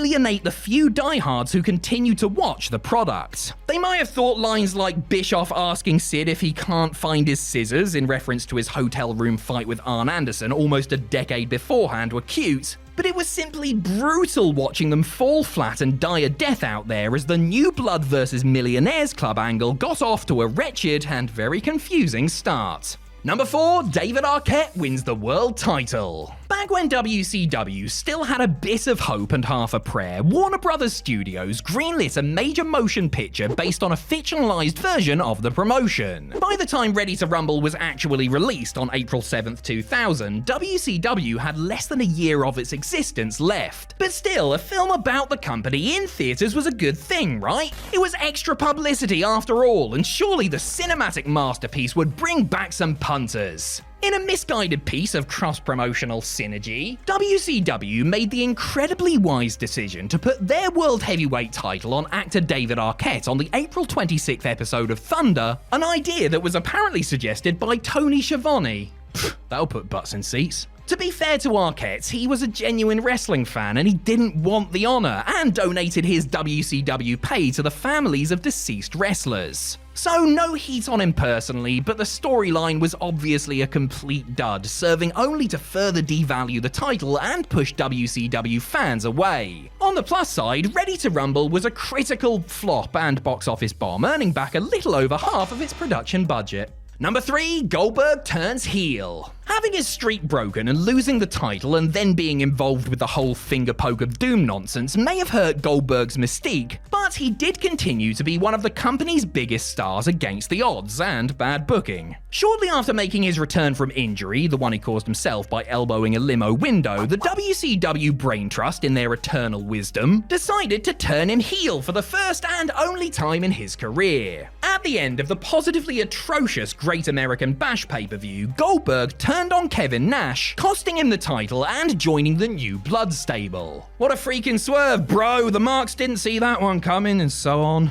Not only did it completely halt any momentum that Goldberg had, but the man himself didn't want to turn because he, like everybody else not named Vince Russo, realized that it was nonsensical. His heel run didn't last long, mind, as he switched back at the New Blood Rising pay-per-view in a rotten work shoot angle where he walked out of a match after refusing to follow the script and take Nash's powerbomb. Number 2, Bash at the Beach 2000. So, how did Russo and company follow up that wonderful piece of business at WCW's next pay-per-view? Why, by double-crossing and insulting the biggest star in the history of the industry so badly that he left the company and filed a major lawsuit against them and Vinnie Rue, of course. The circumstances surrounding the events at Bash at the Beach 2000, where Jeff Jarrett laid down and relinquished the WCW title to Hulk Hogan, who then left the building only to have Russo come out and trash him in an expletive-laden promo later on, are very much disputed. Everyone has their own take, and all the major players are far from reliable narrators, making it difficult to ascertain just what was planned and who knew what when. Was it a work? Was it a shoot? Or a worked shoot? Or did somebody not know it was a work when they worked a work and worked themselves into a shoot? I have no pissing idea. What I do know is that this was another black eye for a promotion that was well and truly circling the drain.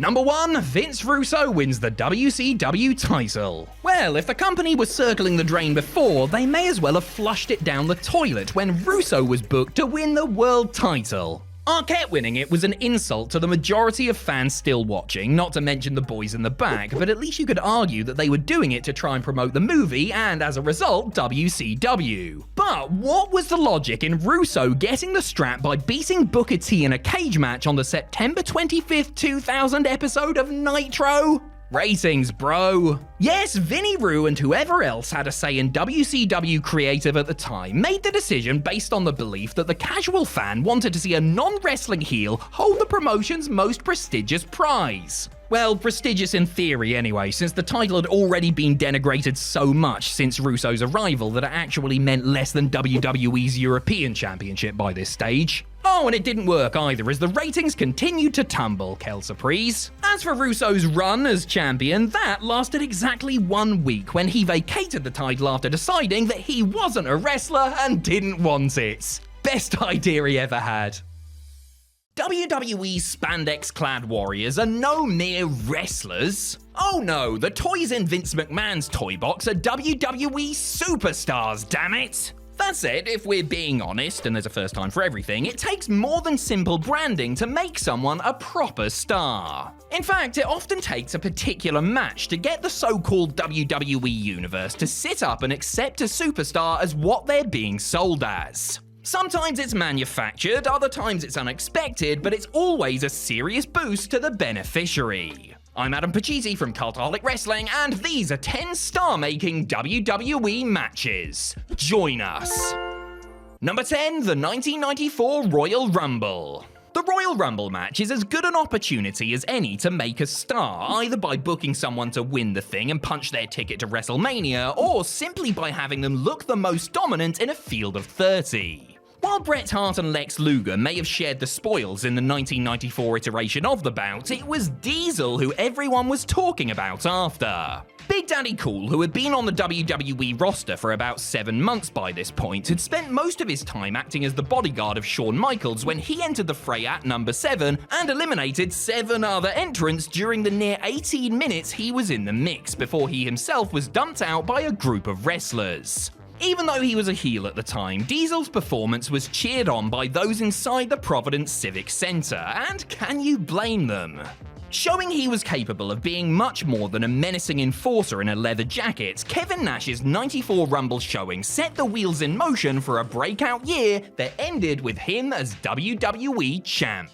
Number 9, The Rock vs Triple H at SummerSlam 1998. The Rock and Triple H had one of the definitive rivalries of the Attitude Era, with their series of matches over the WWE title in 1999 and 2000 celebrated as some of the best from either man's career.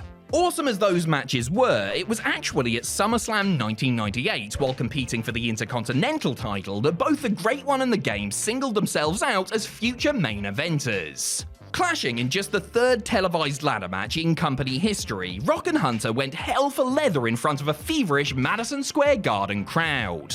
It was obvious the company had big plans for both men since they were already heading up their own stables, but the DX and Nation of Domination leaders took things to another level on this night.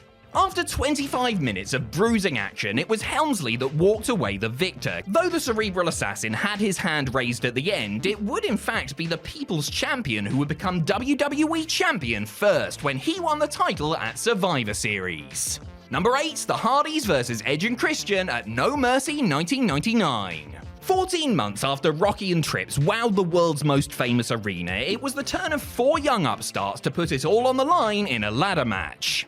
The deciding match in the Terry Invitational Tournament, that's TIT because, well, you know. The Hardys and Edge and Christian weren't fighting for the tag titles, but rather the managerial services of Miss Runnels and a supposed $100,000 purse. In reality, they were fighting to put themselves on the map, something they did with an awe-inspiring aerial display that set the bar for all ladder matches that came in its wake. Seizing the chance to show the world what they could do on pay-per-view, the foursome collectively took tremendous risks by executing some novel and extremely dangerous spots. Jeff Hardy, in particular, was flinging himself about like a man who thought it might be his last time in a wrestling ring. Receiving a deserved standing ovation both in the arena and then once again when they got backstage, Mick Foley got it bang on when he told the two teams they had just went from WWE wrestlers to WWE superstars. Number 7, Ronda Rousey and Kurt Angle vs Triple H and Stephanie McMahon at WrestleMania 34. Let's not beat around the bush here. Ronda Rousey was already a star when she sauntered out after the inaugural Women's Royal Rumble match and awkwardly pointed at the WrestleMania sign. Crucially, however, the baddest woman on the planet was a star in the world of mixed martial arts thanks to her exploits in the UFC, not necessarily in pro wrestling. Lots of WWE fans certainly knew of her, yes, but Rowdy Ronda hadn't really done diddly in a WWE ring. They would get their first proper glimpse when Rousey had her debut match at WrestleMania 34. Thrown right in at the deep end, Ronda was in good company as she teamed with Kurt Angle to take on Triple H and Stephanie McMahon. Sharing the ring with such experienced pros, Rousey was allowed to shine brightest in a match that was produced to accentuate her positives. She more than held up on her end of the bargain, of course, stealing the show on the grandest stage of them all and kicking off her record-setting WWE career in style. Credit must go to Angle, Hunter, and Steph for doing everything they could to make her seem like a huge deal right from the get-go. Number 6, Steve Austin vs Bret Hart at Survivor Series 1996. In WWE's skewed version of history, Steve Austin won the 1996 King of the Ring tournament, cut his famous Austin 316 promo, and then rode an unstoppable lightning bolt straight to WrestleMania 14, where he won his first WWE title and transformed the wrestling business as we know it. The reality was a little different, as Stone Cold may have been over with the audience, but the crowd response didn't exactly launch him up the card right away. In fact, Austin didn't even make it onto the main card at SummerSlam. He would, however, make the grade for Survivor Series, where he battled Bret Hart in the Hitman's televised return bout almost 8 months after he dropped the world title to Shawn Michaels at WrestleMania 12. Going toe-to-toe with the excellence of execution, the Texas Rattlesnake had his best performance in a WWE ring to that point. For the almost 30-minute duration of the utterly gripping contest, Austin walked the walk, backing up all his talk leading into the pay-per-view. He did the honors for Bret that night, yes, but Stone Cold showed everyone he had main event potential in the process and came out smelling like roses. And sweat and probably beer too. Number 5, Randy Orton vs Mick Foley at Backlash 2004. It was evident from early on that Randy Orton, the young, good-looking third-generation prospect molded in Ohio Valley Wrestling, had a ton of upside. It didn't take him an age to find his feet on the main roster either. As a member of the all-conquering Evolution, he developed his Legend Killer gimmick by targeting some of the industry's all-time greats and duly won the Intercontinental title. Any fans who were unconvinced that Randy was the future of the business had their minds well and truly made up for them when Randy Orton defended his title against Mick Cactus Jack Foley in a hardcore grudge match at Backlash 2004. A return to form for the hardcore legend, the ultra-violent war served as Randy's coming out party as he demonstrated he wasn't just a pretty face and chiseled set of abs. No, on the contrary, he had guts and grit and seemingly no issues being thrown off the stage or planted into a bed of thumbtacks. It was a match and performance that helped turn Orton babyface and convinced WWE to put the big belt on him just a few months later at SummerSlam. Number 4, Shelton Benjamin vs Triple H on Raw. Just weeks before the Legend Killer had the match that started his journey to becoming a legend in his own right, Shelton Benjamin got one over on Randy's mentor and Evolution leader, Triple H. Primarily a tag team wrestler since making his debut alongside Charlie Haas at the very end of 2002, Shelton had shown flashes of brilliance as a member of Team Angle / the world's greatest tag team. Pretty much untested at a high singles level, Benjamin had to swim or sink when he was booked opposite Triple H 1 week after being traded from SmackDown to Raw in the WWE Draft. Keeping up with the King of Kings for 20 minutes, Shelton looked like Hunter's equal as the more experienced worker did what he could do to make fans believe the amateur standout had a chance of pulling off a major upset. And that is exactly what Benjamin did, in a relatively clean way it must be said too, profiting from a distraction to hit a stinger splash and roll Helmsley up for the win. For his first night on the flagship show, Shelton really couldn't have asked for much more to kick off a banner year for the gold standard. Number 3, Brock Lesnar vs The Rock at SummerSlam 2002. In the history of WWE, I struggle to think of a headliner as selfless as The Rock. Doing his absolute best to use his own star power to get others over, the Brahma Bull was unafraid to do the job and lose the right way in order to benefit someone else. Just ask Brock Lesnar, who beat the most electrifying man in sports entertainment to win his first WWE title at SummerSlam 2002. The next big thing had been on a tear since arriving on the main roster the day after WrestleMania 18, his freakish athleticism and raw power setting him apart from his contemporaries. He'd looked good in matches with the likes of Rob Van Dam and was put over Hulk Hogan strong, but he hadn't had the match until he went one-on-one with the Great One. Looking every bit like he belonged at the very highest level, Brock came across like a killer and pinned the champ clean to send him off to Hollywood and cement himself as the new man to beat. He'd only been on TV for about 5 months, but fans immediately bought him in the role thanks in no small part to the efforts of Dwayne. Number 2, Rob Van Dam vs Jeff Hardy at Invasion.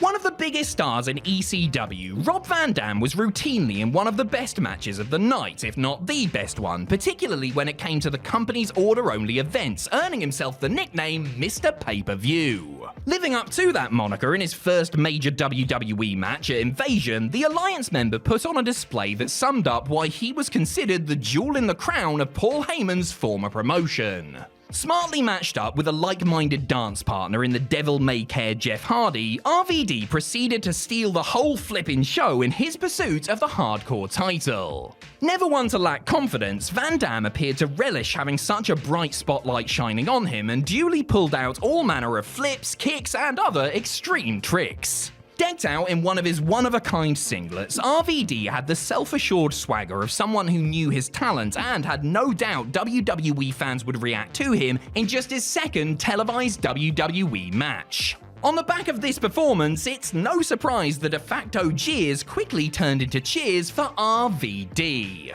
Number 1, The Shield vs Team Hell No and Ryback at TLC 2012. Promising NXT grafters Seth Rollins, Dean Ambrose, and Roman Reigns made quite the statement with their main roster debut. Interrupting the 2012 Survivor Series main event, the group soon to be known as The Shield helped CM Punk retain his WWE title in a triple threat with Ryback and John Cena. After the Hounds of Justice subsequently got into it with Team Hell No, a 6-man tag was booked for TLC 2012. With tables, ladders, and chairs, oh my, to play with, not to mention a not insubstantial 23 minutes, Rollins, Reigns, and Ambrose seized the moment and put on an unadulterated banger with the Big Guy, the Big Red Machine, and the Big American Dragon. Once again, it takes 2 to tango out there, or 6 in this case, and props must be given to the babyface trio for being so generous and geared up for the carnage.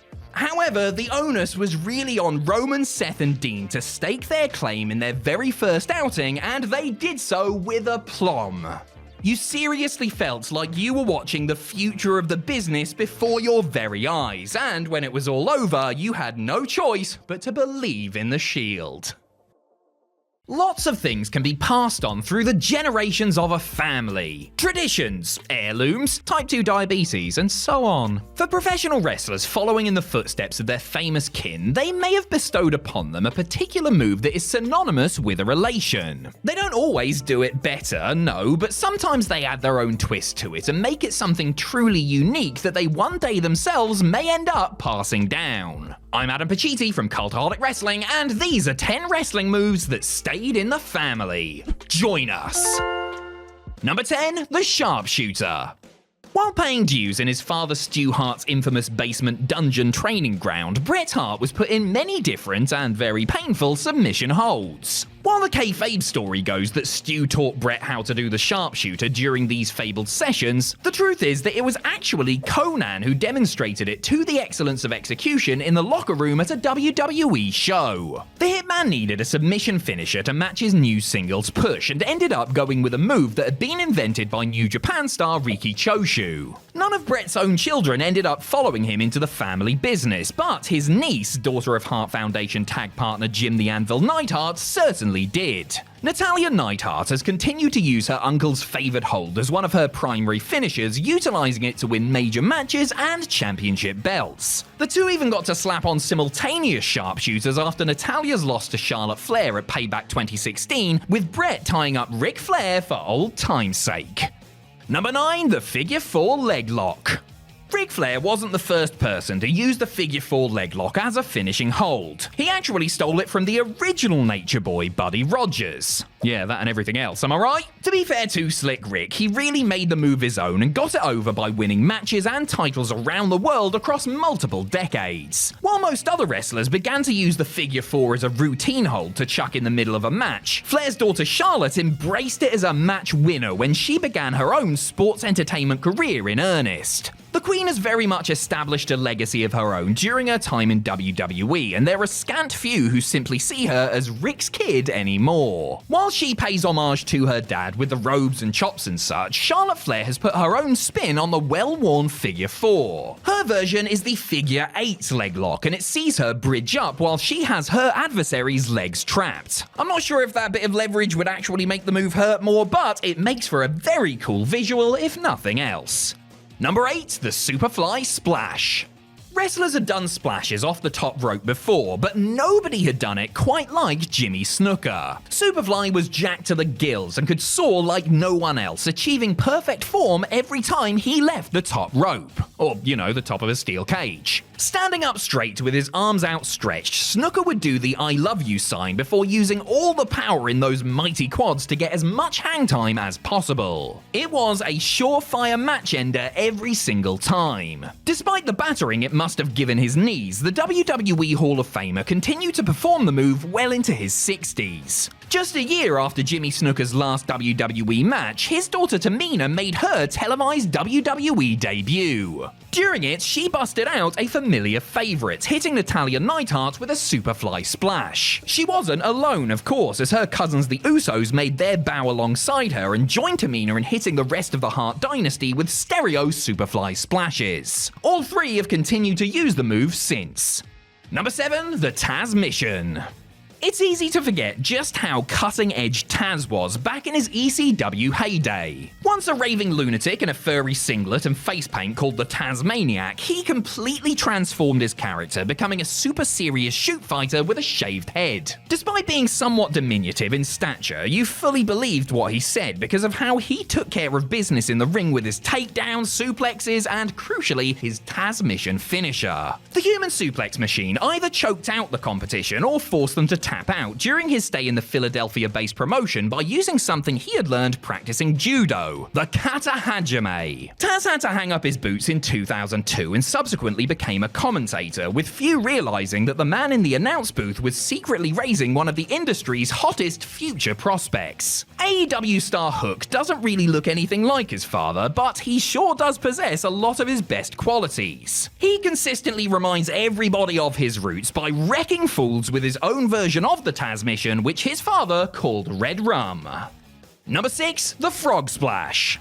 Eddie Guerrero began using the Frog Splash as his finisher as a way to honor his Los Gringos Locos tag partner Art Barr, who passed away while the two were in the middle of a historic run in Mexico. It was a tad ironic since Eddie had actually used the move first after being impressed by a version performed by a luchador named La Fiera, who dubbed his version the Jackknife Splash. After Too Cold Scorpio gave it its new froggy name, Latino Heat used it to capture championships around the world, including famously the WWE title. After Guerrero passed away in November of 2005, several wrestlers began using the Frog Splash in his honor, including Rey Mysterio. Eddie's nephew and former tag team champion partner Chavo also adopted the move, using it to bag more gold like the ECW title. It was not the first time Chavo had used a move popularized by his family, as he had previously won matches with the Gory Bomb, a refigured version of the Gory Special submission hold invented by Eddie's father, Gory Guerrero.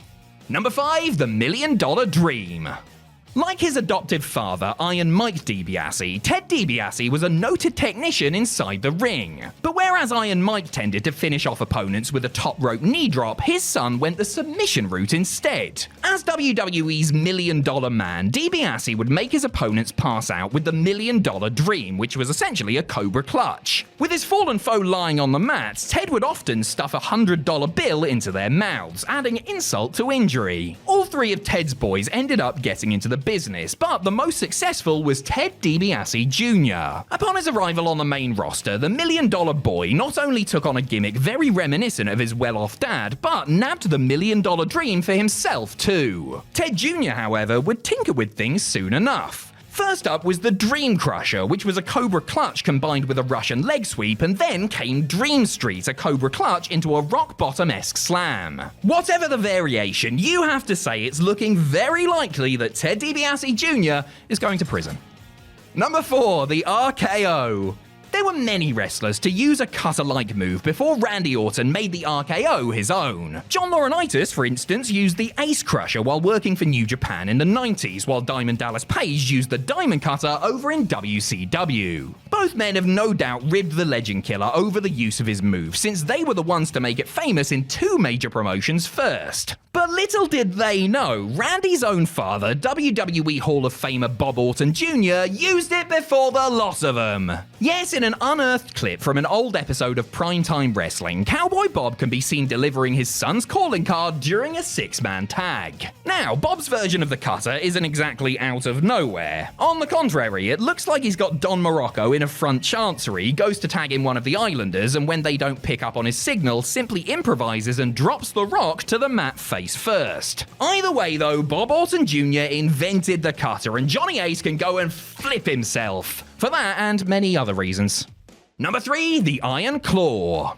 Whereas Orton may have accidentally inherited a move from his old man, the Von Erich boys very deliberately had the Iron Claw passed on to them. Family patriarch Fritz Von Erich used the dreaded move, which would see him take his meaty hand, place it over his opponent's forehead, and then attempt to squeeze the life out of him, as he became a big star in the US and Japan during the 50s and 60s. A menacing mountain of a man, all Fritz had to do was scrunch his hand into a claw shape to send fans running for the hills. Considering it was the favoured version of a feared villain, it's quite impressive that Fritz's son, most notably Kevin and Kerry, managed to repurpose it as beloved baby faces. WWE fans still fondly remember how the Texas Tornado used the move to subdue Mr. Perfect enough so that he could hit him with his discus punch and win the IC title at SummerSlam 1990. Kerry's daughter Lacey Von Erich wasn't in the business for long, but she also managed to display her own knowledge of the claw during her run in TNA. It was probably the one move the inexperienced knockout couldn't muck up, but still.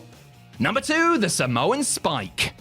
The late Great Umaga had many devastating moves in his arsenal, including a pop-up Samoan drop, a running hip attack in the corner, and a graceful spinning heel kick. To finish off his opponents, the Samoan Bulldozer utilized something that was so simple, yet utterly devastating. Taking his heavily taped thumb and raising it to the sky, Umaga would throw it down with force into his opponent's neck. If anyone else used the move, it might look a little hokey, but the savage super heavyweight delivering it made you stop and think, yeah, I probably would die if he did that to me. Nobody used the Samoan Spike in WWE for a long time after Umaga's untimely passing. I mean, who else could justify reliably deliver the move in the same manner? Why, his nephew Solo Sikoa, that's who. The Bloodline member has been on a tear since getting called up to WWE's main roster, winning far more matches than he's lost and looking dominant thanks in part to him deciding to revive the Spike, something that was suggested to him by Triple H. Number 1, the 619. When Rey Mysterio first showed up in WWE back in 2002, he did so with his mask reattached and a new move that would quickly help him to become one of the most popular wrestlers in the entire world. The 619 was the next step in the evolution of the Tiger Feint Kick, originated by the original Tiger Mask that the Luchador did in WCW, where he would spin between the middle and top rope back into the ring, in essence faking out as if he was going to do a dive to the outside. Now, with his opponent's face draped between the top and middle strand, he would fling his legs towards them, kicking them back into the middle of the ring and setting them up for some springboard move or other. The 619 is now a major part of Rey's identity as a performer, so much so that nobody besides his own flesh and blood can possibly feel right doing it. Mysterio's son Dominic used the move when he first burst onto the scene, often doing it in stereo with his old man. Dirty Dom eventually turned on his padre, the ingrates, forcing him to take him to school in front of his own mother and sister, as well as Snoop Dogg and Bad Bunny. Wrestling is weird, isn't it?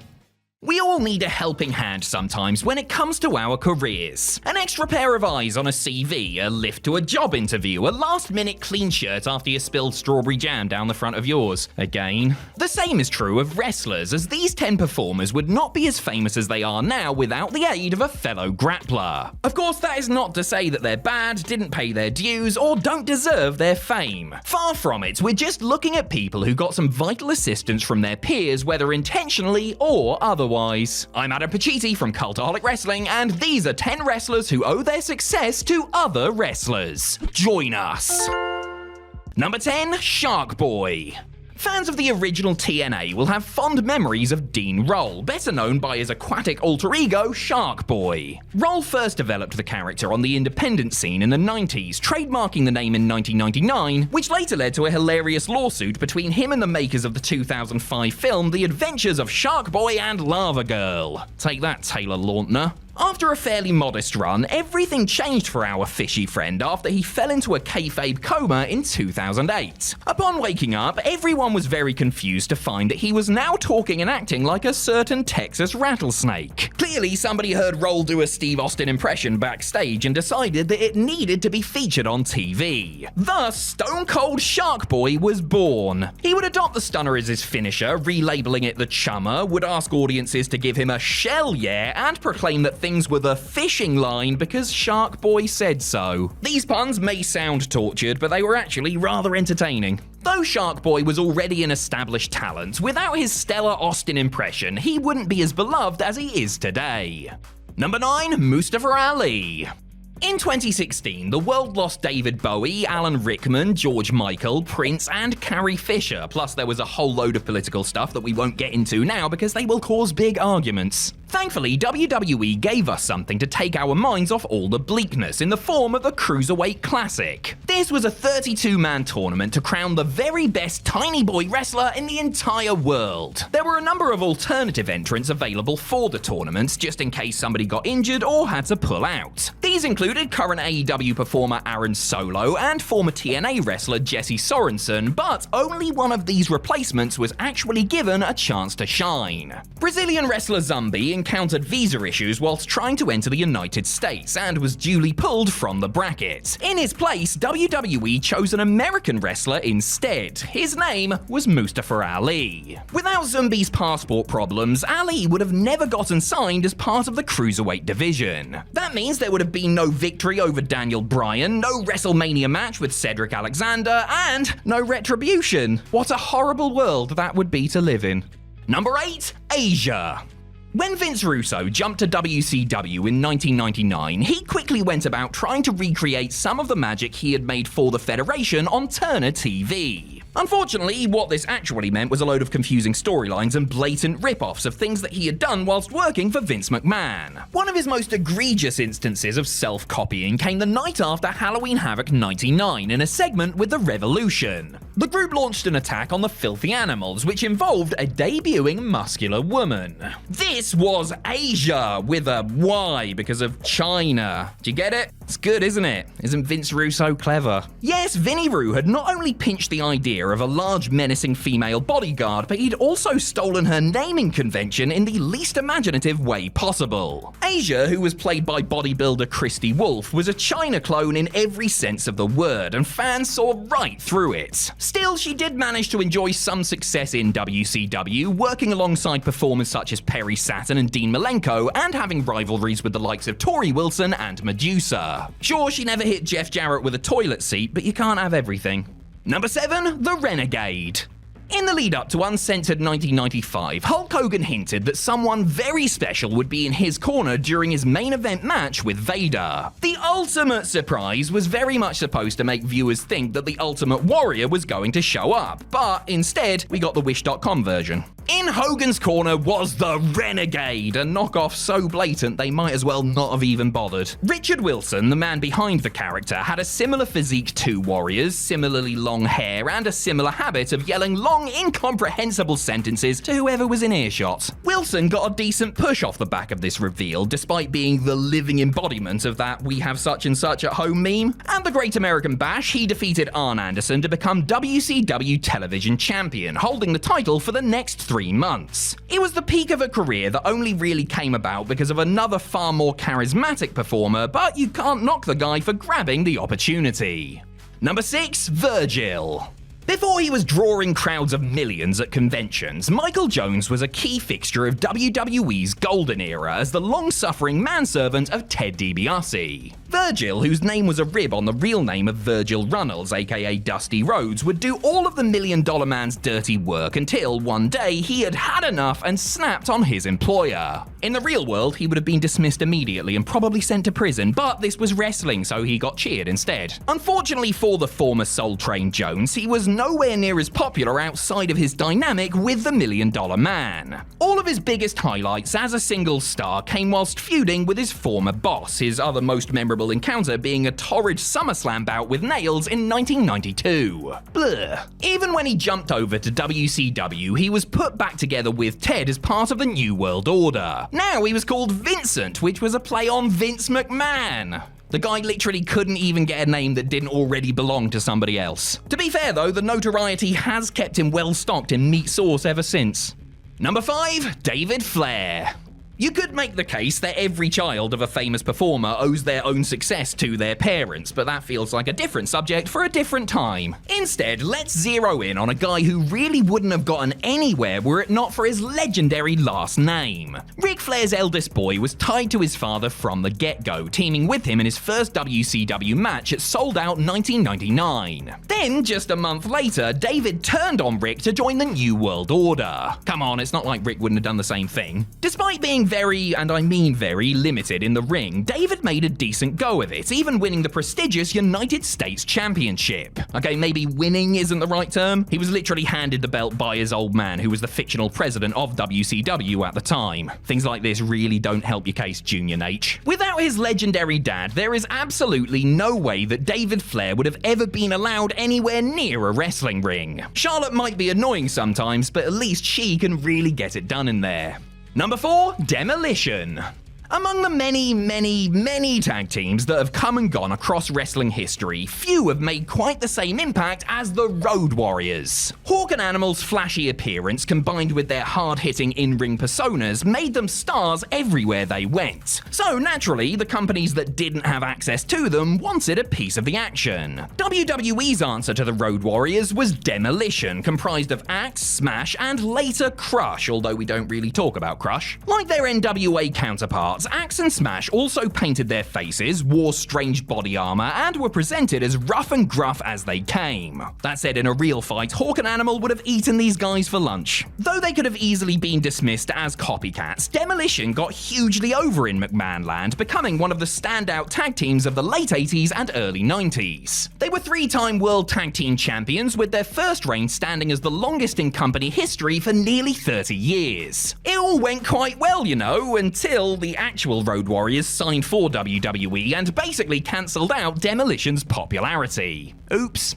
Number 3, Dwayne Gill. Sometimes a wrestler will be given a gimmick that should sink their career, but they turn it into absolute gold. If you want a prime example of this, look no further than Dwayne Gill. In the early 90s, Gill was a familiar jobber in the Fed before taking a break and returning in 1998 to retake his place as enhancement talent. Nice one. After spending some time in the job squad, Gill somehow won the light heavyweight championship from Christian. This is what eventually led to the creation of his most famous mantra, the name that would define his career for decades to come: Gillberg. As a parody of top WCW star Goldberg, Gillberg would come out to piped-in crowd chants, have fire extinguishers blown in his face whilst people held up sparklers on the entrance ramp, and would pull funny faces in an exaggerated homage to the man on the other channel. Gillberg remains one of the most popular comedy gimmicks in WWE history, appearing on TV as recently as 2021. His reign with the light heavyweight title was actually the longest in company history, but that's probably because they forgot that belt even existed. Number 2, Brutus Beefcake. As the old saying goes, it's not who you know, it's who you blow. Wait, that's not right. It's not what you know, it's who you know. Nobody in the history of professional wrestling embodies that statement more than Ed, please get me a job, Terry, Leslie. Leslie began his wrestling career in the 1970s, alongside the man who would later define his career. The two started out as kayfabe brothers, Ed and Terry Boulder, before Leslie would change his name to Dizzy Hogan once his fake sibling took on the first name of Hulk. Everywhere Hulk Hogan went thereafter, Leslie would follow at his heels like a loyal dog. When Hogan was in the WWF, Leslie was there as Brutus the Barber Beefcake, occasional on-air best bud with the man himself. In WCW, Leslie performed under a litany of names, including the Butcher during his program with Hogan that saw the main event Starrcade 1994. Seriously, Brother Brutai main evented the WCW equivalent to WrestleMania, all thanks to his friendship with the Hulkster. Drink that sweet, sweet nepotism in, folks. It is true that Leslie does have some talent and charisma, but without his lifelong association with his human meal ticket, there is no way he would have reached the heights that he did. Number 1, Kane. If you thought this entry was just going to be about The Undertaker, then think again, because it turns out several other of Big Glenn's gimmicks have been tied to other wrestlers. First up, there was Isaac Yankem DDS, the demonic personal dentist of Jerry Lawler. Then Jacobs portrayed the fake Diesel following Kevin Nash's split from the company, although calling that a success might be a bit of a stretch. Ultimately though, when it comes to talking about this man's work, it's gotta be Kane! Jacobs famously debuted as The Undertaker's masked sibling at Bad Blood 1997, ripping the Hell in a Cell door off its hinges and starting an on-again, off-again rivalry that would last the next several decades. Sometimes this was a good thing, other times not so much. See the entirety of 2010 for further details. Without The Undertaker, and to a lesser extent Paul Bearer, there would have been no reason for Kane to come into WWE. Sure, Jacobs made the character his own, but when he looks back on the creation that made him a household name, he must feel a hell of a lot of gratitude towards the dead man.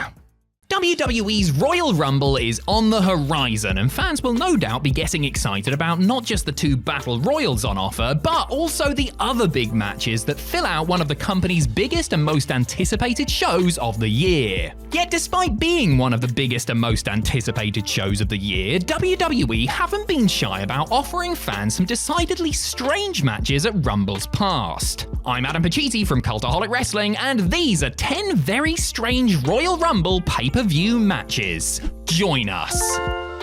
Number 10, Chyna vs. Ivory in 2001. The 2001 Royal Rumble pay-per-view is best remembered for Steve Austin's record-setting 3rd Rumble match victory, a belter of an Intercontinental title ladder match between Chris Jericho and Benoit, and the surprise Rumble appearance of future WWE Hall of Famer Drew Carey. It was overall a very good event, with one notable bad spot. In a mid-card match, Chyna challenged Right to Censor member Ivory for the Women's Championship. The 9th Wonder of the World was heading into the contest with a dodgy neck after being on the receiving end of an RTC spike piledriver. Having been mocked incessantly in the weeks after, Chyna went into the match looking to flatten the champ and started off by bumping Ivory all over the shop. It was totally one-sided in favor of the challenger when, just a couple of minutes minutes in, she hit a very weak handspring back elbow into the corner and collapsed to the mat. Ivory then simply placed a hand on her prone opponent and retained the gold. The match itself was really a whole load of nothing, but the finish and super duper serious post-match angle were awful and completely unbelievable. Number 9, the Bushwhackers versus the Beverly Brothers in 1992. The 1992 Royal Rumble pay-per-view is generally considered one of the best in the illustrious history of the event, with Roddy Piper's Intercontinental triumph and Ric Flair's world title win in the eponymous match standing out as particular highlights. The rest of the card, though, was a tale of 3 tag matches. The New Foundation's victory over the Orient Express was entertaining, the Natural Disasters versus the Legion of Doom wasn't great, but the Bushwhackers against the Beverly Brothers was a crime against sports entertainment. Seriously, this was 15 minutes that felt like it lasted 15 years and was an embarrassment to any self-respecting wrestling fan, of which I admit there are probably few. I mean, the Bushwhackers had an atrocious match against the Rougeaus 2 years prior, but they somehow managed to have an even worse one that at times resembled bad community theatre against the Beverleys. The post-match antics with Jameson winding up for a big punch only to kick the Genius in the shins after Butch and Luke had lost fair and square mind put an especially lame bow on this rotten snooze fest. Number 8, the mini 6-man tag in 1998. The 1997 Royal Rumble pay-per-view had a large lucha libre presence as WWE had entered into a working arrangement with Mexican promotion AAA and felt like some talent from south of the border would be welcomed on a show that could potentially have a large Hispanic contingent in attendance. 3 AAA dark matches, 1 on the main card, and several luchadors in the Rumble itself was the result, and it's fair to say that the experiment didn't exactly get over as anyone had hoped. A year later, WWE went in a different direction and booked a 6-man featuring Mexican talent of the mini variety. The babyface team of Nova, no, not that one, Mosaic and Max Mini took on Battalion, El Torito, and Tarantula in a match where Sonny would act as the special guest referee. Honestly, I'm pretty sure that this was just an excuse to get Tammy Sitch out there in shorts, but the match itself was fairly spectacular in parts, even if the incessant arm drags and dives did become repetitive before long. The babyface-less trio picked up the win after Sonny got involved and made a complete hash of her big spot at the end. Hey, if nothing else, at least Jerry Lawler put his big book of little people jokes to good use on commentary, eh?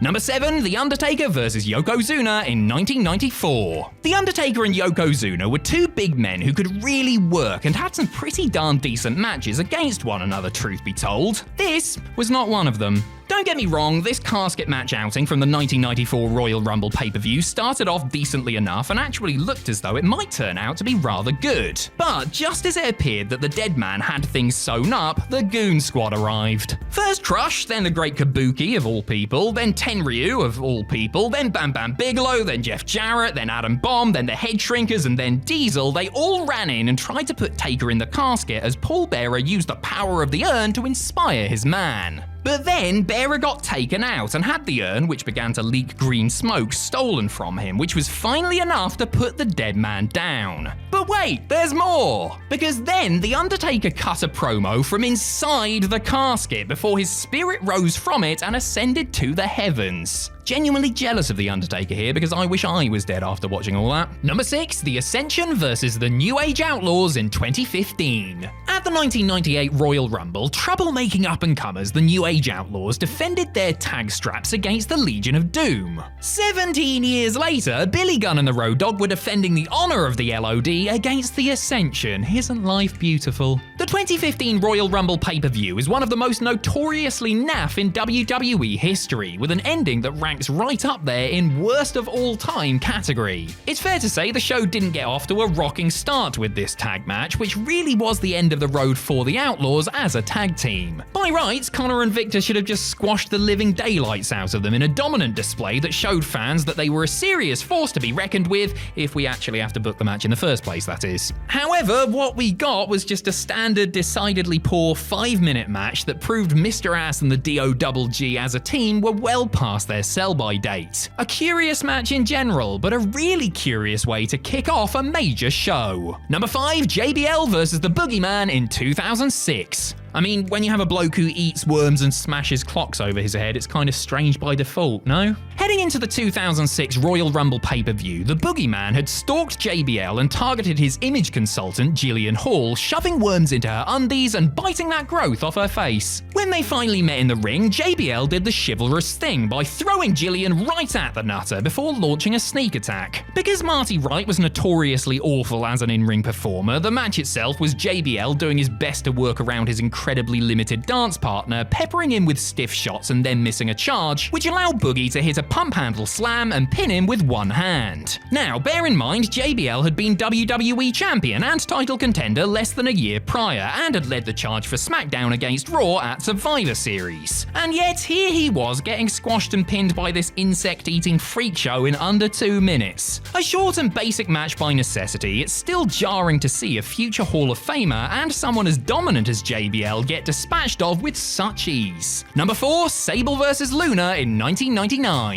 God, the 1999 Rumble pay-per-view was a slog, wasn't it? WWE may have been red hot at the time, but this was a big misfire full of uninspired wrestling and dodgy booking. Didn't especially enjoy watching Mick Foley get CTE'd in front of his kids either, to be honest with you. Worst match of the night honours, however, went to Sable's Women's Championship defense against Luna in a strap match. The match itself almost didn't happen, as Sable's then husband Mark Merrow complained that his wife wasn't trained for the gimmick and they wouldn't have enough time to practice for it since the future Playboy cover girl was being booked here, there and everywhere, though they ultimately came to an agreement. WWE ran an angle on the pre-Rumble edition of Sunday Night's Heat with Luna attacking Sable and hitting her with a backbreaker, the insinuation being that the champ would simply forfeit the title. Sadly, we weren't so lucky. The two ladies had their match, such as it was, which ended when a fan from the crowd, later revealed to be Tori, ran in and punched Luna in the mouth, allowing Sable to retain. Number 3, Brodus Clay vs. Drew McIntyre in 2012. In 2020, Drew McIntyre wrote his name in the history books by winning the Royal Rumble match. Unfortunately, the Scottish Warrior's big moment came not in front of a sold-out stadium, but in front of a sanitized, practically empty performance center due to the COVID-19 pandemic. That must have been a kick in the teeth for Drew, who had worked so hard to get to that point, but he could take solace in the fact that his future certainly looked a lot brighter than it did 8 years prior. Because at the 2012 Royal Rumble pay-per-view, McIntyre was not booked to win the Rumble. Hell,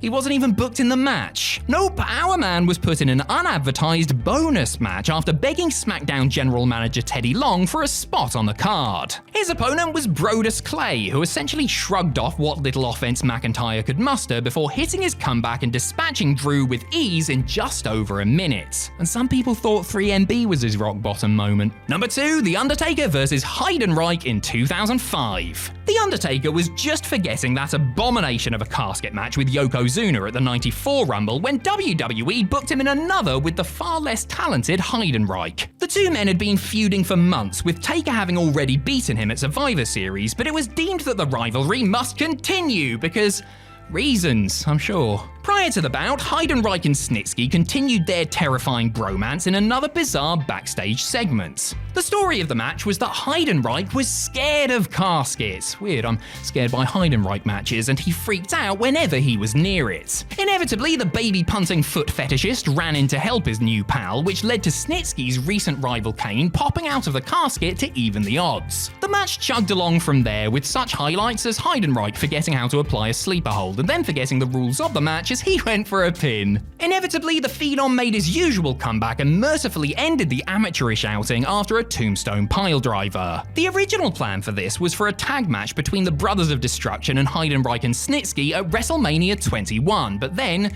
this happened and, well, plans mercifully changed. Number 1, Bray Wyatt vs. LA Knight in 2023. Anticipation was high for Bray Wyatt's first televised match since his loss to Randy Orton in that truly balmy bout at Night 2 of WrestleMania 37. The Eater of Worlds had returned to the company following an 18-month absence, and fans were curious to see what he could do with the up-and-coming LA Knight in their pitch black match at the 2023 Royal Rumble pay-per-view. Sadly, what could have been a fun concept did not translate well in practice, but boy did it give me a hankering for one particular brand of energy drink. So the basic gimmick was that the lights were turned down and they wrestled with a black light, accentuating their glow-in-the-dark ring gear and paint. Oh, and that big Mountain Dew logo in the the middle of the ring, of course, because this match was little more than a prolonged advertisement for one of WWE's show sponsors. They could have maybe overcome this with a good match, but sadly that was not to be. It was short and bad, followed by a post-match angle that ended with Uncle Howdy hitting or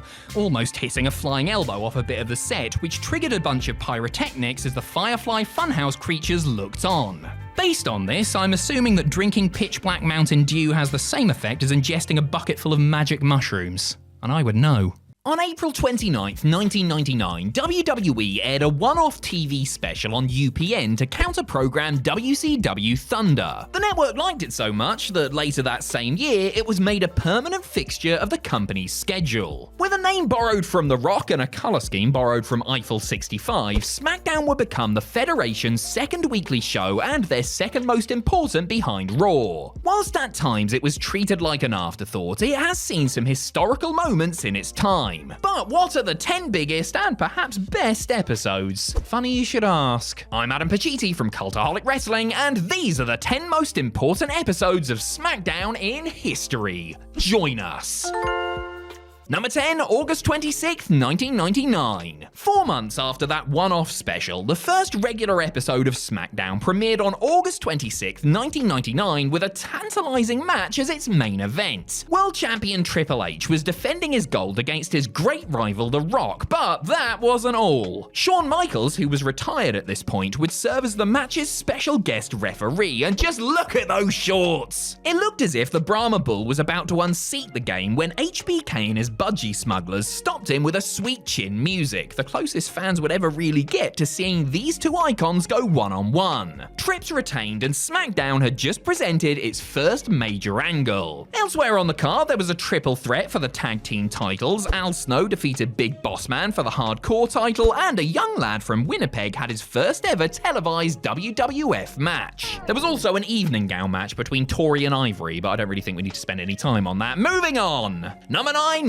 November 11th, 1999. Some of WWE's biggest successes have come from incorporating celebrities into their shows, so it was only a matter of time before SmackDown got its first brush with stardom. On the November 11th, 1999 episode, the show was graced by the presence of actor, bodybuilder, and all-round great guy Arnold Schwarzenegger, who was there to promote a new movie. Which cinematic classic was it, I hear you ask? True Lies? Last Action Hero? Batman and Robin? Nope, it was End of Days, one of his worst ever films. Why he was shilling didn't matter though. The fact was that the Blue brand had secured an A-list name to give it some much-needed pop culture credibility. Arnie even got physical, smacking Triple H around like he was standing in front of the last Turbo Man toy. The Governor snagged a WWE Hall of Fame induction in 2015 for his work, make of that what you will, and SmackDown felt like a big deal just 13 episodes in. This was also the show where Big Boss Man stole Big Show's dad's coffin, which I wouldn't classify as important, but it is bloody hilarious. Number 8, August 9th, 2001. Personally, I love it, but some thought the original SmackDown set wasn't that much to look at. The big rings were cool and all, but if you weren't looking directly at it, you'd probably forgot it existed. However, all of this changed on the August 9th, 2001 edition, when the show got a much-needed makeover from a very unlikely architect. Chris Jericho and Rhino were deep into a bitter rivalry that would lead to a match at SummerSlam, but not before the Man Beast got one over on Y2J. After the latter won a quick match against Hugh Morris, the former ECW champion appeared and started beating him down, eventually leading to an awesome spot where he gored the wannabe rock star through the stage at the top of the ramp. Not only was this great to look at and try and recreate with action figures at home, but it paved the way for a new addition to SmackDown's aesthetic, the Giant Fist, which debuted shortly after. As if heralding the arrival of such an iconic piece of wrestling decorating, this episode also featured 2 tag team championship changes. DDP and Kanyon won the Fed belts, whilst the Brothers of Destruction picked up the WCW straps. Number 7, August 8th, 2002. There has never been a bigger or more successful push of a new star in WWE than Brock Lesnar's first run in 2002. He beats one of the biggest stars of all time within 5 months of debuting. The date was August 8th. Lesnar was on one side of the ring, whilst his opponent was none other than the human hot dog himself, Hulk Hogan. Firstly, it's utter surreal that these two were employed at the same time, let alone had a match together. Secondly, Lesnar didn't just beat Hogan, he obliterated him. The next big thing took the Immortal One to the cleaners, knocking him around so badly that it's a miracle his moustache didn't come clean off. After 10 minutes of domination, Brock locked in a bear hug to win via technical submission, a dominating end to an impressive performance. Number 6, November 7th, 2017. Despite the first W in WWE standing for World, the company's top prize had never changed hands outside of North America until SmackDown took a trip to merry old England in 2017. The November 7th edition of the show from that year had some very interesting matches on it, including Becky Lynch taking on James Ellsworth in a rare intergender clash. The bout everyone was interested in, though, was the main event, a WWE Championship clash between AJ Styles and the greatest champion of all time, Jinder Mahal. The experiment to see if Jinder Mahal would work as a world champion had gone on for way too long and had inflicted a lot of pain on the wrestling fandom. Everybody was begging for Styles to end the 170 days of misery, and sure enough, that is precisely what he did. When AJ beat Jinder for the gold, fans of all generations, backgrounds, colours and creeds came together to celebrate. Jinder, I love you mate, but the nightmare was finally over. Phenomenal. Number 5, August 21st, 2018. At SummerSlam 2018, Charlotte Flair won the SmackDown Women's Championship fair and square, only for jealous old Becky Lynch to attack her after the bell and spoil her big moment. Instead of backing the Queen, fans took the side of the Lass Kicker, rejecting her supposed heel turn and WWE's idea that she was now the baddie. To try and get things back on track, the company put Lynch out on the August 21st episode of SmackDown to cut a heel promo, but that just made everything worse. As Lynch laid out her case, the fans cheered her even more, recognizing that the redhead had gone unappreciated for far too long. This inadvertently set Bex on a course to superstardom, to becoming the man, to main eventing WrestleMania, and to changing the state of women's wrestling in WWE forever. In terms of actual wrestling, the biggest story of the night came in the main event, where the New Day defeated the Bludgeon Brothers to win the SmackDown Tag Team Championships in a no DQ match, ending what would be the final WWE title reign of Luke Harper, aka Mr. Brody Lee. Number 4, July 7th, 2005. WWE does stupid things sometimes. In other breaking news, the sky is blue and the sun is hot. One of the most boneheaded and badly timed decisions the company has ever made went down on the SmackDown that was broadcast on July 7th, 2005, and featured one of the most controversial characters in wrestling history, Muhammad Hassan. The aggrieved Arab American, who was portrayed by a man of Italian descent just to make things extra awkward, was in the middle of a feud with The Undertaker. This was the night he set a bunch of masked men on the dead man, only these were no ordinary wrestling goons. Hassan summoned the men in balaclavas by praying, the most overtly terroristic reference from this character to that point. This just so happened to air on the day of the London 7/7 bombings, which understandably got the big dub in a lot of hot water. Hassan was written off TV in dramatic fashion when Taker powerbombed him to his doom at the Great American Bash. Plans to have him win the World Heavyweight Championship at SummerSlam were canned, and the character was never seen or heard from again. Number 3, March 20th, 2018. On February 8th, 2016, a tearful Daniel Bryan announced that due to various medical issues, he would be retiring from professional wrestling. However, because Bryan is from a different planet, this retirement only lasted 2 years. After serving as the Blue Show's general manager and saying whatever the hell he wanted on TV in an attempt to get fired, the American Dragon announced that he had finally been cleared to return to the ring on March 20th, 2018.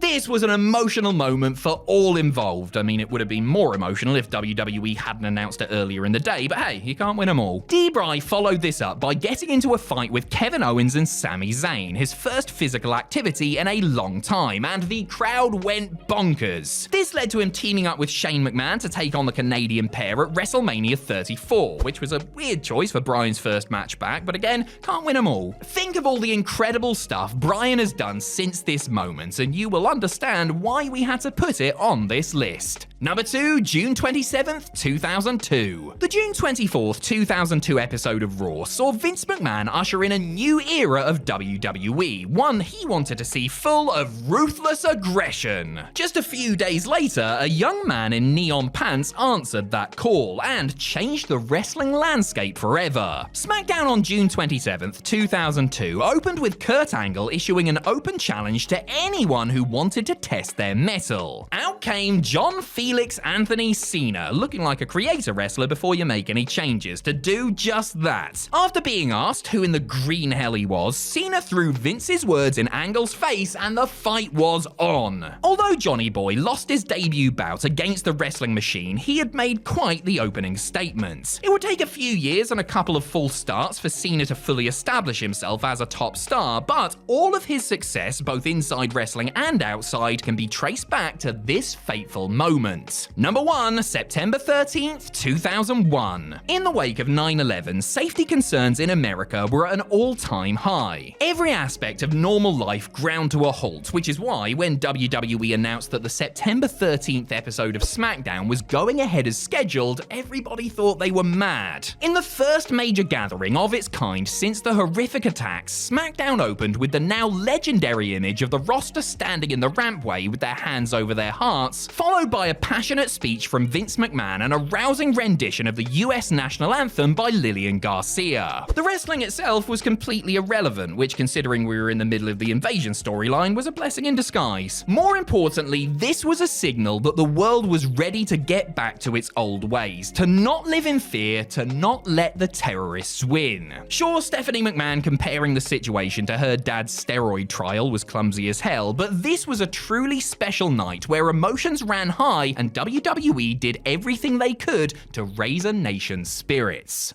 They say never meet your heroes, but they don't say never wrestle your heroes now, do they? Whoever they are, idiots. Some professional wrestlers have been lucky enough to get in the ring with the people they looked up to when they were just young fans, whether it's at a small independent show seen by hundreds or on the grandest stage of them all. I'm Adam Pacitti from Cultaholic Wrestling, and these are 10 wrestlers who wrestled their heroes. Join us! Number 10, Rob Van Dam versus Brady Boone.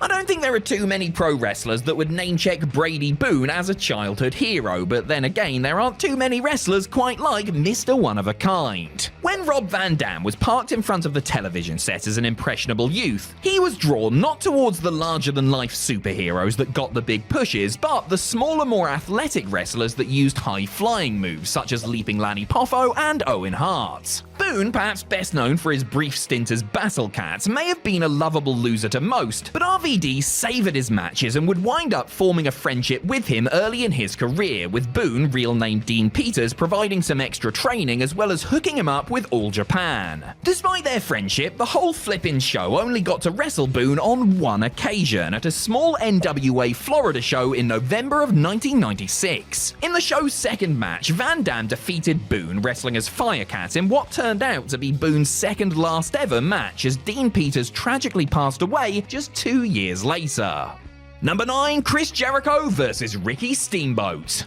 When Chris Jericho was growing up, his 3 biggest influences in wrestling were Owen Hart, Shawn Michaels, and Ricky Steamboat. He was sadly unable to wrestle Owen before his tragic passing, but had 2 celebrated feuds with Michaels, which produced several classic matches. Considering Steamboat retired due to back injuries in 1994, the odds of Y2J tangling with the Dragon must have appeared slim. Yet when Mickey Rourke pulled out of a planned WrestleMania 25 encounter with Jericho, aging legends Roddy Piper, Jimmy Snuka, and yes, Ricky Steamboat were drafted in for a 3-on-1 handicap elimination match at the Showcase of the Immortals. The portions with Hot Rod and Superfly weren't especially great, but when it came down to Jericho and Steamboat, things picked up significantly. Rolling back the years, the former NWA heavyweight champion looked like he hadn't lost a step as he dished out arm drags, flying crossbodies, and even skinned the cat before being pinned. Steamboat's performance was so good that it earned him a singles match with Jericho at the following month's Backlash, not to mention a couple of non-televised house show bouts as an added bonus. Number 8, Pete Dunne versus AJ Styles. One of the most influential wrestlers of the past quarter century has been AJ Styles. Through his incredible performances in Ring of Honor, TNA, and elsewhere in the early 2000s, the Phenomenal One established himself as one of the best and most spectacular wrestlers on the planet. One person who counted himself as a huge fan was Pete Dunne, a similarly sized competitor who attempted to ape AJ's flashy moves when he first began training for a career in the grap game. He soon discovered that springboards and somersaults weren't his forte and switched to a more technical style, though his appreciation for Styles remained, and he has often talked about him being his hero growing up. Dunne, as Butch, finally got the chance to see what all the fuss was about firsthand when he met Styles on the July 14th, 2023 edition of SmackDown. Alas, it wasn't in a singles match setting, but as two of the four competitors vying for a shot at US champion Austin Theory. Still, their exchanges were a highlight of the bout, and it must have been a personal highlight for the Bruiserweight. Number 7, Becky Lynch vs. Lita. Many of the current generation of fighting females credit Lita with inspiring them to get into the business. I mean, we've all seen that video of a young AJ Lee breaking down in tears while meeting the Team Extreme member at a signing in 2001, right? And then she went and paid tribute to her hero by marrying her ex-boyfriend. So sweet. Lee never got to throw down with Lita, but Becky Lynch did. Becky, like AJ, grew up watching Lita and cited the former women's champion along with her fellow WWE Hall of Famer Mick Foley as her main inspirations. Lita retired from full-time in-ring competition in 2006, well before Lynch signed her first WWE contract. However, thanks to the women's evolution and the promise of a huge Saudi Arabia payoff, the match got to happen in 2022. Lita had come back for a couple of Rumbles and tag matches, but this Raw Women's title match at Elimination Chamber was a much sterner test. And it was one that she stylishly passed, putting in one of her best ever in-ring performances before falling to the man. A year later, Becky got to live out another fantasy by winning the women's tag team titles with her fave. Number 6, Atsushi Onita vs. Terry Funk. Atsushi Onita was little more than a young boy when he first locked up with his hero Terry Funk during the early 1980s for All Japan Pro Wrestling. The first graduate of the All Japan dojo had also received training from the Funks when he visited their Texas territory and was a pretty decent junior heavyweight, but it was only after he left the business for a few years and came back that his career began to really take off. As the promoter of the ultra-violent FMW, Onita became one of the biggest stars in the land of the rising sun. To show his old mentor just how far he had come, Onita invited Funk over for the first ever no-rope exploding barbed wire time bomb death match. I mean, he could have just invited him round for a cup of tea, you know what I mean? A bloody and barbaric spectacle, it wasn't so much a wrestling match as it was a war of attrition unlike anything previously seen in a wrestling ring. They beat the hell out of each other, with Onita saving Funk from the final explosion by lying on his hero's knackered body in a moment of oddly touching pathos. Again, a cuppa probably would have sufficed. Number 5, Randy Orton vs. Hulk Hogan.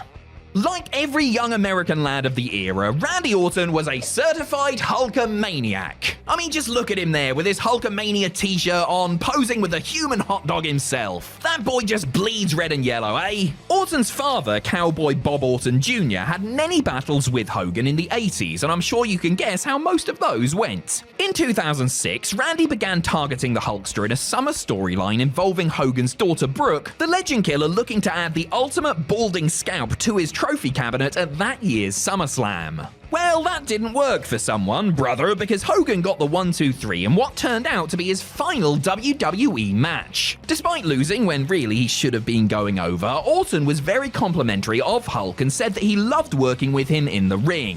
In 2023, Hulk returned the compliments and then some, gushing about Orton's own work inside the squared circle. In his own words, the WWE Hall of Famer would love to come back and wrestle and beat him once again. Well, he didn't say beat him, but it's implied, isn't it? It's always implied. Number 4, Triple H vs. Ric Flair. It might come as a shock to you, given his penchant for long hair, questionable moustaches, and long matches filled with side headlocks, but Triple H was a big fan of the glory days of the NWA. The gang studied the likes of Harley Race and Jack Briscoe, but the man he idolized was Ric Flair. The two would briefly work alongside one another when Hunter was cutting his teeth in WCW during the early to mid-90s, but they wouldn't lock up until around a decade later in WWE. Their first singles match was over the cerebral assassin Austin's WWE World Heavyweight title on the September 2nd, 2002 episode of Raw. From there, they would have quite a lot of matches, both as opponents and tag team partners, with Flair also managing Triple H for a long period. It must have been a real kick for Paul Levesque to travel around the world with his favourite of all time while the two were riding high as members of the ultra-successful Evolution stable. It must have also been quite the kick to hear the dirtiest player in the game describe him as the best wrestler in the business at that time. Number 3, Shawn Michaels vs. Ric Flair. Like his DX pal, Shawn Michaels grew up idolising the Nature Boy. Then, during the 90s, the Heartbreak Kid eclipsed the performance level set by Flair in the 1980s, at least in the eyes of many. And in the eyes of Flair himself, actually, with Slick Rick later admitting to watching Shawn and thinking, yeah, he's the best wrestler of all time now. The first time the two met in a singles match was at a primetime wrestling taping in December of 1991. The next time they met was on pay-per-view almost 12 years later, by which point Michaels had retired, come back, and was now a seasoned veteran in his own right. They wrestled many times after that and also teamed up on occasion before HBK was handpicked as the man to end Flair's legendary career at WrestleMania 24. The student had become the master when the two clashed at the granddaddy of them all, with a torn Michaels doing what he had to do and enhancing his own legacy by retiring his hero. Number 2, The Amazing Red vs. Rey Mysterio. Over the years, many masked wrestlers have been touted as potentially being the next Rey Mysterio, but nobody has quite managed to live up to that promise just yet. In fact, the one that has come closest in size and spirit didn't even have a mask. High-flying independent sensation, The Amazing Red burst onto the scene in the early 2000s and made his reputation with standout performances in promotions like Ring of Honor and TNA. Clearly inspired by Mysterio, Red nicked the 619, rechristened the 718, while Rey took the code Red in return. Red was never signed by WWE, and so he had to wait until Mysterio decided to leave there before he could square off with his hero. And he had to book the match himself too. Red and Rey finally met for Red's own House of Glory promotion in the main event of their aptly titled At Last show in August of 2015. Mysterio picked up the win after 17 very enjoyable minutes before embracing the man who looked up to him. Red himself got to feel what it was like to be in Rey's shoes years later when he wrestled Will Ospreay, the aerial assassin, crediting him as one of his biggest inspirations. Number 1, Kevin Owens vs. Stone Cold Steve Austin.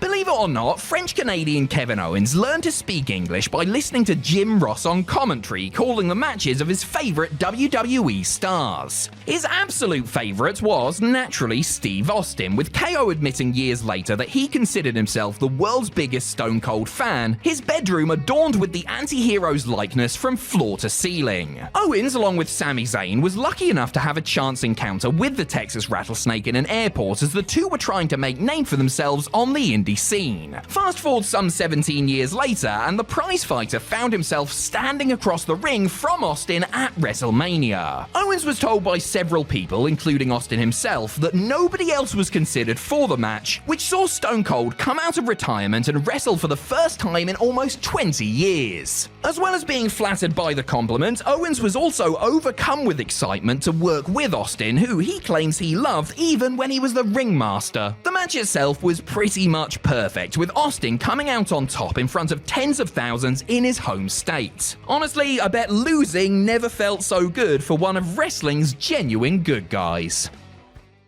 By rights, WrestleMania should be the stage for the biggest, best, and in theory, most memorable matches WWE has to offer. I mean, they literally call it the grandest stage of them all, so you would think that any match lucky enough to grace it would fit the bill. This isn't exactly true, of course, as even WWE's revered flagship presentation has played host to a bunch of matches designed to pad the runtime, provide a piss break, or get some stars on the card so they can get themselves a nice WrestleMania payoff. Quick disclaimer before we start, we are not including anything from the cursed WrestleMania 36, as COVID wreaked havoc on that weird show, and I think we would all like it to stay forgotten. I'm Adam Pacitti from Cultaholic Wrestling, and these are 10 totally random WrestleMania matches you don't remember. Join us.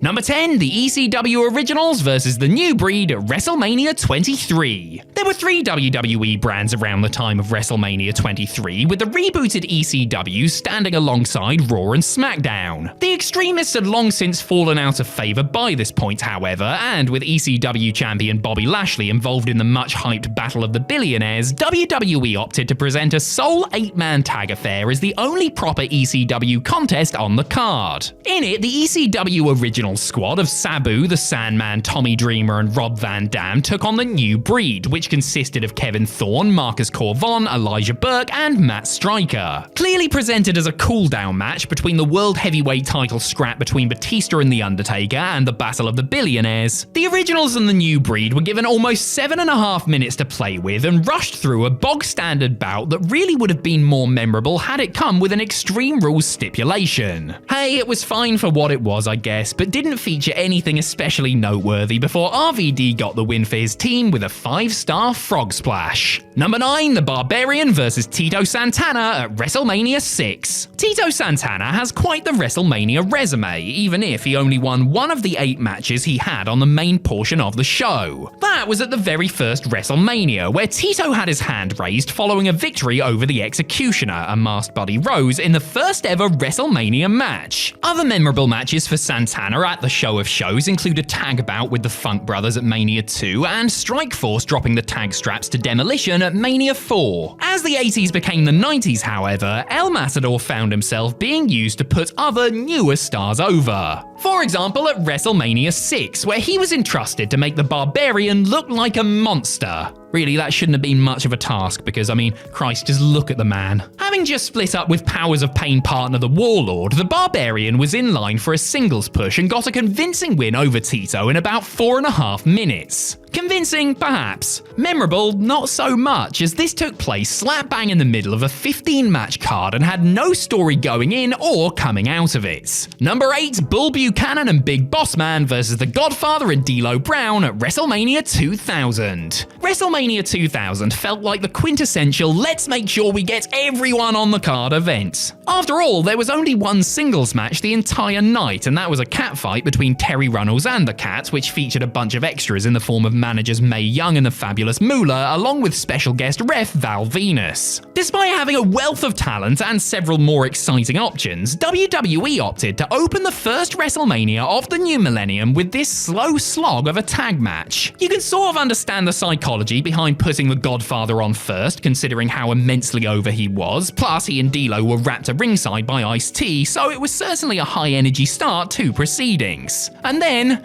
the bell rang. Because honestly, this was 9 minutes that felt twice that, and it was so boring that it did the opposite of what a good curtain raiser should do and actually subdued the crowd. The kicker? The heel team went over, further deflating anyone who was still awake to witness the finish. Number 7, The Shield versus Kane and the New Age Outlaws at WrestleMania 30. Bearing in mind just how many WrestleMania epics the Shield members have competed in, well, Roman Reigns and Seth Rollins anyway, it's funny that the first 2 Mania matches for the Hounds of Justice were so utterly forgettable. In their Mania debut at number 29, Reigns, Rollins and Ambrose kicked things off with a victory over the formidable duo of Randy Orton, Sheamus and The Big Show. A year later, they met the not-so-formidable New Age Outlaws and Corporate Kane in a match that was just a total afterthought. Put on second, the 6 men were given barely 3 minutes for what amounted to a one-sided squash that ended with the Shield standing tall. Fair play for putting over the babyface unit so strongly, but on a show that included Daniel Bryan's quest for the WWE title and Brock Lesnar breaking the streak among other memorable matches and moments, it's really no surprise that this gets lost in the mix. Number 6, The New Day versus the Brawling Brutes at WrestleMania 38. On the March 11th, 2022 episode of SmackDown, Big E suffered what could very well turn out to be a career-ending neck injury when he took a suplex on the outside of the ring from Ridge Holland. While absolutely nobody would ever want the beloved New Day member to suffer such a horrible injury, the incident did, at the very least, offer a ready-made storyline heading into WrestleMania 38, which took place a few weeks later. Because at Mania, Big E's besties, Kofi Kingston and Xavier Woods would be gunning for revenge against Holland and his Brawling Brute's brother-in-arms, Sheamus. It could have been an emotionally charged and meaningful mid-card attraction, but WWE evidently didn't see things that way. To start with, the match was supposed to take place on night 1, but was cut and moved to night 2 due to timing issues. When it did go on, it was over almost as soon as it began, as the Brutes scored the dub after a measly 1 minute and 43 seconds. The power of positivity isn't really helping me with this one.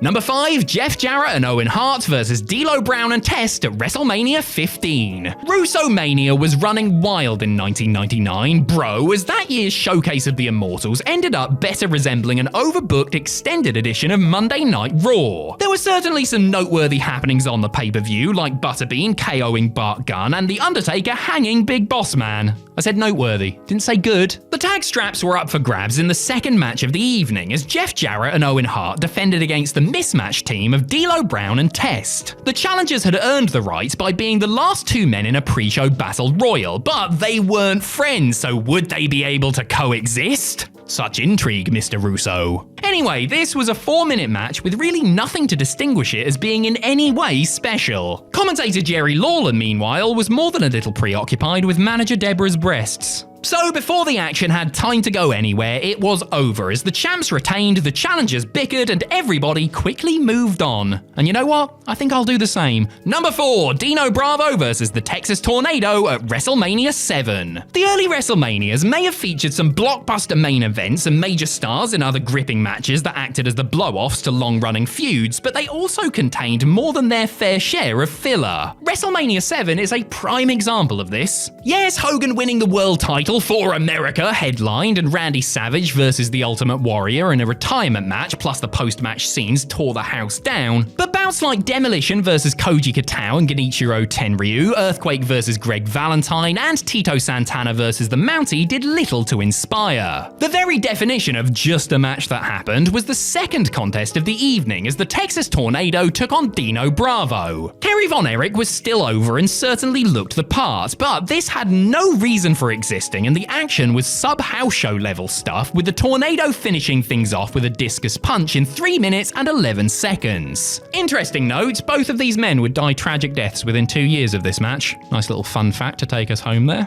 Number 3, The Right to Censor versus Taz and the APA at WrestleMania X7. WrestleMania X7 is still to many the gold standard as far as not just WrestleMania, but pro wrestling pay-per-views are concerned. The beauty of the show was that it really offered something for everyone, from crisp mat wrestling and dangerous stunts to sports entertainment soap opera and an epic main event for the ages. Yeah, something for everyone. And then something else for who I'm not exactly sure. Because stacked up alongside title matches, gimmick matches, and grudge matches was this 6-man pitting Right to Censor members Val Venus, Bull Buchanan, and the Good Father against Bradshaw, Farouk, and Taz. The RTC had been losing steam for months, and there wasn't really that much storyline juice behind this. If anything, it pretty much just served as a way to get Bradshaw and fellow Texan Jacqueline, who accompanied the babyfaces to the ring, in front of the Houston Astrodome crowd. It wasn't terrible by any means, as they kept things energetic enough for the short duration before the future JBL picked up the victory with a clothesline from hell. But it was a throwaway match of little consequence on an otherwise stacked show. Number 2, the Four Corners Tag Team title matches at WrestleMania 20. A 2 for now as we look at the 2 equally forgettable Four Corners Tag title matches WWE offered at Mania 20. In the first, Raw World Tag Team Champions Rob Van Dam and Booker T successfully defended their straps against the Dudley Boys, Garrison Cade and Mark Jindrak, and La Resistance. No shortage of talent on display, but the 8 men were given just shy of 8 minutes, and it was obvious by WWE putting them on second that management didn't see the match as anything other than an arbitrary way to get a bunch of guys on the show, and for Dupree, Conway, Cade, and Jindrak, it would be their only WrestleMania match. In the second, SmackDown's WWE Tag Team Champions Rikishi and Scotty 2 Hotty beat the Basham Brothers, the APA, and the world's greatest tag team.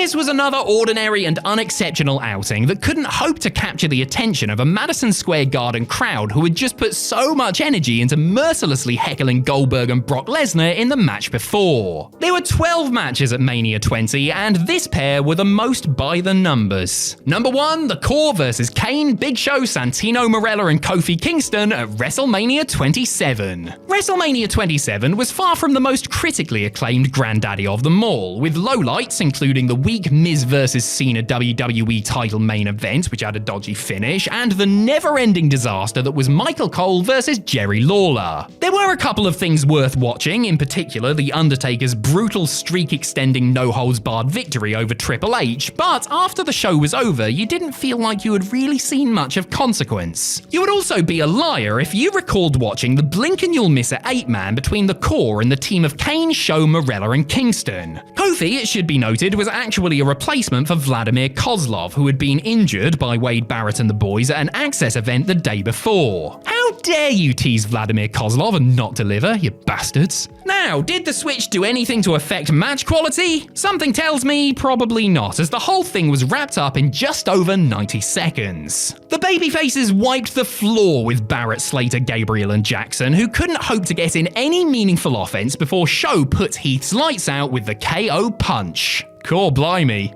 Get it? Of all the moves in a WWE star's arsenal, their finisher is undoubtedly the most important. It's the thing that fans associate with them and the things they look forward to seeing above all others. It's also, finishes matches, clues in the name, which is certainly significant. Even though our favourite sports entertainers may perform their finishing move hundreds if not thousands of times over the course of their careers, practice evidently does not always make perfect. I'm Adam Pacitti from Cultaholic Wrestling, and these are 10 WWE stars who botched their own finisher. Join us.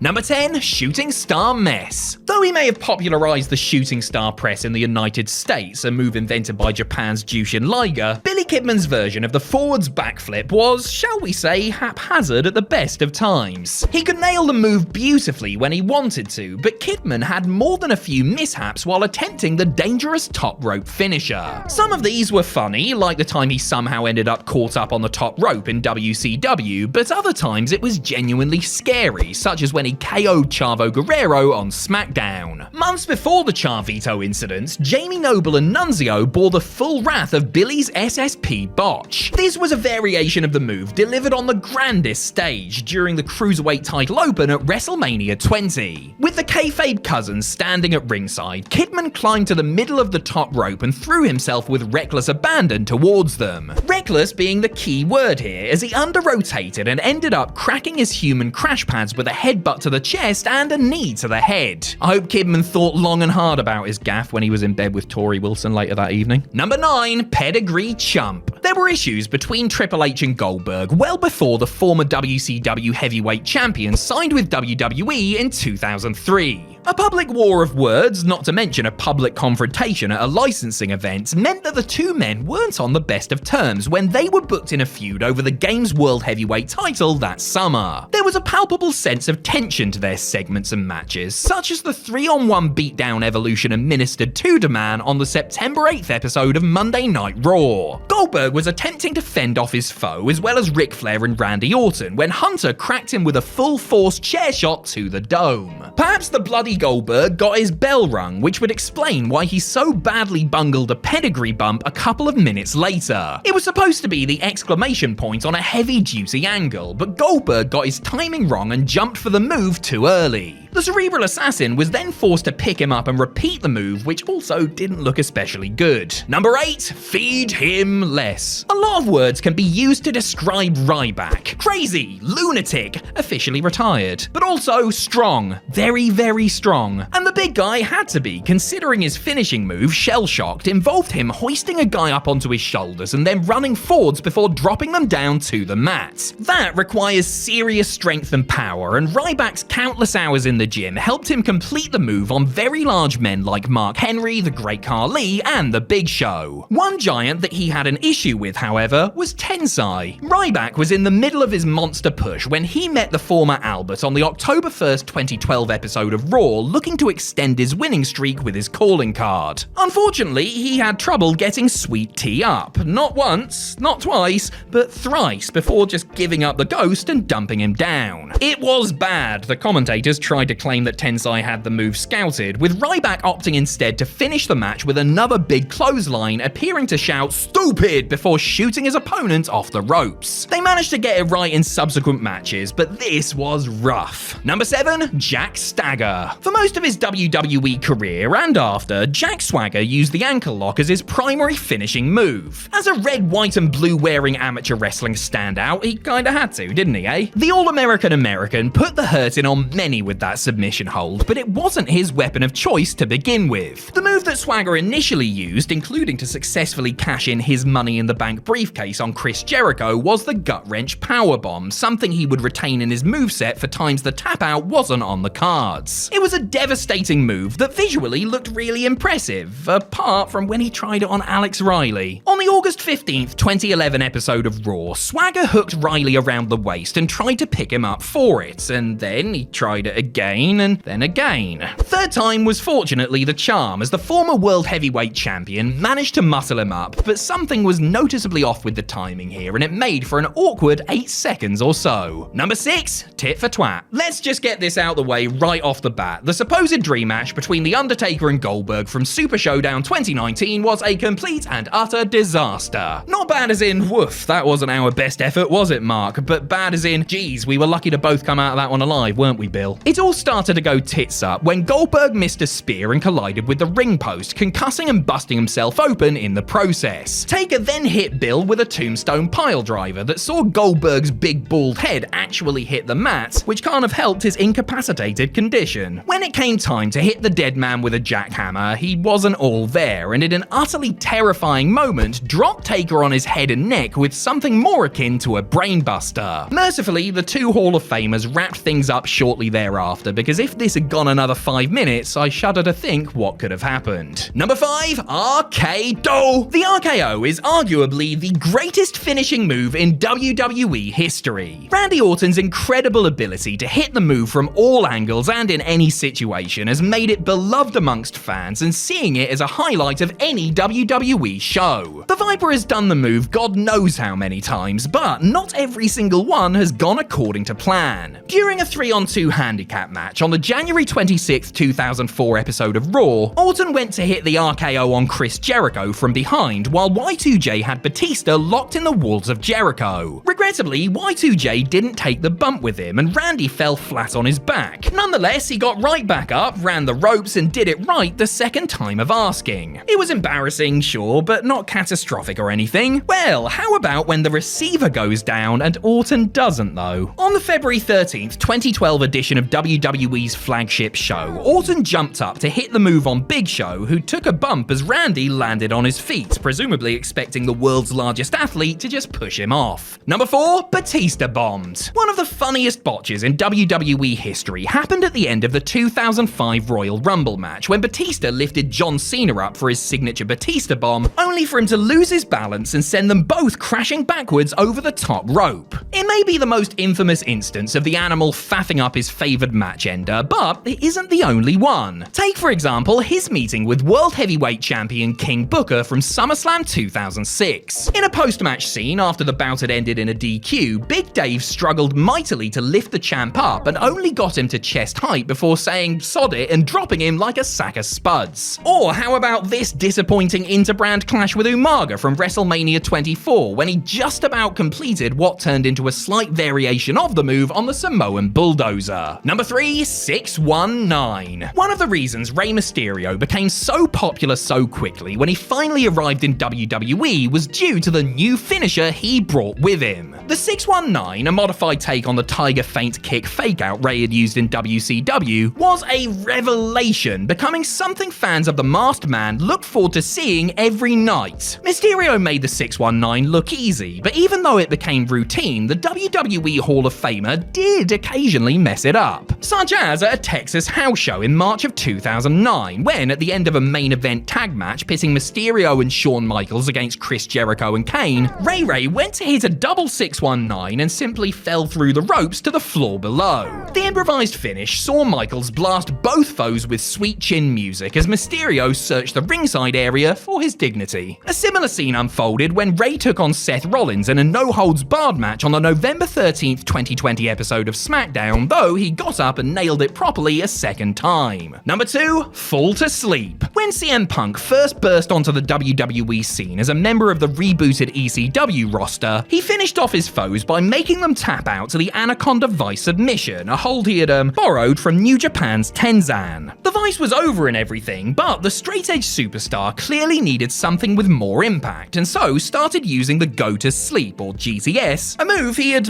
borrowed from pro wrestling known as Kenta. The GTS was a very good match ender, and Punk used it to win titles and end feuds. It looked great when he did it on smaller opponents who knew how to sell well, but it could look a bit clumsy when he used it on some of the big boys. For example, the Big Red Boy, Machine. On the May 28th, 2010 episode of SmackDown, a masked Punk beat Kane in a World Heavyweight title qualifying match with quite possibly the worst GTS of all time. The future mayor of Knox County landed on his feet and simply fell on top of Punk in a move that somehow looked worse than Glenn Jacobs' tweets. Number 1, eliminating the game. The 6 men tasked with competing in the first ever Elimination Chamber match in the main event of Survivor Series 2002 had no idea what they were getting into. The intimidating structure was a death trap with hard steel chains, grates, and plexiglass for the sextet to worry about. Everyone in the match took some punishment and walked out of the bout the worse for wear, but defending World Heavyweight Champion Triple H was lucky to walk out of the match at all. The Cerebral Assassin's larynx was crushed and he was struggling for breath after being on the receiving end of Rob Van Dam's bungled 5-star frog splash. Now, this wasn't an ordinary 5-star frog splash, this was delivered from the top of one of the Chamber's holding pods. Without the room to stand up and with Triple H lying too close, RVD essentially just jumped/fell down and hoped for the best, his knee catching his opponent hard upon landing. Helmsley, to his credit, fought through the pain and finished the match before being taken to the hospital. RVD, meanwhile, reflected on his error while smoking a big fat Caribbean cigarette.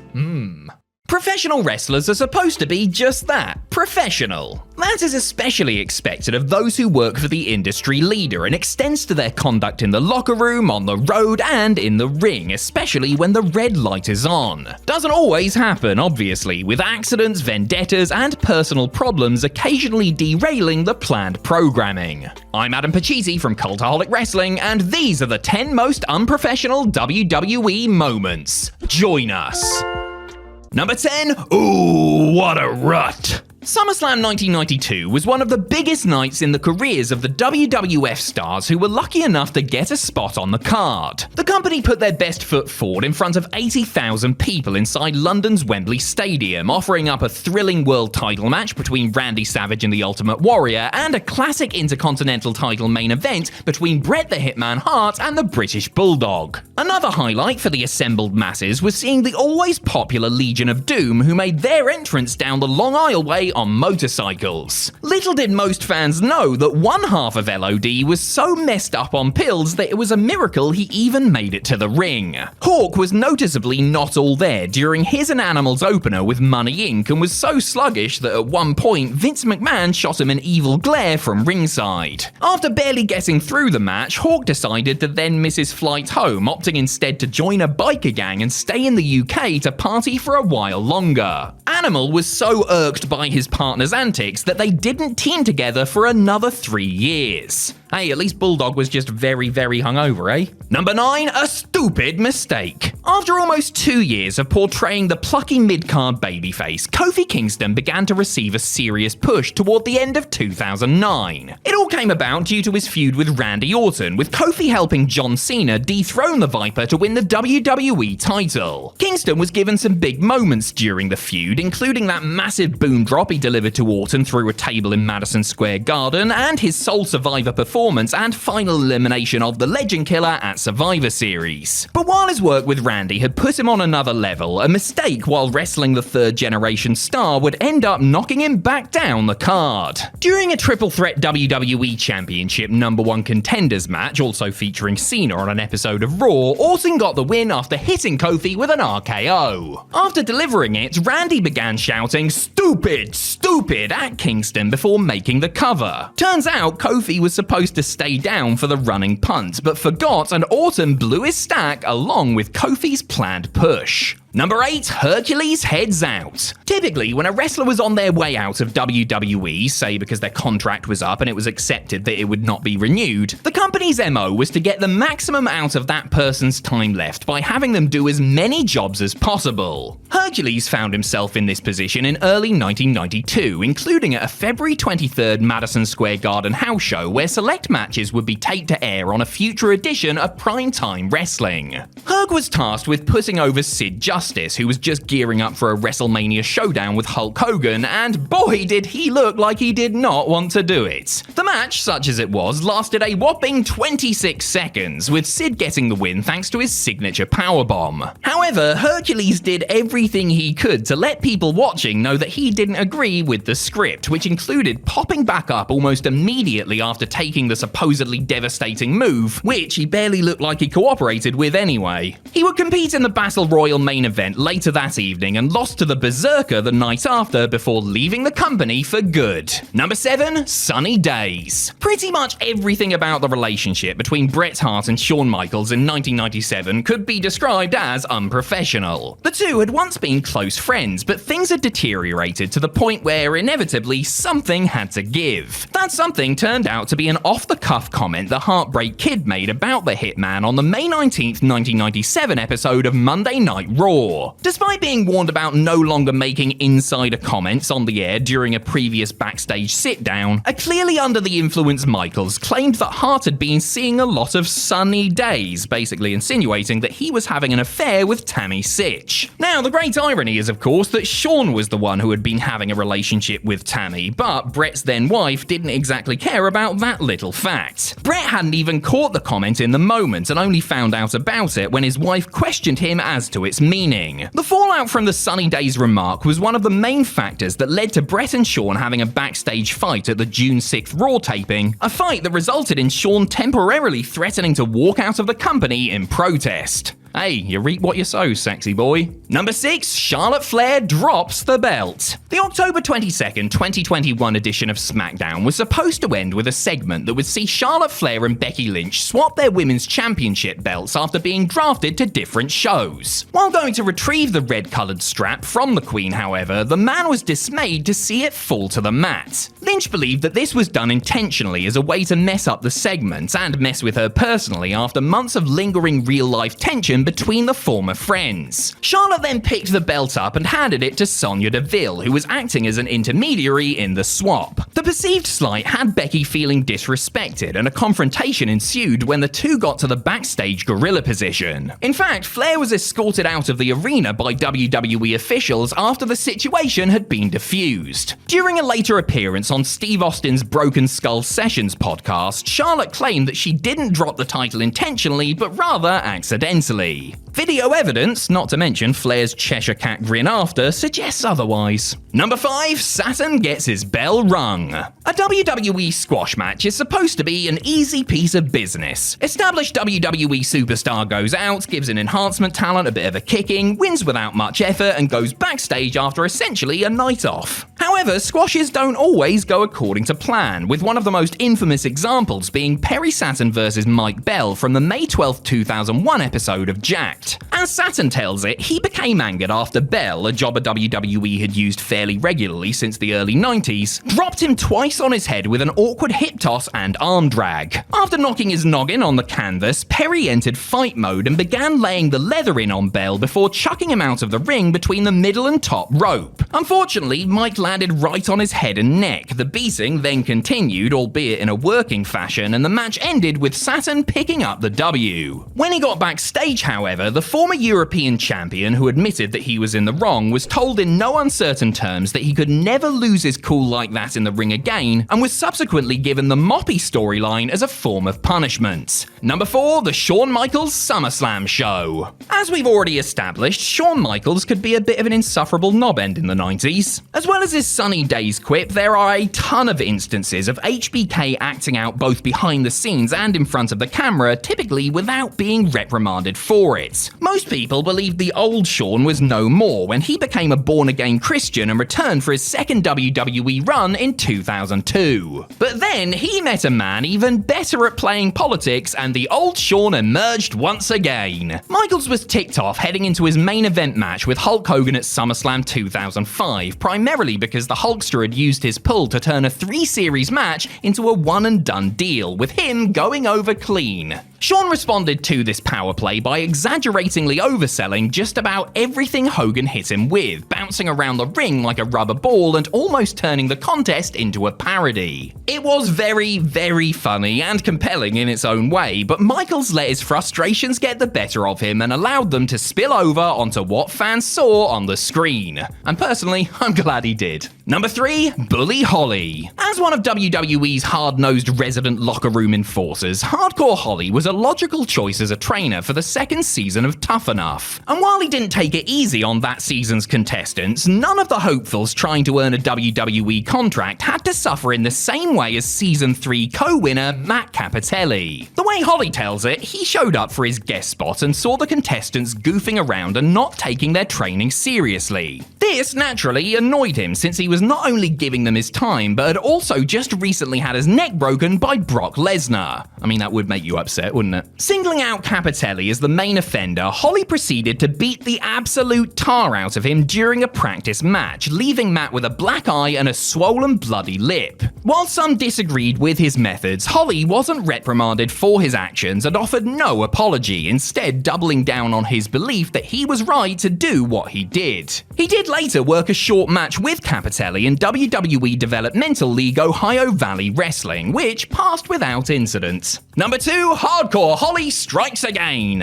As we literally just mentioned, Bob Holly didn't think he was out of line when he roughed up Matt Cappotelli during filming for Tough Enough Season 3. He also didn't think he was in the wrong when he assaulted Rene Dupree during a tag team match at a house show on November 21st, 2004. Holly had a bone to pick with Dupree after the French phenom had gotten a speeding ticket while using Bob's rental car. The ticket itself wasn't a big deal, but Rene had failed to pay it, and since the car was registered in Holly's name, it turned into a big legal headache when he was summoned to another state to sort it. Even though Dupree claims he offered to pay the fine and court costs plus interest, old Sparky Plug was having none of it and decided to exact revenge in the ring. Rene, who was tagging with Kenzo Suzuki, defending their WWE tag team titles against Holly and Charlie Haas in a hardcore match, took several very real punches and kicks to the head and face, as well as a full-force chair shot before retreating to the locker room. The beating continued once Holly caught up with him, though it was quickly broken up and Holly was slapped with a hearty fine. Number 1, just a big lout.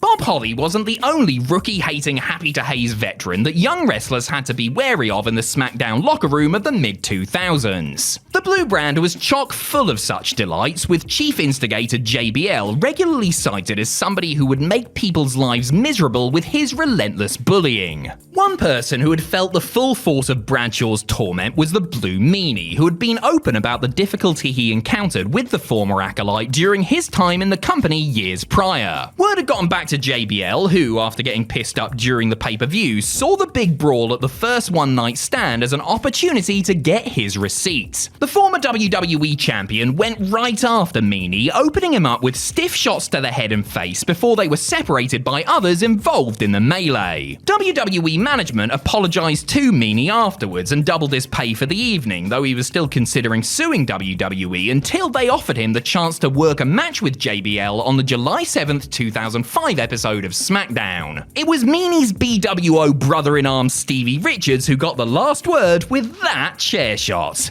Beautiful.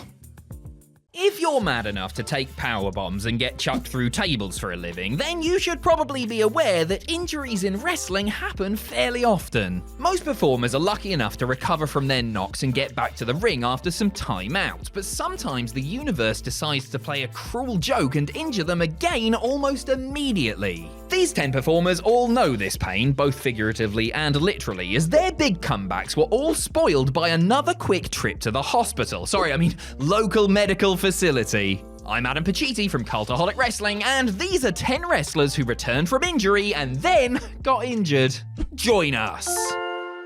Number 10, Tegan Nox. Though she's not exactly a top star in WWE's women's division today, it's amazing that Tegan Nox is there at all, considering how rotten the start of her time there was. Formerly Nixon Newell on the British independent scene, the Welsh star signed a WWE contract in 2017 and was announced for the first ever Mae Young Classic. However, before the tournament even started, she tore her ACL and had to be replaced. Nox returned on the NXT live circuit in early 2018, but her first televised WWE match was in the 2018 Mae Young Classic. She got through to the quarterfinals against Rhea Ripley, where, you guessed it, she hurt her knee again, tearing her ACL, MCL, and a bunch of other stuff too. Tegan must have felt like if she didn't have bad luck, then she would have no luck at all. Thankfully, Nox finally got back on track in 2019, wrestling for both NXT and NXT UK, teaming and feuding with Dakota Kai, and getting her main roster call-up in 2021, but only after she tore her ACL again in 2020. She must have done something awful in her previous life.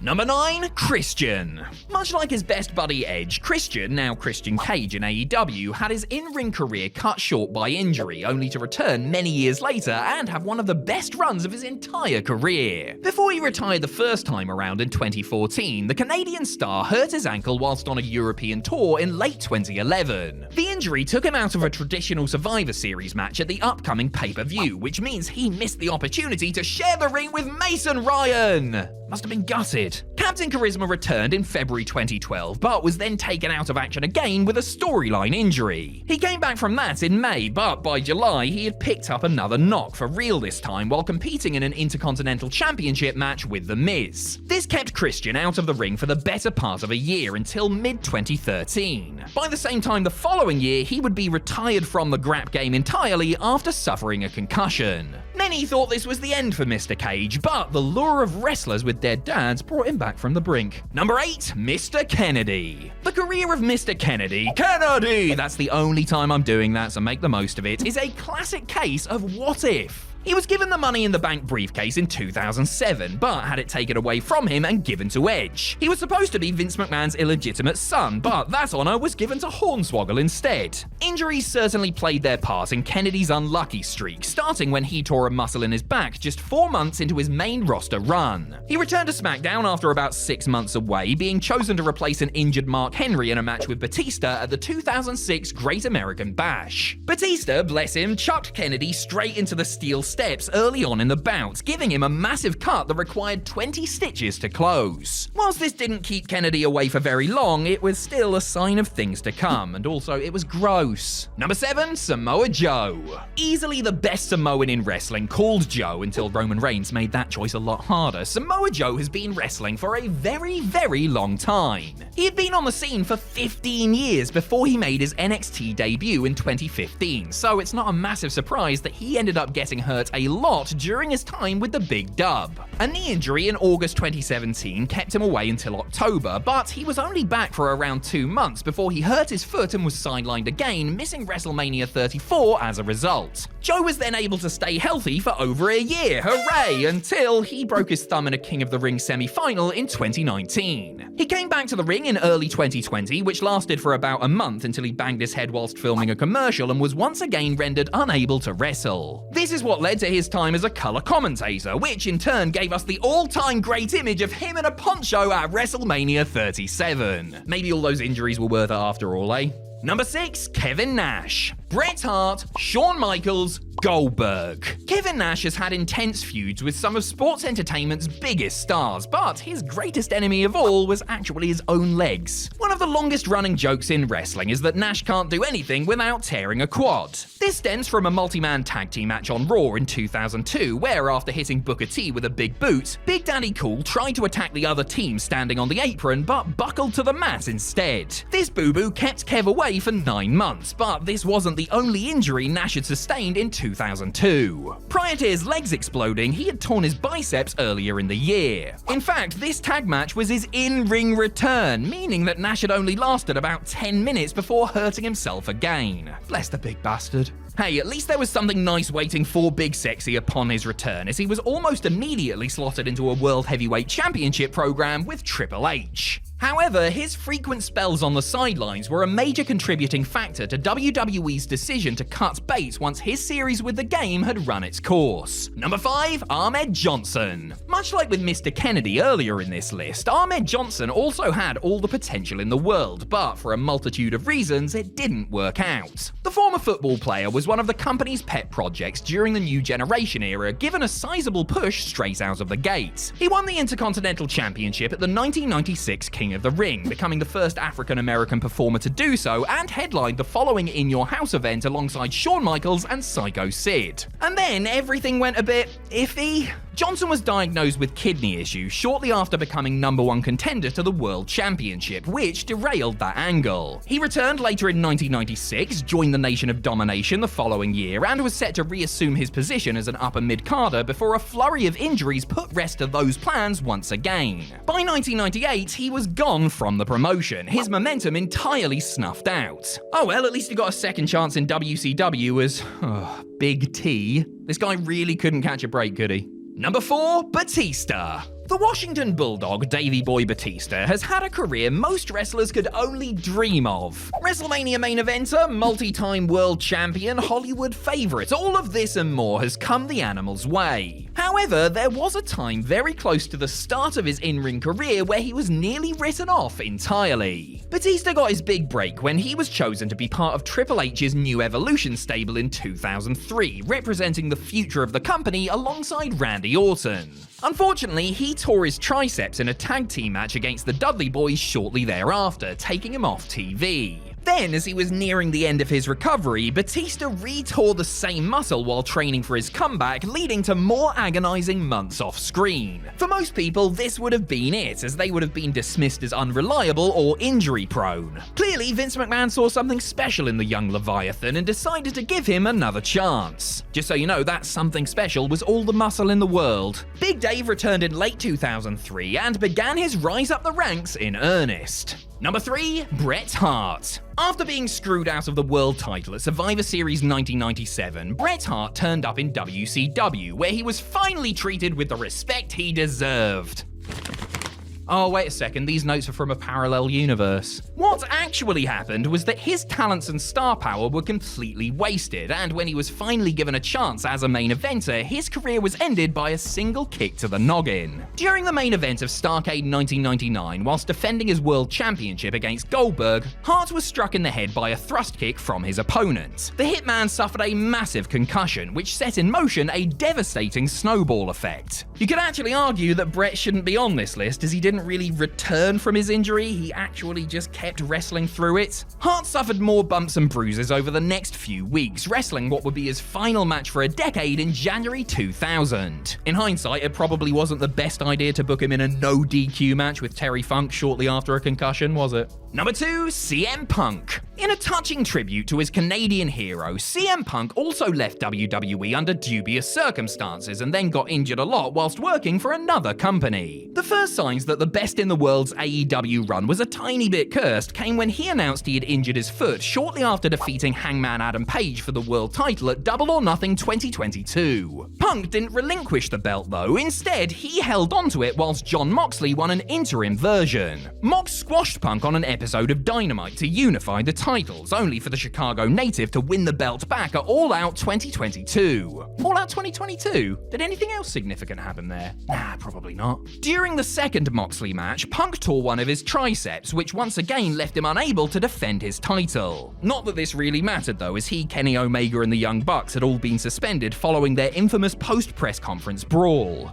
Oh yeah, that's what happened, how could I forget? Anyway, Punk returned in June the following year, met a delightful young man named Jack Perry, and well, you know the rest. Number 1, Daniel Bryan. Had this list been written any time before March 20th, 2018, this entry would have had a much sadder tone. Daniel Bryan finally achieved his full potential at WrestleMania 30, overcoming Triple H, Batista, and Randy Orton in one night to win the WWE World Heavyweight Championship in front of tens of thousands of adoring fans, cheering him on with the chants of "Yes, yes, yes!" The fairy tale wouldn't last long for D-Bry, as just 2 months later he vacated the belt due to a series of injuries that, at one point, left him with no strength in his right arm. No.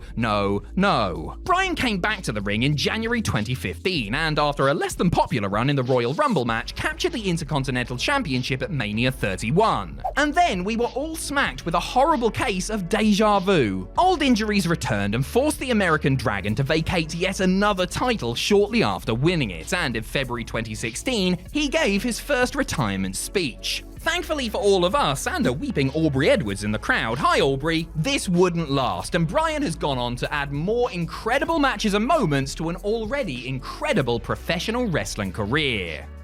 World Wrestling Entertainment truly is a global entity, with the superstars of Raw and SmackDown seemingly spending as much time overseas as they do in the jolly old US of A. Things have tended to get a little bit nutty in the past when WWE have travelled outside of their home base, especially during long tours in foreign countries. From fights and firings to costly cultural gaffes and more, I'm Adam Pacitti from Cultaholic Wrestling, and these are 10 infamous WWE international incidents. Join us.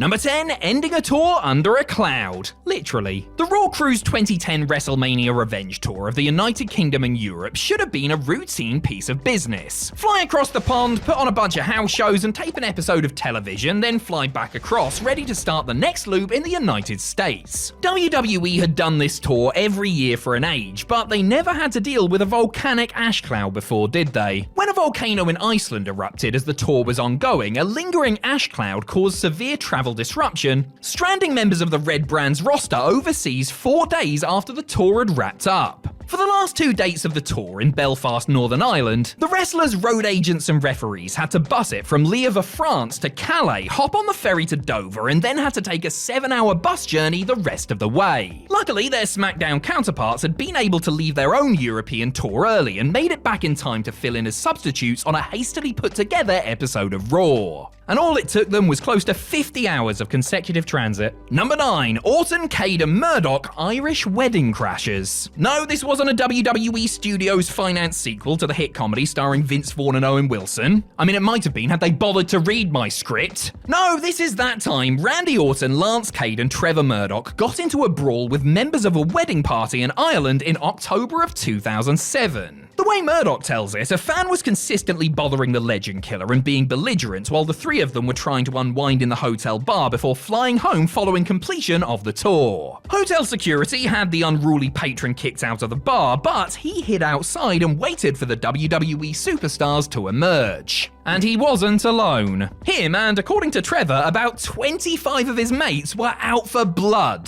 Thankfully, the three wrestlers were able to escape after a quick skirmish, but road agent Arn Anderson duly informed Cade and Murdoch that the police were there to arrest them. They were released from the station in time to make their flight back to the US, worrying the whole time that there would be major repercussions from the very top. To their relief, Vince McMahon laughed it all off and assured them he would have WWE's lawyers sort it all out. Number 8, Nathan Jones cracks. Nathan Jones seemed tailor-made for WWE. He was massive, had an athletic background, and a built-in story from being locked up for 7 years in an Australian maximum security prison following a string of armed robberies. He had a lot of promise, but the Colossus of Boggo Road just never put the pieces together when it came to the wrestling side of things. Jones also, by most accounts, had a hard time with the mental aspect of the business. As well as the natural resentment someone of his limited experience and ability feels when they're put in a high-profile spot ahead of others deemed more deserving, Jones was also reportedly homesick and grew very tired of the travel that comes with being a WWE star. So when WWE touched down in Perth for a show on December 6, 2003, the big man decided he had had enough and simply walked out, telling people he was quitting not just WWE, but the wrestling business in general as he headed for the arena's exit. Outside of 3 matches for an Australian indie outfit in 2005, that was pretty much it for Jones as far as pro wrestling was concerned. Number 7, Palmer Cannon quits. Following the example set by Nathan Jones, former SmackDown network exec Palmer Cannon also decided to grab his bags and head home during the WrestleMania Revenge Tour of Europe and the UK in April of 2006. Cannon was on the tour to work preliminary matches, his first for the main roster. But after putting over Funaki on night 1 in Italy, he checked out of his hotel, got a taxi to the airport, and flew himself home. He never worked for WWE again.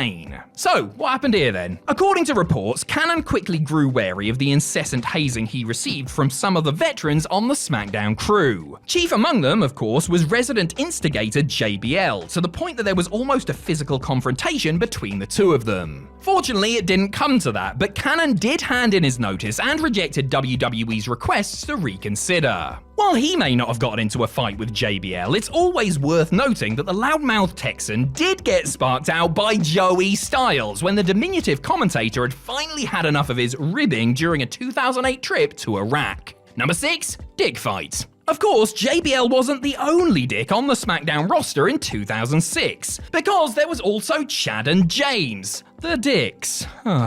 Their WWE tenure was short and unmemorable, but the series of events that led to their departure provides another clear-cut example of the toxic nature of the Blue Brand's locker room at the time. As the story goes, Chad was having a hard time being on the receiving end of the customary merciless ribbing during a tour of Mexico and openly complained and even cried about it, while James just tried to laugh it off. Eventually, Chad did something that got him in real hot water, and the goon squad of locker room enforcers hauled him into wrestler's court. Chad got so frightened afterwards that he somehow accidentally locked them in the hotel bathroom, which only made him more nervous. Long story short, Chad and James, who didn't actually get along anyway, were pitted against each other, which ended with James knocking his panicked partner out. After news of the incident made its way to the office, the dicks were on borrowed time, and it wasn't long before they were ejected from the company a month later. Quite the stiff punishment, if you ask me. Number 5, doing Vader time.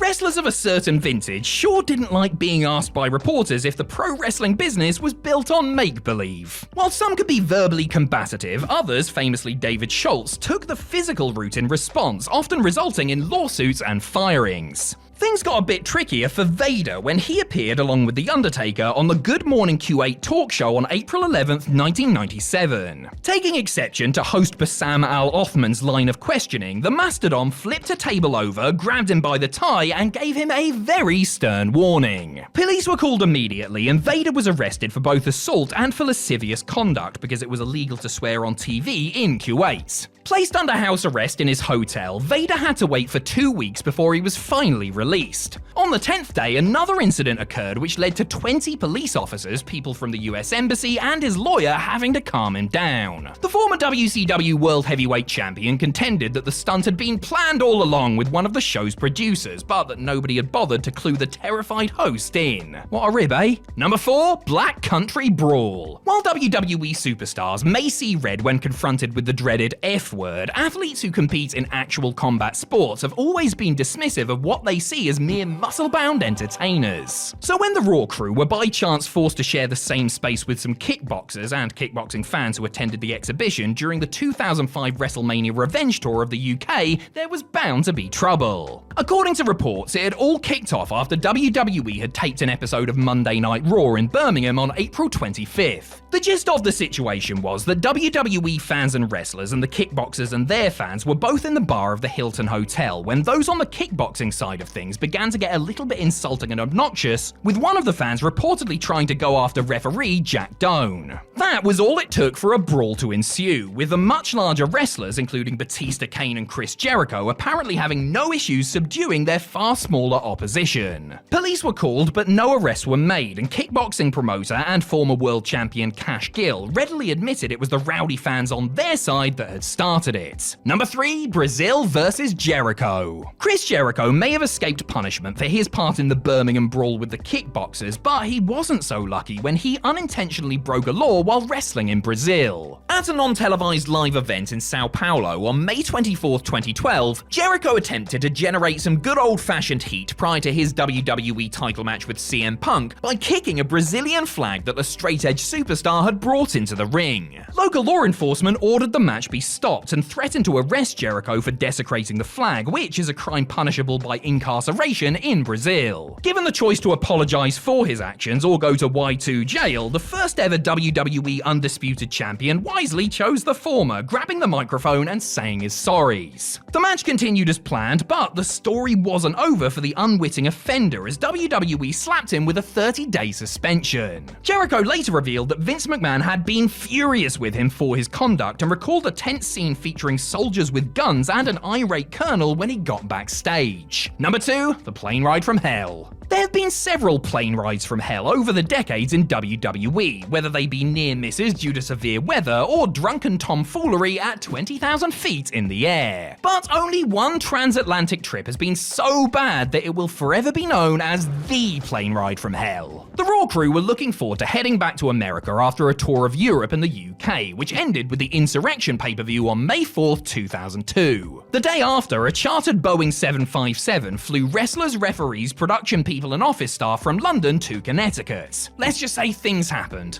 A lot of things happened. Such as Brock Lesnar and Kurt Hennig having a shoot wrestling match in the aisleway, Bradshaw knocking out Michael Hayes, who then had his ponytail cut off by X-Pac, Dustin Goldust Runnels serenading ex-wife Terry over the plane's PA system, and Ric Flair strutting up and down the aircraft wearing nothing but one of his famous robes. There were also more serious allegations leveled towards Runnels, Flair and Scott Hall by flight attendant Heidi Doyle, and lawsuits were later filed. This was also the end of the line for Hennig and Hall, who were duly fired for their part in the mayhem. Number 1, stranded in Saudi Arabia. WWE's dealings with Saudi Arabia have been under a microscope since the very beginning, primarily due to the kingdom's sketchy human rights record and accusations of sports washing. Some wrestlers were happy to accept the inflated payday for performing in the country, while others simply refused to go. I'm sure the majority of the crew who traveled to Riyadh for 2019's Crown Jewel wish they hadn't bothered making the trip, because almost 200 wrestlers and other WWE employees were left marooned on the tarmac for many hours due to what they were told were mechanical issues with the aircraft. Most were suspicious of the reason given, and reports soon emerged that Vince McMahon had stopped the TV feed of the show from playing in the country because WWE hadn't been paid for the shows in the country that year, which, the story goes, led to the Crown Prince grounding the plane. Vince, along with a select few others, including Kevin Dunn, Brock Lesnar, Paul Heyman, Hulk Hogan, Ric Flair and Tyson Fury, managed to leave in private jets. The rest, however, was stuck there a day longer than planned, leading to some very PO'd wrestlers, wrestlers' wives, and the November 1st edition of SmackDown being completely retooled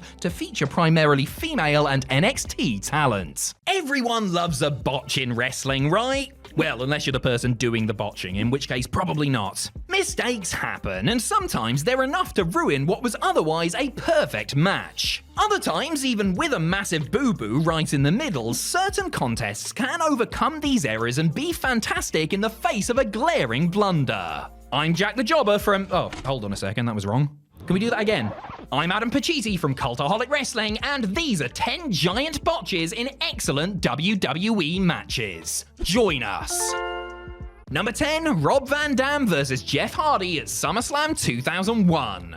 SummerSlam 2001 was the first of WWF's Big Four pay-per-views to take place after the invasion of the Alliance. Up and down the card, there were examples of WWF wrestlers taking on those that had made their names in WCW and ECW, including Edge vs. Lance Storm, The Rock vs. Booker T, and Kurt Angle vs. Stone Cold Steve Austin. Wait, those are both WWF guys. This whole invasion storyline's a fraud, I tell ya. Even though the storyline had more holes in it than a pair of my underpants, there was some good wrestling on the night, as was the case when hardcore champion Jeff Hardy defended his belt in a ladder match against Rob Van Dam. As you would expect from an encounter featuring two daredevils, the match was full of crazy spills and thrills, but one of them didn't go quite to plan. As Hardy was dangling from the hook holding the belt up, RVD attempted to kick him out of the air, but totally whiffed it. Van Dam went crashing backwards off the top rope, about 20 feet short of hitting his target, and Jeff was forced to drop down on his own moments later. Whoops. Number 9, Trish Stratus vs Mickie James at WrestleMania 22. Remember when WWE didn't book Trish Stratus and Lita to have a face-off during the first ever Women's Royal Rumble, even though they were both in the match? That was dumb, wasn't it? Instead, Trish had a moment with Mickie James, which referenced their feud from the mid-2000s that culminated with this battle at WrestleMania 22.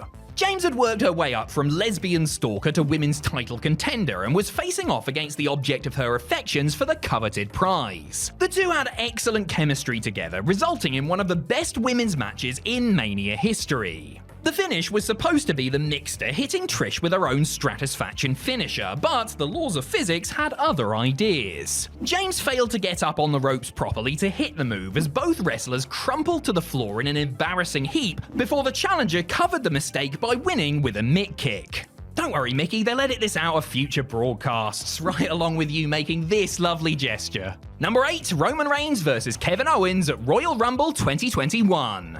At the time of recording, Roman Reigns is well over 1,000 days into his Universal Championship reign, but in reality, this should have ended just 5 months in. After retaining the gold over Kevin Owens at TLC, Reigns once again put his belt on the line against the prizefighter at the 2021 Royal Rumble, only this time in a last man standing match. We all know the rules of these matches. If a wrestler can't get to their feet before a 10 count, they lose. Simple, right? Unfortunately, one person who forgot this was the tribal chief himself.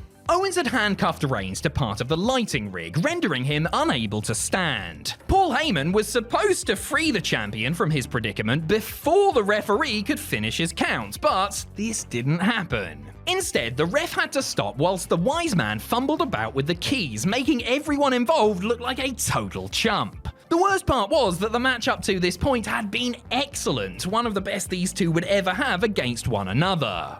Number 7, Kurt Angle vs The Rock at No Way Out 2001. Kurt Angle's world title defense against The Rock at No Way Out 2001 was slightly hampered by the fact that everyone and their mum knew that Rocky was walking out with the gold.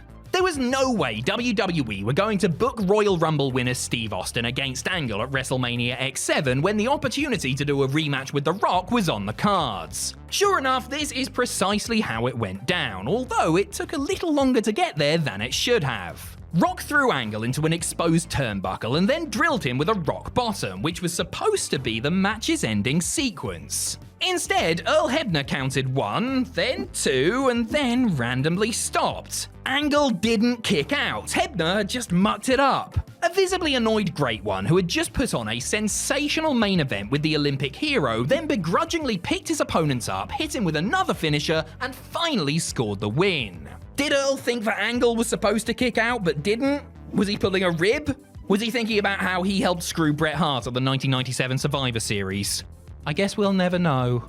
Number 6, The Rock vs Triple H vs Kurt Angle at SummerSlam 2000. 6 months prior to No Way Out, Rock and Angle were involved in another world title match featuring a huge mistake, only this one took place right at the start. The main event of SummerSlam 2000 pitted champion The Rock against Kurt and Triple H, who were involved in their own bitter feud over the affections of Stephanie McMahon. This led to the two heels brawling before the bell and culminated in Trips delivering a pedigree to his rival through the announce desk. Unfortunately, the table broke prematurely, sending Angle crashing down to the floor and giving him a whopper of a concussion.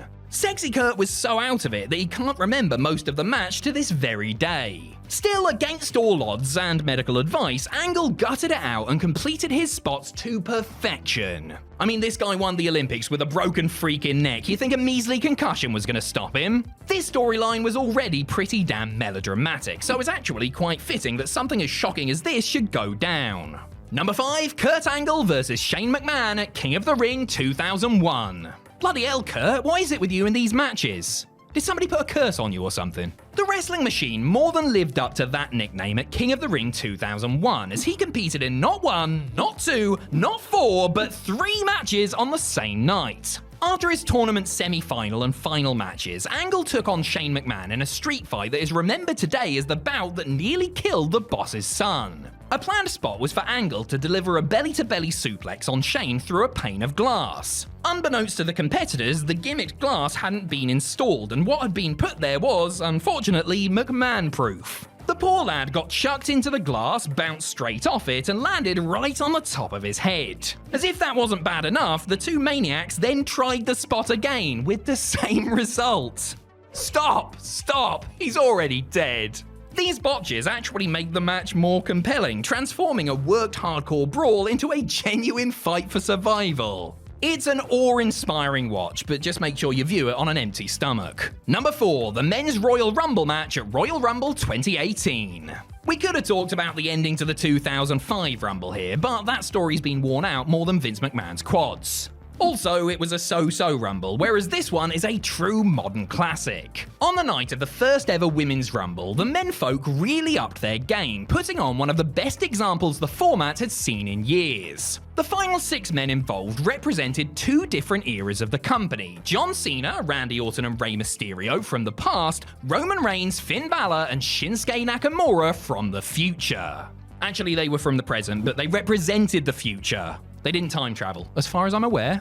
At one point during this final stretch, Cena and Reigns stood facing each other in the ring, expecting to get jumped by Nakamura and Balor. However, for whatever reason, the 2 former NXT champions totally forgot their prompt. Cue Big Match John using his Big Match voice to loudly call for Shinsuke to perform the spot. The icon made no effort to hide his frustrations until, eventually, Finn and Shin got the hint. You might not be able to see Cena, but you could certainly hear him.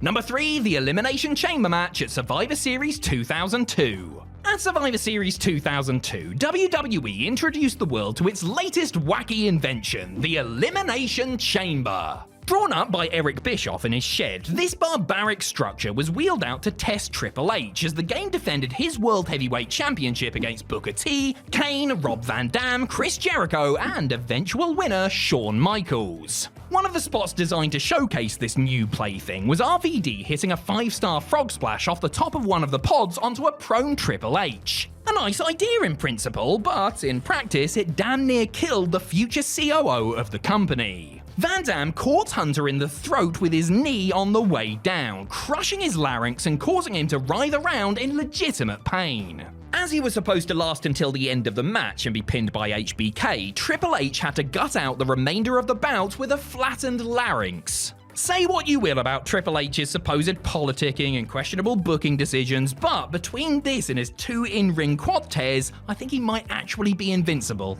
Number 2, Kurt Angle vs Brock Lesnar at WrestleMania 19. If you look up the wrestling term botch on Wikipedia, the first picture you will see is a human chunk of beef flying through the air, trying and failing to achieve a full rotation. That chunk of beef is Brock Lesnar. Lesnar was set to face off against all-time rival Kurt Angle, there he is again, in the main event of WrestleMania 19, and WWE officials wanted to add some special sauce to this meaty wrestling sandwich. That sauce came in the form of a shooting star press, a move the Behemoth had famously pulled off numerous times prior to his main roster call-up. It might have worked in the Kentucky Armory, but the next big thing didn't have as much luck on the grandest stage of them all. As Brock leapt off the top rope towards Angle, he slipped and landed face first on the mat, just short of his intended target. Had his neck not been as thick as a truck tire, there is a very real chance that the beast might have been paralyzed or worse. The upshot was he suffered a nasty concussion and never climbed to the top rope again. Number 1, The Undertaker vs Shawn Michaels at WrestleMania 25. If you were playing Wrestling Family Fortunes, or Wrestling Family Feud for our American viewers, and Les Dennis or Steve Harvey asked you to name the greatest WWE match ever, you would do well to reply with this one. HBK's first WrestleMania clash with The Undertaker earned every single one of its 30 minutes, as both legends showcased what had brought them to the dance. Expertly paced, brilliantly executed, and deeply emotional, this established both men's legacies and saved Mania 25 from being a bit of a washout of a show. But had things gone slightly differently, it could have ended in tears. As Taker went to hit Michaels with a dive to the outside, the showstopper pulled a cameraman in front of him at the very last second. This was actually wrestler Sim Snooker, aka Deuce in disguise. Unfortunately, he failed to catch the Phenom, who lawn-darted himself into the center of the earth instead. How he wasn't more seriously injured, I will never know. As for Snooker, well, I would say lasting another 2 months was good going, since he almost helped the dead man become a dead man. While some people can get away with using their birth name in wrestling, others aren't quite so lucky. Would Shawn Michaels be as beloved as he is today if he had gone by Michael Hickenbottom? Or would the modern-day Daddy Ass have gotten over as badass Monty Sop? I think we all know the answer to that one. Yes, obviously. Made-up monikers are commonplace in wrestling, but where do they come from? Who decides what stays and what goes, and are there some interesting tales behind them? Maybe 10 of them, eh? I'm Adam Pacitti from Cultaholic Wrestling, and these are 10 fascinating stories behind famous wrestling ring names. Join us! Number 10, McIntyre's McMahon-assisted switch. Anyone who followed his work outside of WWE will know that Drew McIntyre used to wrestle under his real name of Drew Galloway. In fact, Drew's full name is Andrew McLean Galloway IV, which makes him sound more like a member of the Round Table than a wrestler. The Scotsman was initially going to use Galloway in WWE, but was put off the idea at the last second by a very influential figure. About 10 minutes before he was going to go out and have his very first match on SmackDown in October of 2007, Stephanie McMahon told Drew that he wasn't allowed to wrestle under his real name and needed to change it. Producer Michael Hayes ushered the young star to the nearest computer, where they fired up the Wikipedia article for Scottish surnames. After initially landing on MacDonald, which would have invited all sorts of farm-based chants, McIntyre was chosen instead, and that was that. Presumably, Steph wanted Drew to pick a new name so that WWE could trademark it. Because obviously nobody uses their actual name in WWE except John Cena and Brock Lesnar and Kurt Angle and both Hardy Boys and... Number 9, Kong's Amazing Origins.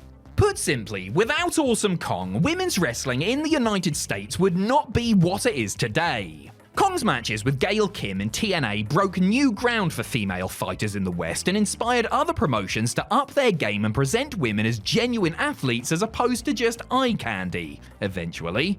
Real name Kia Stevens, this innovator cut her teeth in Japan in the early 2000s, where she underwent rigorous training, learned to speak the language, and spent a lot of time beating the hell out of her contemporaries. Whilst working for All Japan Women's Pro Wrestling, Stevens was subbed into a few matches in place of the legendary Aja Kong. As Kong had already been advertised, the promoter decided that Stevens should be known as Amazing Kong, which became Awesome Kong when she joined TNA. Initially skeptical of the name due to certain implications it made about her race, Kong eventually decided to own it and carved out a career most wrestlers only dream of. Number 8, Steamboat's Fake Family. Some wrestlers really didn't need to bother coming up with a ring name, as the one that they were born with would have done just as well, if not better. Case in point, WWE Hall of Famer and all-round top geezer Ricky the Dragon Steamboat, real name Richard Henry Blood. His shoot surname is Blood.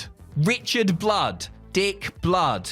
Unfortunately for Ricky, he was at his best when playing an affable everyman babyface, which is not the first quality you think of when you hear the word blood. If he had been a heel, then it would have been perfect, but he was just too likable, so something had to change. When Ricky started working for Championship Wrestling from Florida in the mid-70s, promoter Eddie Graham decided his young good guy needed a less frightening name. He chose Steamboat to imply Ricky was related to legendary Hawaiian wrestler Sammy Steamboat.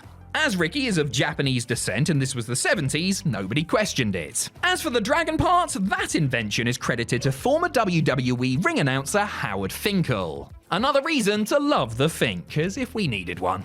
Number 7, Bayley's Hometown Homage.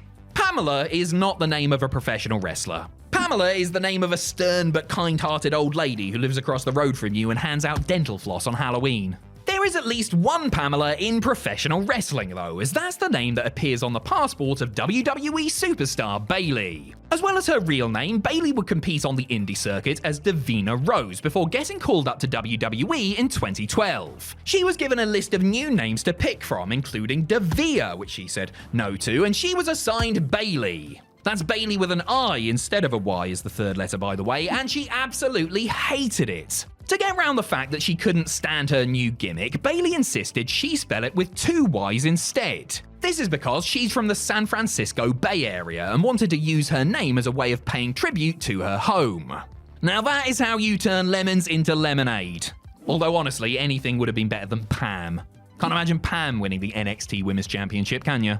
Number 6. Moxley's misheard moniker. Neither Jon Moxley nor Dean Ambrose is the real name of this grizzled performer, who was born Jonathan David Good. A decent name, but it would have been a little difficult explaining to audiences why a man called Good was doing such horrible things to people. The Moxley name was with the Brawler before he joined WWE, which is why he reverted back to it when he left the company in 2019. Its origins can be traced back to his first ever match, where the future star didn't even have a name until right before stepping through the curtain. Stuck for ideas, Moxley's opponent that night suggested the name, as it was the same as a character in the film Varsity Blues. Well, he was half right. That character, played by James Van Der Beek, was called Jonathan, but his surname was Moxon, not Moxley. The rookie was too nervous to disagree with this suggestion, so Moxley it was. Now, 2 decades on from that split-second decision, Moxley still uses that muddled-up name in front of thousands of fans every week. As for the guy who suggested it, his name has been lost to time. Number 5. Christian's cast list. The man known as Christian Cage, Captain Charisma, Creepy Little Bastard, and Not Edge is another one who could have easily used his birth name in his chosen profession. William Jason Rezzo might sound like a mouthful, but the tag team legend and hero to fathers everywhere normally just goes by Jay, which is much cooler. But instead of performing as the much cooler Jay, he decided to pay tribute to 2 of his favourite actors instead. During the early days of his wrestling training, the young hopeful chose Christian Cage by combining the names of Christian Slater, best known for Heathers and Mr. Robot, and Nicolas Cage, best known for being Nicolas Cage. This name first rose to prominence during Cage's time in TNA, but has taken on a new life since he joined AEW in 2021. I suppose we should all be grateful that he went for this particular pairing and not the other one. Nicholas Slater sounds like someone off EastEnders. Number 4. Chyna's Fine Irony. The late Joni Laura's ring name of Chyna was so good that it not only stood the test of time, but WCW tried to nick it when they introduced a wrestler called Asia. Imitation is the sincerest form of flattery, or so they say. After working a number of jobs, including selling pages, belly dancing, and serving in the United States Peace Corps, Joni arrived in WWE in 1997 as the menacing, muscular bodyguard of Hunter Hearst Helmsley. Over time, she would play a pivotal role in D-Generation X, strike out on her own, and become a champion in both the men's and women's divisions. But her name was actually chosen as a joke. Fine Chyna is something that is fragile, brittle, and must be handled with care. The exact opposite was true of the ninth wonder of the world's character, who could break a person's spine just by giving them a suitably stern look. What started life as an ironic piss take quickly grew into one of the most over names in the Attitude Era, as Chyna continued to grow in popularity and add more and more accolades to her CV. Number 3. Punk picks up the slack. One of the longest running jokes about Punk is that the CM in his name doesn't actually stand for one particular thing. Chicago Made, Cookie Monster, Charles Montgomery. Punk has never settled on a single meaning for the acronym, but those letters did stand for something once upon a time. As a wrestling-crazed adolescent, Punk used to run a backyard promotion called the Lunatic Wrestling Federation. On one show, he had booked a team called the Chick Magnets for a match, but one of the Magnets got cold feet and bailed ahead of time. So young Mr. Brooks stepped in to take his place. As his partner was going by the name CM Venom, Phil adopted a similar title, with the CM standing for Chick Magnets. This stayed consistent for a little while before Punk started changing it on the fly. Apparently, the latest rumor is that it stands for Cry Me, a river. Sorry, couldn't resist. Number 2. Jericho's last-minute change. Much has been written about how seemingly small decisions in the heat of the moment can change a person's life forever. In the case of Chris Jericho, one such choice gave him a name that he would carry for over 3 decades. Christopher Keith Irvin learned how to wrestle in the late 80s and early 90s, having his first ever match in 1990 against fellow Canadian Lance Storm. Y2J was initially going to use the name Jack Action, but had to change it at the 11th hour when somebody told him that that name was stupid. To be fair, they weren't wrong. When pressed for a real answer, Chris reached for his love of rock music and plucked the name Jericho from an album by German metal band Helloween. Interestingly, that album is called Walls of Jericho, which is most assuredly where the name of his signature hold came from. All these years later, and Jericho is still a name synonymous with longevity, reinvention, and attaching oneself to interesting storylines whether people like it or not.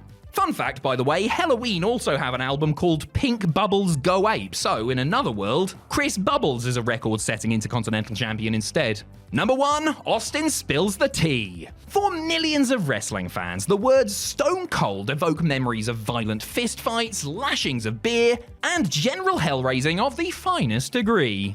But those words wouldn't mean a damn thing if it weren't for a simple cup of a hot beverage. Prior to his most famous nickname, Steve Austin had been stunning in WCW, a superstar in ECW, and the ringmaster during his early days with the Fed. In 1996, Austin was looking for a new persona, one he hoped would shoot him to the very top of the wrestling world. He had already shaved his head and grown a goatee, now all he needed was a name. Whilst at home one day, Austin's English wife Jeannie made the rattlesnake a cup of tea. She reminded her husband to drink up before it went stone cold, and that is when the light bulb switched on. By the end of the year, Stone Cold Steve Austin was the fastest rising star in all of wrestling, with his killer nickname on the lips of every fan worth their salt. All this goes to show that if you are in a creative rut, just pop the kettle on, and soon all your troubles will be gone. TNA claimed to stand for total non-stop action, but a lot of the time it may as well have stood for really crappy wrestling. I realise that doesn't use the TNA initials, but that company never made much sense anyway, so why the hell should I? TNA did offer some excellent matches every now and again, but they were equally guilty of presenting bouts, often on pay-per-view, that were amateurish, ill-conceived, or turned into full-on train wrecks for one reason or another. I'm Adam Pacitti from Cultaholic Wrestling, and these are the 10 worst TNA matches. Join us! Number 10, Raven vs. Larry Zbyszko at Victory Road 2006. A match between Raven and Larry Zbyszko could have been passable, if not entertaining, had it taken place in WCW in 1998. When the two legends met at TNA Victory Road in 2006, they were both long past their best, and even the hair versus hair stipulation couldn't raise the interest levels above meh. Larry was 54 at this point, while the rapidly aging Raven may have only been 42, but looked and moved like he was far older. Watching the two of them gingerly roll around on the mat was just sad. They barely did anything out there, and what they did do looked very poor indeed. Despite being a 4-minute match, it also featured a dodgy ref bump that came from a toe hold of all things before an inexplicably gassed Raven scored the win with a DDT. The post-match scene with Zbyszko trying to run away and then being brought back for the head shaving lasted about as long as the match itself. As an aside, TNA only booked this boring nonsense because Larry was scheduled for hair restoration surgery and needed to shave his head anyway. Number 9, AJ Styles vs. Frank Trigg at No Surrender 2008. Bet you didn't think you'd see an AJ Styles match on it, did you? The phenomenal one was TNA's MVP for years and years, putting on some of the company's best matches in the X Division, tag, and world title scenes. But who the frig was Frank Trigg? Frank Trigg was a pretty decent MMA fighter who had fought in promotions like UFC and Pride, who was brought into TNA in 2008 and aligned himself with Kurt Angle, who used his passing resemblance to Trigg for storyline purposes. Trigg's bout with Styles was contested under MMA rules, which meant there would be 3 5-minute rounds and the only way to win would be via submission. After several minutes of badly worked MMA with tentative punches and kicks galore and a slap on the arse for some reason, the fans in Orlando turned on the match, loudly chanting, "We want wrestling, this is BS, and fire Russo!" The match finally came to a finish when AJ accidentally kneed his opponent in the groin, resulting in a no contest. Now, you might be incredulous at that, since Trig had stated that the match could only end via submission, but let's just be glad it ended when it did, yeah? Number 8, Team 3D vs LAX at Lockdown 2007. Of course, Styles vs Trig was not the first time TNA fans had requested that Vinnie Rue receive his standing orders. The 6,000 who rocked up to the Family Arena in Missouri for Lockdown 2007 were far from happy with the writer, who got blamed for everything dodgy by default. The All Cage Spectacular was a show that had a few good matches on it that were unfortunately offset by a bunch of nonsense. And it doesn't get much more nonsensical than the electrified cage tag team title match between LAX and Team 3D. Well, it does actually get more nonsensical, but we'll get there later. Under normal circumstances, a match between these two teams would have likely been pretty damn good, but they were completely hamstrung by not just the stipulation, but by the presentation of the stipulation they had been handed. It was just so unbelievably hokey, with wrestlers wearing rubber boots and gloves to avoid getting shocked by a cage that was clearly not electrified. Rather than have some pyro or sound effects to make it appear like it was, TNA opted to play with the arena light switch instead. It finally ended after a badly botched 3D on Homicide, but fans were past the point of caring, and I reckon Brother Ray and Devon were secretly longing for the concrete crypt when it was over. Number 7, Hermie Sadler vs K Crush at NWA TNA's weekly pay-per-view number 4. The very early days of TNA were very dark ones indeed. You had abhorrent and rampant homophobia, little people whacking off in bins, and Cheeks. Let us never forget about Cheeks. You also had TNA doing whatever they could to expand their predominantly southern fan base, which is why Jeff Jarrett brought in celebrity pals like country music star Toby Keith and NASCAR driver Hermie Sadler. And by all means, bring him in, Double J, but don't let them actually wrestle. On TNA's 4th weekly pay-per-view, Sadler squared off with K Crush, who is better known as Ron Killings or R-Truth. Obviously, you tend to grade celebrity matches on a sliding scale, but even for a non-wrestler, Hermie just looks so weak out there, and it's ridiculous that he had anything resembling a competitive match with a future NWA World's Heavyweight Champion. Crush got the pin, resorting to putting his feet on the ropes to do so, but the referee reversed the decision after the fact, giving the win to the unathletic, speedy race car man. Thurman Sparky Plug didn't die for this.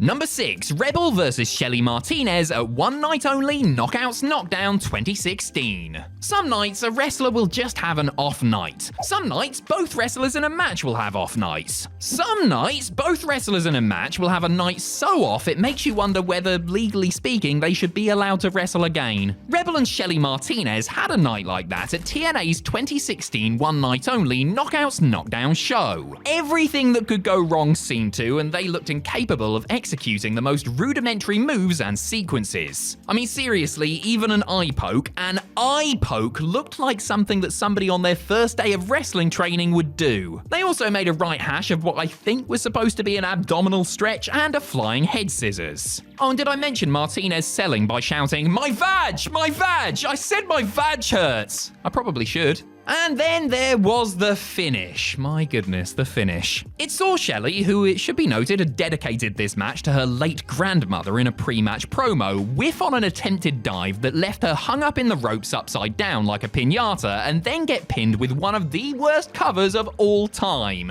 This one's for you, Grandma. Number 5, Christy Hemme versus Big Fat Oily Guy at Against All Odds 2007. Alright, how about a little bit of levity then? And what could provide that better than a storyline centered around horrific misogyny that led to a woman wrestling a man called Big Fat Oily Guy? Essentially, Christy Hemme had been standing up for women's rights, something that naturally made her the heel, as Kip James called her every sexist name under the sun. Authority figure Jim Cornette gave Christy an opportunity to defend the honor of the fairest sex in a tuxedo match at Against All Odds. Her opponent was a big fat oily guy played by former TNA timekeeper Tiny, which was really just a rather pitiful attempt to parody WWE's Big Dick Johnson. The match, and again I use that term loosely, consisted of horrendous looking punches, clothes ripping, and Oily Guy countering a sunset flip by sitting on Hemme's face. As Don West pointed out, this was like watching bad adult videos. Oh, and then Christy ripped Oily Guy's pants off, leaving him in just his little red thong. Really bad adult videos. Anyway, Hemme was the winner, though we were all losers, with TNA adding the chauvinistic post-match punchline of Kip James running in to yank Christy's top off for good measure. Total Neanderthal attitude. Number 4, Monty Brown vs. Triton at Destination X 2005. Once in a great while, we are privileged to experience a television event so extraordinary it becomes part of our shared heritage. 1969, Man Walks on the Moon. 1971, Man Walks on the Moon again. Then, for a long time, nothing happened. Until TNA Destination X 2005. Because that night was the scene of the debut of Triton. What, you don't know who Triton is? Well, good for you is all I can say. Triton was the new gimmick for Ryan Wilson, who had previously been a member of the Red Shirt security team. I think he was meant to be a Terminator-esque cyborg or something, but I'm not 100% sure, and I 100% don't care. Anyway, after weeks of hype videos, we got Triton's debut against the ultra-charismatic Monty Brown. It was, to put it mildly, a total and utter failure, filled with botches and mistimed moves that killed the Triton character stone dead right out of the gate. Not that it had much of a chance anyway. For the finish, TNA had the lights go out as the alpha male pounced a random bloke in a black mask, played by Dennis Midian Knight, who Brown pinned for the win. Just fantastic. Number 3, Chris Harris vs. James Storm at Lockdown 2007. For years, the America's Most Wanted tag team of Wildcat Chris Harris and Cowboy James Storm were the standard bearers for TNA's doubles division. When they broke up in 2007 and embarked upon a bitter blood feud, fans who had seen them light up the tag scene as teammates expected them to produce the same magic as opponents. After Storm blinded Harris in one eye, TNA did the logical thing and booked the two men to have their first outing under blindfold match rules. Sorry, did I just say logical? I meant stupid. Oh, and did I mention this blindfold match took place inside a steel cage? I mean, just book him in a cage match, you knobbins. That's a pretty damn good gimmick match for a heated blood feud, is it not? Anyway, what transpired was every blindfold match you've ever seen in your life, and if you've ever seen one, that's too many. Though somehow, this one was even duller, as Storm and Harris did everything but make contact with one another during this pitiful pantomime. The TNA faithful made their feelings clear with cries of boring, we want wrestling, and fire Russo, while the match completely fell apart as the hoods fell off of Harris and Storm's heads. Number 2, Sting vs. Jeff Hardy at Victory Road 2011. It has been examined to death and really isn't much of a match anyway, but no look at the very worst TNA outings would be complete without discussing the fiasco that was Sting vs. Jeff Hardy at Victory Road 2011. Sting was set to defend his TNA World title against Hardy in a no disqualification match, but the charismatic Enigma had gone AWOL earlier in the day and only showed up right before he was set to make his entrance. Jeff had clearly been doing something he shouldn't have been doing during his time away and was clearly in no state to perform. Seeing the condition the challenger was in and with nobody in a position of authority around, Eric Bischoff called an audible and had Sting nail a single Scorpion death drop and forcefully pin Hardy to end the match in around 90 seconds. Fans who were at the show, not to mention those who had paid for the pay-per-view, were upset. Sting, meanwhile, had his disappointment written all over his face. Jeff was sent home after the show and went to rehab, but his behavior on the night of Victory Road 2011 has haunted him and been used as a stick to beat TNA with ever since. Number 1, Sharmell vs. Jenna Maraska at Victory Road 2009. Now, you probably know Sharmell as Queen Sharmell, wife of Booker T and WWE Hall of Famer in her own right. She was a very, very good manager. She was not a good wrestler. Now, you probably remember Jenna Maraska from... scratch that, you probably have no clue who Jenna Maraska is, I certainly didn't. Apparently, she achieved some degree of fame after getting her kit off on reality show Survivor and then did Playboy. Now, I cannot speak for her spicy pics because I am not, contrary to what the internet might say, a pervert, but what I can tell you is that her match with Sharmell at Victory Road 2009 was one of, if not the worst in wrestling history. An insult to everyone who ordered the show, hell, an insult to everybody who pirated the show illegally. Jenna vs. Sharmell defined negative chemistry and ably demonstrated just what can happen when you put two non-wrestlers in the ring. I realised Maraska had never been in a ring before this, but after watching this disaster, I'm convinced she had never seen a wrestling match or even knew what wrestling was. Because whatever it is, it certainly ain't this. Thanks for watching!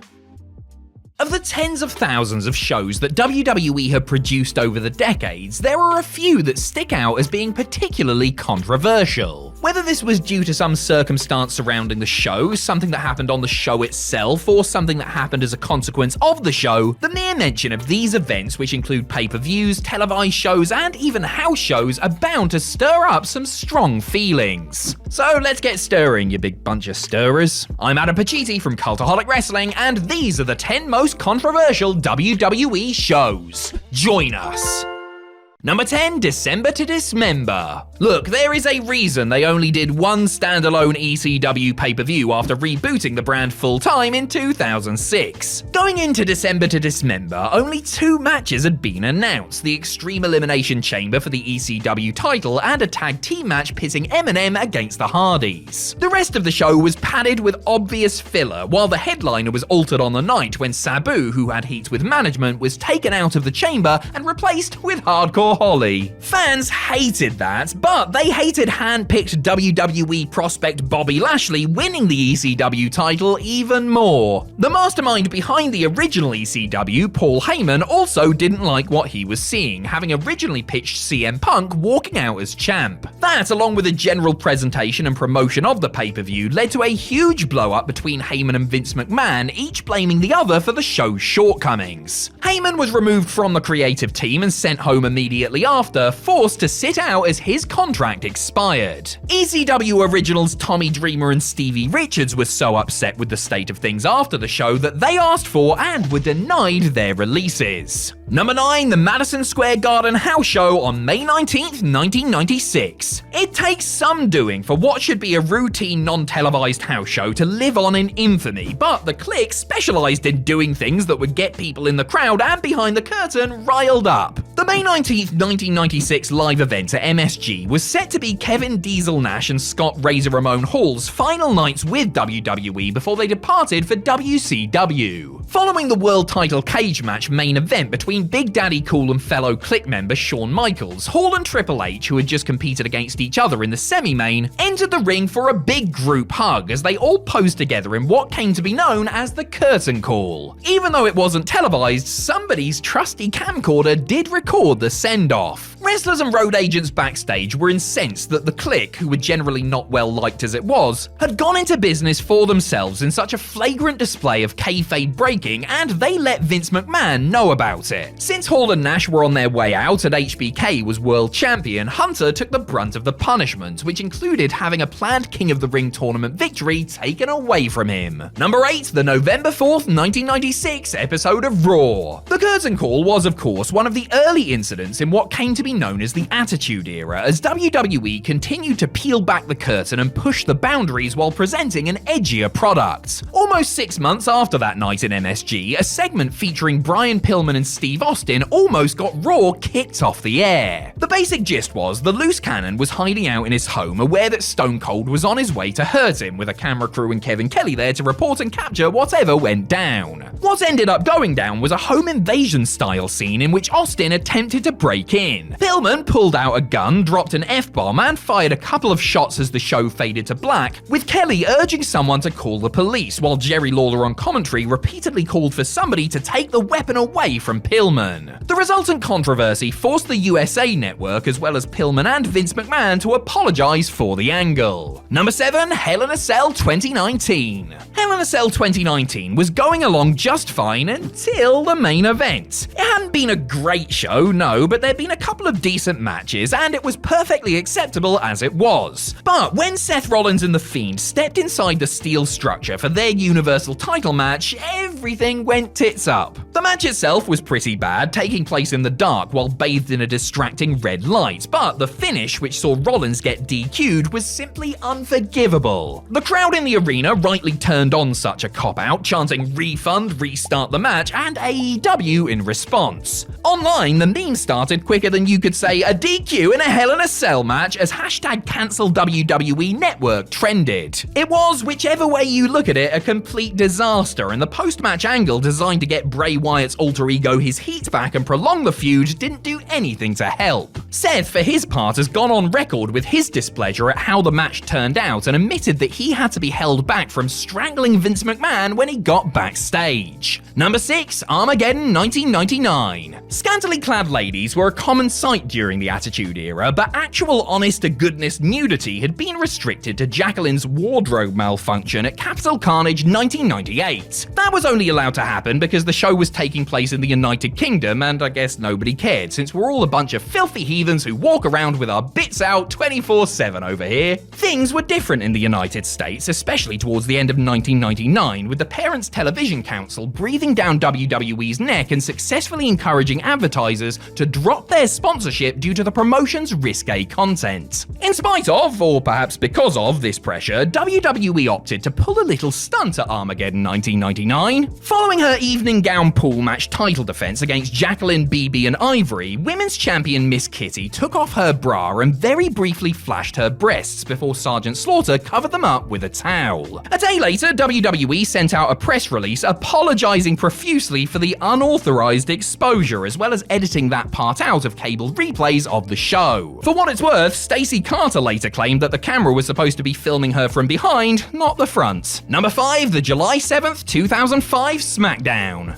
The angle on the July 7th, 2005 episode of SmackDown, which saw The Undertaker attacked by 5 masked men and garroted with piano wire before Daivari was carried off like a martyr, probably would have been controversial on its own due to its terroristic overtones and similarity to the real-life beheading of American hostage Nick Berg. What kicked things into overdrive is that on the same day it aired, the London bombings occurred. The coordinated terrorist attack on the UK's capital's transport system ended up taking 52 lives and causing 784 injuries. Since SmackDown had been taped 3 days earlier and aired many hours after the bombings, WWE faced intense criticism from the media for not editing it out of the show. The negative reaction was swift, and WWE did alter the version of the show that went out later in international markets, including in the UK. The bad publicity forced WWE to change plans for the masked men to appear on further episodes of SmackDown, while UPN went one better and demanded that Mohammed Hassan never again appear on their network. WWE acquiesced, and Hassan was written out of storylines following his loss to Taker at the Great American Bash, which was his last appearance for the company. Number 4, Survivor Series 1997. Heading into his world title defense against Shawn Michaels at Survivor Series 1997, Bret Hart believed it would end in a big schmoz, with members of the Hart Foundation and D-Generation X running in to cause a DQ. The Hitman assumed he would then be allowed to vacate the title the next night on Raw before heading to WCW. Vince McMahon, incensed that Bret wouldn't just drop the title to the Heartbreak Kid, had other ideas and engineered the infamous Montreal Screwjob to take the belt away from the champ without his prior knowledge. It's one of the most controversial nights in WWE history and has essentially made any talk of the pay-per-view, which wasn't exactly notable otherwise, center around the excellence of execution's unceremonious exit. Because, after all, Hart had been a model employee for WWE for over a decade and had always conducted himself with business and class, and would have dropped the title to Michaels if HBK hadn't been acting like such a prick. The controversy didn't subside with McMahon's subsequent Bret Screwed Bret speech or the release of the revealing Wrestling with Shadows documentary. Speaking of great documentaries about the Montreal Screwjob, how about this for a cheap plug, eh?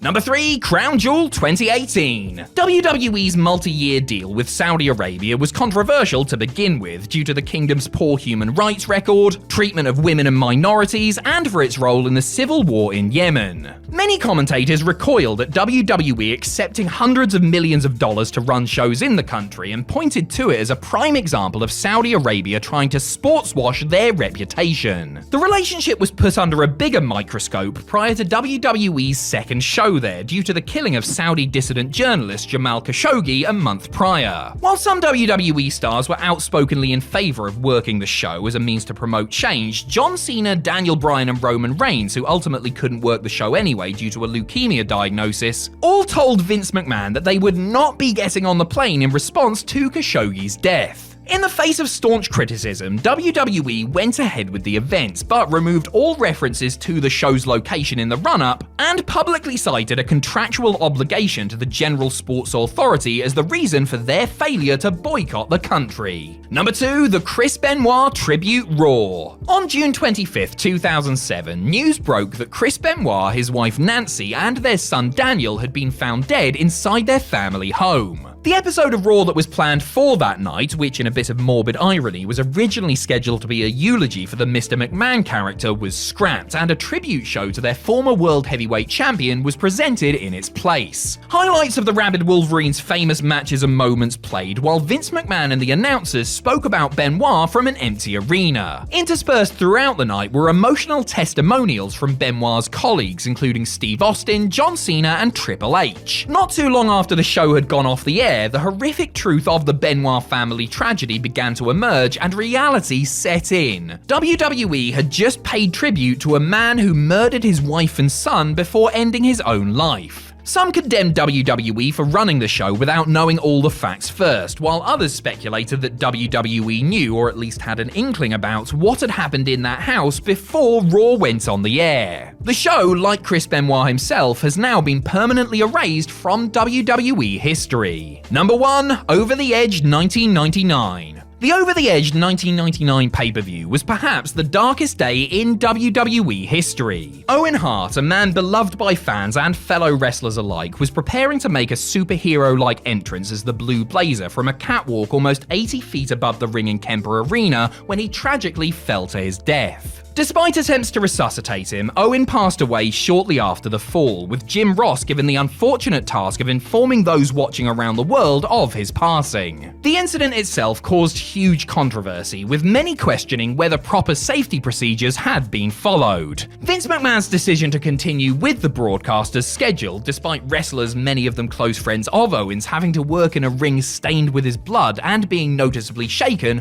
also attracted condemnation. The backlash was sudden, and WWE did not air an encore presentation of the event, nor did they ever release it on home media. In addition, the Over the Edge pay-per-view name was discontinued. Owen's widow Martha sued WWE on behalf of her children, and Owen's parents, ultimately settling out of court for a shared $18 million. Given the horrific nature of her husband's death, she has refused to allow WWE to promote Owen in any way since. While a stable may look harmonious and work like a well-oiled machine in the ring, things are not always rosy behind the curtain. In an ego-driven business like professional wrestling, egos are bound to get in the way, and personalities often clash when 3 or more performers are asked to coexist. I'm Adam Pacitti from Cultaholic Wrestling, and these are 10 pro wrestling stablemates who hated each other. Join us. Number 10, Juventud Guerrera and the rest of the Mexicools. The Mexicools, that's Juventud Guerrera, Psychosis, and Super Crazy, were signed and sent to SmackDown in the summer of 2005 to help freshen up the Blue brand's stagnant cruiserweight division. It didn't take Juventud long to win the cruiserweight title or alienate his colleagues, including his fellow luchadors. The Juice's ego is legendary, and though he was quite obviously a mid-card act that WWE really didn't devote that much time or effort to, Guerrera believed that he should have been pushed like The Rock. This, coupled with him showing up late, being unreliable, and having a generally bad attitude, led to Psychosis and Super Crazy distancing themselves from Juvi, who at one point was so isolated that the only person who would ride with him was the laid-back Cowboy Bob Orton. Crazy and Psychosis, the latter of which had had a tenuous relationship with Guerrera for years, actually went to WWE management and asked to be split from him out of fear that they may lose their jobs due to being guilty by association. Guerrera himself was released shortly after causing one headache too many. His partners in crime were hardly sad to see him go. Number 9, Kevin and Lance Von Erich. Thanks to the Iron Claw film, many are now familiar with the tragic tale of the Von Erich family. One subplot that was dropped from the movie, however, was the saga of Lance Von Erich, played by MJF in a blink and you'll miss it cameo. Back in mid-80s world-class championship wrestling, Lance Von Erich was played by aspiring grappler William Kevin Vaughn, a bodybuilding champion who had been discovered on a golf course. Fritz's kayfabe nephew had been brought into the territory to wrestle in place of Mike Von Erich, who had been diagnosed with toxic shock syndrome. The rest of the Von Erichs were against the idea, since it would mean lying to and breaking breaking the trust of their rabid fans, but Fritz persisted until Vaughn eventually left World Class over money issues. Kevin was the most vocal naysayer at the time and continued to bury Lance for a perceived lack of passion and ability for years afterwards in interviews. The feelings thawed and Kevin did eventually reach out to his phony sibling via email, essentially thanking him for helping the family out when he did, while apologizing for the heat and wishing him the best for the future. Number 8, Rick Rude and Shawn Michaels. While many fans, and often WWE themselves, point to the trio of Shawn Michaels, Triple H and Chyna as being the original D-Generation X, it's certainly worth remembering that Rick Rude was also in the mix at the beginning as DX's insurance policy. Ravishing Rick's stoic suit and tie style was noticeably at odds with the other members' approach, and it wasn't just in front of the camera that Rude and Michaels had their differences. There's plenty of rumor and innuendo that suggests Rude wasn't a fan of being around the Heartbreak Kid at the time. Michaels has also made no secret of the fact that he was a bit of a, how shall we say this, massive prick in those days, with half the locker room ready to wring his cocky little neck. It's no stretch to imagine that Rude was one of them, especially given his close friendship with staunch anti-HBK lobbyist Bret Hart. Indeed, Rude was so incensed over the Montreal screwjob that he decided to jump to WCW, famously appearing on both a taped Raw and a live Nitro on the same night. When appearing on Nitro, Rude made sure to throw a couple of barbs at Michaels during his work shoot promo. Number 7, Santana and Ortiz. Santana and Ortiz may be best known as the Proud and Powerful tag team, but they also have a history of being in factions together. In TNA, they were members of the rebooted LAX, while in AEW, they were part of Chris Jericho's Inner Circle. It was while riding the coattails of Le Champion that Santana and Ortiz seemingly started to have issues with one another, and things only got worse from there. The beef between them got so bad that, according to mutual friend Conan, there was almost a fight between Santana and Eddie Kingston about it after Blood and Guts 2022. Not only were there hinted at professional disagreements over whether to remain a team or pursue singles career, but Santana admitted that there were a lot of personal issues between the pair as well. Reality was ultimately incorporated into fantasy, with Proud and Powerful breaking up and feuding with each other, which ended with Ortiz beating Santana in a no DQ match that proved to be Santana's AEW swan song. Despite their personal issues, both men agreed to be professionals and work together for the sake of business. That said, it does look as if their days as a tag team are very much over, at least for now. Number 6, The Good Father and Steven Richards. It was actually something of a stroke of genius to take sponsor-unfriendly characters like Val Venus and The Godfather, have them renounce their deviant ways, and join moral crusaders The Right to Censor in the fight against filth. Though Charles Wright's playful pimp may have become the good father, the man himself was genuinely very upset at the gimmick change and even threatened to quit the company at one point. According to Wright, he took his frustrations out on RTC's White Sox-wearing leader Steven Richards, going so far to admit that he bullied the former ECW star despite the fact that he knew his own plight had nothing to do with Richards personally. Realizing his role in the backstage pecking order, Richards didn't give as good as he got and mostly just took the abuse, which extended to Wright's clique, the BSK. Stevie wasn't happy about it, obviously, and spent the Right to Censor run depressed and bitter at the way that he was being treated, while also having no real clue as to why it was happening to him. Richards has since said that while he now understands where the WWE Hall of Famer was coming from, it still wasn't right. Number 5, Stevie Richards and Raven. Of course, poor Stevie Richards had experience when it came to being in a stable where one of the members had it in for him. Years prior to his WWE run, Richards was a member of Raven's Nest in ECW and then Raven's Flock in WCW. Things got off to a frosty start when an enthusiastic Richards introduced himself and vowed to work hard and do his best in the role, only for Raven to blow him off. Richards realized rather quickly that the stable's leader was, in his own words, a jerk-off. He wanted the more experienced Scott Levy to be a mentor and help with his career, but Raven was not interested in that, and to be fair, had his own issues to deal with of the substance abuse variety. Stevie was Raven's lackey, not just in the storyline, but also on the road, and would do things like drive him around and carry his bags in the hope of learning about the business. Didn't really work out as he would have liked, with Raven continuing to browbeat and throw Richards under the bus at every opportunity, making Stevie miserable. Their relationship was, thankfully, a lot better when their paths crossed later in TNA. Number 4, Luke Harper and Eric Rowan. You may assume that being big, tall, beardy blokes that love professional wrestling might help two people become fast friends. But according to Wyatt family members Luke Harper and Eric Rowan, they were not kindred spirits and spent a long time resentful of one another. Per Harper, he didn't appreciate that they were forced to room together on the road, citing Rowan's intense snoring as the source of many restless nights. Rowan confirmed that he too did not like his stablemate and noted that they frequently butted heads backstage. Not literally, things never quite turned physical, although it may have threatened to on occasion. However, over time they became closer, with Bray Wyatt's calming presence helping to ease tensions and get them back on track when things came to the boil. Toward the end of the Wyatt family's run and before they successfully partnered as the Bludgeon Brothers, Harper and Rowan came to the realization that they would always be stuck together and decided to make the best of it, eventually becoming genuinely close friends. Number 3, Paul Roma and the rest of the Horsemen. On WWE's Four Horsemen DVD profile, there are 2 minutes dedicated to completely burying Paul Roma, who joined the illustrious group in 1993. A host of talking heads deride Roma as the worst horseman ever, a sentiment that is echoed by founding members Ric Flair and Arn Anderson.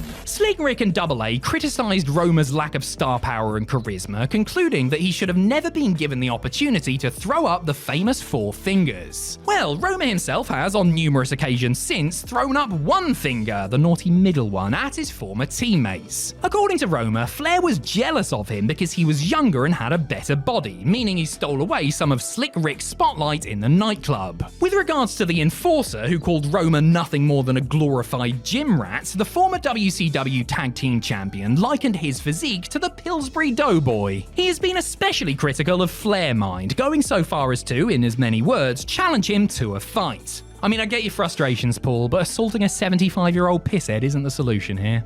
Number 2, Bobby Heenan and the Red Rooster. Bobby Heenan was such a great and accomplished manager that by the time he was in full flow in the mid to late 80s, he could just about get anybody over.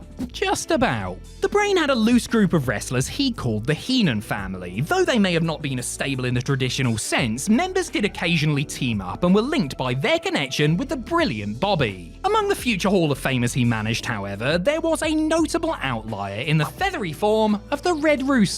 In the storyline, Heenan was determined to take the clueless clucker from the bottom to the top, or at least the middle, but behind the scenes, the Brain did not like being paired with Terry Taylor. In his book and in shoot interviews, Heenan derided the Red Rooster character, join the Q-Mate, which he called an embarrassment while also offering a less than flattering assessment of Taylor as a performer. He also claimed that Taylor lied to him over trivial things when the two later worked together in World Championship Wrestling. Taylor, for his part, never fully hit back at Heenan, but admitted his relationship with the Brain was strained. Number 1, Farouk and Ahmed Johnson. Once pegged as a potential future world champion, Ahmed Johnson torpedoed his own pro wrestling career due to being an injury-prone heat magnet. Many who shared a locker room with the Pearl River powerhouse during the 90s have attested to his arrogant demeanor and penchant for rubbing people the wrong way. One of those people was Ron Simmons. The tension between the two carried over into the ring, with both men working noticeably stiff in matches together. According to Ahmed, Simmons gave him a hard kick to the midsection during a run-in one time, which led to Johnson needing to take a few months off to recuperate. From Ahmed's account, he got his receipt when they clashed in a 6-man street fight at WrestleMania 13, the bad blood persisting as Johnson was added to the Nation of Domination. That addition didn't last, but Ahmed and Farouk's dislike for each other certainly did, and they continued warring in the months that followed, which included another Simmons-administered beating at a Madison Square Garden house show. Johnson didn't last long after that, with much of the locker room happy to see him go.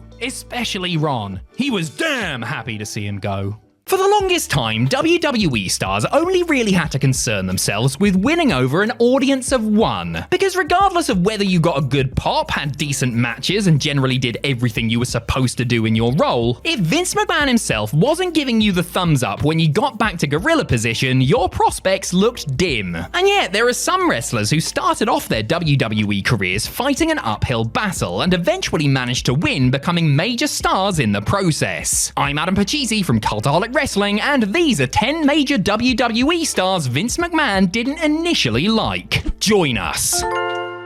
Number 10, Steve Austin.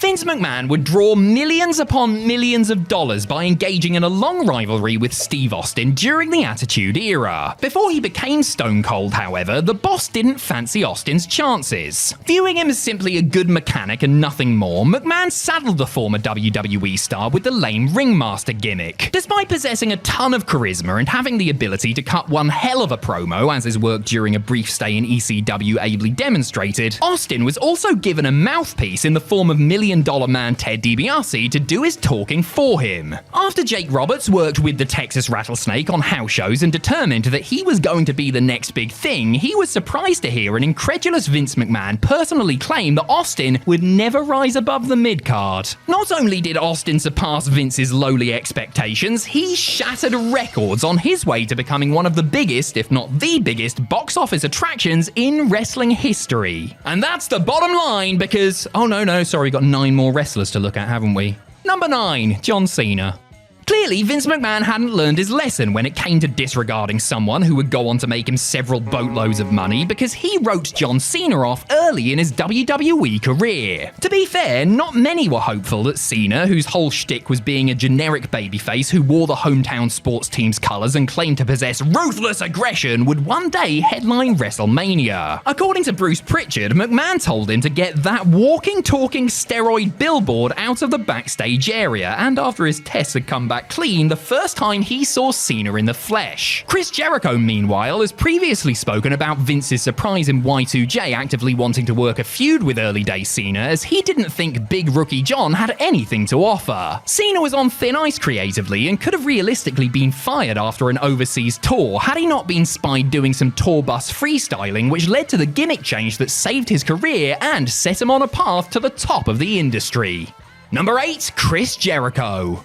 Hey, perhaps Chris Jericho sympathised with John Cena's plight when the chairman told him that he wouldn't amount to much, since Jericho himself had experienced something similar a few years prior. Y2J arrived in WWE amid much fanfare and famously duelled on the microphone with The Rock during his Raw debut. However, the ex-WCW star quickly fell out of favour and found himself mired in the mid-card, away from the main eventers. Jericho has spoken in the past how being a former WCW wrestler made him an instant enemy in the eyes of some, and things didn't get any easier when he began working with Chyna, who was politically connected as Triple H's then girlfriend. According to Chris, after accidentally giving the ninth wonder of the world a black eye during a match, McMahon summoned him into his office and read him the riot act. He called Jericho green as grass and claimed that he had been sold a bill of goods bringing him in, before concluding that the future WWE champion wasn't worth the paper his contract was printed on. Jericho was upset, angry, and demoralized after the tongue lashing, but over time he worked his way out of the doghouse and into McMahon's good graces.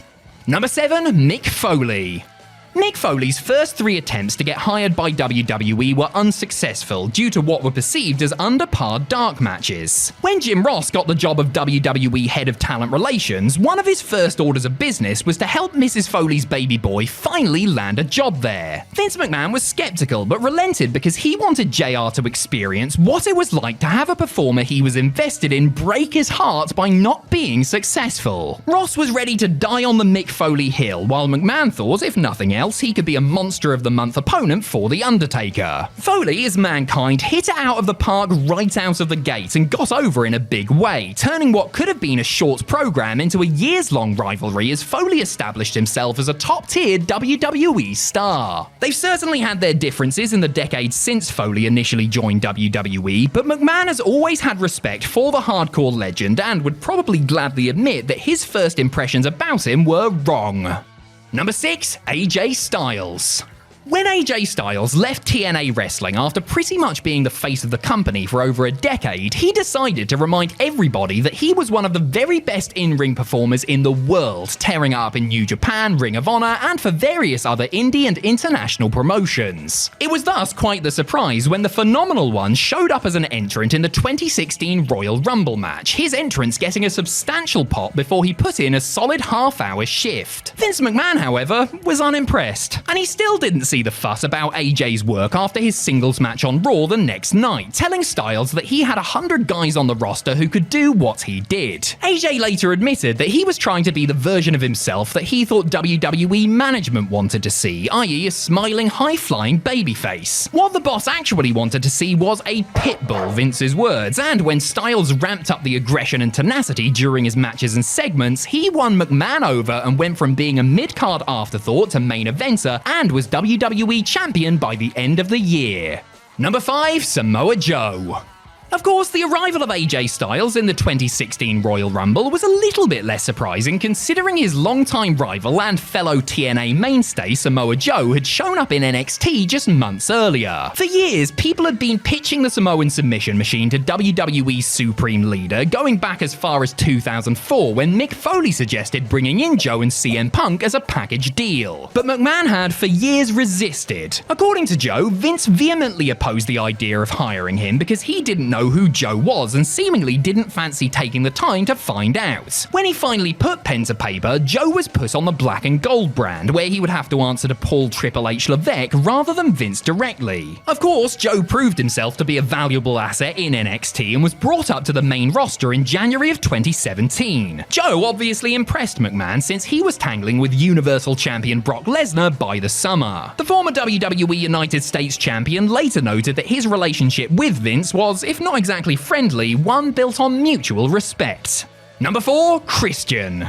In a legendary tag team alongside kayfabe brother Edge, Christian established himself as one of the most consistent and dependable members of WWE's Attitude Era mid-card crew. When the duo split, however, Edge's career seemed to go from strength to strength, while Christian's floundered to the point that he decided to leave WWE and try his chances in TNA instead. So why was that? Vince McMahon was why. Yes, Vince was the one who didn't see anything for Captain Charisma beyond mid-card purgatory. The reason? Christian's face, apparently. Believe it or not, McMahon didn't want to push the multi-time tag team and intercontinental champ any harder because he didn't like his mush. It didn't matter how entertaining he was or how many great matches he had, Christian always had a ceiling as long as he had the same facial features. At one point, Vince actually considered placing a blue dot over the so-called creepy little bastard's mug whenever it was on television before logic prevailed. Christian eventually got runs as both ECW and World Heavyweight Champion when he returned after his TNA run, suggesting that Vince McMahon had softened his stance or at least had his mind changed by the Canadian grafter's supporters. Number 3, Randy Orton. If WWE could genetically engineer the perfect prototypical WWE star, it might turn out something like Randy Orton. Third generation, tall, well-built, smooth as silk, and able to work as both a babyface or heel at the very top level, the Legend Killer has established himself as a WWE legend during a career where he has seen and done it all. Had things gone differently, he might not have been given the chance to see or do any of it. Per Jim Ross, who was still heading up WWE's recruitment at the time, he had a very hard time trying to persuade his boss to sanction signing Orton to a developmental deal. The reason? Vince, the ever-loving patriot, didn't like how young Randy had been dishonorably discharged from the Marines after going AWOL twice and disobeying an order from a commanding officer. Ultimately, JR was able to get his man and things turned out pretty well for Orton and WWE, though the Viper and McMahon at times had a fractious relationship due to Randy's persistent behavioral issues. Number 2, Daniel Bryan. In comparison to Randy Orton, Daniel Bryan really was the antithesis of everything WWE looked for in a main event star. He was shorter, he was lighter, he hadn't been trained by the WWE system, and was an indie darling to boot. Ugh. Unsurprisingly, Vince McMahon didn't view the American Dragon as a big money player and stuck him on the first season of NXT The Game Show, branding him a rookie despite the fact that he had over a decade of experience and a catalogue of excellent matches for promotions around the world. Following his first televised WWE outing, D-Bry's opponent, Chris Jericho, told the boss that he had something special on his hands, to which McMahon reportedly responded, "Ugh, he doesn't even eat meat." Steak might not have been on the menu for the vegan Bryan, but routinely exceptional performances were, and as he grew in popularity with WWE fans, Vince began to change his tune. By the end of his WWE career, McMahon was said to be one of Bryan's biggest fans, and was genuinely very sad to see the multi-time world champ go. Number 1, The Undertaker. For 3 decades, the guy that Vince McMahon could rely on to be loyal, show up, and do the job to the very best of his abilities regardless of the pain he was in or what was happening in his personal life was The Undertaker. One of WWE's greatest ever creations, The Undertaker accomplished everything there was to accomplish in the promotion and developed a close bond with his boss in the process. And that makes it all the more curious that McMahon was apparently so unconvinced about Mark Calloway's potential that he cancelled their first scheduled meeting. According to Bruce Pritchard, Vince was supposed to meet with Calloway the day after Mean Mark Callis had wrestled Lex Luger at the 1990 Great American Bash pay-per-view with a dislocated hip no less, when McMahon said, he's just a red-headed basketball player, what am I going to do with that? No thanks. Taker was initially told that the meeting was cancelled due to the horrific parasailing accident suffered by Brutus Beefcake, but that was not the case. He only found out the truth many years later when Pritchard clued him in. And you know what? It was Big Brucey P that got Mark another meeting, changing Calloway's life and the course of WWE history. The realistic selling of moves is key to helping fans suspend their disbelief while watching WWE programming. And while there's a place for overselling, and for that matter no selling, sometimes the overselling of moves takes the viewer out of the moment and reminds them that this really is just grown men and women play fighting in their underwear after all. Other times, however, the oversell, ridiculous as it may be, works in the moment and helps an otherwise routine segment or match stand out. I'm Adam Pachisi from Cultaholic Wrestling, and these are the 10 most ridiculous WWE oversells. Join us! Number 10, Game Over Sell. While oversells on live WWE television are rare, wrestlers are more likely to let loose and goof off on a non-televised house show or during a post-show dark match designed to entertain the live crowd after a taping. Case in point, Triple H. The Cerebral Assassin teamed with Ric Flair to take on Shawn Michaels and Randy Orton in a tag bout after the February 14th, 2005 episode of Raw was over. Thankfully, WWE's cameras were still rolling, and the match made its way to the 2014 DVD release, The Best of Raw, after the show. I say thankfully because that has meant that Triple H's prolonged oversell has been captured for posterity. While he was taking a beating, the Legend Killer countered the game's flying thing with a raised boot to the face. This brutal strike caused Hunter to teeter on the verge of collapse for an entire minute as Michaels looked on quizzically from the ring apron. It appeared as though Trips had shrugged it off and went to make the tag, only to flare flop as a punchline. Woo indeed.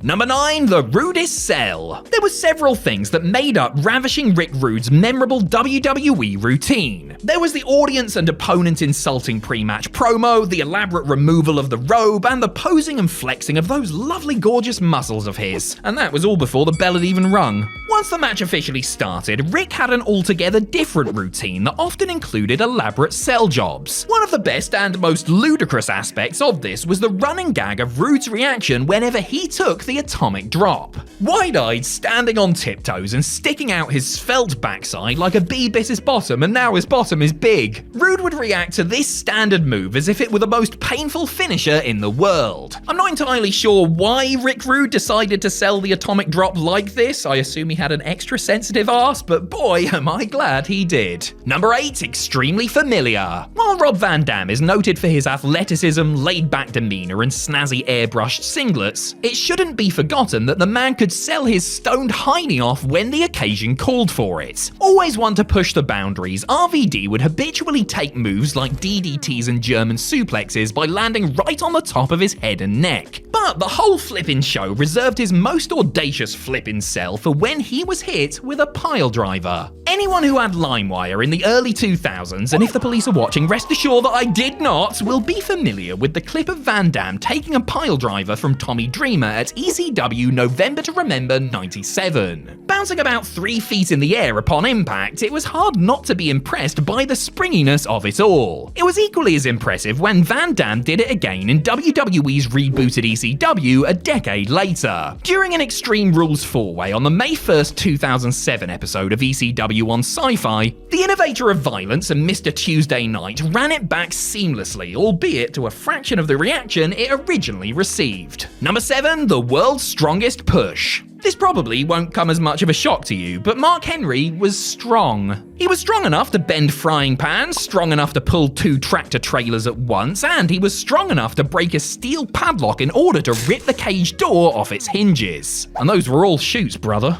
What Mark Henry was not strong enough to do, however, was launch Batista all the way across the ring with a simple push to the chest. Well, actually, let me take that back. Mark Henry might have been capable of shoving the animal across the ring, but it still looked ridiculous when it happened on the May 10th, 2010 episode of Monday Night Raw. Perhaps if Big Dave had done it in one smooth motion, it would have looked alright, but he first took a couple of steps backwards and seemed to look over his shoulder to ensure that nobody was behind him before taking a delayed bump. To be fair, maybe Batista was just mentally checked out at this point, since he knew that he was leaving the company just a couple of weeks later. Number 6, limitless ridiculousness. The general consensus on Keith Lee is that WWE dropped the ball with him. I mean, they called the guy Bearcat, you know? Lee's WWE run may have been a missed opportunity overall, but he occasionally got to show glimpses of what he was truly capable of across his NXT and main roster runs. For example, in 2019's Men's Traditional Survivor Series tag match, where the Limitless One looked like a killer and eliminated Seth Rollins before being the last man eliminated by winner Roman Reigns. To make Lee look strong ahead of the pay-per-view, WWE booked him to stand tall during a 3-brand brawl at the end of the go-home edition of SmackDown.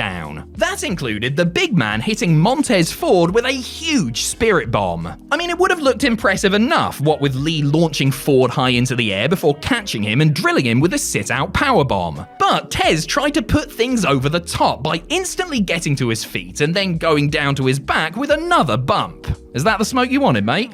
Number 5, for goodness sake. Former WWE star JTG has pretty much admitted to trying to stay out of the way in WWE, going so far as to hide in catering during the day so that nobody in power would notice that he was still collecting a paycheck for doing much of nothing. But the former Crime Time member made sure all eyes were on him when he took on Santino Marella in a match taped for the September 20th, 2013 edition of Superstars. Per JTG, the two men had clashed on several occasions before, and he had wanted to outdo his sell of Santino's Cobra every single time. The Cobra, lest we forget, saw the Milan Miracle put a snake sleeve on his arm and strike his opponent on the neck with his fingers. It's one of the most absurd finishes in WWE history, but it was hella over, and it fit Morella's comedic character to a T. After successfully dodging it a couple of times, JTG eventually succumbed, selling the venomous blow by going into an almost seizure-like state and falling in stages to the mat.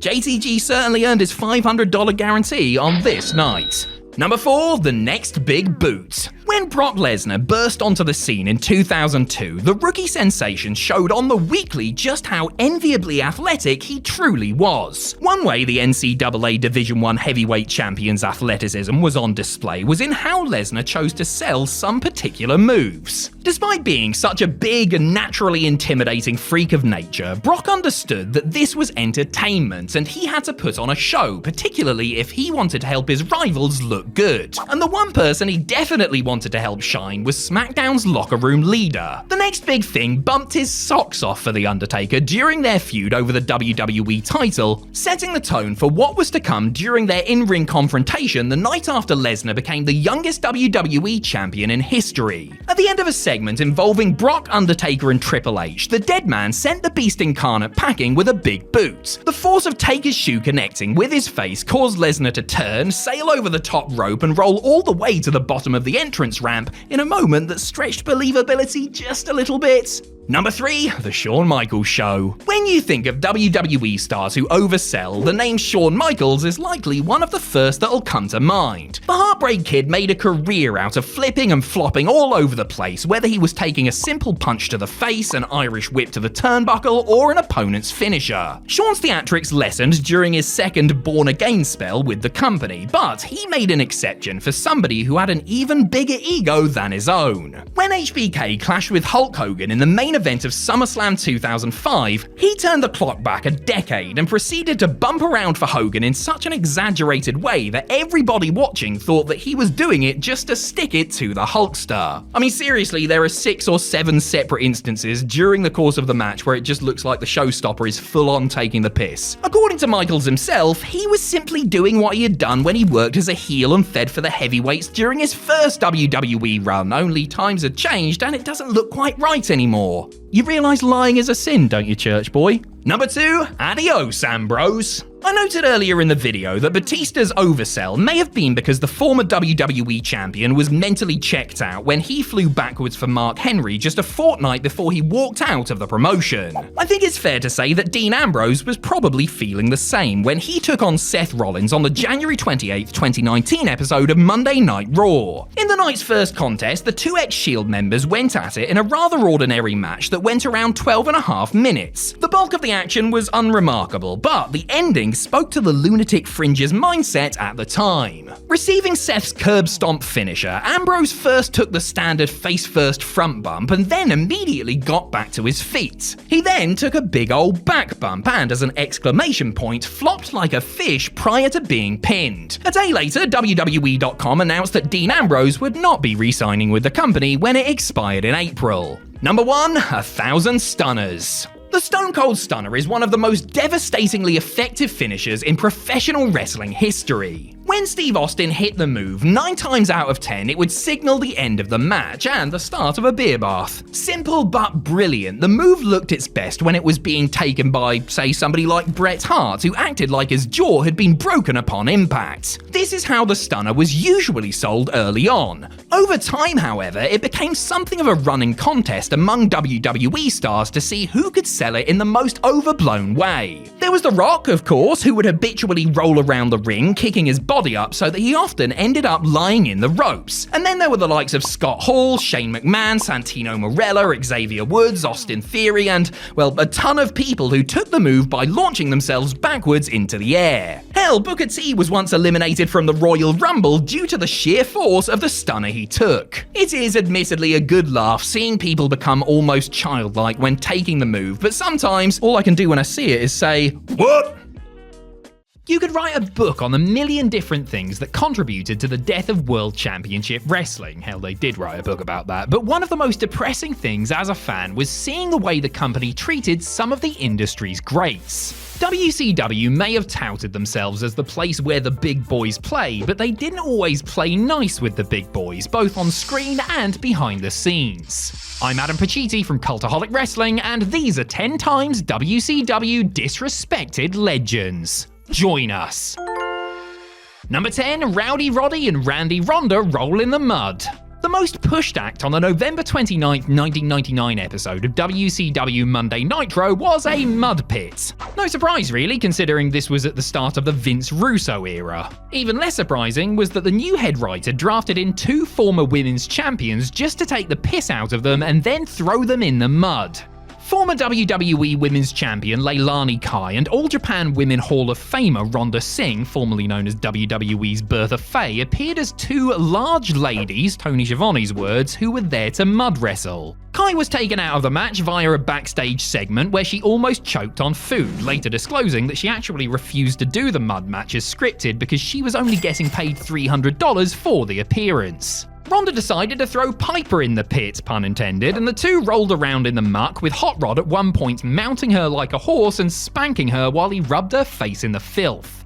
Russo would later rant long and loudly about Turner's Standards and Practices Department, asking him to stop fat-shaming Singh on television because priorities. Number 9, Not So Great Muta.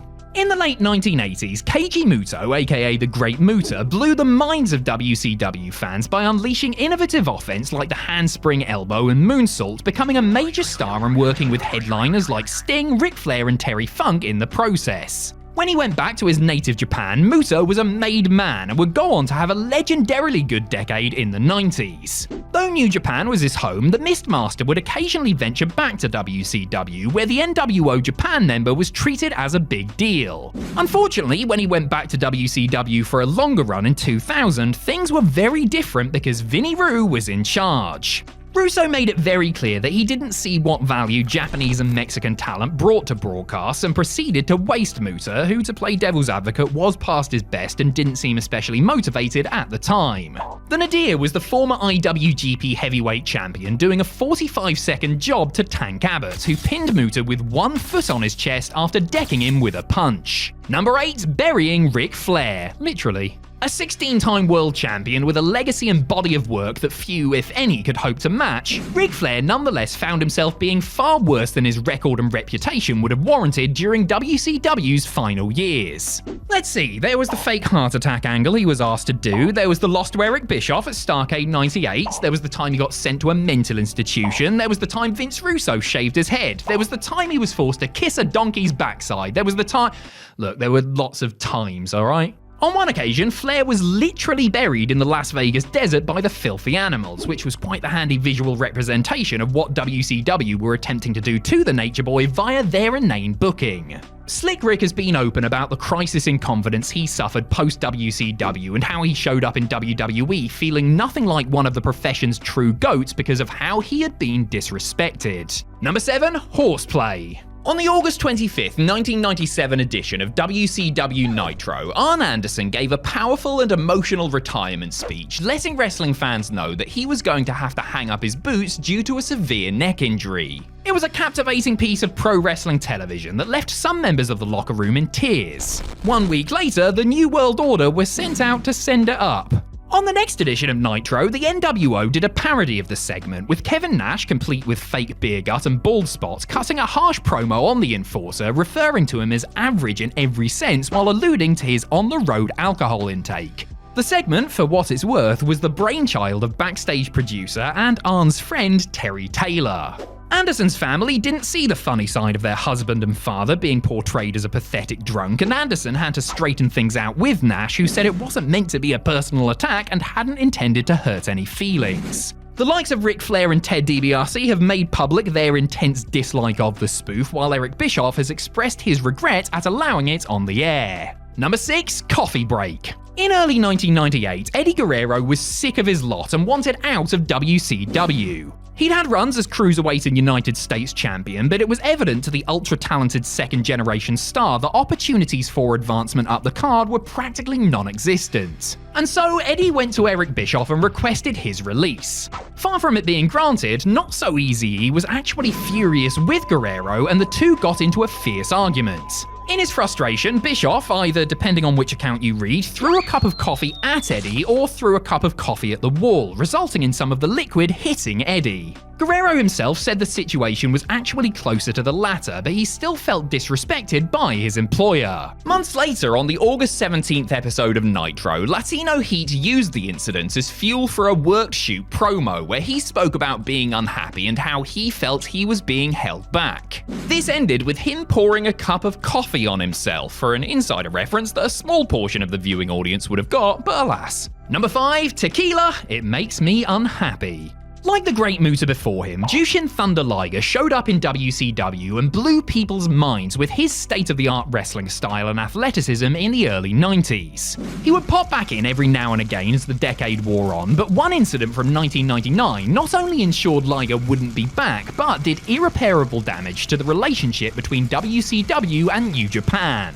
On the November 29th episode of Nitro, Liger defended his IWGP Junior Heavyweight Championship against Juventud Guerrera. A decent match on paper, yes, but this was during Russo's booking tenure, and he had zero interest in presenting a good wrestling contest. Not only did the two men not get entrances, but the belt wasn't even shown on TV. The announcers talked about everything but the in-ring action, and after 5 measly minutes, Liger ended up losing after he was distracted by Brad Buzzkill Armstrong and Hoovy smashed a tequila bottle over his head.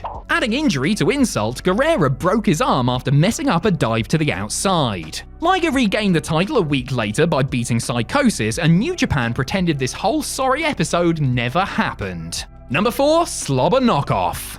During WWE creative meetings, Vince Russo and his partner in crime Ed Ferrara would reportedly do impressions of commentator and talent relations chief Jim Ross, much to the delight of notorious bully Vince McMahon. It must have gotten such a positive reaction, or maybe Russo and Ferrara held such a grudge against good old JR, that the gruesome twosome made the impression a regular fixture of WCW TV after jumping ship. Ferrara portrayed Oklahoma, an offensive send-up of Ross, who, lest we forget, was an announcer for WCW for years before going to WWE. Not only did Oklahoma poke fun at JR's love of his home state and fondness for barbecue sauce, but Ferrara actually mocked the fact that Ross suffered from Bell's palsy, resulting in facial paralysis. WWE weren't above parodying the competition's talent, just look at Gilbert, but poking fun of a real physical disability was sickening and did not make for entertaining TV. Though Turner had the Bell's palsy facet nixed sooner rather than later, Ross still found the parody hurtful and considered it a personal attack, while Jim Cornette was so offended on his friend's behalf that he once tried to fight Ed Ferrara for real over the portrayal. Number 3, a bad day for Ray.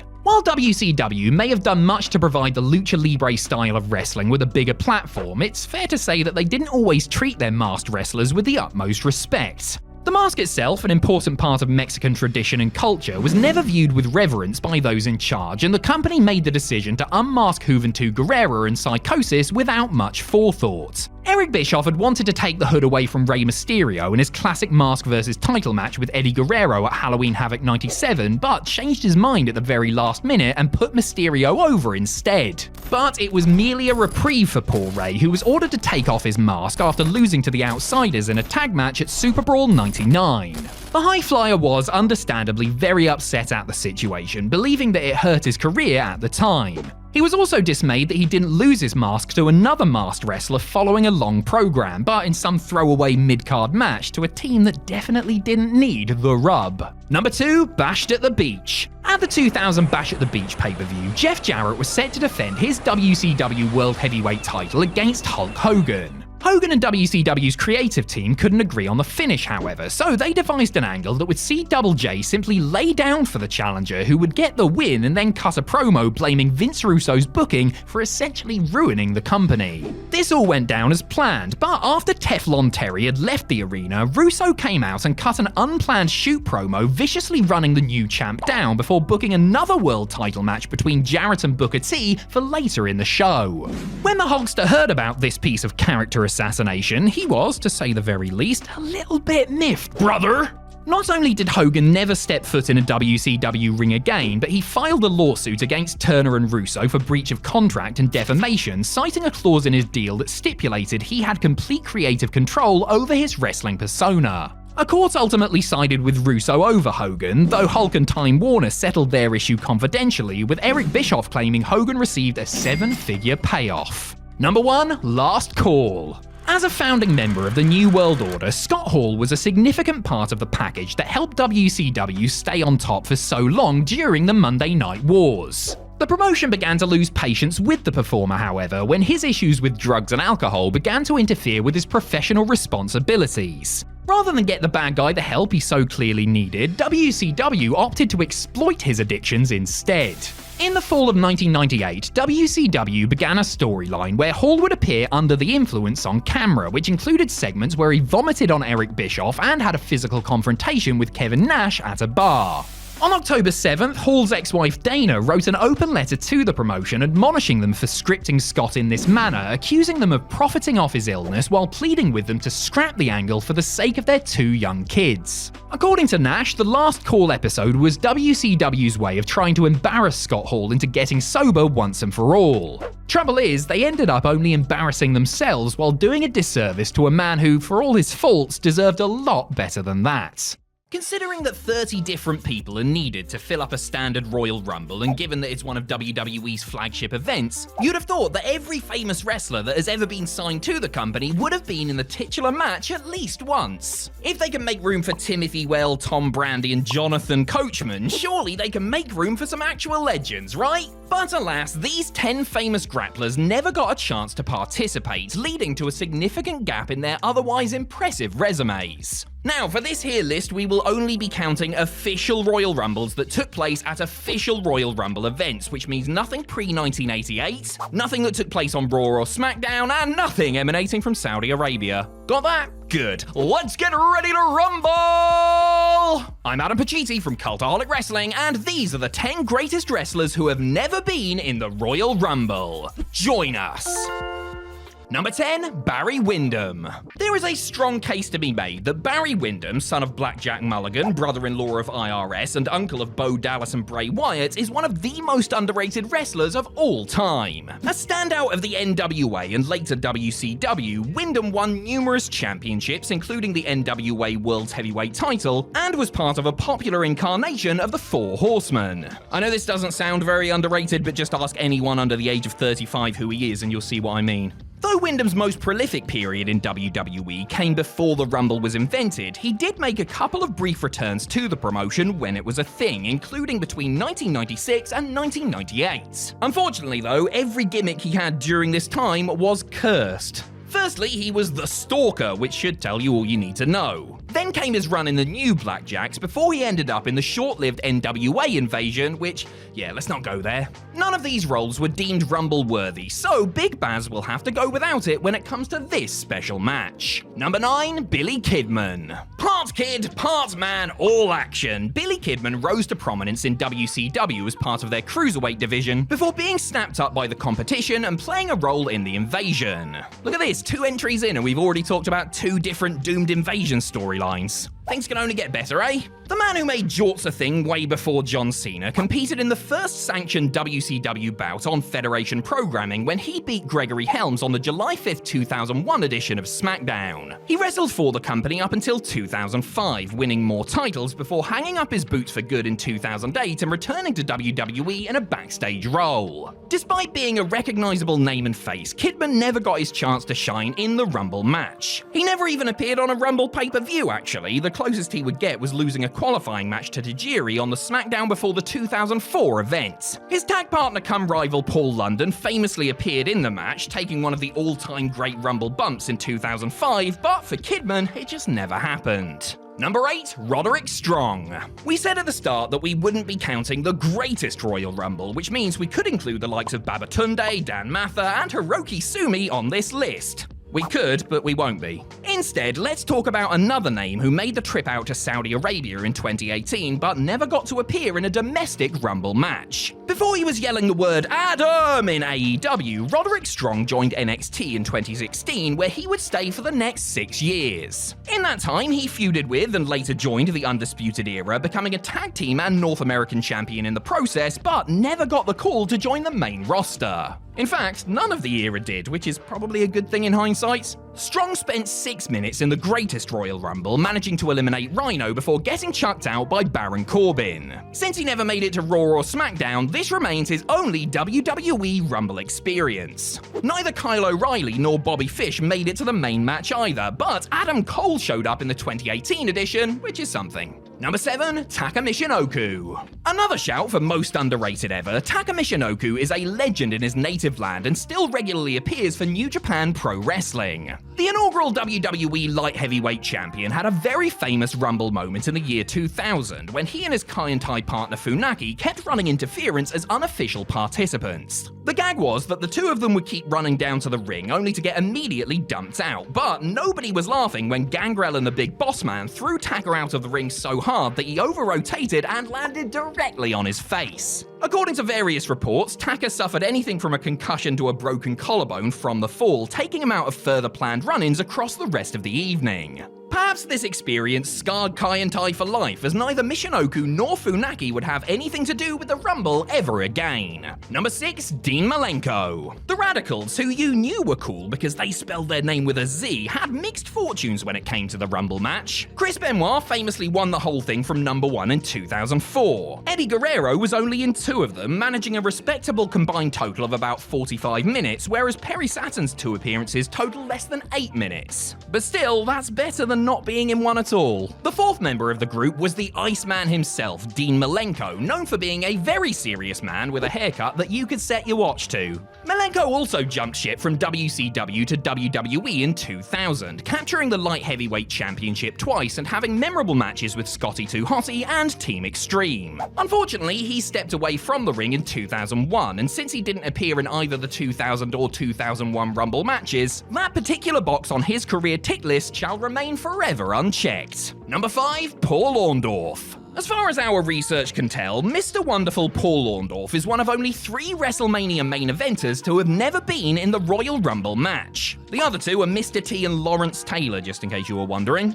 Orndorff closed out the very first edition of the Showcase of the Immortals, teaming with Roddy Piper in a losing effort to Hulk Hogan and the aforementioned star of the A-Team. This was in 1985, 3 years before the Rumble existed, but a lot had changed by the time WWE's newest tradition came around. A weightlifting accident had severely restricted the use of Orndorff's right arm to the point where in January 1988 he was considered retired. Though the Hall of Famer would return to the ring in the early 90s, it would be for WCW, who as far as I can remember didn't host any Royal Rumbles. Orndorff is such a classic wrestling personality and so tied to Golden Age WWE that you would have thought he would have been a shoo-in for an early Rumble outing. Alas, fate had other plans for Mr. Wonderful, and this just wasn't to be. Number 4, Ricky Steamboat. It's hard to believe, but Ricky the Dragon Steamboat's only major run in WWE lasted just 3 years. He had a weird comeback in 1991 and then that amazing WrestleMania showing against Chris Jericho, but all in all, he was barely there at all. This is shocking because Steamboat's impact on the company was massive, particularly through his legendary Intercontinental Championship bout with Randy Savage at WrestleMania 3. However, that was in 1987, 1 year before the Rumble concept debuted. Steamboat actually opened the first ever Rumble card, beating Rick Rude in a singles match by DQ, but by the time the show made its pay-per-view debut the following year, the Dragon had already flown back to WCW. Though the initial window of opportunity for Steamboat to appear in a Rumble was slim, it's bonkers that WWE haven't gotten him in for a legend slot in any of the modern ones, especially after he rolled back the years at Mania 25. Number 3, Devon Dudley.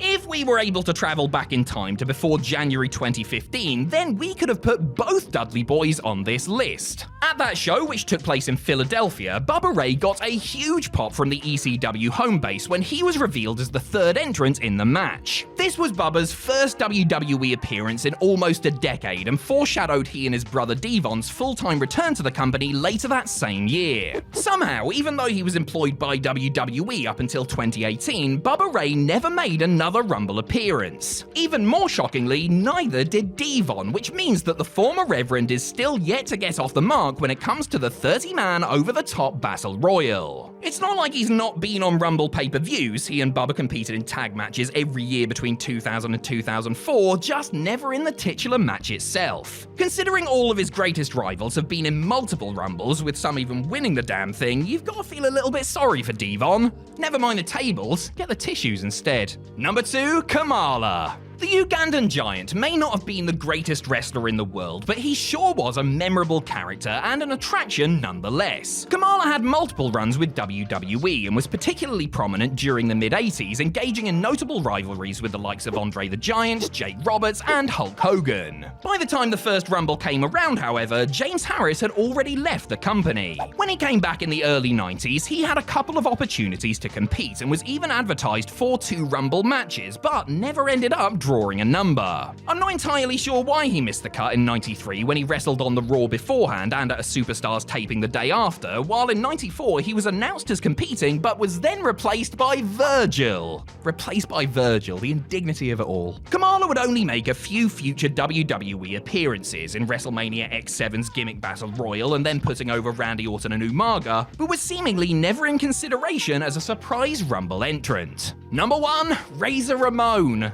No, your eyes do not deceive you. One of the most popular, iconic, and important wrestlers of all time has never thrown his hat in the ring when it comes to the Royal Rumble. Scott Hall, best known for his days in WWE as the chain-wearing, toothpick-throwing, dodgy accent-having Razor Ramon, was with the company from 1992 to 1996, but just so happened to be busy in January every single year. In 1993, he faced Bret Hart for the world title, and then from 94 to 96, he defended the Intercontinental Championship at every Rumble show. Though secondary champions have entered the Rumble, Razor was always left off the list. His 2002 return as a member of the NWO may have yielded a WrestleMania payday, but he had been fired by the time the 03 Rumble rolled around. Poor health and personal issues meant that he was never in good enough shape for a nostalgia return, and that was that. Even without a single world title run or Rumble appearance to his name, Hall is heralded and beloved by wrestling fans around the world. He may have been called the bad guy, but he was just too damn good.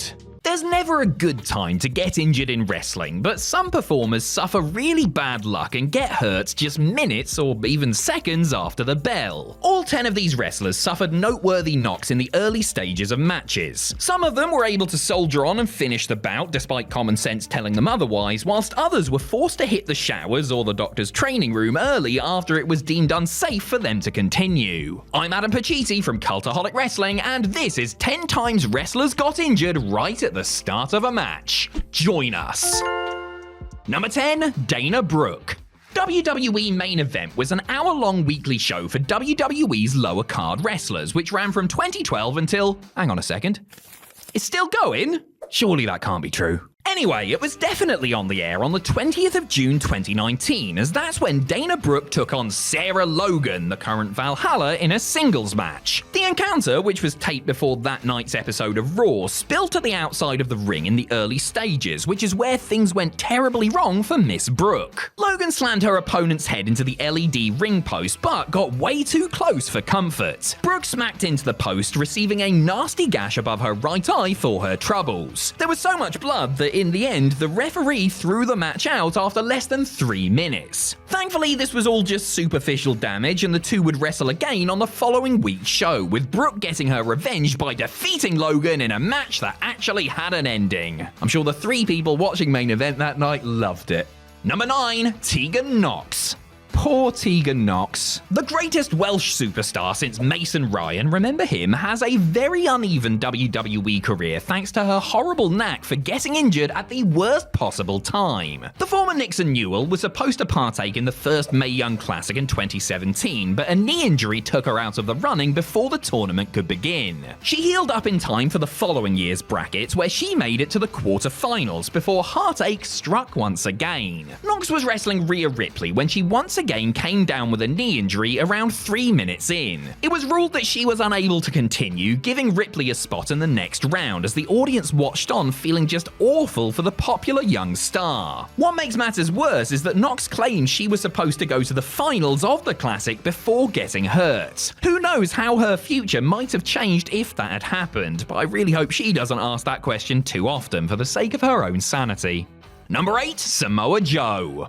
NXT TakeOver Dallas, the first major NXT event to run alongside a WrestleMania, was headlined by the brand's top champion Finn Balor putting his belt on the line against his former friend Samoa Joe. The two had already fought in London, but now Joe was an out-and-out heel, ready to tear the Irishman limb from limb to get his hands on the big golden X. This was going to be a match for the ages until a seemingly insignificant wound got in the way. In the first minute or so of the match in Dallas, Joe got busted open right above his eye. Though he kept trying to ignore the nick and the fans repeatedly chanted for the fight to continue, ringside doctors had to keep stopping proceedings to check on him. This was partly due to the PG nature of the product, and partly because if the blood had gotten into Joe's eye, it could have affected his ability in the ring, which would have put him in even more danger. The mighty Samoa Joe stopped in his tracks by a tiny little cut. There's something poetic in that, I think. Poetry never was my strong suit. Number 7, John Cena. John Cena was set to defend his WWE Championship against Randy Orton at No Mercy 2007 when a freak accident brought his 380-day reign to a sudden end. Cena was wrestling Mr. Kennedy on the October 1st episode of Raw when he hit the former Money in the Bank winner with a simple hip toss around 90 seconds in. In doing so, Cena managed to tear his pectoral muscle completely off the bone like it was some delicious pulled pork, only there was nothing delicious about this situation. Because he's a robot that runs on children's cheers and pictures of bald eagles, Cena finished the 8-minute match and then a post-match beatdown from Orton, which included an RKO on the announce table. You can actually see Cena clutching his arm following the finish, which was a grim sign of things to come. It was reported that the muscle tear would take between 6 months to a year to fully heal, but don't feel too bad for old Johnny. Again, because he's simply not human, he completed his recovery in under 4 months, just in time to make his grand return in the 2008 Royal Rumble. Number 6, Sin Cara. The original Sin Cara, who had been a major star in Mexico under the name Mystico, was a big get for WWE in 2011. Well, that's how it seemed for the first 5 minutes or so anyway, until everybody realised that he was more prone to botches than a drunk plastic surgeon. One of the most infamous incidents from Sin Cara's stint with the company came when he squared off with Alberto Del Rio on the August 19th, 2013 episode of Raw. About a minute into the bout, the masked man hit a dive to the outside and then immediately motioned for the referee. Had he banged his head, torn a muscle, soiled himself? Nope, he had dislocated his finger. Not broken it, dislocated it. And that was enough to stop the match. In an industry where competitors routinely finish matches with half their face hanging off, not saying that it's right or anything, here was a guy who called for the bell after the first little knock. Whilst obviously nobody should be forced to work hurts, the relatively tame nature of this injury turned Sin Cara into even more of a laughingstock than he already was. And I mean in the locker room too. He would be gone from the company just 7 months later. Number 5, Vader. Big Van Vader was not a man you wanted to mess with. Stan Hansen was also not a man you wanted to mess with. So when these two wanted to mess with each other, it makes perfect sense that something absolutely mental happened about 3 minutes in. Hansen and Vader were booked against each other at New Japan's Tokyo Dome Spectacular on February 10th, 1990. These two big boys wasted no time pummeling each other with shots that would have felled a fully grown African elephant, and in the excitement of the melee, the cowboy accidentally thumbed his opponent in the eye. No matter, I'm sure Vader will just be able to walk it off, and oh my goodness, what has happened? Vader's left eye had just popped out of its socket, like he was a cartoon character that had just been shown an extremely expensive bill. Instead of seeking medical attention like a normal human being, the Mastodon simply took off his mask, shoved his eye back in, and carried on the match. He wrestled the next 12 or so minutes, holding his eyeball in place with his eyelid. Oh, I miss when wrestling used to be real. Number 4, Sami Zayn.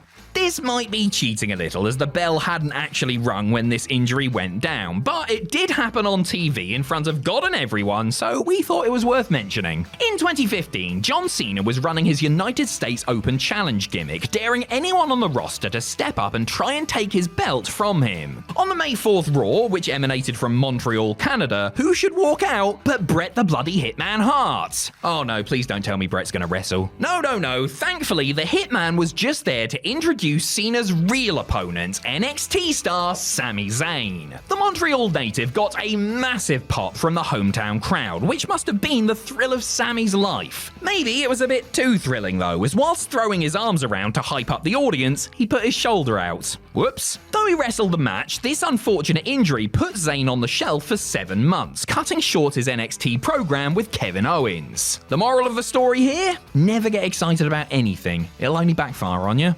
Number 3, Goldberg.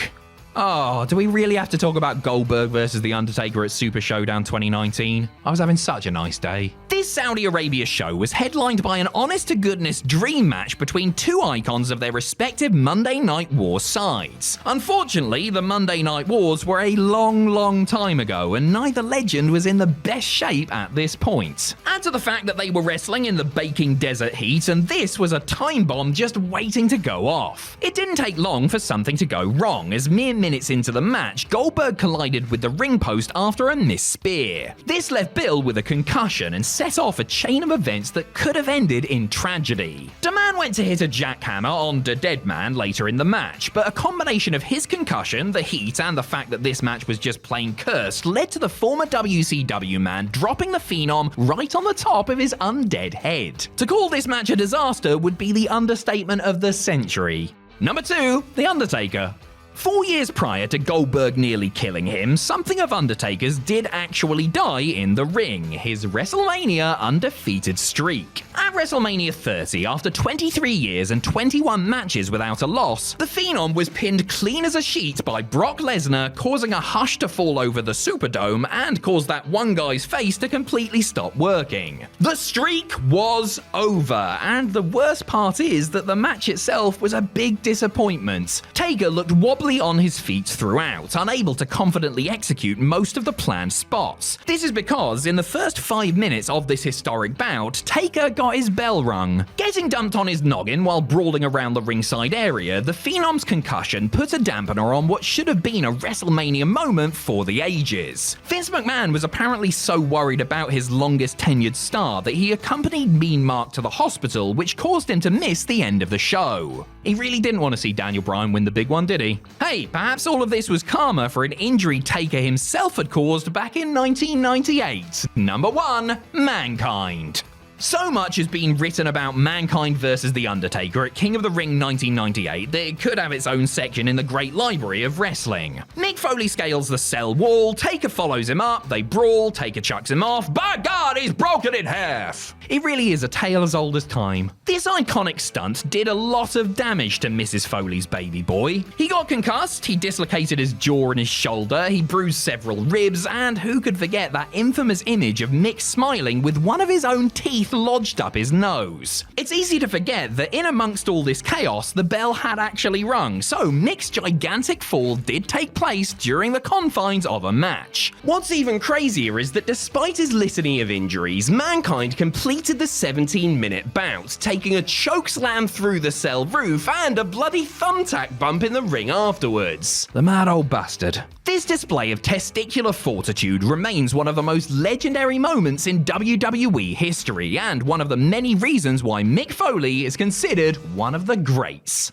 Since its debut episode on January 11th, 1993, Monday Night Raw has been host to some of the most historical, noteworthy, and spectacular moments the wrestling world has ever seen. Equally, it's also churned out some proper duds, but that's a story for another time, and probably another list. So, which editions of The Red Show have had the biggest impact on WWE as a whole? Which ones have produced the most memorable moments or singular happenings that would reverberate across time forevermore? Well, leave it to the longest running weekly episodic wrestling show in YouTube history, don't fact check that, to find out. I'm Adam Pacitti from Cultaholic Wrestling, and these are the 10 most important episodes of WWE Raw in history. Join us.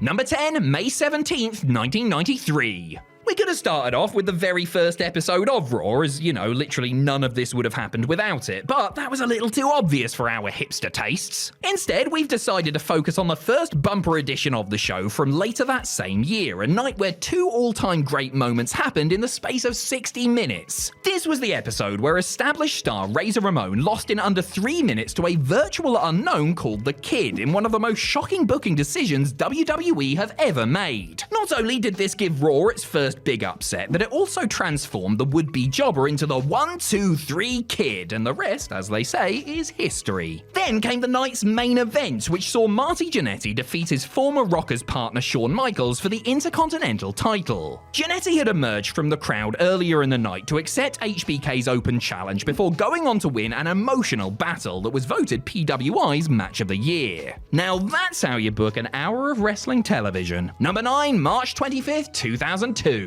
With WCW and ECW no longer in business and the bungled invasion angle being done and dusted inside 6 months, WWE were left with an inflated roster and no viable competition. So, they went ahead and made their own. The March 25th, 2002 episode of Raw was not a particularly good one. In fact, if you're going by general storyline advancement and in-ring action, it was actually rather forgettable, if not downright terrible. But it was, for all its faults, historic, as it was the site of the first ever WWE draft. Kayfabe co-owners Vince McMahon and Ric Flair assembled their crews for SmackDown and Raw respectively, kicking off the promotion's brand split era. There were some odd ones, no doubt. I still have no idea what McMahon was doing using 3 of his 10 picks on Billy and Chuck, Devon Dudley and Maven, but by the end of the night, the landscape of WWE would be changed for the best part of the next decade. Even though the original brand split ended in 2011, WWE have since gone back to the concept, and the draft episodes of both Raw and SmackDown are now established tropes. Number 8, March 30th, 1998. For some people, the Attitude Era began in earnest when Stone Cold Steve Austin beat Shawn Michaels for the World Championship at WrestleMania 14.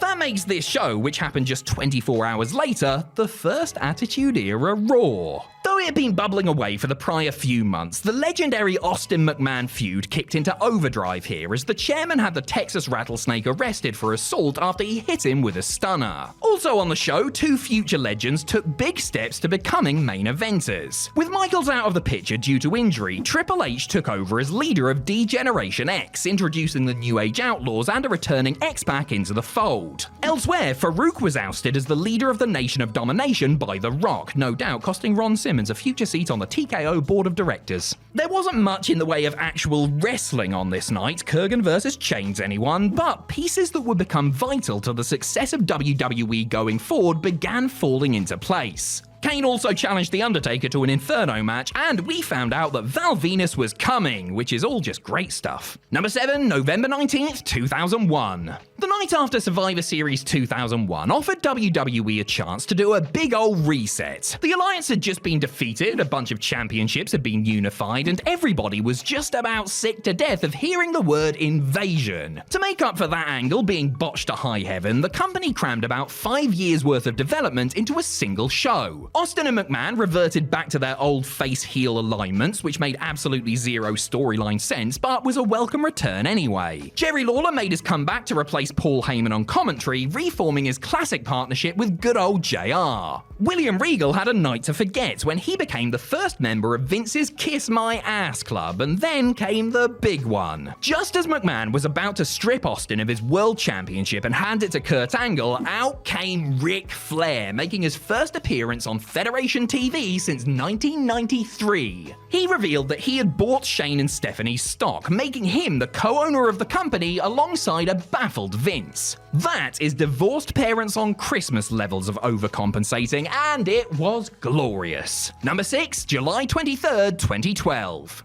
One regular complaint about modern-era Raw is its length. At 3 hours long, wrestling fans have to sit through the sports entertainment equivalent of Lord of the Rings every week just to keep up, and there aren't even any talking trees to keep us hooked. Well, you can thank this episode for that particular development, as the special Raw 1000 edition from 2012 marked the brand's permanent switch to 180 minutes. WWE filled this extra time with an appearance from DX, because, of course, an Intercontinental title match where The Miz won the belt from Christian, and John Cena's scheduled Money in the Bank cash-in match against CM Punk, which he lost via DQ thanks to an interfering Big Show. Punk would then turn heel by attacking The Rock, cementing the character change that would dominate the second half of his epic championship reign. For better or worse, the move to 3 hours fundamentally changed how WWE operates, from increased ad revenue and screen time for lesser stars to bloated match cards causing increased fan burnout. Who knows, maybe the show will become 4 hours at some point.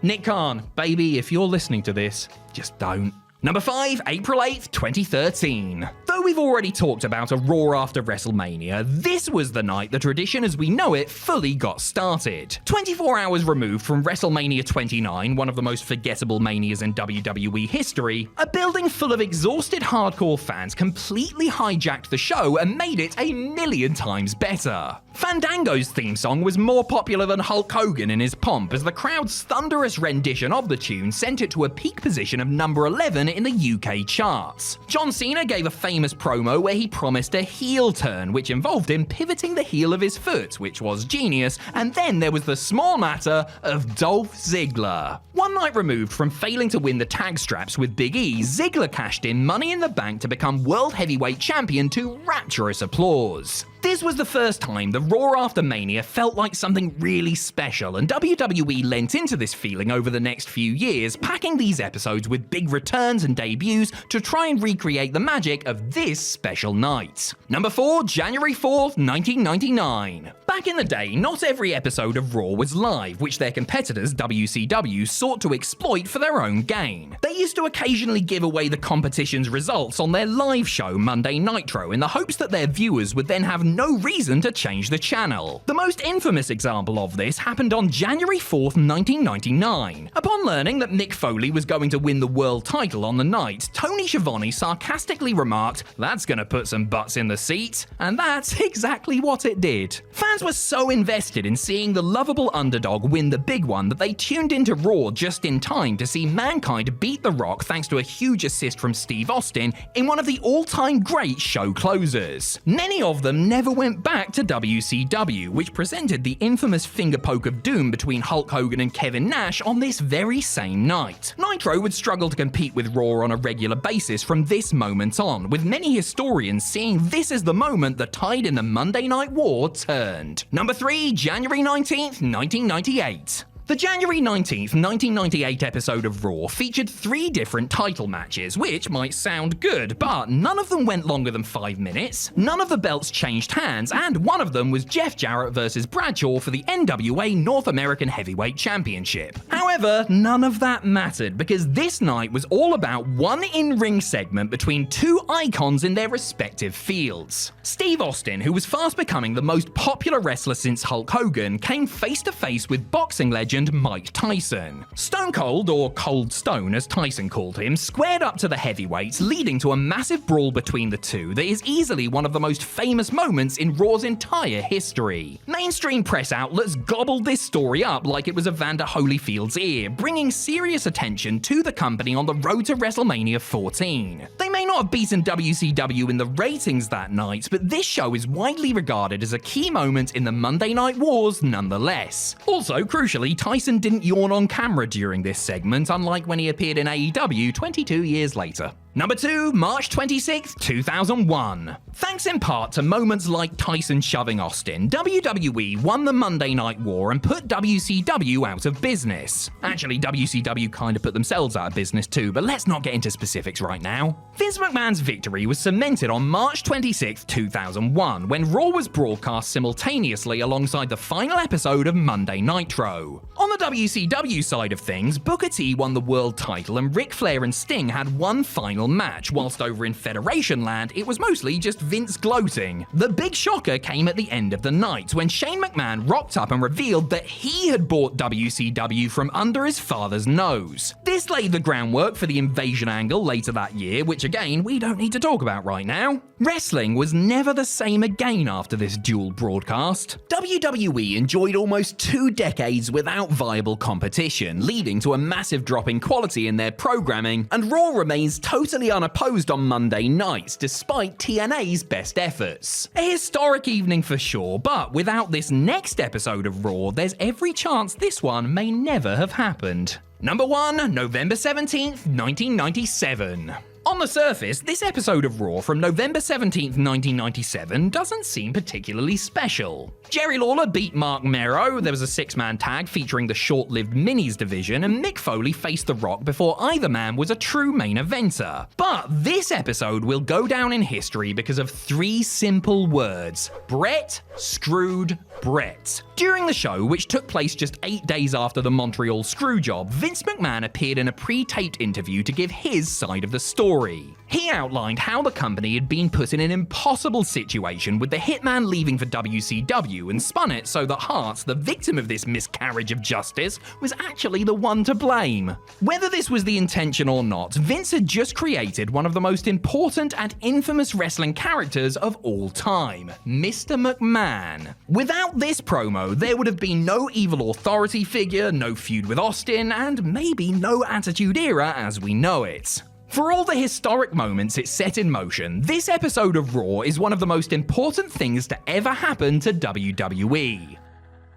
I think it's fair to say that we, collectively as a society, have all tried our very best to forget the COVID-19 pandemic. As great as it was not to have to put on pants every day, being locked down wasn't really a lot of fun. And neither was WWE Television, which was one of the only live sports or entertainment groups to forge ahead pretty much as scheduled. To say that things got strange, very strange, is a massive understatement. I'm Adam Pachisi from Cultaholic Wrestling, and these are 10 pandemic-era WWE moments you already forgot about. Join us.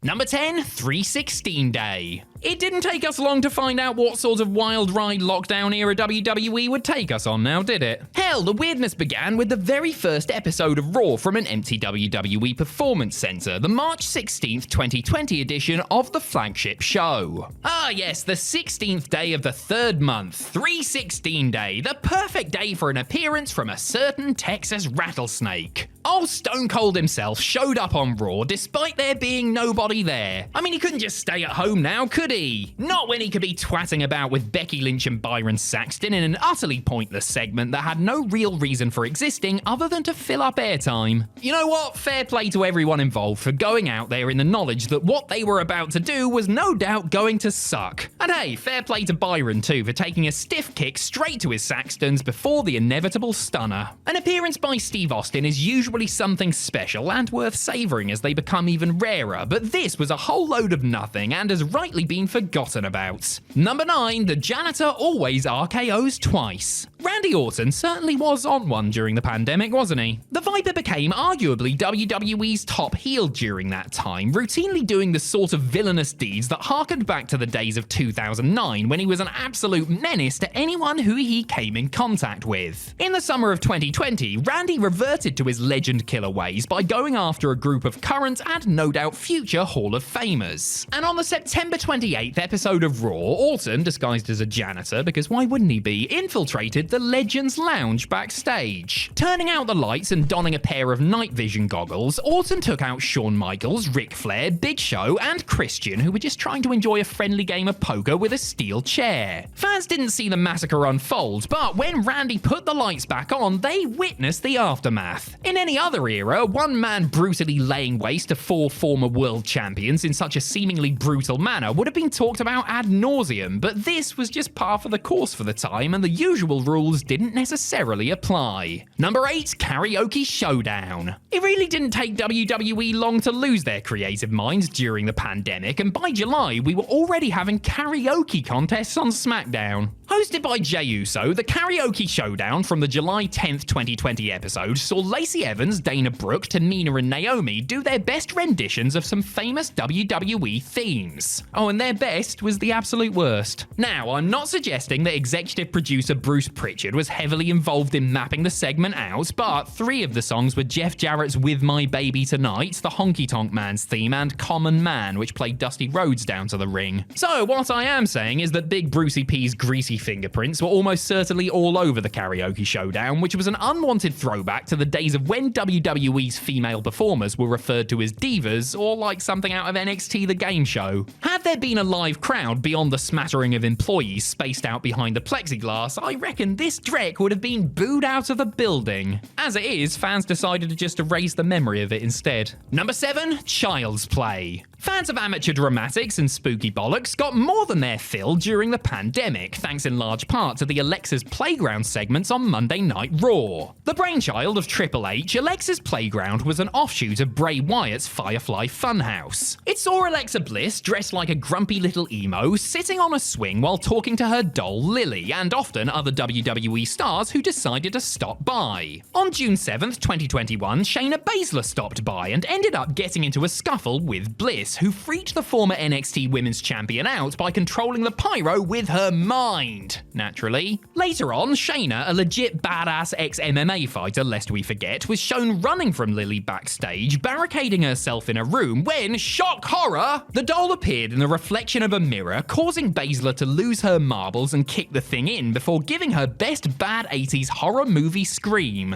Listen, I like bad 80s horror movies and I like professional wrestling sometimes, but I didn't like this and I'm almost sorry for reminding you about it. Almost, but not quite. At the end of the day, I'm still a bit of a wanker. Number 6, Ninjas. At Backlash 2020, Akira Tozawa debuted a new gimmick. He was a ninja now, for reasons. And again, not to throw Bruce Pritchard under the bus or anything, but this was literally his first week back in a top creative spot, and well, the shoe fits, doesn't it? The former Cruiserweight champion had his own gang of ninjas, including a giant ninja portrayed by Omos, and typically soon found himself feuding with perennial 24/7 champion R-Truth. This led to a scene on the September 21st edition of Raw where Tozawa attempted to ambush Truth at the beach, hiding in the water in order to launch his surprise attack. However, Truth, who was accompanied by the invisible little Jimmy, spotted a shark and ran back to the beach, leaving his title belt behind. Tozawa, meanwhile, heard cries of shark and opted to swim away from the shore. Truth returned later with some scuba gear and, though he bottled a supposed showdown with the deep-sea predator, lucked out when the title belt washed up into his arms, as too did the tattered remnants of what looked like Tozawa's gi. Despite Truth's cries of Tozawa being devoured, that turned out not to be the case, although being involved in skits like this is a type of death, I suppose. Number 5, Gillberg. Considering the gimmick started off as a one-note way to take the piss out of WCW's Goldberg during the Monday Night Wars, Dwayne Gill has done very well out of Gillberg. After being featured during the Attitude Era, Gillberg has been brought back on numerous occasions, including by The Rock in 2003, for a Battle Royal in 2007, and for the Festival of Friendship in 2017. Just a few months after suffering a heart attack, Dwayne Gill was once again called into action by WWE in January of 2021. John Morrison and The Miz were hosting the Dirt Sheet when they called out Goldberg, who was set to clash with WWE champion Drew McIntyre at the upcoming Royal Rumble pay-per-view. Goldberg was, of course, Gillberg, while McIntyre was portrayed by a fat bloke in a kilt. The point of the segment, if there was one, was that The Miz would cash in his Money in the Bank contract at the Rumble, so the Man and the Scottish Warrior would both be losers. Truth is, though, we are all losers for having to sit through segments like this one. Number 4, Brendan Vink. Alright, not so much a moment, but an actual human man here. A human man who created moments. Deeply unmemorable moments. Having spent a year doing NXT live events, Brendan Vink received his main roster call-up and made his debut on the March 23rd, 2020 episode of Raw. Tagging with fellow Aussie Shane Thorne, Vink was not victorious as the team fell to the Street Profits. Second time's the charm though, right? Nope, 2 weeks later, Vink lost to Humberto Carrillo. No, wait, they say third time's the charm, don't they? Well, nope, 2 weeks after that, Vink and Thorne jobbed to Cedric Alexander and Ricochet. A week later, Vink and Thorne hooked up with MVP and scored an elusive win in a rematch with Alexander and Ricochet. However, 2 weeks later, they teamed up with their new manager to once again lose in what would be the team's and Vink's final main roster appearance. Despite reports that Vink was in line for a major push, he was sent back to NXT, where he would eventually find some degree of success as Chase U member Duke Hudson.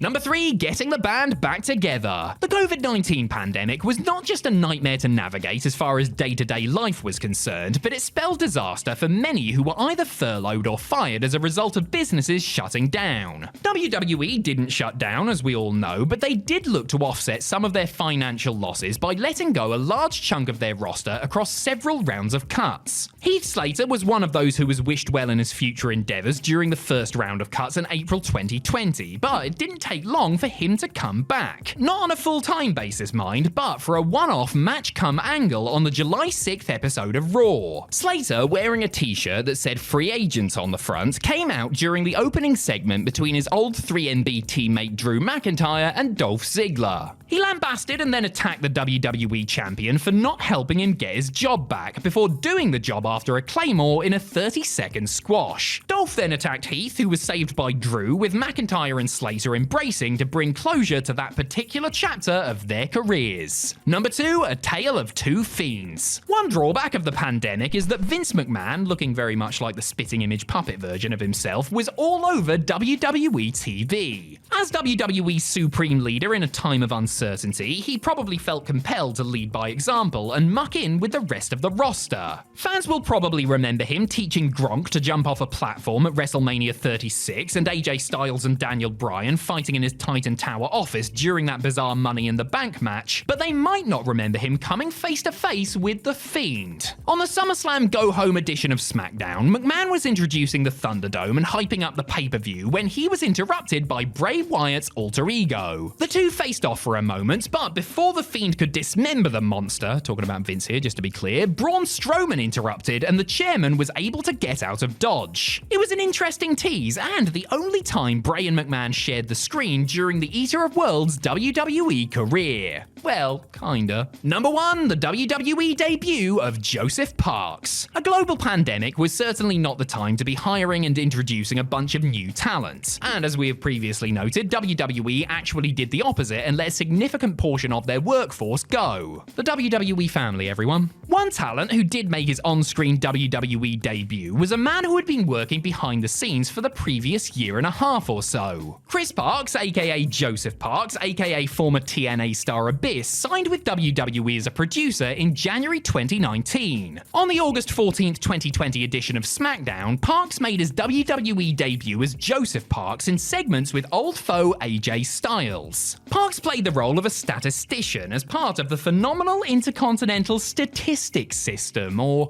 PISS. Very much a cameo for a cameo's sake, Parks didn't do much of anything besides clap for Styles as Michael Cole wondered what he was doing in the ring in the first place. It wasn't the last time we would see the former Abyss, however, as he cropped up a week later to get scolded by a ranting AJ after the Phenomenal One had dropped the IC title to Jeff Hardy. Now there's a man who knows about piss.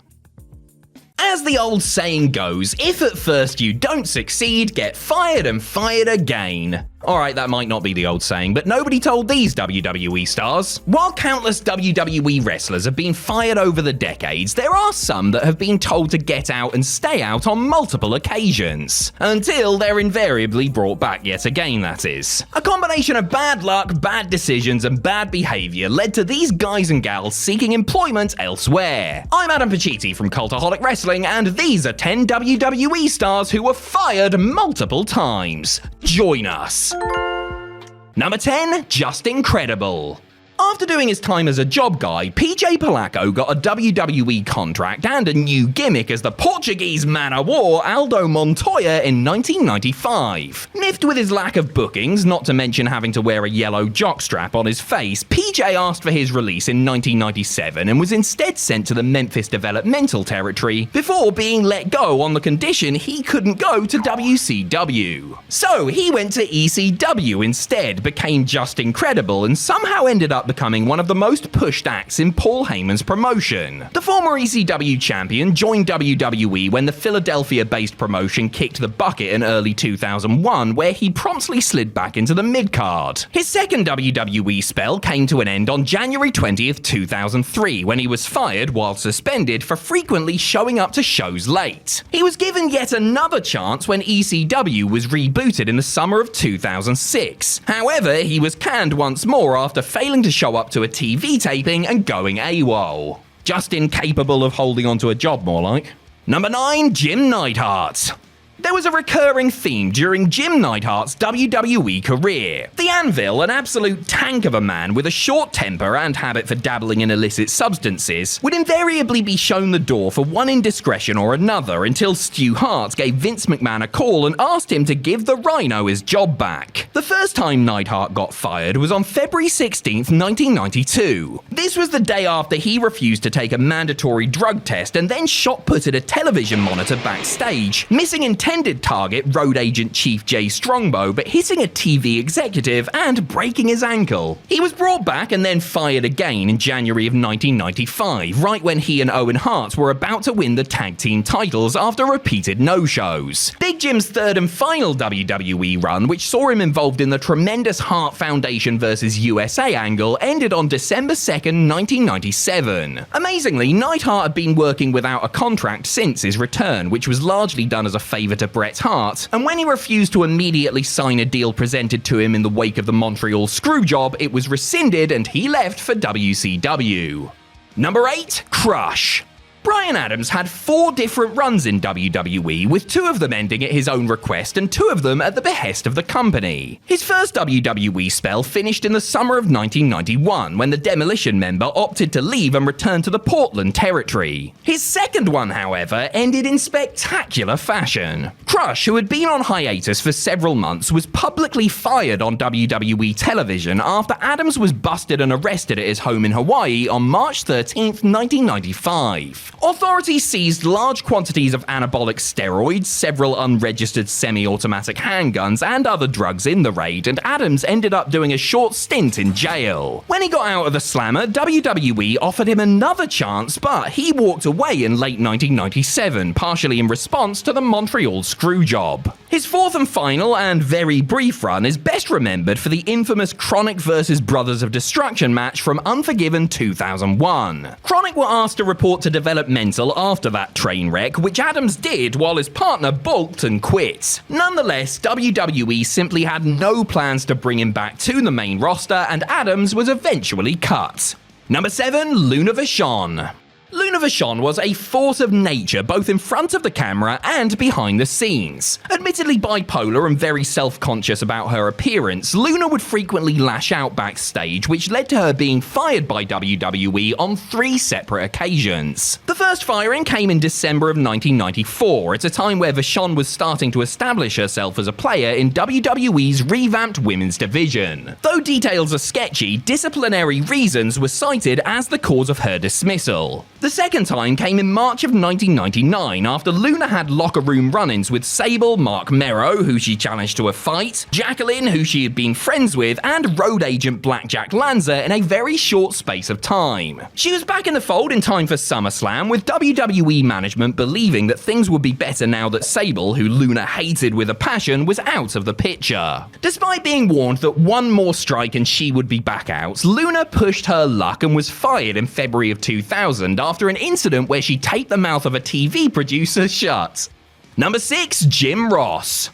The relationship between Jim Ross and Vince McMahon was one of the most complex and, at times, outright bizarre in WWE history. The former WWE chairman just seemed to relish in humiliating the announcer and one-time talent relations head, especially in JR's beloved home state of Oklahoma. McMahon was also never shy about firing Ross, which he did on several occasions. The first time was in February of 1994, just 2 weeks after Ross suffered his first bout of Bell's palsy. He was brought back in the summer when Vince had some United States federal government business to attend to, but was fired before schools went back because management were unhappy with comments he made in an interview with the Pro Wrestling Torch newsletter. They gave him the call to come back once more in December, and over the course of the next 15 years, the man in the black hat established himself as the voice of WWE, despite repeated attempts by McMahon and others to replace him. Eventually, his WWE career came to an end when he was fired, publicly labelled as a retirement, following the notorious WWE 2K14 panel during SummerSlam 2013 weekend, when it was deemed that JR, as the panel's host, had failed to control things.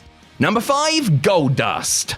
Dustin Runnels has had tremendous longevity in the wrestling business and is still, at the time of recording, going strong some 36 years into an exemplary career. It hasn't all been plain sailing, mind, and the man formerly known as Goldust has had his marching orders handed to him on multiple occasions. In the summer of 1999, the bizarre one was given the heave-ho while out with a bad back, with reports speculating that WWE saw more potential in his ex-wife Terry, who they had recently signed to a multi-year deal. Not even Dustin volunteering to get breast implants could save his job. His second run ended when his contract was allowed to expire in December of 2003, but Goldie came back for another run starting proper in January of 2006. In June, however, Runnels was once again future endeavoured after he no-showed the June 12th edition of Raw because he had to be in court for an issue related to his personal life. The court issue itself wasn't the problem. Not telling WWE he wouldn't be at TV was. The third time he was sent packing was while working as a producer in May of 2012 due to a dangerous finish in a tag match he was overseeing at the April 24th SmackDown tapings.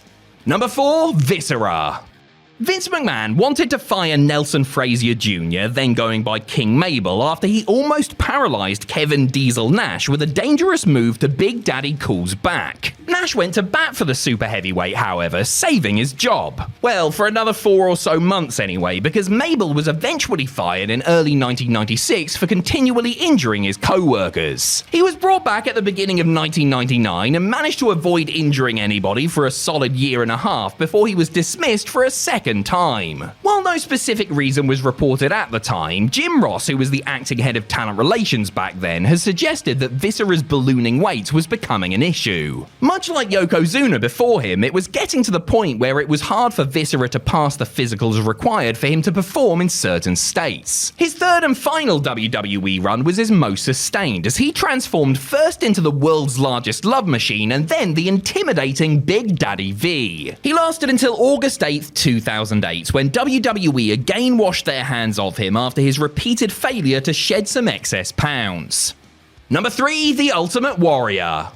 Few relationships in WWE history have been as fractious as the one between Vince McMahon and the Ultimate Warrior. Jim Hellwig's alter ego was viewed as the heir apparent to Hulk Hogan, and Warrior received a massive push and WrestleMania 6 world title victory over the Golden Goose. Warrior believed that he should have been earning at least as much as Hogan, which is one of the demands he made in a letter sent to McMahon prior to SummerSlam 1991. Vince acquiesced in order to get Warrior on the show as advertised, but immediately told him to take a hike when he got backstage after his match. Warrior would, of course, return to the company at WrestleMania 8. His downfall this time was not due to any outrageous demand, but rather being caught using human growth hormone in contravention of WWE's drug policy at the time. A third and final run in 1996 was a disappointment all round and predictably ended with McMahon firing Hellwig after the star no-showed several house shows. The last firing saw the two parties go to court and contributed to Warrior's persona non grata status for the best part of 2 decades.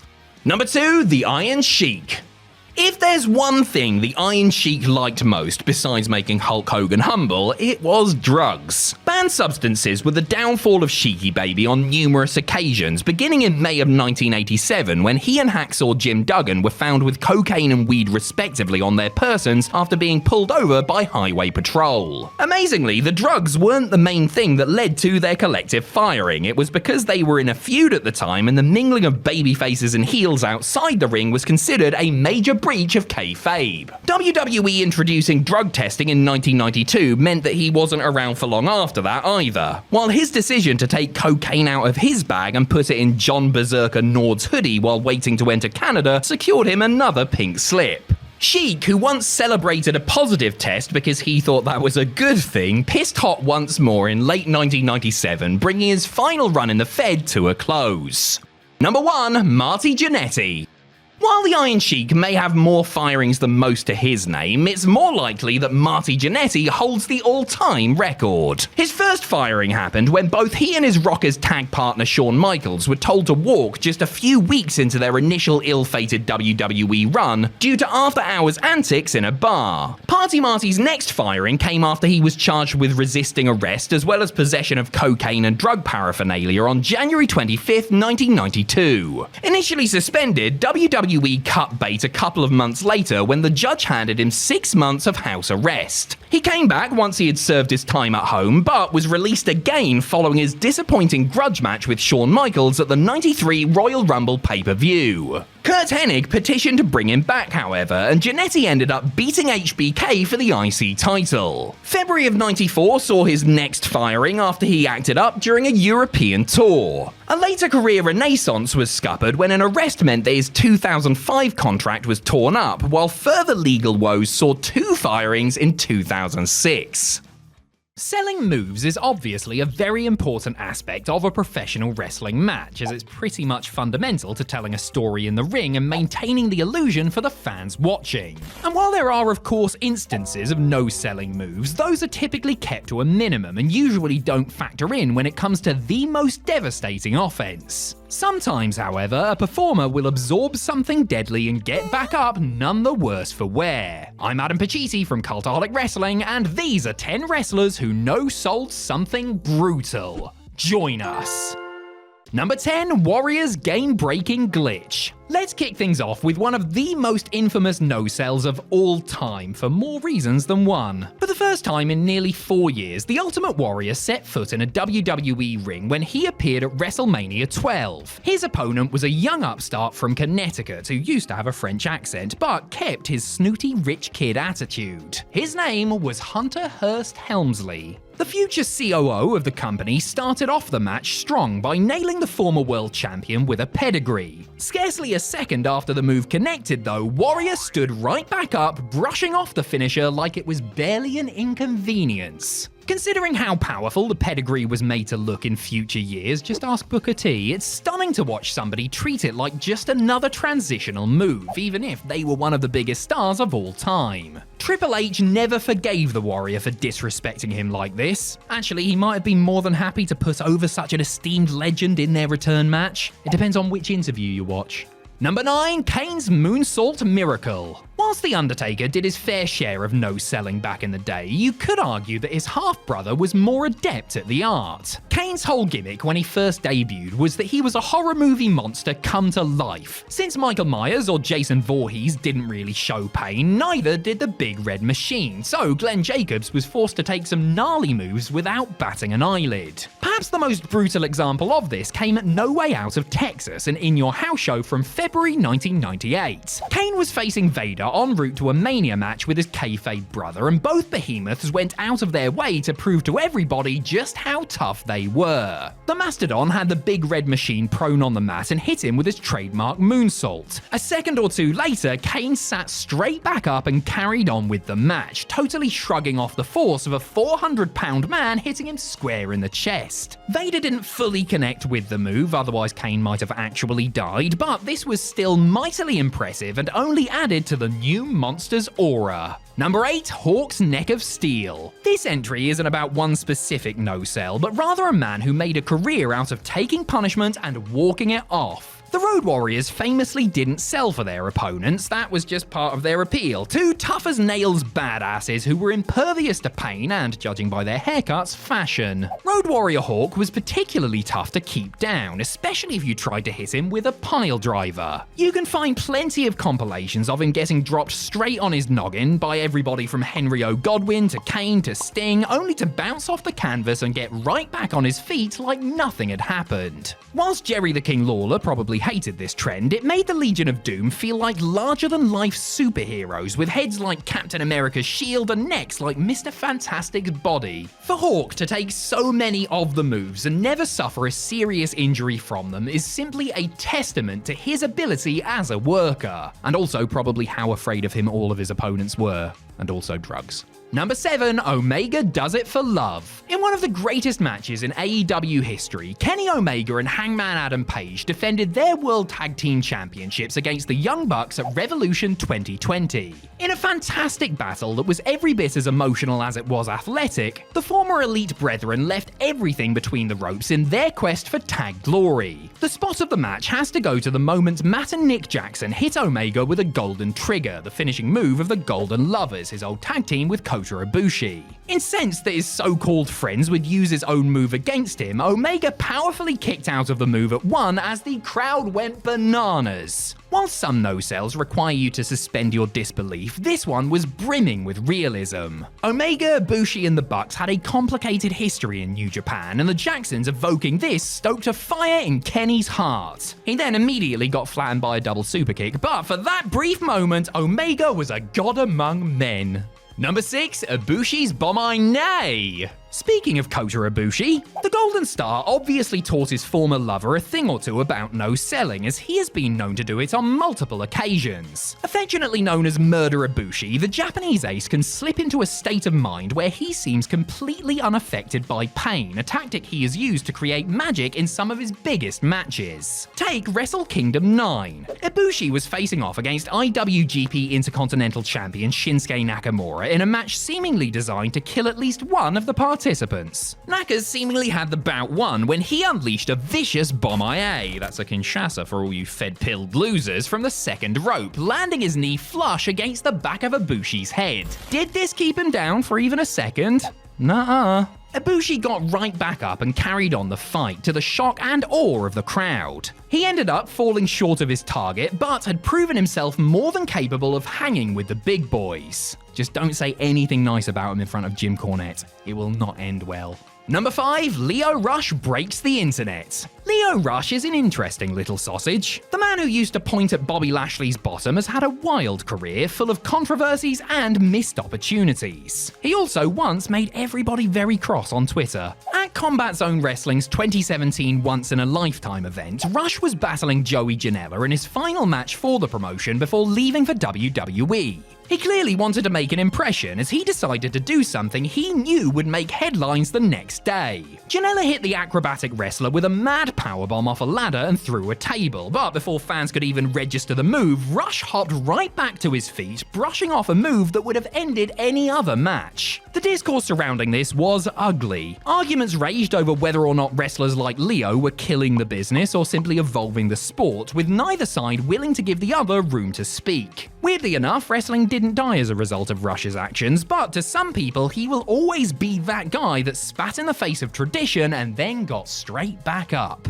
Number 4, Sting's last stand. Whilst Hulk Hogan was hulking up for the WWF, Surfer Sting was pulling the same trick on the other channel. The Icon's trademark no-sell chest beat combination continued throughout his career, even during his crazy old man run in AEW. The Stinger no-sold moves that would have floored most men in their 60s, including during his final ever match at Revolution 2024. Sting and Darby Allin were defending the tag team titles against those pesky Young Bucks in an anything goes brawl. Matthew and Nicholas didn't give two hoots about Sting's fond farewell and tried to murder him several times. This included powerbombing him off a ladder and through a table, only for the face-painted freak to rise from the wreckage to a monster pop. The good guys won in the end, ending Sting's incredible career on the highest of highs. Now for God's sake, Steve, will you please sit down? Number 3, Goldberg's chair scare. We are ending our list with a trilogy celebrating one of the most controversial moves in wrestling history, the unprotected chair shot to the head. Many wrestlers have taken brain-scrambling blasts of steel and not gone down, but few took them quite as well as Goldberg did when he faced La Parka on the June 1st, 1998 episode of WCW Nitro. The man in the skeleton onesie used to carry a chair with him down to the ring as part of his entrance. The referee tried to stop him using it on the reigning United States champion, but when Goldberg goaded him, Parker did not hold back. He swung the chair right into Bill's head, causing a sickening thud to ring out around the arena. The luchador started doing his celebratory dance, only to turn around into a massive spear from the champ who hadn't even left his feet. Parker made no attempt to soften this blow, relying entirely on his opponent's toughness to stop things going horribly wrong. Considering that Goldberg quite likes to headbutt locker room doors before his matches, perhaps we shouldn't be surprised that this was such a walk in the park for him.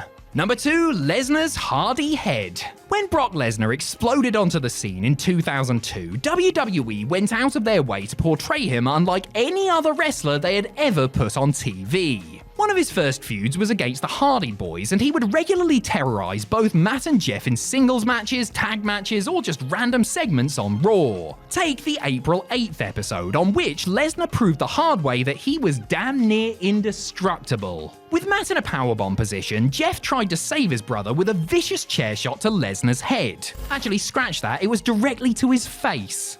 And then, despite essentially withstanding a cannonball to the mush, the next big thing stayed upright. If that wasn't bad enough, Matt then whacked Brock equally hard in the dome for good measure. Though this shot knocked him out of the ring, the Beast landed on his feet and was completely fine just a few seconds later.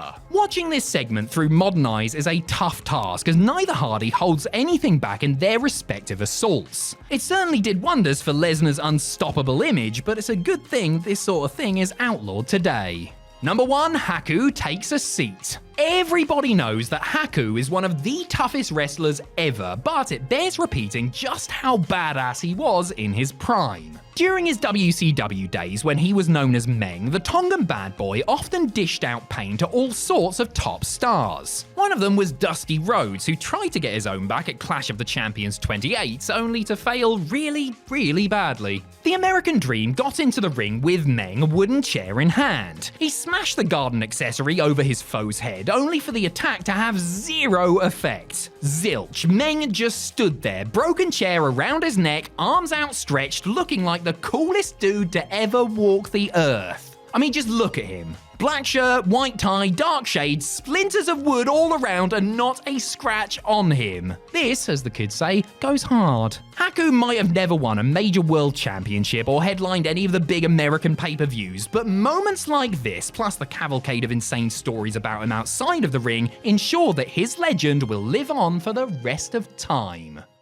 A WWE star's entrance music is a major part of their character and image, something fans can use to identify them along with stuff like ring gear and signature moves. As the first thing fans hear when a wrestler comes through the curtain, an entrance theme is crucial to setting the tone and getting fans hyped up for that star's part in the show. So it must be a gutter for those that don't like the sound of their own music, of which there have been more than a few. I'm Adam Pachisi from Cultaholic Wrestling, and these are 10 WWE stars who hated their own entrance music. Join us. Number 10. Kurt Angle Medal the ECW Remix. When Kurt Angle made his televised in-ring WWE debut at the 1999 Survivor Series, he was played down to the ring by an upbeat track called Medal. It had previously been the theme song for another red, white and blue American hero, the Patriot, and suited the Olympian down to the ground, whether he was portraying a babyface or, more likely, a heel. Kurt's music became an even bigger part of his act when, during their feud in 2002, Edge encouraged WWE fans to chant "You suck" along to the beat, something they have been doing ever since. Even though the chant later became one of endearment, WWE didn't want Angle bombarded with it while he was meant to be the face of the ECW brand in 2006, so they remixed his theme in a bid to put a stop to it. In a 2018 Facebook Q&A, Kurt admitted that he hated the remix while speculating WWE may have done it to make his theme more hardcore. I'm not too sure about that, but the remixed intro did give me anxious flashbacks to when my CD Walkman would skip.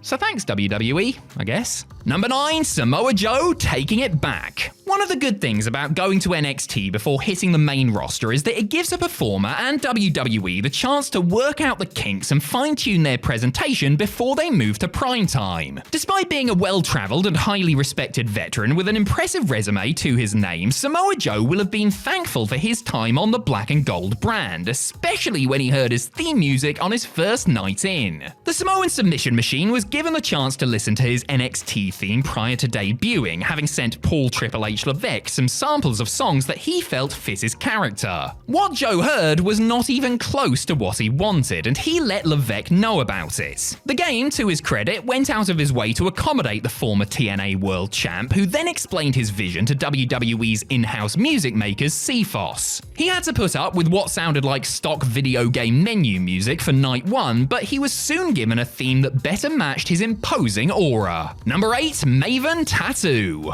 Maven must have felt on top of the world, mustn't he? First ever Tough Enough winner, career-making Royal Rumble moment with The Undertaker, hardcore champion. And to top it all off, he had entrance music that some established WWE stars were probably pretty jealous of. Hold on a second, what's that, Maven? You positively hated the song Tattoo by the band Mercy Light despite everyone agreeing it was a stone cold banger? Maven concedes that he's in the minority when it comes to his theme, noting that people get hot at him when he informs them of his own dislike. For Maven, it comes down to not feeling the song in the same way that he felt other themes, like the iconic ones used by the likes of Taker, The Rock, and D-Generation X. He's gone as far as to say the song would have the opposite effect of psyching him up for a match, as he would be getting himself hyped up backstage when that opening riff would bring him straight back down. Listen, it's a bloody great piece of entrance music, Maven, and if you want to debate that fact with me, please feel free to come on our channel and do so. I mean, seriously, we could really use the Maven YouTube rub. Number 7, Randy Orton, Burn in My Light. Poor Mercy Drive just couldn't catch a break. Not only did Maven despise Tattoo, but his road buddy Randy Orton loathed the band's song Burning My Lights, which he used after winning his first world title, turning babyface and breaking away from Evolution. Never one to shy away from expressing his true feelings, the Legend Killer has many times let it be known that he hated the music that played him to the ring for around 4 years. He hated it from the first day he heard it, and even tried to get them to tweak it more to his satisfaction, but he still hated it. He eventually went to Vince McMahon and Kevin Dunn and told them he hated it, so they tasked him with sourcing something better. Orton requested This Fire Burns by Killswitch Engage, which he used for precisely one episode of SmackDown, March 3rd, 2006, before McMahon surmised that it didn't fit Randy's character and changed it right back. This Fire Burns would resurface as the theme song for the Judgment Day pay-per-view before it was given to CM Punk. Orton also later confided that, while Voices by Rev Theory suits his character perfectly, he doesn't personally like that song either. Number 6, Caitlyn, Let's Go. If you're a famous person like me, one of the things you probably want to avoid doing at all costs is sharing messages that were meant to be private with the world. You know, like that time I DM'd Jet from Gladiators asking if I could buy one of her outfits from the show as long as it hadn't been washed first. Sorry, I mean I was hacked. Yeah, hacked. Former WWE diva Caitlyn was left a little bit red-faced after accidentally tweeting something that was meant to be sent to one individual via direct message. It read, "To be honest, I don't have any criteria really or a timeline, I just hate the generic music they have for me, and you thought it would be." After her gaffe had been pointed out to her, she then tweeted, "Oh snap, you stopped reading my DMs, ha ha ha, I accidentally posted a message meant for a DM." Who are you meant to be DMing, Caitlyn? Jet from Gladiators? Because leave her alone! To be fair to Caitlyn, she wasn't wrong. I mean, her song was a load of generic old toss, and it wasn't long after that WWE gave her a new, slightly less awful theme. Number 5, Edge, You Think You Know Me. Like Randy Orton, Edge, or Cope as he's now calling himself for some godforsaken reason, has entrance music that the entire arena or stadium knows, loves, and sings along to. Metalingus by Alter Bridge is up there as one of the best pro wrestling entrance songs ever, while the tune Edge used right before that, Rob Zombie's Never Gonna Stop, was pretty damn good in its own right too. Yes, the Rated R superstar has been blessed with some belters, but he hasn't liked every song he's been given. Before splitting from Christian, Edge had to make his entrance, typically through the crowd, to the Jim Johnston creation You Think You Know Me. Edge later revealed that he always hated that music, feeling that it didn't fit him and wasn't what he would actually listen to. After going solo, he originally wanted a song by Black Label Society, but WWE had the band Brand New Sin do a sound-alike that didn't make the grade, and so he went with the Rob Zombie track instead. Annoyingly for Edge, when he returned from neck surgery in 2004, the rights to the song had expired, and he was momentarily forced to go back to You Think You Know Me. Number 4, MVP, I'm coming.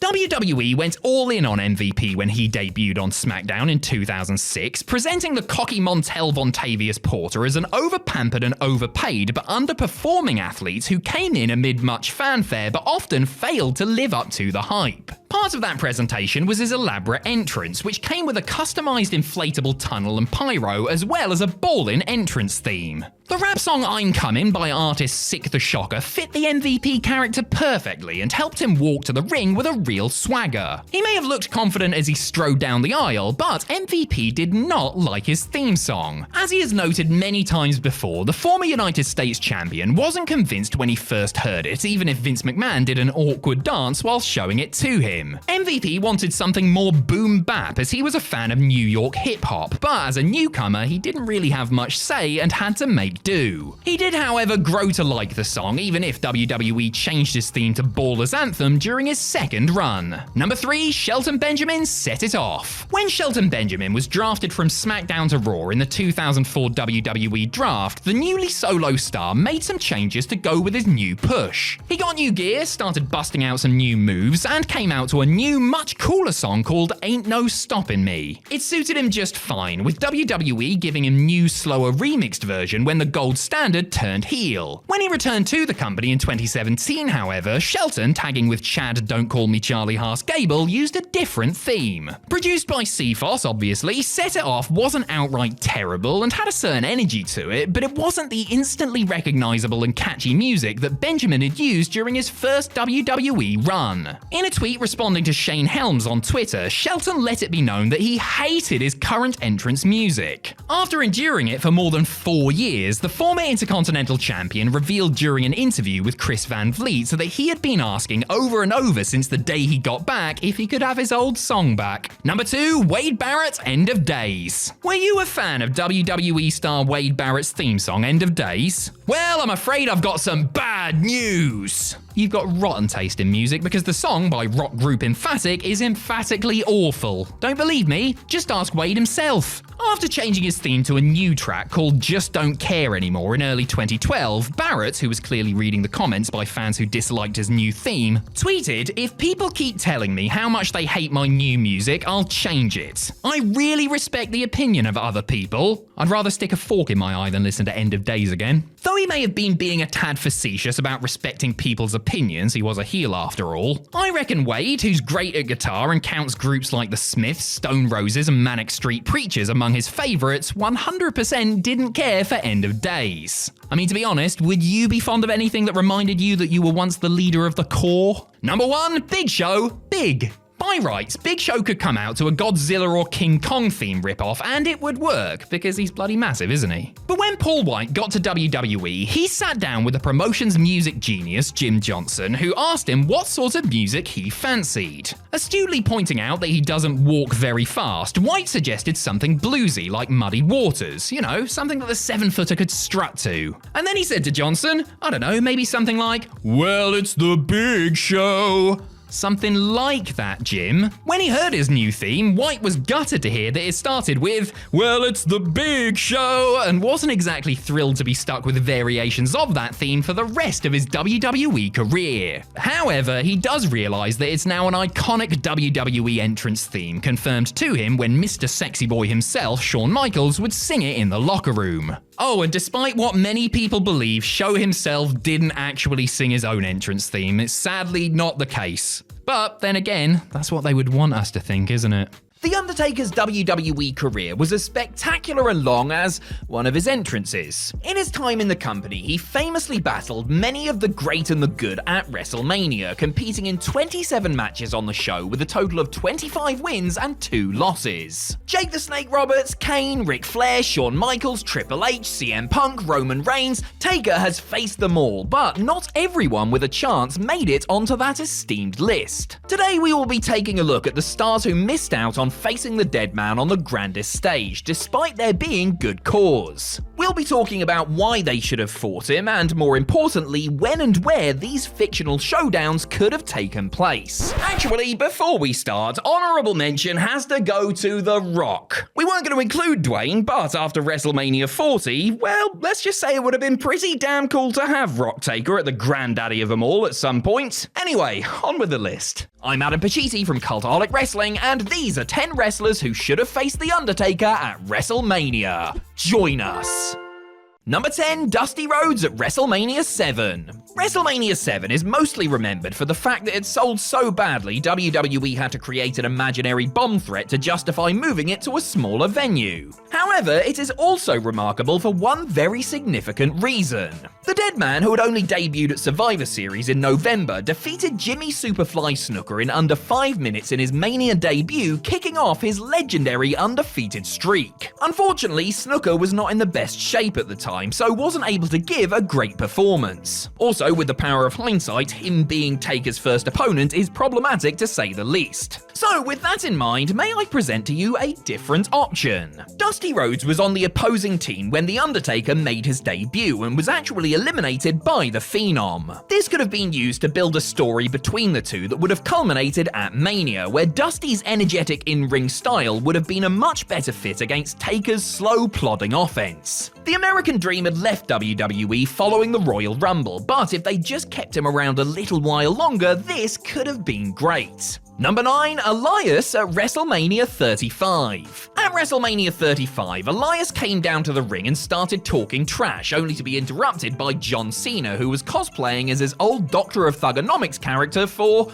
reasons. The next night on Raw, Elias was once again running his mouth when he was interrupted by The Undertaker, who was sadly not dressed as a rapper. Missed opportunity right there. Not only did these bizarre segments not really go anywhere, but they also should have been the other way around. Why? Because then WWE could have made an impressive statistic even better. Taker had been on every single Mania card since 2001, meaning that 35 was the first show in 18 years not to feature the Phenom. Had he come out instead of Cena at WrestleMania and then squashed Elias in a quick match, this would have extended the record to 19, with his appearance at the following year's show taking it up to a nice round 20. Why this never happened, I will never know, especially since Mark Calloway has since spoken about his disappointment in having to sit out the Showcase of the Immortals. Number 8, Jeff Hardy at WrestleMania 19. WrestleMania 19 features the only non-singles match of the entire streak, as the American Badass won a handicap bout against Big Show and A-Train. Originally, Taker was paired up with newcomer Nathan Jones in what was meant to be a tag match, but the big Australian was so rubbish that he was pulled from the card at the last minute. Since this whole thing ended up being a disaster, let's imagine what could have been if the dead man had been paired with somebody who could,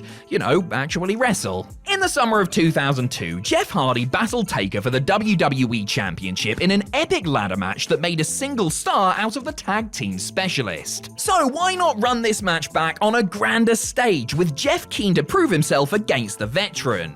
Or hey, maybe reunite the Hardy Boys and give them a tag team showcase against the Brothers of Destruction. Jeff was going through some issues at this point in his life, and he wasn't booked on the show. He would be gone from the company a month after Mania, but a healthy and motivated Jeff would have been a good opponent for Limp Bizkit's #1 fan. Number 7, Karma at WrestleMania 11.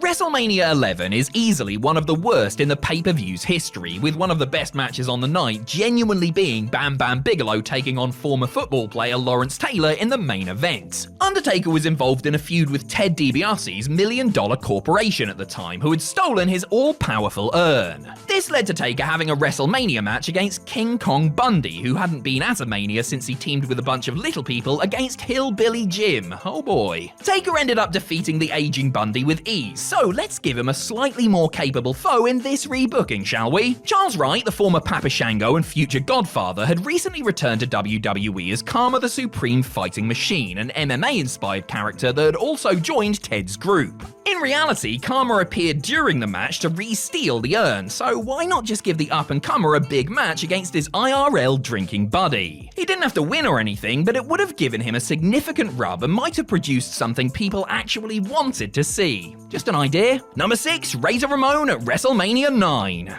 Of all of Taker's WrestleMania matches, the most infamous might just be his battle with Giant Gonzalez at the equally cursed WrestleMania 9. Not only did Gonzalez have the maneuverability of a mountain range, but he also lost the match because he decided to use a chloroform-soaked rag on his opponent. How the hell is this monstrosity lumped in with wins over Shawn Michaels and Triple H? Anyway, to avoid unleashing this pestilence on the world, let's take a look at who else was available at the time and also not really doing much. Elsewhere on the Mania 9 card, former world champion and professional crazy person Bob Backlund was having a match with a man making his WrestleMania debut, Razor Ramon.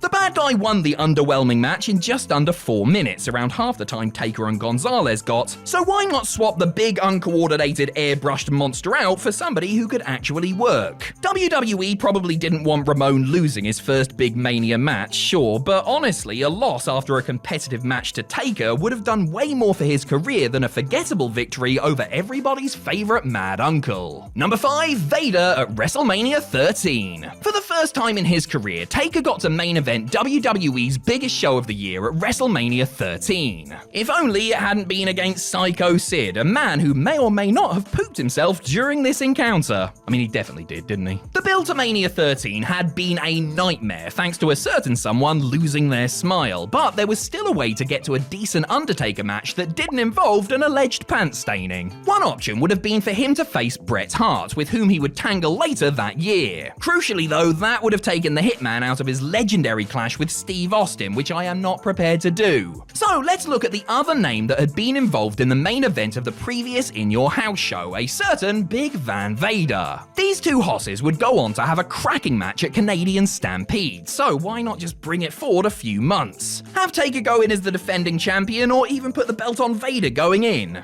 Either way, it would have been better than Sid. Number 4, Mick Foley at WrestleMania 15. In spite of all the wars they waged against one another, Mick Foley and Mark Calloway never faced each other at WrestleMania. How bonkers is that? The best chance they had was WrestleMania 15, where IRL, Foley took on Big Show for a chance to referee the main event, and Taker took on Big Boss Man in a massively underwhelming Hell in a Cell match that was followed by a good old-fashioned hanging. If they had gone for Mick versus Taker, it would have taken very little persuading to get the crowd on board, as the pair had already had their iconic King of the Ring match. There's a simple way to get there too. If Taker had been booked to interfere in Mankind's ladder match with The Rock on Raw, costing him the world title, Foley would have had great reason to go after the Lord of Darkness for revenge. The match probably would have needed a stipulation, some form of no disqualification or something, but we all know that these two would have been more than up for that. That said, you do worry about what Mick would have done to himself to try and top the Cell match, eh?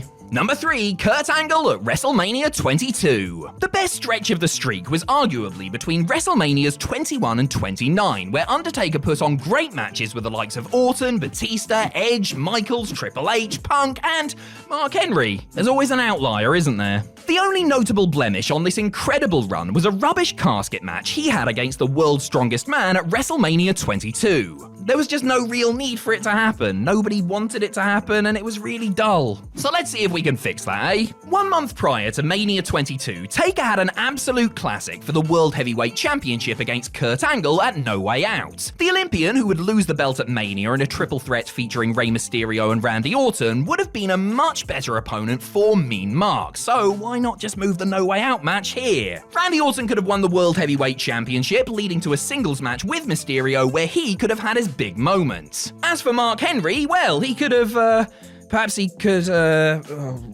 Money in the Bank? Maybe? Sorry, big fella. Number 2, Hulk Hogan at WrestleMania 8. At Survivor Series 1991, 1 year on from his debut, The Undertaker defeated Hulk Hogan to win the WWE Championship for the first time. This led to a rematch a few days later, which in turn led to the 1992 Royal Rumble, Ric Flair's win, and the dual main events of WrestleMania 8, Hogan vs. Sid and Flair defending the belt against Randy Savage. So where was Taker, I hear you ask? Well, beating Jake Roberts in a 6-minute match. Boo. The road to a match with Hogan was right there. Taker beats the Hulkster for the belt, Hogan wins it back, Hogan eliminates Taker from the Rumble, the two fight at the biggest show of the year, it writes itself. The only problem is that Hogan probably would have had to win this match, which would have killed the streak just 1 year in. Maybe there was a way for Taker to win via DQ, or maybe Hulk would have been gracious enough to let the young star Sorry, can't carry that on. Number 1, Sting at WrestleMania 31. For years, it was the one dream match that was never going to happen. Undertaker, icon and WWE loyalist, versus Sting, the face of WCW and the closest thing they had to their own version of the Dead Man. Then in 2014, Sting finally signed with WWE, and who did they book him against in what would turn out to be his only WrestleMania match? Triple H. Go figure. Why the hell did WWE not immediately prioritize Sting versus Taker? It would have needed precisely 0 build. Everyone and their mums knew why these two fighting would be a huge deal. In the end, Taker had a thoroughly average match with Bray Wyatt, and Sting would end up losing his clash with the Game because Vince McMahon just couldn't let the Monday Night Wars go. With both men now retired, there really is 0 chance of this match ever happening now. The fact that it was within our grasp just makes it all the more disheartening. WrestleMania is an event where you're liable to see the biggest matches and juiciest storyline twists that WWE have to offer. And as entertaining as the 5-star classics, title changes, and other on-air happenings are, there is something to be said for the stuff that unfolds behind the scenes at the granddaddy of them all. Fights, fines, firings, and all other manner of things that keep the dirt sheets in business have gone down at the so-called Super Bowl of Wrestling. I'm Adam Pacitti from Cultaholic Wrestling, and these are 10 infamous WWE WrestleMania backstage stories. Join us.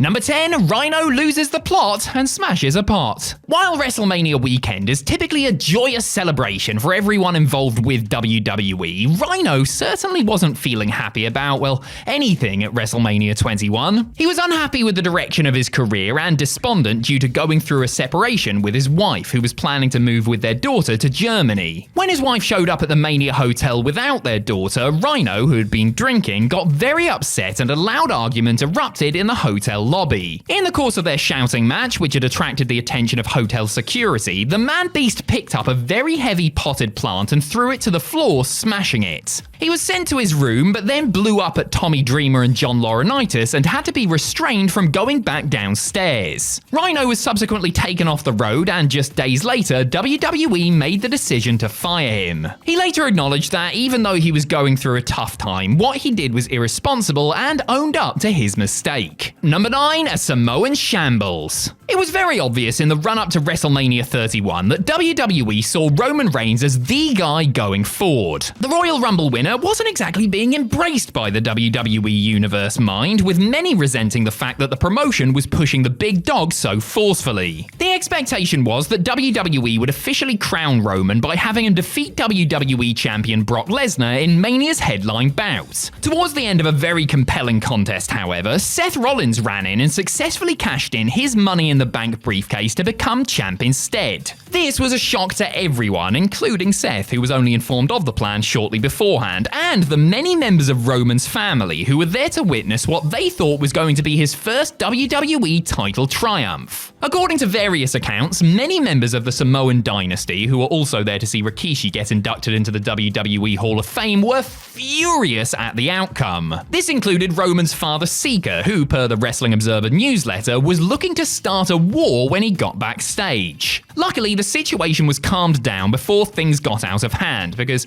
I wouldn't fancy the WWE's roster's chances, to be honest. Number 8, the snake slithers out. Jake Roberts was not a happy camper heading into WrestleMania 8 for a variety of different reasons. Outside of the ring, he was in the throes of addiction and suffering physically while having problems at home with his wife and kids. In his professional life, he was bitter after being passed over for the booking position that had been temporarily vacated by Pat Patterson. The Snake had already asked for his release, which had been denied, but showed up at the showcase of the Immortals intent on leaving the company one way or another. During a backstage meeting with Vince McMahon, Roberts demanded he be let go, otherwise he wouldn't go out and put The Undertaker over in their grudge match as scheduled. McMahon had no choice but to oblige, even if he wasn't thrilled with the circumstances, and Jake went and did the job on his way out the door. However, the manner in which he lost also caused controversy, as he changed the finish on the fly, taking a tombstone piledriver on the floor and then being rolled back into the ring, rather than being hit with a dead man's finisher in the ring itself. Number 7, Dead Man Down. WrestleMania 8 was only The Undertaker's second WrestleMania appearance, and unbeknownst to everyone at the time, his second victory of a winning streak that would swell to be 21-0. At WrestleMania 30, the streak came to a sudden and unexpected end at the hands of Brock Lesnar. The decision to break the streak was certainly a controversial, highly polarizing one, but the real-life health of Mark Calloway was of much more pressing concern than the outcome of a fictional fight. Early in the match, Taker got dumped on his head outside of the ring, giving him a severe concussion. He soldiered through the rest of the match, but collapsed when he got backstage. Naturally, everyone in the back was worried about the locker room leader's condition, as he was rushed via ambulance to a local hospital. Vince McMahon and Lesnar were right behind him, making this the first and only time McMahon ever left Mania while the event was still in progress. Calloway, meanwhile, still has no memory of the match ever taking place. Convenient that, isn't it? The one time he loses at Mania and he doesn't remember it. Sure you don't, mate. Number 6, Randy the Ram wants Y2J. For WrestleMania 25, the initial idea was that Chris Jericho would square off with actor Mickey Rourke, who had been Oscar nominated for his performance as Randy the Ram Robinson in The Wrestler. Rourke rather hastily pulled out of the match though, which led to Jericho taking on legends Roddy Piper, Jimmy Snuka and Ricky Steamboat in a 3-on-1 handicap elimination bout. Rourke did make it to Houston in order to work a post-match angle with Y2J, even though they nearly got into it for real the night before. As Jericho tells it in his second autobiography, Mickey was mad at him for comments he had made during an appearance on Larry King Live months prior. Not only was he mad, but he believed, based on the nature of the comments, that Jericho or somebody on the roster was going to try and shoot on him. And that's why Rourke brought bodyguards, including former UFC fighter Frank Shamrock, with him as backup just in case things got out of hand. Of course, the whole thing was put to bed when Jericho informed him that his comments were made in character, and Rourke got to pretend punch him the next night. Number 5, a tale of two blade jobs. At the time of WrestleMania 8, WWE had a strict no-blood policy in place.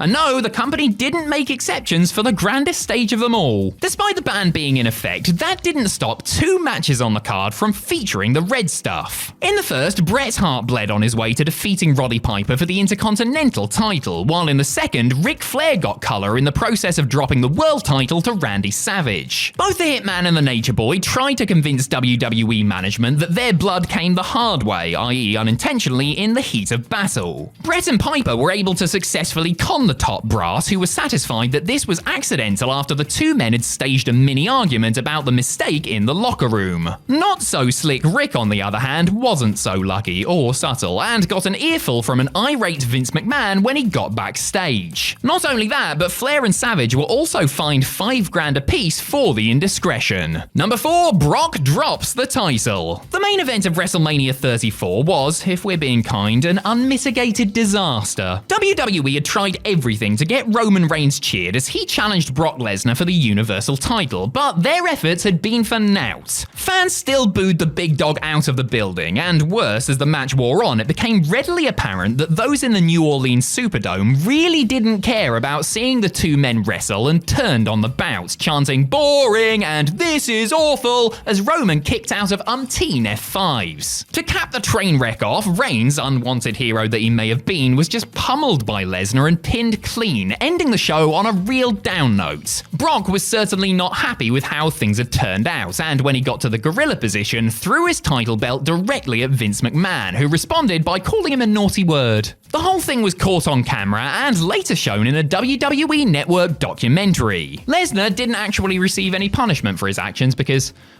come on now. Number 3, the insurance policy. It was a minor miracle that Shawn Michaels even made it to WrestleMania 14 after suffering what was thought to be a career-ending back injury during his casket match with The Undertaker at the 1998 Royal Rumble. Physically and mentally, the Heartbreak Kid was not in the best place, and there was real concern that he may not do business and drop the world title to Steve Austin in the main event as planned. Michaels did gut it out and battle through extreme pain to put Stone Cold over in the middle of the ring, but the doubts were such that Taker himself was on hand to make sure that Shawn dropped the title one way or another. The Phenom later confirmed the story that he was sitting in the gorilla position, hands taped and ready to physically intervene had Michaels opted against doing the honors on the night. Thankfully, it didn't come to that, but HBK did cause a scene when he cussed out Shane McMahon and stormed through the post-show press conference, slamming the door behind him as he went. Number 2, Stone Cold shuts down. Few knew going into WrestleMania 19 that Safeco Field in Seattle would be the site of the last match of Steve Austin's full-time in-ring career. The Texas Rattlesnake's body had broken down to the point where the knee, back and neck injuries were forcing him to ride off into the sunset following the conclusion of his WrestleMania trilogy with The Rock. Little did anyone know though that Austin almost didn't make it to the show. The night before, after a workout with Kevin Nash, Austin returned to his hotel room to find his heart beating out of his chest. Afraid that he was suffering a heart attack, Austin was rushed to hospital where it was determined that too much coffee, too many energy drinks, and not enough water or sleep coupled with a lot of stress had overloaded his dehydrated system. He was hooked up to monitors and given 5 bags of fluid to make sure his body got back to normal and stayed in the hospital overnight. It was a close call, but Austin made it to WrestleMania, and though his match was bumped from the main event slot, he wrestled and put over The Rock as scheduled with nobody the wiser to the tumultuous 24 hours he he had just endured. Number 1, the curious case of Hulk Hogan's Shiner. Hulk Hogan was a focal point of WrestleMania 9, returning to the ring for the first time since the previous year's Mania for a tag match and ending the night as world champ after beating Yokozuna in an impromptu 22-second farce. It was certainly an eventful night for the Hulkster, who did it all while sporting a nasty black eye. How Hogan actually got the Shiner, which in kayfabe was attributed to an outside-the-ring attack orchestrated by Money Inc., was the subject of much rumour and innuendo, with many believing that it was given to him by eternal frenemy Randy Savage. The story goes that Macho was mad at his fellow Mega Power for Hulk and his then-wife Linda's role in Randy's ex-Miss Elizabeth leaving him, and he decked him hard as a receipt. Scott Steiner, who used to travel with Savage, has claimed that Randy confirmed this version of events to him.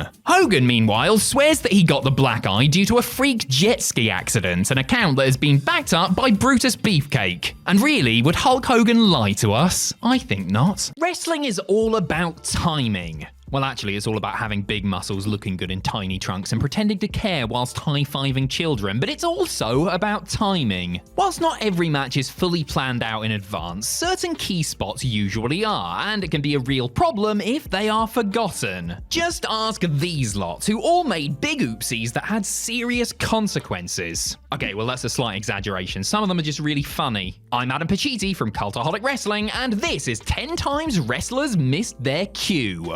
Join us. Number 10, Kip's slip-up. Wrestling matches are like dominoes, because if one thing goes wrong, it can set off a chain reaction. They're also like Domino's pizza, because if you consume too much, you will be violently sick. The former part of that philosophy was on display on the October 16th, 2024 episode of AEW Dynamite. Christian Cage was wrestling Jay White in a match that was supposed to feature interference from Kip Sabian. Kip ran down too early, though, prompting the Patriarch to yell, "Not yet!" This was bad enough, but things were about to get worse.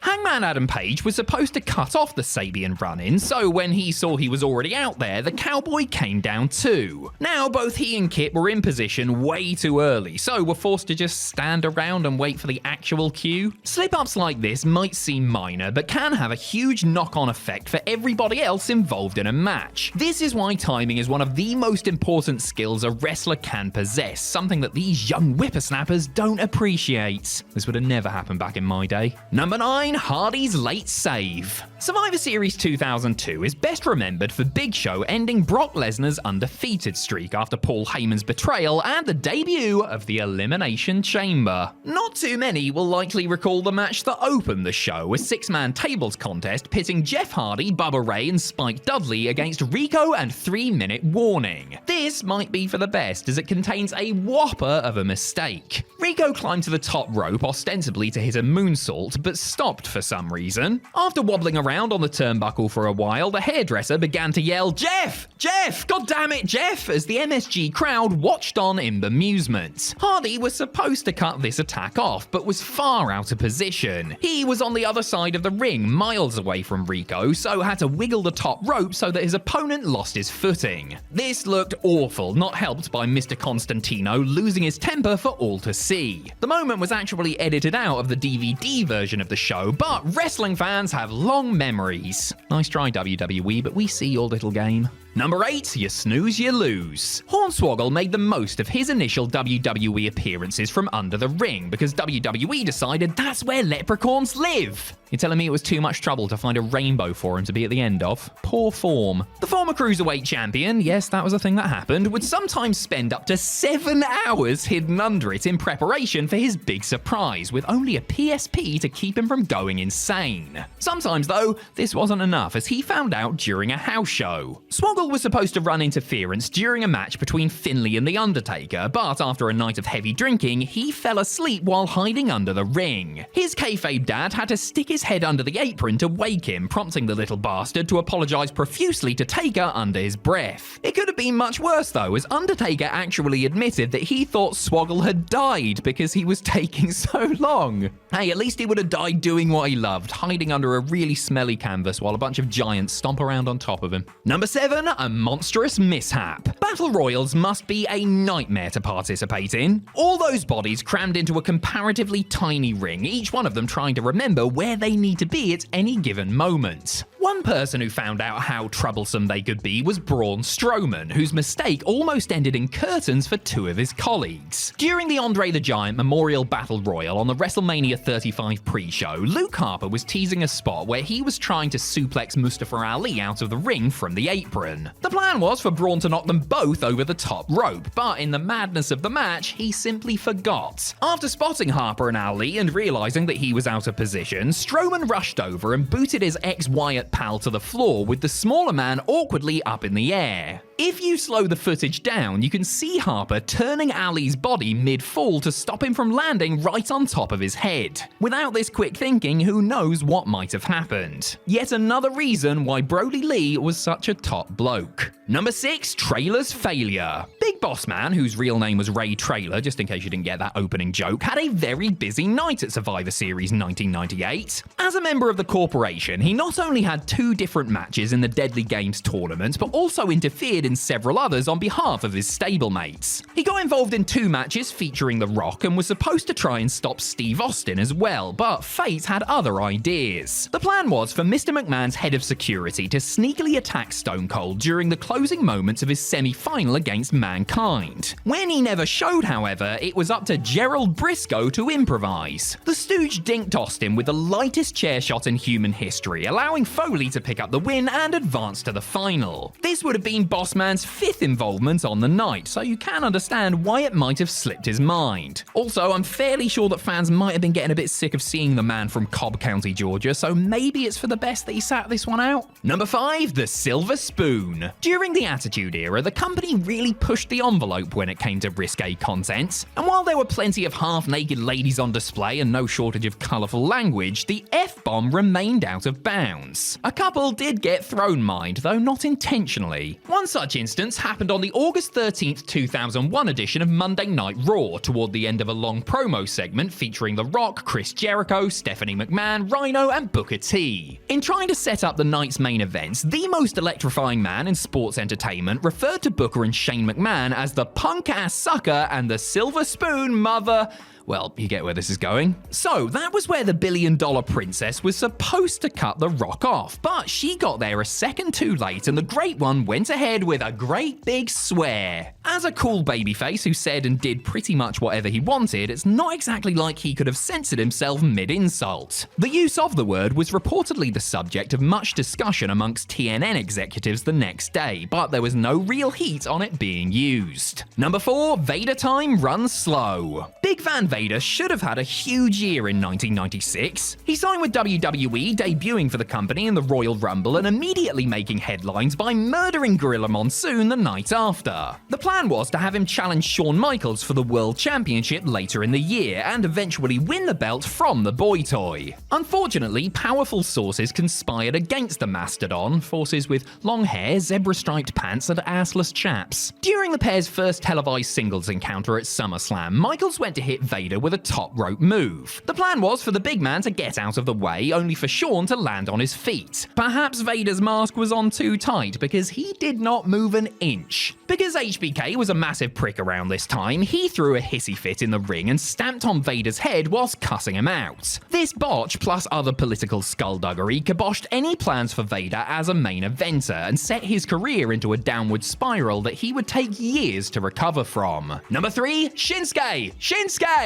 The 2018 Men's Royal Rumble came down to 2 groups of 3 performers representing the past and present of WWE. Finn Balor, Shinsuke Nakamura, and Roman Reigns on one side, John Cena, Rey Mysterio, and Randy Orton on the other. After Orton and Mysterio were eliminated, fans were treated to a tantalizing face-off between Reigns and Cena, which WWE thought would get a huge reaction, but the Philadelphia crowd booed because of course they did. Nakamura was supposed to break this up, leading to a big brawl between the remaining 4 entrants, but for some reason, his mind went blank. The King of Strong Style might have gotten away with this faux pas had Cena not started loudly yelling his name. Shinsuke, now, said the 16-time world champion, completely destroying the concept of kayfabe and sending Harley Race spinning in his grave a year before he'd even died. Nakamura finally got the message, it was hard to miss at this point, and the planned spot went ahead a little behind schedule. Shinsuke, of course, went on to win the Rumble itself. I'm just surprised big shouty John didn't instruct him to point at the WrestleMania sign, Shinsuke, from ringside. Number 2, the grandest muck-up of them all. It's one thing to forget what you're supposed to do on TV. It's another thing to forget what you're supposed to do on pay-per-view. It's another thing entirely to forget what you're supposed to do at the biggest pay-per-view of the year. And it's really another thing entirely to forget what you're supposed to do in the main event of the biggest pay-per-view of the year. Papa Shango, WWE's resident voodoo practitioner, was all set to cameo in the final match of WrestleMania 8. The plan was for the future Godfather to run in and break up Hulk Hogan's pinfall on Sid Justice. Is this what happened? Not at all. Instead, Shango didn't appear, forcing Sid to kick out of the atomic leg drop, which was almost unheard of at the time. Manager Harvey Whippleman then had to improvise a DQ on the spot to bring the match to a close. To make matters worse, Shango then ran out anyway, way behind schedule and looking like he'd just been discovered with his hand in the cookie jar. Fans didn't seem to mind when the Ultimate Warrior rocked up to even the odds, but things threatened to fall completely off the rails for a minute there. Number 1, where the F was Vicky? Shango's blunder might be the most high-profile screw-up in WWE history, but this one might be the funniest. At SummerSlam 2005, former friends Eddie Guerrero and Rey Mysterio fought over the custody of Little Dominic. Rey won, but there's no way in hell you can look at this man and tell me he isn't at least 50% Guerrero. The bout was unfortunately riddled with botches, with one in particular being the most infamous. Just when it looked like Eddie was about to win the match, he suddenly stopped at the top of the ladder. After many awkward seconds, Rey knocked Guerrero down, causing him to land hard on the canvas. Cue a visibly furious Eddie screaming, "Where the F was Vicky?" and god damn it for all to hear. Vicky Guerrero, Eddie's wife, was meant to run in and stop her husband, but she never showed. Vicky did eventually make it down to the ring, but way too late for the spot, and long after her hubby had made it very clear that something had gone wrong.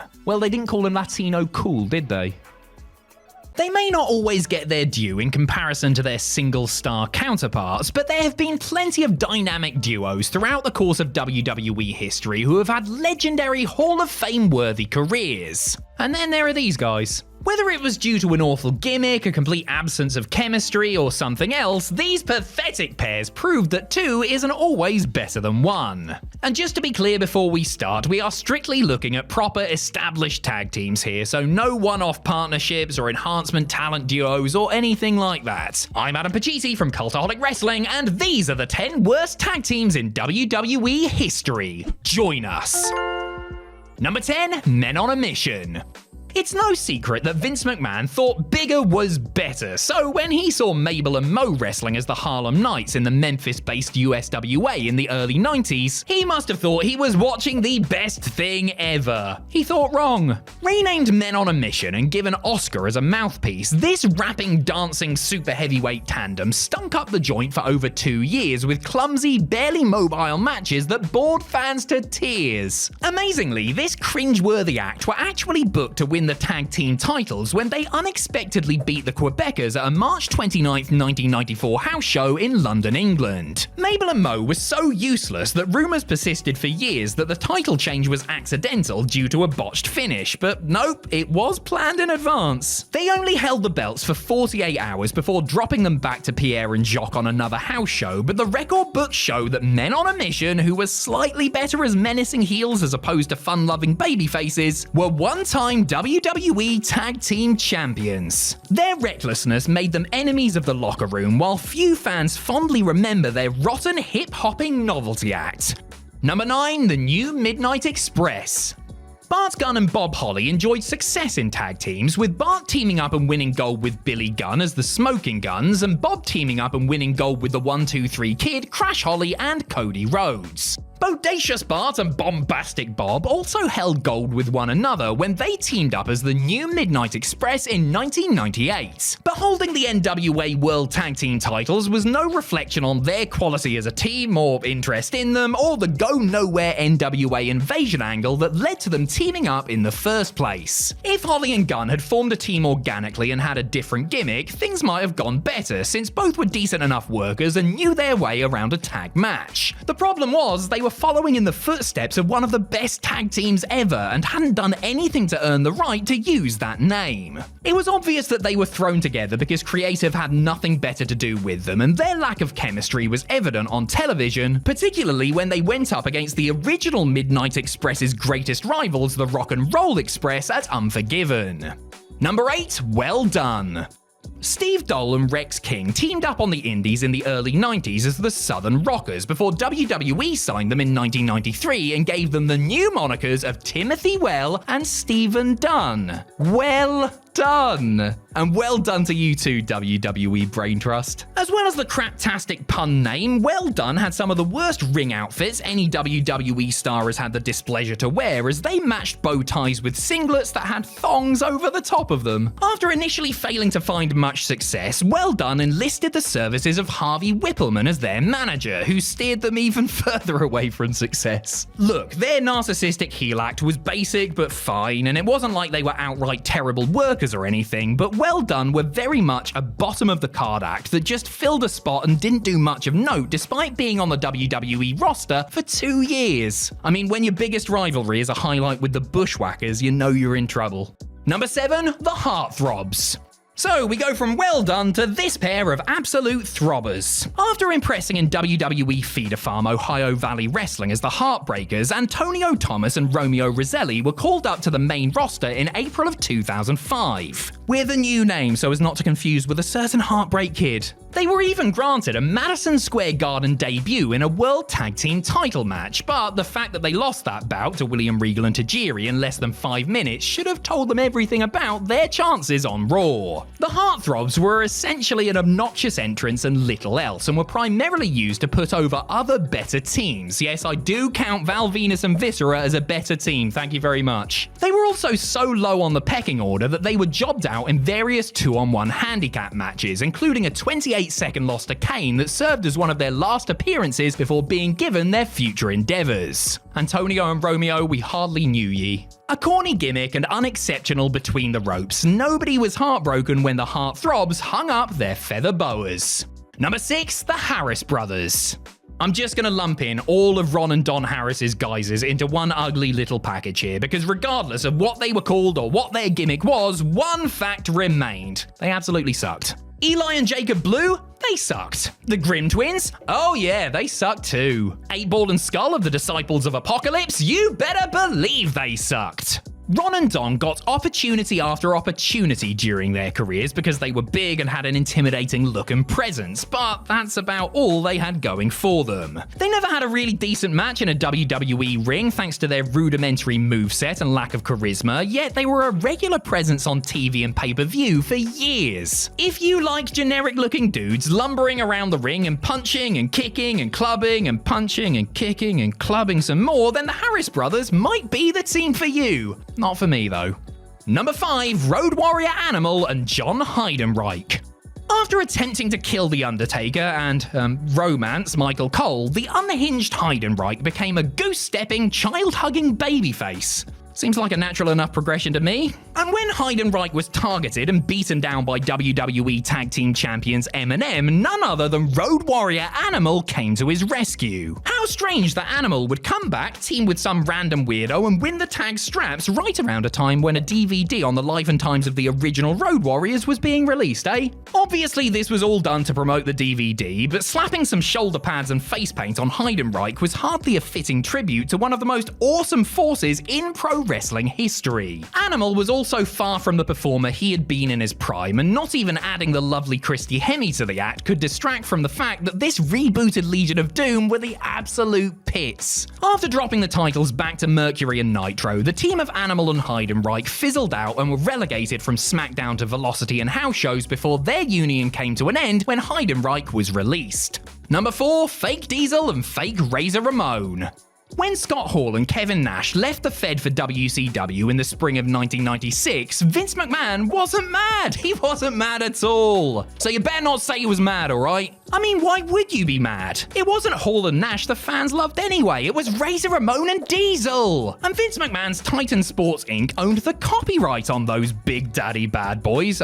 Big Daddy Bad Guys. So he gave the gimmicks to Rick Bogner and Glenn Jacobs, who, to their credit, did their best to get into the roles. But neither man was ready, and the gimmick was an insult to them, not to mention the fans who rightly responded to it with apathy. Fake Razor and fake Diesel didn't possess 1/10 of the timing, presence, or charisma that the originals had, and the whole damn idea was cursed from the get-go. That didn't stop WWE giving them something of a push mind, which included a tag title match at the In Your House It's Time pay-per-view. The experiment came to a merciful end after they were eliminated from the 1997 Royal Rumble, giving WWE the opportunity to focus on quality tag teams like the Godwins and the New Blackjacks. Number 3, the Dicks. So, you decide to get into the wrestling business. You put in the hours in the gym and gain enough experience to the point that WWE sees your potential and offers you a developmental deal. Then, against all the odds, you are one of the few that actually gets called up to the main roster. And then what happens? They make you a dick. After wrestling as the Blonde Bombers in OVW, Tank Toland and Chad Wicks were brought to SmackDown as James and Chad Dick. The Dicks. Greased up to high heaven and rocking suspenders and breakaway pants, the Dicks were essentially the Blue Brand's equivalent of the Heartthrobs who, as we've already discussed, were pretty bad themselves. If we're being honest, Chad and James were basically just there for the commentators to crack knob jokes, and they didn't do much in the ring. They didn't have a hope of climbing up the card anyway, since they were about as tall as they were wide, and we all know how hard it was to overcome a lack of height in Vince McMahon's WWE. The Dicks didn't quite measure up, you might say. They might have been rock hard and cocky, but that didn't help their flaccid run from coming to a limp end. Spunk. Number 2, the Gemini. Honestly, I am convinced at this point that WWE were actively attempting to kill tag team wrestling by flooding their doubles division with awful teams in the mid-2000s. The Heartthrobs might have been lame, the new Legion of Doom a pale imitation of the original thing, and the Dicks, well, they were just a couple of dicks, weren't they? Those teams were woeful, yes, but at least they had something interesting about them. The same cannot be said of the Gemini. The Shane twins had been floating around here and there for years, notably having a banner run in TNA as the Johnsons before being signed to WWE. The creative team's big idea was having them act as the protein-powered henchmen of fitness freak Simon Dean. Jake and Jesse went on a tear. Well, a tear might be a little generous, but they won some very dull matches before Todd Shane suffered an injury and the team were taken off TV, never to return. Honestly though, that was no big loss, as these beefed-up Basham brothers had nothing going for them besides the fact that they looked exactly the same. Number 1, Techno Team 2000. After failing to reap the benefits of nepotism in WCW, Eric Watts joined WWE during his father's short-lived stay as a booker there in 1995. Not so thankfully, he would be pushed as one half of a hot up-and-coming tag out of their depth. Ladies and gentlemen, I present Troy and Travis, Techno Team 2000. Well, if you like the letter T so much, WWE, let me offer a few T's to describe this new generation misfire. Terrible, tripe, toxic, tedious, tired, tepid, tragic, and how about totally and utterly bollocks? I know it's not a T, shut up. Their look was a shambles, their ring work was the pits, it wasn't like inexperienced former American football player Chad Fortune was going to carry things, and their gimmick was confusing. Were they supposed to be from the future or representing what wrestling in the future would be? Whatever the case, allow me to fire up the DeLorean and do what's best for the good of sports entertainment. On the plus side, the Techno Twats only lasted a handful of televised outings before joining the Red Rooster, Battlecat, and Bastion Booger in the depths of gimmick hell. I wouldn't even let my dad come and see me at our school's sports day, stupid egg and spoon race, so I have no idea how some people can perform in front of the man who helped bring them into this wretched world, let alone perform alongside them. But that is exactly what some noteworthy sports entertainers have done in the past, whether they were big stars in their own right, rookies looking for a familial rub, or no-hopers struggling to get out from under their dad's looming shadow. I'm Adam Pachisi from Cultaholic Wrestling, and these are 10 father and son pro wrestling tag teams. Join us. Number 10, Jerry Lawler and Brian Christopher. One of the recurring jokes during the Attitude Era was the insinuation by Jim Ross that Brian Christopher was his co-commentator Jerry Lawler's son. King always denied it, but it was obviously true. And while Christopher, as Grandmaster Sexay, may have made his mark in the company's tag division alongside Scotty 2 Hotty and 2 Cool, he actually teamed up with his old man first. Funnily enough, the two men started out as rivals in Lawler's USWA promotion in the early 90s before becoming a regular team in Memphis.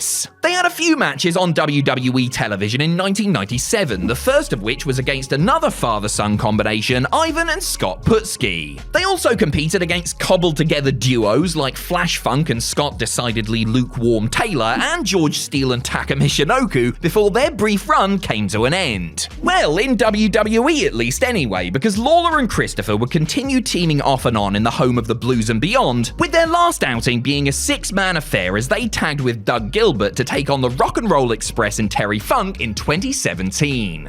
Number 9, Chavo Sr. and Chavo Guerrero Jr. After Chavo Guerrero Jr. turned on his Uncle Eddie and raised the ire of Latino heat, the jealous nephew turned to his dad and Eddie's brother for a little bit of backup. Chavo Sr., subsequently labelled Chavo Classic, presumably because he is in fact a type of fizzy drink, came to his son's aid, teaming with him against Eddie and Kurt Angle. They got the win there, just as they did against John Cena in a handicap match. Other bouts came against Rey Mysterio and Spike Dudley, as well as teams like the FBI, and then tag team champions Rico and Charlie Haas on house shows. A touch of friction between the Chavos developed when Classic accidentally won the Cruiserweight title from his son in a triple threat match, also including Spike. The gold and glory went to Chavo Sr.'s head, and he became something of a comedic ladies' man with an apparent fondness for wearing women's underwear.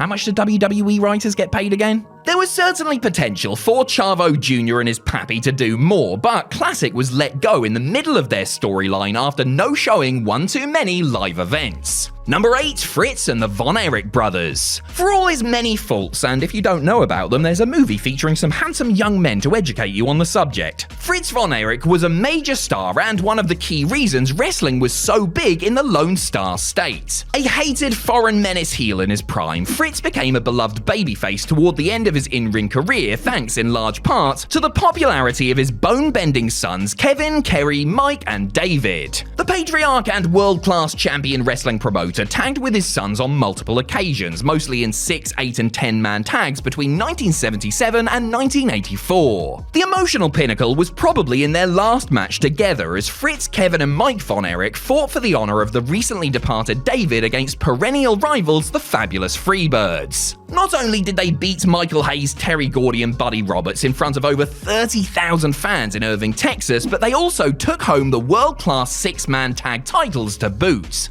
That was followed by Kerry beating Ric Flair to win the NWA Heavyweight title in an emotionally charged main event. Number 7, Bob Orton Jr. and Randy Orton. Much was made of Randy Orton being a third-generation star during the early days of his WWE career. And why not? After all, his grandfather Bob Orton Sr. was a decorated star of various territories, while his father Bob Orton Jr. was a big deal in many places, most notably WWF during the 1980s. Ostensibly retired from the business, Cowboy Bob resurfaced in 2005 to help his son in his dispute with The Undertaker. The Legend Killer and his Hall of Famer daddy not only teamed up to defeat the Dead Man in a handicap casket match at No Mercy, but also clashed with Orton Jr.'s old running buddy Roddy Piper. They also partnered with Ken Kennedy to lose to Piper, Batista, and Eddie Guerrero in a wonderfully random SmackDown main event. Cowboy Bob, who also acted as his son's ringside manager / interference runner, may have stuck around and got in the ring more often had he not been let go after Taker found out Bob had hepatitis C after he had bled all over him during his Hell in a Cell match with Randy.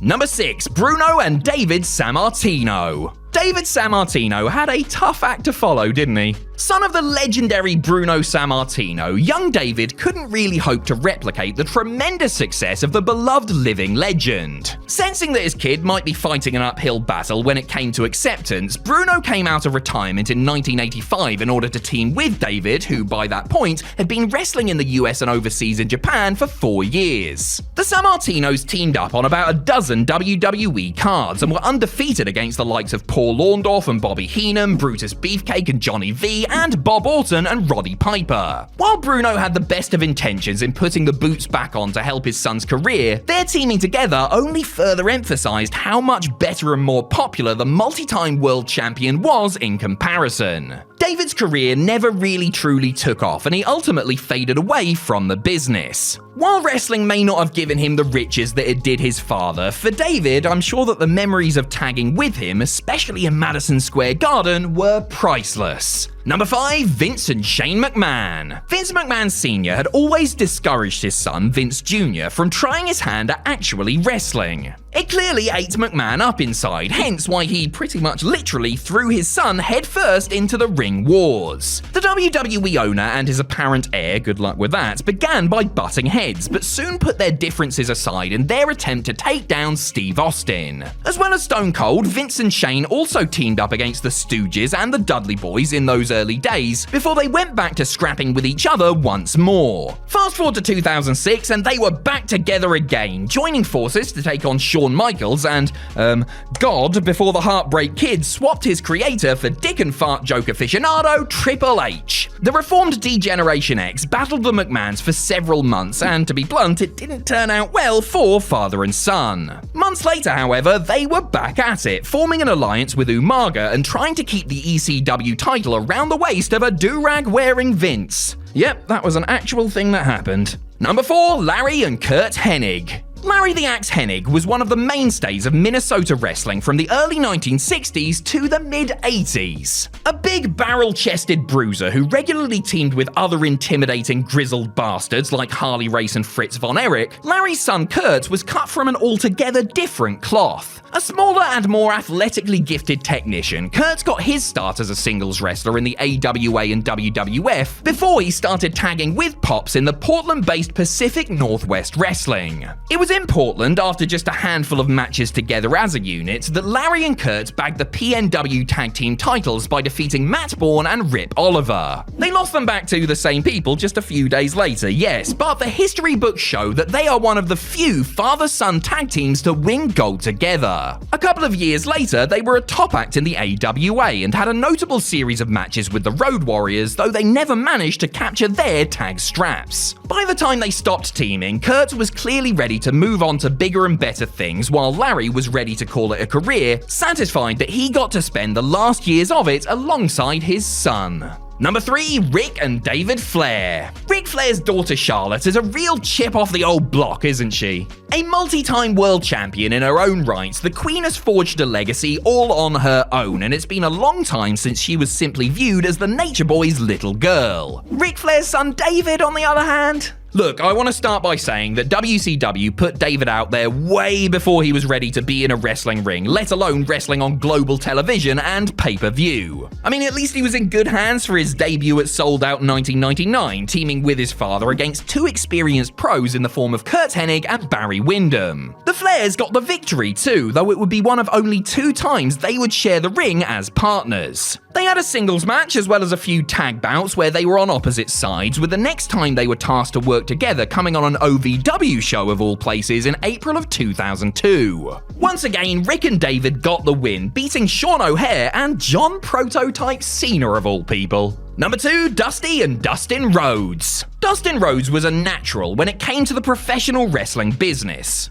I mean, it said so in his theme song and everything. Though he may not have had the overflowing charisma of his father Dusty, the natural was a dab hand in the ring, and it wasn't a surprise to see him tag with his old man so early in his career. Not only did they have several matches against the $1 Million Man and Virgil in the Fed, but the Rhodes lads also teamed up on one of New Japan's January 4th Tokyo Dome Spectaculars. The next time they got together was as part of an emotional storyline in WCW, leading to matches with members of the Stud Stable. Dusty was winding down his in-ring appearances by this point and focusing more on booking, so it took almost 7 years for him to tag with Dustin again, as they defeated Jeff Jarrett and Ric Flair on WCW's last ever pay-per-view. Post-WCW, the son of a plumber and the grandson of a plumber tagged for Dusty's own Turnbuckle Championship Wrestling promotion, Japan's Barmy Hustle group, and on a couple of indie shows. Number 1. Rey and Dominic Mysterio. Rey Mysterio may not be considered a tag team great or anything due to the strength of his Hall of Fame singles accomplishments, but he did form successful teams with Conan, Billy Kidman, Edge, Rob Van Dam, Eddie Guerrero, Batista, Big Show, and Sin Cara. The Masked Man clearly knows how to make it work with anyone, regardless of their size or style, so he likely felt confident about having good chemistry with his own flesh and blood. Dominic Mysterio had been an intermittent presence on WWE TV for close to 20 years, literally growing up in front of the camera, before he decided to give it a shot himself in 2020. In just his second ever match, Dom teamed up with Rey to take on Seth Rollins and Buddy Murphy in the main event of Monday Night Raw. They continued to team throughout the pandemic, with Dominic learning on the job by getting to watch a master at work every single night. They became a popular act and were good value for a 2-month reign with the SmackDown Tag Team titles. Unfortunately, it all ended in tears, of course, with Rey finally getting his long-awaited wish at WrestleMania 39. A wrestler's finishing move is often meant to be the high point of a match, or indeed a whole show, and is something that the fans who take a seat in the stands show up expecting to see. As much as fans may love seeing these signature specials, wrestlers themselves don't always like to be on the receiving end of them. Ordinarily, this is because these moves genuinely hurt. Sometimes, however, they actually hurt the recipient's pride more than their body. I'm Adam Pachisi from Cultaholic Wrestling, and these are 10 wrestlers who hated taking someone else's finisher. Join us. Number 10, Diamond Dallas Page, Randy Savage's flying elbow drop. Diamond Dallas Page always goes out of his way to give props to Randy Savage for helping to make him a legitimate main eventer. It was the Macho Man who decided to work with and put over DDP, something that the master of the Diamond Cutter is forever grateful for. One aspect of working with Savage that Dallas did not appreciate was having to take his flying elbow drop finisher on a nightly basis. Randy had used the move for many years and his version looked as pretty as anyone else's, yet practice did not make perfect when it came to making sure his opponent walked away unscathed. According to DDP, one particularly brutal elbow drop caused him to pee blood for the duration of their feud. In his own words, his kidneys and ribs were trashed afterwards, and doctors suggested he take time off, but he wasn't about to turn down the chance to work a program with Savage. Page later asked Macho Man to hit him lower with the move, only for Randy to instead hit him square in the face, giving him a nasty concussion. Mr. Positivity gushes about Savage these days, and rightfully so, but that elbow was a killer. Number 9, Bret Hart's Booker T's scissor kick.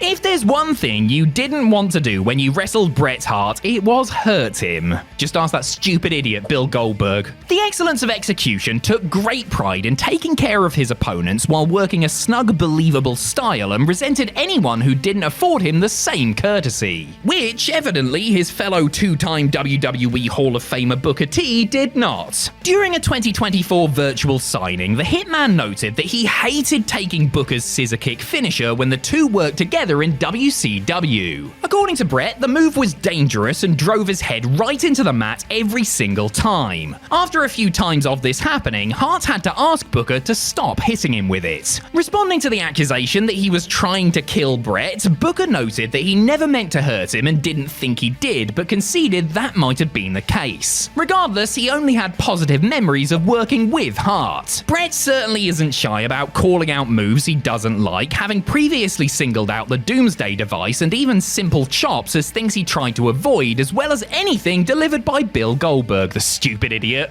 Number 8, Rob Van Dam, Hardcore Holly's Alabama Slam.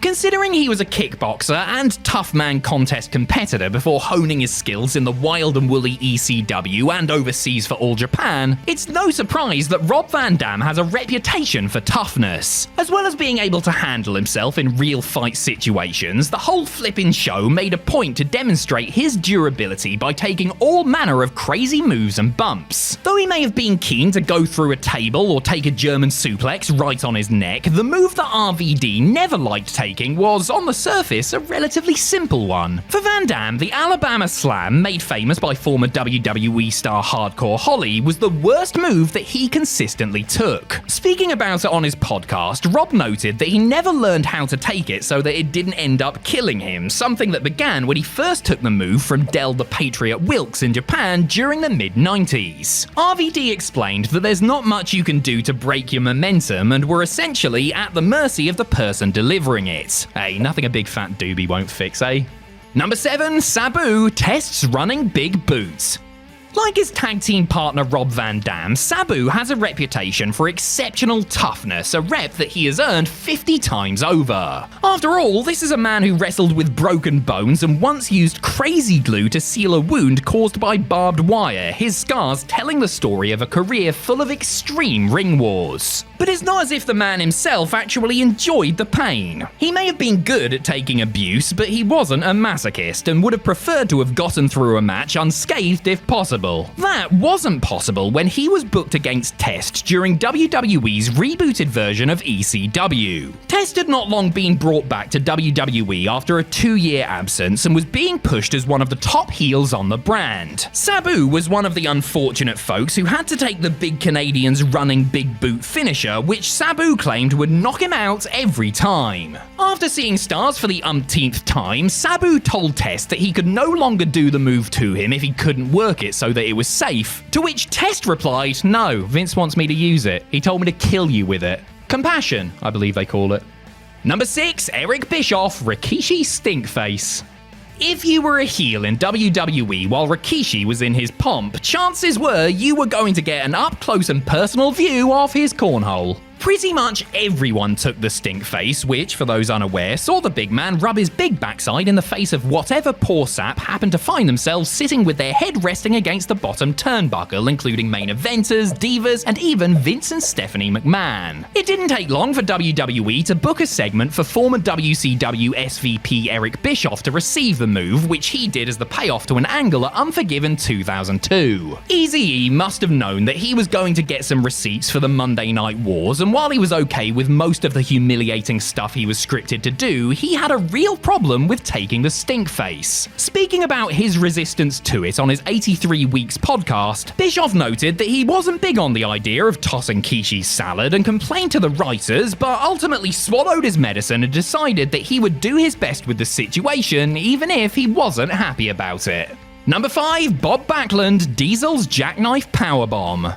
At WWE's Madison Square Garden house show on November 26, 1994, Diesel shockingly beat Bob Backlund to win the world title, just 3 days after Bob had beaten Bret Hart for it at Survivor Series. Not only was the result shocking, but so too was the manner in which Big Daddy Cool bagged the belt, hitting Bob with a boot to the gut and his favoured jackknife powerbomb to get the W in just 8 seconds. A pretty easy night's work for Backlund, you might think, but the transitional champ was fuming afterwards. According to Bruce Pritchard on his Something to Wrestle podcast, Bob returned to the MSG dressing room following the squash and began ranting to Pritchard about how he would never take the move again. Backlund had hurt his tailbone on the rough landing, which is hardly surprising given how stiff WWE's rings were at the time, not to mention Kevin Nash's habit of simply letting his opponents go in mid-air rather than guiding them down to the canvas. Fair play to Backlund, who sold the jackknife by crawling all the way back to the dressing room.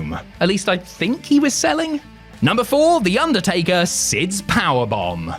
The powerbomb is typically a move that is performed on the quote-unquote smaller wrestlers because it's a very, very hard thing to do on a giant. At close to 7 feet tall and clocking in at over 300 pounds, The Undertaker wasn't taking too many powerbombs, though he did take a few during his long and illustrious career, and he didn't like it. During a Q&A session on his Patreon page, the dead man revealed that his least favourite finisher to take was in fact the powerbomb, referring to it as a bone rattler. Taker didn't relish taking the move and noted that the landing varied depending on who was delivering it. While the aforementioned Diesel was one of the very few who could get the Phenom up for the maneuver, Taker name-checked Sid's version as the one that he liked to take the least, as the master and ruler of the world was always in a hurry to get his opponents down, which resulted in added force. Since he hated the move personally, you might think Taker would forego using the move himself, but, well. Number 3, Kurt Angle, The Undertaker's Last Ride. When The Undertaker returned with his new American Badass persona in 2000, he brought a new finishing move with him. The Tombstone Piledriver was out, while the Chokeslam would still be used, but was not Mark Calloway's primary match ender. Kid Rock's favourite wrestler was now putting foes away with the Last Ride, a powerbomb with a little extra oomph. Rather than a standard powerbomb, Taker would grab his opponent's waistband and lift them up an extra foot or so in the air before drilling them almost through the friggin' ringboards. Believe it or not, this hurt. Just ask Kurt Angle, who claimed the Last Ride would literally knock the poop out of you. First-hand experience, is it, Mr. Olympic Hero? Angle's advice for anyone who had to take the move was to go to the toilet beforehand, as the move was so intense that it could cause an involuntary bowel movement. It also can't have been very good for Kurt's broken freaking neck, but I'm sure the pain of the humiliation that comes with a spoiled singlet was that much worse. Number 2, Bobby Heenan, The Ultimate Warrior's Press Slam. Nobody is going to accuse the Ultimate Warrior of being a technically sound professional wrestler, and if you even think about doing so, I'll just go ahead and accuse you of something much worse. Jim Hellwig's alter ego was more about the costume and the physique and the entrance and everything besides the actual wrestling part of the presentation. His matches were usually short and to the point, but despite being basic and brief, Warrior often hurt the people he was in the ring with and developed a reputation for being reckless. One person who really didn't like working with Warrior was Bobby Heenan, who wrestled a bunch of weasel suit matches against the neon-clad Nutter. The Brain didn't think much of Warrior as a worker or Hellwig as a person, and often found himself feeling sore after their matches. Heenan even found himself the worse for wear after Warrior's matches against people he was managing, such as when Warrior took on Rick Rude at WrestleMania 5. After the bout's conclusion, Warrior hit Bobby with his press slam finisher, carelessly dropping the manager like a sack of spuds. Heenan, who had a dodgy neck, didn't appreciate this negligence and made a vow to never take the move again. Number 1, Triple H, The Rock's People's Elbow. During a 2017 interview with Radio 1, Triple H cited his feud with The Rock as the very best of his career because their ascent to the main event happened at the same time and they helped make each other. In the very same interview, the game also derided the Great One's People Elbow finisher, calling it the hokiest in the history of the business. The move originated as something The Rock would do on house shows to try to get The Undertaker to break character before making its way to TV. Hunter didn't enjoy having to take it, and he had to take it often because it required lying on the ground for about 20 seconds while the most electrifying man in sports entertainment went through the whole elaborate shtick that comprised the most electrifying move in sports entertainment. He also felt it looked weak, what with it being a simple elbow drop and all, yet Big Dwayne would sometimes somehow catch Helmsley in the face and bust his mouth open, making it a legitimately painful experience. Fact is, Paul, it doesn't really matter what you think because the People's Elbow was like over. Plus, Rock's on the board now, and I'm pretty sure he can fire your candy ass if he wants to. If you smell...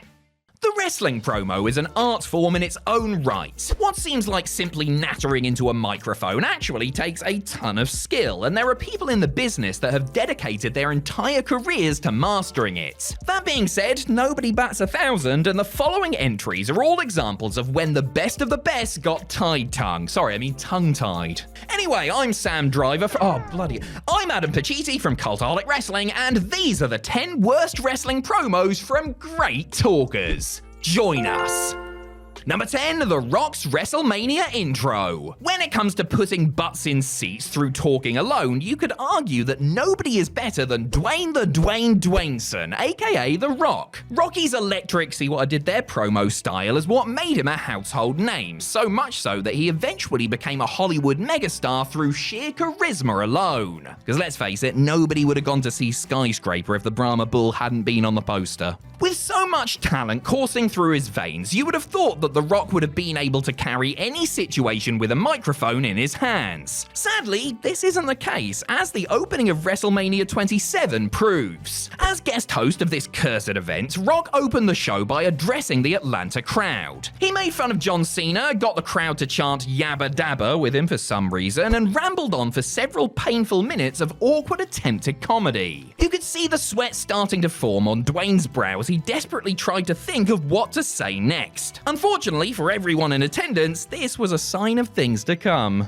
Number 9, The Undertaker's Ride Through the Desert. Whilst nobody is rushing to put The Undertaker on the Mount Rushmore of great promo guys, there is no denying that when given the right material, he can churn out a spine-tingling speech more often than not. On the August 16th, 1999 episode of Raw, the Phenom walked down to the ring with his new tag team partner Big Show in tow. The two Goliaths had been working together for a few weeks, with Taker teaching Paul White how to unlock his killer instinct. He then proceeded to torture everyone in the building with one of the most nonsensical promos in WWE history. What started out as a story about Taker and Show riding motorcycles into the desert, which was already a red flag seeing as this was still Ministry-era Undertaker, not the American Badass, quickly divulged into a long mangled tale about how Show carried the bike on his back through the searing heat and made a necktie out of a snake. He probably should have used the snake for food, but fashion is fashion, darling. This whole thing was just one gigantic mess, made worse by Chris Jericho interrupting it and pointing out just how dumb it all was. Number 8, Dean Ambrose's butt injections. Though he's best known as a no-nonsense brawler, Jon Moxley is one hell of a talker, able to convey a real-life swagger that few of his contemporaries can match. Whilst this side of his personality was fully unleashed once he left WWE, he was by no means a bad promo whilst working for the McMahons. Either as a member of the Shield or during his singles run, the man then known as Dean Ambrose was always good on a stick. It's just a shame he wasn't always in control of what he was saying. Shortly after turning on Seth Rollins in the wake of Roman Reigns' leukemia diagnosis, Ambrose's character took an abrupt shift from conflicted friend to supervillain germaphobe. On the November 26, 2018 episode of Raw, he cut a promo on the crowd saying how much he detested being in their presence. Pretty simple stuff, or at least it would have been had Ambrose not been receiving inoculations at the time. The sight of the former Maverick getting injected in the arse did little to enhance his silly reputation, and within just a few months, Ambrose was gone from the company for good. Number 7, Roddy Piper's Russo Rundown. There is a reason why many people say Roddy Piper should have been WWF champion, because the man was one of the best orators in an era where talking mattered just as much, actually more, as what you could do in the ring. With a style all of his own that often ran close to the edge of madman territory, the Hot Rod delivered many memorable monologues for WWE and WCW. However, this one from his surprisingly lengthy stint in TNA very rarely gets looked back on fondly. For the company's weekly pay-per-view on December 4th, 2002, Piper was invited to promote his new autobiography, but things quickly took a different turn when he started shooting on Vince Russo. Piper and Russo hadn't been friends back in WCW, and the kilt-wearing megastar took this opportunity to tell the writer exactly what he thought of him. The Hall of Famer made things extremely personal with Russo, even going so far as to blame him for the tragic death of Owen Hart. He went completely off topic, making no effort to tie his tirade back to any TNA storylines as the audience just sat there uncomfortably, waiting for the madness to end. Number 6, Cody Rhodes ends racism. As the son of the man who delivered the legendary Hard Times speech, Cody Rhodes was always going to be judged based on his ability to string sentences together. Luckily, the grandson of a plumber is a very strong talker, even if he does cry on TV every other week. Rhodes also had a number of great showings in AEW, particularly his undesirable to undeniable promo from the early days of Dynamite. Another memorable address he gave was during his rivalry with Anthony Ogogo, although not for the reasons he would have wanted. The feud was pitched as America versus the UK, and in a baffling move, Cody took it upon himself to champion people of color, explaining how he was a good guy because he was the father of a biracial child. Not only did this have nothing to do with Ogogo, but it was also super cringy to watch Rhodes try to promote American values at a time where public opinion of the US was pretty low. Sorry if that makes you cry, Mr. Rhodes. Quick, somebody get a camera, he's doing it again. Number 5, Ric Flair's bloody mess. The man whom Cody's father was feuding with when he talked about Hard Times was none other than Ric Flair, who was also very good at flapping his gums.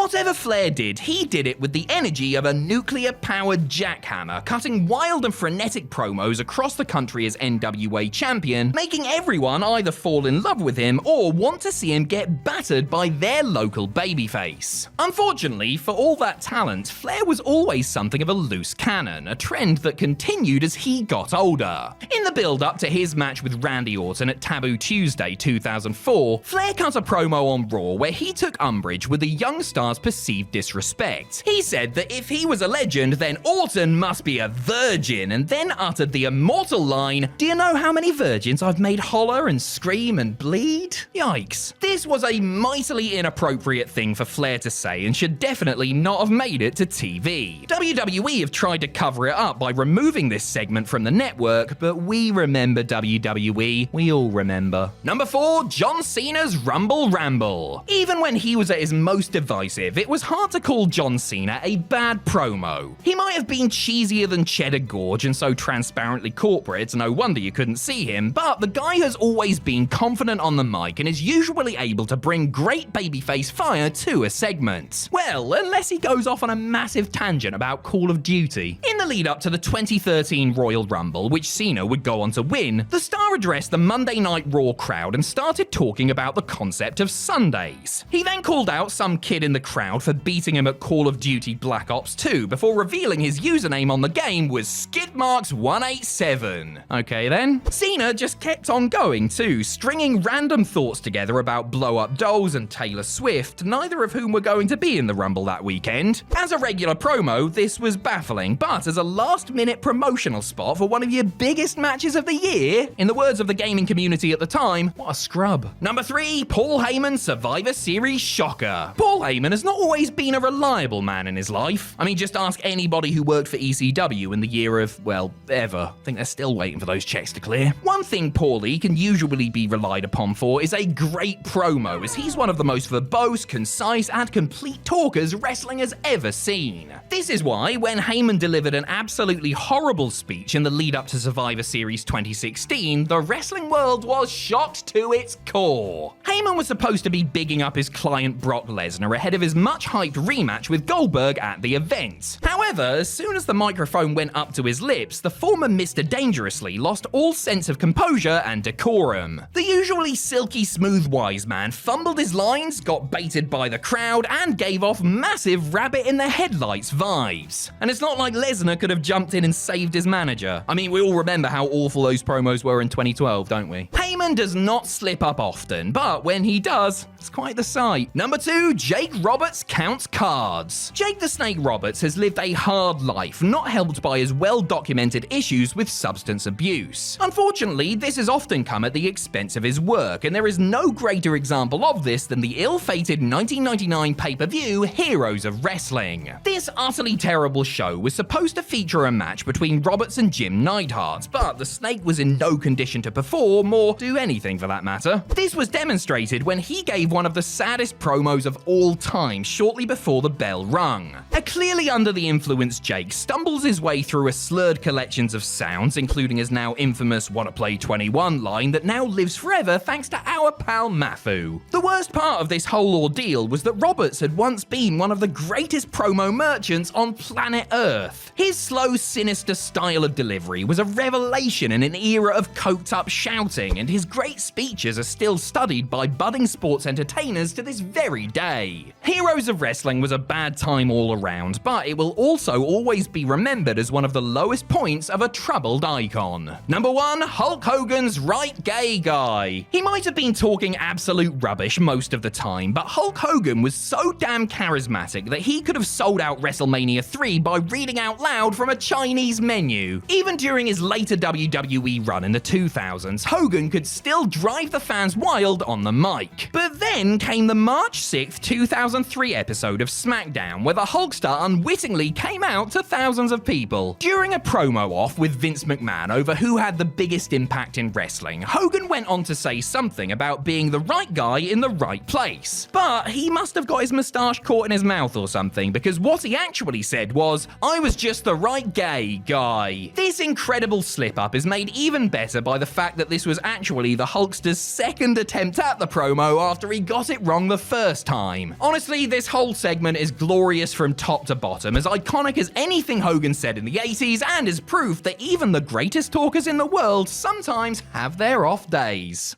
As well as working the crowd in attendance, the biggest wrestlers in the world must develop another key skill: playing to the camera. These days, wrestling is of course a TV-focused business, so if you want to be a top star, you've got to know how to come across well on screen. This can either be through pre-taped vignettes or via live segments. It doesn't matter which one, just as long as you don't get the two mixed up. Unfortunately, that is precisely what these bewildered bonebenders did. I'm Adam Pacitti from Cultaholic Wrestling, and this is 10 times wrestlers didn't know they were live. That ought to hold the little SOBs. Adam, quiet. Oh, I wouldn't want to offend the little SOBs. Sorry, join us! Number 10, Drew's Sing-Along. The first Clash at the Castle pay-per-view in 2022 could have ended with Drew McIntyre raising the undisputed WWE Universal Championship above his head. Instead, it ended with him doing karaoke. Following his loss to Roman Reigns in the show's main event, Drew was joined in the ring by boxer Tyson Fury, who told him it wasn't the end of the world and you'll get him next time, sport. He then tousled his hair and said they could get an ice cream on the way home. Then came the really weird bits. Fury started singing the Don McLean song American Pie, which prompted Drew to lead the crowd in a rendition of Oasis hit Don't Look Back in Anger. This was supposed to be a nice little treat for fans in the Principality Stadium, but it was actually broadcast live for the whole world to see. Drew has since revealed that he had no idea that the cameras were still rolling. He also referred to the sing-song as the worst moment of his entire career. Hey, cheer up, mate. At least Fury didn't sing the full 8-minute 42-second version. Now that would have been the end of the world. Number 9, Caught in the Riddle.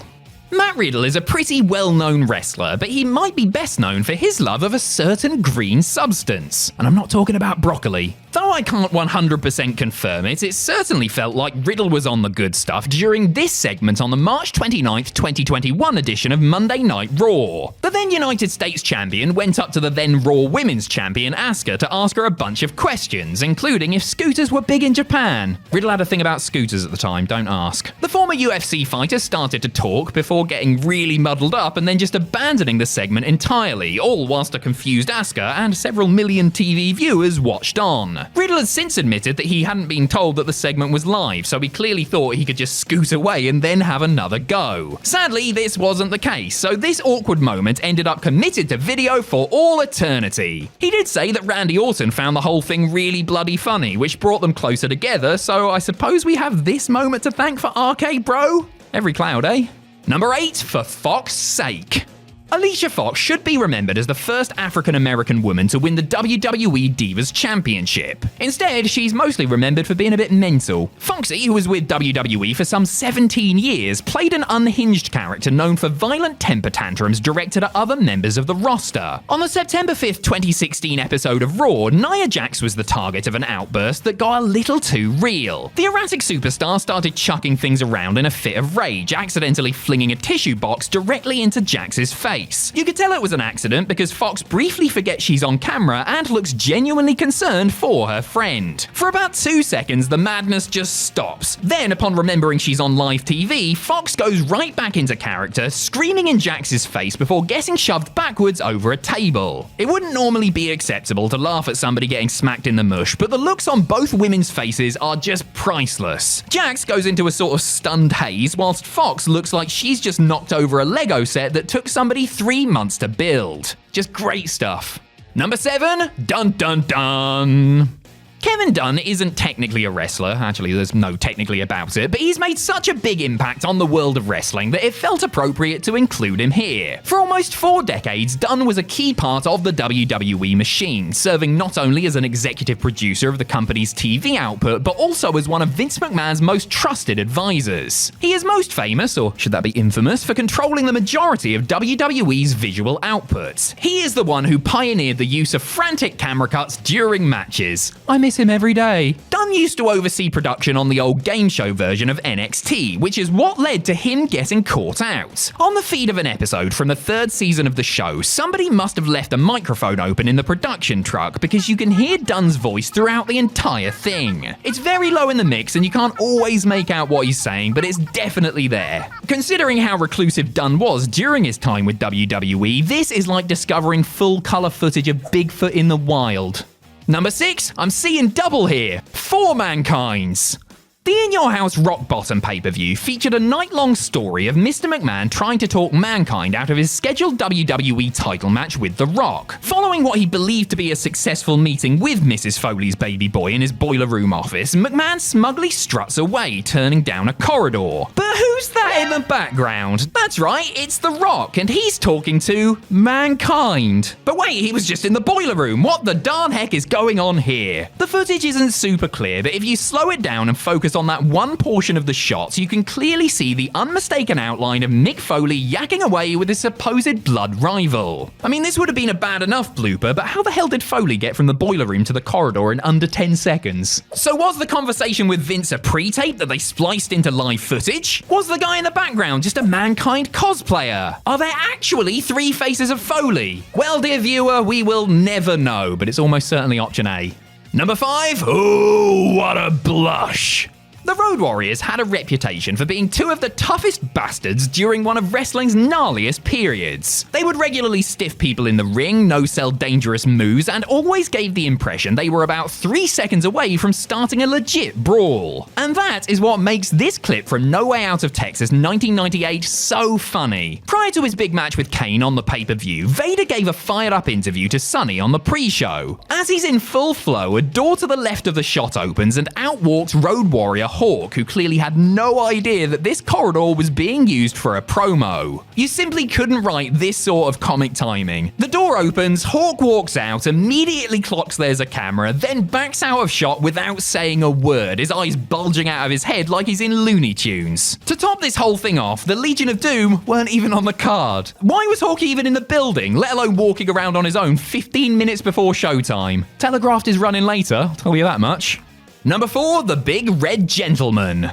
He might be a fire-summoning, choke-slamming, dead girlfriend-shagging demon from the depths of hell, but it turns out Kane is actually a nice guy. Need proof? His 2012 feud with John Cena and this moment from the February 13th episode of Monday Night Raw. Ahead of their big ambulance match at Elimination Chamber, Kane kidnapped Eve Torres, girlfriend of Cena's friend Zack Ryder, and the future object of John's affections. With the heroic babyface pursuing the monster backstage, the camera cuts to the masked fiend shoving poor Eve into the back of an ambulance. Well, at least that's what was supposed to happen. Unfortunately, the production team cut way too early, accidentally showing Kane holding the door open for Eve as she gently places herself inside the vehicle. He eventually slammed the door a few seconds later. As you can imagine, this production botch was cut out of all future broadcasts of this show. In the moment, however, it was too late. There was absolutely no way WWE could get themselves out of this mess, and it was hard to take this rivalry seriously off the back of this mistake. Good thing nobody gave a damn about it in the first place, I guess. Number 3, Bob Botchland.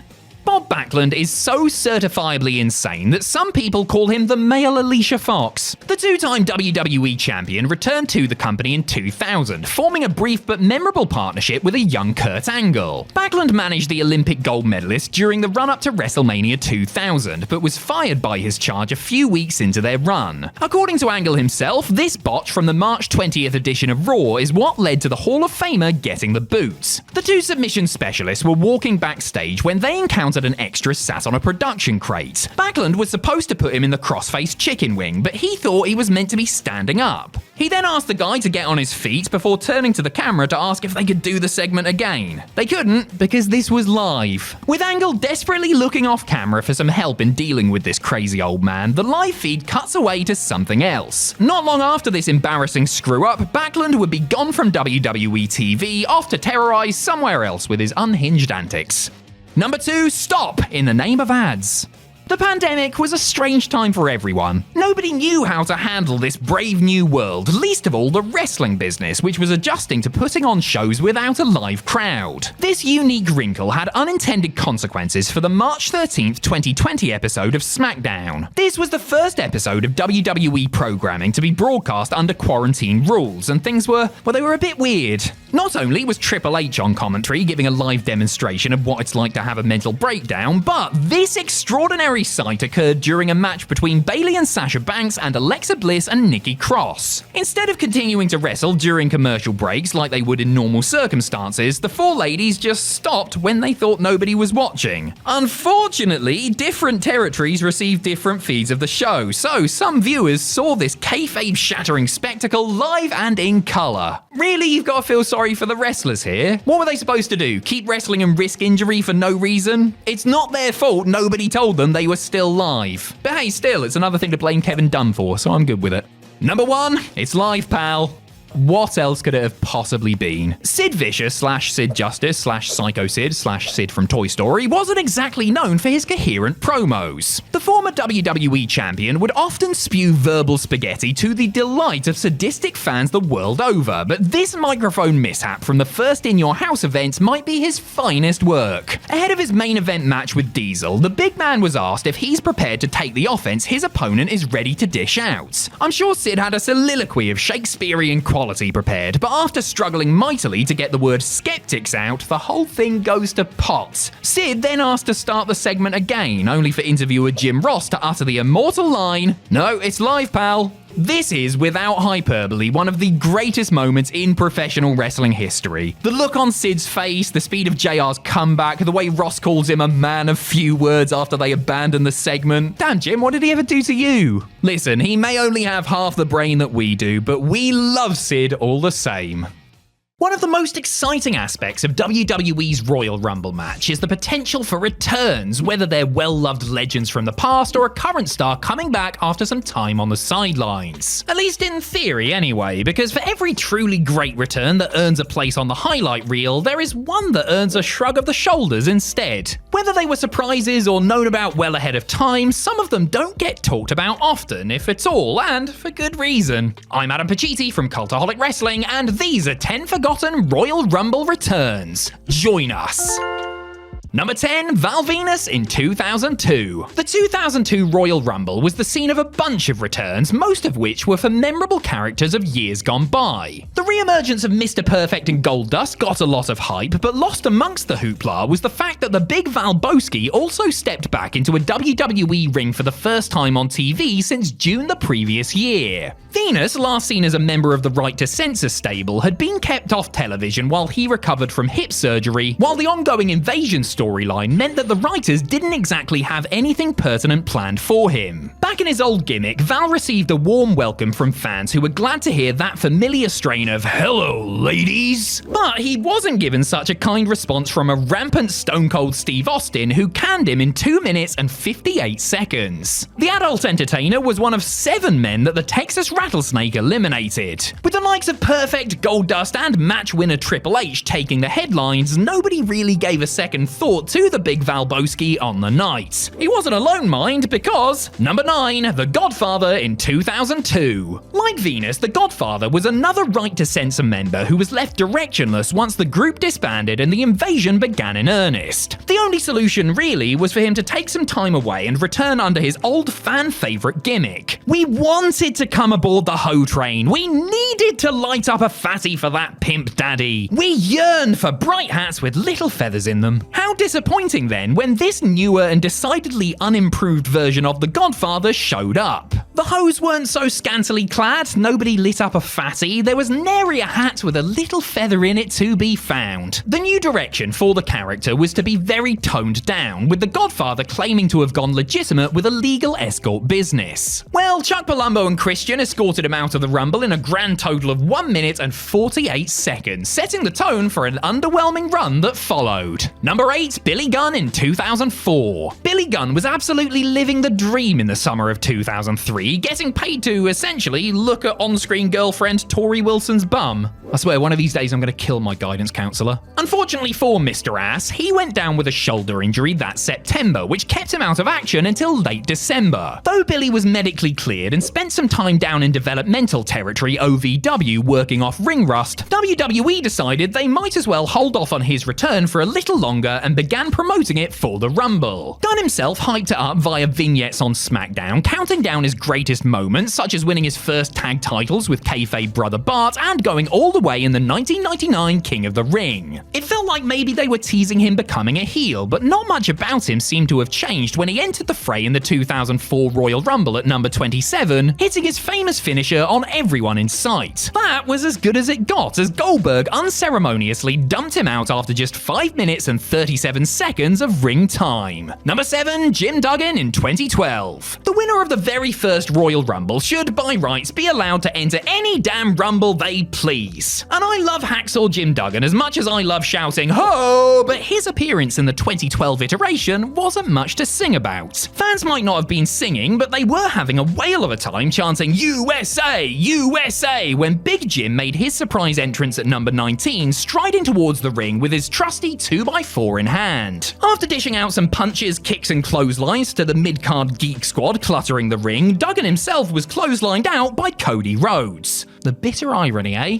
Truth be told, this was obviously all about the nostalgia pop and letting fans belt out their favourite patriotic chants. That said, it was still a somewhat weak and wasted surprise. Hacksaw had not too long been gone from WWE, having last appeared in the 2009 Rumble. Him cropping up here was also overshadowed by Road Dogg making his first WWE appearance in over a decade, as well as the return of Karma. But still, I mean, ho! Number 6, Haku in 2001. The Monday Night Wars were well and truly over by the time the 2001 Royal Rumble rolled around. WCW were on life support while WWE were thriving and marching triumphantly toward the monumental WrestleMania X7. Just months before Vince McMahon bought his closest competition, however, he managed to get one over on them just one last time when Haku returned to WWE for the first time since the 92 Rumble. The former WWE Tag Team Champion had won the WCW Hardcore title a week earlier at their Sin pay-per-view, but since he was working on a per-night deal with the Atlanta-based organization and didn't have a proper contract, he was free to make the jump. Entering at number 29, some fans were more like, Hack who? When the man very recently known as Meng made his entrance. The hardest man in the world lasted a paltry 2 minutes and 51 seconds and scored 0 eliminations of his own before he was 86'd by eventual winner Stone Cold. If the match was a shoot though, well then my money would be on Haku single-handedly ripping out 29 eyeballs on his way to victory. Number 5, Sheamus in 2014. The 2012 Royal Rumble match was, at that point, the career highlight of Sheamus. The Celtic Warrior broke-kicked his name into the history books by lasting 22 minutes and scoring 3 eliminations. He bumped those numbers up to 37 minutes and 5 eliminations the next year, where he finished a very respectable 3rd. That August, however, old Lobsterhead tore the labrum in his left shoulder with a mooted recovery time of 4 to 6 months. Given that time frame, it wasn't too much of a surprise to see him resurface in the 2014 Rumble. Yes, the 2014 Rumble. That one. The cursed one. Sheamus entered at number 17 and lasted a not inconsiderable 28 minutes, eliminating Big E Langston before another 3rd-placed finish. Like everything in that match, his return was completely overshadowed, well, ruined, by the vehemently negative reaction of the Pittsburgh fans who were furious at the lack of Daniel Bryan. Despite putting in a good shift and coming close to being a repeat winner, few will remember this as the night that Sheamus came back from a 5-month layoff. Number 4, Rob Van Dam in 2006. Everything about Rob Van Dam's return at the 2006 Royal Rumble should have been great. The whole flipping show had been out of action for a little over a year after undergoing major knee surgery, and vignettes promoted his re-arrival for weeks beforehand. RVD hadn't had much luck in his 3 previous inconsistent Rumble outings, but all signs pointed towards him faring much better in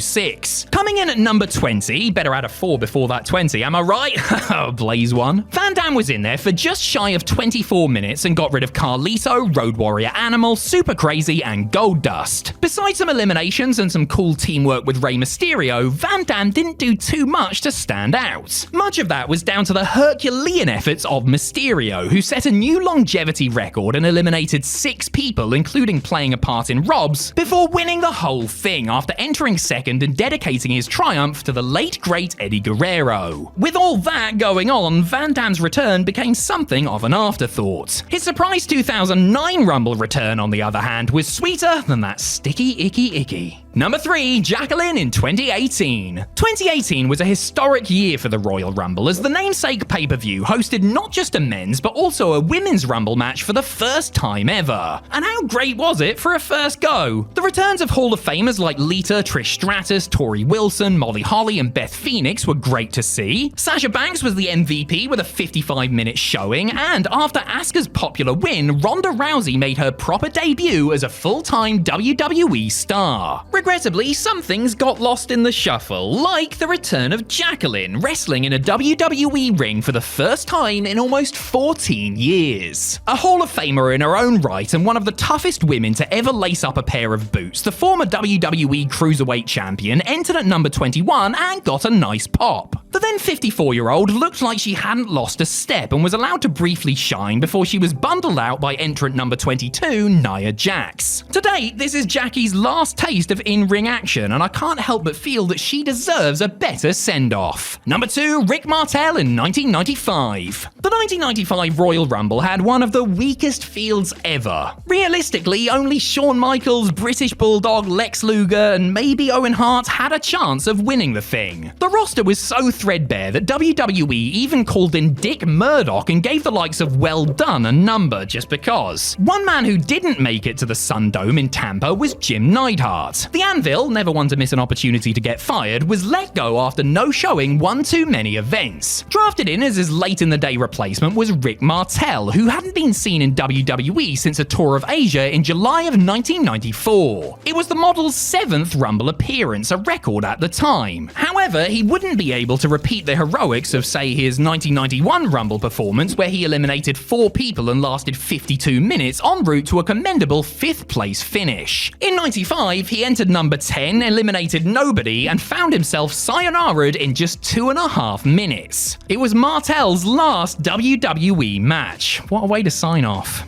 Number 1, Bob Backlund in 2000. The 2000 Royal Rumble felt like a gritty pay-per-view designed to push the Attitude Era envelope. You had the debut of ECW star Taz, who got off to a flyer by choking out Kurt Angle. You had the Miss Rumble swimsuit contest, with WWE's finest divas strutting their stuff in barely their bikinis, and Mae Young scarring a generation of impressionable children. And of course, you had the brutal and bloody world title street fight classic between Triple H and Cactus Jack. So, seeing Bob Backlund rock up to Madison Square Garden in his old PE kit and looking like he had gotten on the wrong bus certainly was at odds with the vibe of the show. A former WWE champion and a legend any way you look at things, Backlund had put on a great showing in the 1993 Rumble when he entered at number 2 and lasted 61 minutes, setting a longevity record that would last for 11 years. In the first Rumble of the new millennium, Backlund helped gang up and eliminate Rikishi, but was afforded an early shower when Chris Jericho eliminated him after just 2 minutes. Bob had a legacy in the world's most famous arena, yes, but his pee and you might miss it cameo here hardly added to it.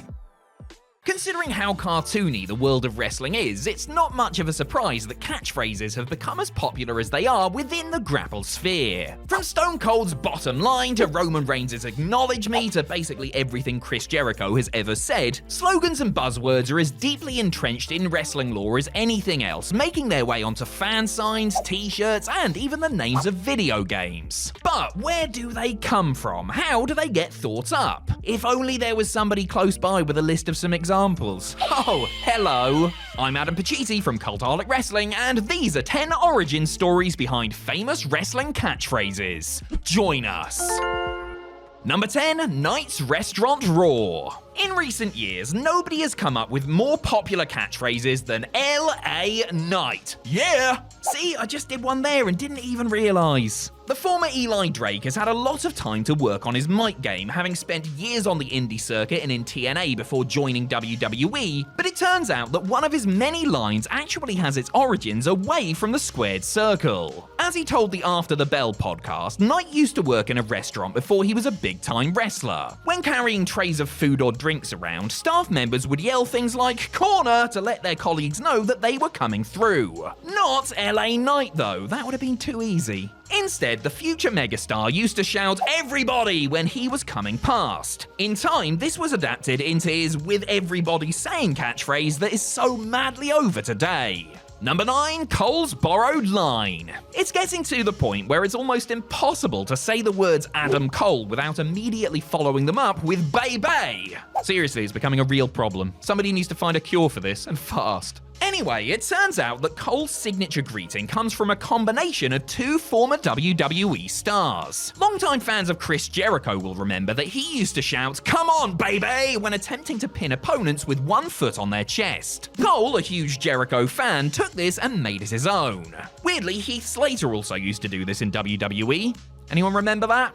As for the first part of the catchphrase, that originated when Cole was on the same indie show as Joey Matthews, the former Joey Mercury in WWE. Matthews had a theory that if he just shouted his name as many times as possible whilst on the show, then people would remember who he was. The Undisputed Era leader would take this advice to heart, and when put together with Chris Jericho's old saying, this approach would create one of the most over chants in modern wrestling. Number 8, Jarrett's foul-mouthed relative. Forget all of his great matches, his many title victories, or the fact that he created an entire bloody promotion. Jeff Jarrett's greatest contribution to wrestling and to culture in general is popularizing the phrase slap nuts. Shakespeare on his best day couldn't have come up with something that perfect. The iconic saying was a big part of Jarrett's persona back in his WCW days, printed on t-shirts and on the back of guitars that Double J would use to clobber people. Considering how vulgar the phrase is, you might be surprised to learn that it owes its existence to Jarrett's sweet old grandmother.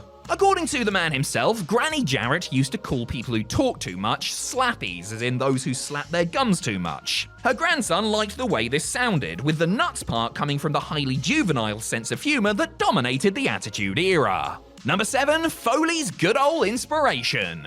Jim Ross was a bit of a catchphrase machine back in the day, back when he actually still liked wrestling. From good God almighty to business is about to pick up to tougher than a $2 steak, iconic lines just came naturally to JR. So it's no surprise that he was involved in the creation of somebody else's most famous sign-off. When Mick Foley was first brought into the WWE as Mankind, a big part of what got him over were his sit-down interviews with good old JR. As Foley said on his podcast, he was on set with Ross for a short interview segment one day when the Oklahoma native was struck by an idea. Foley said he just came up off the top of his head and said, "Say have a nice day," and then I ran with that. This was all the way back in the mid-90s, and the phrase has been associated with the Hall of Famer ever since, and was even the title of his first book. Of course, every day is nice when you're the hardcore legend, besides when you have to walk or stand up or generally move your body or anything.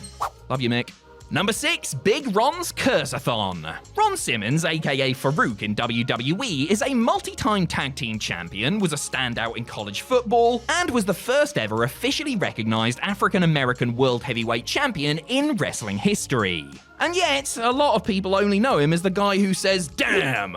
The world could be a cruel place, can't it? The catchphrase came about towards the end of his ass-kicking days, taking on a life of its own after Simmons retired from the ring, when he would show up at random events when something weird was happening, say his word, and then leave. When appearing on WWE's The Bump, Simmons explained that damn originated from the times he would get genuinely frustrated by working a match. When something would go wrong in the ring or I would get hurt, the people within the first 6 or 7 rows could hear me say, "Damn," he explained. Each time we would come back to those towns, and the more I said it, the people started chanting it. WWE's writers caught on to this trend and decided to incorporate it into his character, connecting his career to those 4 letters forevermore. Number 5, the Road Warrior's Nightmare. Few things inspired more terror in wrestling than the opening sting of the Road Warriors entrance music, mainly because it meant that their opponents were about to get beaten up for real. "Oh, what a rush" is as famous as it is taxing on your vocal cords to recreate, soundtracking so many of Hawk and Animal's most incredible moments. That said, it turns out that the line is not a Road Warrior original, as it first belonged to one of horror cinema's biggest stars, Freddy Krueger. In A Nightmare on Elm Street 3 Dream Warriors, Freddy kills someone by turning his fingers into syringes and injecting them. As the deed is unfolding, he mumbles to himself, "What a rush." Hawk saw the movie and decided to take that piece of dialogue for himself. And hey, if you're disappointed that the Legion of Doom didn't come up with the phrase themselves, then you've clearly forgotten that this was a team who lifted their entire look and name from Mad Max 2. You really should have seen this coming. Number 4, Graham's saintly slogan. Just one look at superstar Billy Graham should tell you that he's set the template for many future legends in the business. Unless you look at him during his weird karate fighter phase, nobody was in any rush to copy that. Aside from bulging muscles and a dyed blonde beard, one thing Graham also introduced to wrestling was the use of the word brother, which he was saying long before a certain real American. For this little character tick, Graham literally looked to the heavens for a little bit of divine inspiration. The superstar was a devout Christian, even taking his ring name from a famous evangelical preacher. He would often attend meetings where everyone would refer to each other as their brother or sister in Christ, which, when the in Christ part was dropped, slipped into his wrestling lexicon. Though the Hulkster may have made the word brother famous in a wrestling contest, it was Graham's nod to his religious backgrounds that gave him the idea. Number 3, Rock's football throwback. The origins of all the Rock's famous catchphrases would be enough to fill a large encyclopedia, as the Great One has as many zingers as he does nicknames, championships, and movie credits. The one we're focusing on today might just be his best, so much so that it became the first words of several of his entrance themes. If you smell what the Rock is cooking, not only marks the Brahma Bull's arrival, but it also usually marks his departure, as this is what he screams into the microphone when he's finished tearing someone apart. Sometimes he does it normally, sometimes he does a funny little tongue waggle just for good measure. Rock first heard someone use the "if you smell what I'm cooking" line when he was a football player at the University of Miami, where it would usually get some good laughs from his teammates. When he made the move to wrestling, Rocky decided to try it out on some of the boys backstage. The response was good, and a legendary wrestling phrase was born. Side note, has anyone ever worked out what he is actually cooking? My guess is a hearty casserole. Number 2, Flair's rock and roll roots. At every wrestling show, every fan has to sign a contract that says whenever a performer does a chop or puts someone in the figure 4 leg lock, they must respond with a loud "woo!" This obnoxious noise serves as a tribute to Ric Flair, who not only popularized those two moves, but also the act of making a weird sound during random bits of one's promo. The woo, which is spelled with 5 O's according to Flair's trademark, is as synonymous with the Nature Boy as Rolexes and divorce papers, but the legendary grappler actually took it from the world of music. Flair has admitted that he borrowed his signature call from rock and roll icon Jerry Lee Lewis, particularly from the song Great Balls of Fire. The dirtiest player in the game was a fan of Lewis back in the 1970s, and whilst listening to him on the radio one day, decided that he would incorporate some of his act into his own. Lewis and Flair actually have more in common than you might think, as they're both very influential but highly problematic innovators of their respective fields. Look it up if you don't know. Number 1, Austin's annoying voicemail. Whether you hate the "what" chant or... Actually, I don't think anybody actually likes it, do they? Anyway, this monosyllabic cry is now baked into the foundation of the wrestling world, the scourge of any wrestler who leaves even a tiny gap in between parts of their promo. The man we have to thank for this highly irritating phenomenon is none other than Stone Cold Steve Austin, who probably should have had his Hall of Fame ring taken away for birthing this monstrosity. Austin would invite the crowd to chant "what" in between items that he would read out in a list before it took on a life of its own. But it turns out that another famous wrestler should get some credit for starting the chant: AEW's Christian Cage. The Rattlesnake tried to ring Christian one day, but was sent to voicemail. When asked to leave a message, Austin replied with a string of stupid sentences, each one punctuated with a loud "what?". After 2 whole minutes of harassing the poor man, the message was over, and nothing would ever be the same again. So if you needed any more of a reason to despise Christian Cage, then there you have it. The general rule of thumb in wrestling is that if you want to make it your career, then you need to start training at a very young age, ideally in your early 20s or even younger. But as with all things in life, some people out there just have to be different. The following 10 performers all started their journey to greatness aged 30 and over, which is basically middle age in wrestling. I'm Adam Pacitti from Cultaholic Wrestling, and these are 10 wrestlers who started their careers late. Join us! Number 10, Stevie Ray. Now, I'm not saying that Stevie Ray is a bad wrestling name, but when your real name is Lash Huffman, why would you bother going by anything else? Though he was never much of a single star, despite holding the WCW World Television Championship once, Stevie Ray's exploits with his brother Booker T as part of the legendary Harlem Heat tag team were enough to ensure that he will always be remembered. Though they initially feuded against one another in their very early days in the squared circle, Stevie and Booker were soon put together as a doubles act, which is how they would spend the better part of the next decade. Whilst the Booker man was 21 when he began his wrestling journey, Stevie, who was 6 years older than his brother, didn't get going until he was 31. When the team joined WCW in 1993, he was 35, which would have been considered toward the end of a wrestler's career at that point in time. Clearly, it was the power of brotherly love that gave him the strength to overcome those odds. Number 9, the Boogeyman. Marty Wright, the man behind the worm-chomping, clock-bashing, Charmel-scaring Boogeyman character, had quite an interesting entry into wrestling, one that actually played out on the 4th season of WWE's Tough Enough. Wright had entered the competition under a lie, telling officials that he was 30, when in reality he was a decade older. This was 5 years over the cutoff point, and when his ruse was discovered, Wright was sent packing. Somebody clearly admired his hustle though, as Wright was invited back and joined OVW as a new trainee at the age of nearly 41. The Boogeyman character grew out of his time in developmental, and less than a year later, he was at WrestleMania 22, facing off against Booker T and his queen in a handicap match. It wasn't a very good handicap match, but still, WrestleMania is WrestleMania. From a reality show reject to a company ambassador on a cushy Legends contract, Boogie has done incredibly well for himself, all things considered, and is living proof that if you really want something, then all you have to do is lie through your teeth. He also clearly worked very hard, but the important lesson is lying, I feel. Number 8, Bad News Brown. I'm afraid I've got some bad news. Different guy, I know, I just couldn't help myself. Bad News Brown was a late bloomer in general, as he also started his judo career at the relatively old age of 22. He would go on to win gold in the sport at 2 separate Pan American Games and would place 3rd at the 1976 Summer Olympics. He was also a bodyguard for Aretha Franklin, which must have earned him some serious RESPECT.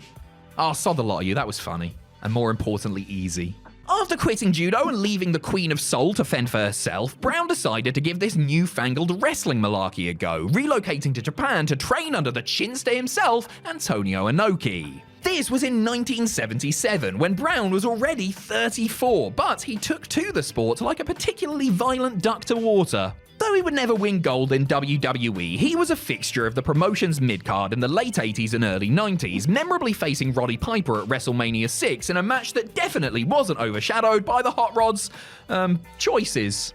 Number 7, Shayna Baszler. Another star from the martial arts world who transitioned into wrestling later in life, Shayna Baszler is the modern-day equivalent of Bad News Brown, only she's never worked for a soul singer nor been in a dodgy feud with a man in a kilt.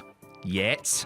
The Queen of Spades was involved in MMA prior to her wrestling career, putting her skills in Muay Thai and Jiu-Jitsu to good use. Whilst learning her craft, she would be tutored by the likes of Josh Barnett and Billy Robinson, both of whom had connections to the world of pro wrestling. After a disappointingly short run in UFC, Baszler decided that she had had enough of beating people up for real, so pivoted to the fake stuff instead. She had her debut wrestling match against cheerleader Melissa in September 2015, less than 2 months after her 35th birthday. It only took her 2 years to get noticed by WWE, who brought her in for the 2017 Mae Young Classic. She has since established herself as a solid member of WWE's roster. Now, she really is solid. In the she could punch you so hard your head does a 360 like the little girl in The Exorcist sense of the term.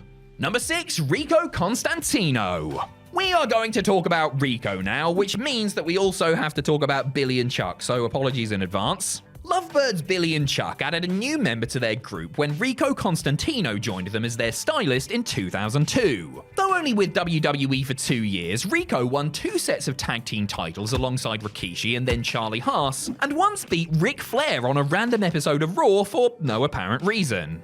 Seriously, it's been about 2 decades and I'm still none the wiser. Rico had only made his pro wrestling debut 3 years earlier and had actually only competed in a dozen matches before WWE signed him to a developmental deal. He was 37 when this happened, and by the time he reached the main roster, he was in his early 40s. Perhaps not a shock given his history on American Gladiators and as a member of the Power Team. After leaving WWE in 2004, Rico went to All Japan Pro Wrestling, where he won another set of tag belts with Bull Buchanan, before retiring from wrestling in 2005 and going back to working for the Las Vegas Police Department. Number 5, Nyla Rose. As one of the first women to sign with AEW, Nyla Rose has been part of the company since its very early days, appearing on their inaugural Double or Nothing pay-per-view in 2019. Rose grew up as a huge fan of wrestling, telling her teachers at school that she wanted to become a stunt performer when she was older. She initially worked in film and TV before coming across a flyer for a local indie show one night and taking up the promoter's offer to get in the ring. This is what began her journey to one day winning the AEW Women's Championship. The native beast was in her early 30s when she got started in the business, and it only took her 6 years to go from absolutely nothing to being a flagship signing for a brand new multi-million-dollar organization. Since she started her training, she's also found time to star in a Canadian TV show called The Switch and co-write a comic book for Marvel. Yeah, well, I sleep in a racing car bed, Nyla. Do you? Number 4, Kevin Nash. Diesel, the great and powerful Oz, Vinny Vegas, oh wobbly legs. Kevin Nash has had many names across his illustrious career, one that didn't get underway until relatively late in the day. This behemoth of a man was initially a standout in college basketball, even moving to Germany to pursue a career in the sport. An injury to his knee ruined any chances he had of going pro, so he joined the army, worked in a car factory, and ended up running a strip club before finally turning his attention to pro wrestling. Nash was 31 by the time he made his debut in 1990, but his impressive size meant that no promoter in their right mind was going to turn him away. After 3 years of bopping around from terrible gimmick to even terribler gimmick in WCW, Nash joined the World Wrestling Federation in 1993, where he grew out his hair, put on some sunglasses, and started hanging out with some fellas who like to call themselves the Clique. They did alright for themselves, all things considered.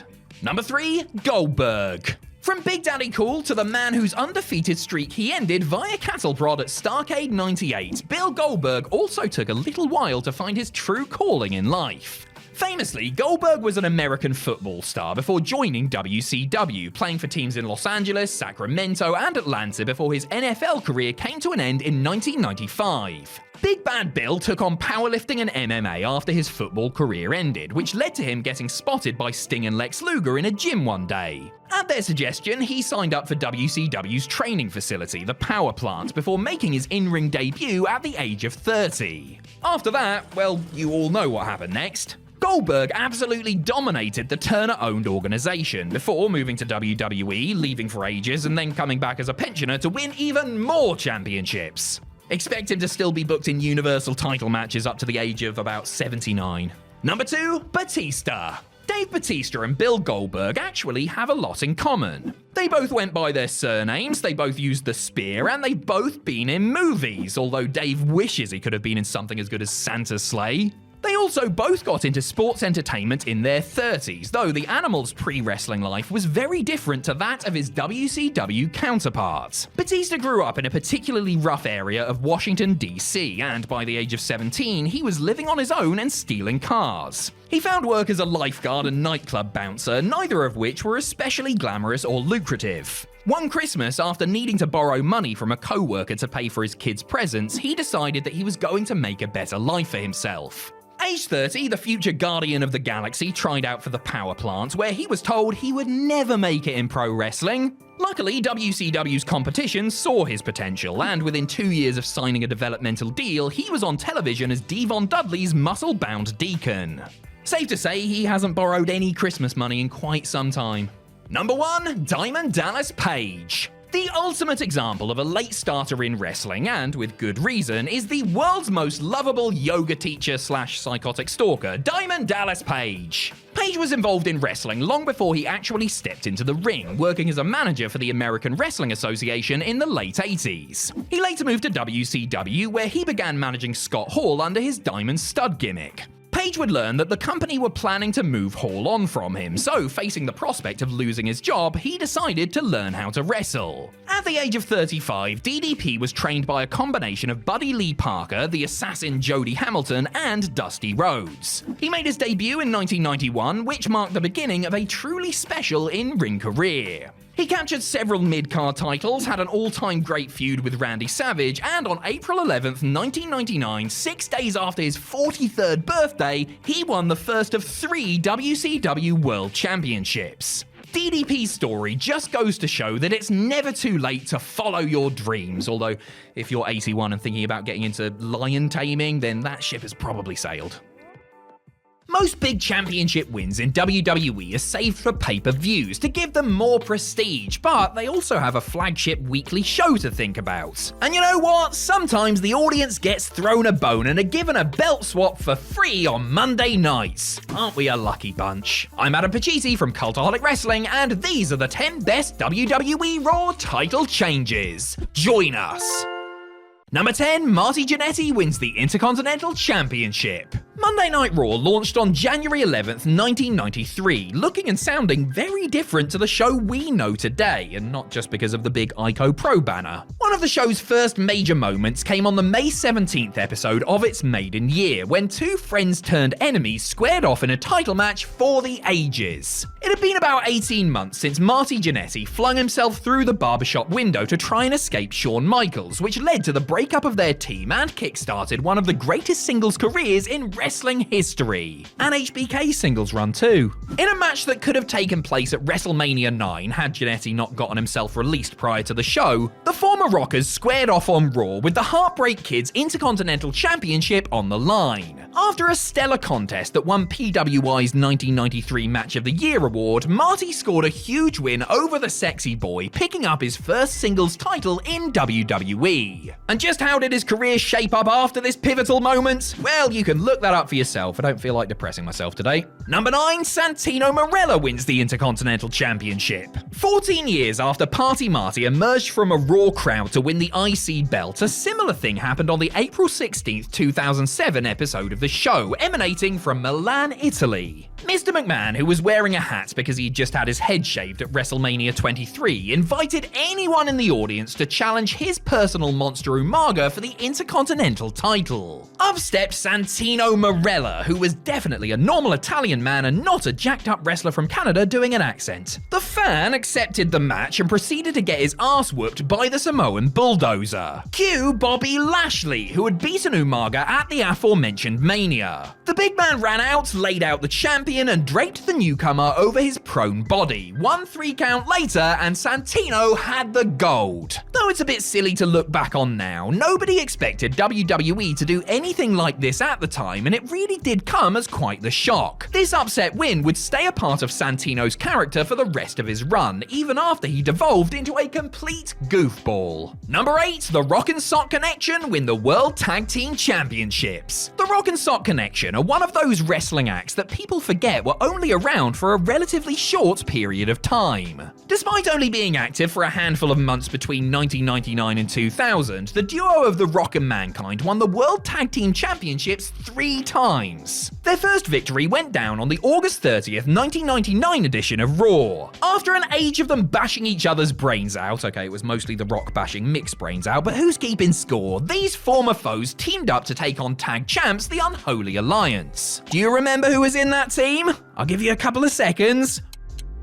Wrong! Undertaker and Big Show. After the dead man walked out on his partner, the good guys were able to get the upper hand over the Giant, eventually scoring the pinfall with a double people's elbow that caused Jerry Lawler to malfunction on commentary. This reign would last for a whopping 8 days, but it was a nice moment nonetheless. Number 7, Cody Rhodes and Goldust win the WWE Tag Team Championships. Before one was the American Nightmare and after the other one was Seven, Cody Rhodes and Goldust joined forces to take on the Authority, which went so well that they both got fired. Nice job, lads. After winning their jobs back in the highly emotional match against The Shield at Battleground 2013, Cody and Dustin faced off against Seth Rollins and Roman Reigns once again on the Raw from October 14th, this time with the Tag Team Championships on the line. Cody Rhodes and Roman Reigns at a title match? I've seen this before. The Sons of Dusty got another win over the Black Jacket Squad to capture their first tag titles together, yet another highlight in this very underrated rivalry. But you know what would have made this moment even better? If they hadn't won the match thanks to the Big Show, who led the crowd in a yes chant because WWE were trying to get him over as the anti-authority babyface. Shows you how good this match was that it made the cut even with this nonsense tacked onto the end. Number 6, 6, Lita wins the Women's Championship. For some reason, WWE insists on telling fans that the first all-female main event of Monday Night Raw was Trish Stratus vs. Lita on December 6, 2004. This is a complete lie. Lita won the Women's Championship from Stephanie McMahon in the main event of the August 21st, 2000 show, over 4 years before she battled Trish. But hey, what even is the truth anyway? Though it may not have been as historic as the company would like it to be, Lita vs. Trish from that 04 Raw was still a bloody good match. It was the first proper all-female main event of the show where the two women could actually work and weren't just there because they were related to the boss. They put on a great show and demonstrated how unappreciated women's wrestling was at the time. They were only given 7 minutes, but they crammed a lot of action into that time, capped off with a moonsault from Lita that didn't look like she was going to do herself in for once. Lita had won her second women's title, and Raw finally had a women's main event it could be proud of. Number 5, Sasha Banks wins the Women's Championship. In the early days of the second brand split, one of the big rivalries on Raw was between Women's Champion Charlotte and plucky challenger Sasha Banks. As well as their history in NXT, these two had crossed paths many times on the main roster, including at WrestleMania 32 in an epic triple threat. On the July 25th, 2016 episode of The Red Show, they went one-on-one, and you will never guess what happened. Actually, you probably will because I spoiled it less than a minute ago.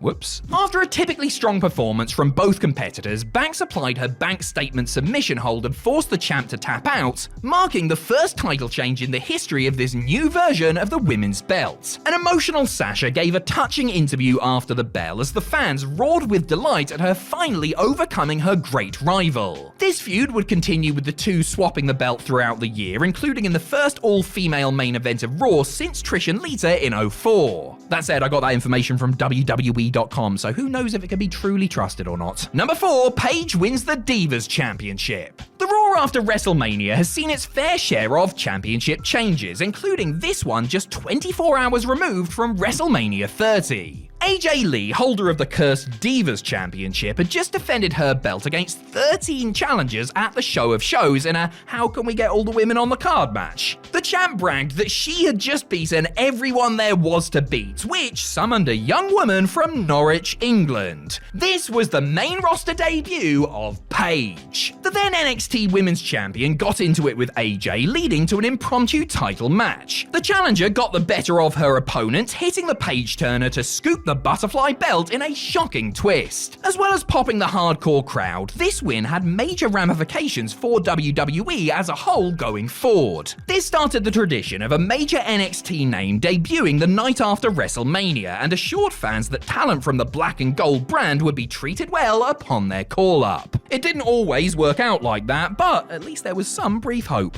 Number 3, Chris Benoit and Chris Jericho win the World Tag Team Championships. I am no medical expert, just ask Andrew Hodkinson after that amateur appendectomy I performed on him, but I would say there aren't many situations that would be improved by a torn muscle. As it turns out, the main event of Raw on May 21st, 2001 was one of those rare exceptions. The two-man power trip of Stone Cold Steve Austin and Triple H were putting their World Tag Team Championships on the line against the Federation of Canadian Chris's, the name I've just come up with for the duo of Jericho and Benoit. Whilst attempting to break up a walls of Jericho towards the end of a terrific contest, the game completely tore his left quadricep, an injury that could have ended his career. Did the match get called off so Trips could get help? You know full well it didn't. Instead, Hunter gutted it out, performing the match as planned whilst in agonizing pain. This Herculean performance elevated what was already a pretty outstanding match as the Chris's beat the power trip to end their tyrannical grip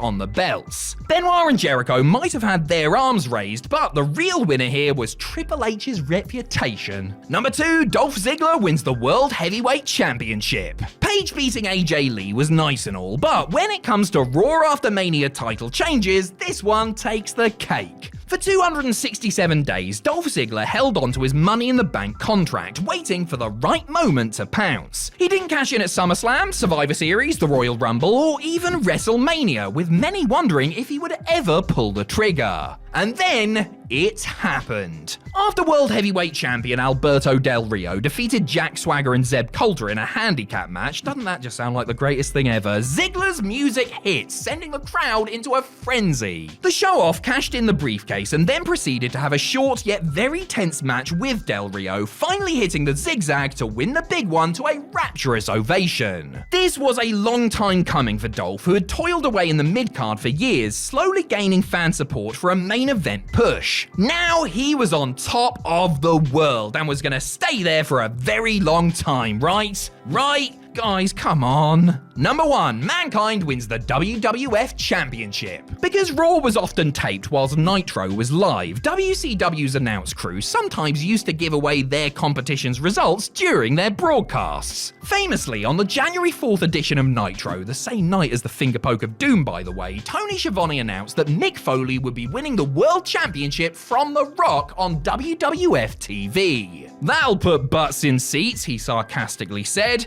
and he was absolutely right.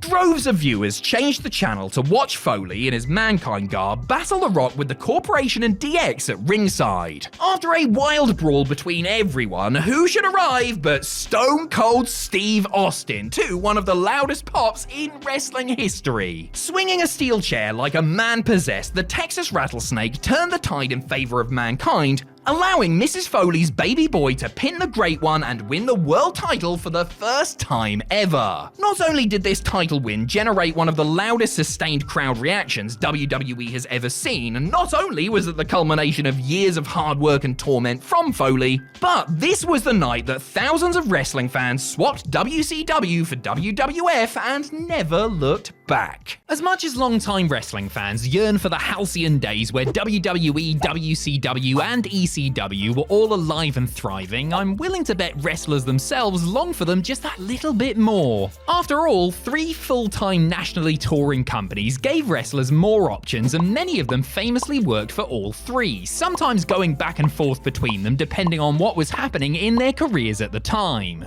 And then there are other wrestlers who not so famously worked for all 3. I'm Adam Pachisi from Cultaholic Wrestling, and these are 10 wrestlers you didn't know wrestled for WWE, WCW, and ECW. Join us.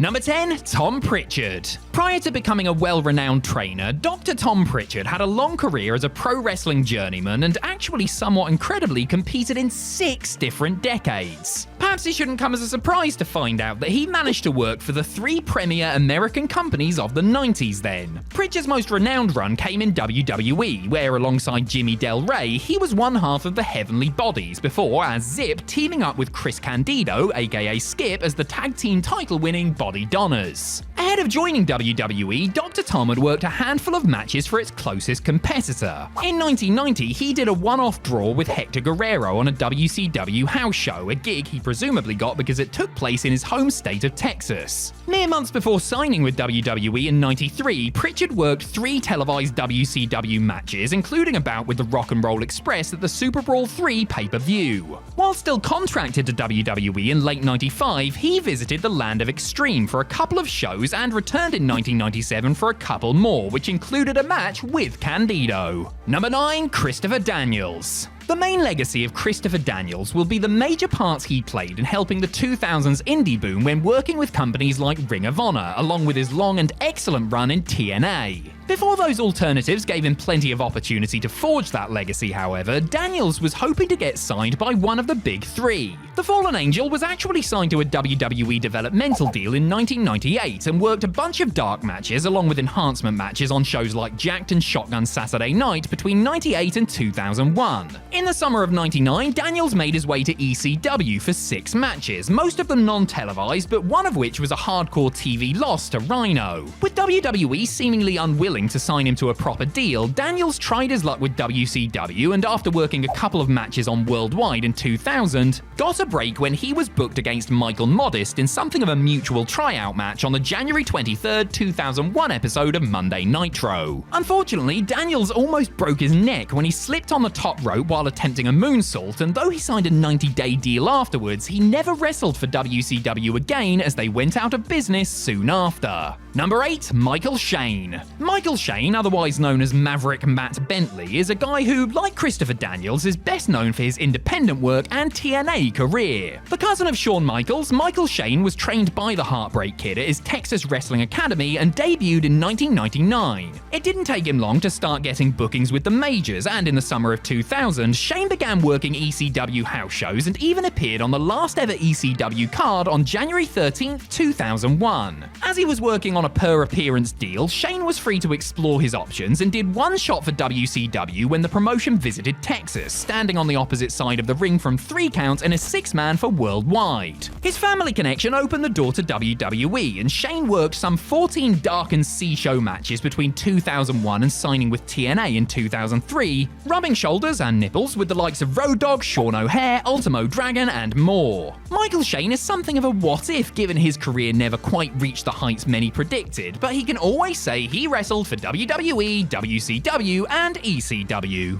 Number 7. Bill Irwin. Wild Bill Irwin, who portrayed an outlaw cowboy gimmick, spent the first decade of his professional wrestling career moving around the territories, which included Mid-South and World Class Championship Wrestling, as well as going overseas to Japan. In the late 1980s, Irwin got a steady job with WCW, working mostly in the mid-card, though he would occasionally crop up on pay-per-view to put somebody over. He left in 1991, but was brought back for a couple of shows in 93, including at Super Brawl 3, where he wrestled a debuting Davey Boy Smith.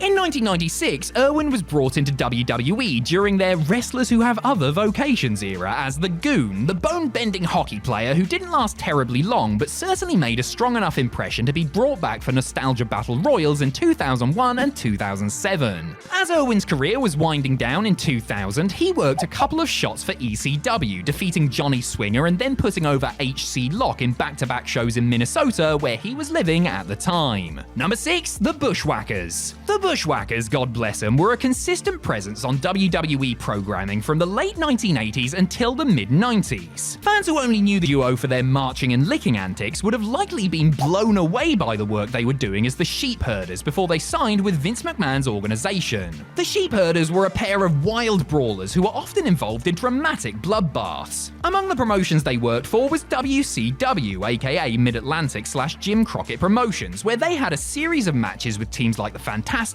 the Road Warriors, and the Rock and Roll Express. Luke and Butch didn't revert to their violent ways when they stopped by ECW for a weekend's worth of shows in April of 1998, mind. Rather, they were there primarily for angle advancement as the Dudleys from Down Under. According to the Bushwhackers, Paul Heyman wanted them to work more dates and do a program with the Sandman and Tommy Dreamer, but they couldn't commit to doing so as they had already agreed to bookings with other indie promotions. When Heyman heard they wouldn't be available immediately, he lost interest. What a fool.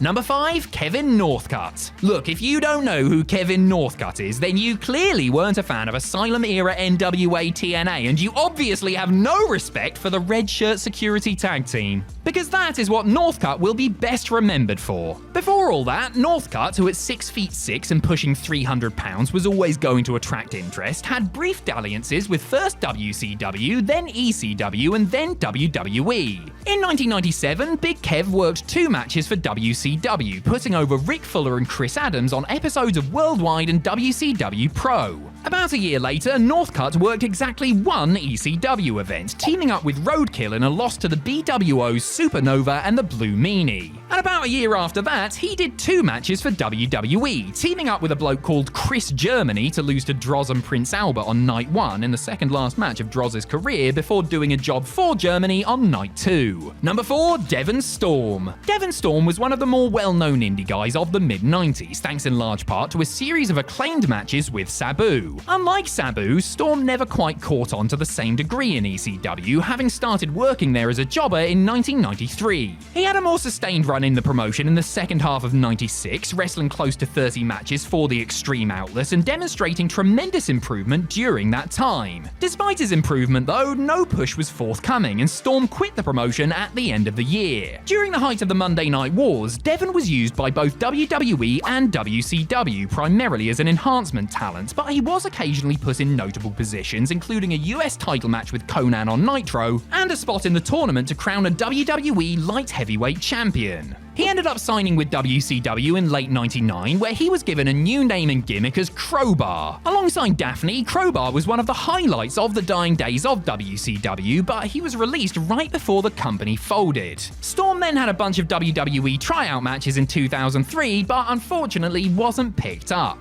Number 3, Rick Michaels. If your response to the name Rick Michaels is to say, who? Then you're an idiot, because who was obviously played by Jim Neidhart. In all seriousness, Rick Michaels is best remembered, if he's remembered at all, for his work in the NWA Wildside promotion in the early 2000s. But before that, he was at least somewhat on the radar of the Big Three. Well, Big Two since he worked for ECW back when it was Eastern rather than Extreme. In 1992 and 93, Michaels did a combined 8 matches for ECW as Super Ninja and actually won a few of them and even challenged for the ECW Tag Team titles, but the run would prove to be short-lived. In February of 2000, WWE gave Michaels a look as he teamed with Tracy Smothers to put over the Headbangers on Jacked. A couple of months later, he cropped up on the losing side of a random 6-man tag for WCW Worldwide. Michaels worked 2 more matches for WWE in 2001, including a dark match against AJ Styles, and would eventually be hired by the company in 2004, as a tailor to make gear for WWE stars, that is. Real name Raymond Rawls, he was let go from that post in September of 2005. Number 2, PCO. PCO is simply not human. Not only does the madman routinely put himself through all sorts of horrific abuse during matches, but the sadist has been wrestling for over 30 years. It has been a long and varied career that has seen Carlule wrestle for the very top promotions in the world, including WWE, WCW, and ECW. He first came to attention as Pierre, one half of the Quebecers tag team alongside Jacques Rougeau, the 2 heels enjoying a lengthy reign with the tag straps. After a spell as Pirate Jean-Pierre Lafitte, PCO reformed his tag team with Rougeau in WCW, where they were known as the Amazing French Canadians before they went back to WWE as the rebooted Quebecers in '98. PCO was on his own come the end of the decade, however, and surfaced in ECW in the summer of 2000. He wrestled 4 matches for the fading promotion, which included a TV title match with Rhino and an ECW World title match against Just Incredible, the latter of which aired on an episode of Hardcore TV. Number 1, Scotty Riggs.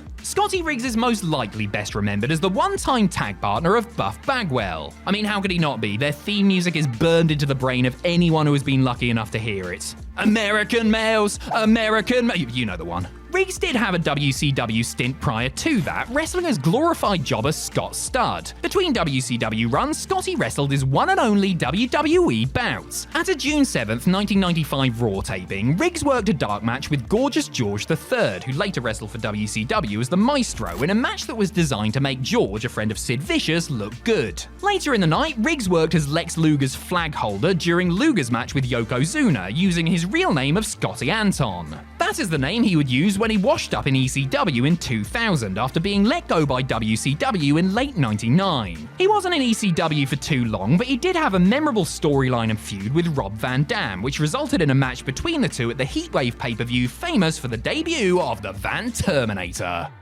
Fans today might celebrate Paul Triple H Levesque as the kindly Papa H who made WWE good again as its chief creative force. For a long while, however, Hunter Hearst Helmsley's reputation within the industry was that of a man whose skill inside the squared circle was mirrored by his expert politicking behind the curtain. As a highly paid and heavily pushed multi-time world champion who literally married the boss's daughter, it's no surprise that the list of people who had a bone to pick with the cerebral assassin is as long as his nose. I'm Adam Pacitti from Cultaholic Wrestling, and these are 10 wrestlers who had heat with Triple H. Join us. Number 10, Rob Van Dam. The whole flippin' show caught on like a house on fire when he first showed up in WWE during the Invasion storyline, quickly becoming one of the most popular babyfaces in the company, which resulted in major matches and storylines with stars like Steve Austin, The Rock, and The Undertaker. When Triple H returned from his torn quad injury several months after the former ECW star's emergence, RVD noticeably slipped down the pecking order. According to reports at the time, the game may have have been responsible for Van Dam continuously hitting his head off the glass ceiling. Rob himself certainly thought that was the case, leading to a tense working situation while the two were stationed on Raw. From RVD's POV, Hunter held him back from reaching his full potential at a time when he was extremely over with WWE fans. From Triple H's viewpoint, Van Dam didn't put the extra work in required of a tippity-top guy and was reckless in the ring, something he discovered firsthand when RVD accidentally crushed his larynx with a 5-star frog splash gone awry in the first ever Elimination Chamber. The heat has dissipated over time, and Van Dam no longer wants his one-time adversary to pick a hand. Number 9, Edge. Like RVD, Edge was another hot young up-and-comer that potentially threatened Triple H's headline position during the so-called Ruthless Aggression era. The Rated R superstar had finally established himself as a main eventer thanks to his controversial character, partnership with Lita, and feuds with the likes of John Cena and Mick Foley. Funnily enough, it was reported that the cerebral assassin actually suggested that Edge be fired because of the adulterous affair, which is pretty rich considering how his own relationship with Stephanie McMahon started, but I digress. There were intermittent reports that Triple H would talk Edge's credentials down in creative meetings, but Vince was a fan and so the push persisted, even if the Canadian did feel the need to flee to SmackDown to ensure that his upward trajectory would continue unimpeded. Triple H continued to take shots at the Ultimate Opportunist even after he had retired, referring to him, Van Dam and Chris Jericho as good popular wrestlers who were never the guy during the Authorities feud with Daniel Bryan. Edge responded by questioning how many people were ever the guy outside of Sammartino, Hogan, Austin, Rock and Cena, while openly wondering why Triple H would feel threatened by guys with long hair who were better looking and more athletic than himself. Crikey, Matt Hardy got off lightly. Number 8, Scott Steiner. A little over 18 months after the death of WCW, Scott Steiner showed up in WWE ready for the main event run of his life. When he did, WWE asked the genetic freak to take a steroid test, something that he agreed to do if WWE would pick him and Triple H up in a limo so that they could take the test together. Clearly, Steiner was already a little wary of the game, and, well, his opinion of him certainly didn't get any higher when the two worked a program over Triple H's World Heavyweight title. The Big Bad Booty Daddy accused Hunter of sabotaging him by purposely dogging it in their match at the 2003 Royal Rumble. Now, it should be noted that Steiner was knackered and had drop foot syndrome at the time, while the champ was hampered by a muscle tear. Regardless though, Steiner would speak ill of Triple H and Stephanie McMahon, Vince McMahon, Shawn Michaels, Ric Flair, and anyone else close to Paul Levesque for years before finally letting the resentment go and accepting a WWE Hall of Fame induction in 2022. Number 7, the New Age Outlaws. Triple H really started coming into his own when he got the opportunity to lead a new version of D-Generation X following the first retirement of Shawn Michaels in 1998. But Helmsley always wanted to be a single star in his own right and saw the popular faction as a means to elevate himself up the card. It worked a treat, but his decision to leave DX behind rubbed Billy Gunn and the Road Dogg, who felt there was a lot more life left in the group, the wrong way. During an RF video shoot interview recorded in 2005, the Outlaws both blamed their former stablemate for their WWE releases and expressed regret in not punching Triple H right in his face while they had the chance to. They also continually shot on him on TNA television, and at one point the heat was apparently so intense that the King of Kings genuinely believed that the tag team may show up to a WWE live event in an attempt to beat him up for real, which convinced him to recruit Lance Kane and Trevor Murdoch as backup. Everyone made friends again in the end, and the DOGG still works with Levesque behind the scenes. Number 6, CM Punk. Even before CM Punk had made his proper main roster debut, there were reports that Triple H had buried the straight edge superstar's performance during a dark match, setting the tone for a tetchy relationship. The two men didn't really interact with each other very much until they began a feud following the Summer of Punk in 2011. Their promos together cut close to the bone, with Punk referencing Triple H's past of allegedly holding other wrestlers back while Hunter made fun of his physique. Triple H won the big blow-off match, of course, which can't have made Punk too happy. Indeed, Punk famously walked out of the company before their next scheduled meeting, telling the game on his way out that he didn't need to work with him at WrestleMania 30, but that it was Triple H who actually needed to work with CM Punk. The heat apparently extended to William Regal, with Punk refusing to shake his hand while the two were in AEW together because, in Punk's opinion, Regal was a stooge for his pal. Of course, the Second City Saint is now back in WWE and works closely with Triple H, the two men having patched things up prior to Punk's unlikely return. Number 5, Chris Jericho. Chris Jericho had one of the most iconic WWE debuts of all time, but it didn't take long for reality to sink in after his verbal showdown with The Rock. In his second week on the job, he legitimately irked The Undertaker during their promo segment, and things just snowballed from there. Coming over from WCW during the Monday Night Wars, Y2J didn't have too many allies in the WWE locker room, but plenty of sharks looking for any reason to throw him under the bus. According to Jericho, Triple H was one of those sharks, probably a big no shark. The two men simply didn't get along, with things not getting any better when Jericho was tasked with working a program with the game's then girlfriend, Chyna. Despite their differences, the two had tremendous chemistry as in-ring opponents and were able to do great business together. Years later, Hunter would chalk their rivalry up to tribalism. Jericho, meanwhile, has always given the devil his due as far as his work is concerned, and the two have long since buried the hatchet. The hatchet, perhaps, but did they bury that damn sledgehammer? Number 4, Bret Hart. When it comes to beefers in the pro wrestling business, the Hitman might just be the best there is, the best there was, and the best there ever will be. Because if Bret decides he has a grudge with somebody, you can bet he's going to hold on to it and not be shy when it comes to discussing it publicly. The likes of Ric Flair, Shawn Michaels, Bill Goldberg, and others have been on the receiving end of Hart's scathing criticism in the past, and it's no wonder that a man who has history with them all has also been bodied by the excellence of execution.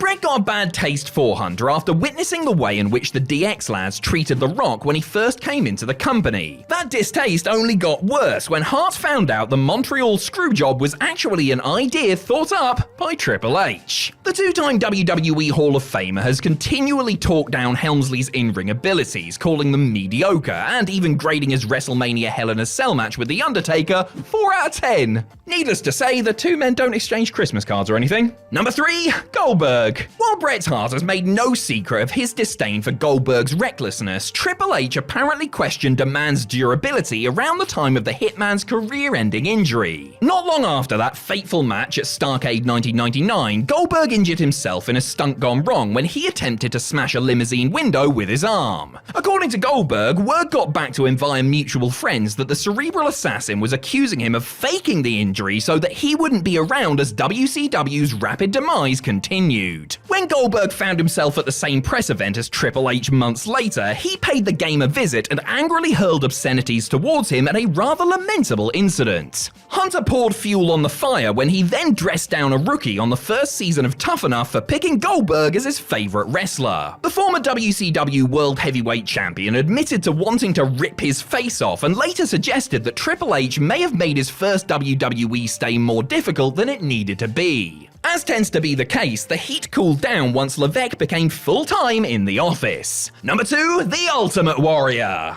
When The Ultimate Warrior was brought back to WWE for the third and final time, a star on the rise by the name of Hunter Hearst Helmsley was chosen as the man to sacrifice for Jim Hellwig's big return. Warrior, who got a huge reaction, proceeded to squash Hunter in 1 minute and 40 seconds at WrestleMania 12. Not only was it a completely one-sided destruction job, but Warrior even no-sold the pedigree. According to those in the know, Triple H was actually chosen for the spot because the higher-ups believed that he could carry a Warrior to something halfway decent, but Warrior changed the script on the day of the show. Triple H would subsequently bury Warrior in interviews, branding him an unprofessional egomaniac who ruined the experience of his his first WrestleMania. Not one to back down, Warrior responded to these assertions and claimed that Triple H tried to get his own way via backstage agent Gerald Briscoe, and called him a puny bastard who should have addressed their issues man to man. Somewhat ironically, Triple H was the main driving force in getting Warrior and Vince McMahon to mend fences in 2014 so that the former world champion could be inducted into the Hall of Fame. Number 1, The Rock. Back during the Attitude Era, the WWE locker room was a much different beast. While everyone in some ways wanted to help everyone else, since, that's how they made money and stuff, there was also a competitiveness, particularly amongst those gunning for the top spots. The Rock and Triple H both went from promising mid-carders to legit main eventers at about the same time, leading to some friction when the two feuded over the world title in 2000. According to various people, Hunter, as well as Shawn Michaels, had tried to knock the Brahma Bull down a peg or two during his first couple of years in the company, with some claiming that the cerebral assassin was jealous of The Rock's meteoric rise. The two nonetheless had a great on-screen rivalry, something Bruce Pritchard attributes to the genuine animosity between the pair of them. The feud really helped make both guys, and over time, tensions thawed and they ended up becoming friends. And you know what? Paul Levesque better continue to smile, let me tell you, because with Dwayne Johnson sitting on the TKO board of directors, maybe he has the power to fire his old adversary anytime he wants. You never know, The Rock could be cooking up the ultimate revenge. Time is a funny old thing. We've all looked back on clothes we wore, music we liked, and opinions we've had and gone, oh god, what on earth was I thinking? So too have we gone back to wrestling angles we remembered fondly and with a modern lens observed in horror as what plays out on screen has aged worse than a banana in a hot glove box. Don't believe us? Well, stick around as we uncover some choice angles from WWE's past that play out very different when watched today. Just don't blame me if I ruin your enjoyment of them. It's about time you realised for yourselves. Oh, and before any of you start typing Katie Vick, Mae Young's hand, or Muhammad Hassan into the comments, they were despised at the time and have aged exactly how we thought they would. I'm Adam Pachisi from Cultaholic Wrestling, and these are 10 WWE angles that have aged horribly. Join us. Number 10, HLA. Nothing screams aged badly than most of what went down during the Attitude and Ruthless Aggression eras, where profanity, violence, and sexualized content were the norm every Monday night. So of course, we cannot talk about the Ruthless Aggression era without mentioning Eric Bischoff and HLA. Hot lesbian action. You can almost hear Jerry the King Lawler's stiffy, can't you?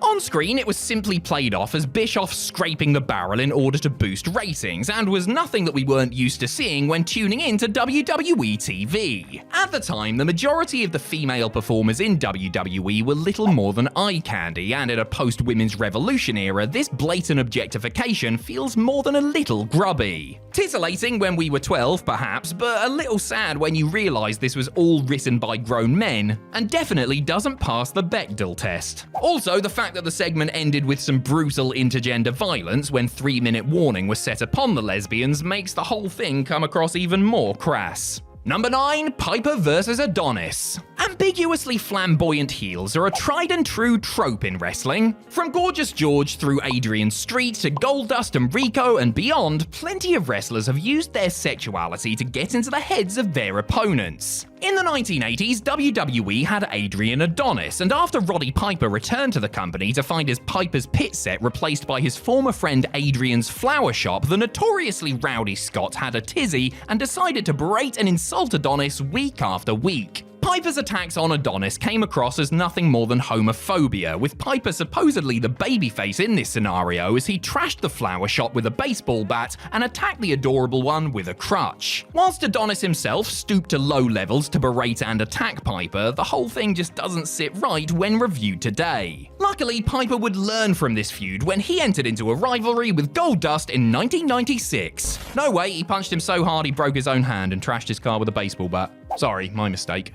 Number 8, JBL goes immigrant hunting. The JBL character was one that often crossed the line of good taste, and was allegedly not that much of a 180 from the real-life John Layfield. Whilst Bradshaw himself is, or at least was, an unapologetic old-school hard-ass, we are not sure if the man behind the gimmick would ever go hunting for illegal immigrants along the US-Mexican border. JBL did such a thing in 2004, shortly after his transition from Acolyte to Wall Street Wiz, with JBL JBL filming a promo extolling his virtues as a real American and somehow earning a WWE title shot for playing his part in Border Control. While such an angle was to get JBL over as a detestable heel and build more sympathy for the beloved Eddie Guerrero, it likely wouldn't fly today, with racial tensions in the USA and across the world being major talking points over the last several years. JBL would, of course, cause further controversy not long after this angle when he decided to goose step at a German house show, an act which is illegal in the country and cost Layfield his gig as a financial analyst for CNBC.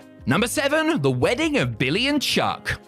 Billy and Chuck. Another ambiguously gay act, but rather than the OTT fright makeup and antics of the likes of Adrian Adonis and Goldust, B&C erred more on the side of the himbo stereotype, with matching fake tans and their own personal image consultants. Eventually, Chuck proposed to Billy and the team were engaged to be wed, but at the wedding it was revealed that Billy and Chuck weren't gay at all, and it was all just a publicity stunt that went too far. And then they promptly got battered. The fallout at the time was significant, with LGBTQ charity GLAAD deriding WWE for the bait and switch, after earlier championing the company for what was, by standards of the time, a progressive angle. Amazingly, this all went down on the episode of SmackDown that took place just a few days after the whole HLA debacle on Raw. A banner week for Titan Sports Inc. Whilst modern WWE are more open in celebrating LGBTQ voices and performers, there is still room for improvement. But hey, at least they're not using outdated stereotypes or the punchline of "ha, gay" anymore like they did many times before. Number 6, Hunter marries Steph. Marriages in wrestling are hardly ever cause for celebration, with a trouble-free ceremony as rare as a tasteful Seth Rollins outfit. One rarity of an on-screen marriage that actually stood the test of time was that of Triple H and Stephanie McMahon in 1999, several years before their IRL nuptials. However, we can't gloss over just how the two became wedding kayfabe, with Trips drugging Stephanie and impersonating her voice saying "I do" at a drive-through chapel in a move designed to piss off Vince McMahon and Test. Steph eventually turned heel and went, "Gee, Hunter is clearly the man for me," and the rest is history.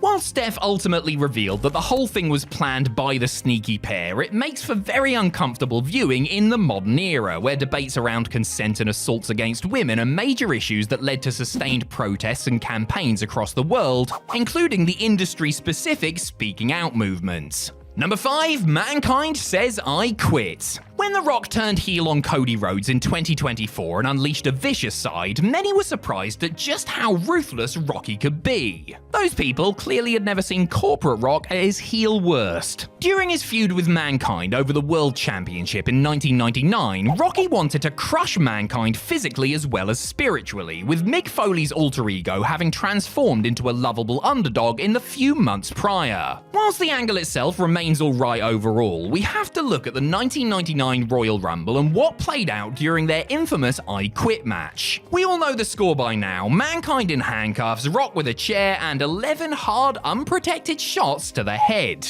With everything we know now about the effect of concussions and things like CTE, this is an even harder watch than it was when it aired, and is borderline horrifying upon reflection, especially as Rock was only meant to swing the chair 5 times. I mean, I say only. 5 still feels like plenty to me. We will never again see anything like this in a WWE ring, which is good because Rock has previous for being an arsehole with a chair in his hands.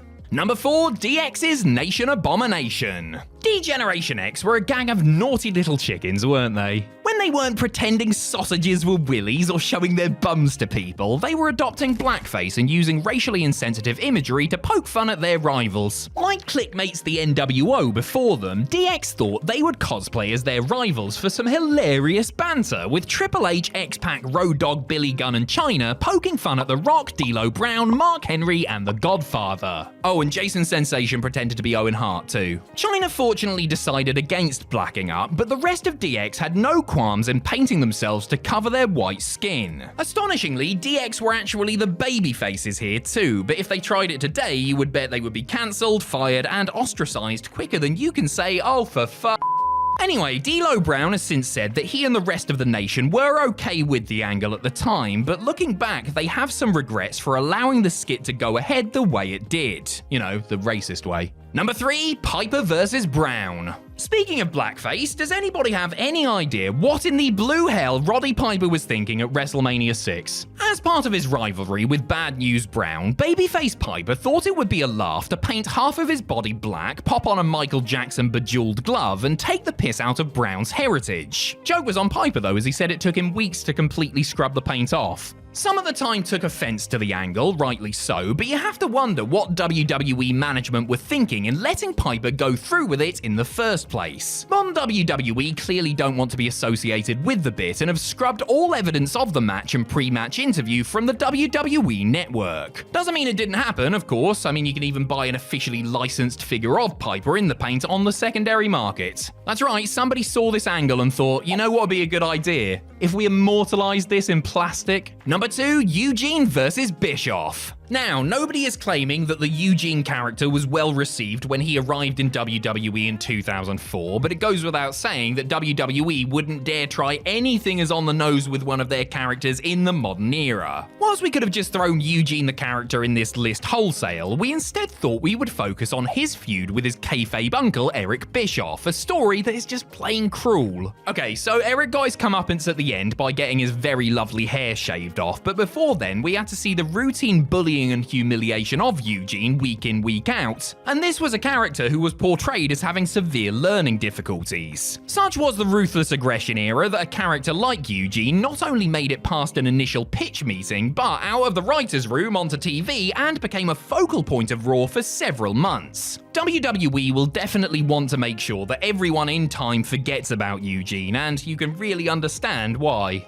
Number 1, pretty much any angle involving Mr. McMahon. The Mr. McMahon character was pivotal to the Attitude Era, with the corporate suit doing everything in his power to make sure the renegade Steve Austin wasn't the face of the company. Outside of the wildly successful Austin feud though, McMahon's storylines were rooted in humiliation, sex, and the corruption of absolute power. We think of McMahon making Trish Stratus strip and then bark like a dog in the ring, the countless divas he made out with, his on-screen drugging of wife Linda McMahon, the feud with God, and of course the Kiss My Ass Club. Pretty uncomfortable viewing, one and all. The angles became basically unwatchable after McMahon was ousted from the company in the wake of the allegations leveled at him by former WWE employee Janelle Grant's lawsuit, with McMahon now treated as persona non grata by WWE and parent company TKO. On reflection, if Grant's allegations are proven to be true, then the Mr. McMahon character was not a million miles away from Vince McMahon the person, and whilst there is an argument about separating the art from the artist, this one might be a bridge too far for many. You can rag on TNA for a bunch of things, and trust me, we have, but their tag team division was usually pretty damn good. Usually, but not always. Because for every AMW, LAX, MCMG, or any other acronym you can think of that achieved success, there are other teams that didn't quite work out and were mostly notable for their weirdness. Whether they were one-offs, genuine contenders, or actual honest-to-goodness tag team champions, the following pairs were certainly strange for one reason or another. I'm Adam Pacitti from Cultaholic Wrestling, and these are 10 bizarre TNA tag teams. Join us. Number 10, D-Ray 3000 and Shark Boy. The Masked Shark Boy was TNA's resident cult hero in the summer of 2004, having been on the roster since TNA's 7th weekly pay-per-view, when he was joined by another wacky character. D-Ray 3000, named after Outcast's Andre 3000, whom he closely resembled, was thrown together with the X Division star on a whim, the duo simply instructed to be funny in segments and matches. Not many of their opponents feared the Finn and the Fro, but they had a decent little run as an undercard squad, picking up a few wins on the low-priority Explosion show, and were involved in a storyline where their contracts were acquired by Goldilocks. Unsurprisingly, the bloke who looked like a famous musician and the boy who thought he was a shark didn't really come close to the tag team titles. The whole experiment was a way to get some fun gimmicks on television and give two hard-working but undersized performers something to do, so mission accomplished, I guess. The team of D-Ray 3000 and Shark Boy lasted for about 5 months all told, but I'll be damned if they weren't the best 5 months in pro wrestling history. Number 9, Phi Delta Slam. Imagine if the Public Enemy went to college and had no talent or charisma and only got hired because they drove head booker Dusty Rhodes around Florida. That That, in a nutshell, was Phi Delta Slam, the long-time jobber tag team that showed up in TNA in early 2005, were heavily involved in a storyline, and then disappeared when their nepotistic benefactor fell out of power. Managed by Trinity, the main thing Big Tilly and Bruno Sassy were involved in was an angle that revolved around the battle between Trinity and Tracy Brooks to become the American Dream's sole assistant. This was the era where Dusty and the two women would hang out and flirt on the back of a pickup truck, so just go with it, alright? The worst thing about Phi Delta Slam, besides their shoddy ring work, was their complete inability to live up to their frat house gimmick. They were just a couple of big boys who came out with paddleboards. Needless to say, it didn't get over, and they were gone within the space of 3 matches. The tandem actually resurfaced many years later as Big Rocco and Sally Boy, the personal security of the main event mafia. Number 8, the Flying Elvises. I'm caught in a trap, I can't walk out, because I loathe your TNA, baby. The early days of the then Nashville-based promotion could be best described as throw everything at the wall, see what sticks, and hope we don't run out of money by next week's show. One of the genius ideas designed to appeal to the Tennessee fans was the Flying Elvises, aka the Flying Elvis Impersonators. And you'll never guess what? TNA sent these guys out to compete in the promotion's very first match, and they put them over. Sonny Siaki, Jorge Estrada, and Jimmy Yang were all plenty capable in the ring and could have a decent match, yes, but anyone wrestling in a jumpsuit and adopting the mannerisms of the King are immediately going to be compared with the Honky Tonk Man.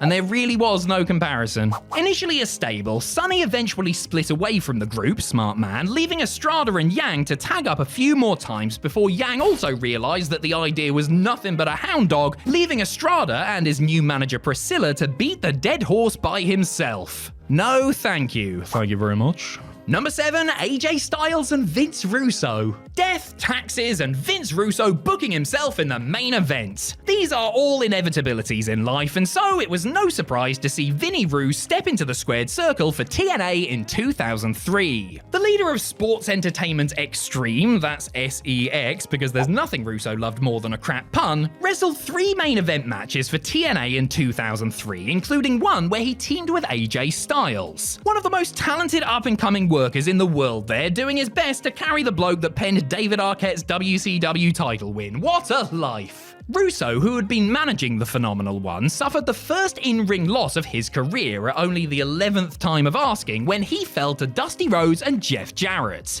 Naturally, the reigning NWA World Heavyweight Champion ate the pin, bro. It's always odd to see someone as athletically limited as Russo attempt to do anything in the ring, but this was such a strange phase in AJ's career too, as he was quite clearly somebody TNA were going to build around, but hadn't quite put the main event puzzle together yet. Number 6, Team Pac-Man. It's hard to fault TNA for using a celebrity in a prominent spot as they tried to get some mainstream attention and more eyes on their fledgling product. It is easy to fault TNA, however, for hiring controversial NFL player Adam Pac-Man Jones and making him one half of their tag team champions. Jones was suspended after he had paralyzed a man in a strip club shooting when Jeff Jarrett, a fan of Pac-Man's Tennessee Titans team, suggested he come in for a brief run. Unable to do anything physical due to a clause in his NFL contract, Jones was to strictly compete in tag matches alongside Ron Killings. And by compete, I mean stand on the ring apron for most of the entire match, besides tossing a football or executing a leapfrog. Team Pac-Man beat Sting and Kurt Angle of all people for the tag straps, defending them twice on TV before Jones was replaced by Consequences Creed. A disgusting promotional tactic and a total misfire in the ring, Jones was paid a ton of money and added nothing to the TNA product. Number 5, Jim Duggan and Moondog Spot. We all love a bit of nostalgia in wrestling, and what better example of that than the human embodiment of the industry's good old days, Jim Duggan. Hell, Hacksaw could show up on TV tomorrow, pumping his 2x4 in the air and giving it a big ho, and I would be chanting USA, USA in a heartbeat.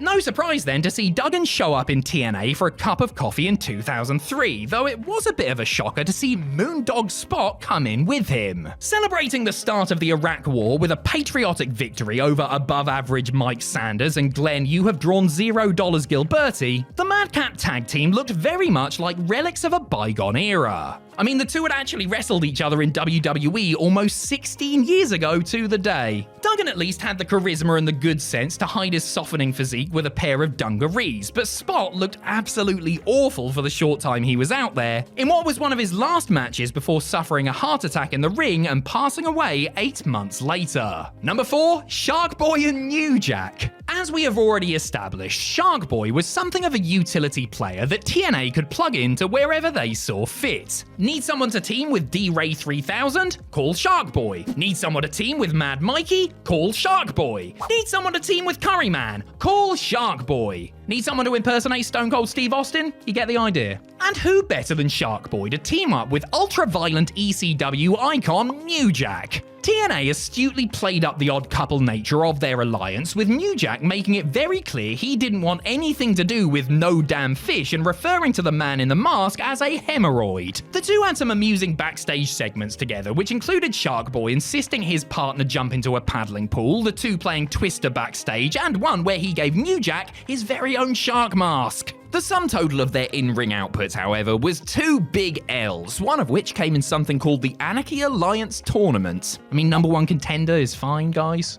Number 3, the Dups. The Dups weren't exactly a TNA original or anything, with the cartoonishly stereotypical redneck gimmick having been used in ECW, on the Indies, and even in WWE's developmental system for a bit, before showing up on TNA's very first show. Bo Dupp and Stan Dupp, a young Trevor Murdoch, or Jethro Holliday if you prefer, were managed by Fluff Dupp and did all the classic bits like implying there was an incestuous relationship between cousins Stan and Fluff. That is pretty messed up, if you ask me.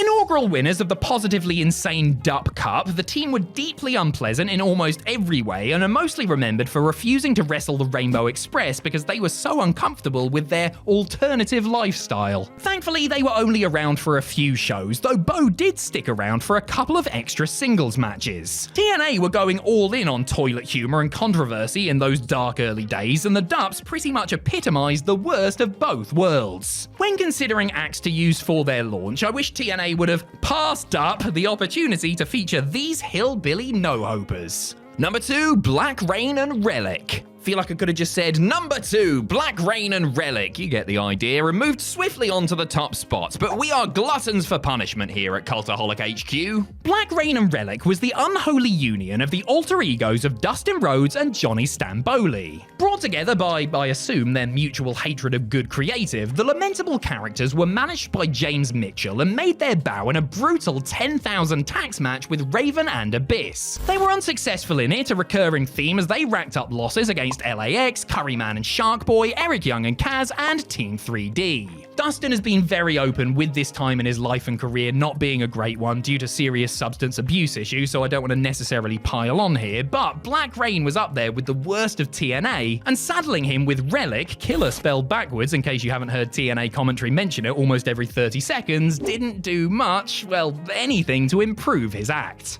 Number 1, the Johnsons. There were a number of dumb ideas on TNA's very first show. We've already covered the Dupps and the Flying Elvises. Then there was Cheeks, who performed in the pre-show dark match and was so large he broke the ring. Hey, how about Puppet, the Psycho Dwarf? All very dumb, yes, but still somehow paling in comparison to the Johnsons. That is Rod and Richard Dick Johnson, the tag team of human penises who wrestled in flesh-colored bodysuits. Portrayed by the Shane twins, later WWE's The Gemini, they didn't even play up to the gimmick properly. They were just a couple of muscular, or should that be vascular, dudes who wrestled in a generic manner. The commentators didn't bother with innuendo-laden jokes about their stiff offense. Their finisher wasn't even called, I don't know, the Spunky Driver or something hilarious like that. They just showed up with Mortimer Plumtree looking like a couple of penises and beat the cobbled-together tag team of James Storm and Psychosis. Then, 3 weeks later, they wrestled their second and final match, putting over Storm and New America's Most Wanted partner Chris Harris, their flaccid run coming to an end with a real anti-climax. Talk about a bona fide boner killer. It's fun to dunk on the insanity that was WCW at times, and trust us, we've dunked on them as much as anyone, but it's also nice to reminisce about some of World Championship Wrestling's better moments. WCW presented its fair share of iconic moments during its peak, but there are other things that happened on WCW television that were otherwise awesome, unpredictable, or historically significant that perhaps don't get their due. Let's get ready to reminisce! Because I'm Adam Pacitti from Cultaholic Wrestling, and these are 10 massively underrated WCW moments. Join us. Number 10, he moves in mysterious ways. One of the highlights of any WCW card during the Monday Night Wars was the cutting-edge action provided by the roster of talented cruiserweights, chief among them Rey Mysterio Jr. Despite being undersized for the era, the Masked Man quickly made audiences forget about any perceived lack of height or muscle by wowing them with his jaw-dropping arsenal of aerial moves. Rey decided to bust out one of his very best ever when he defended the WCW Cruiserweight title against Super Callow at Fall Brawl 96. The two luchadors had their customarily good match when, after about 15 minutes of back and forth action, Mysterio went for the most creative of finishes. Standing between the two rings, which were there due to the War Games main event, Ray did a springboard backflip into the ring behind him. Then he did a double springboard, hopping from one ring to the other and hitting his opponent with a picture-perfect Hurricane Rana for the 3. You absolutely audacious little bastard. A hell of a way to retain a title, as well as an ingenious way to utilize the extra ring. It was moments like this that put Rey Mysterio Jr. in a class of his own. Number 9, Mr. Jericho goes to Washington. Fed up with being seen as a lowly mid-carder and nothing more, Chris Jericho spent the final 18 months of his WCW tenure doing everything he could to get himself over in a bid to position himself higher on the pecking order. After Dean Malenko shocked Jericho by revealing himself as the masked Cyclope and beating him to bag the WCW Cruiserweight title at Slamboree 1998 in what is widely regarded as one of the best WCW moments ever, Jericho made it his mission to prove to J.J. Dillon that he was the victim of a conspiracy. This led to the Canadian to visit Washington, D.C. to find proof of this alleged conspiracy. While in the nation's capital, a suit-wearing Jericho was shown being turned away from the Capitol building and the gates of the White House as he settled for protesting on the streets, venting to randos, and ultimately digging through books in the Library of Congress. These were highly entertaining segments that also pushed the Malenko feud strong and built anticipation for their eventual match. Number 8, Saturn frees the flock.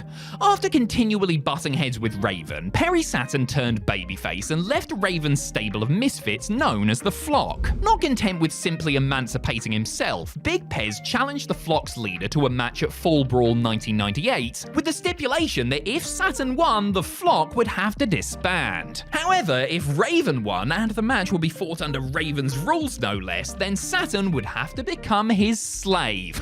Oh, kinky. Anyway, the match itself was a banger and easily the best thing on what was a pretty wretched pay-per-view overall. It built and built brilliantly until the moment that Saturn, after fending off a ton of interference, was able to counter the DDT and hit a Death Valley driver to gain revenge on his former tormentor and free the rest of the flock. Go Van Hammer, go and be the best Van Hammer you can be. The fans were well into it as well and were clearly invested in Saturn's cause. Perry, for his part, later called it his favourite moment of his career. Really? More than the time you were in love with a mop? Number 7, Hogan vs. Sting.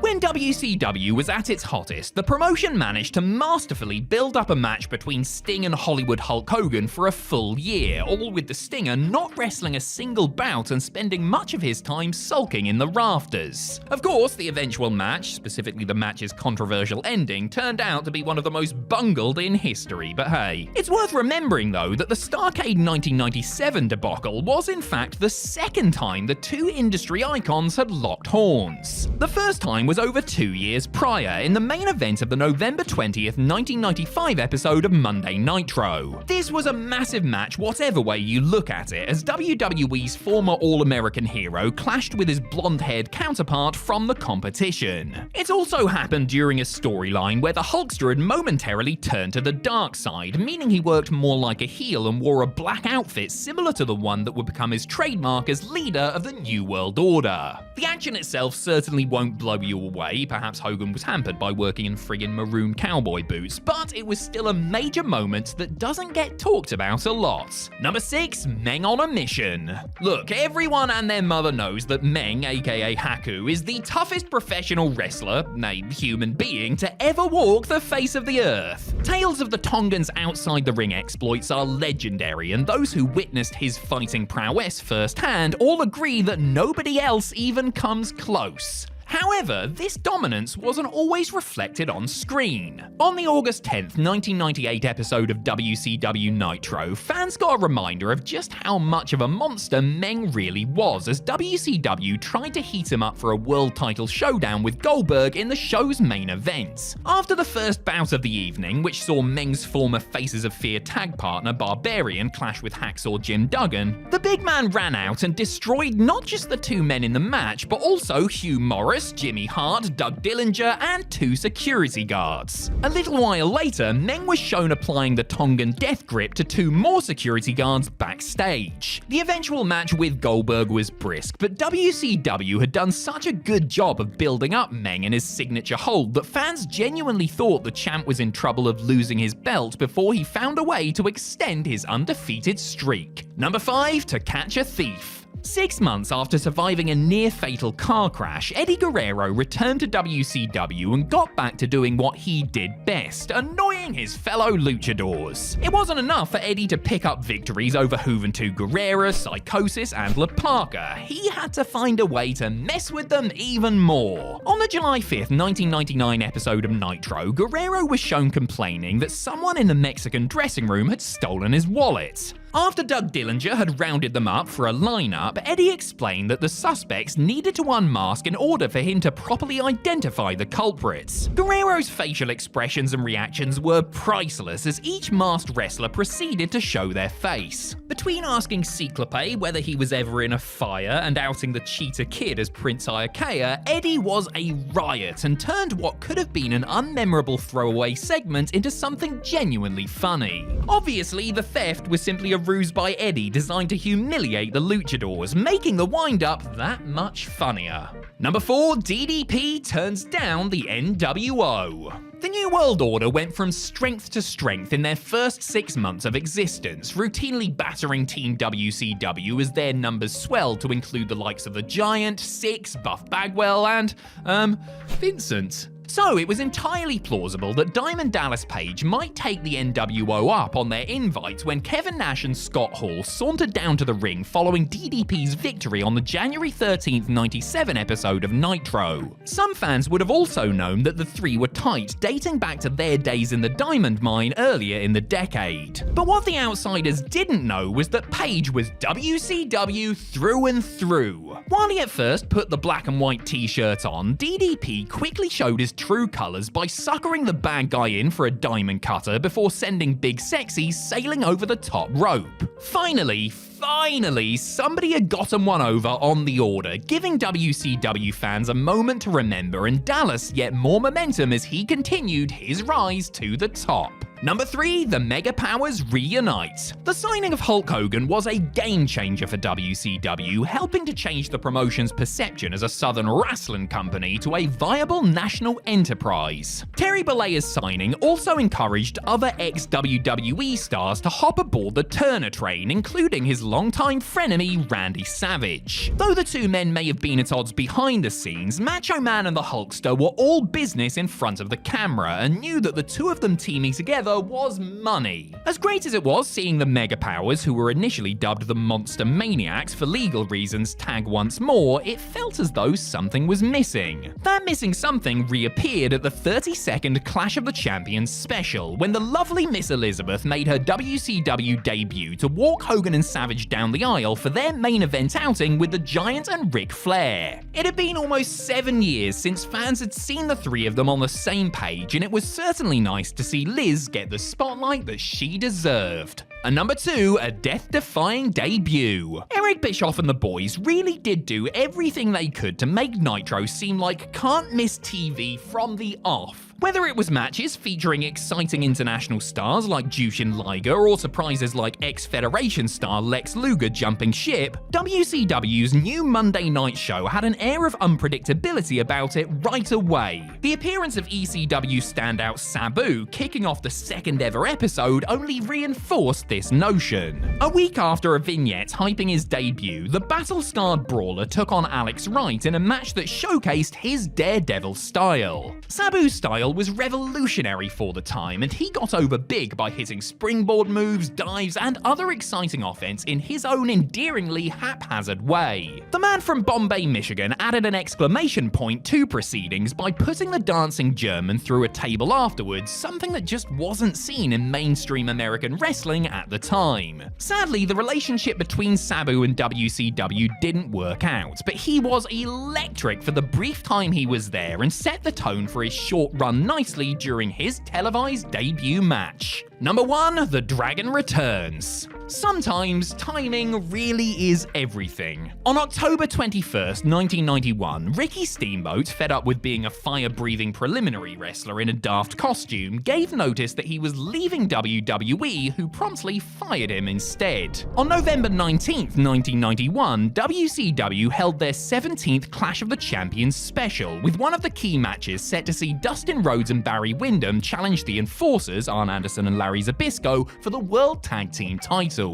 Unfortunately, Windham injured his hand in the weeks before and had to withdraw, but who could possibly step into such a high-pressure situation at such short notice? Cometh the hour, cometh the dragon. After attempting to create a little bit of suspense with a dragon mask and robe to disguise him, it was quickly revealed that the new partner was indeed the former NWA World Heavyweight Champion Ricky Steamboat. The fans popped huge for the surprise, while Anderson and Zbyszko sold it beautifully. Even better, the four men proceeded to have an absolute belter of a match, with Steamboat scoring the pin to bag the belts. I mean, it wasn't as good as wrestling Skinner on house shows or anything like that, but it must have felt like vindication for the Steamer.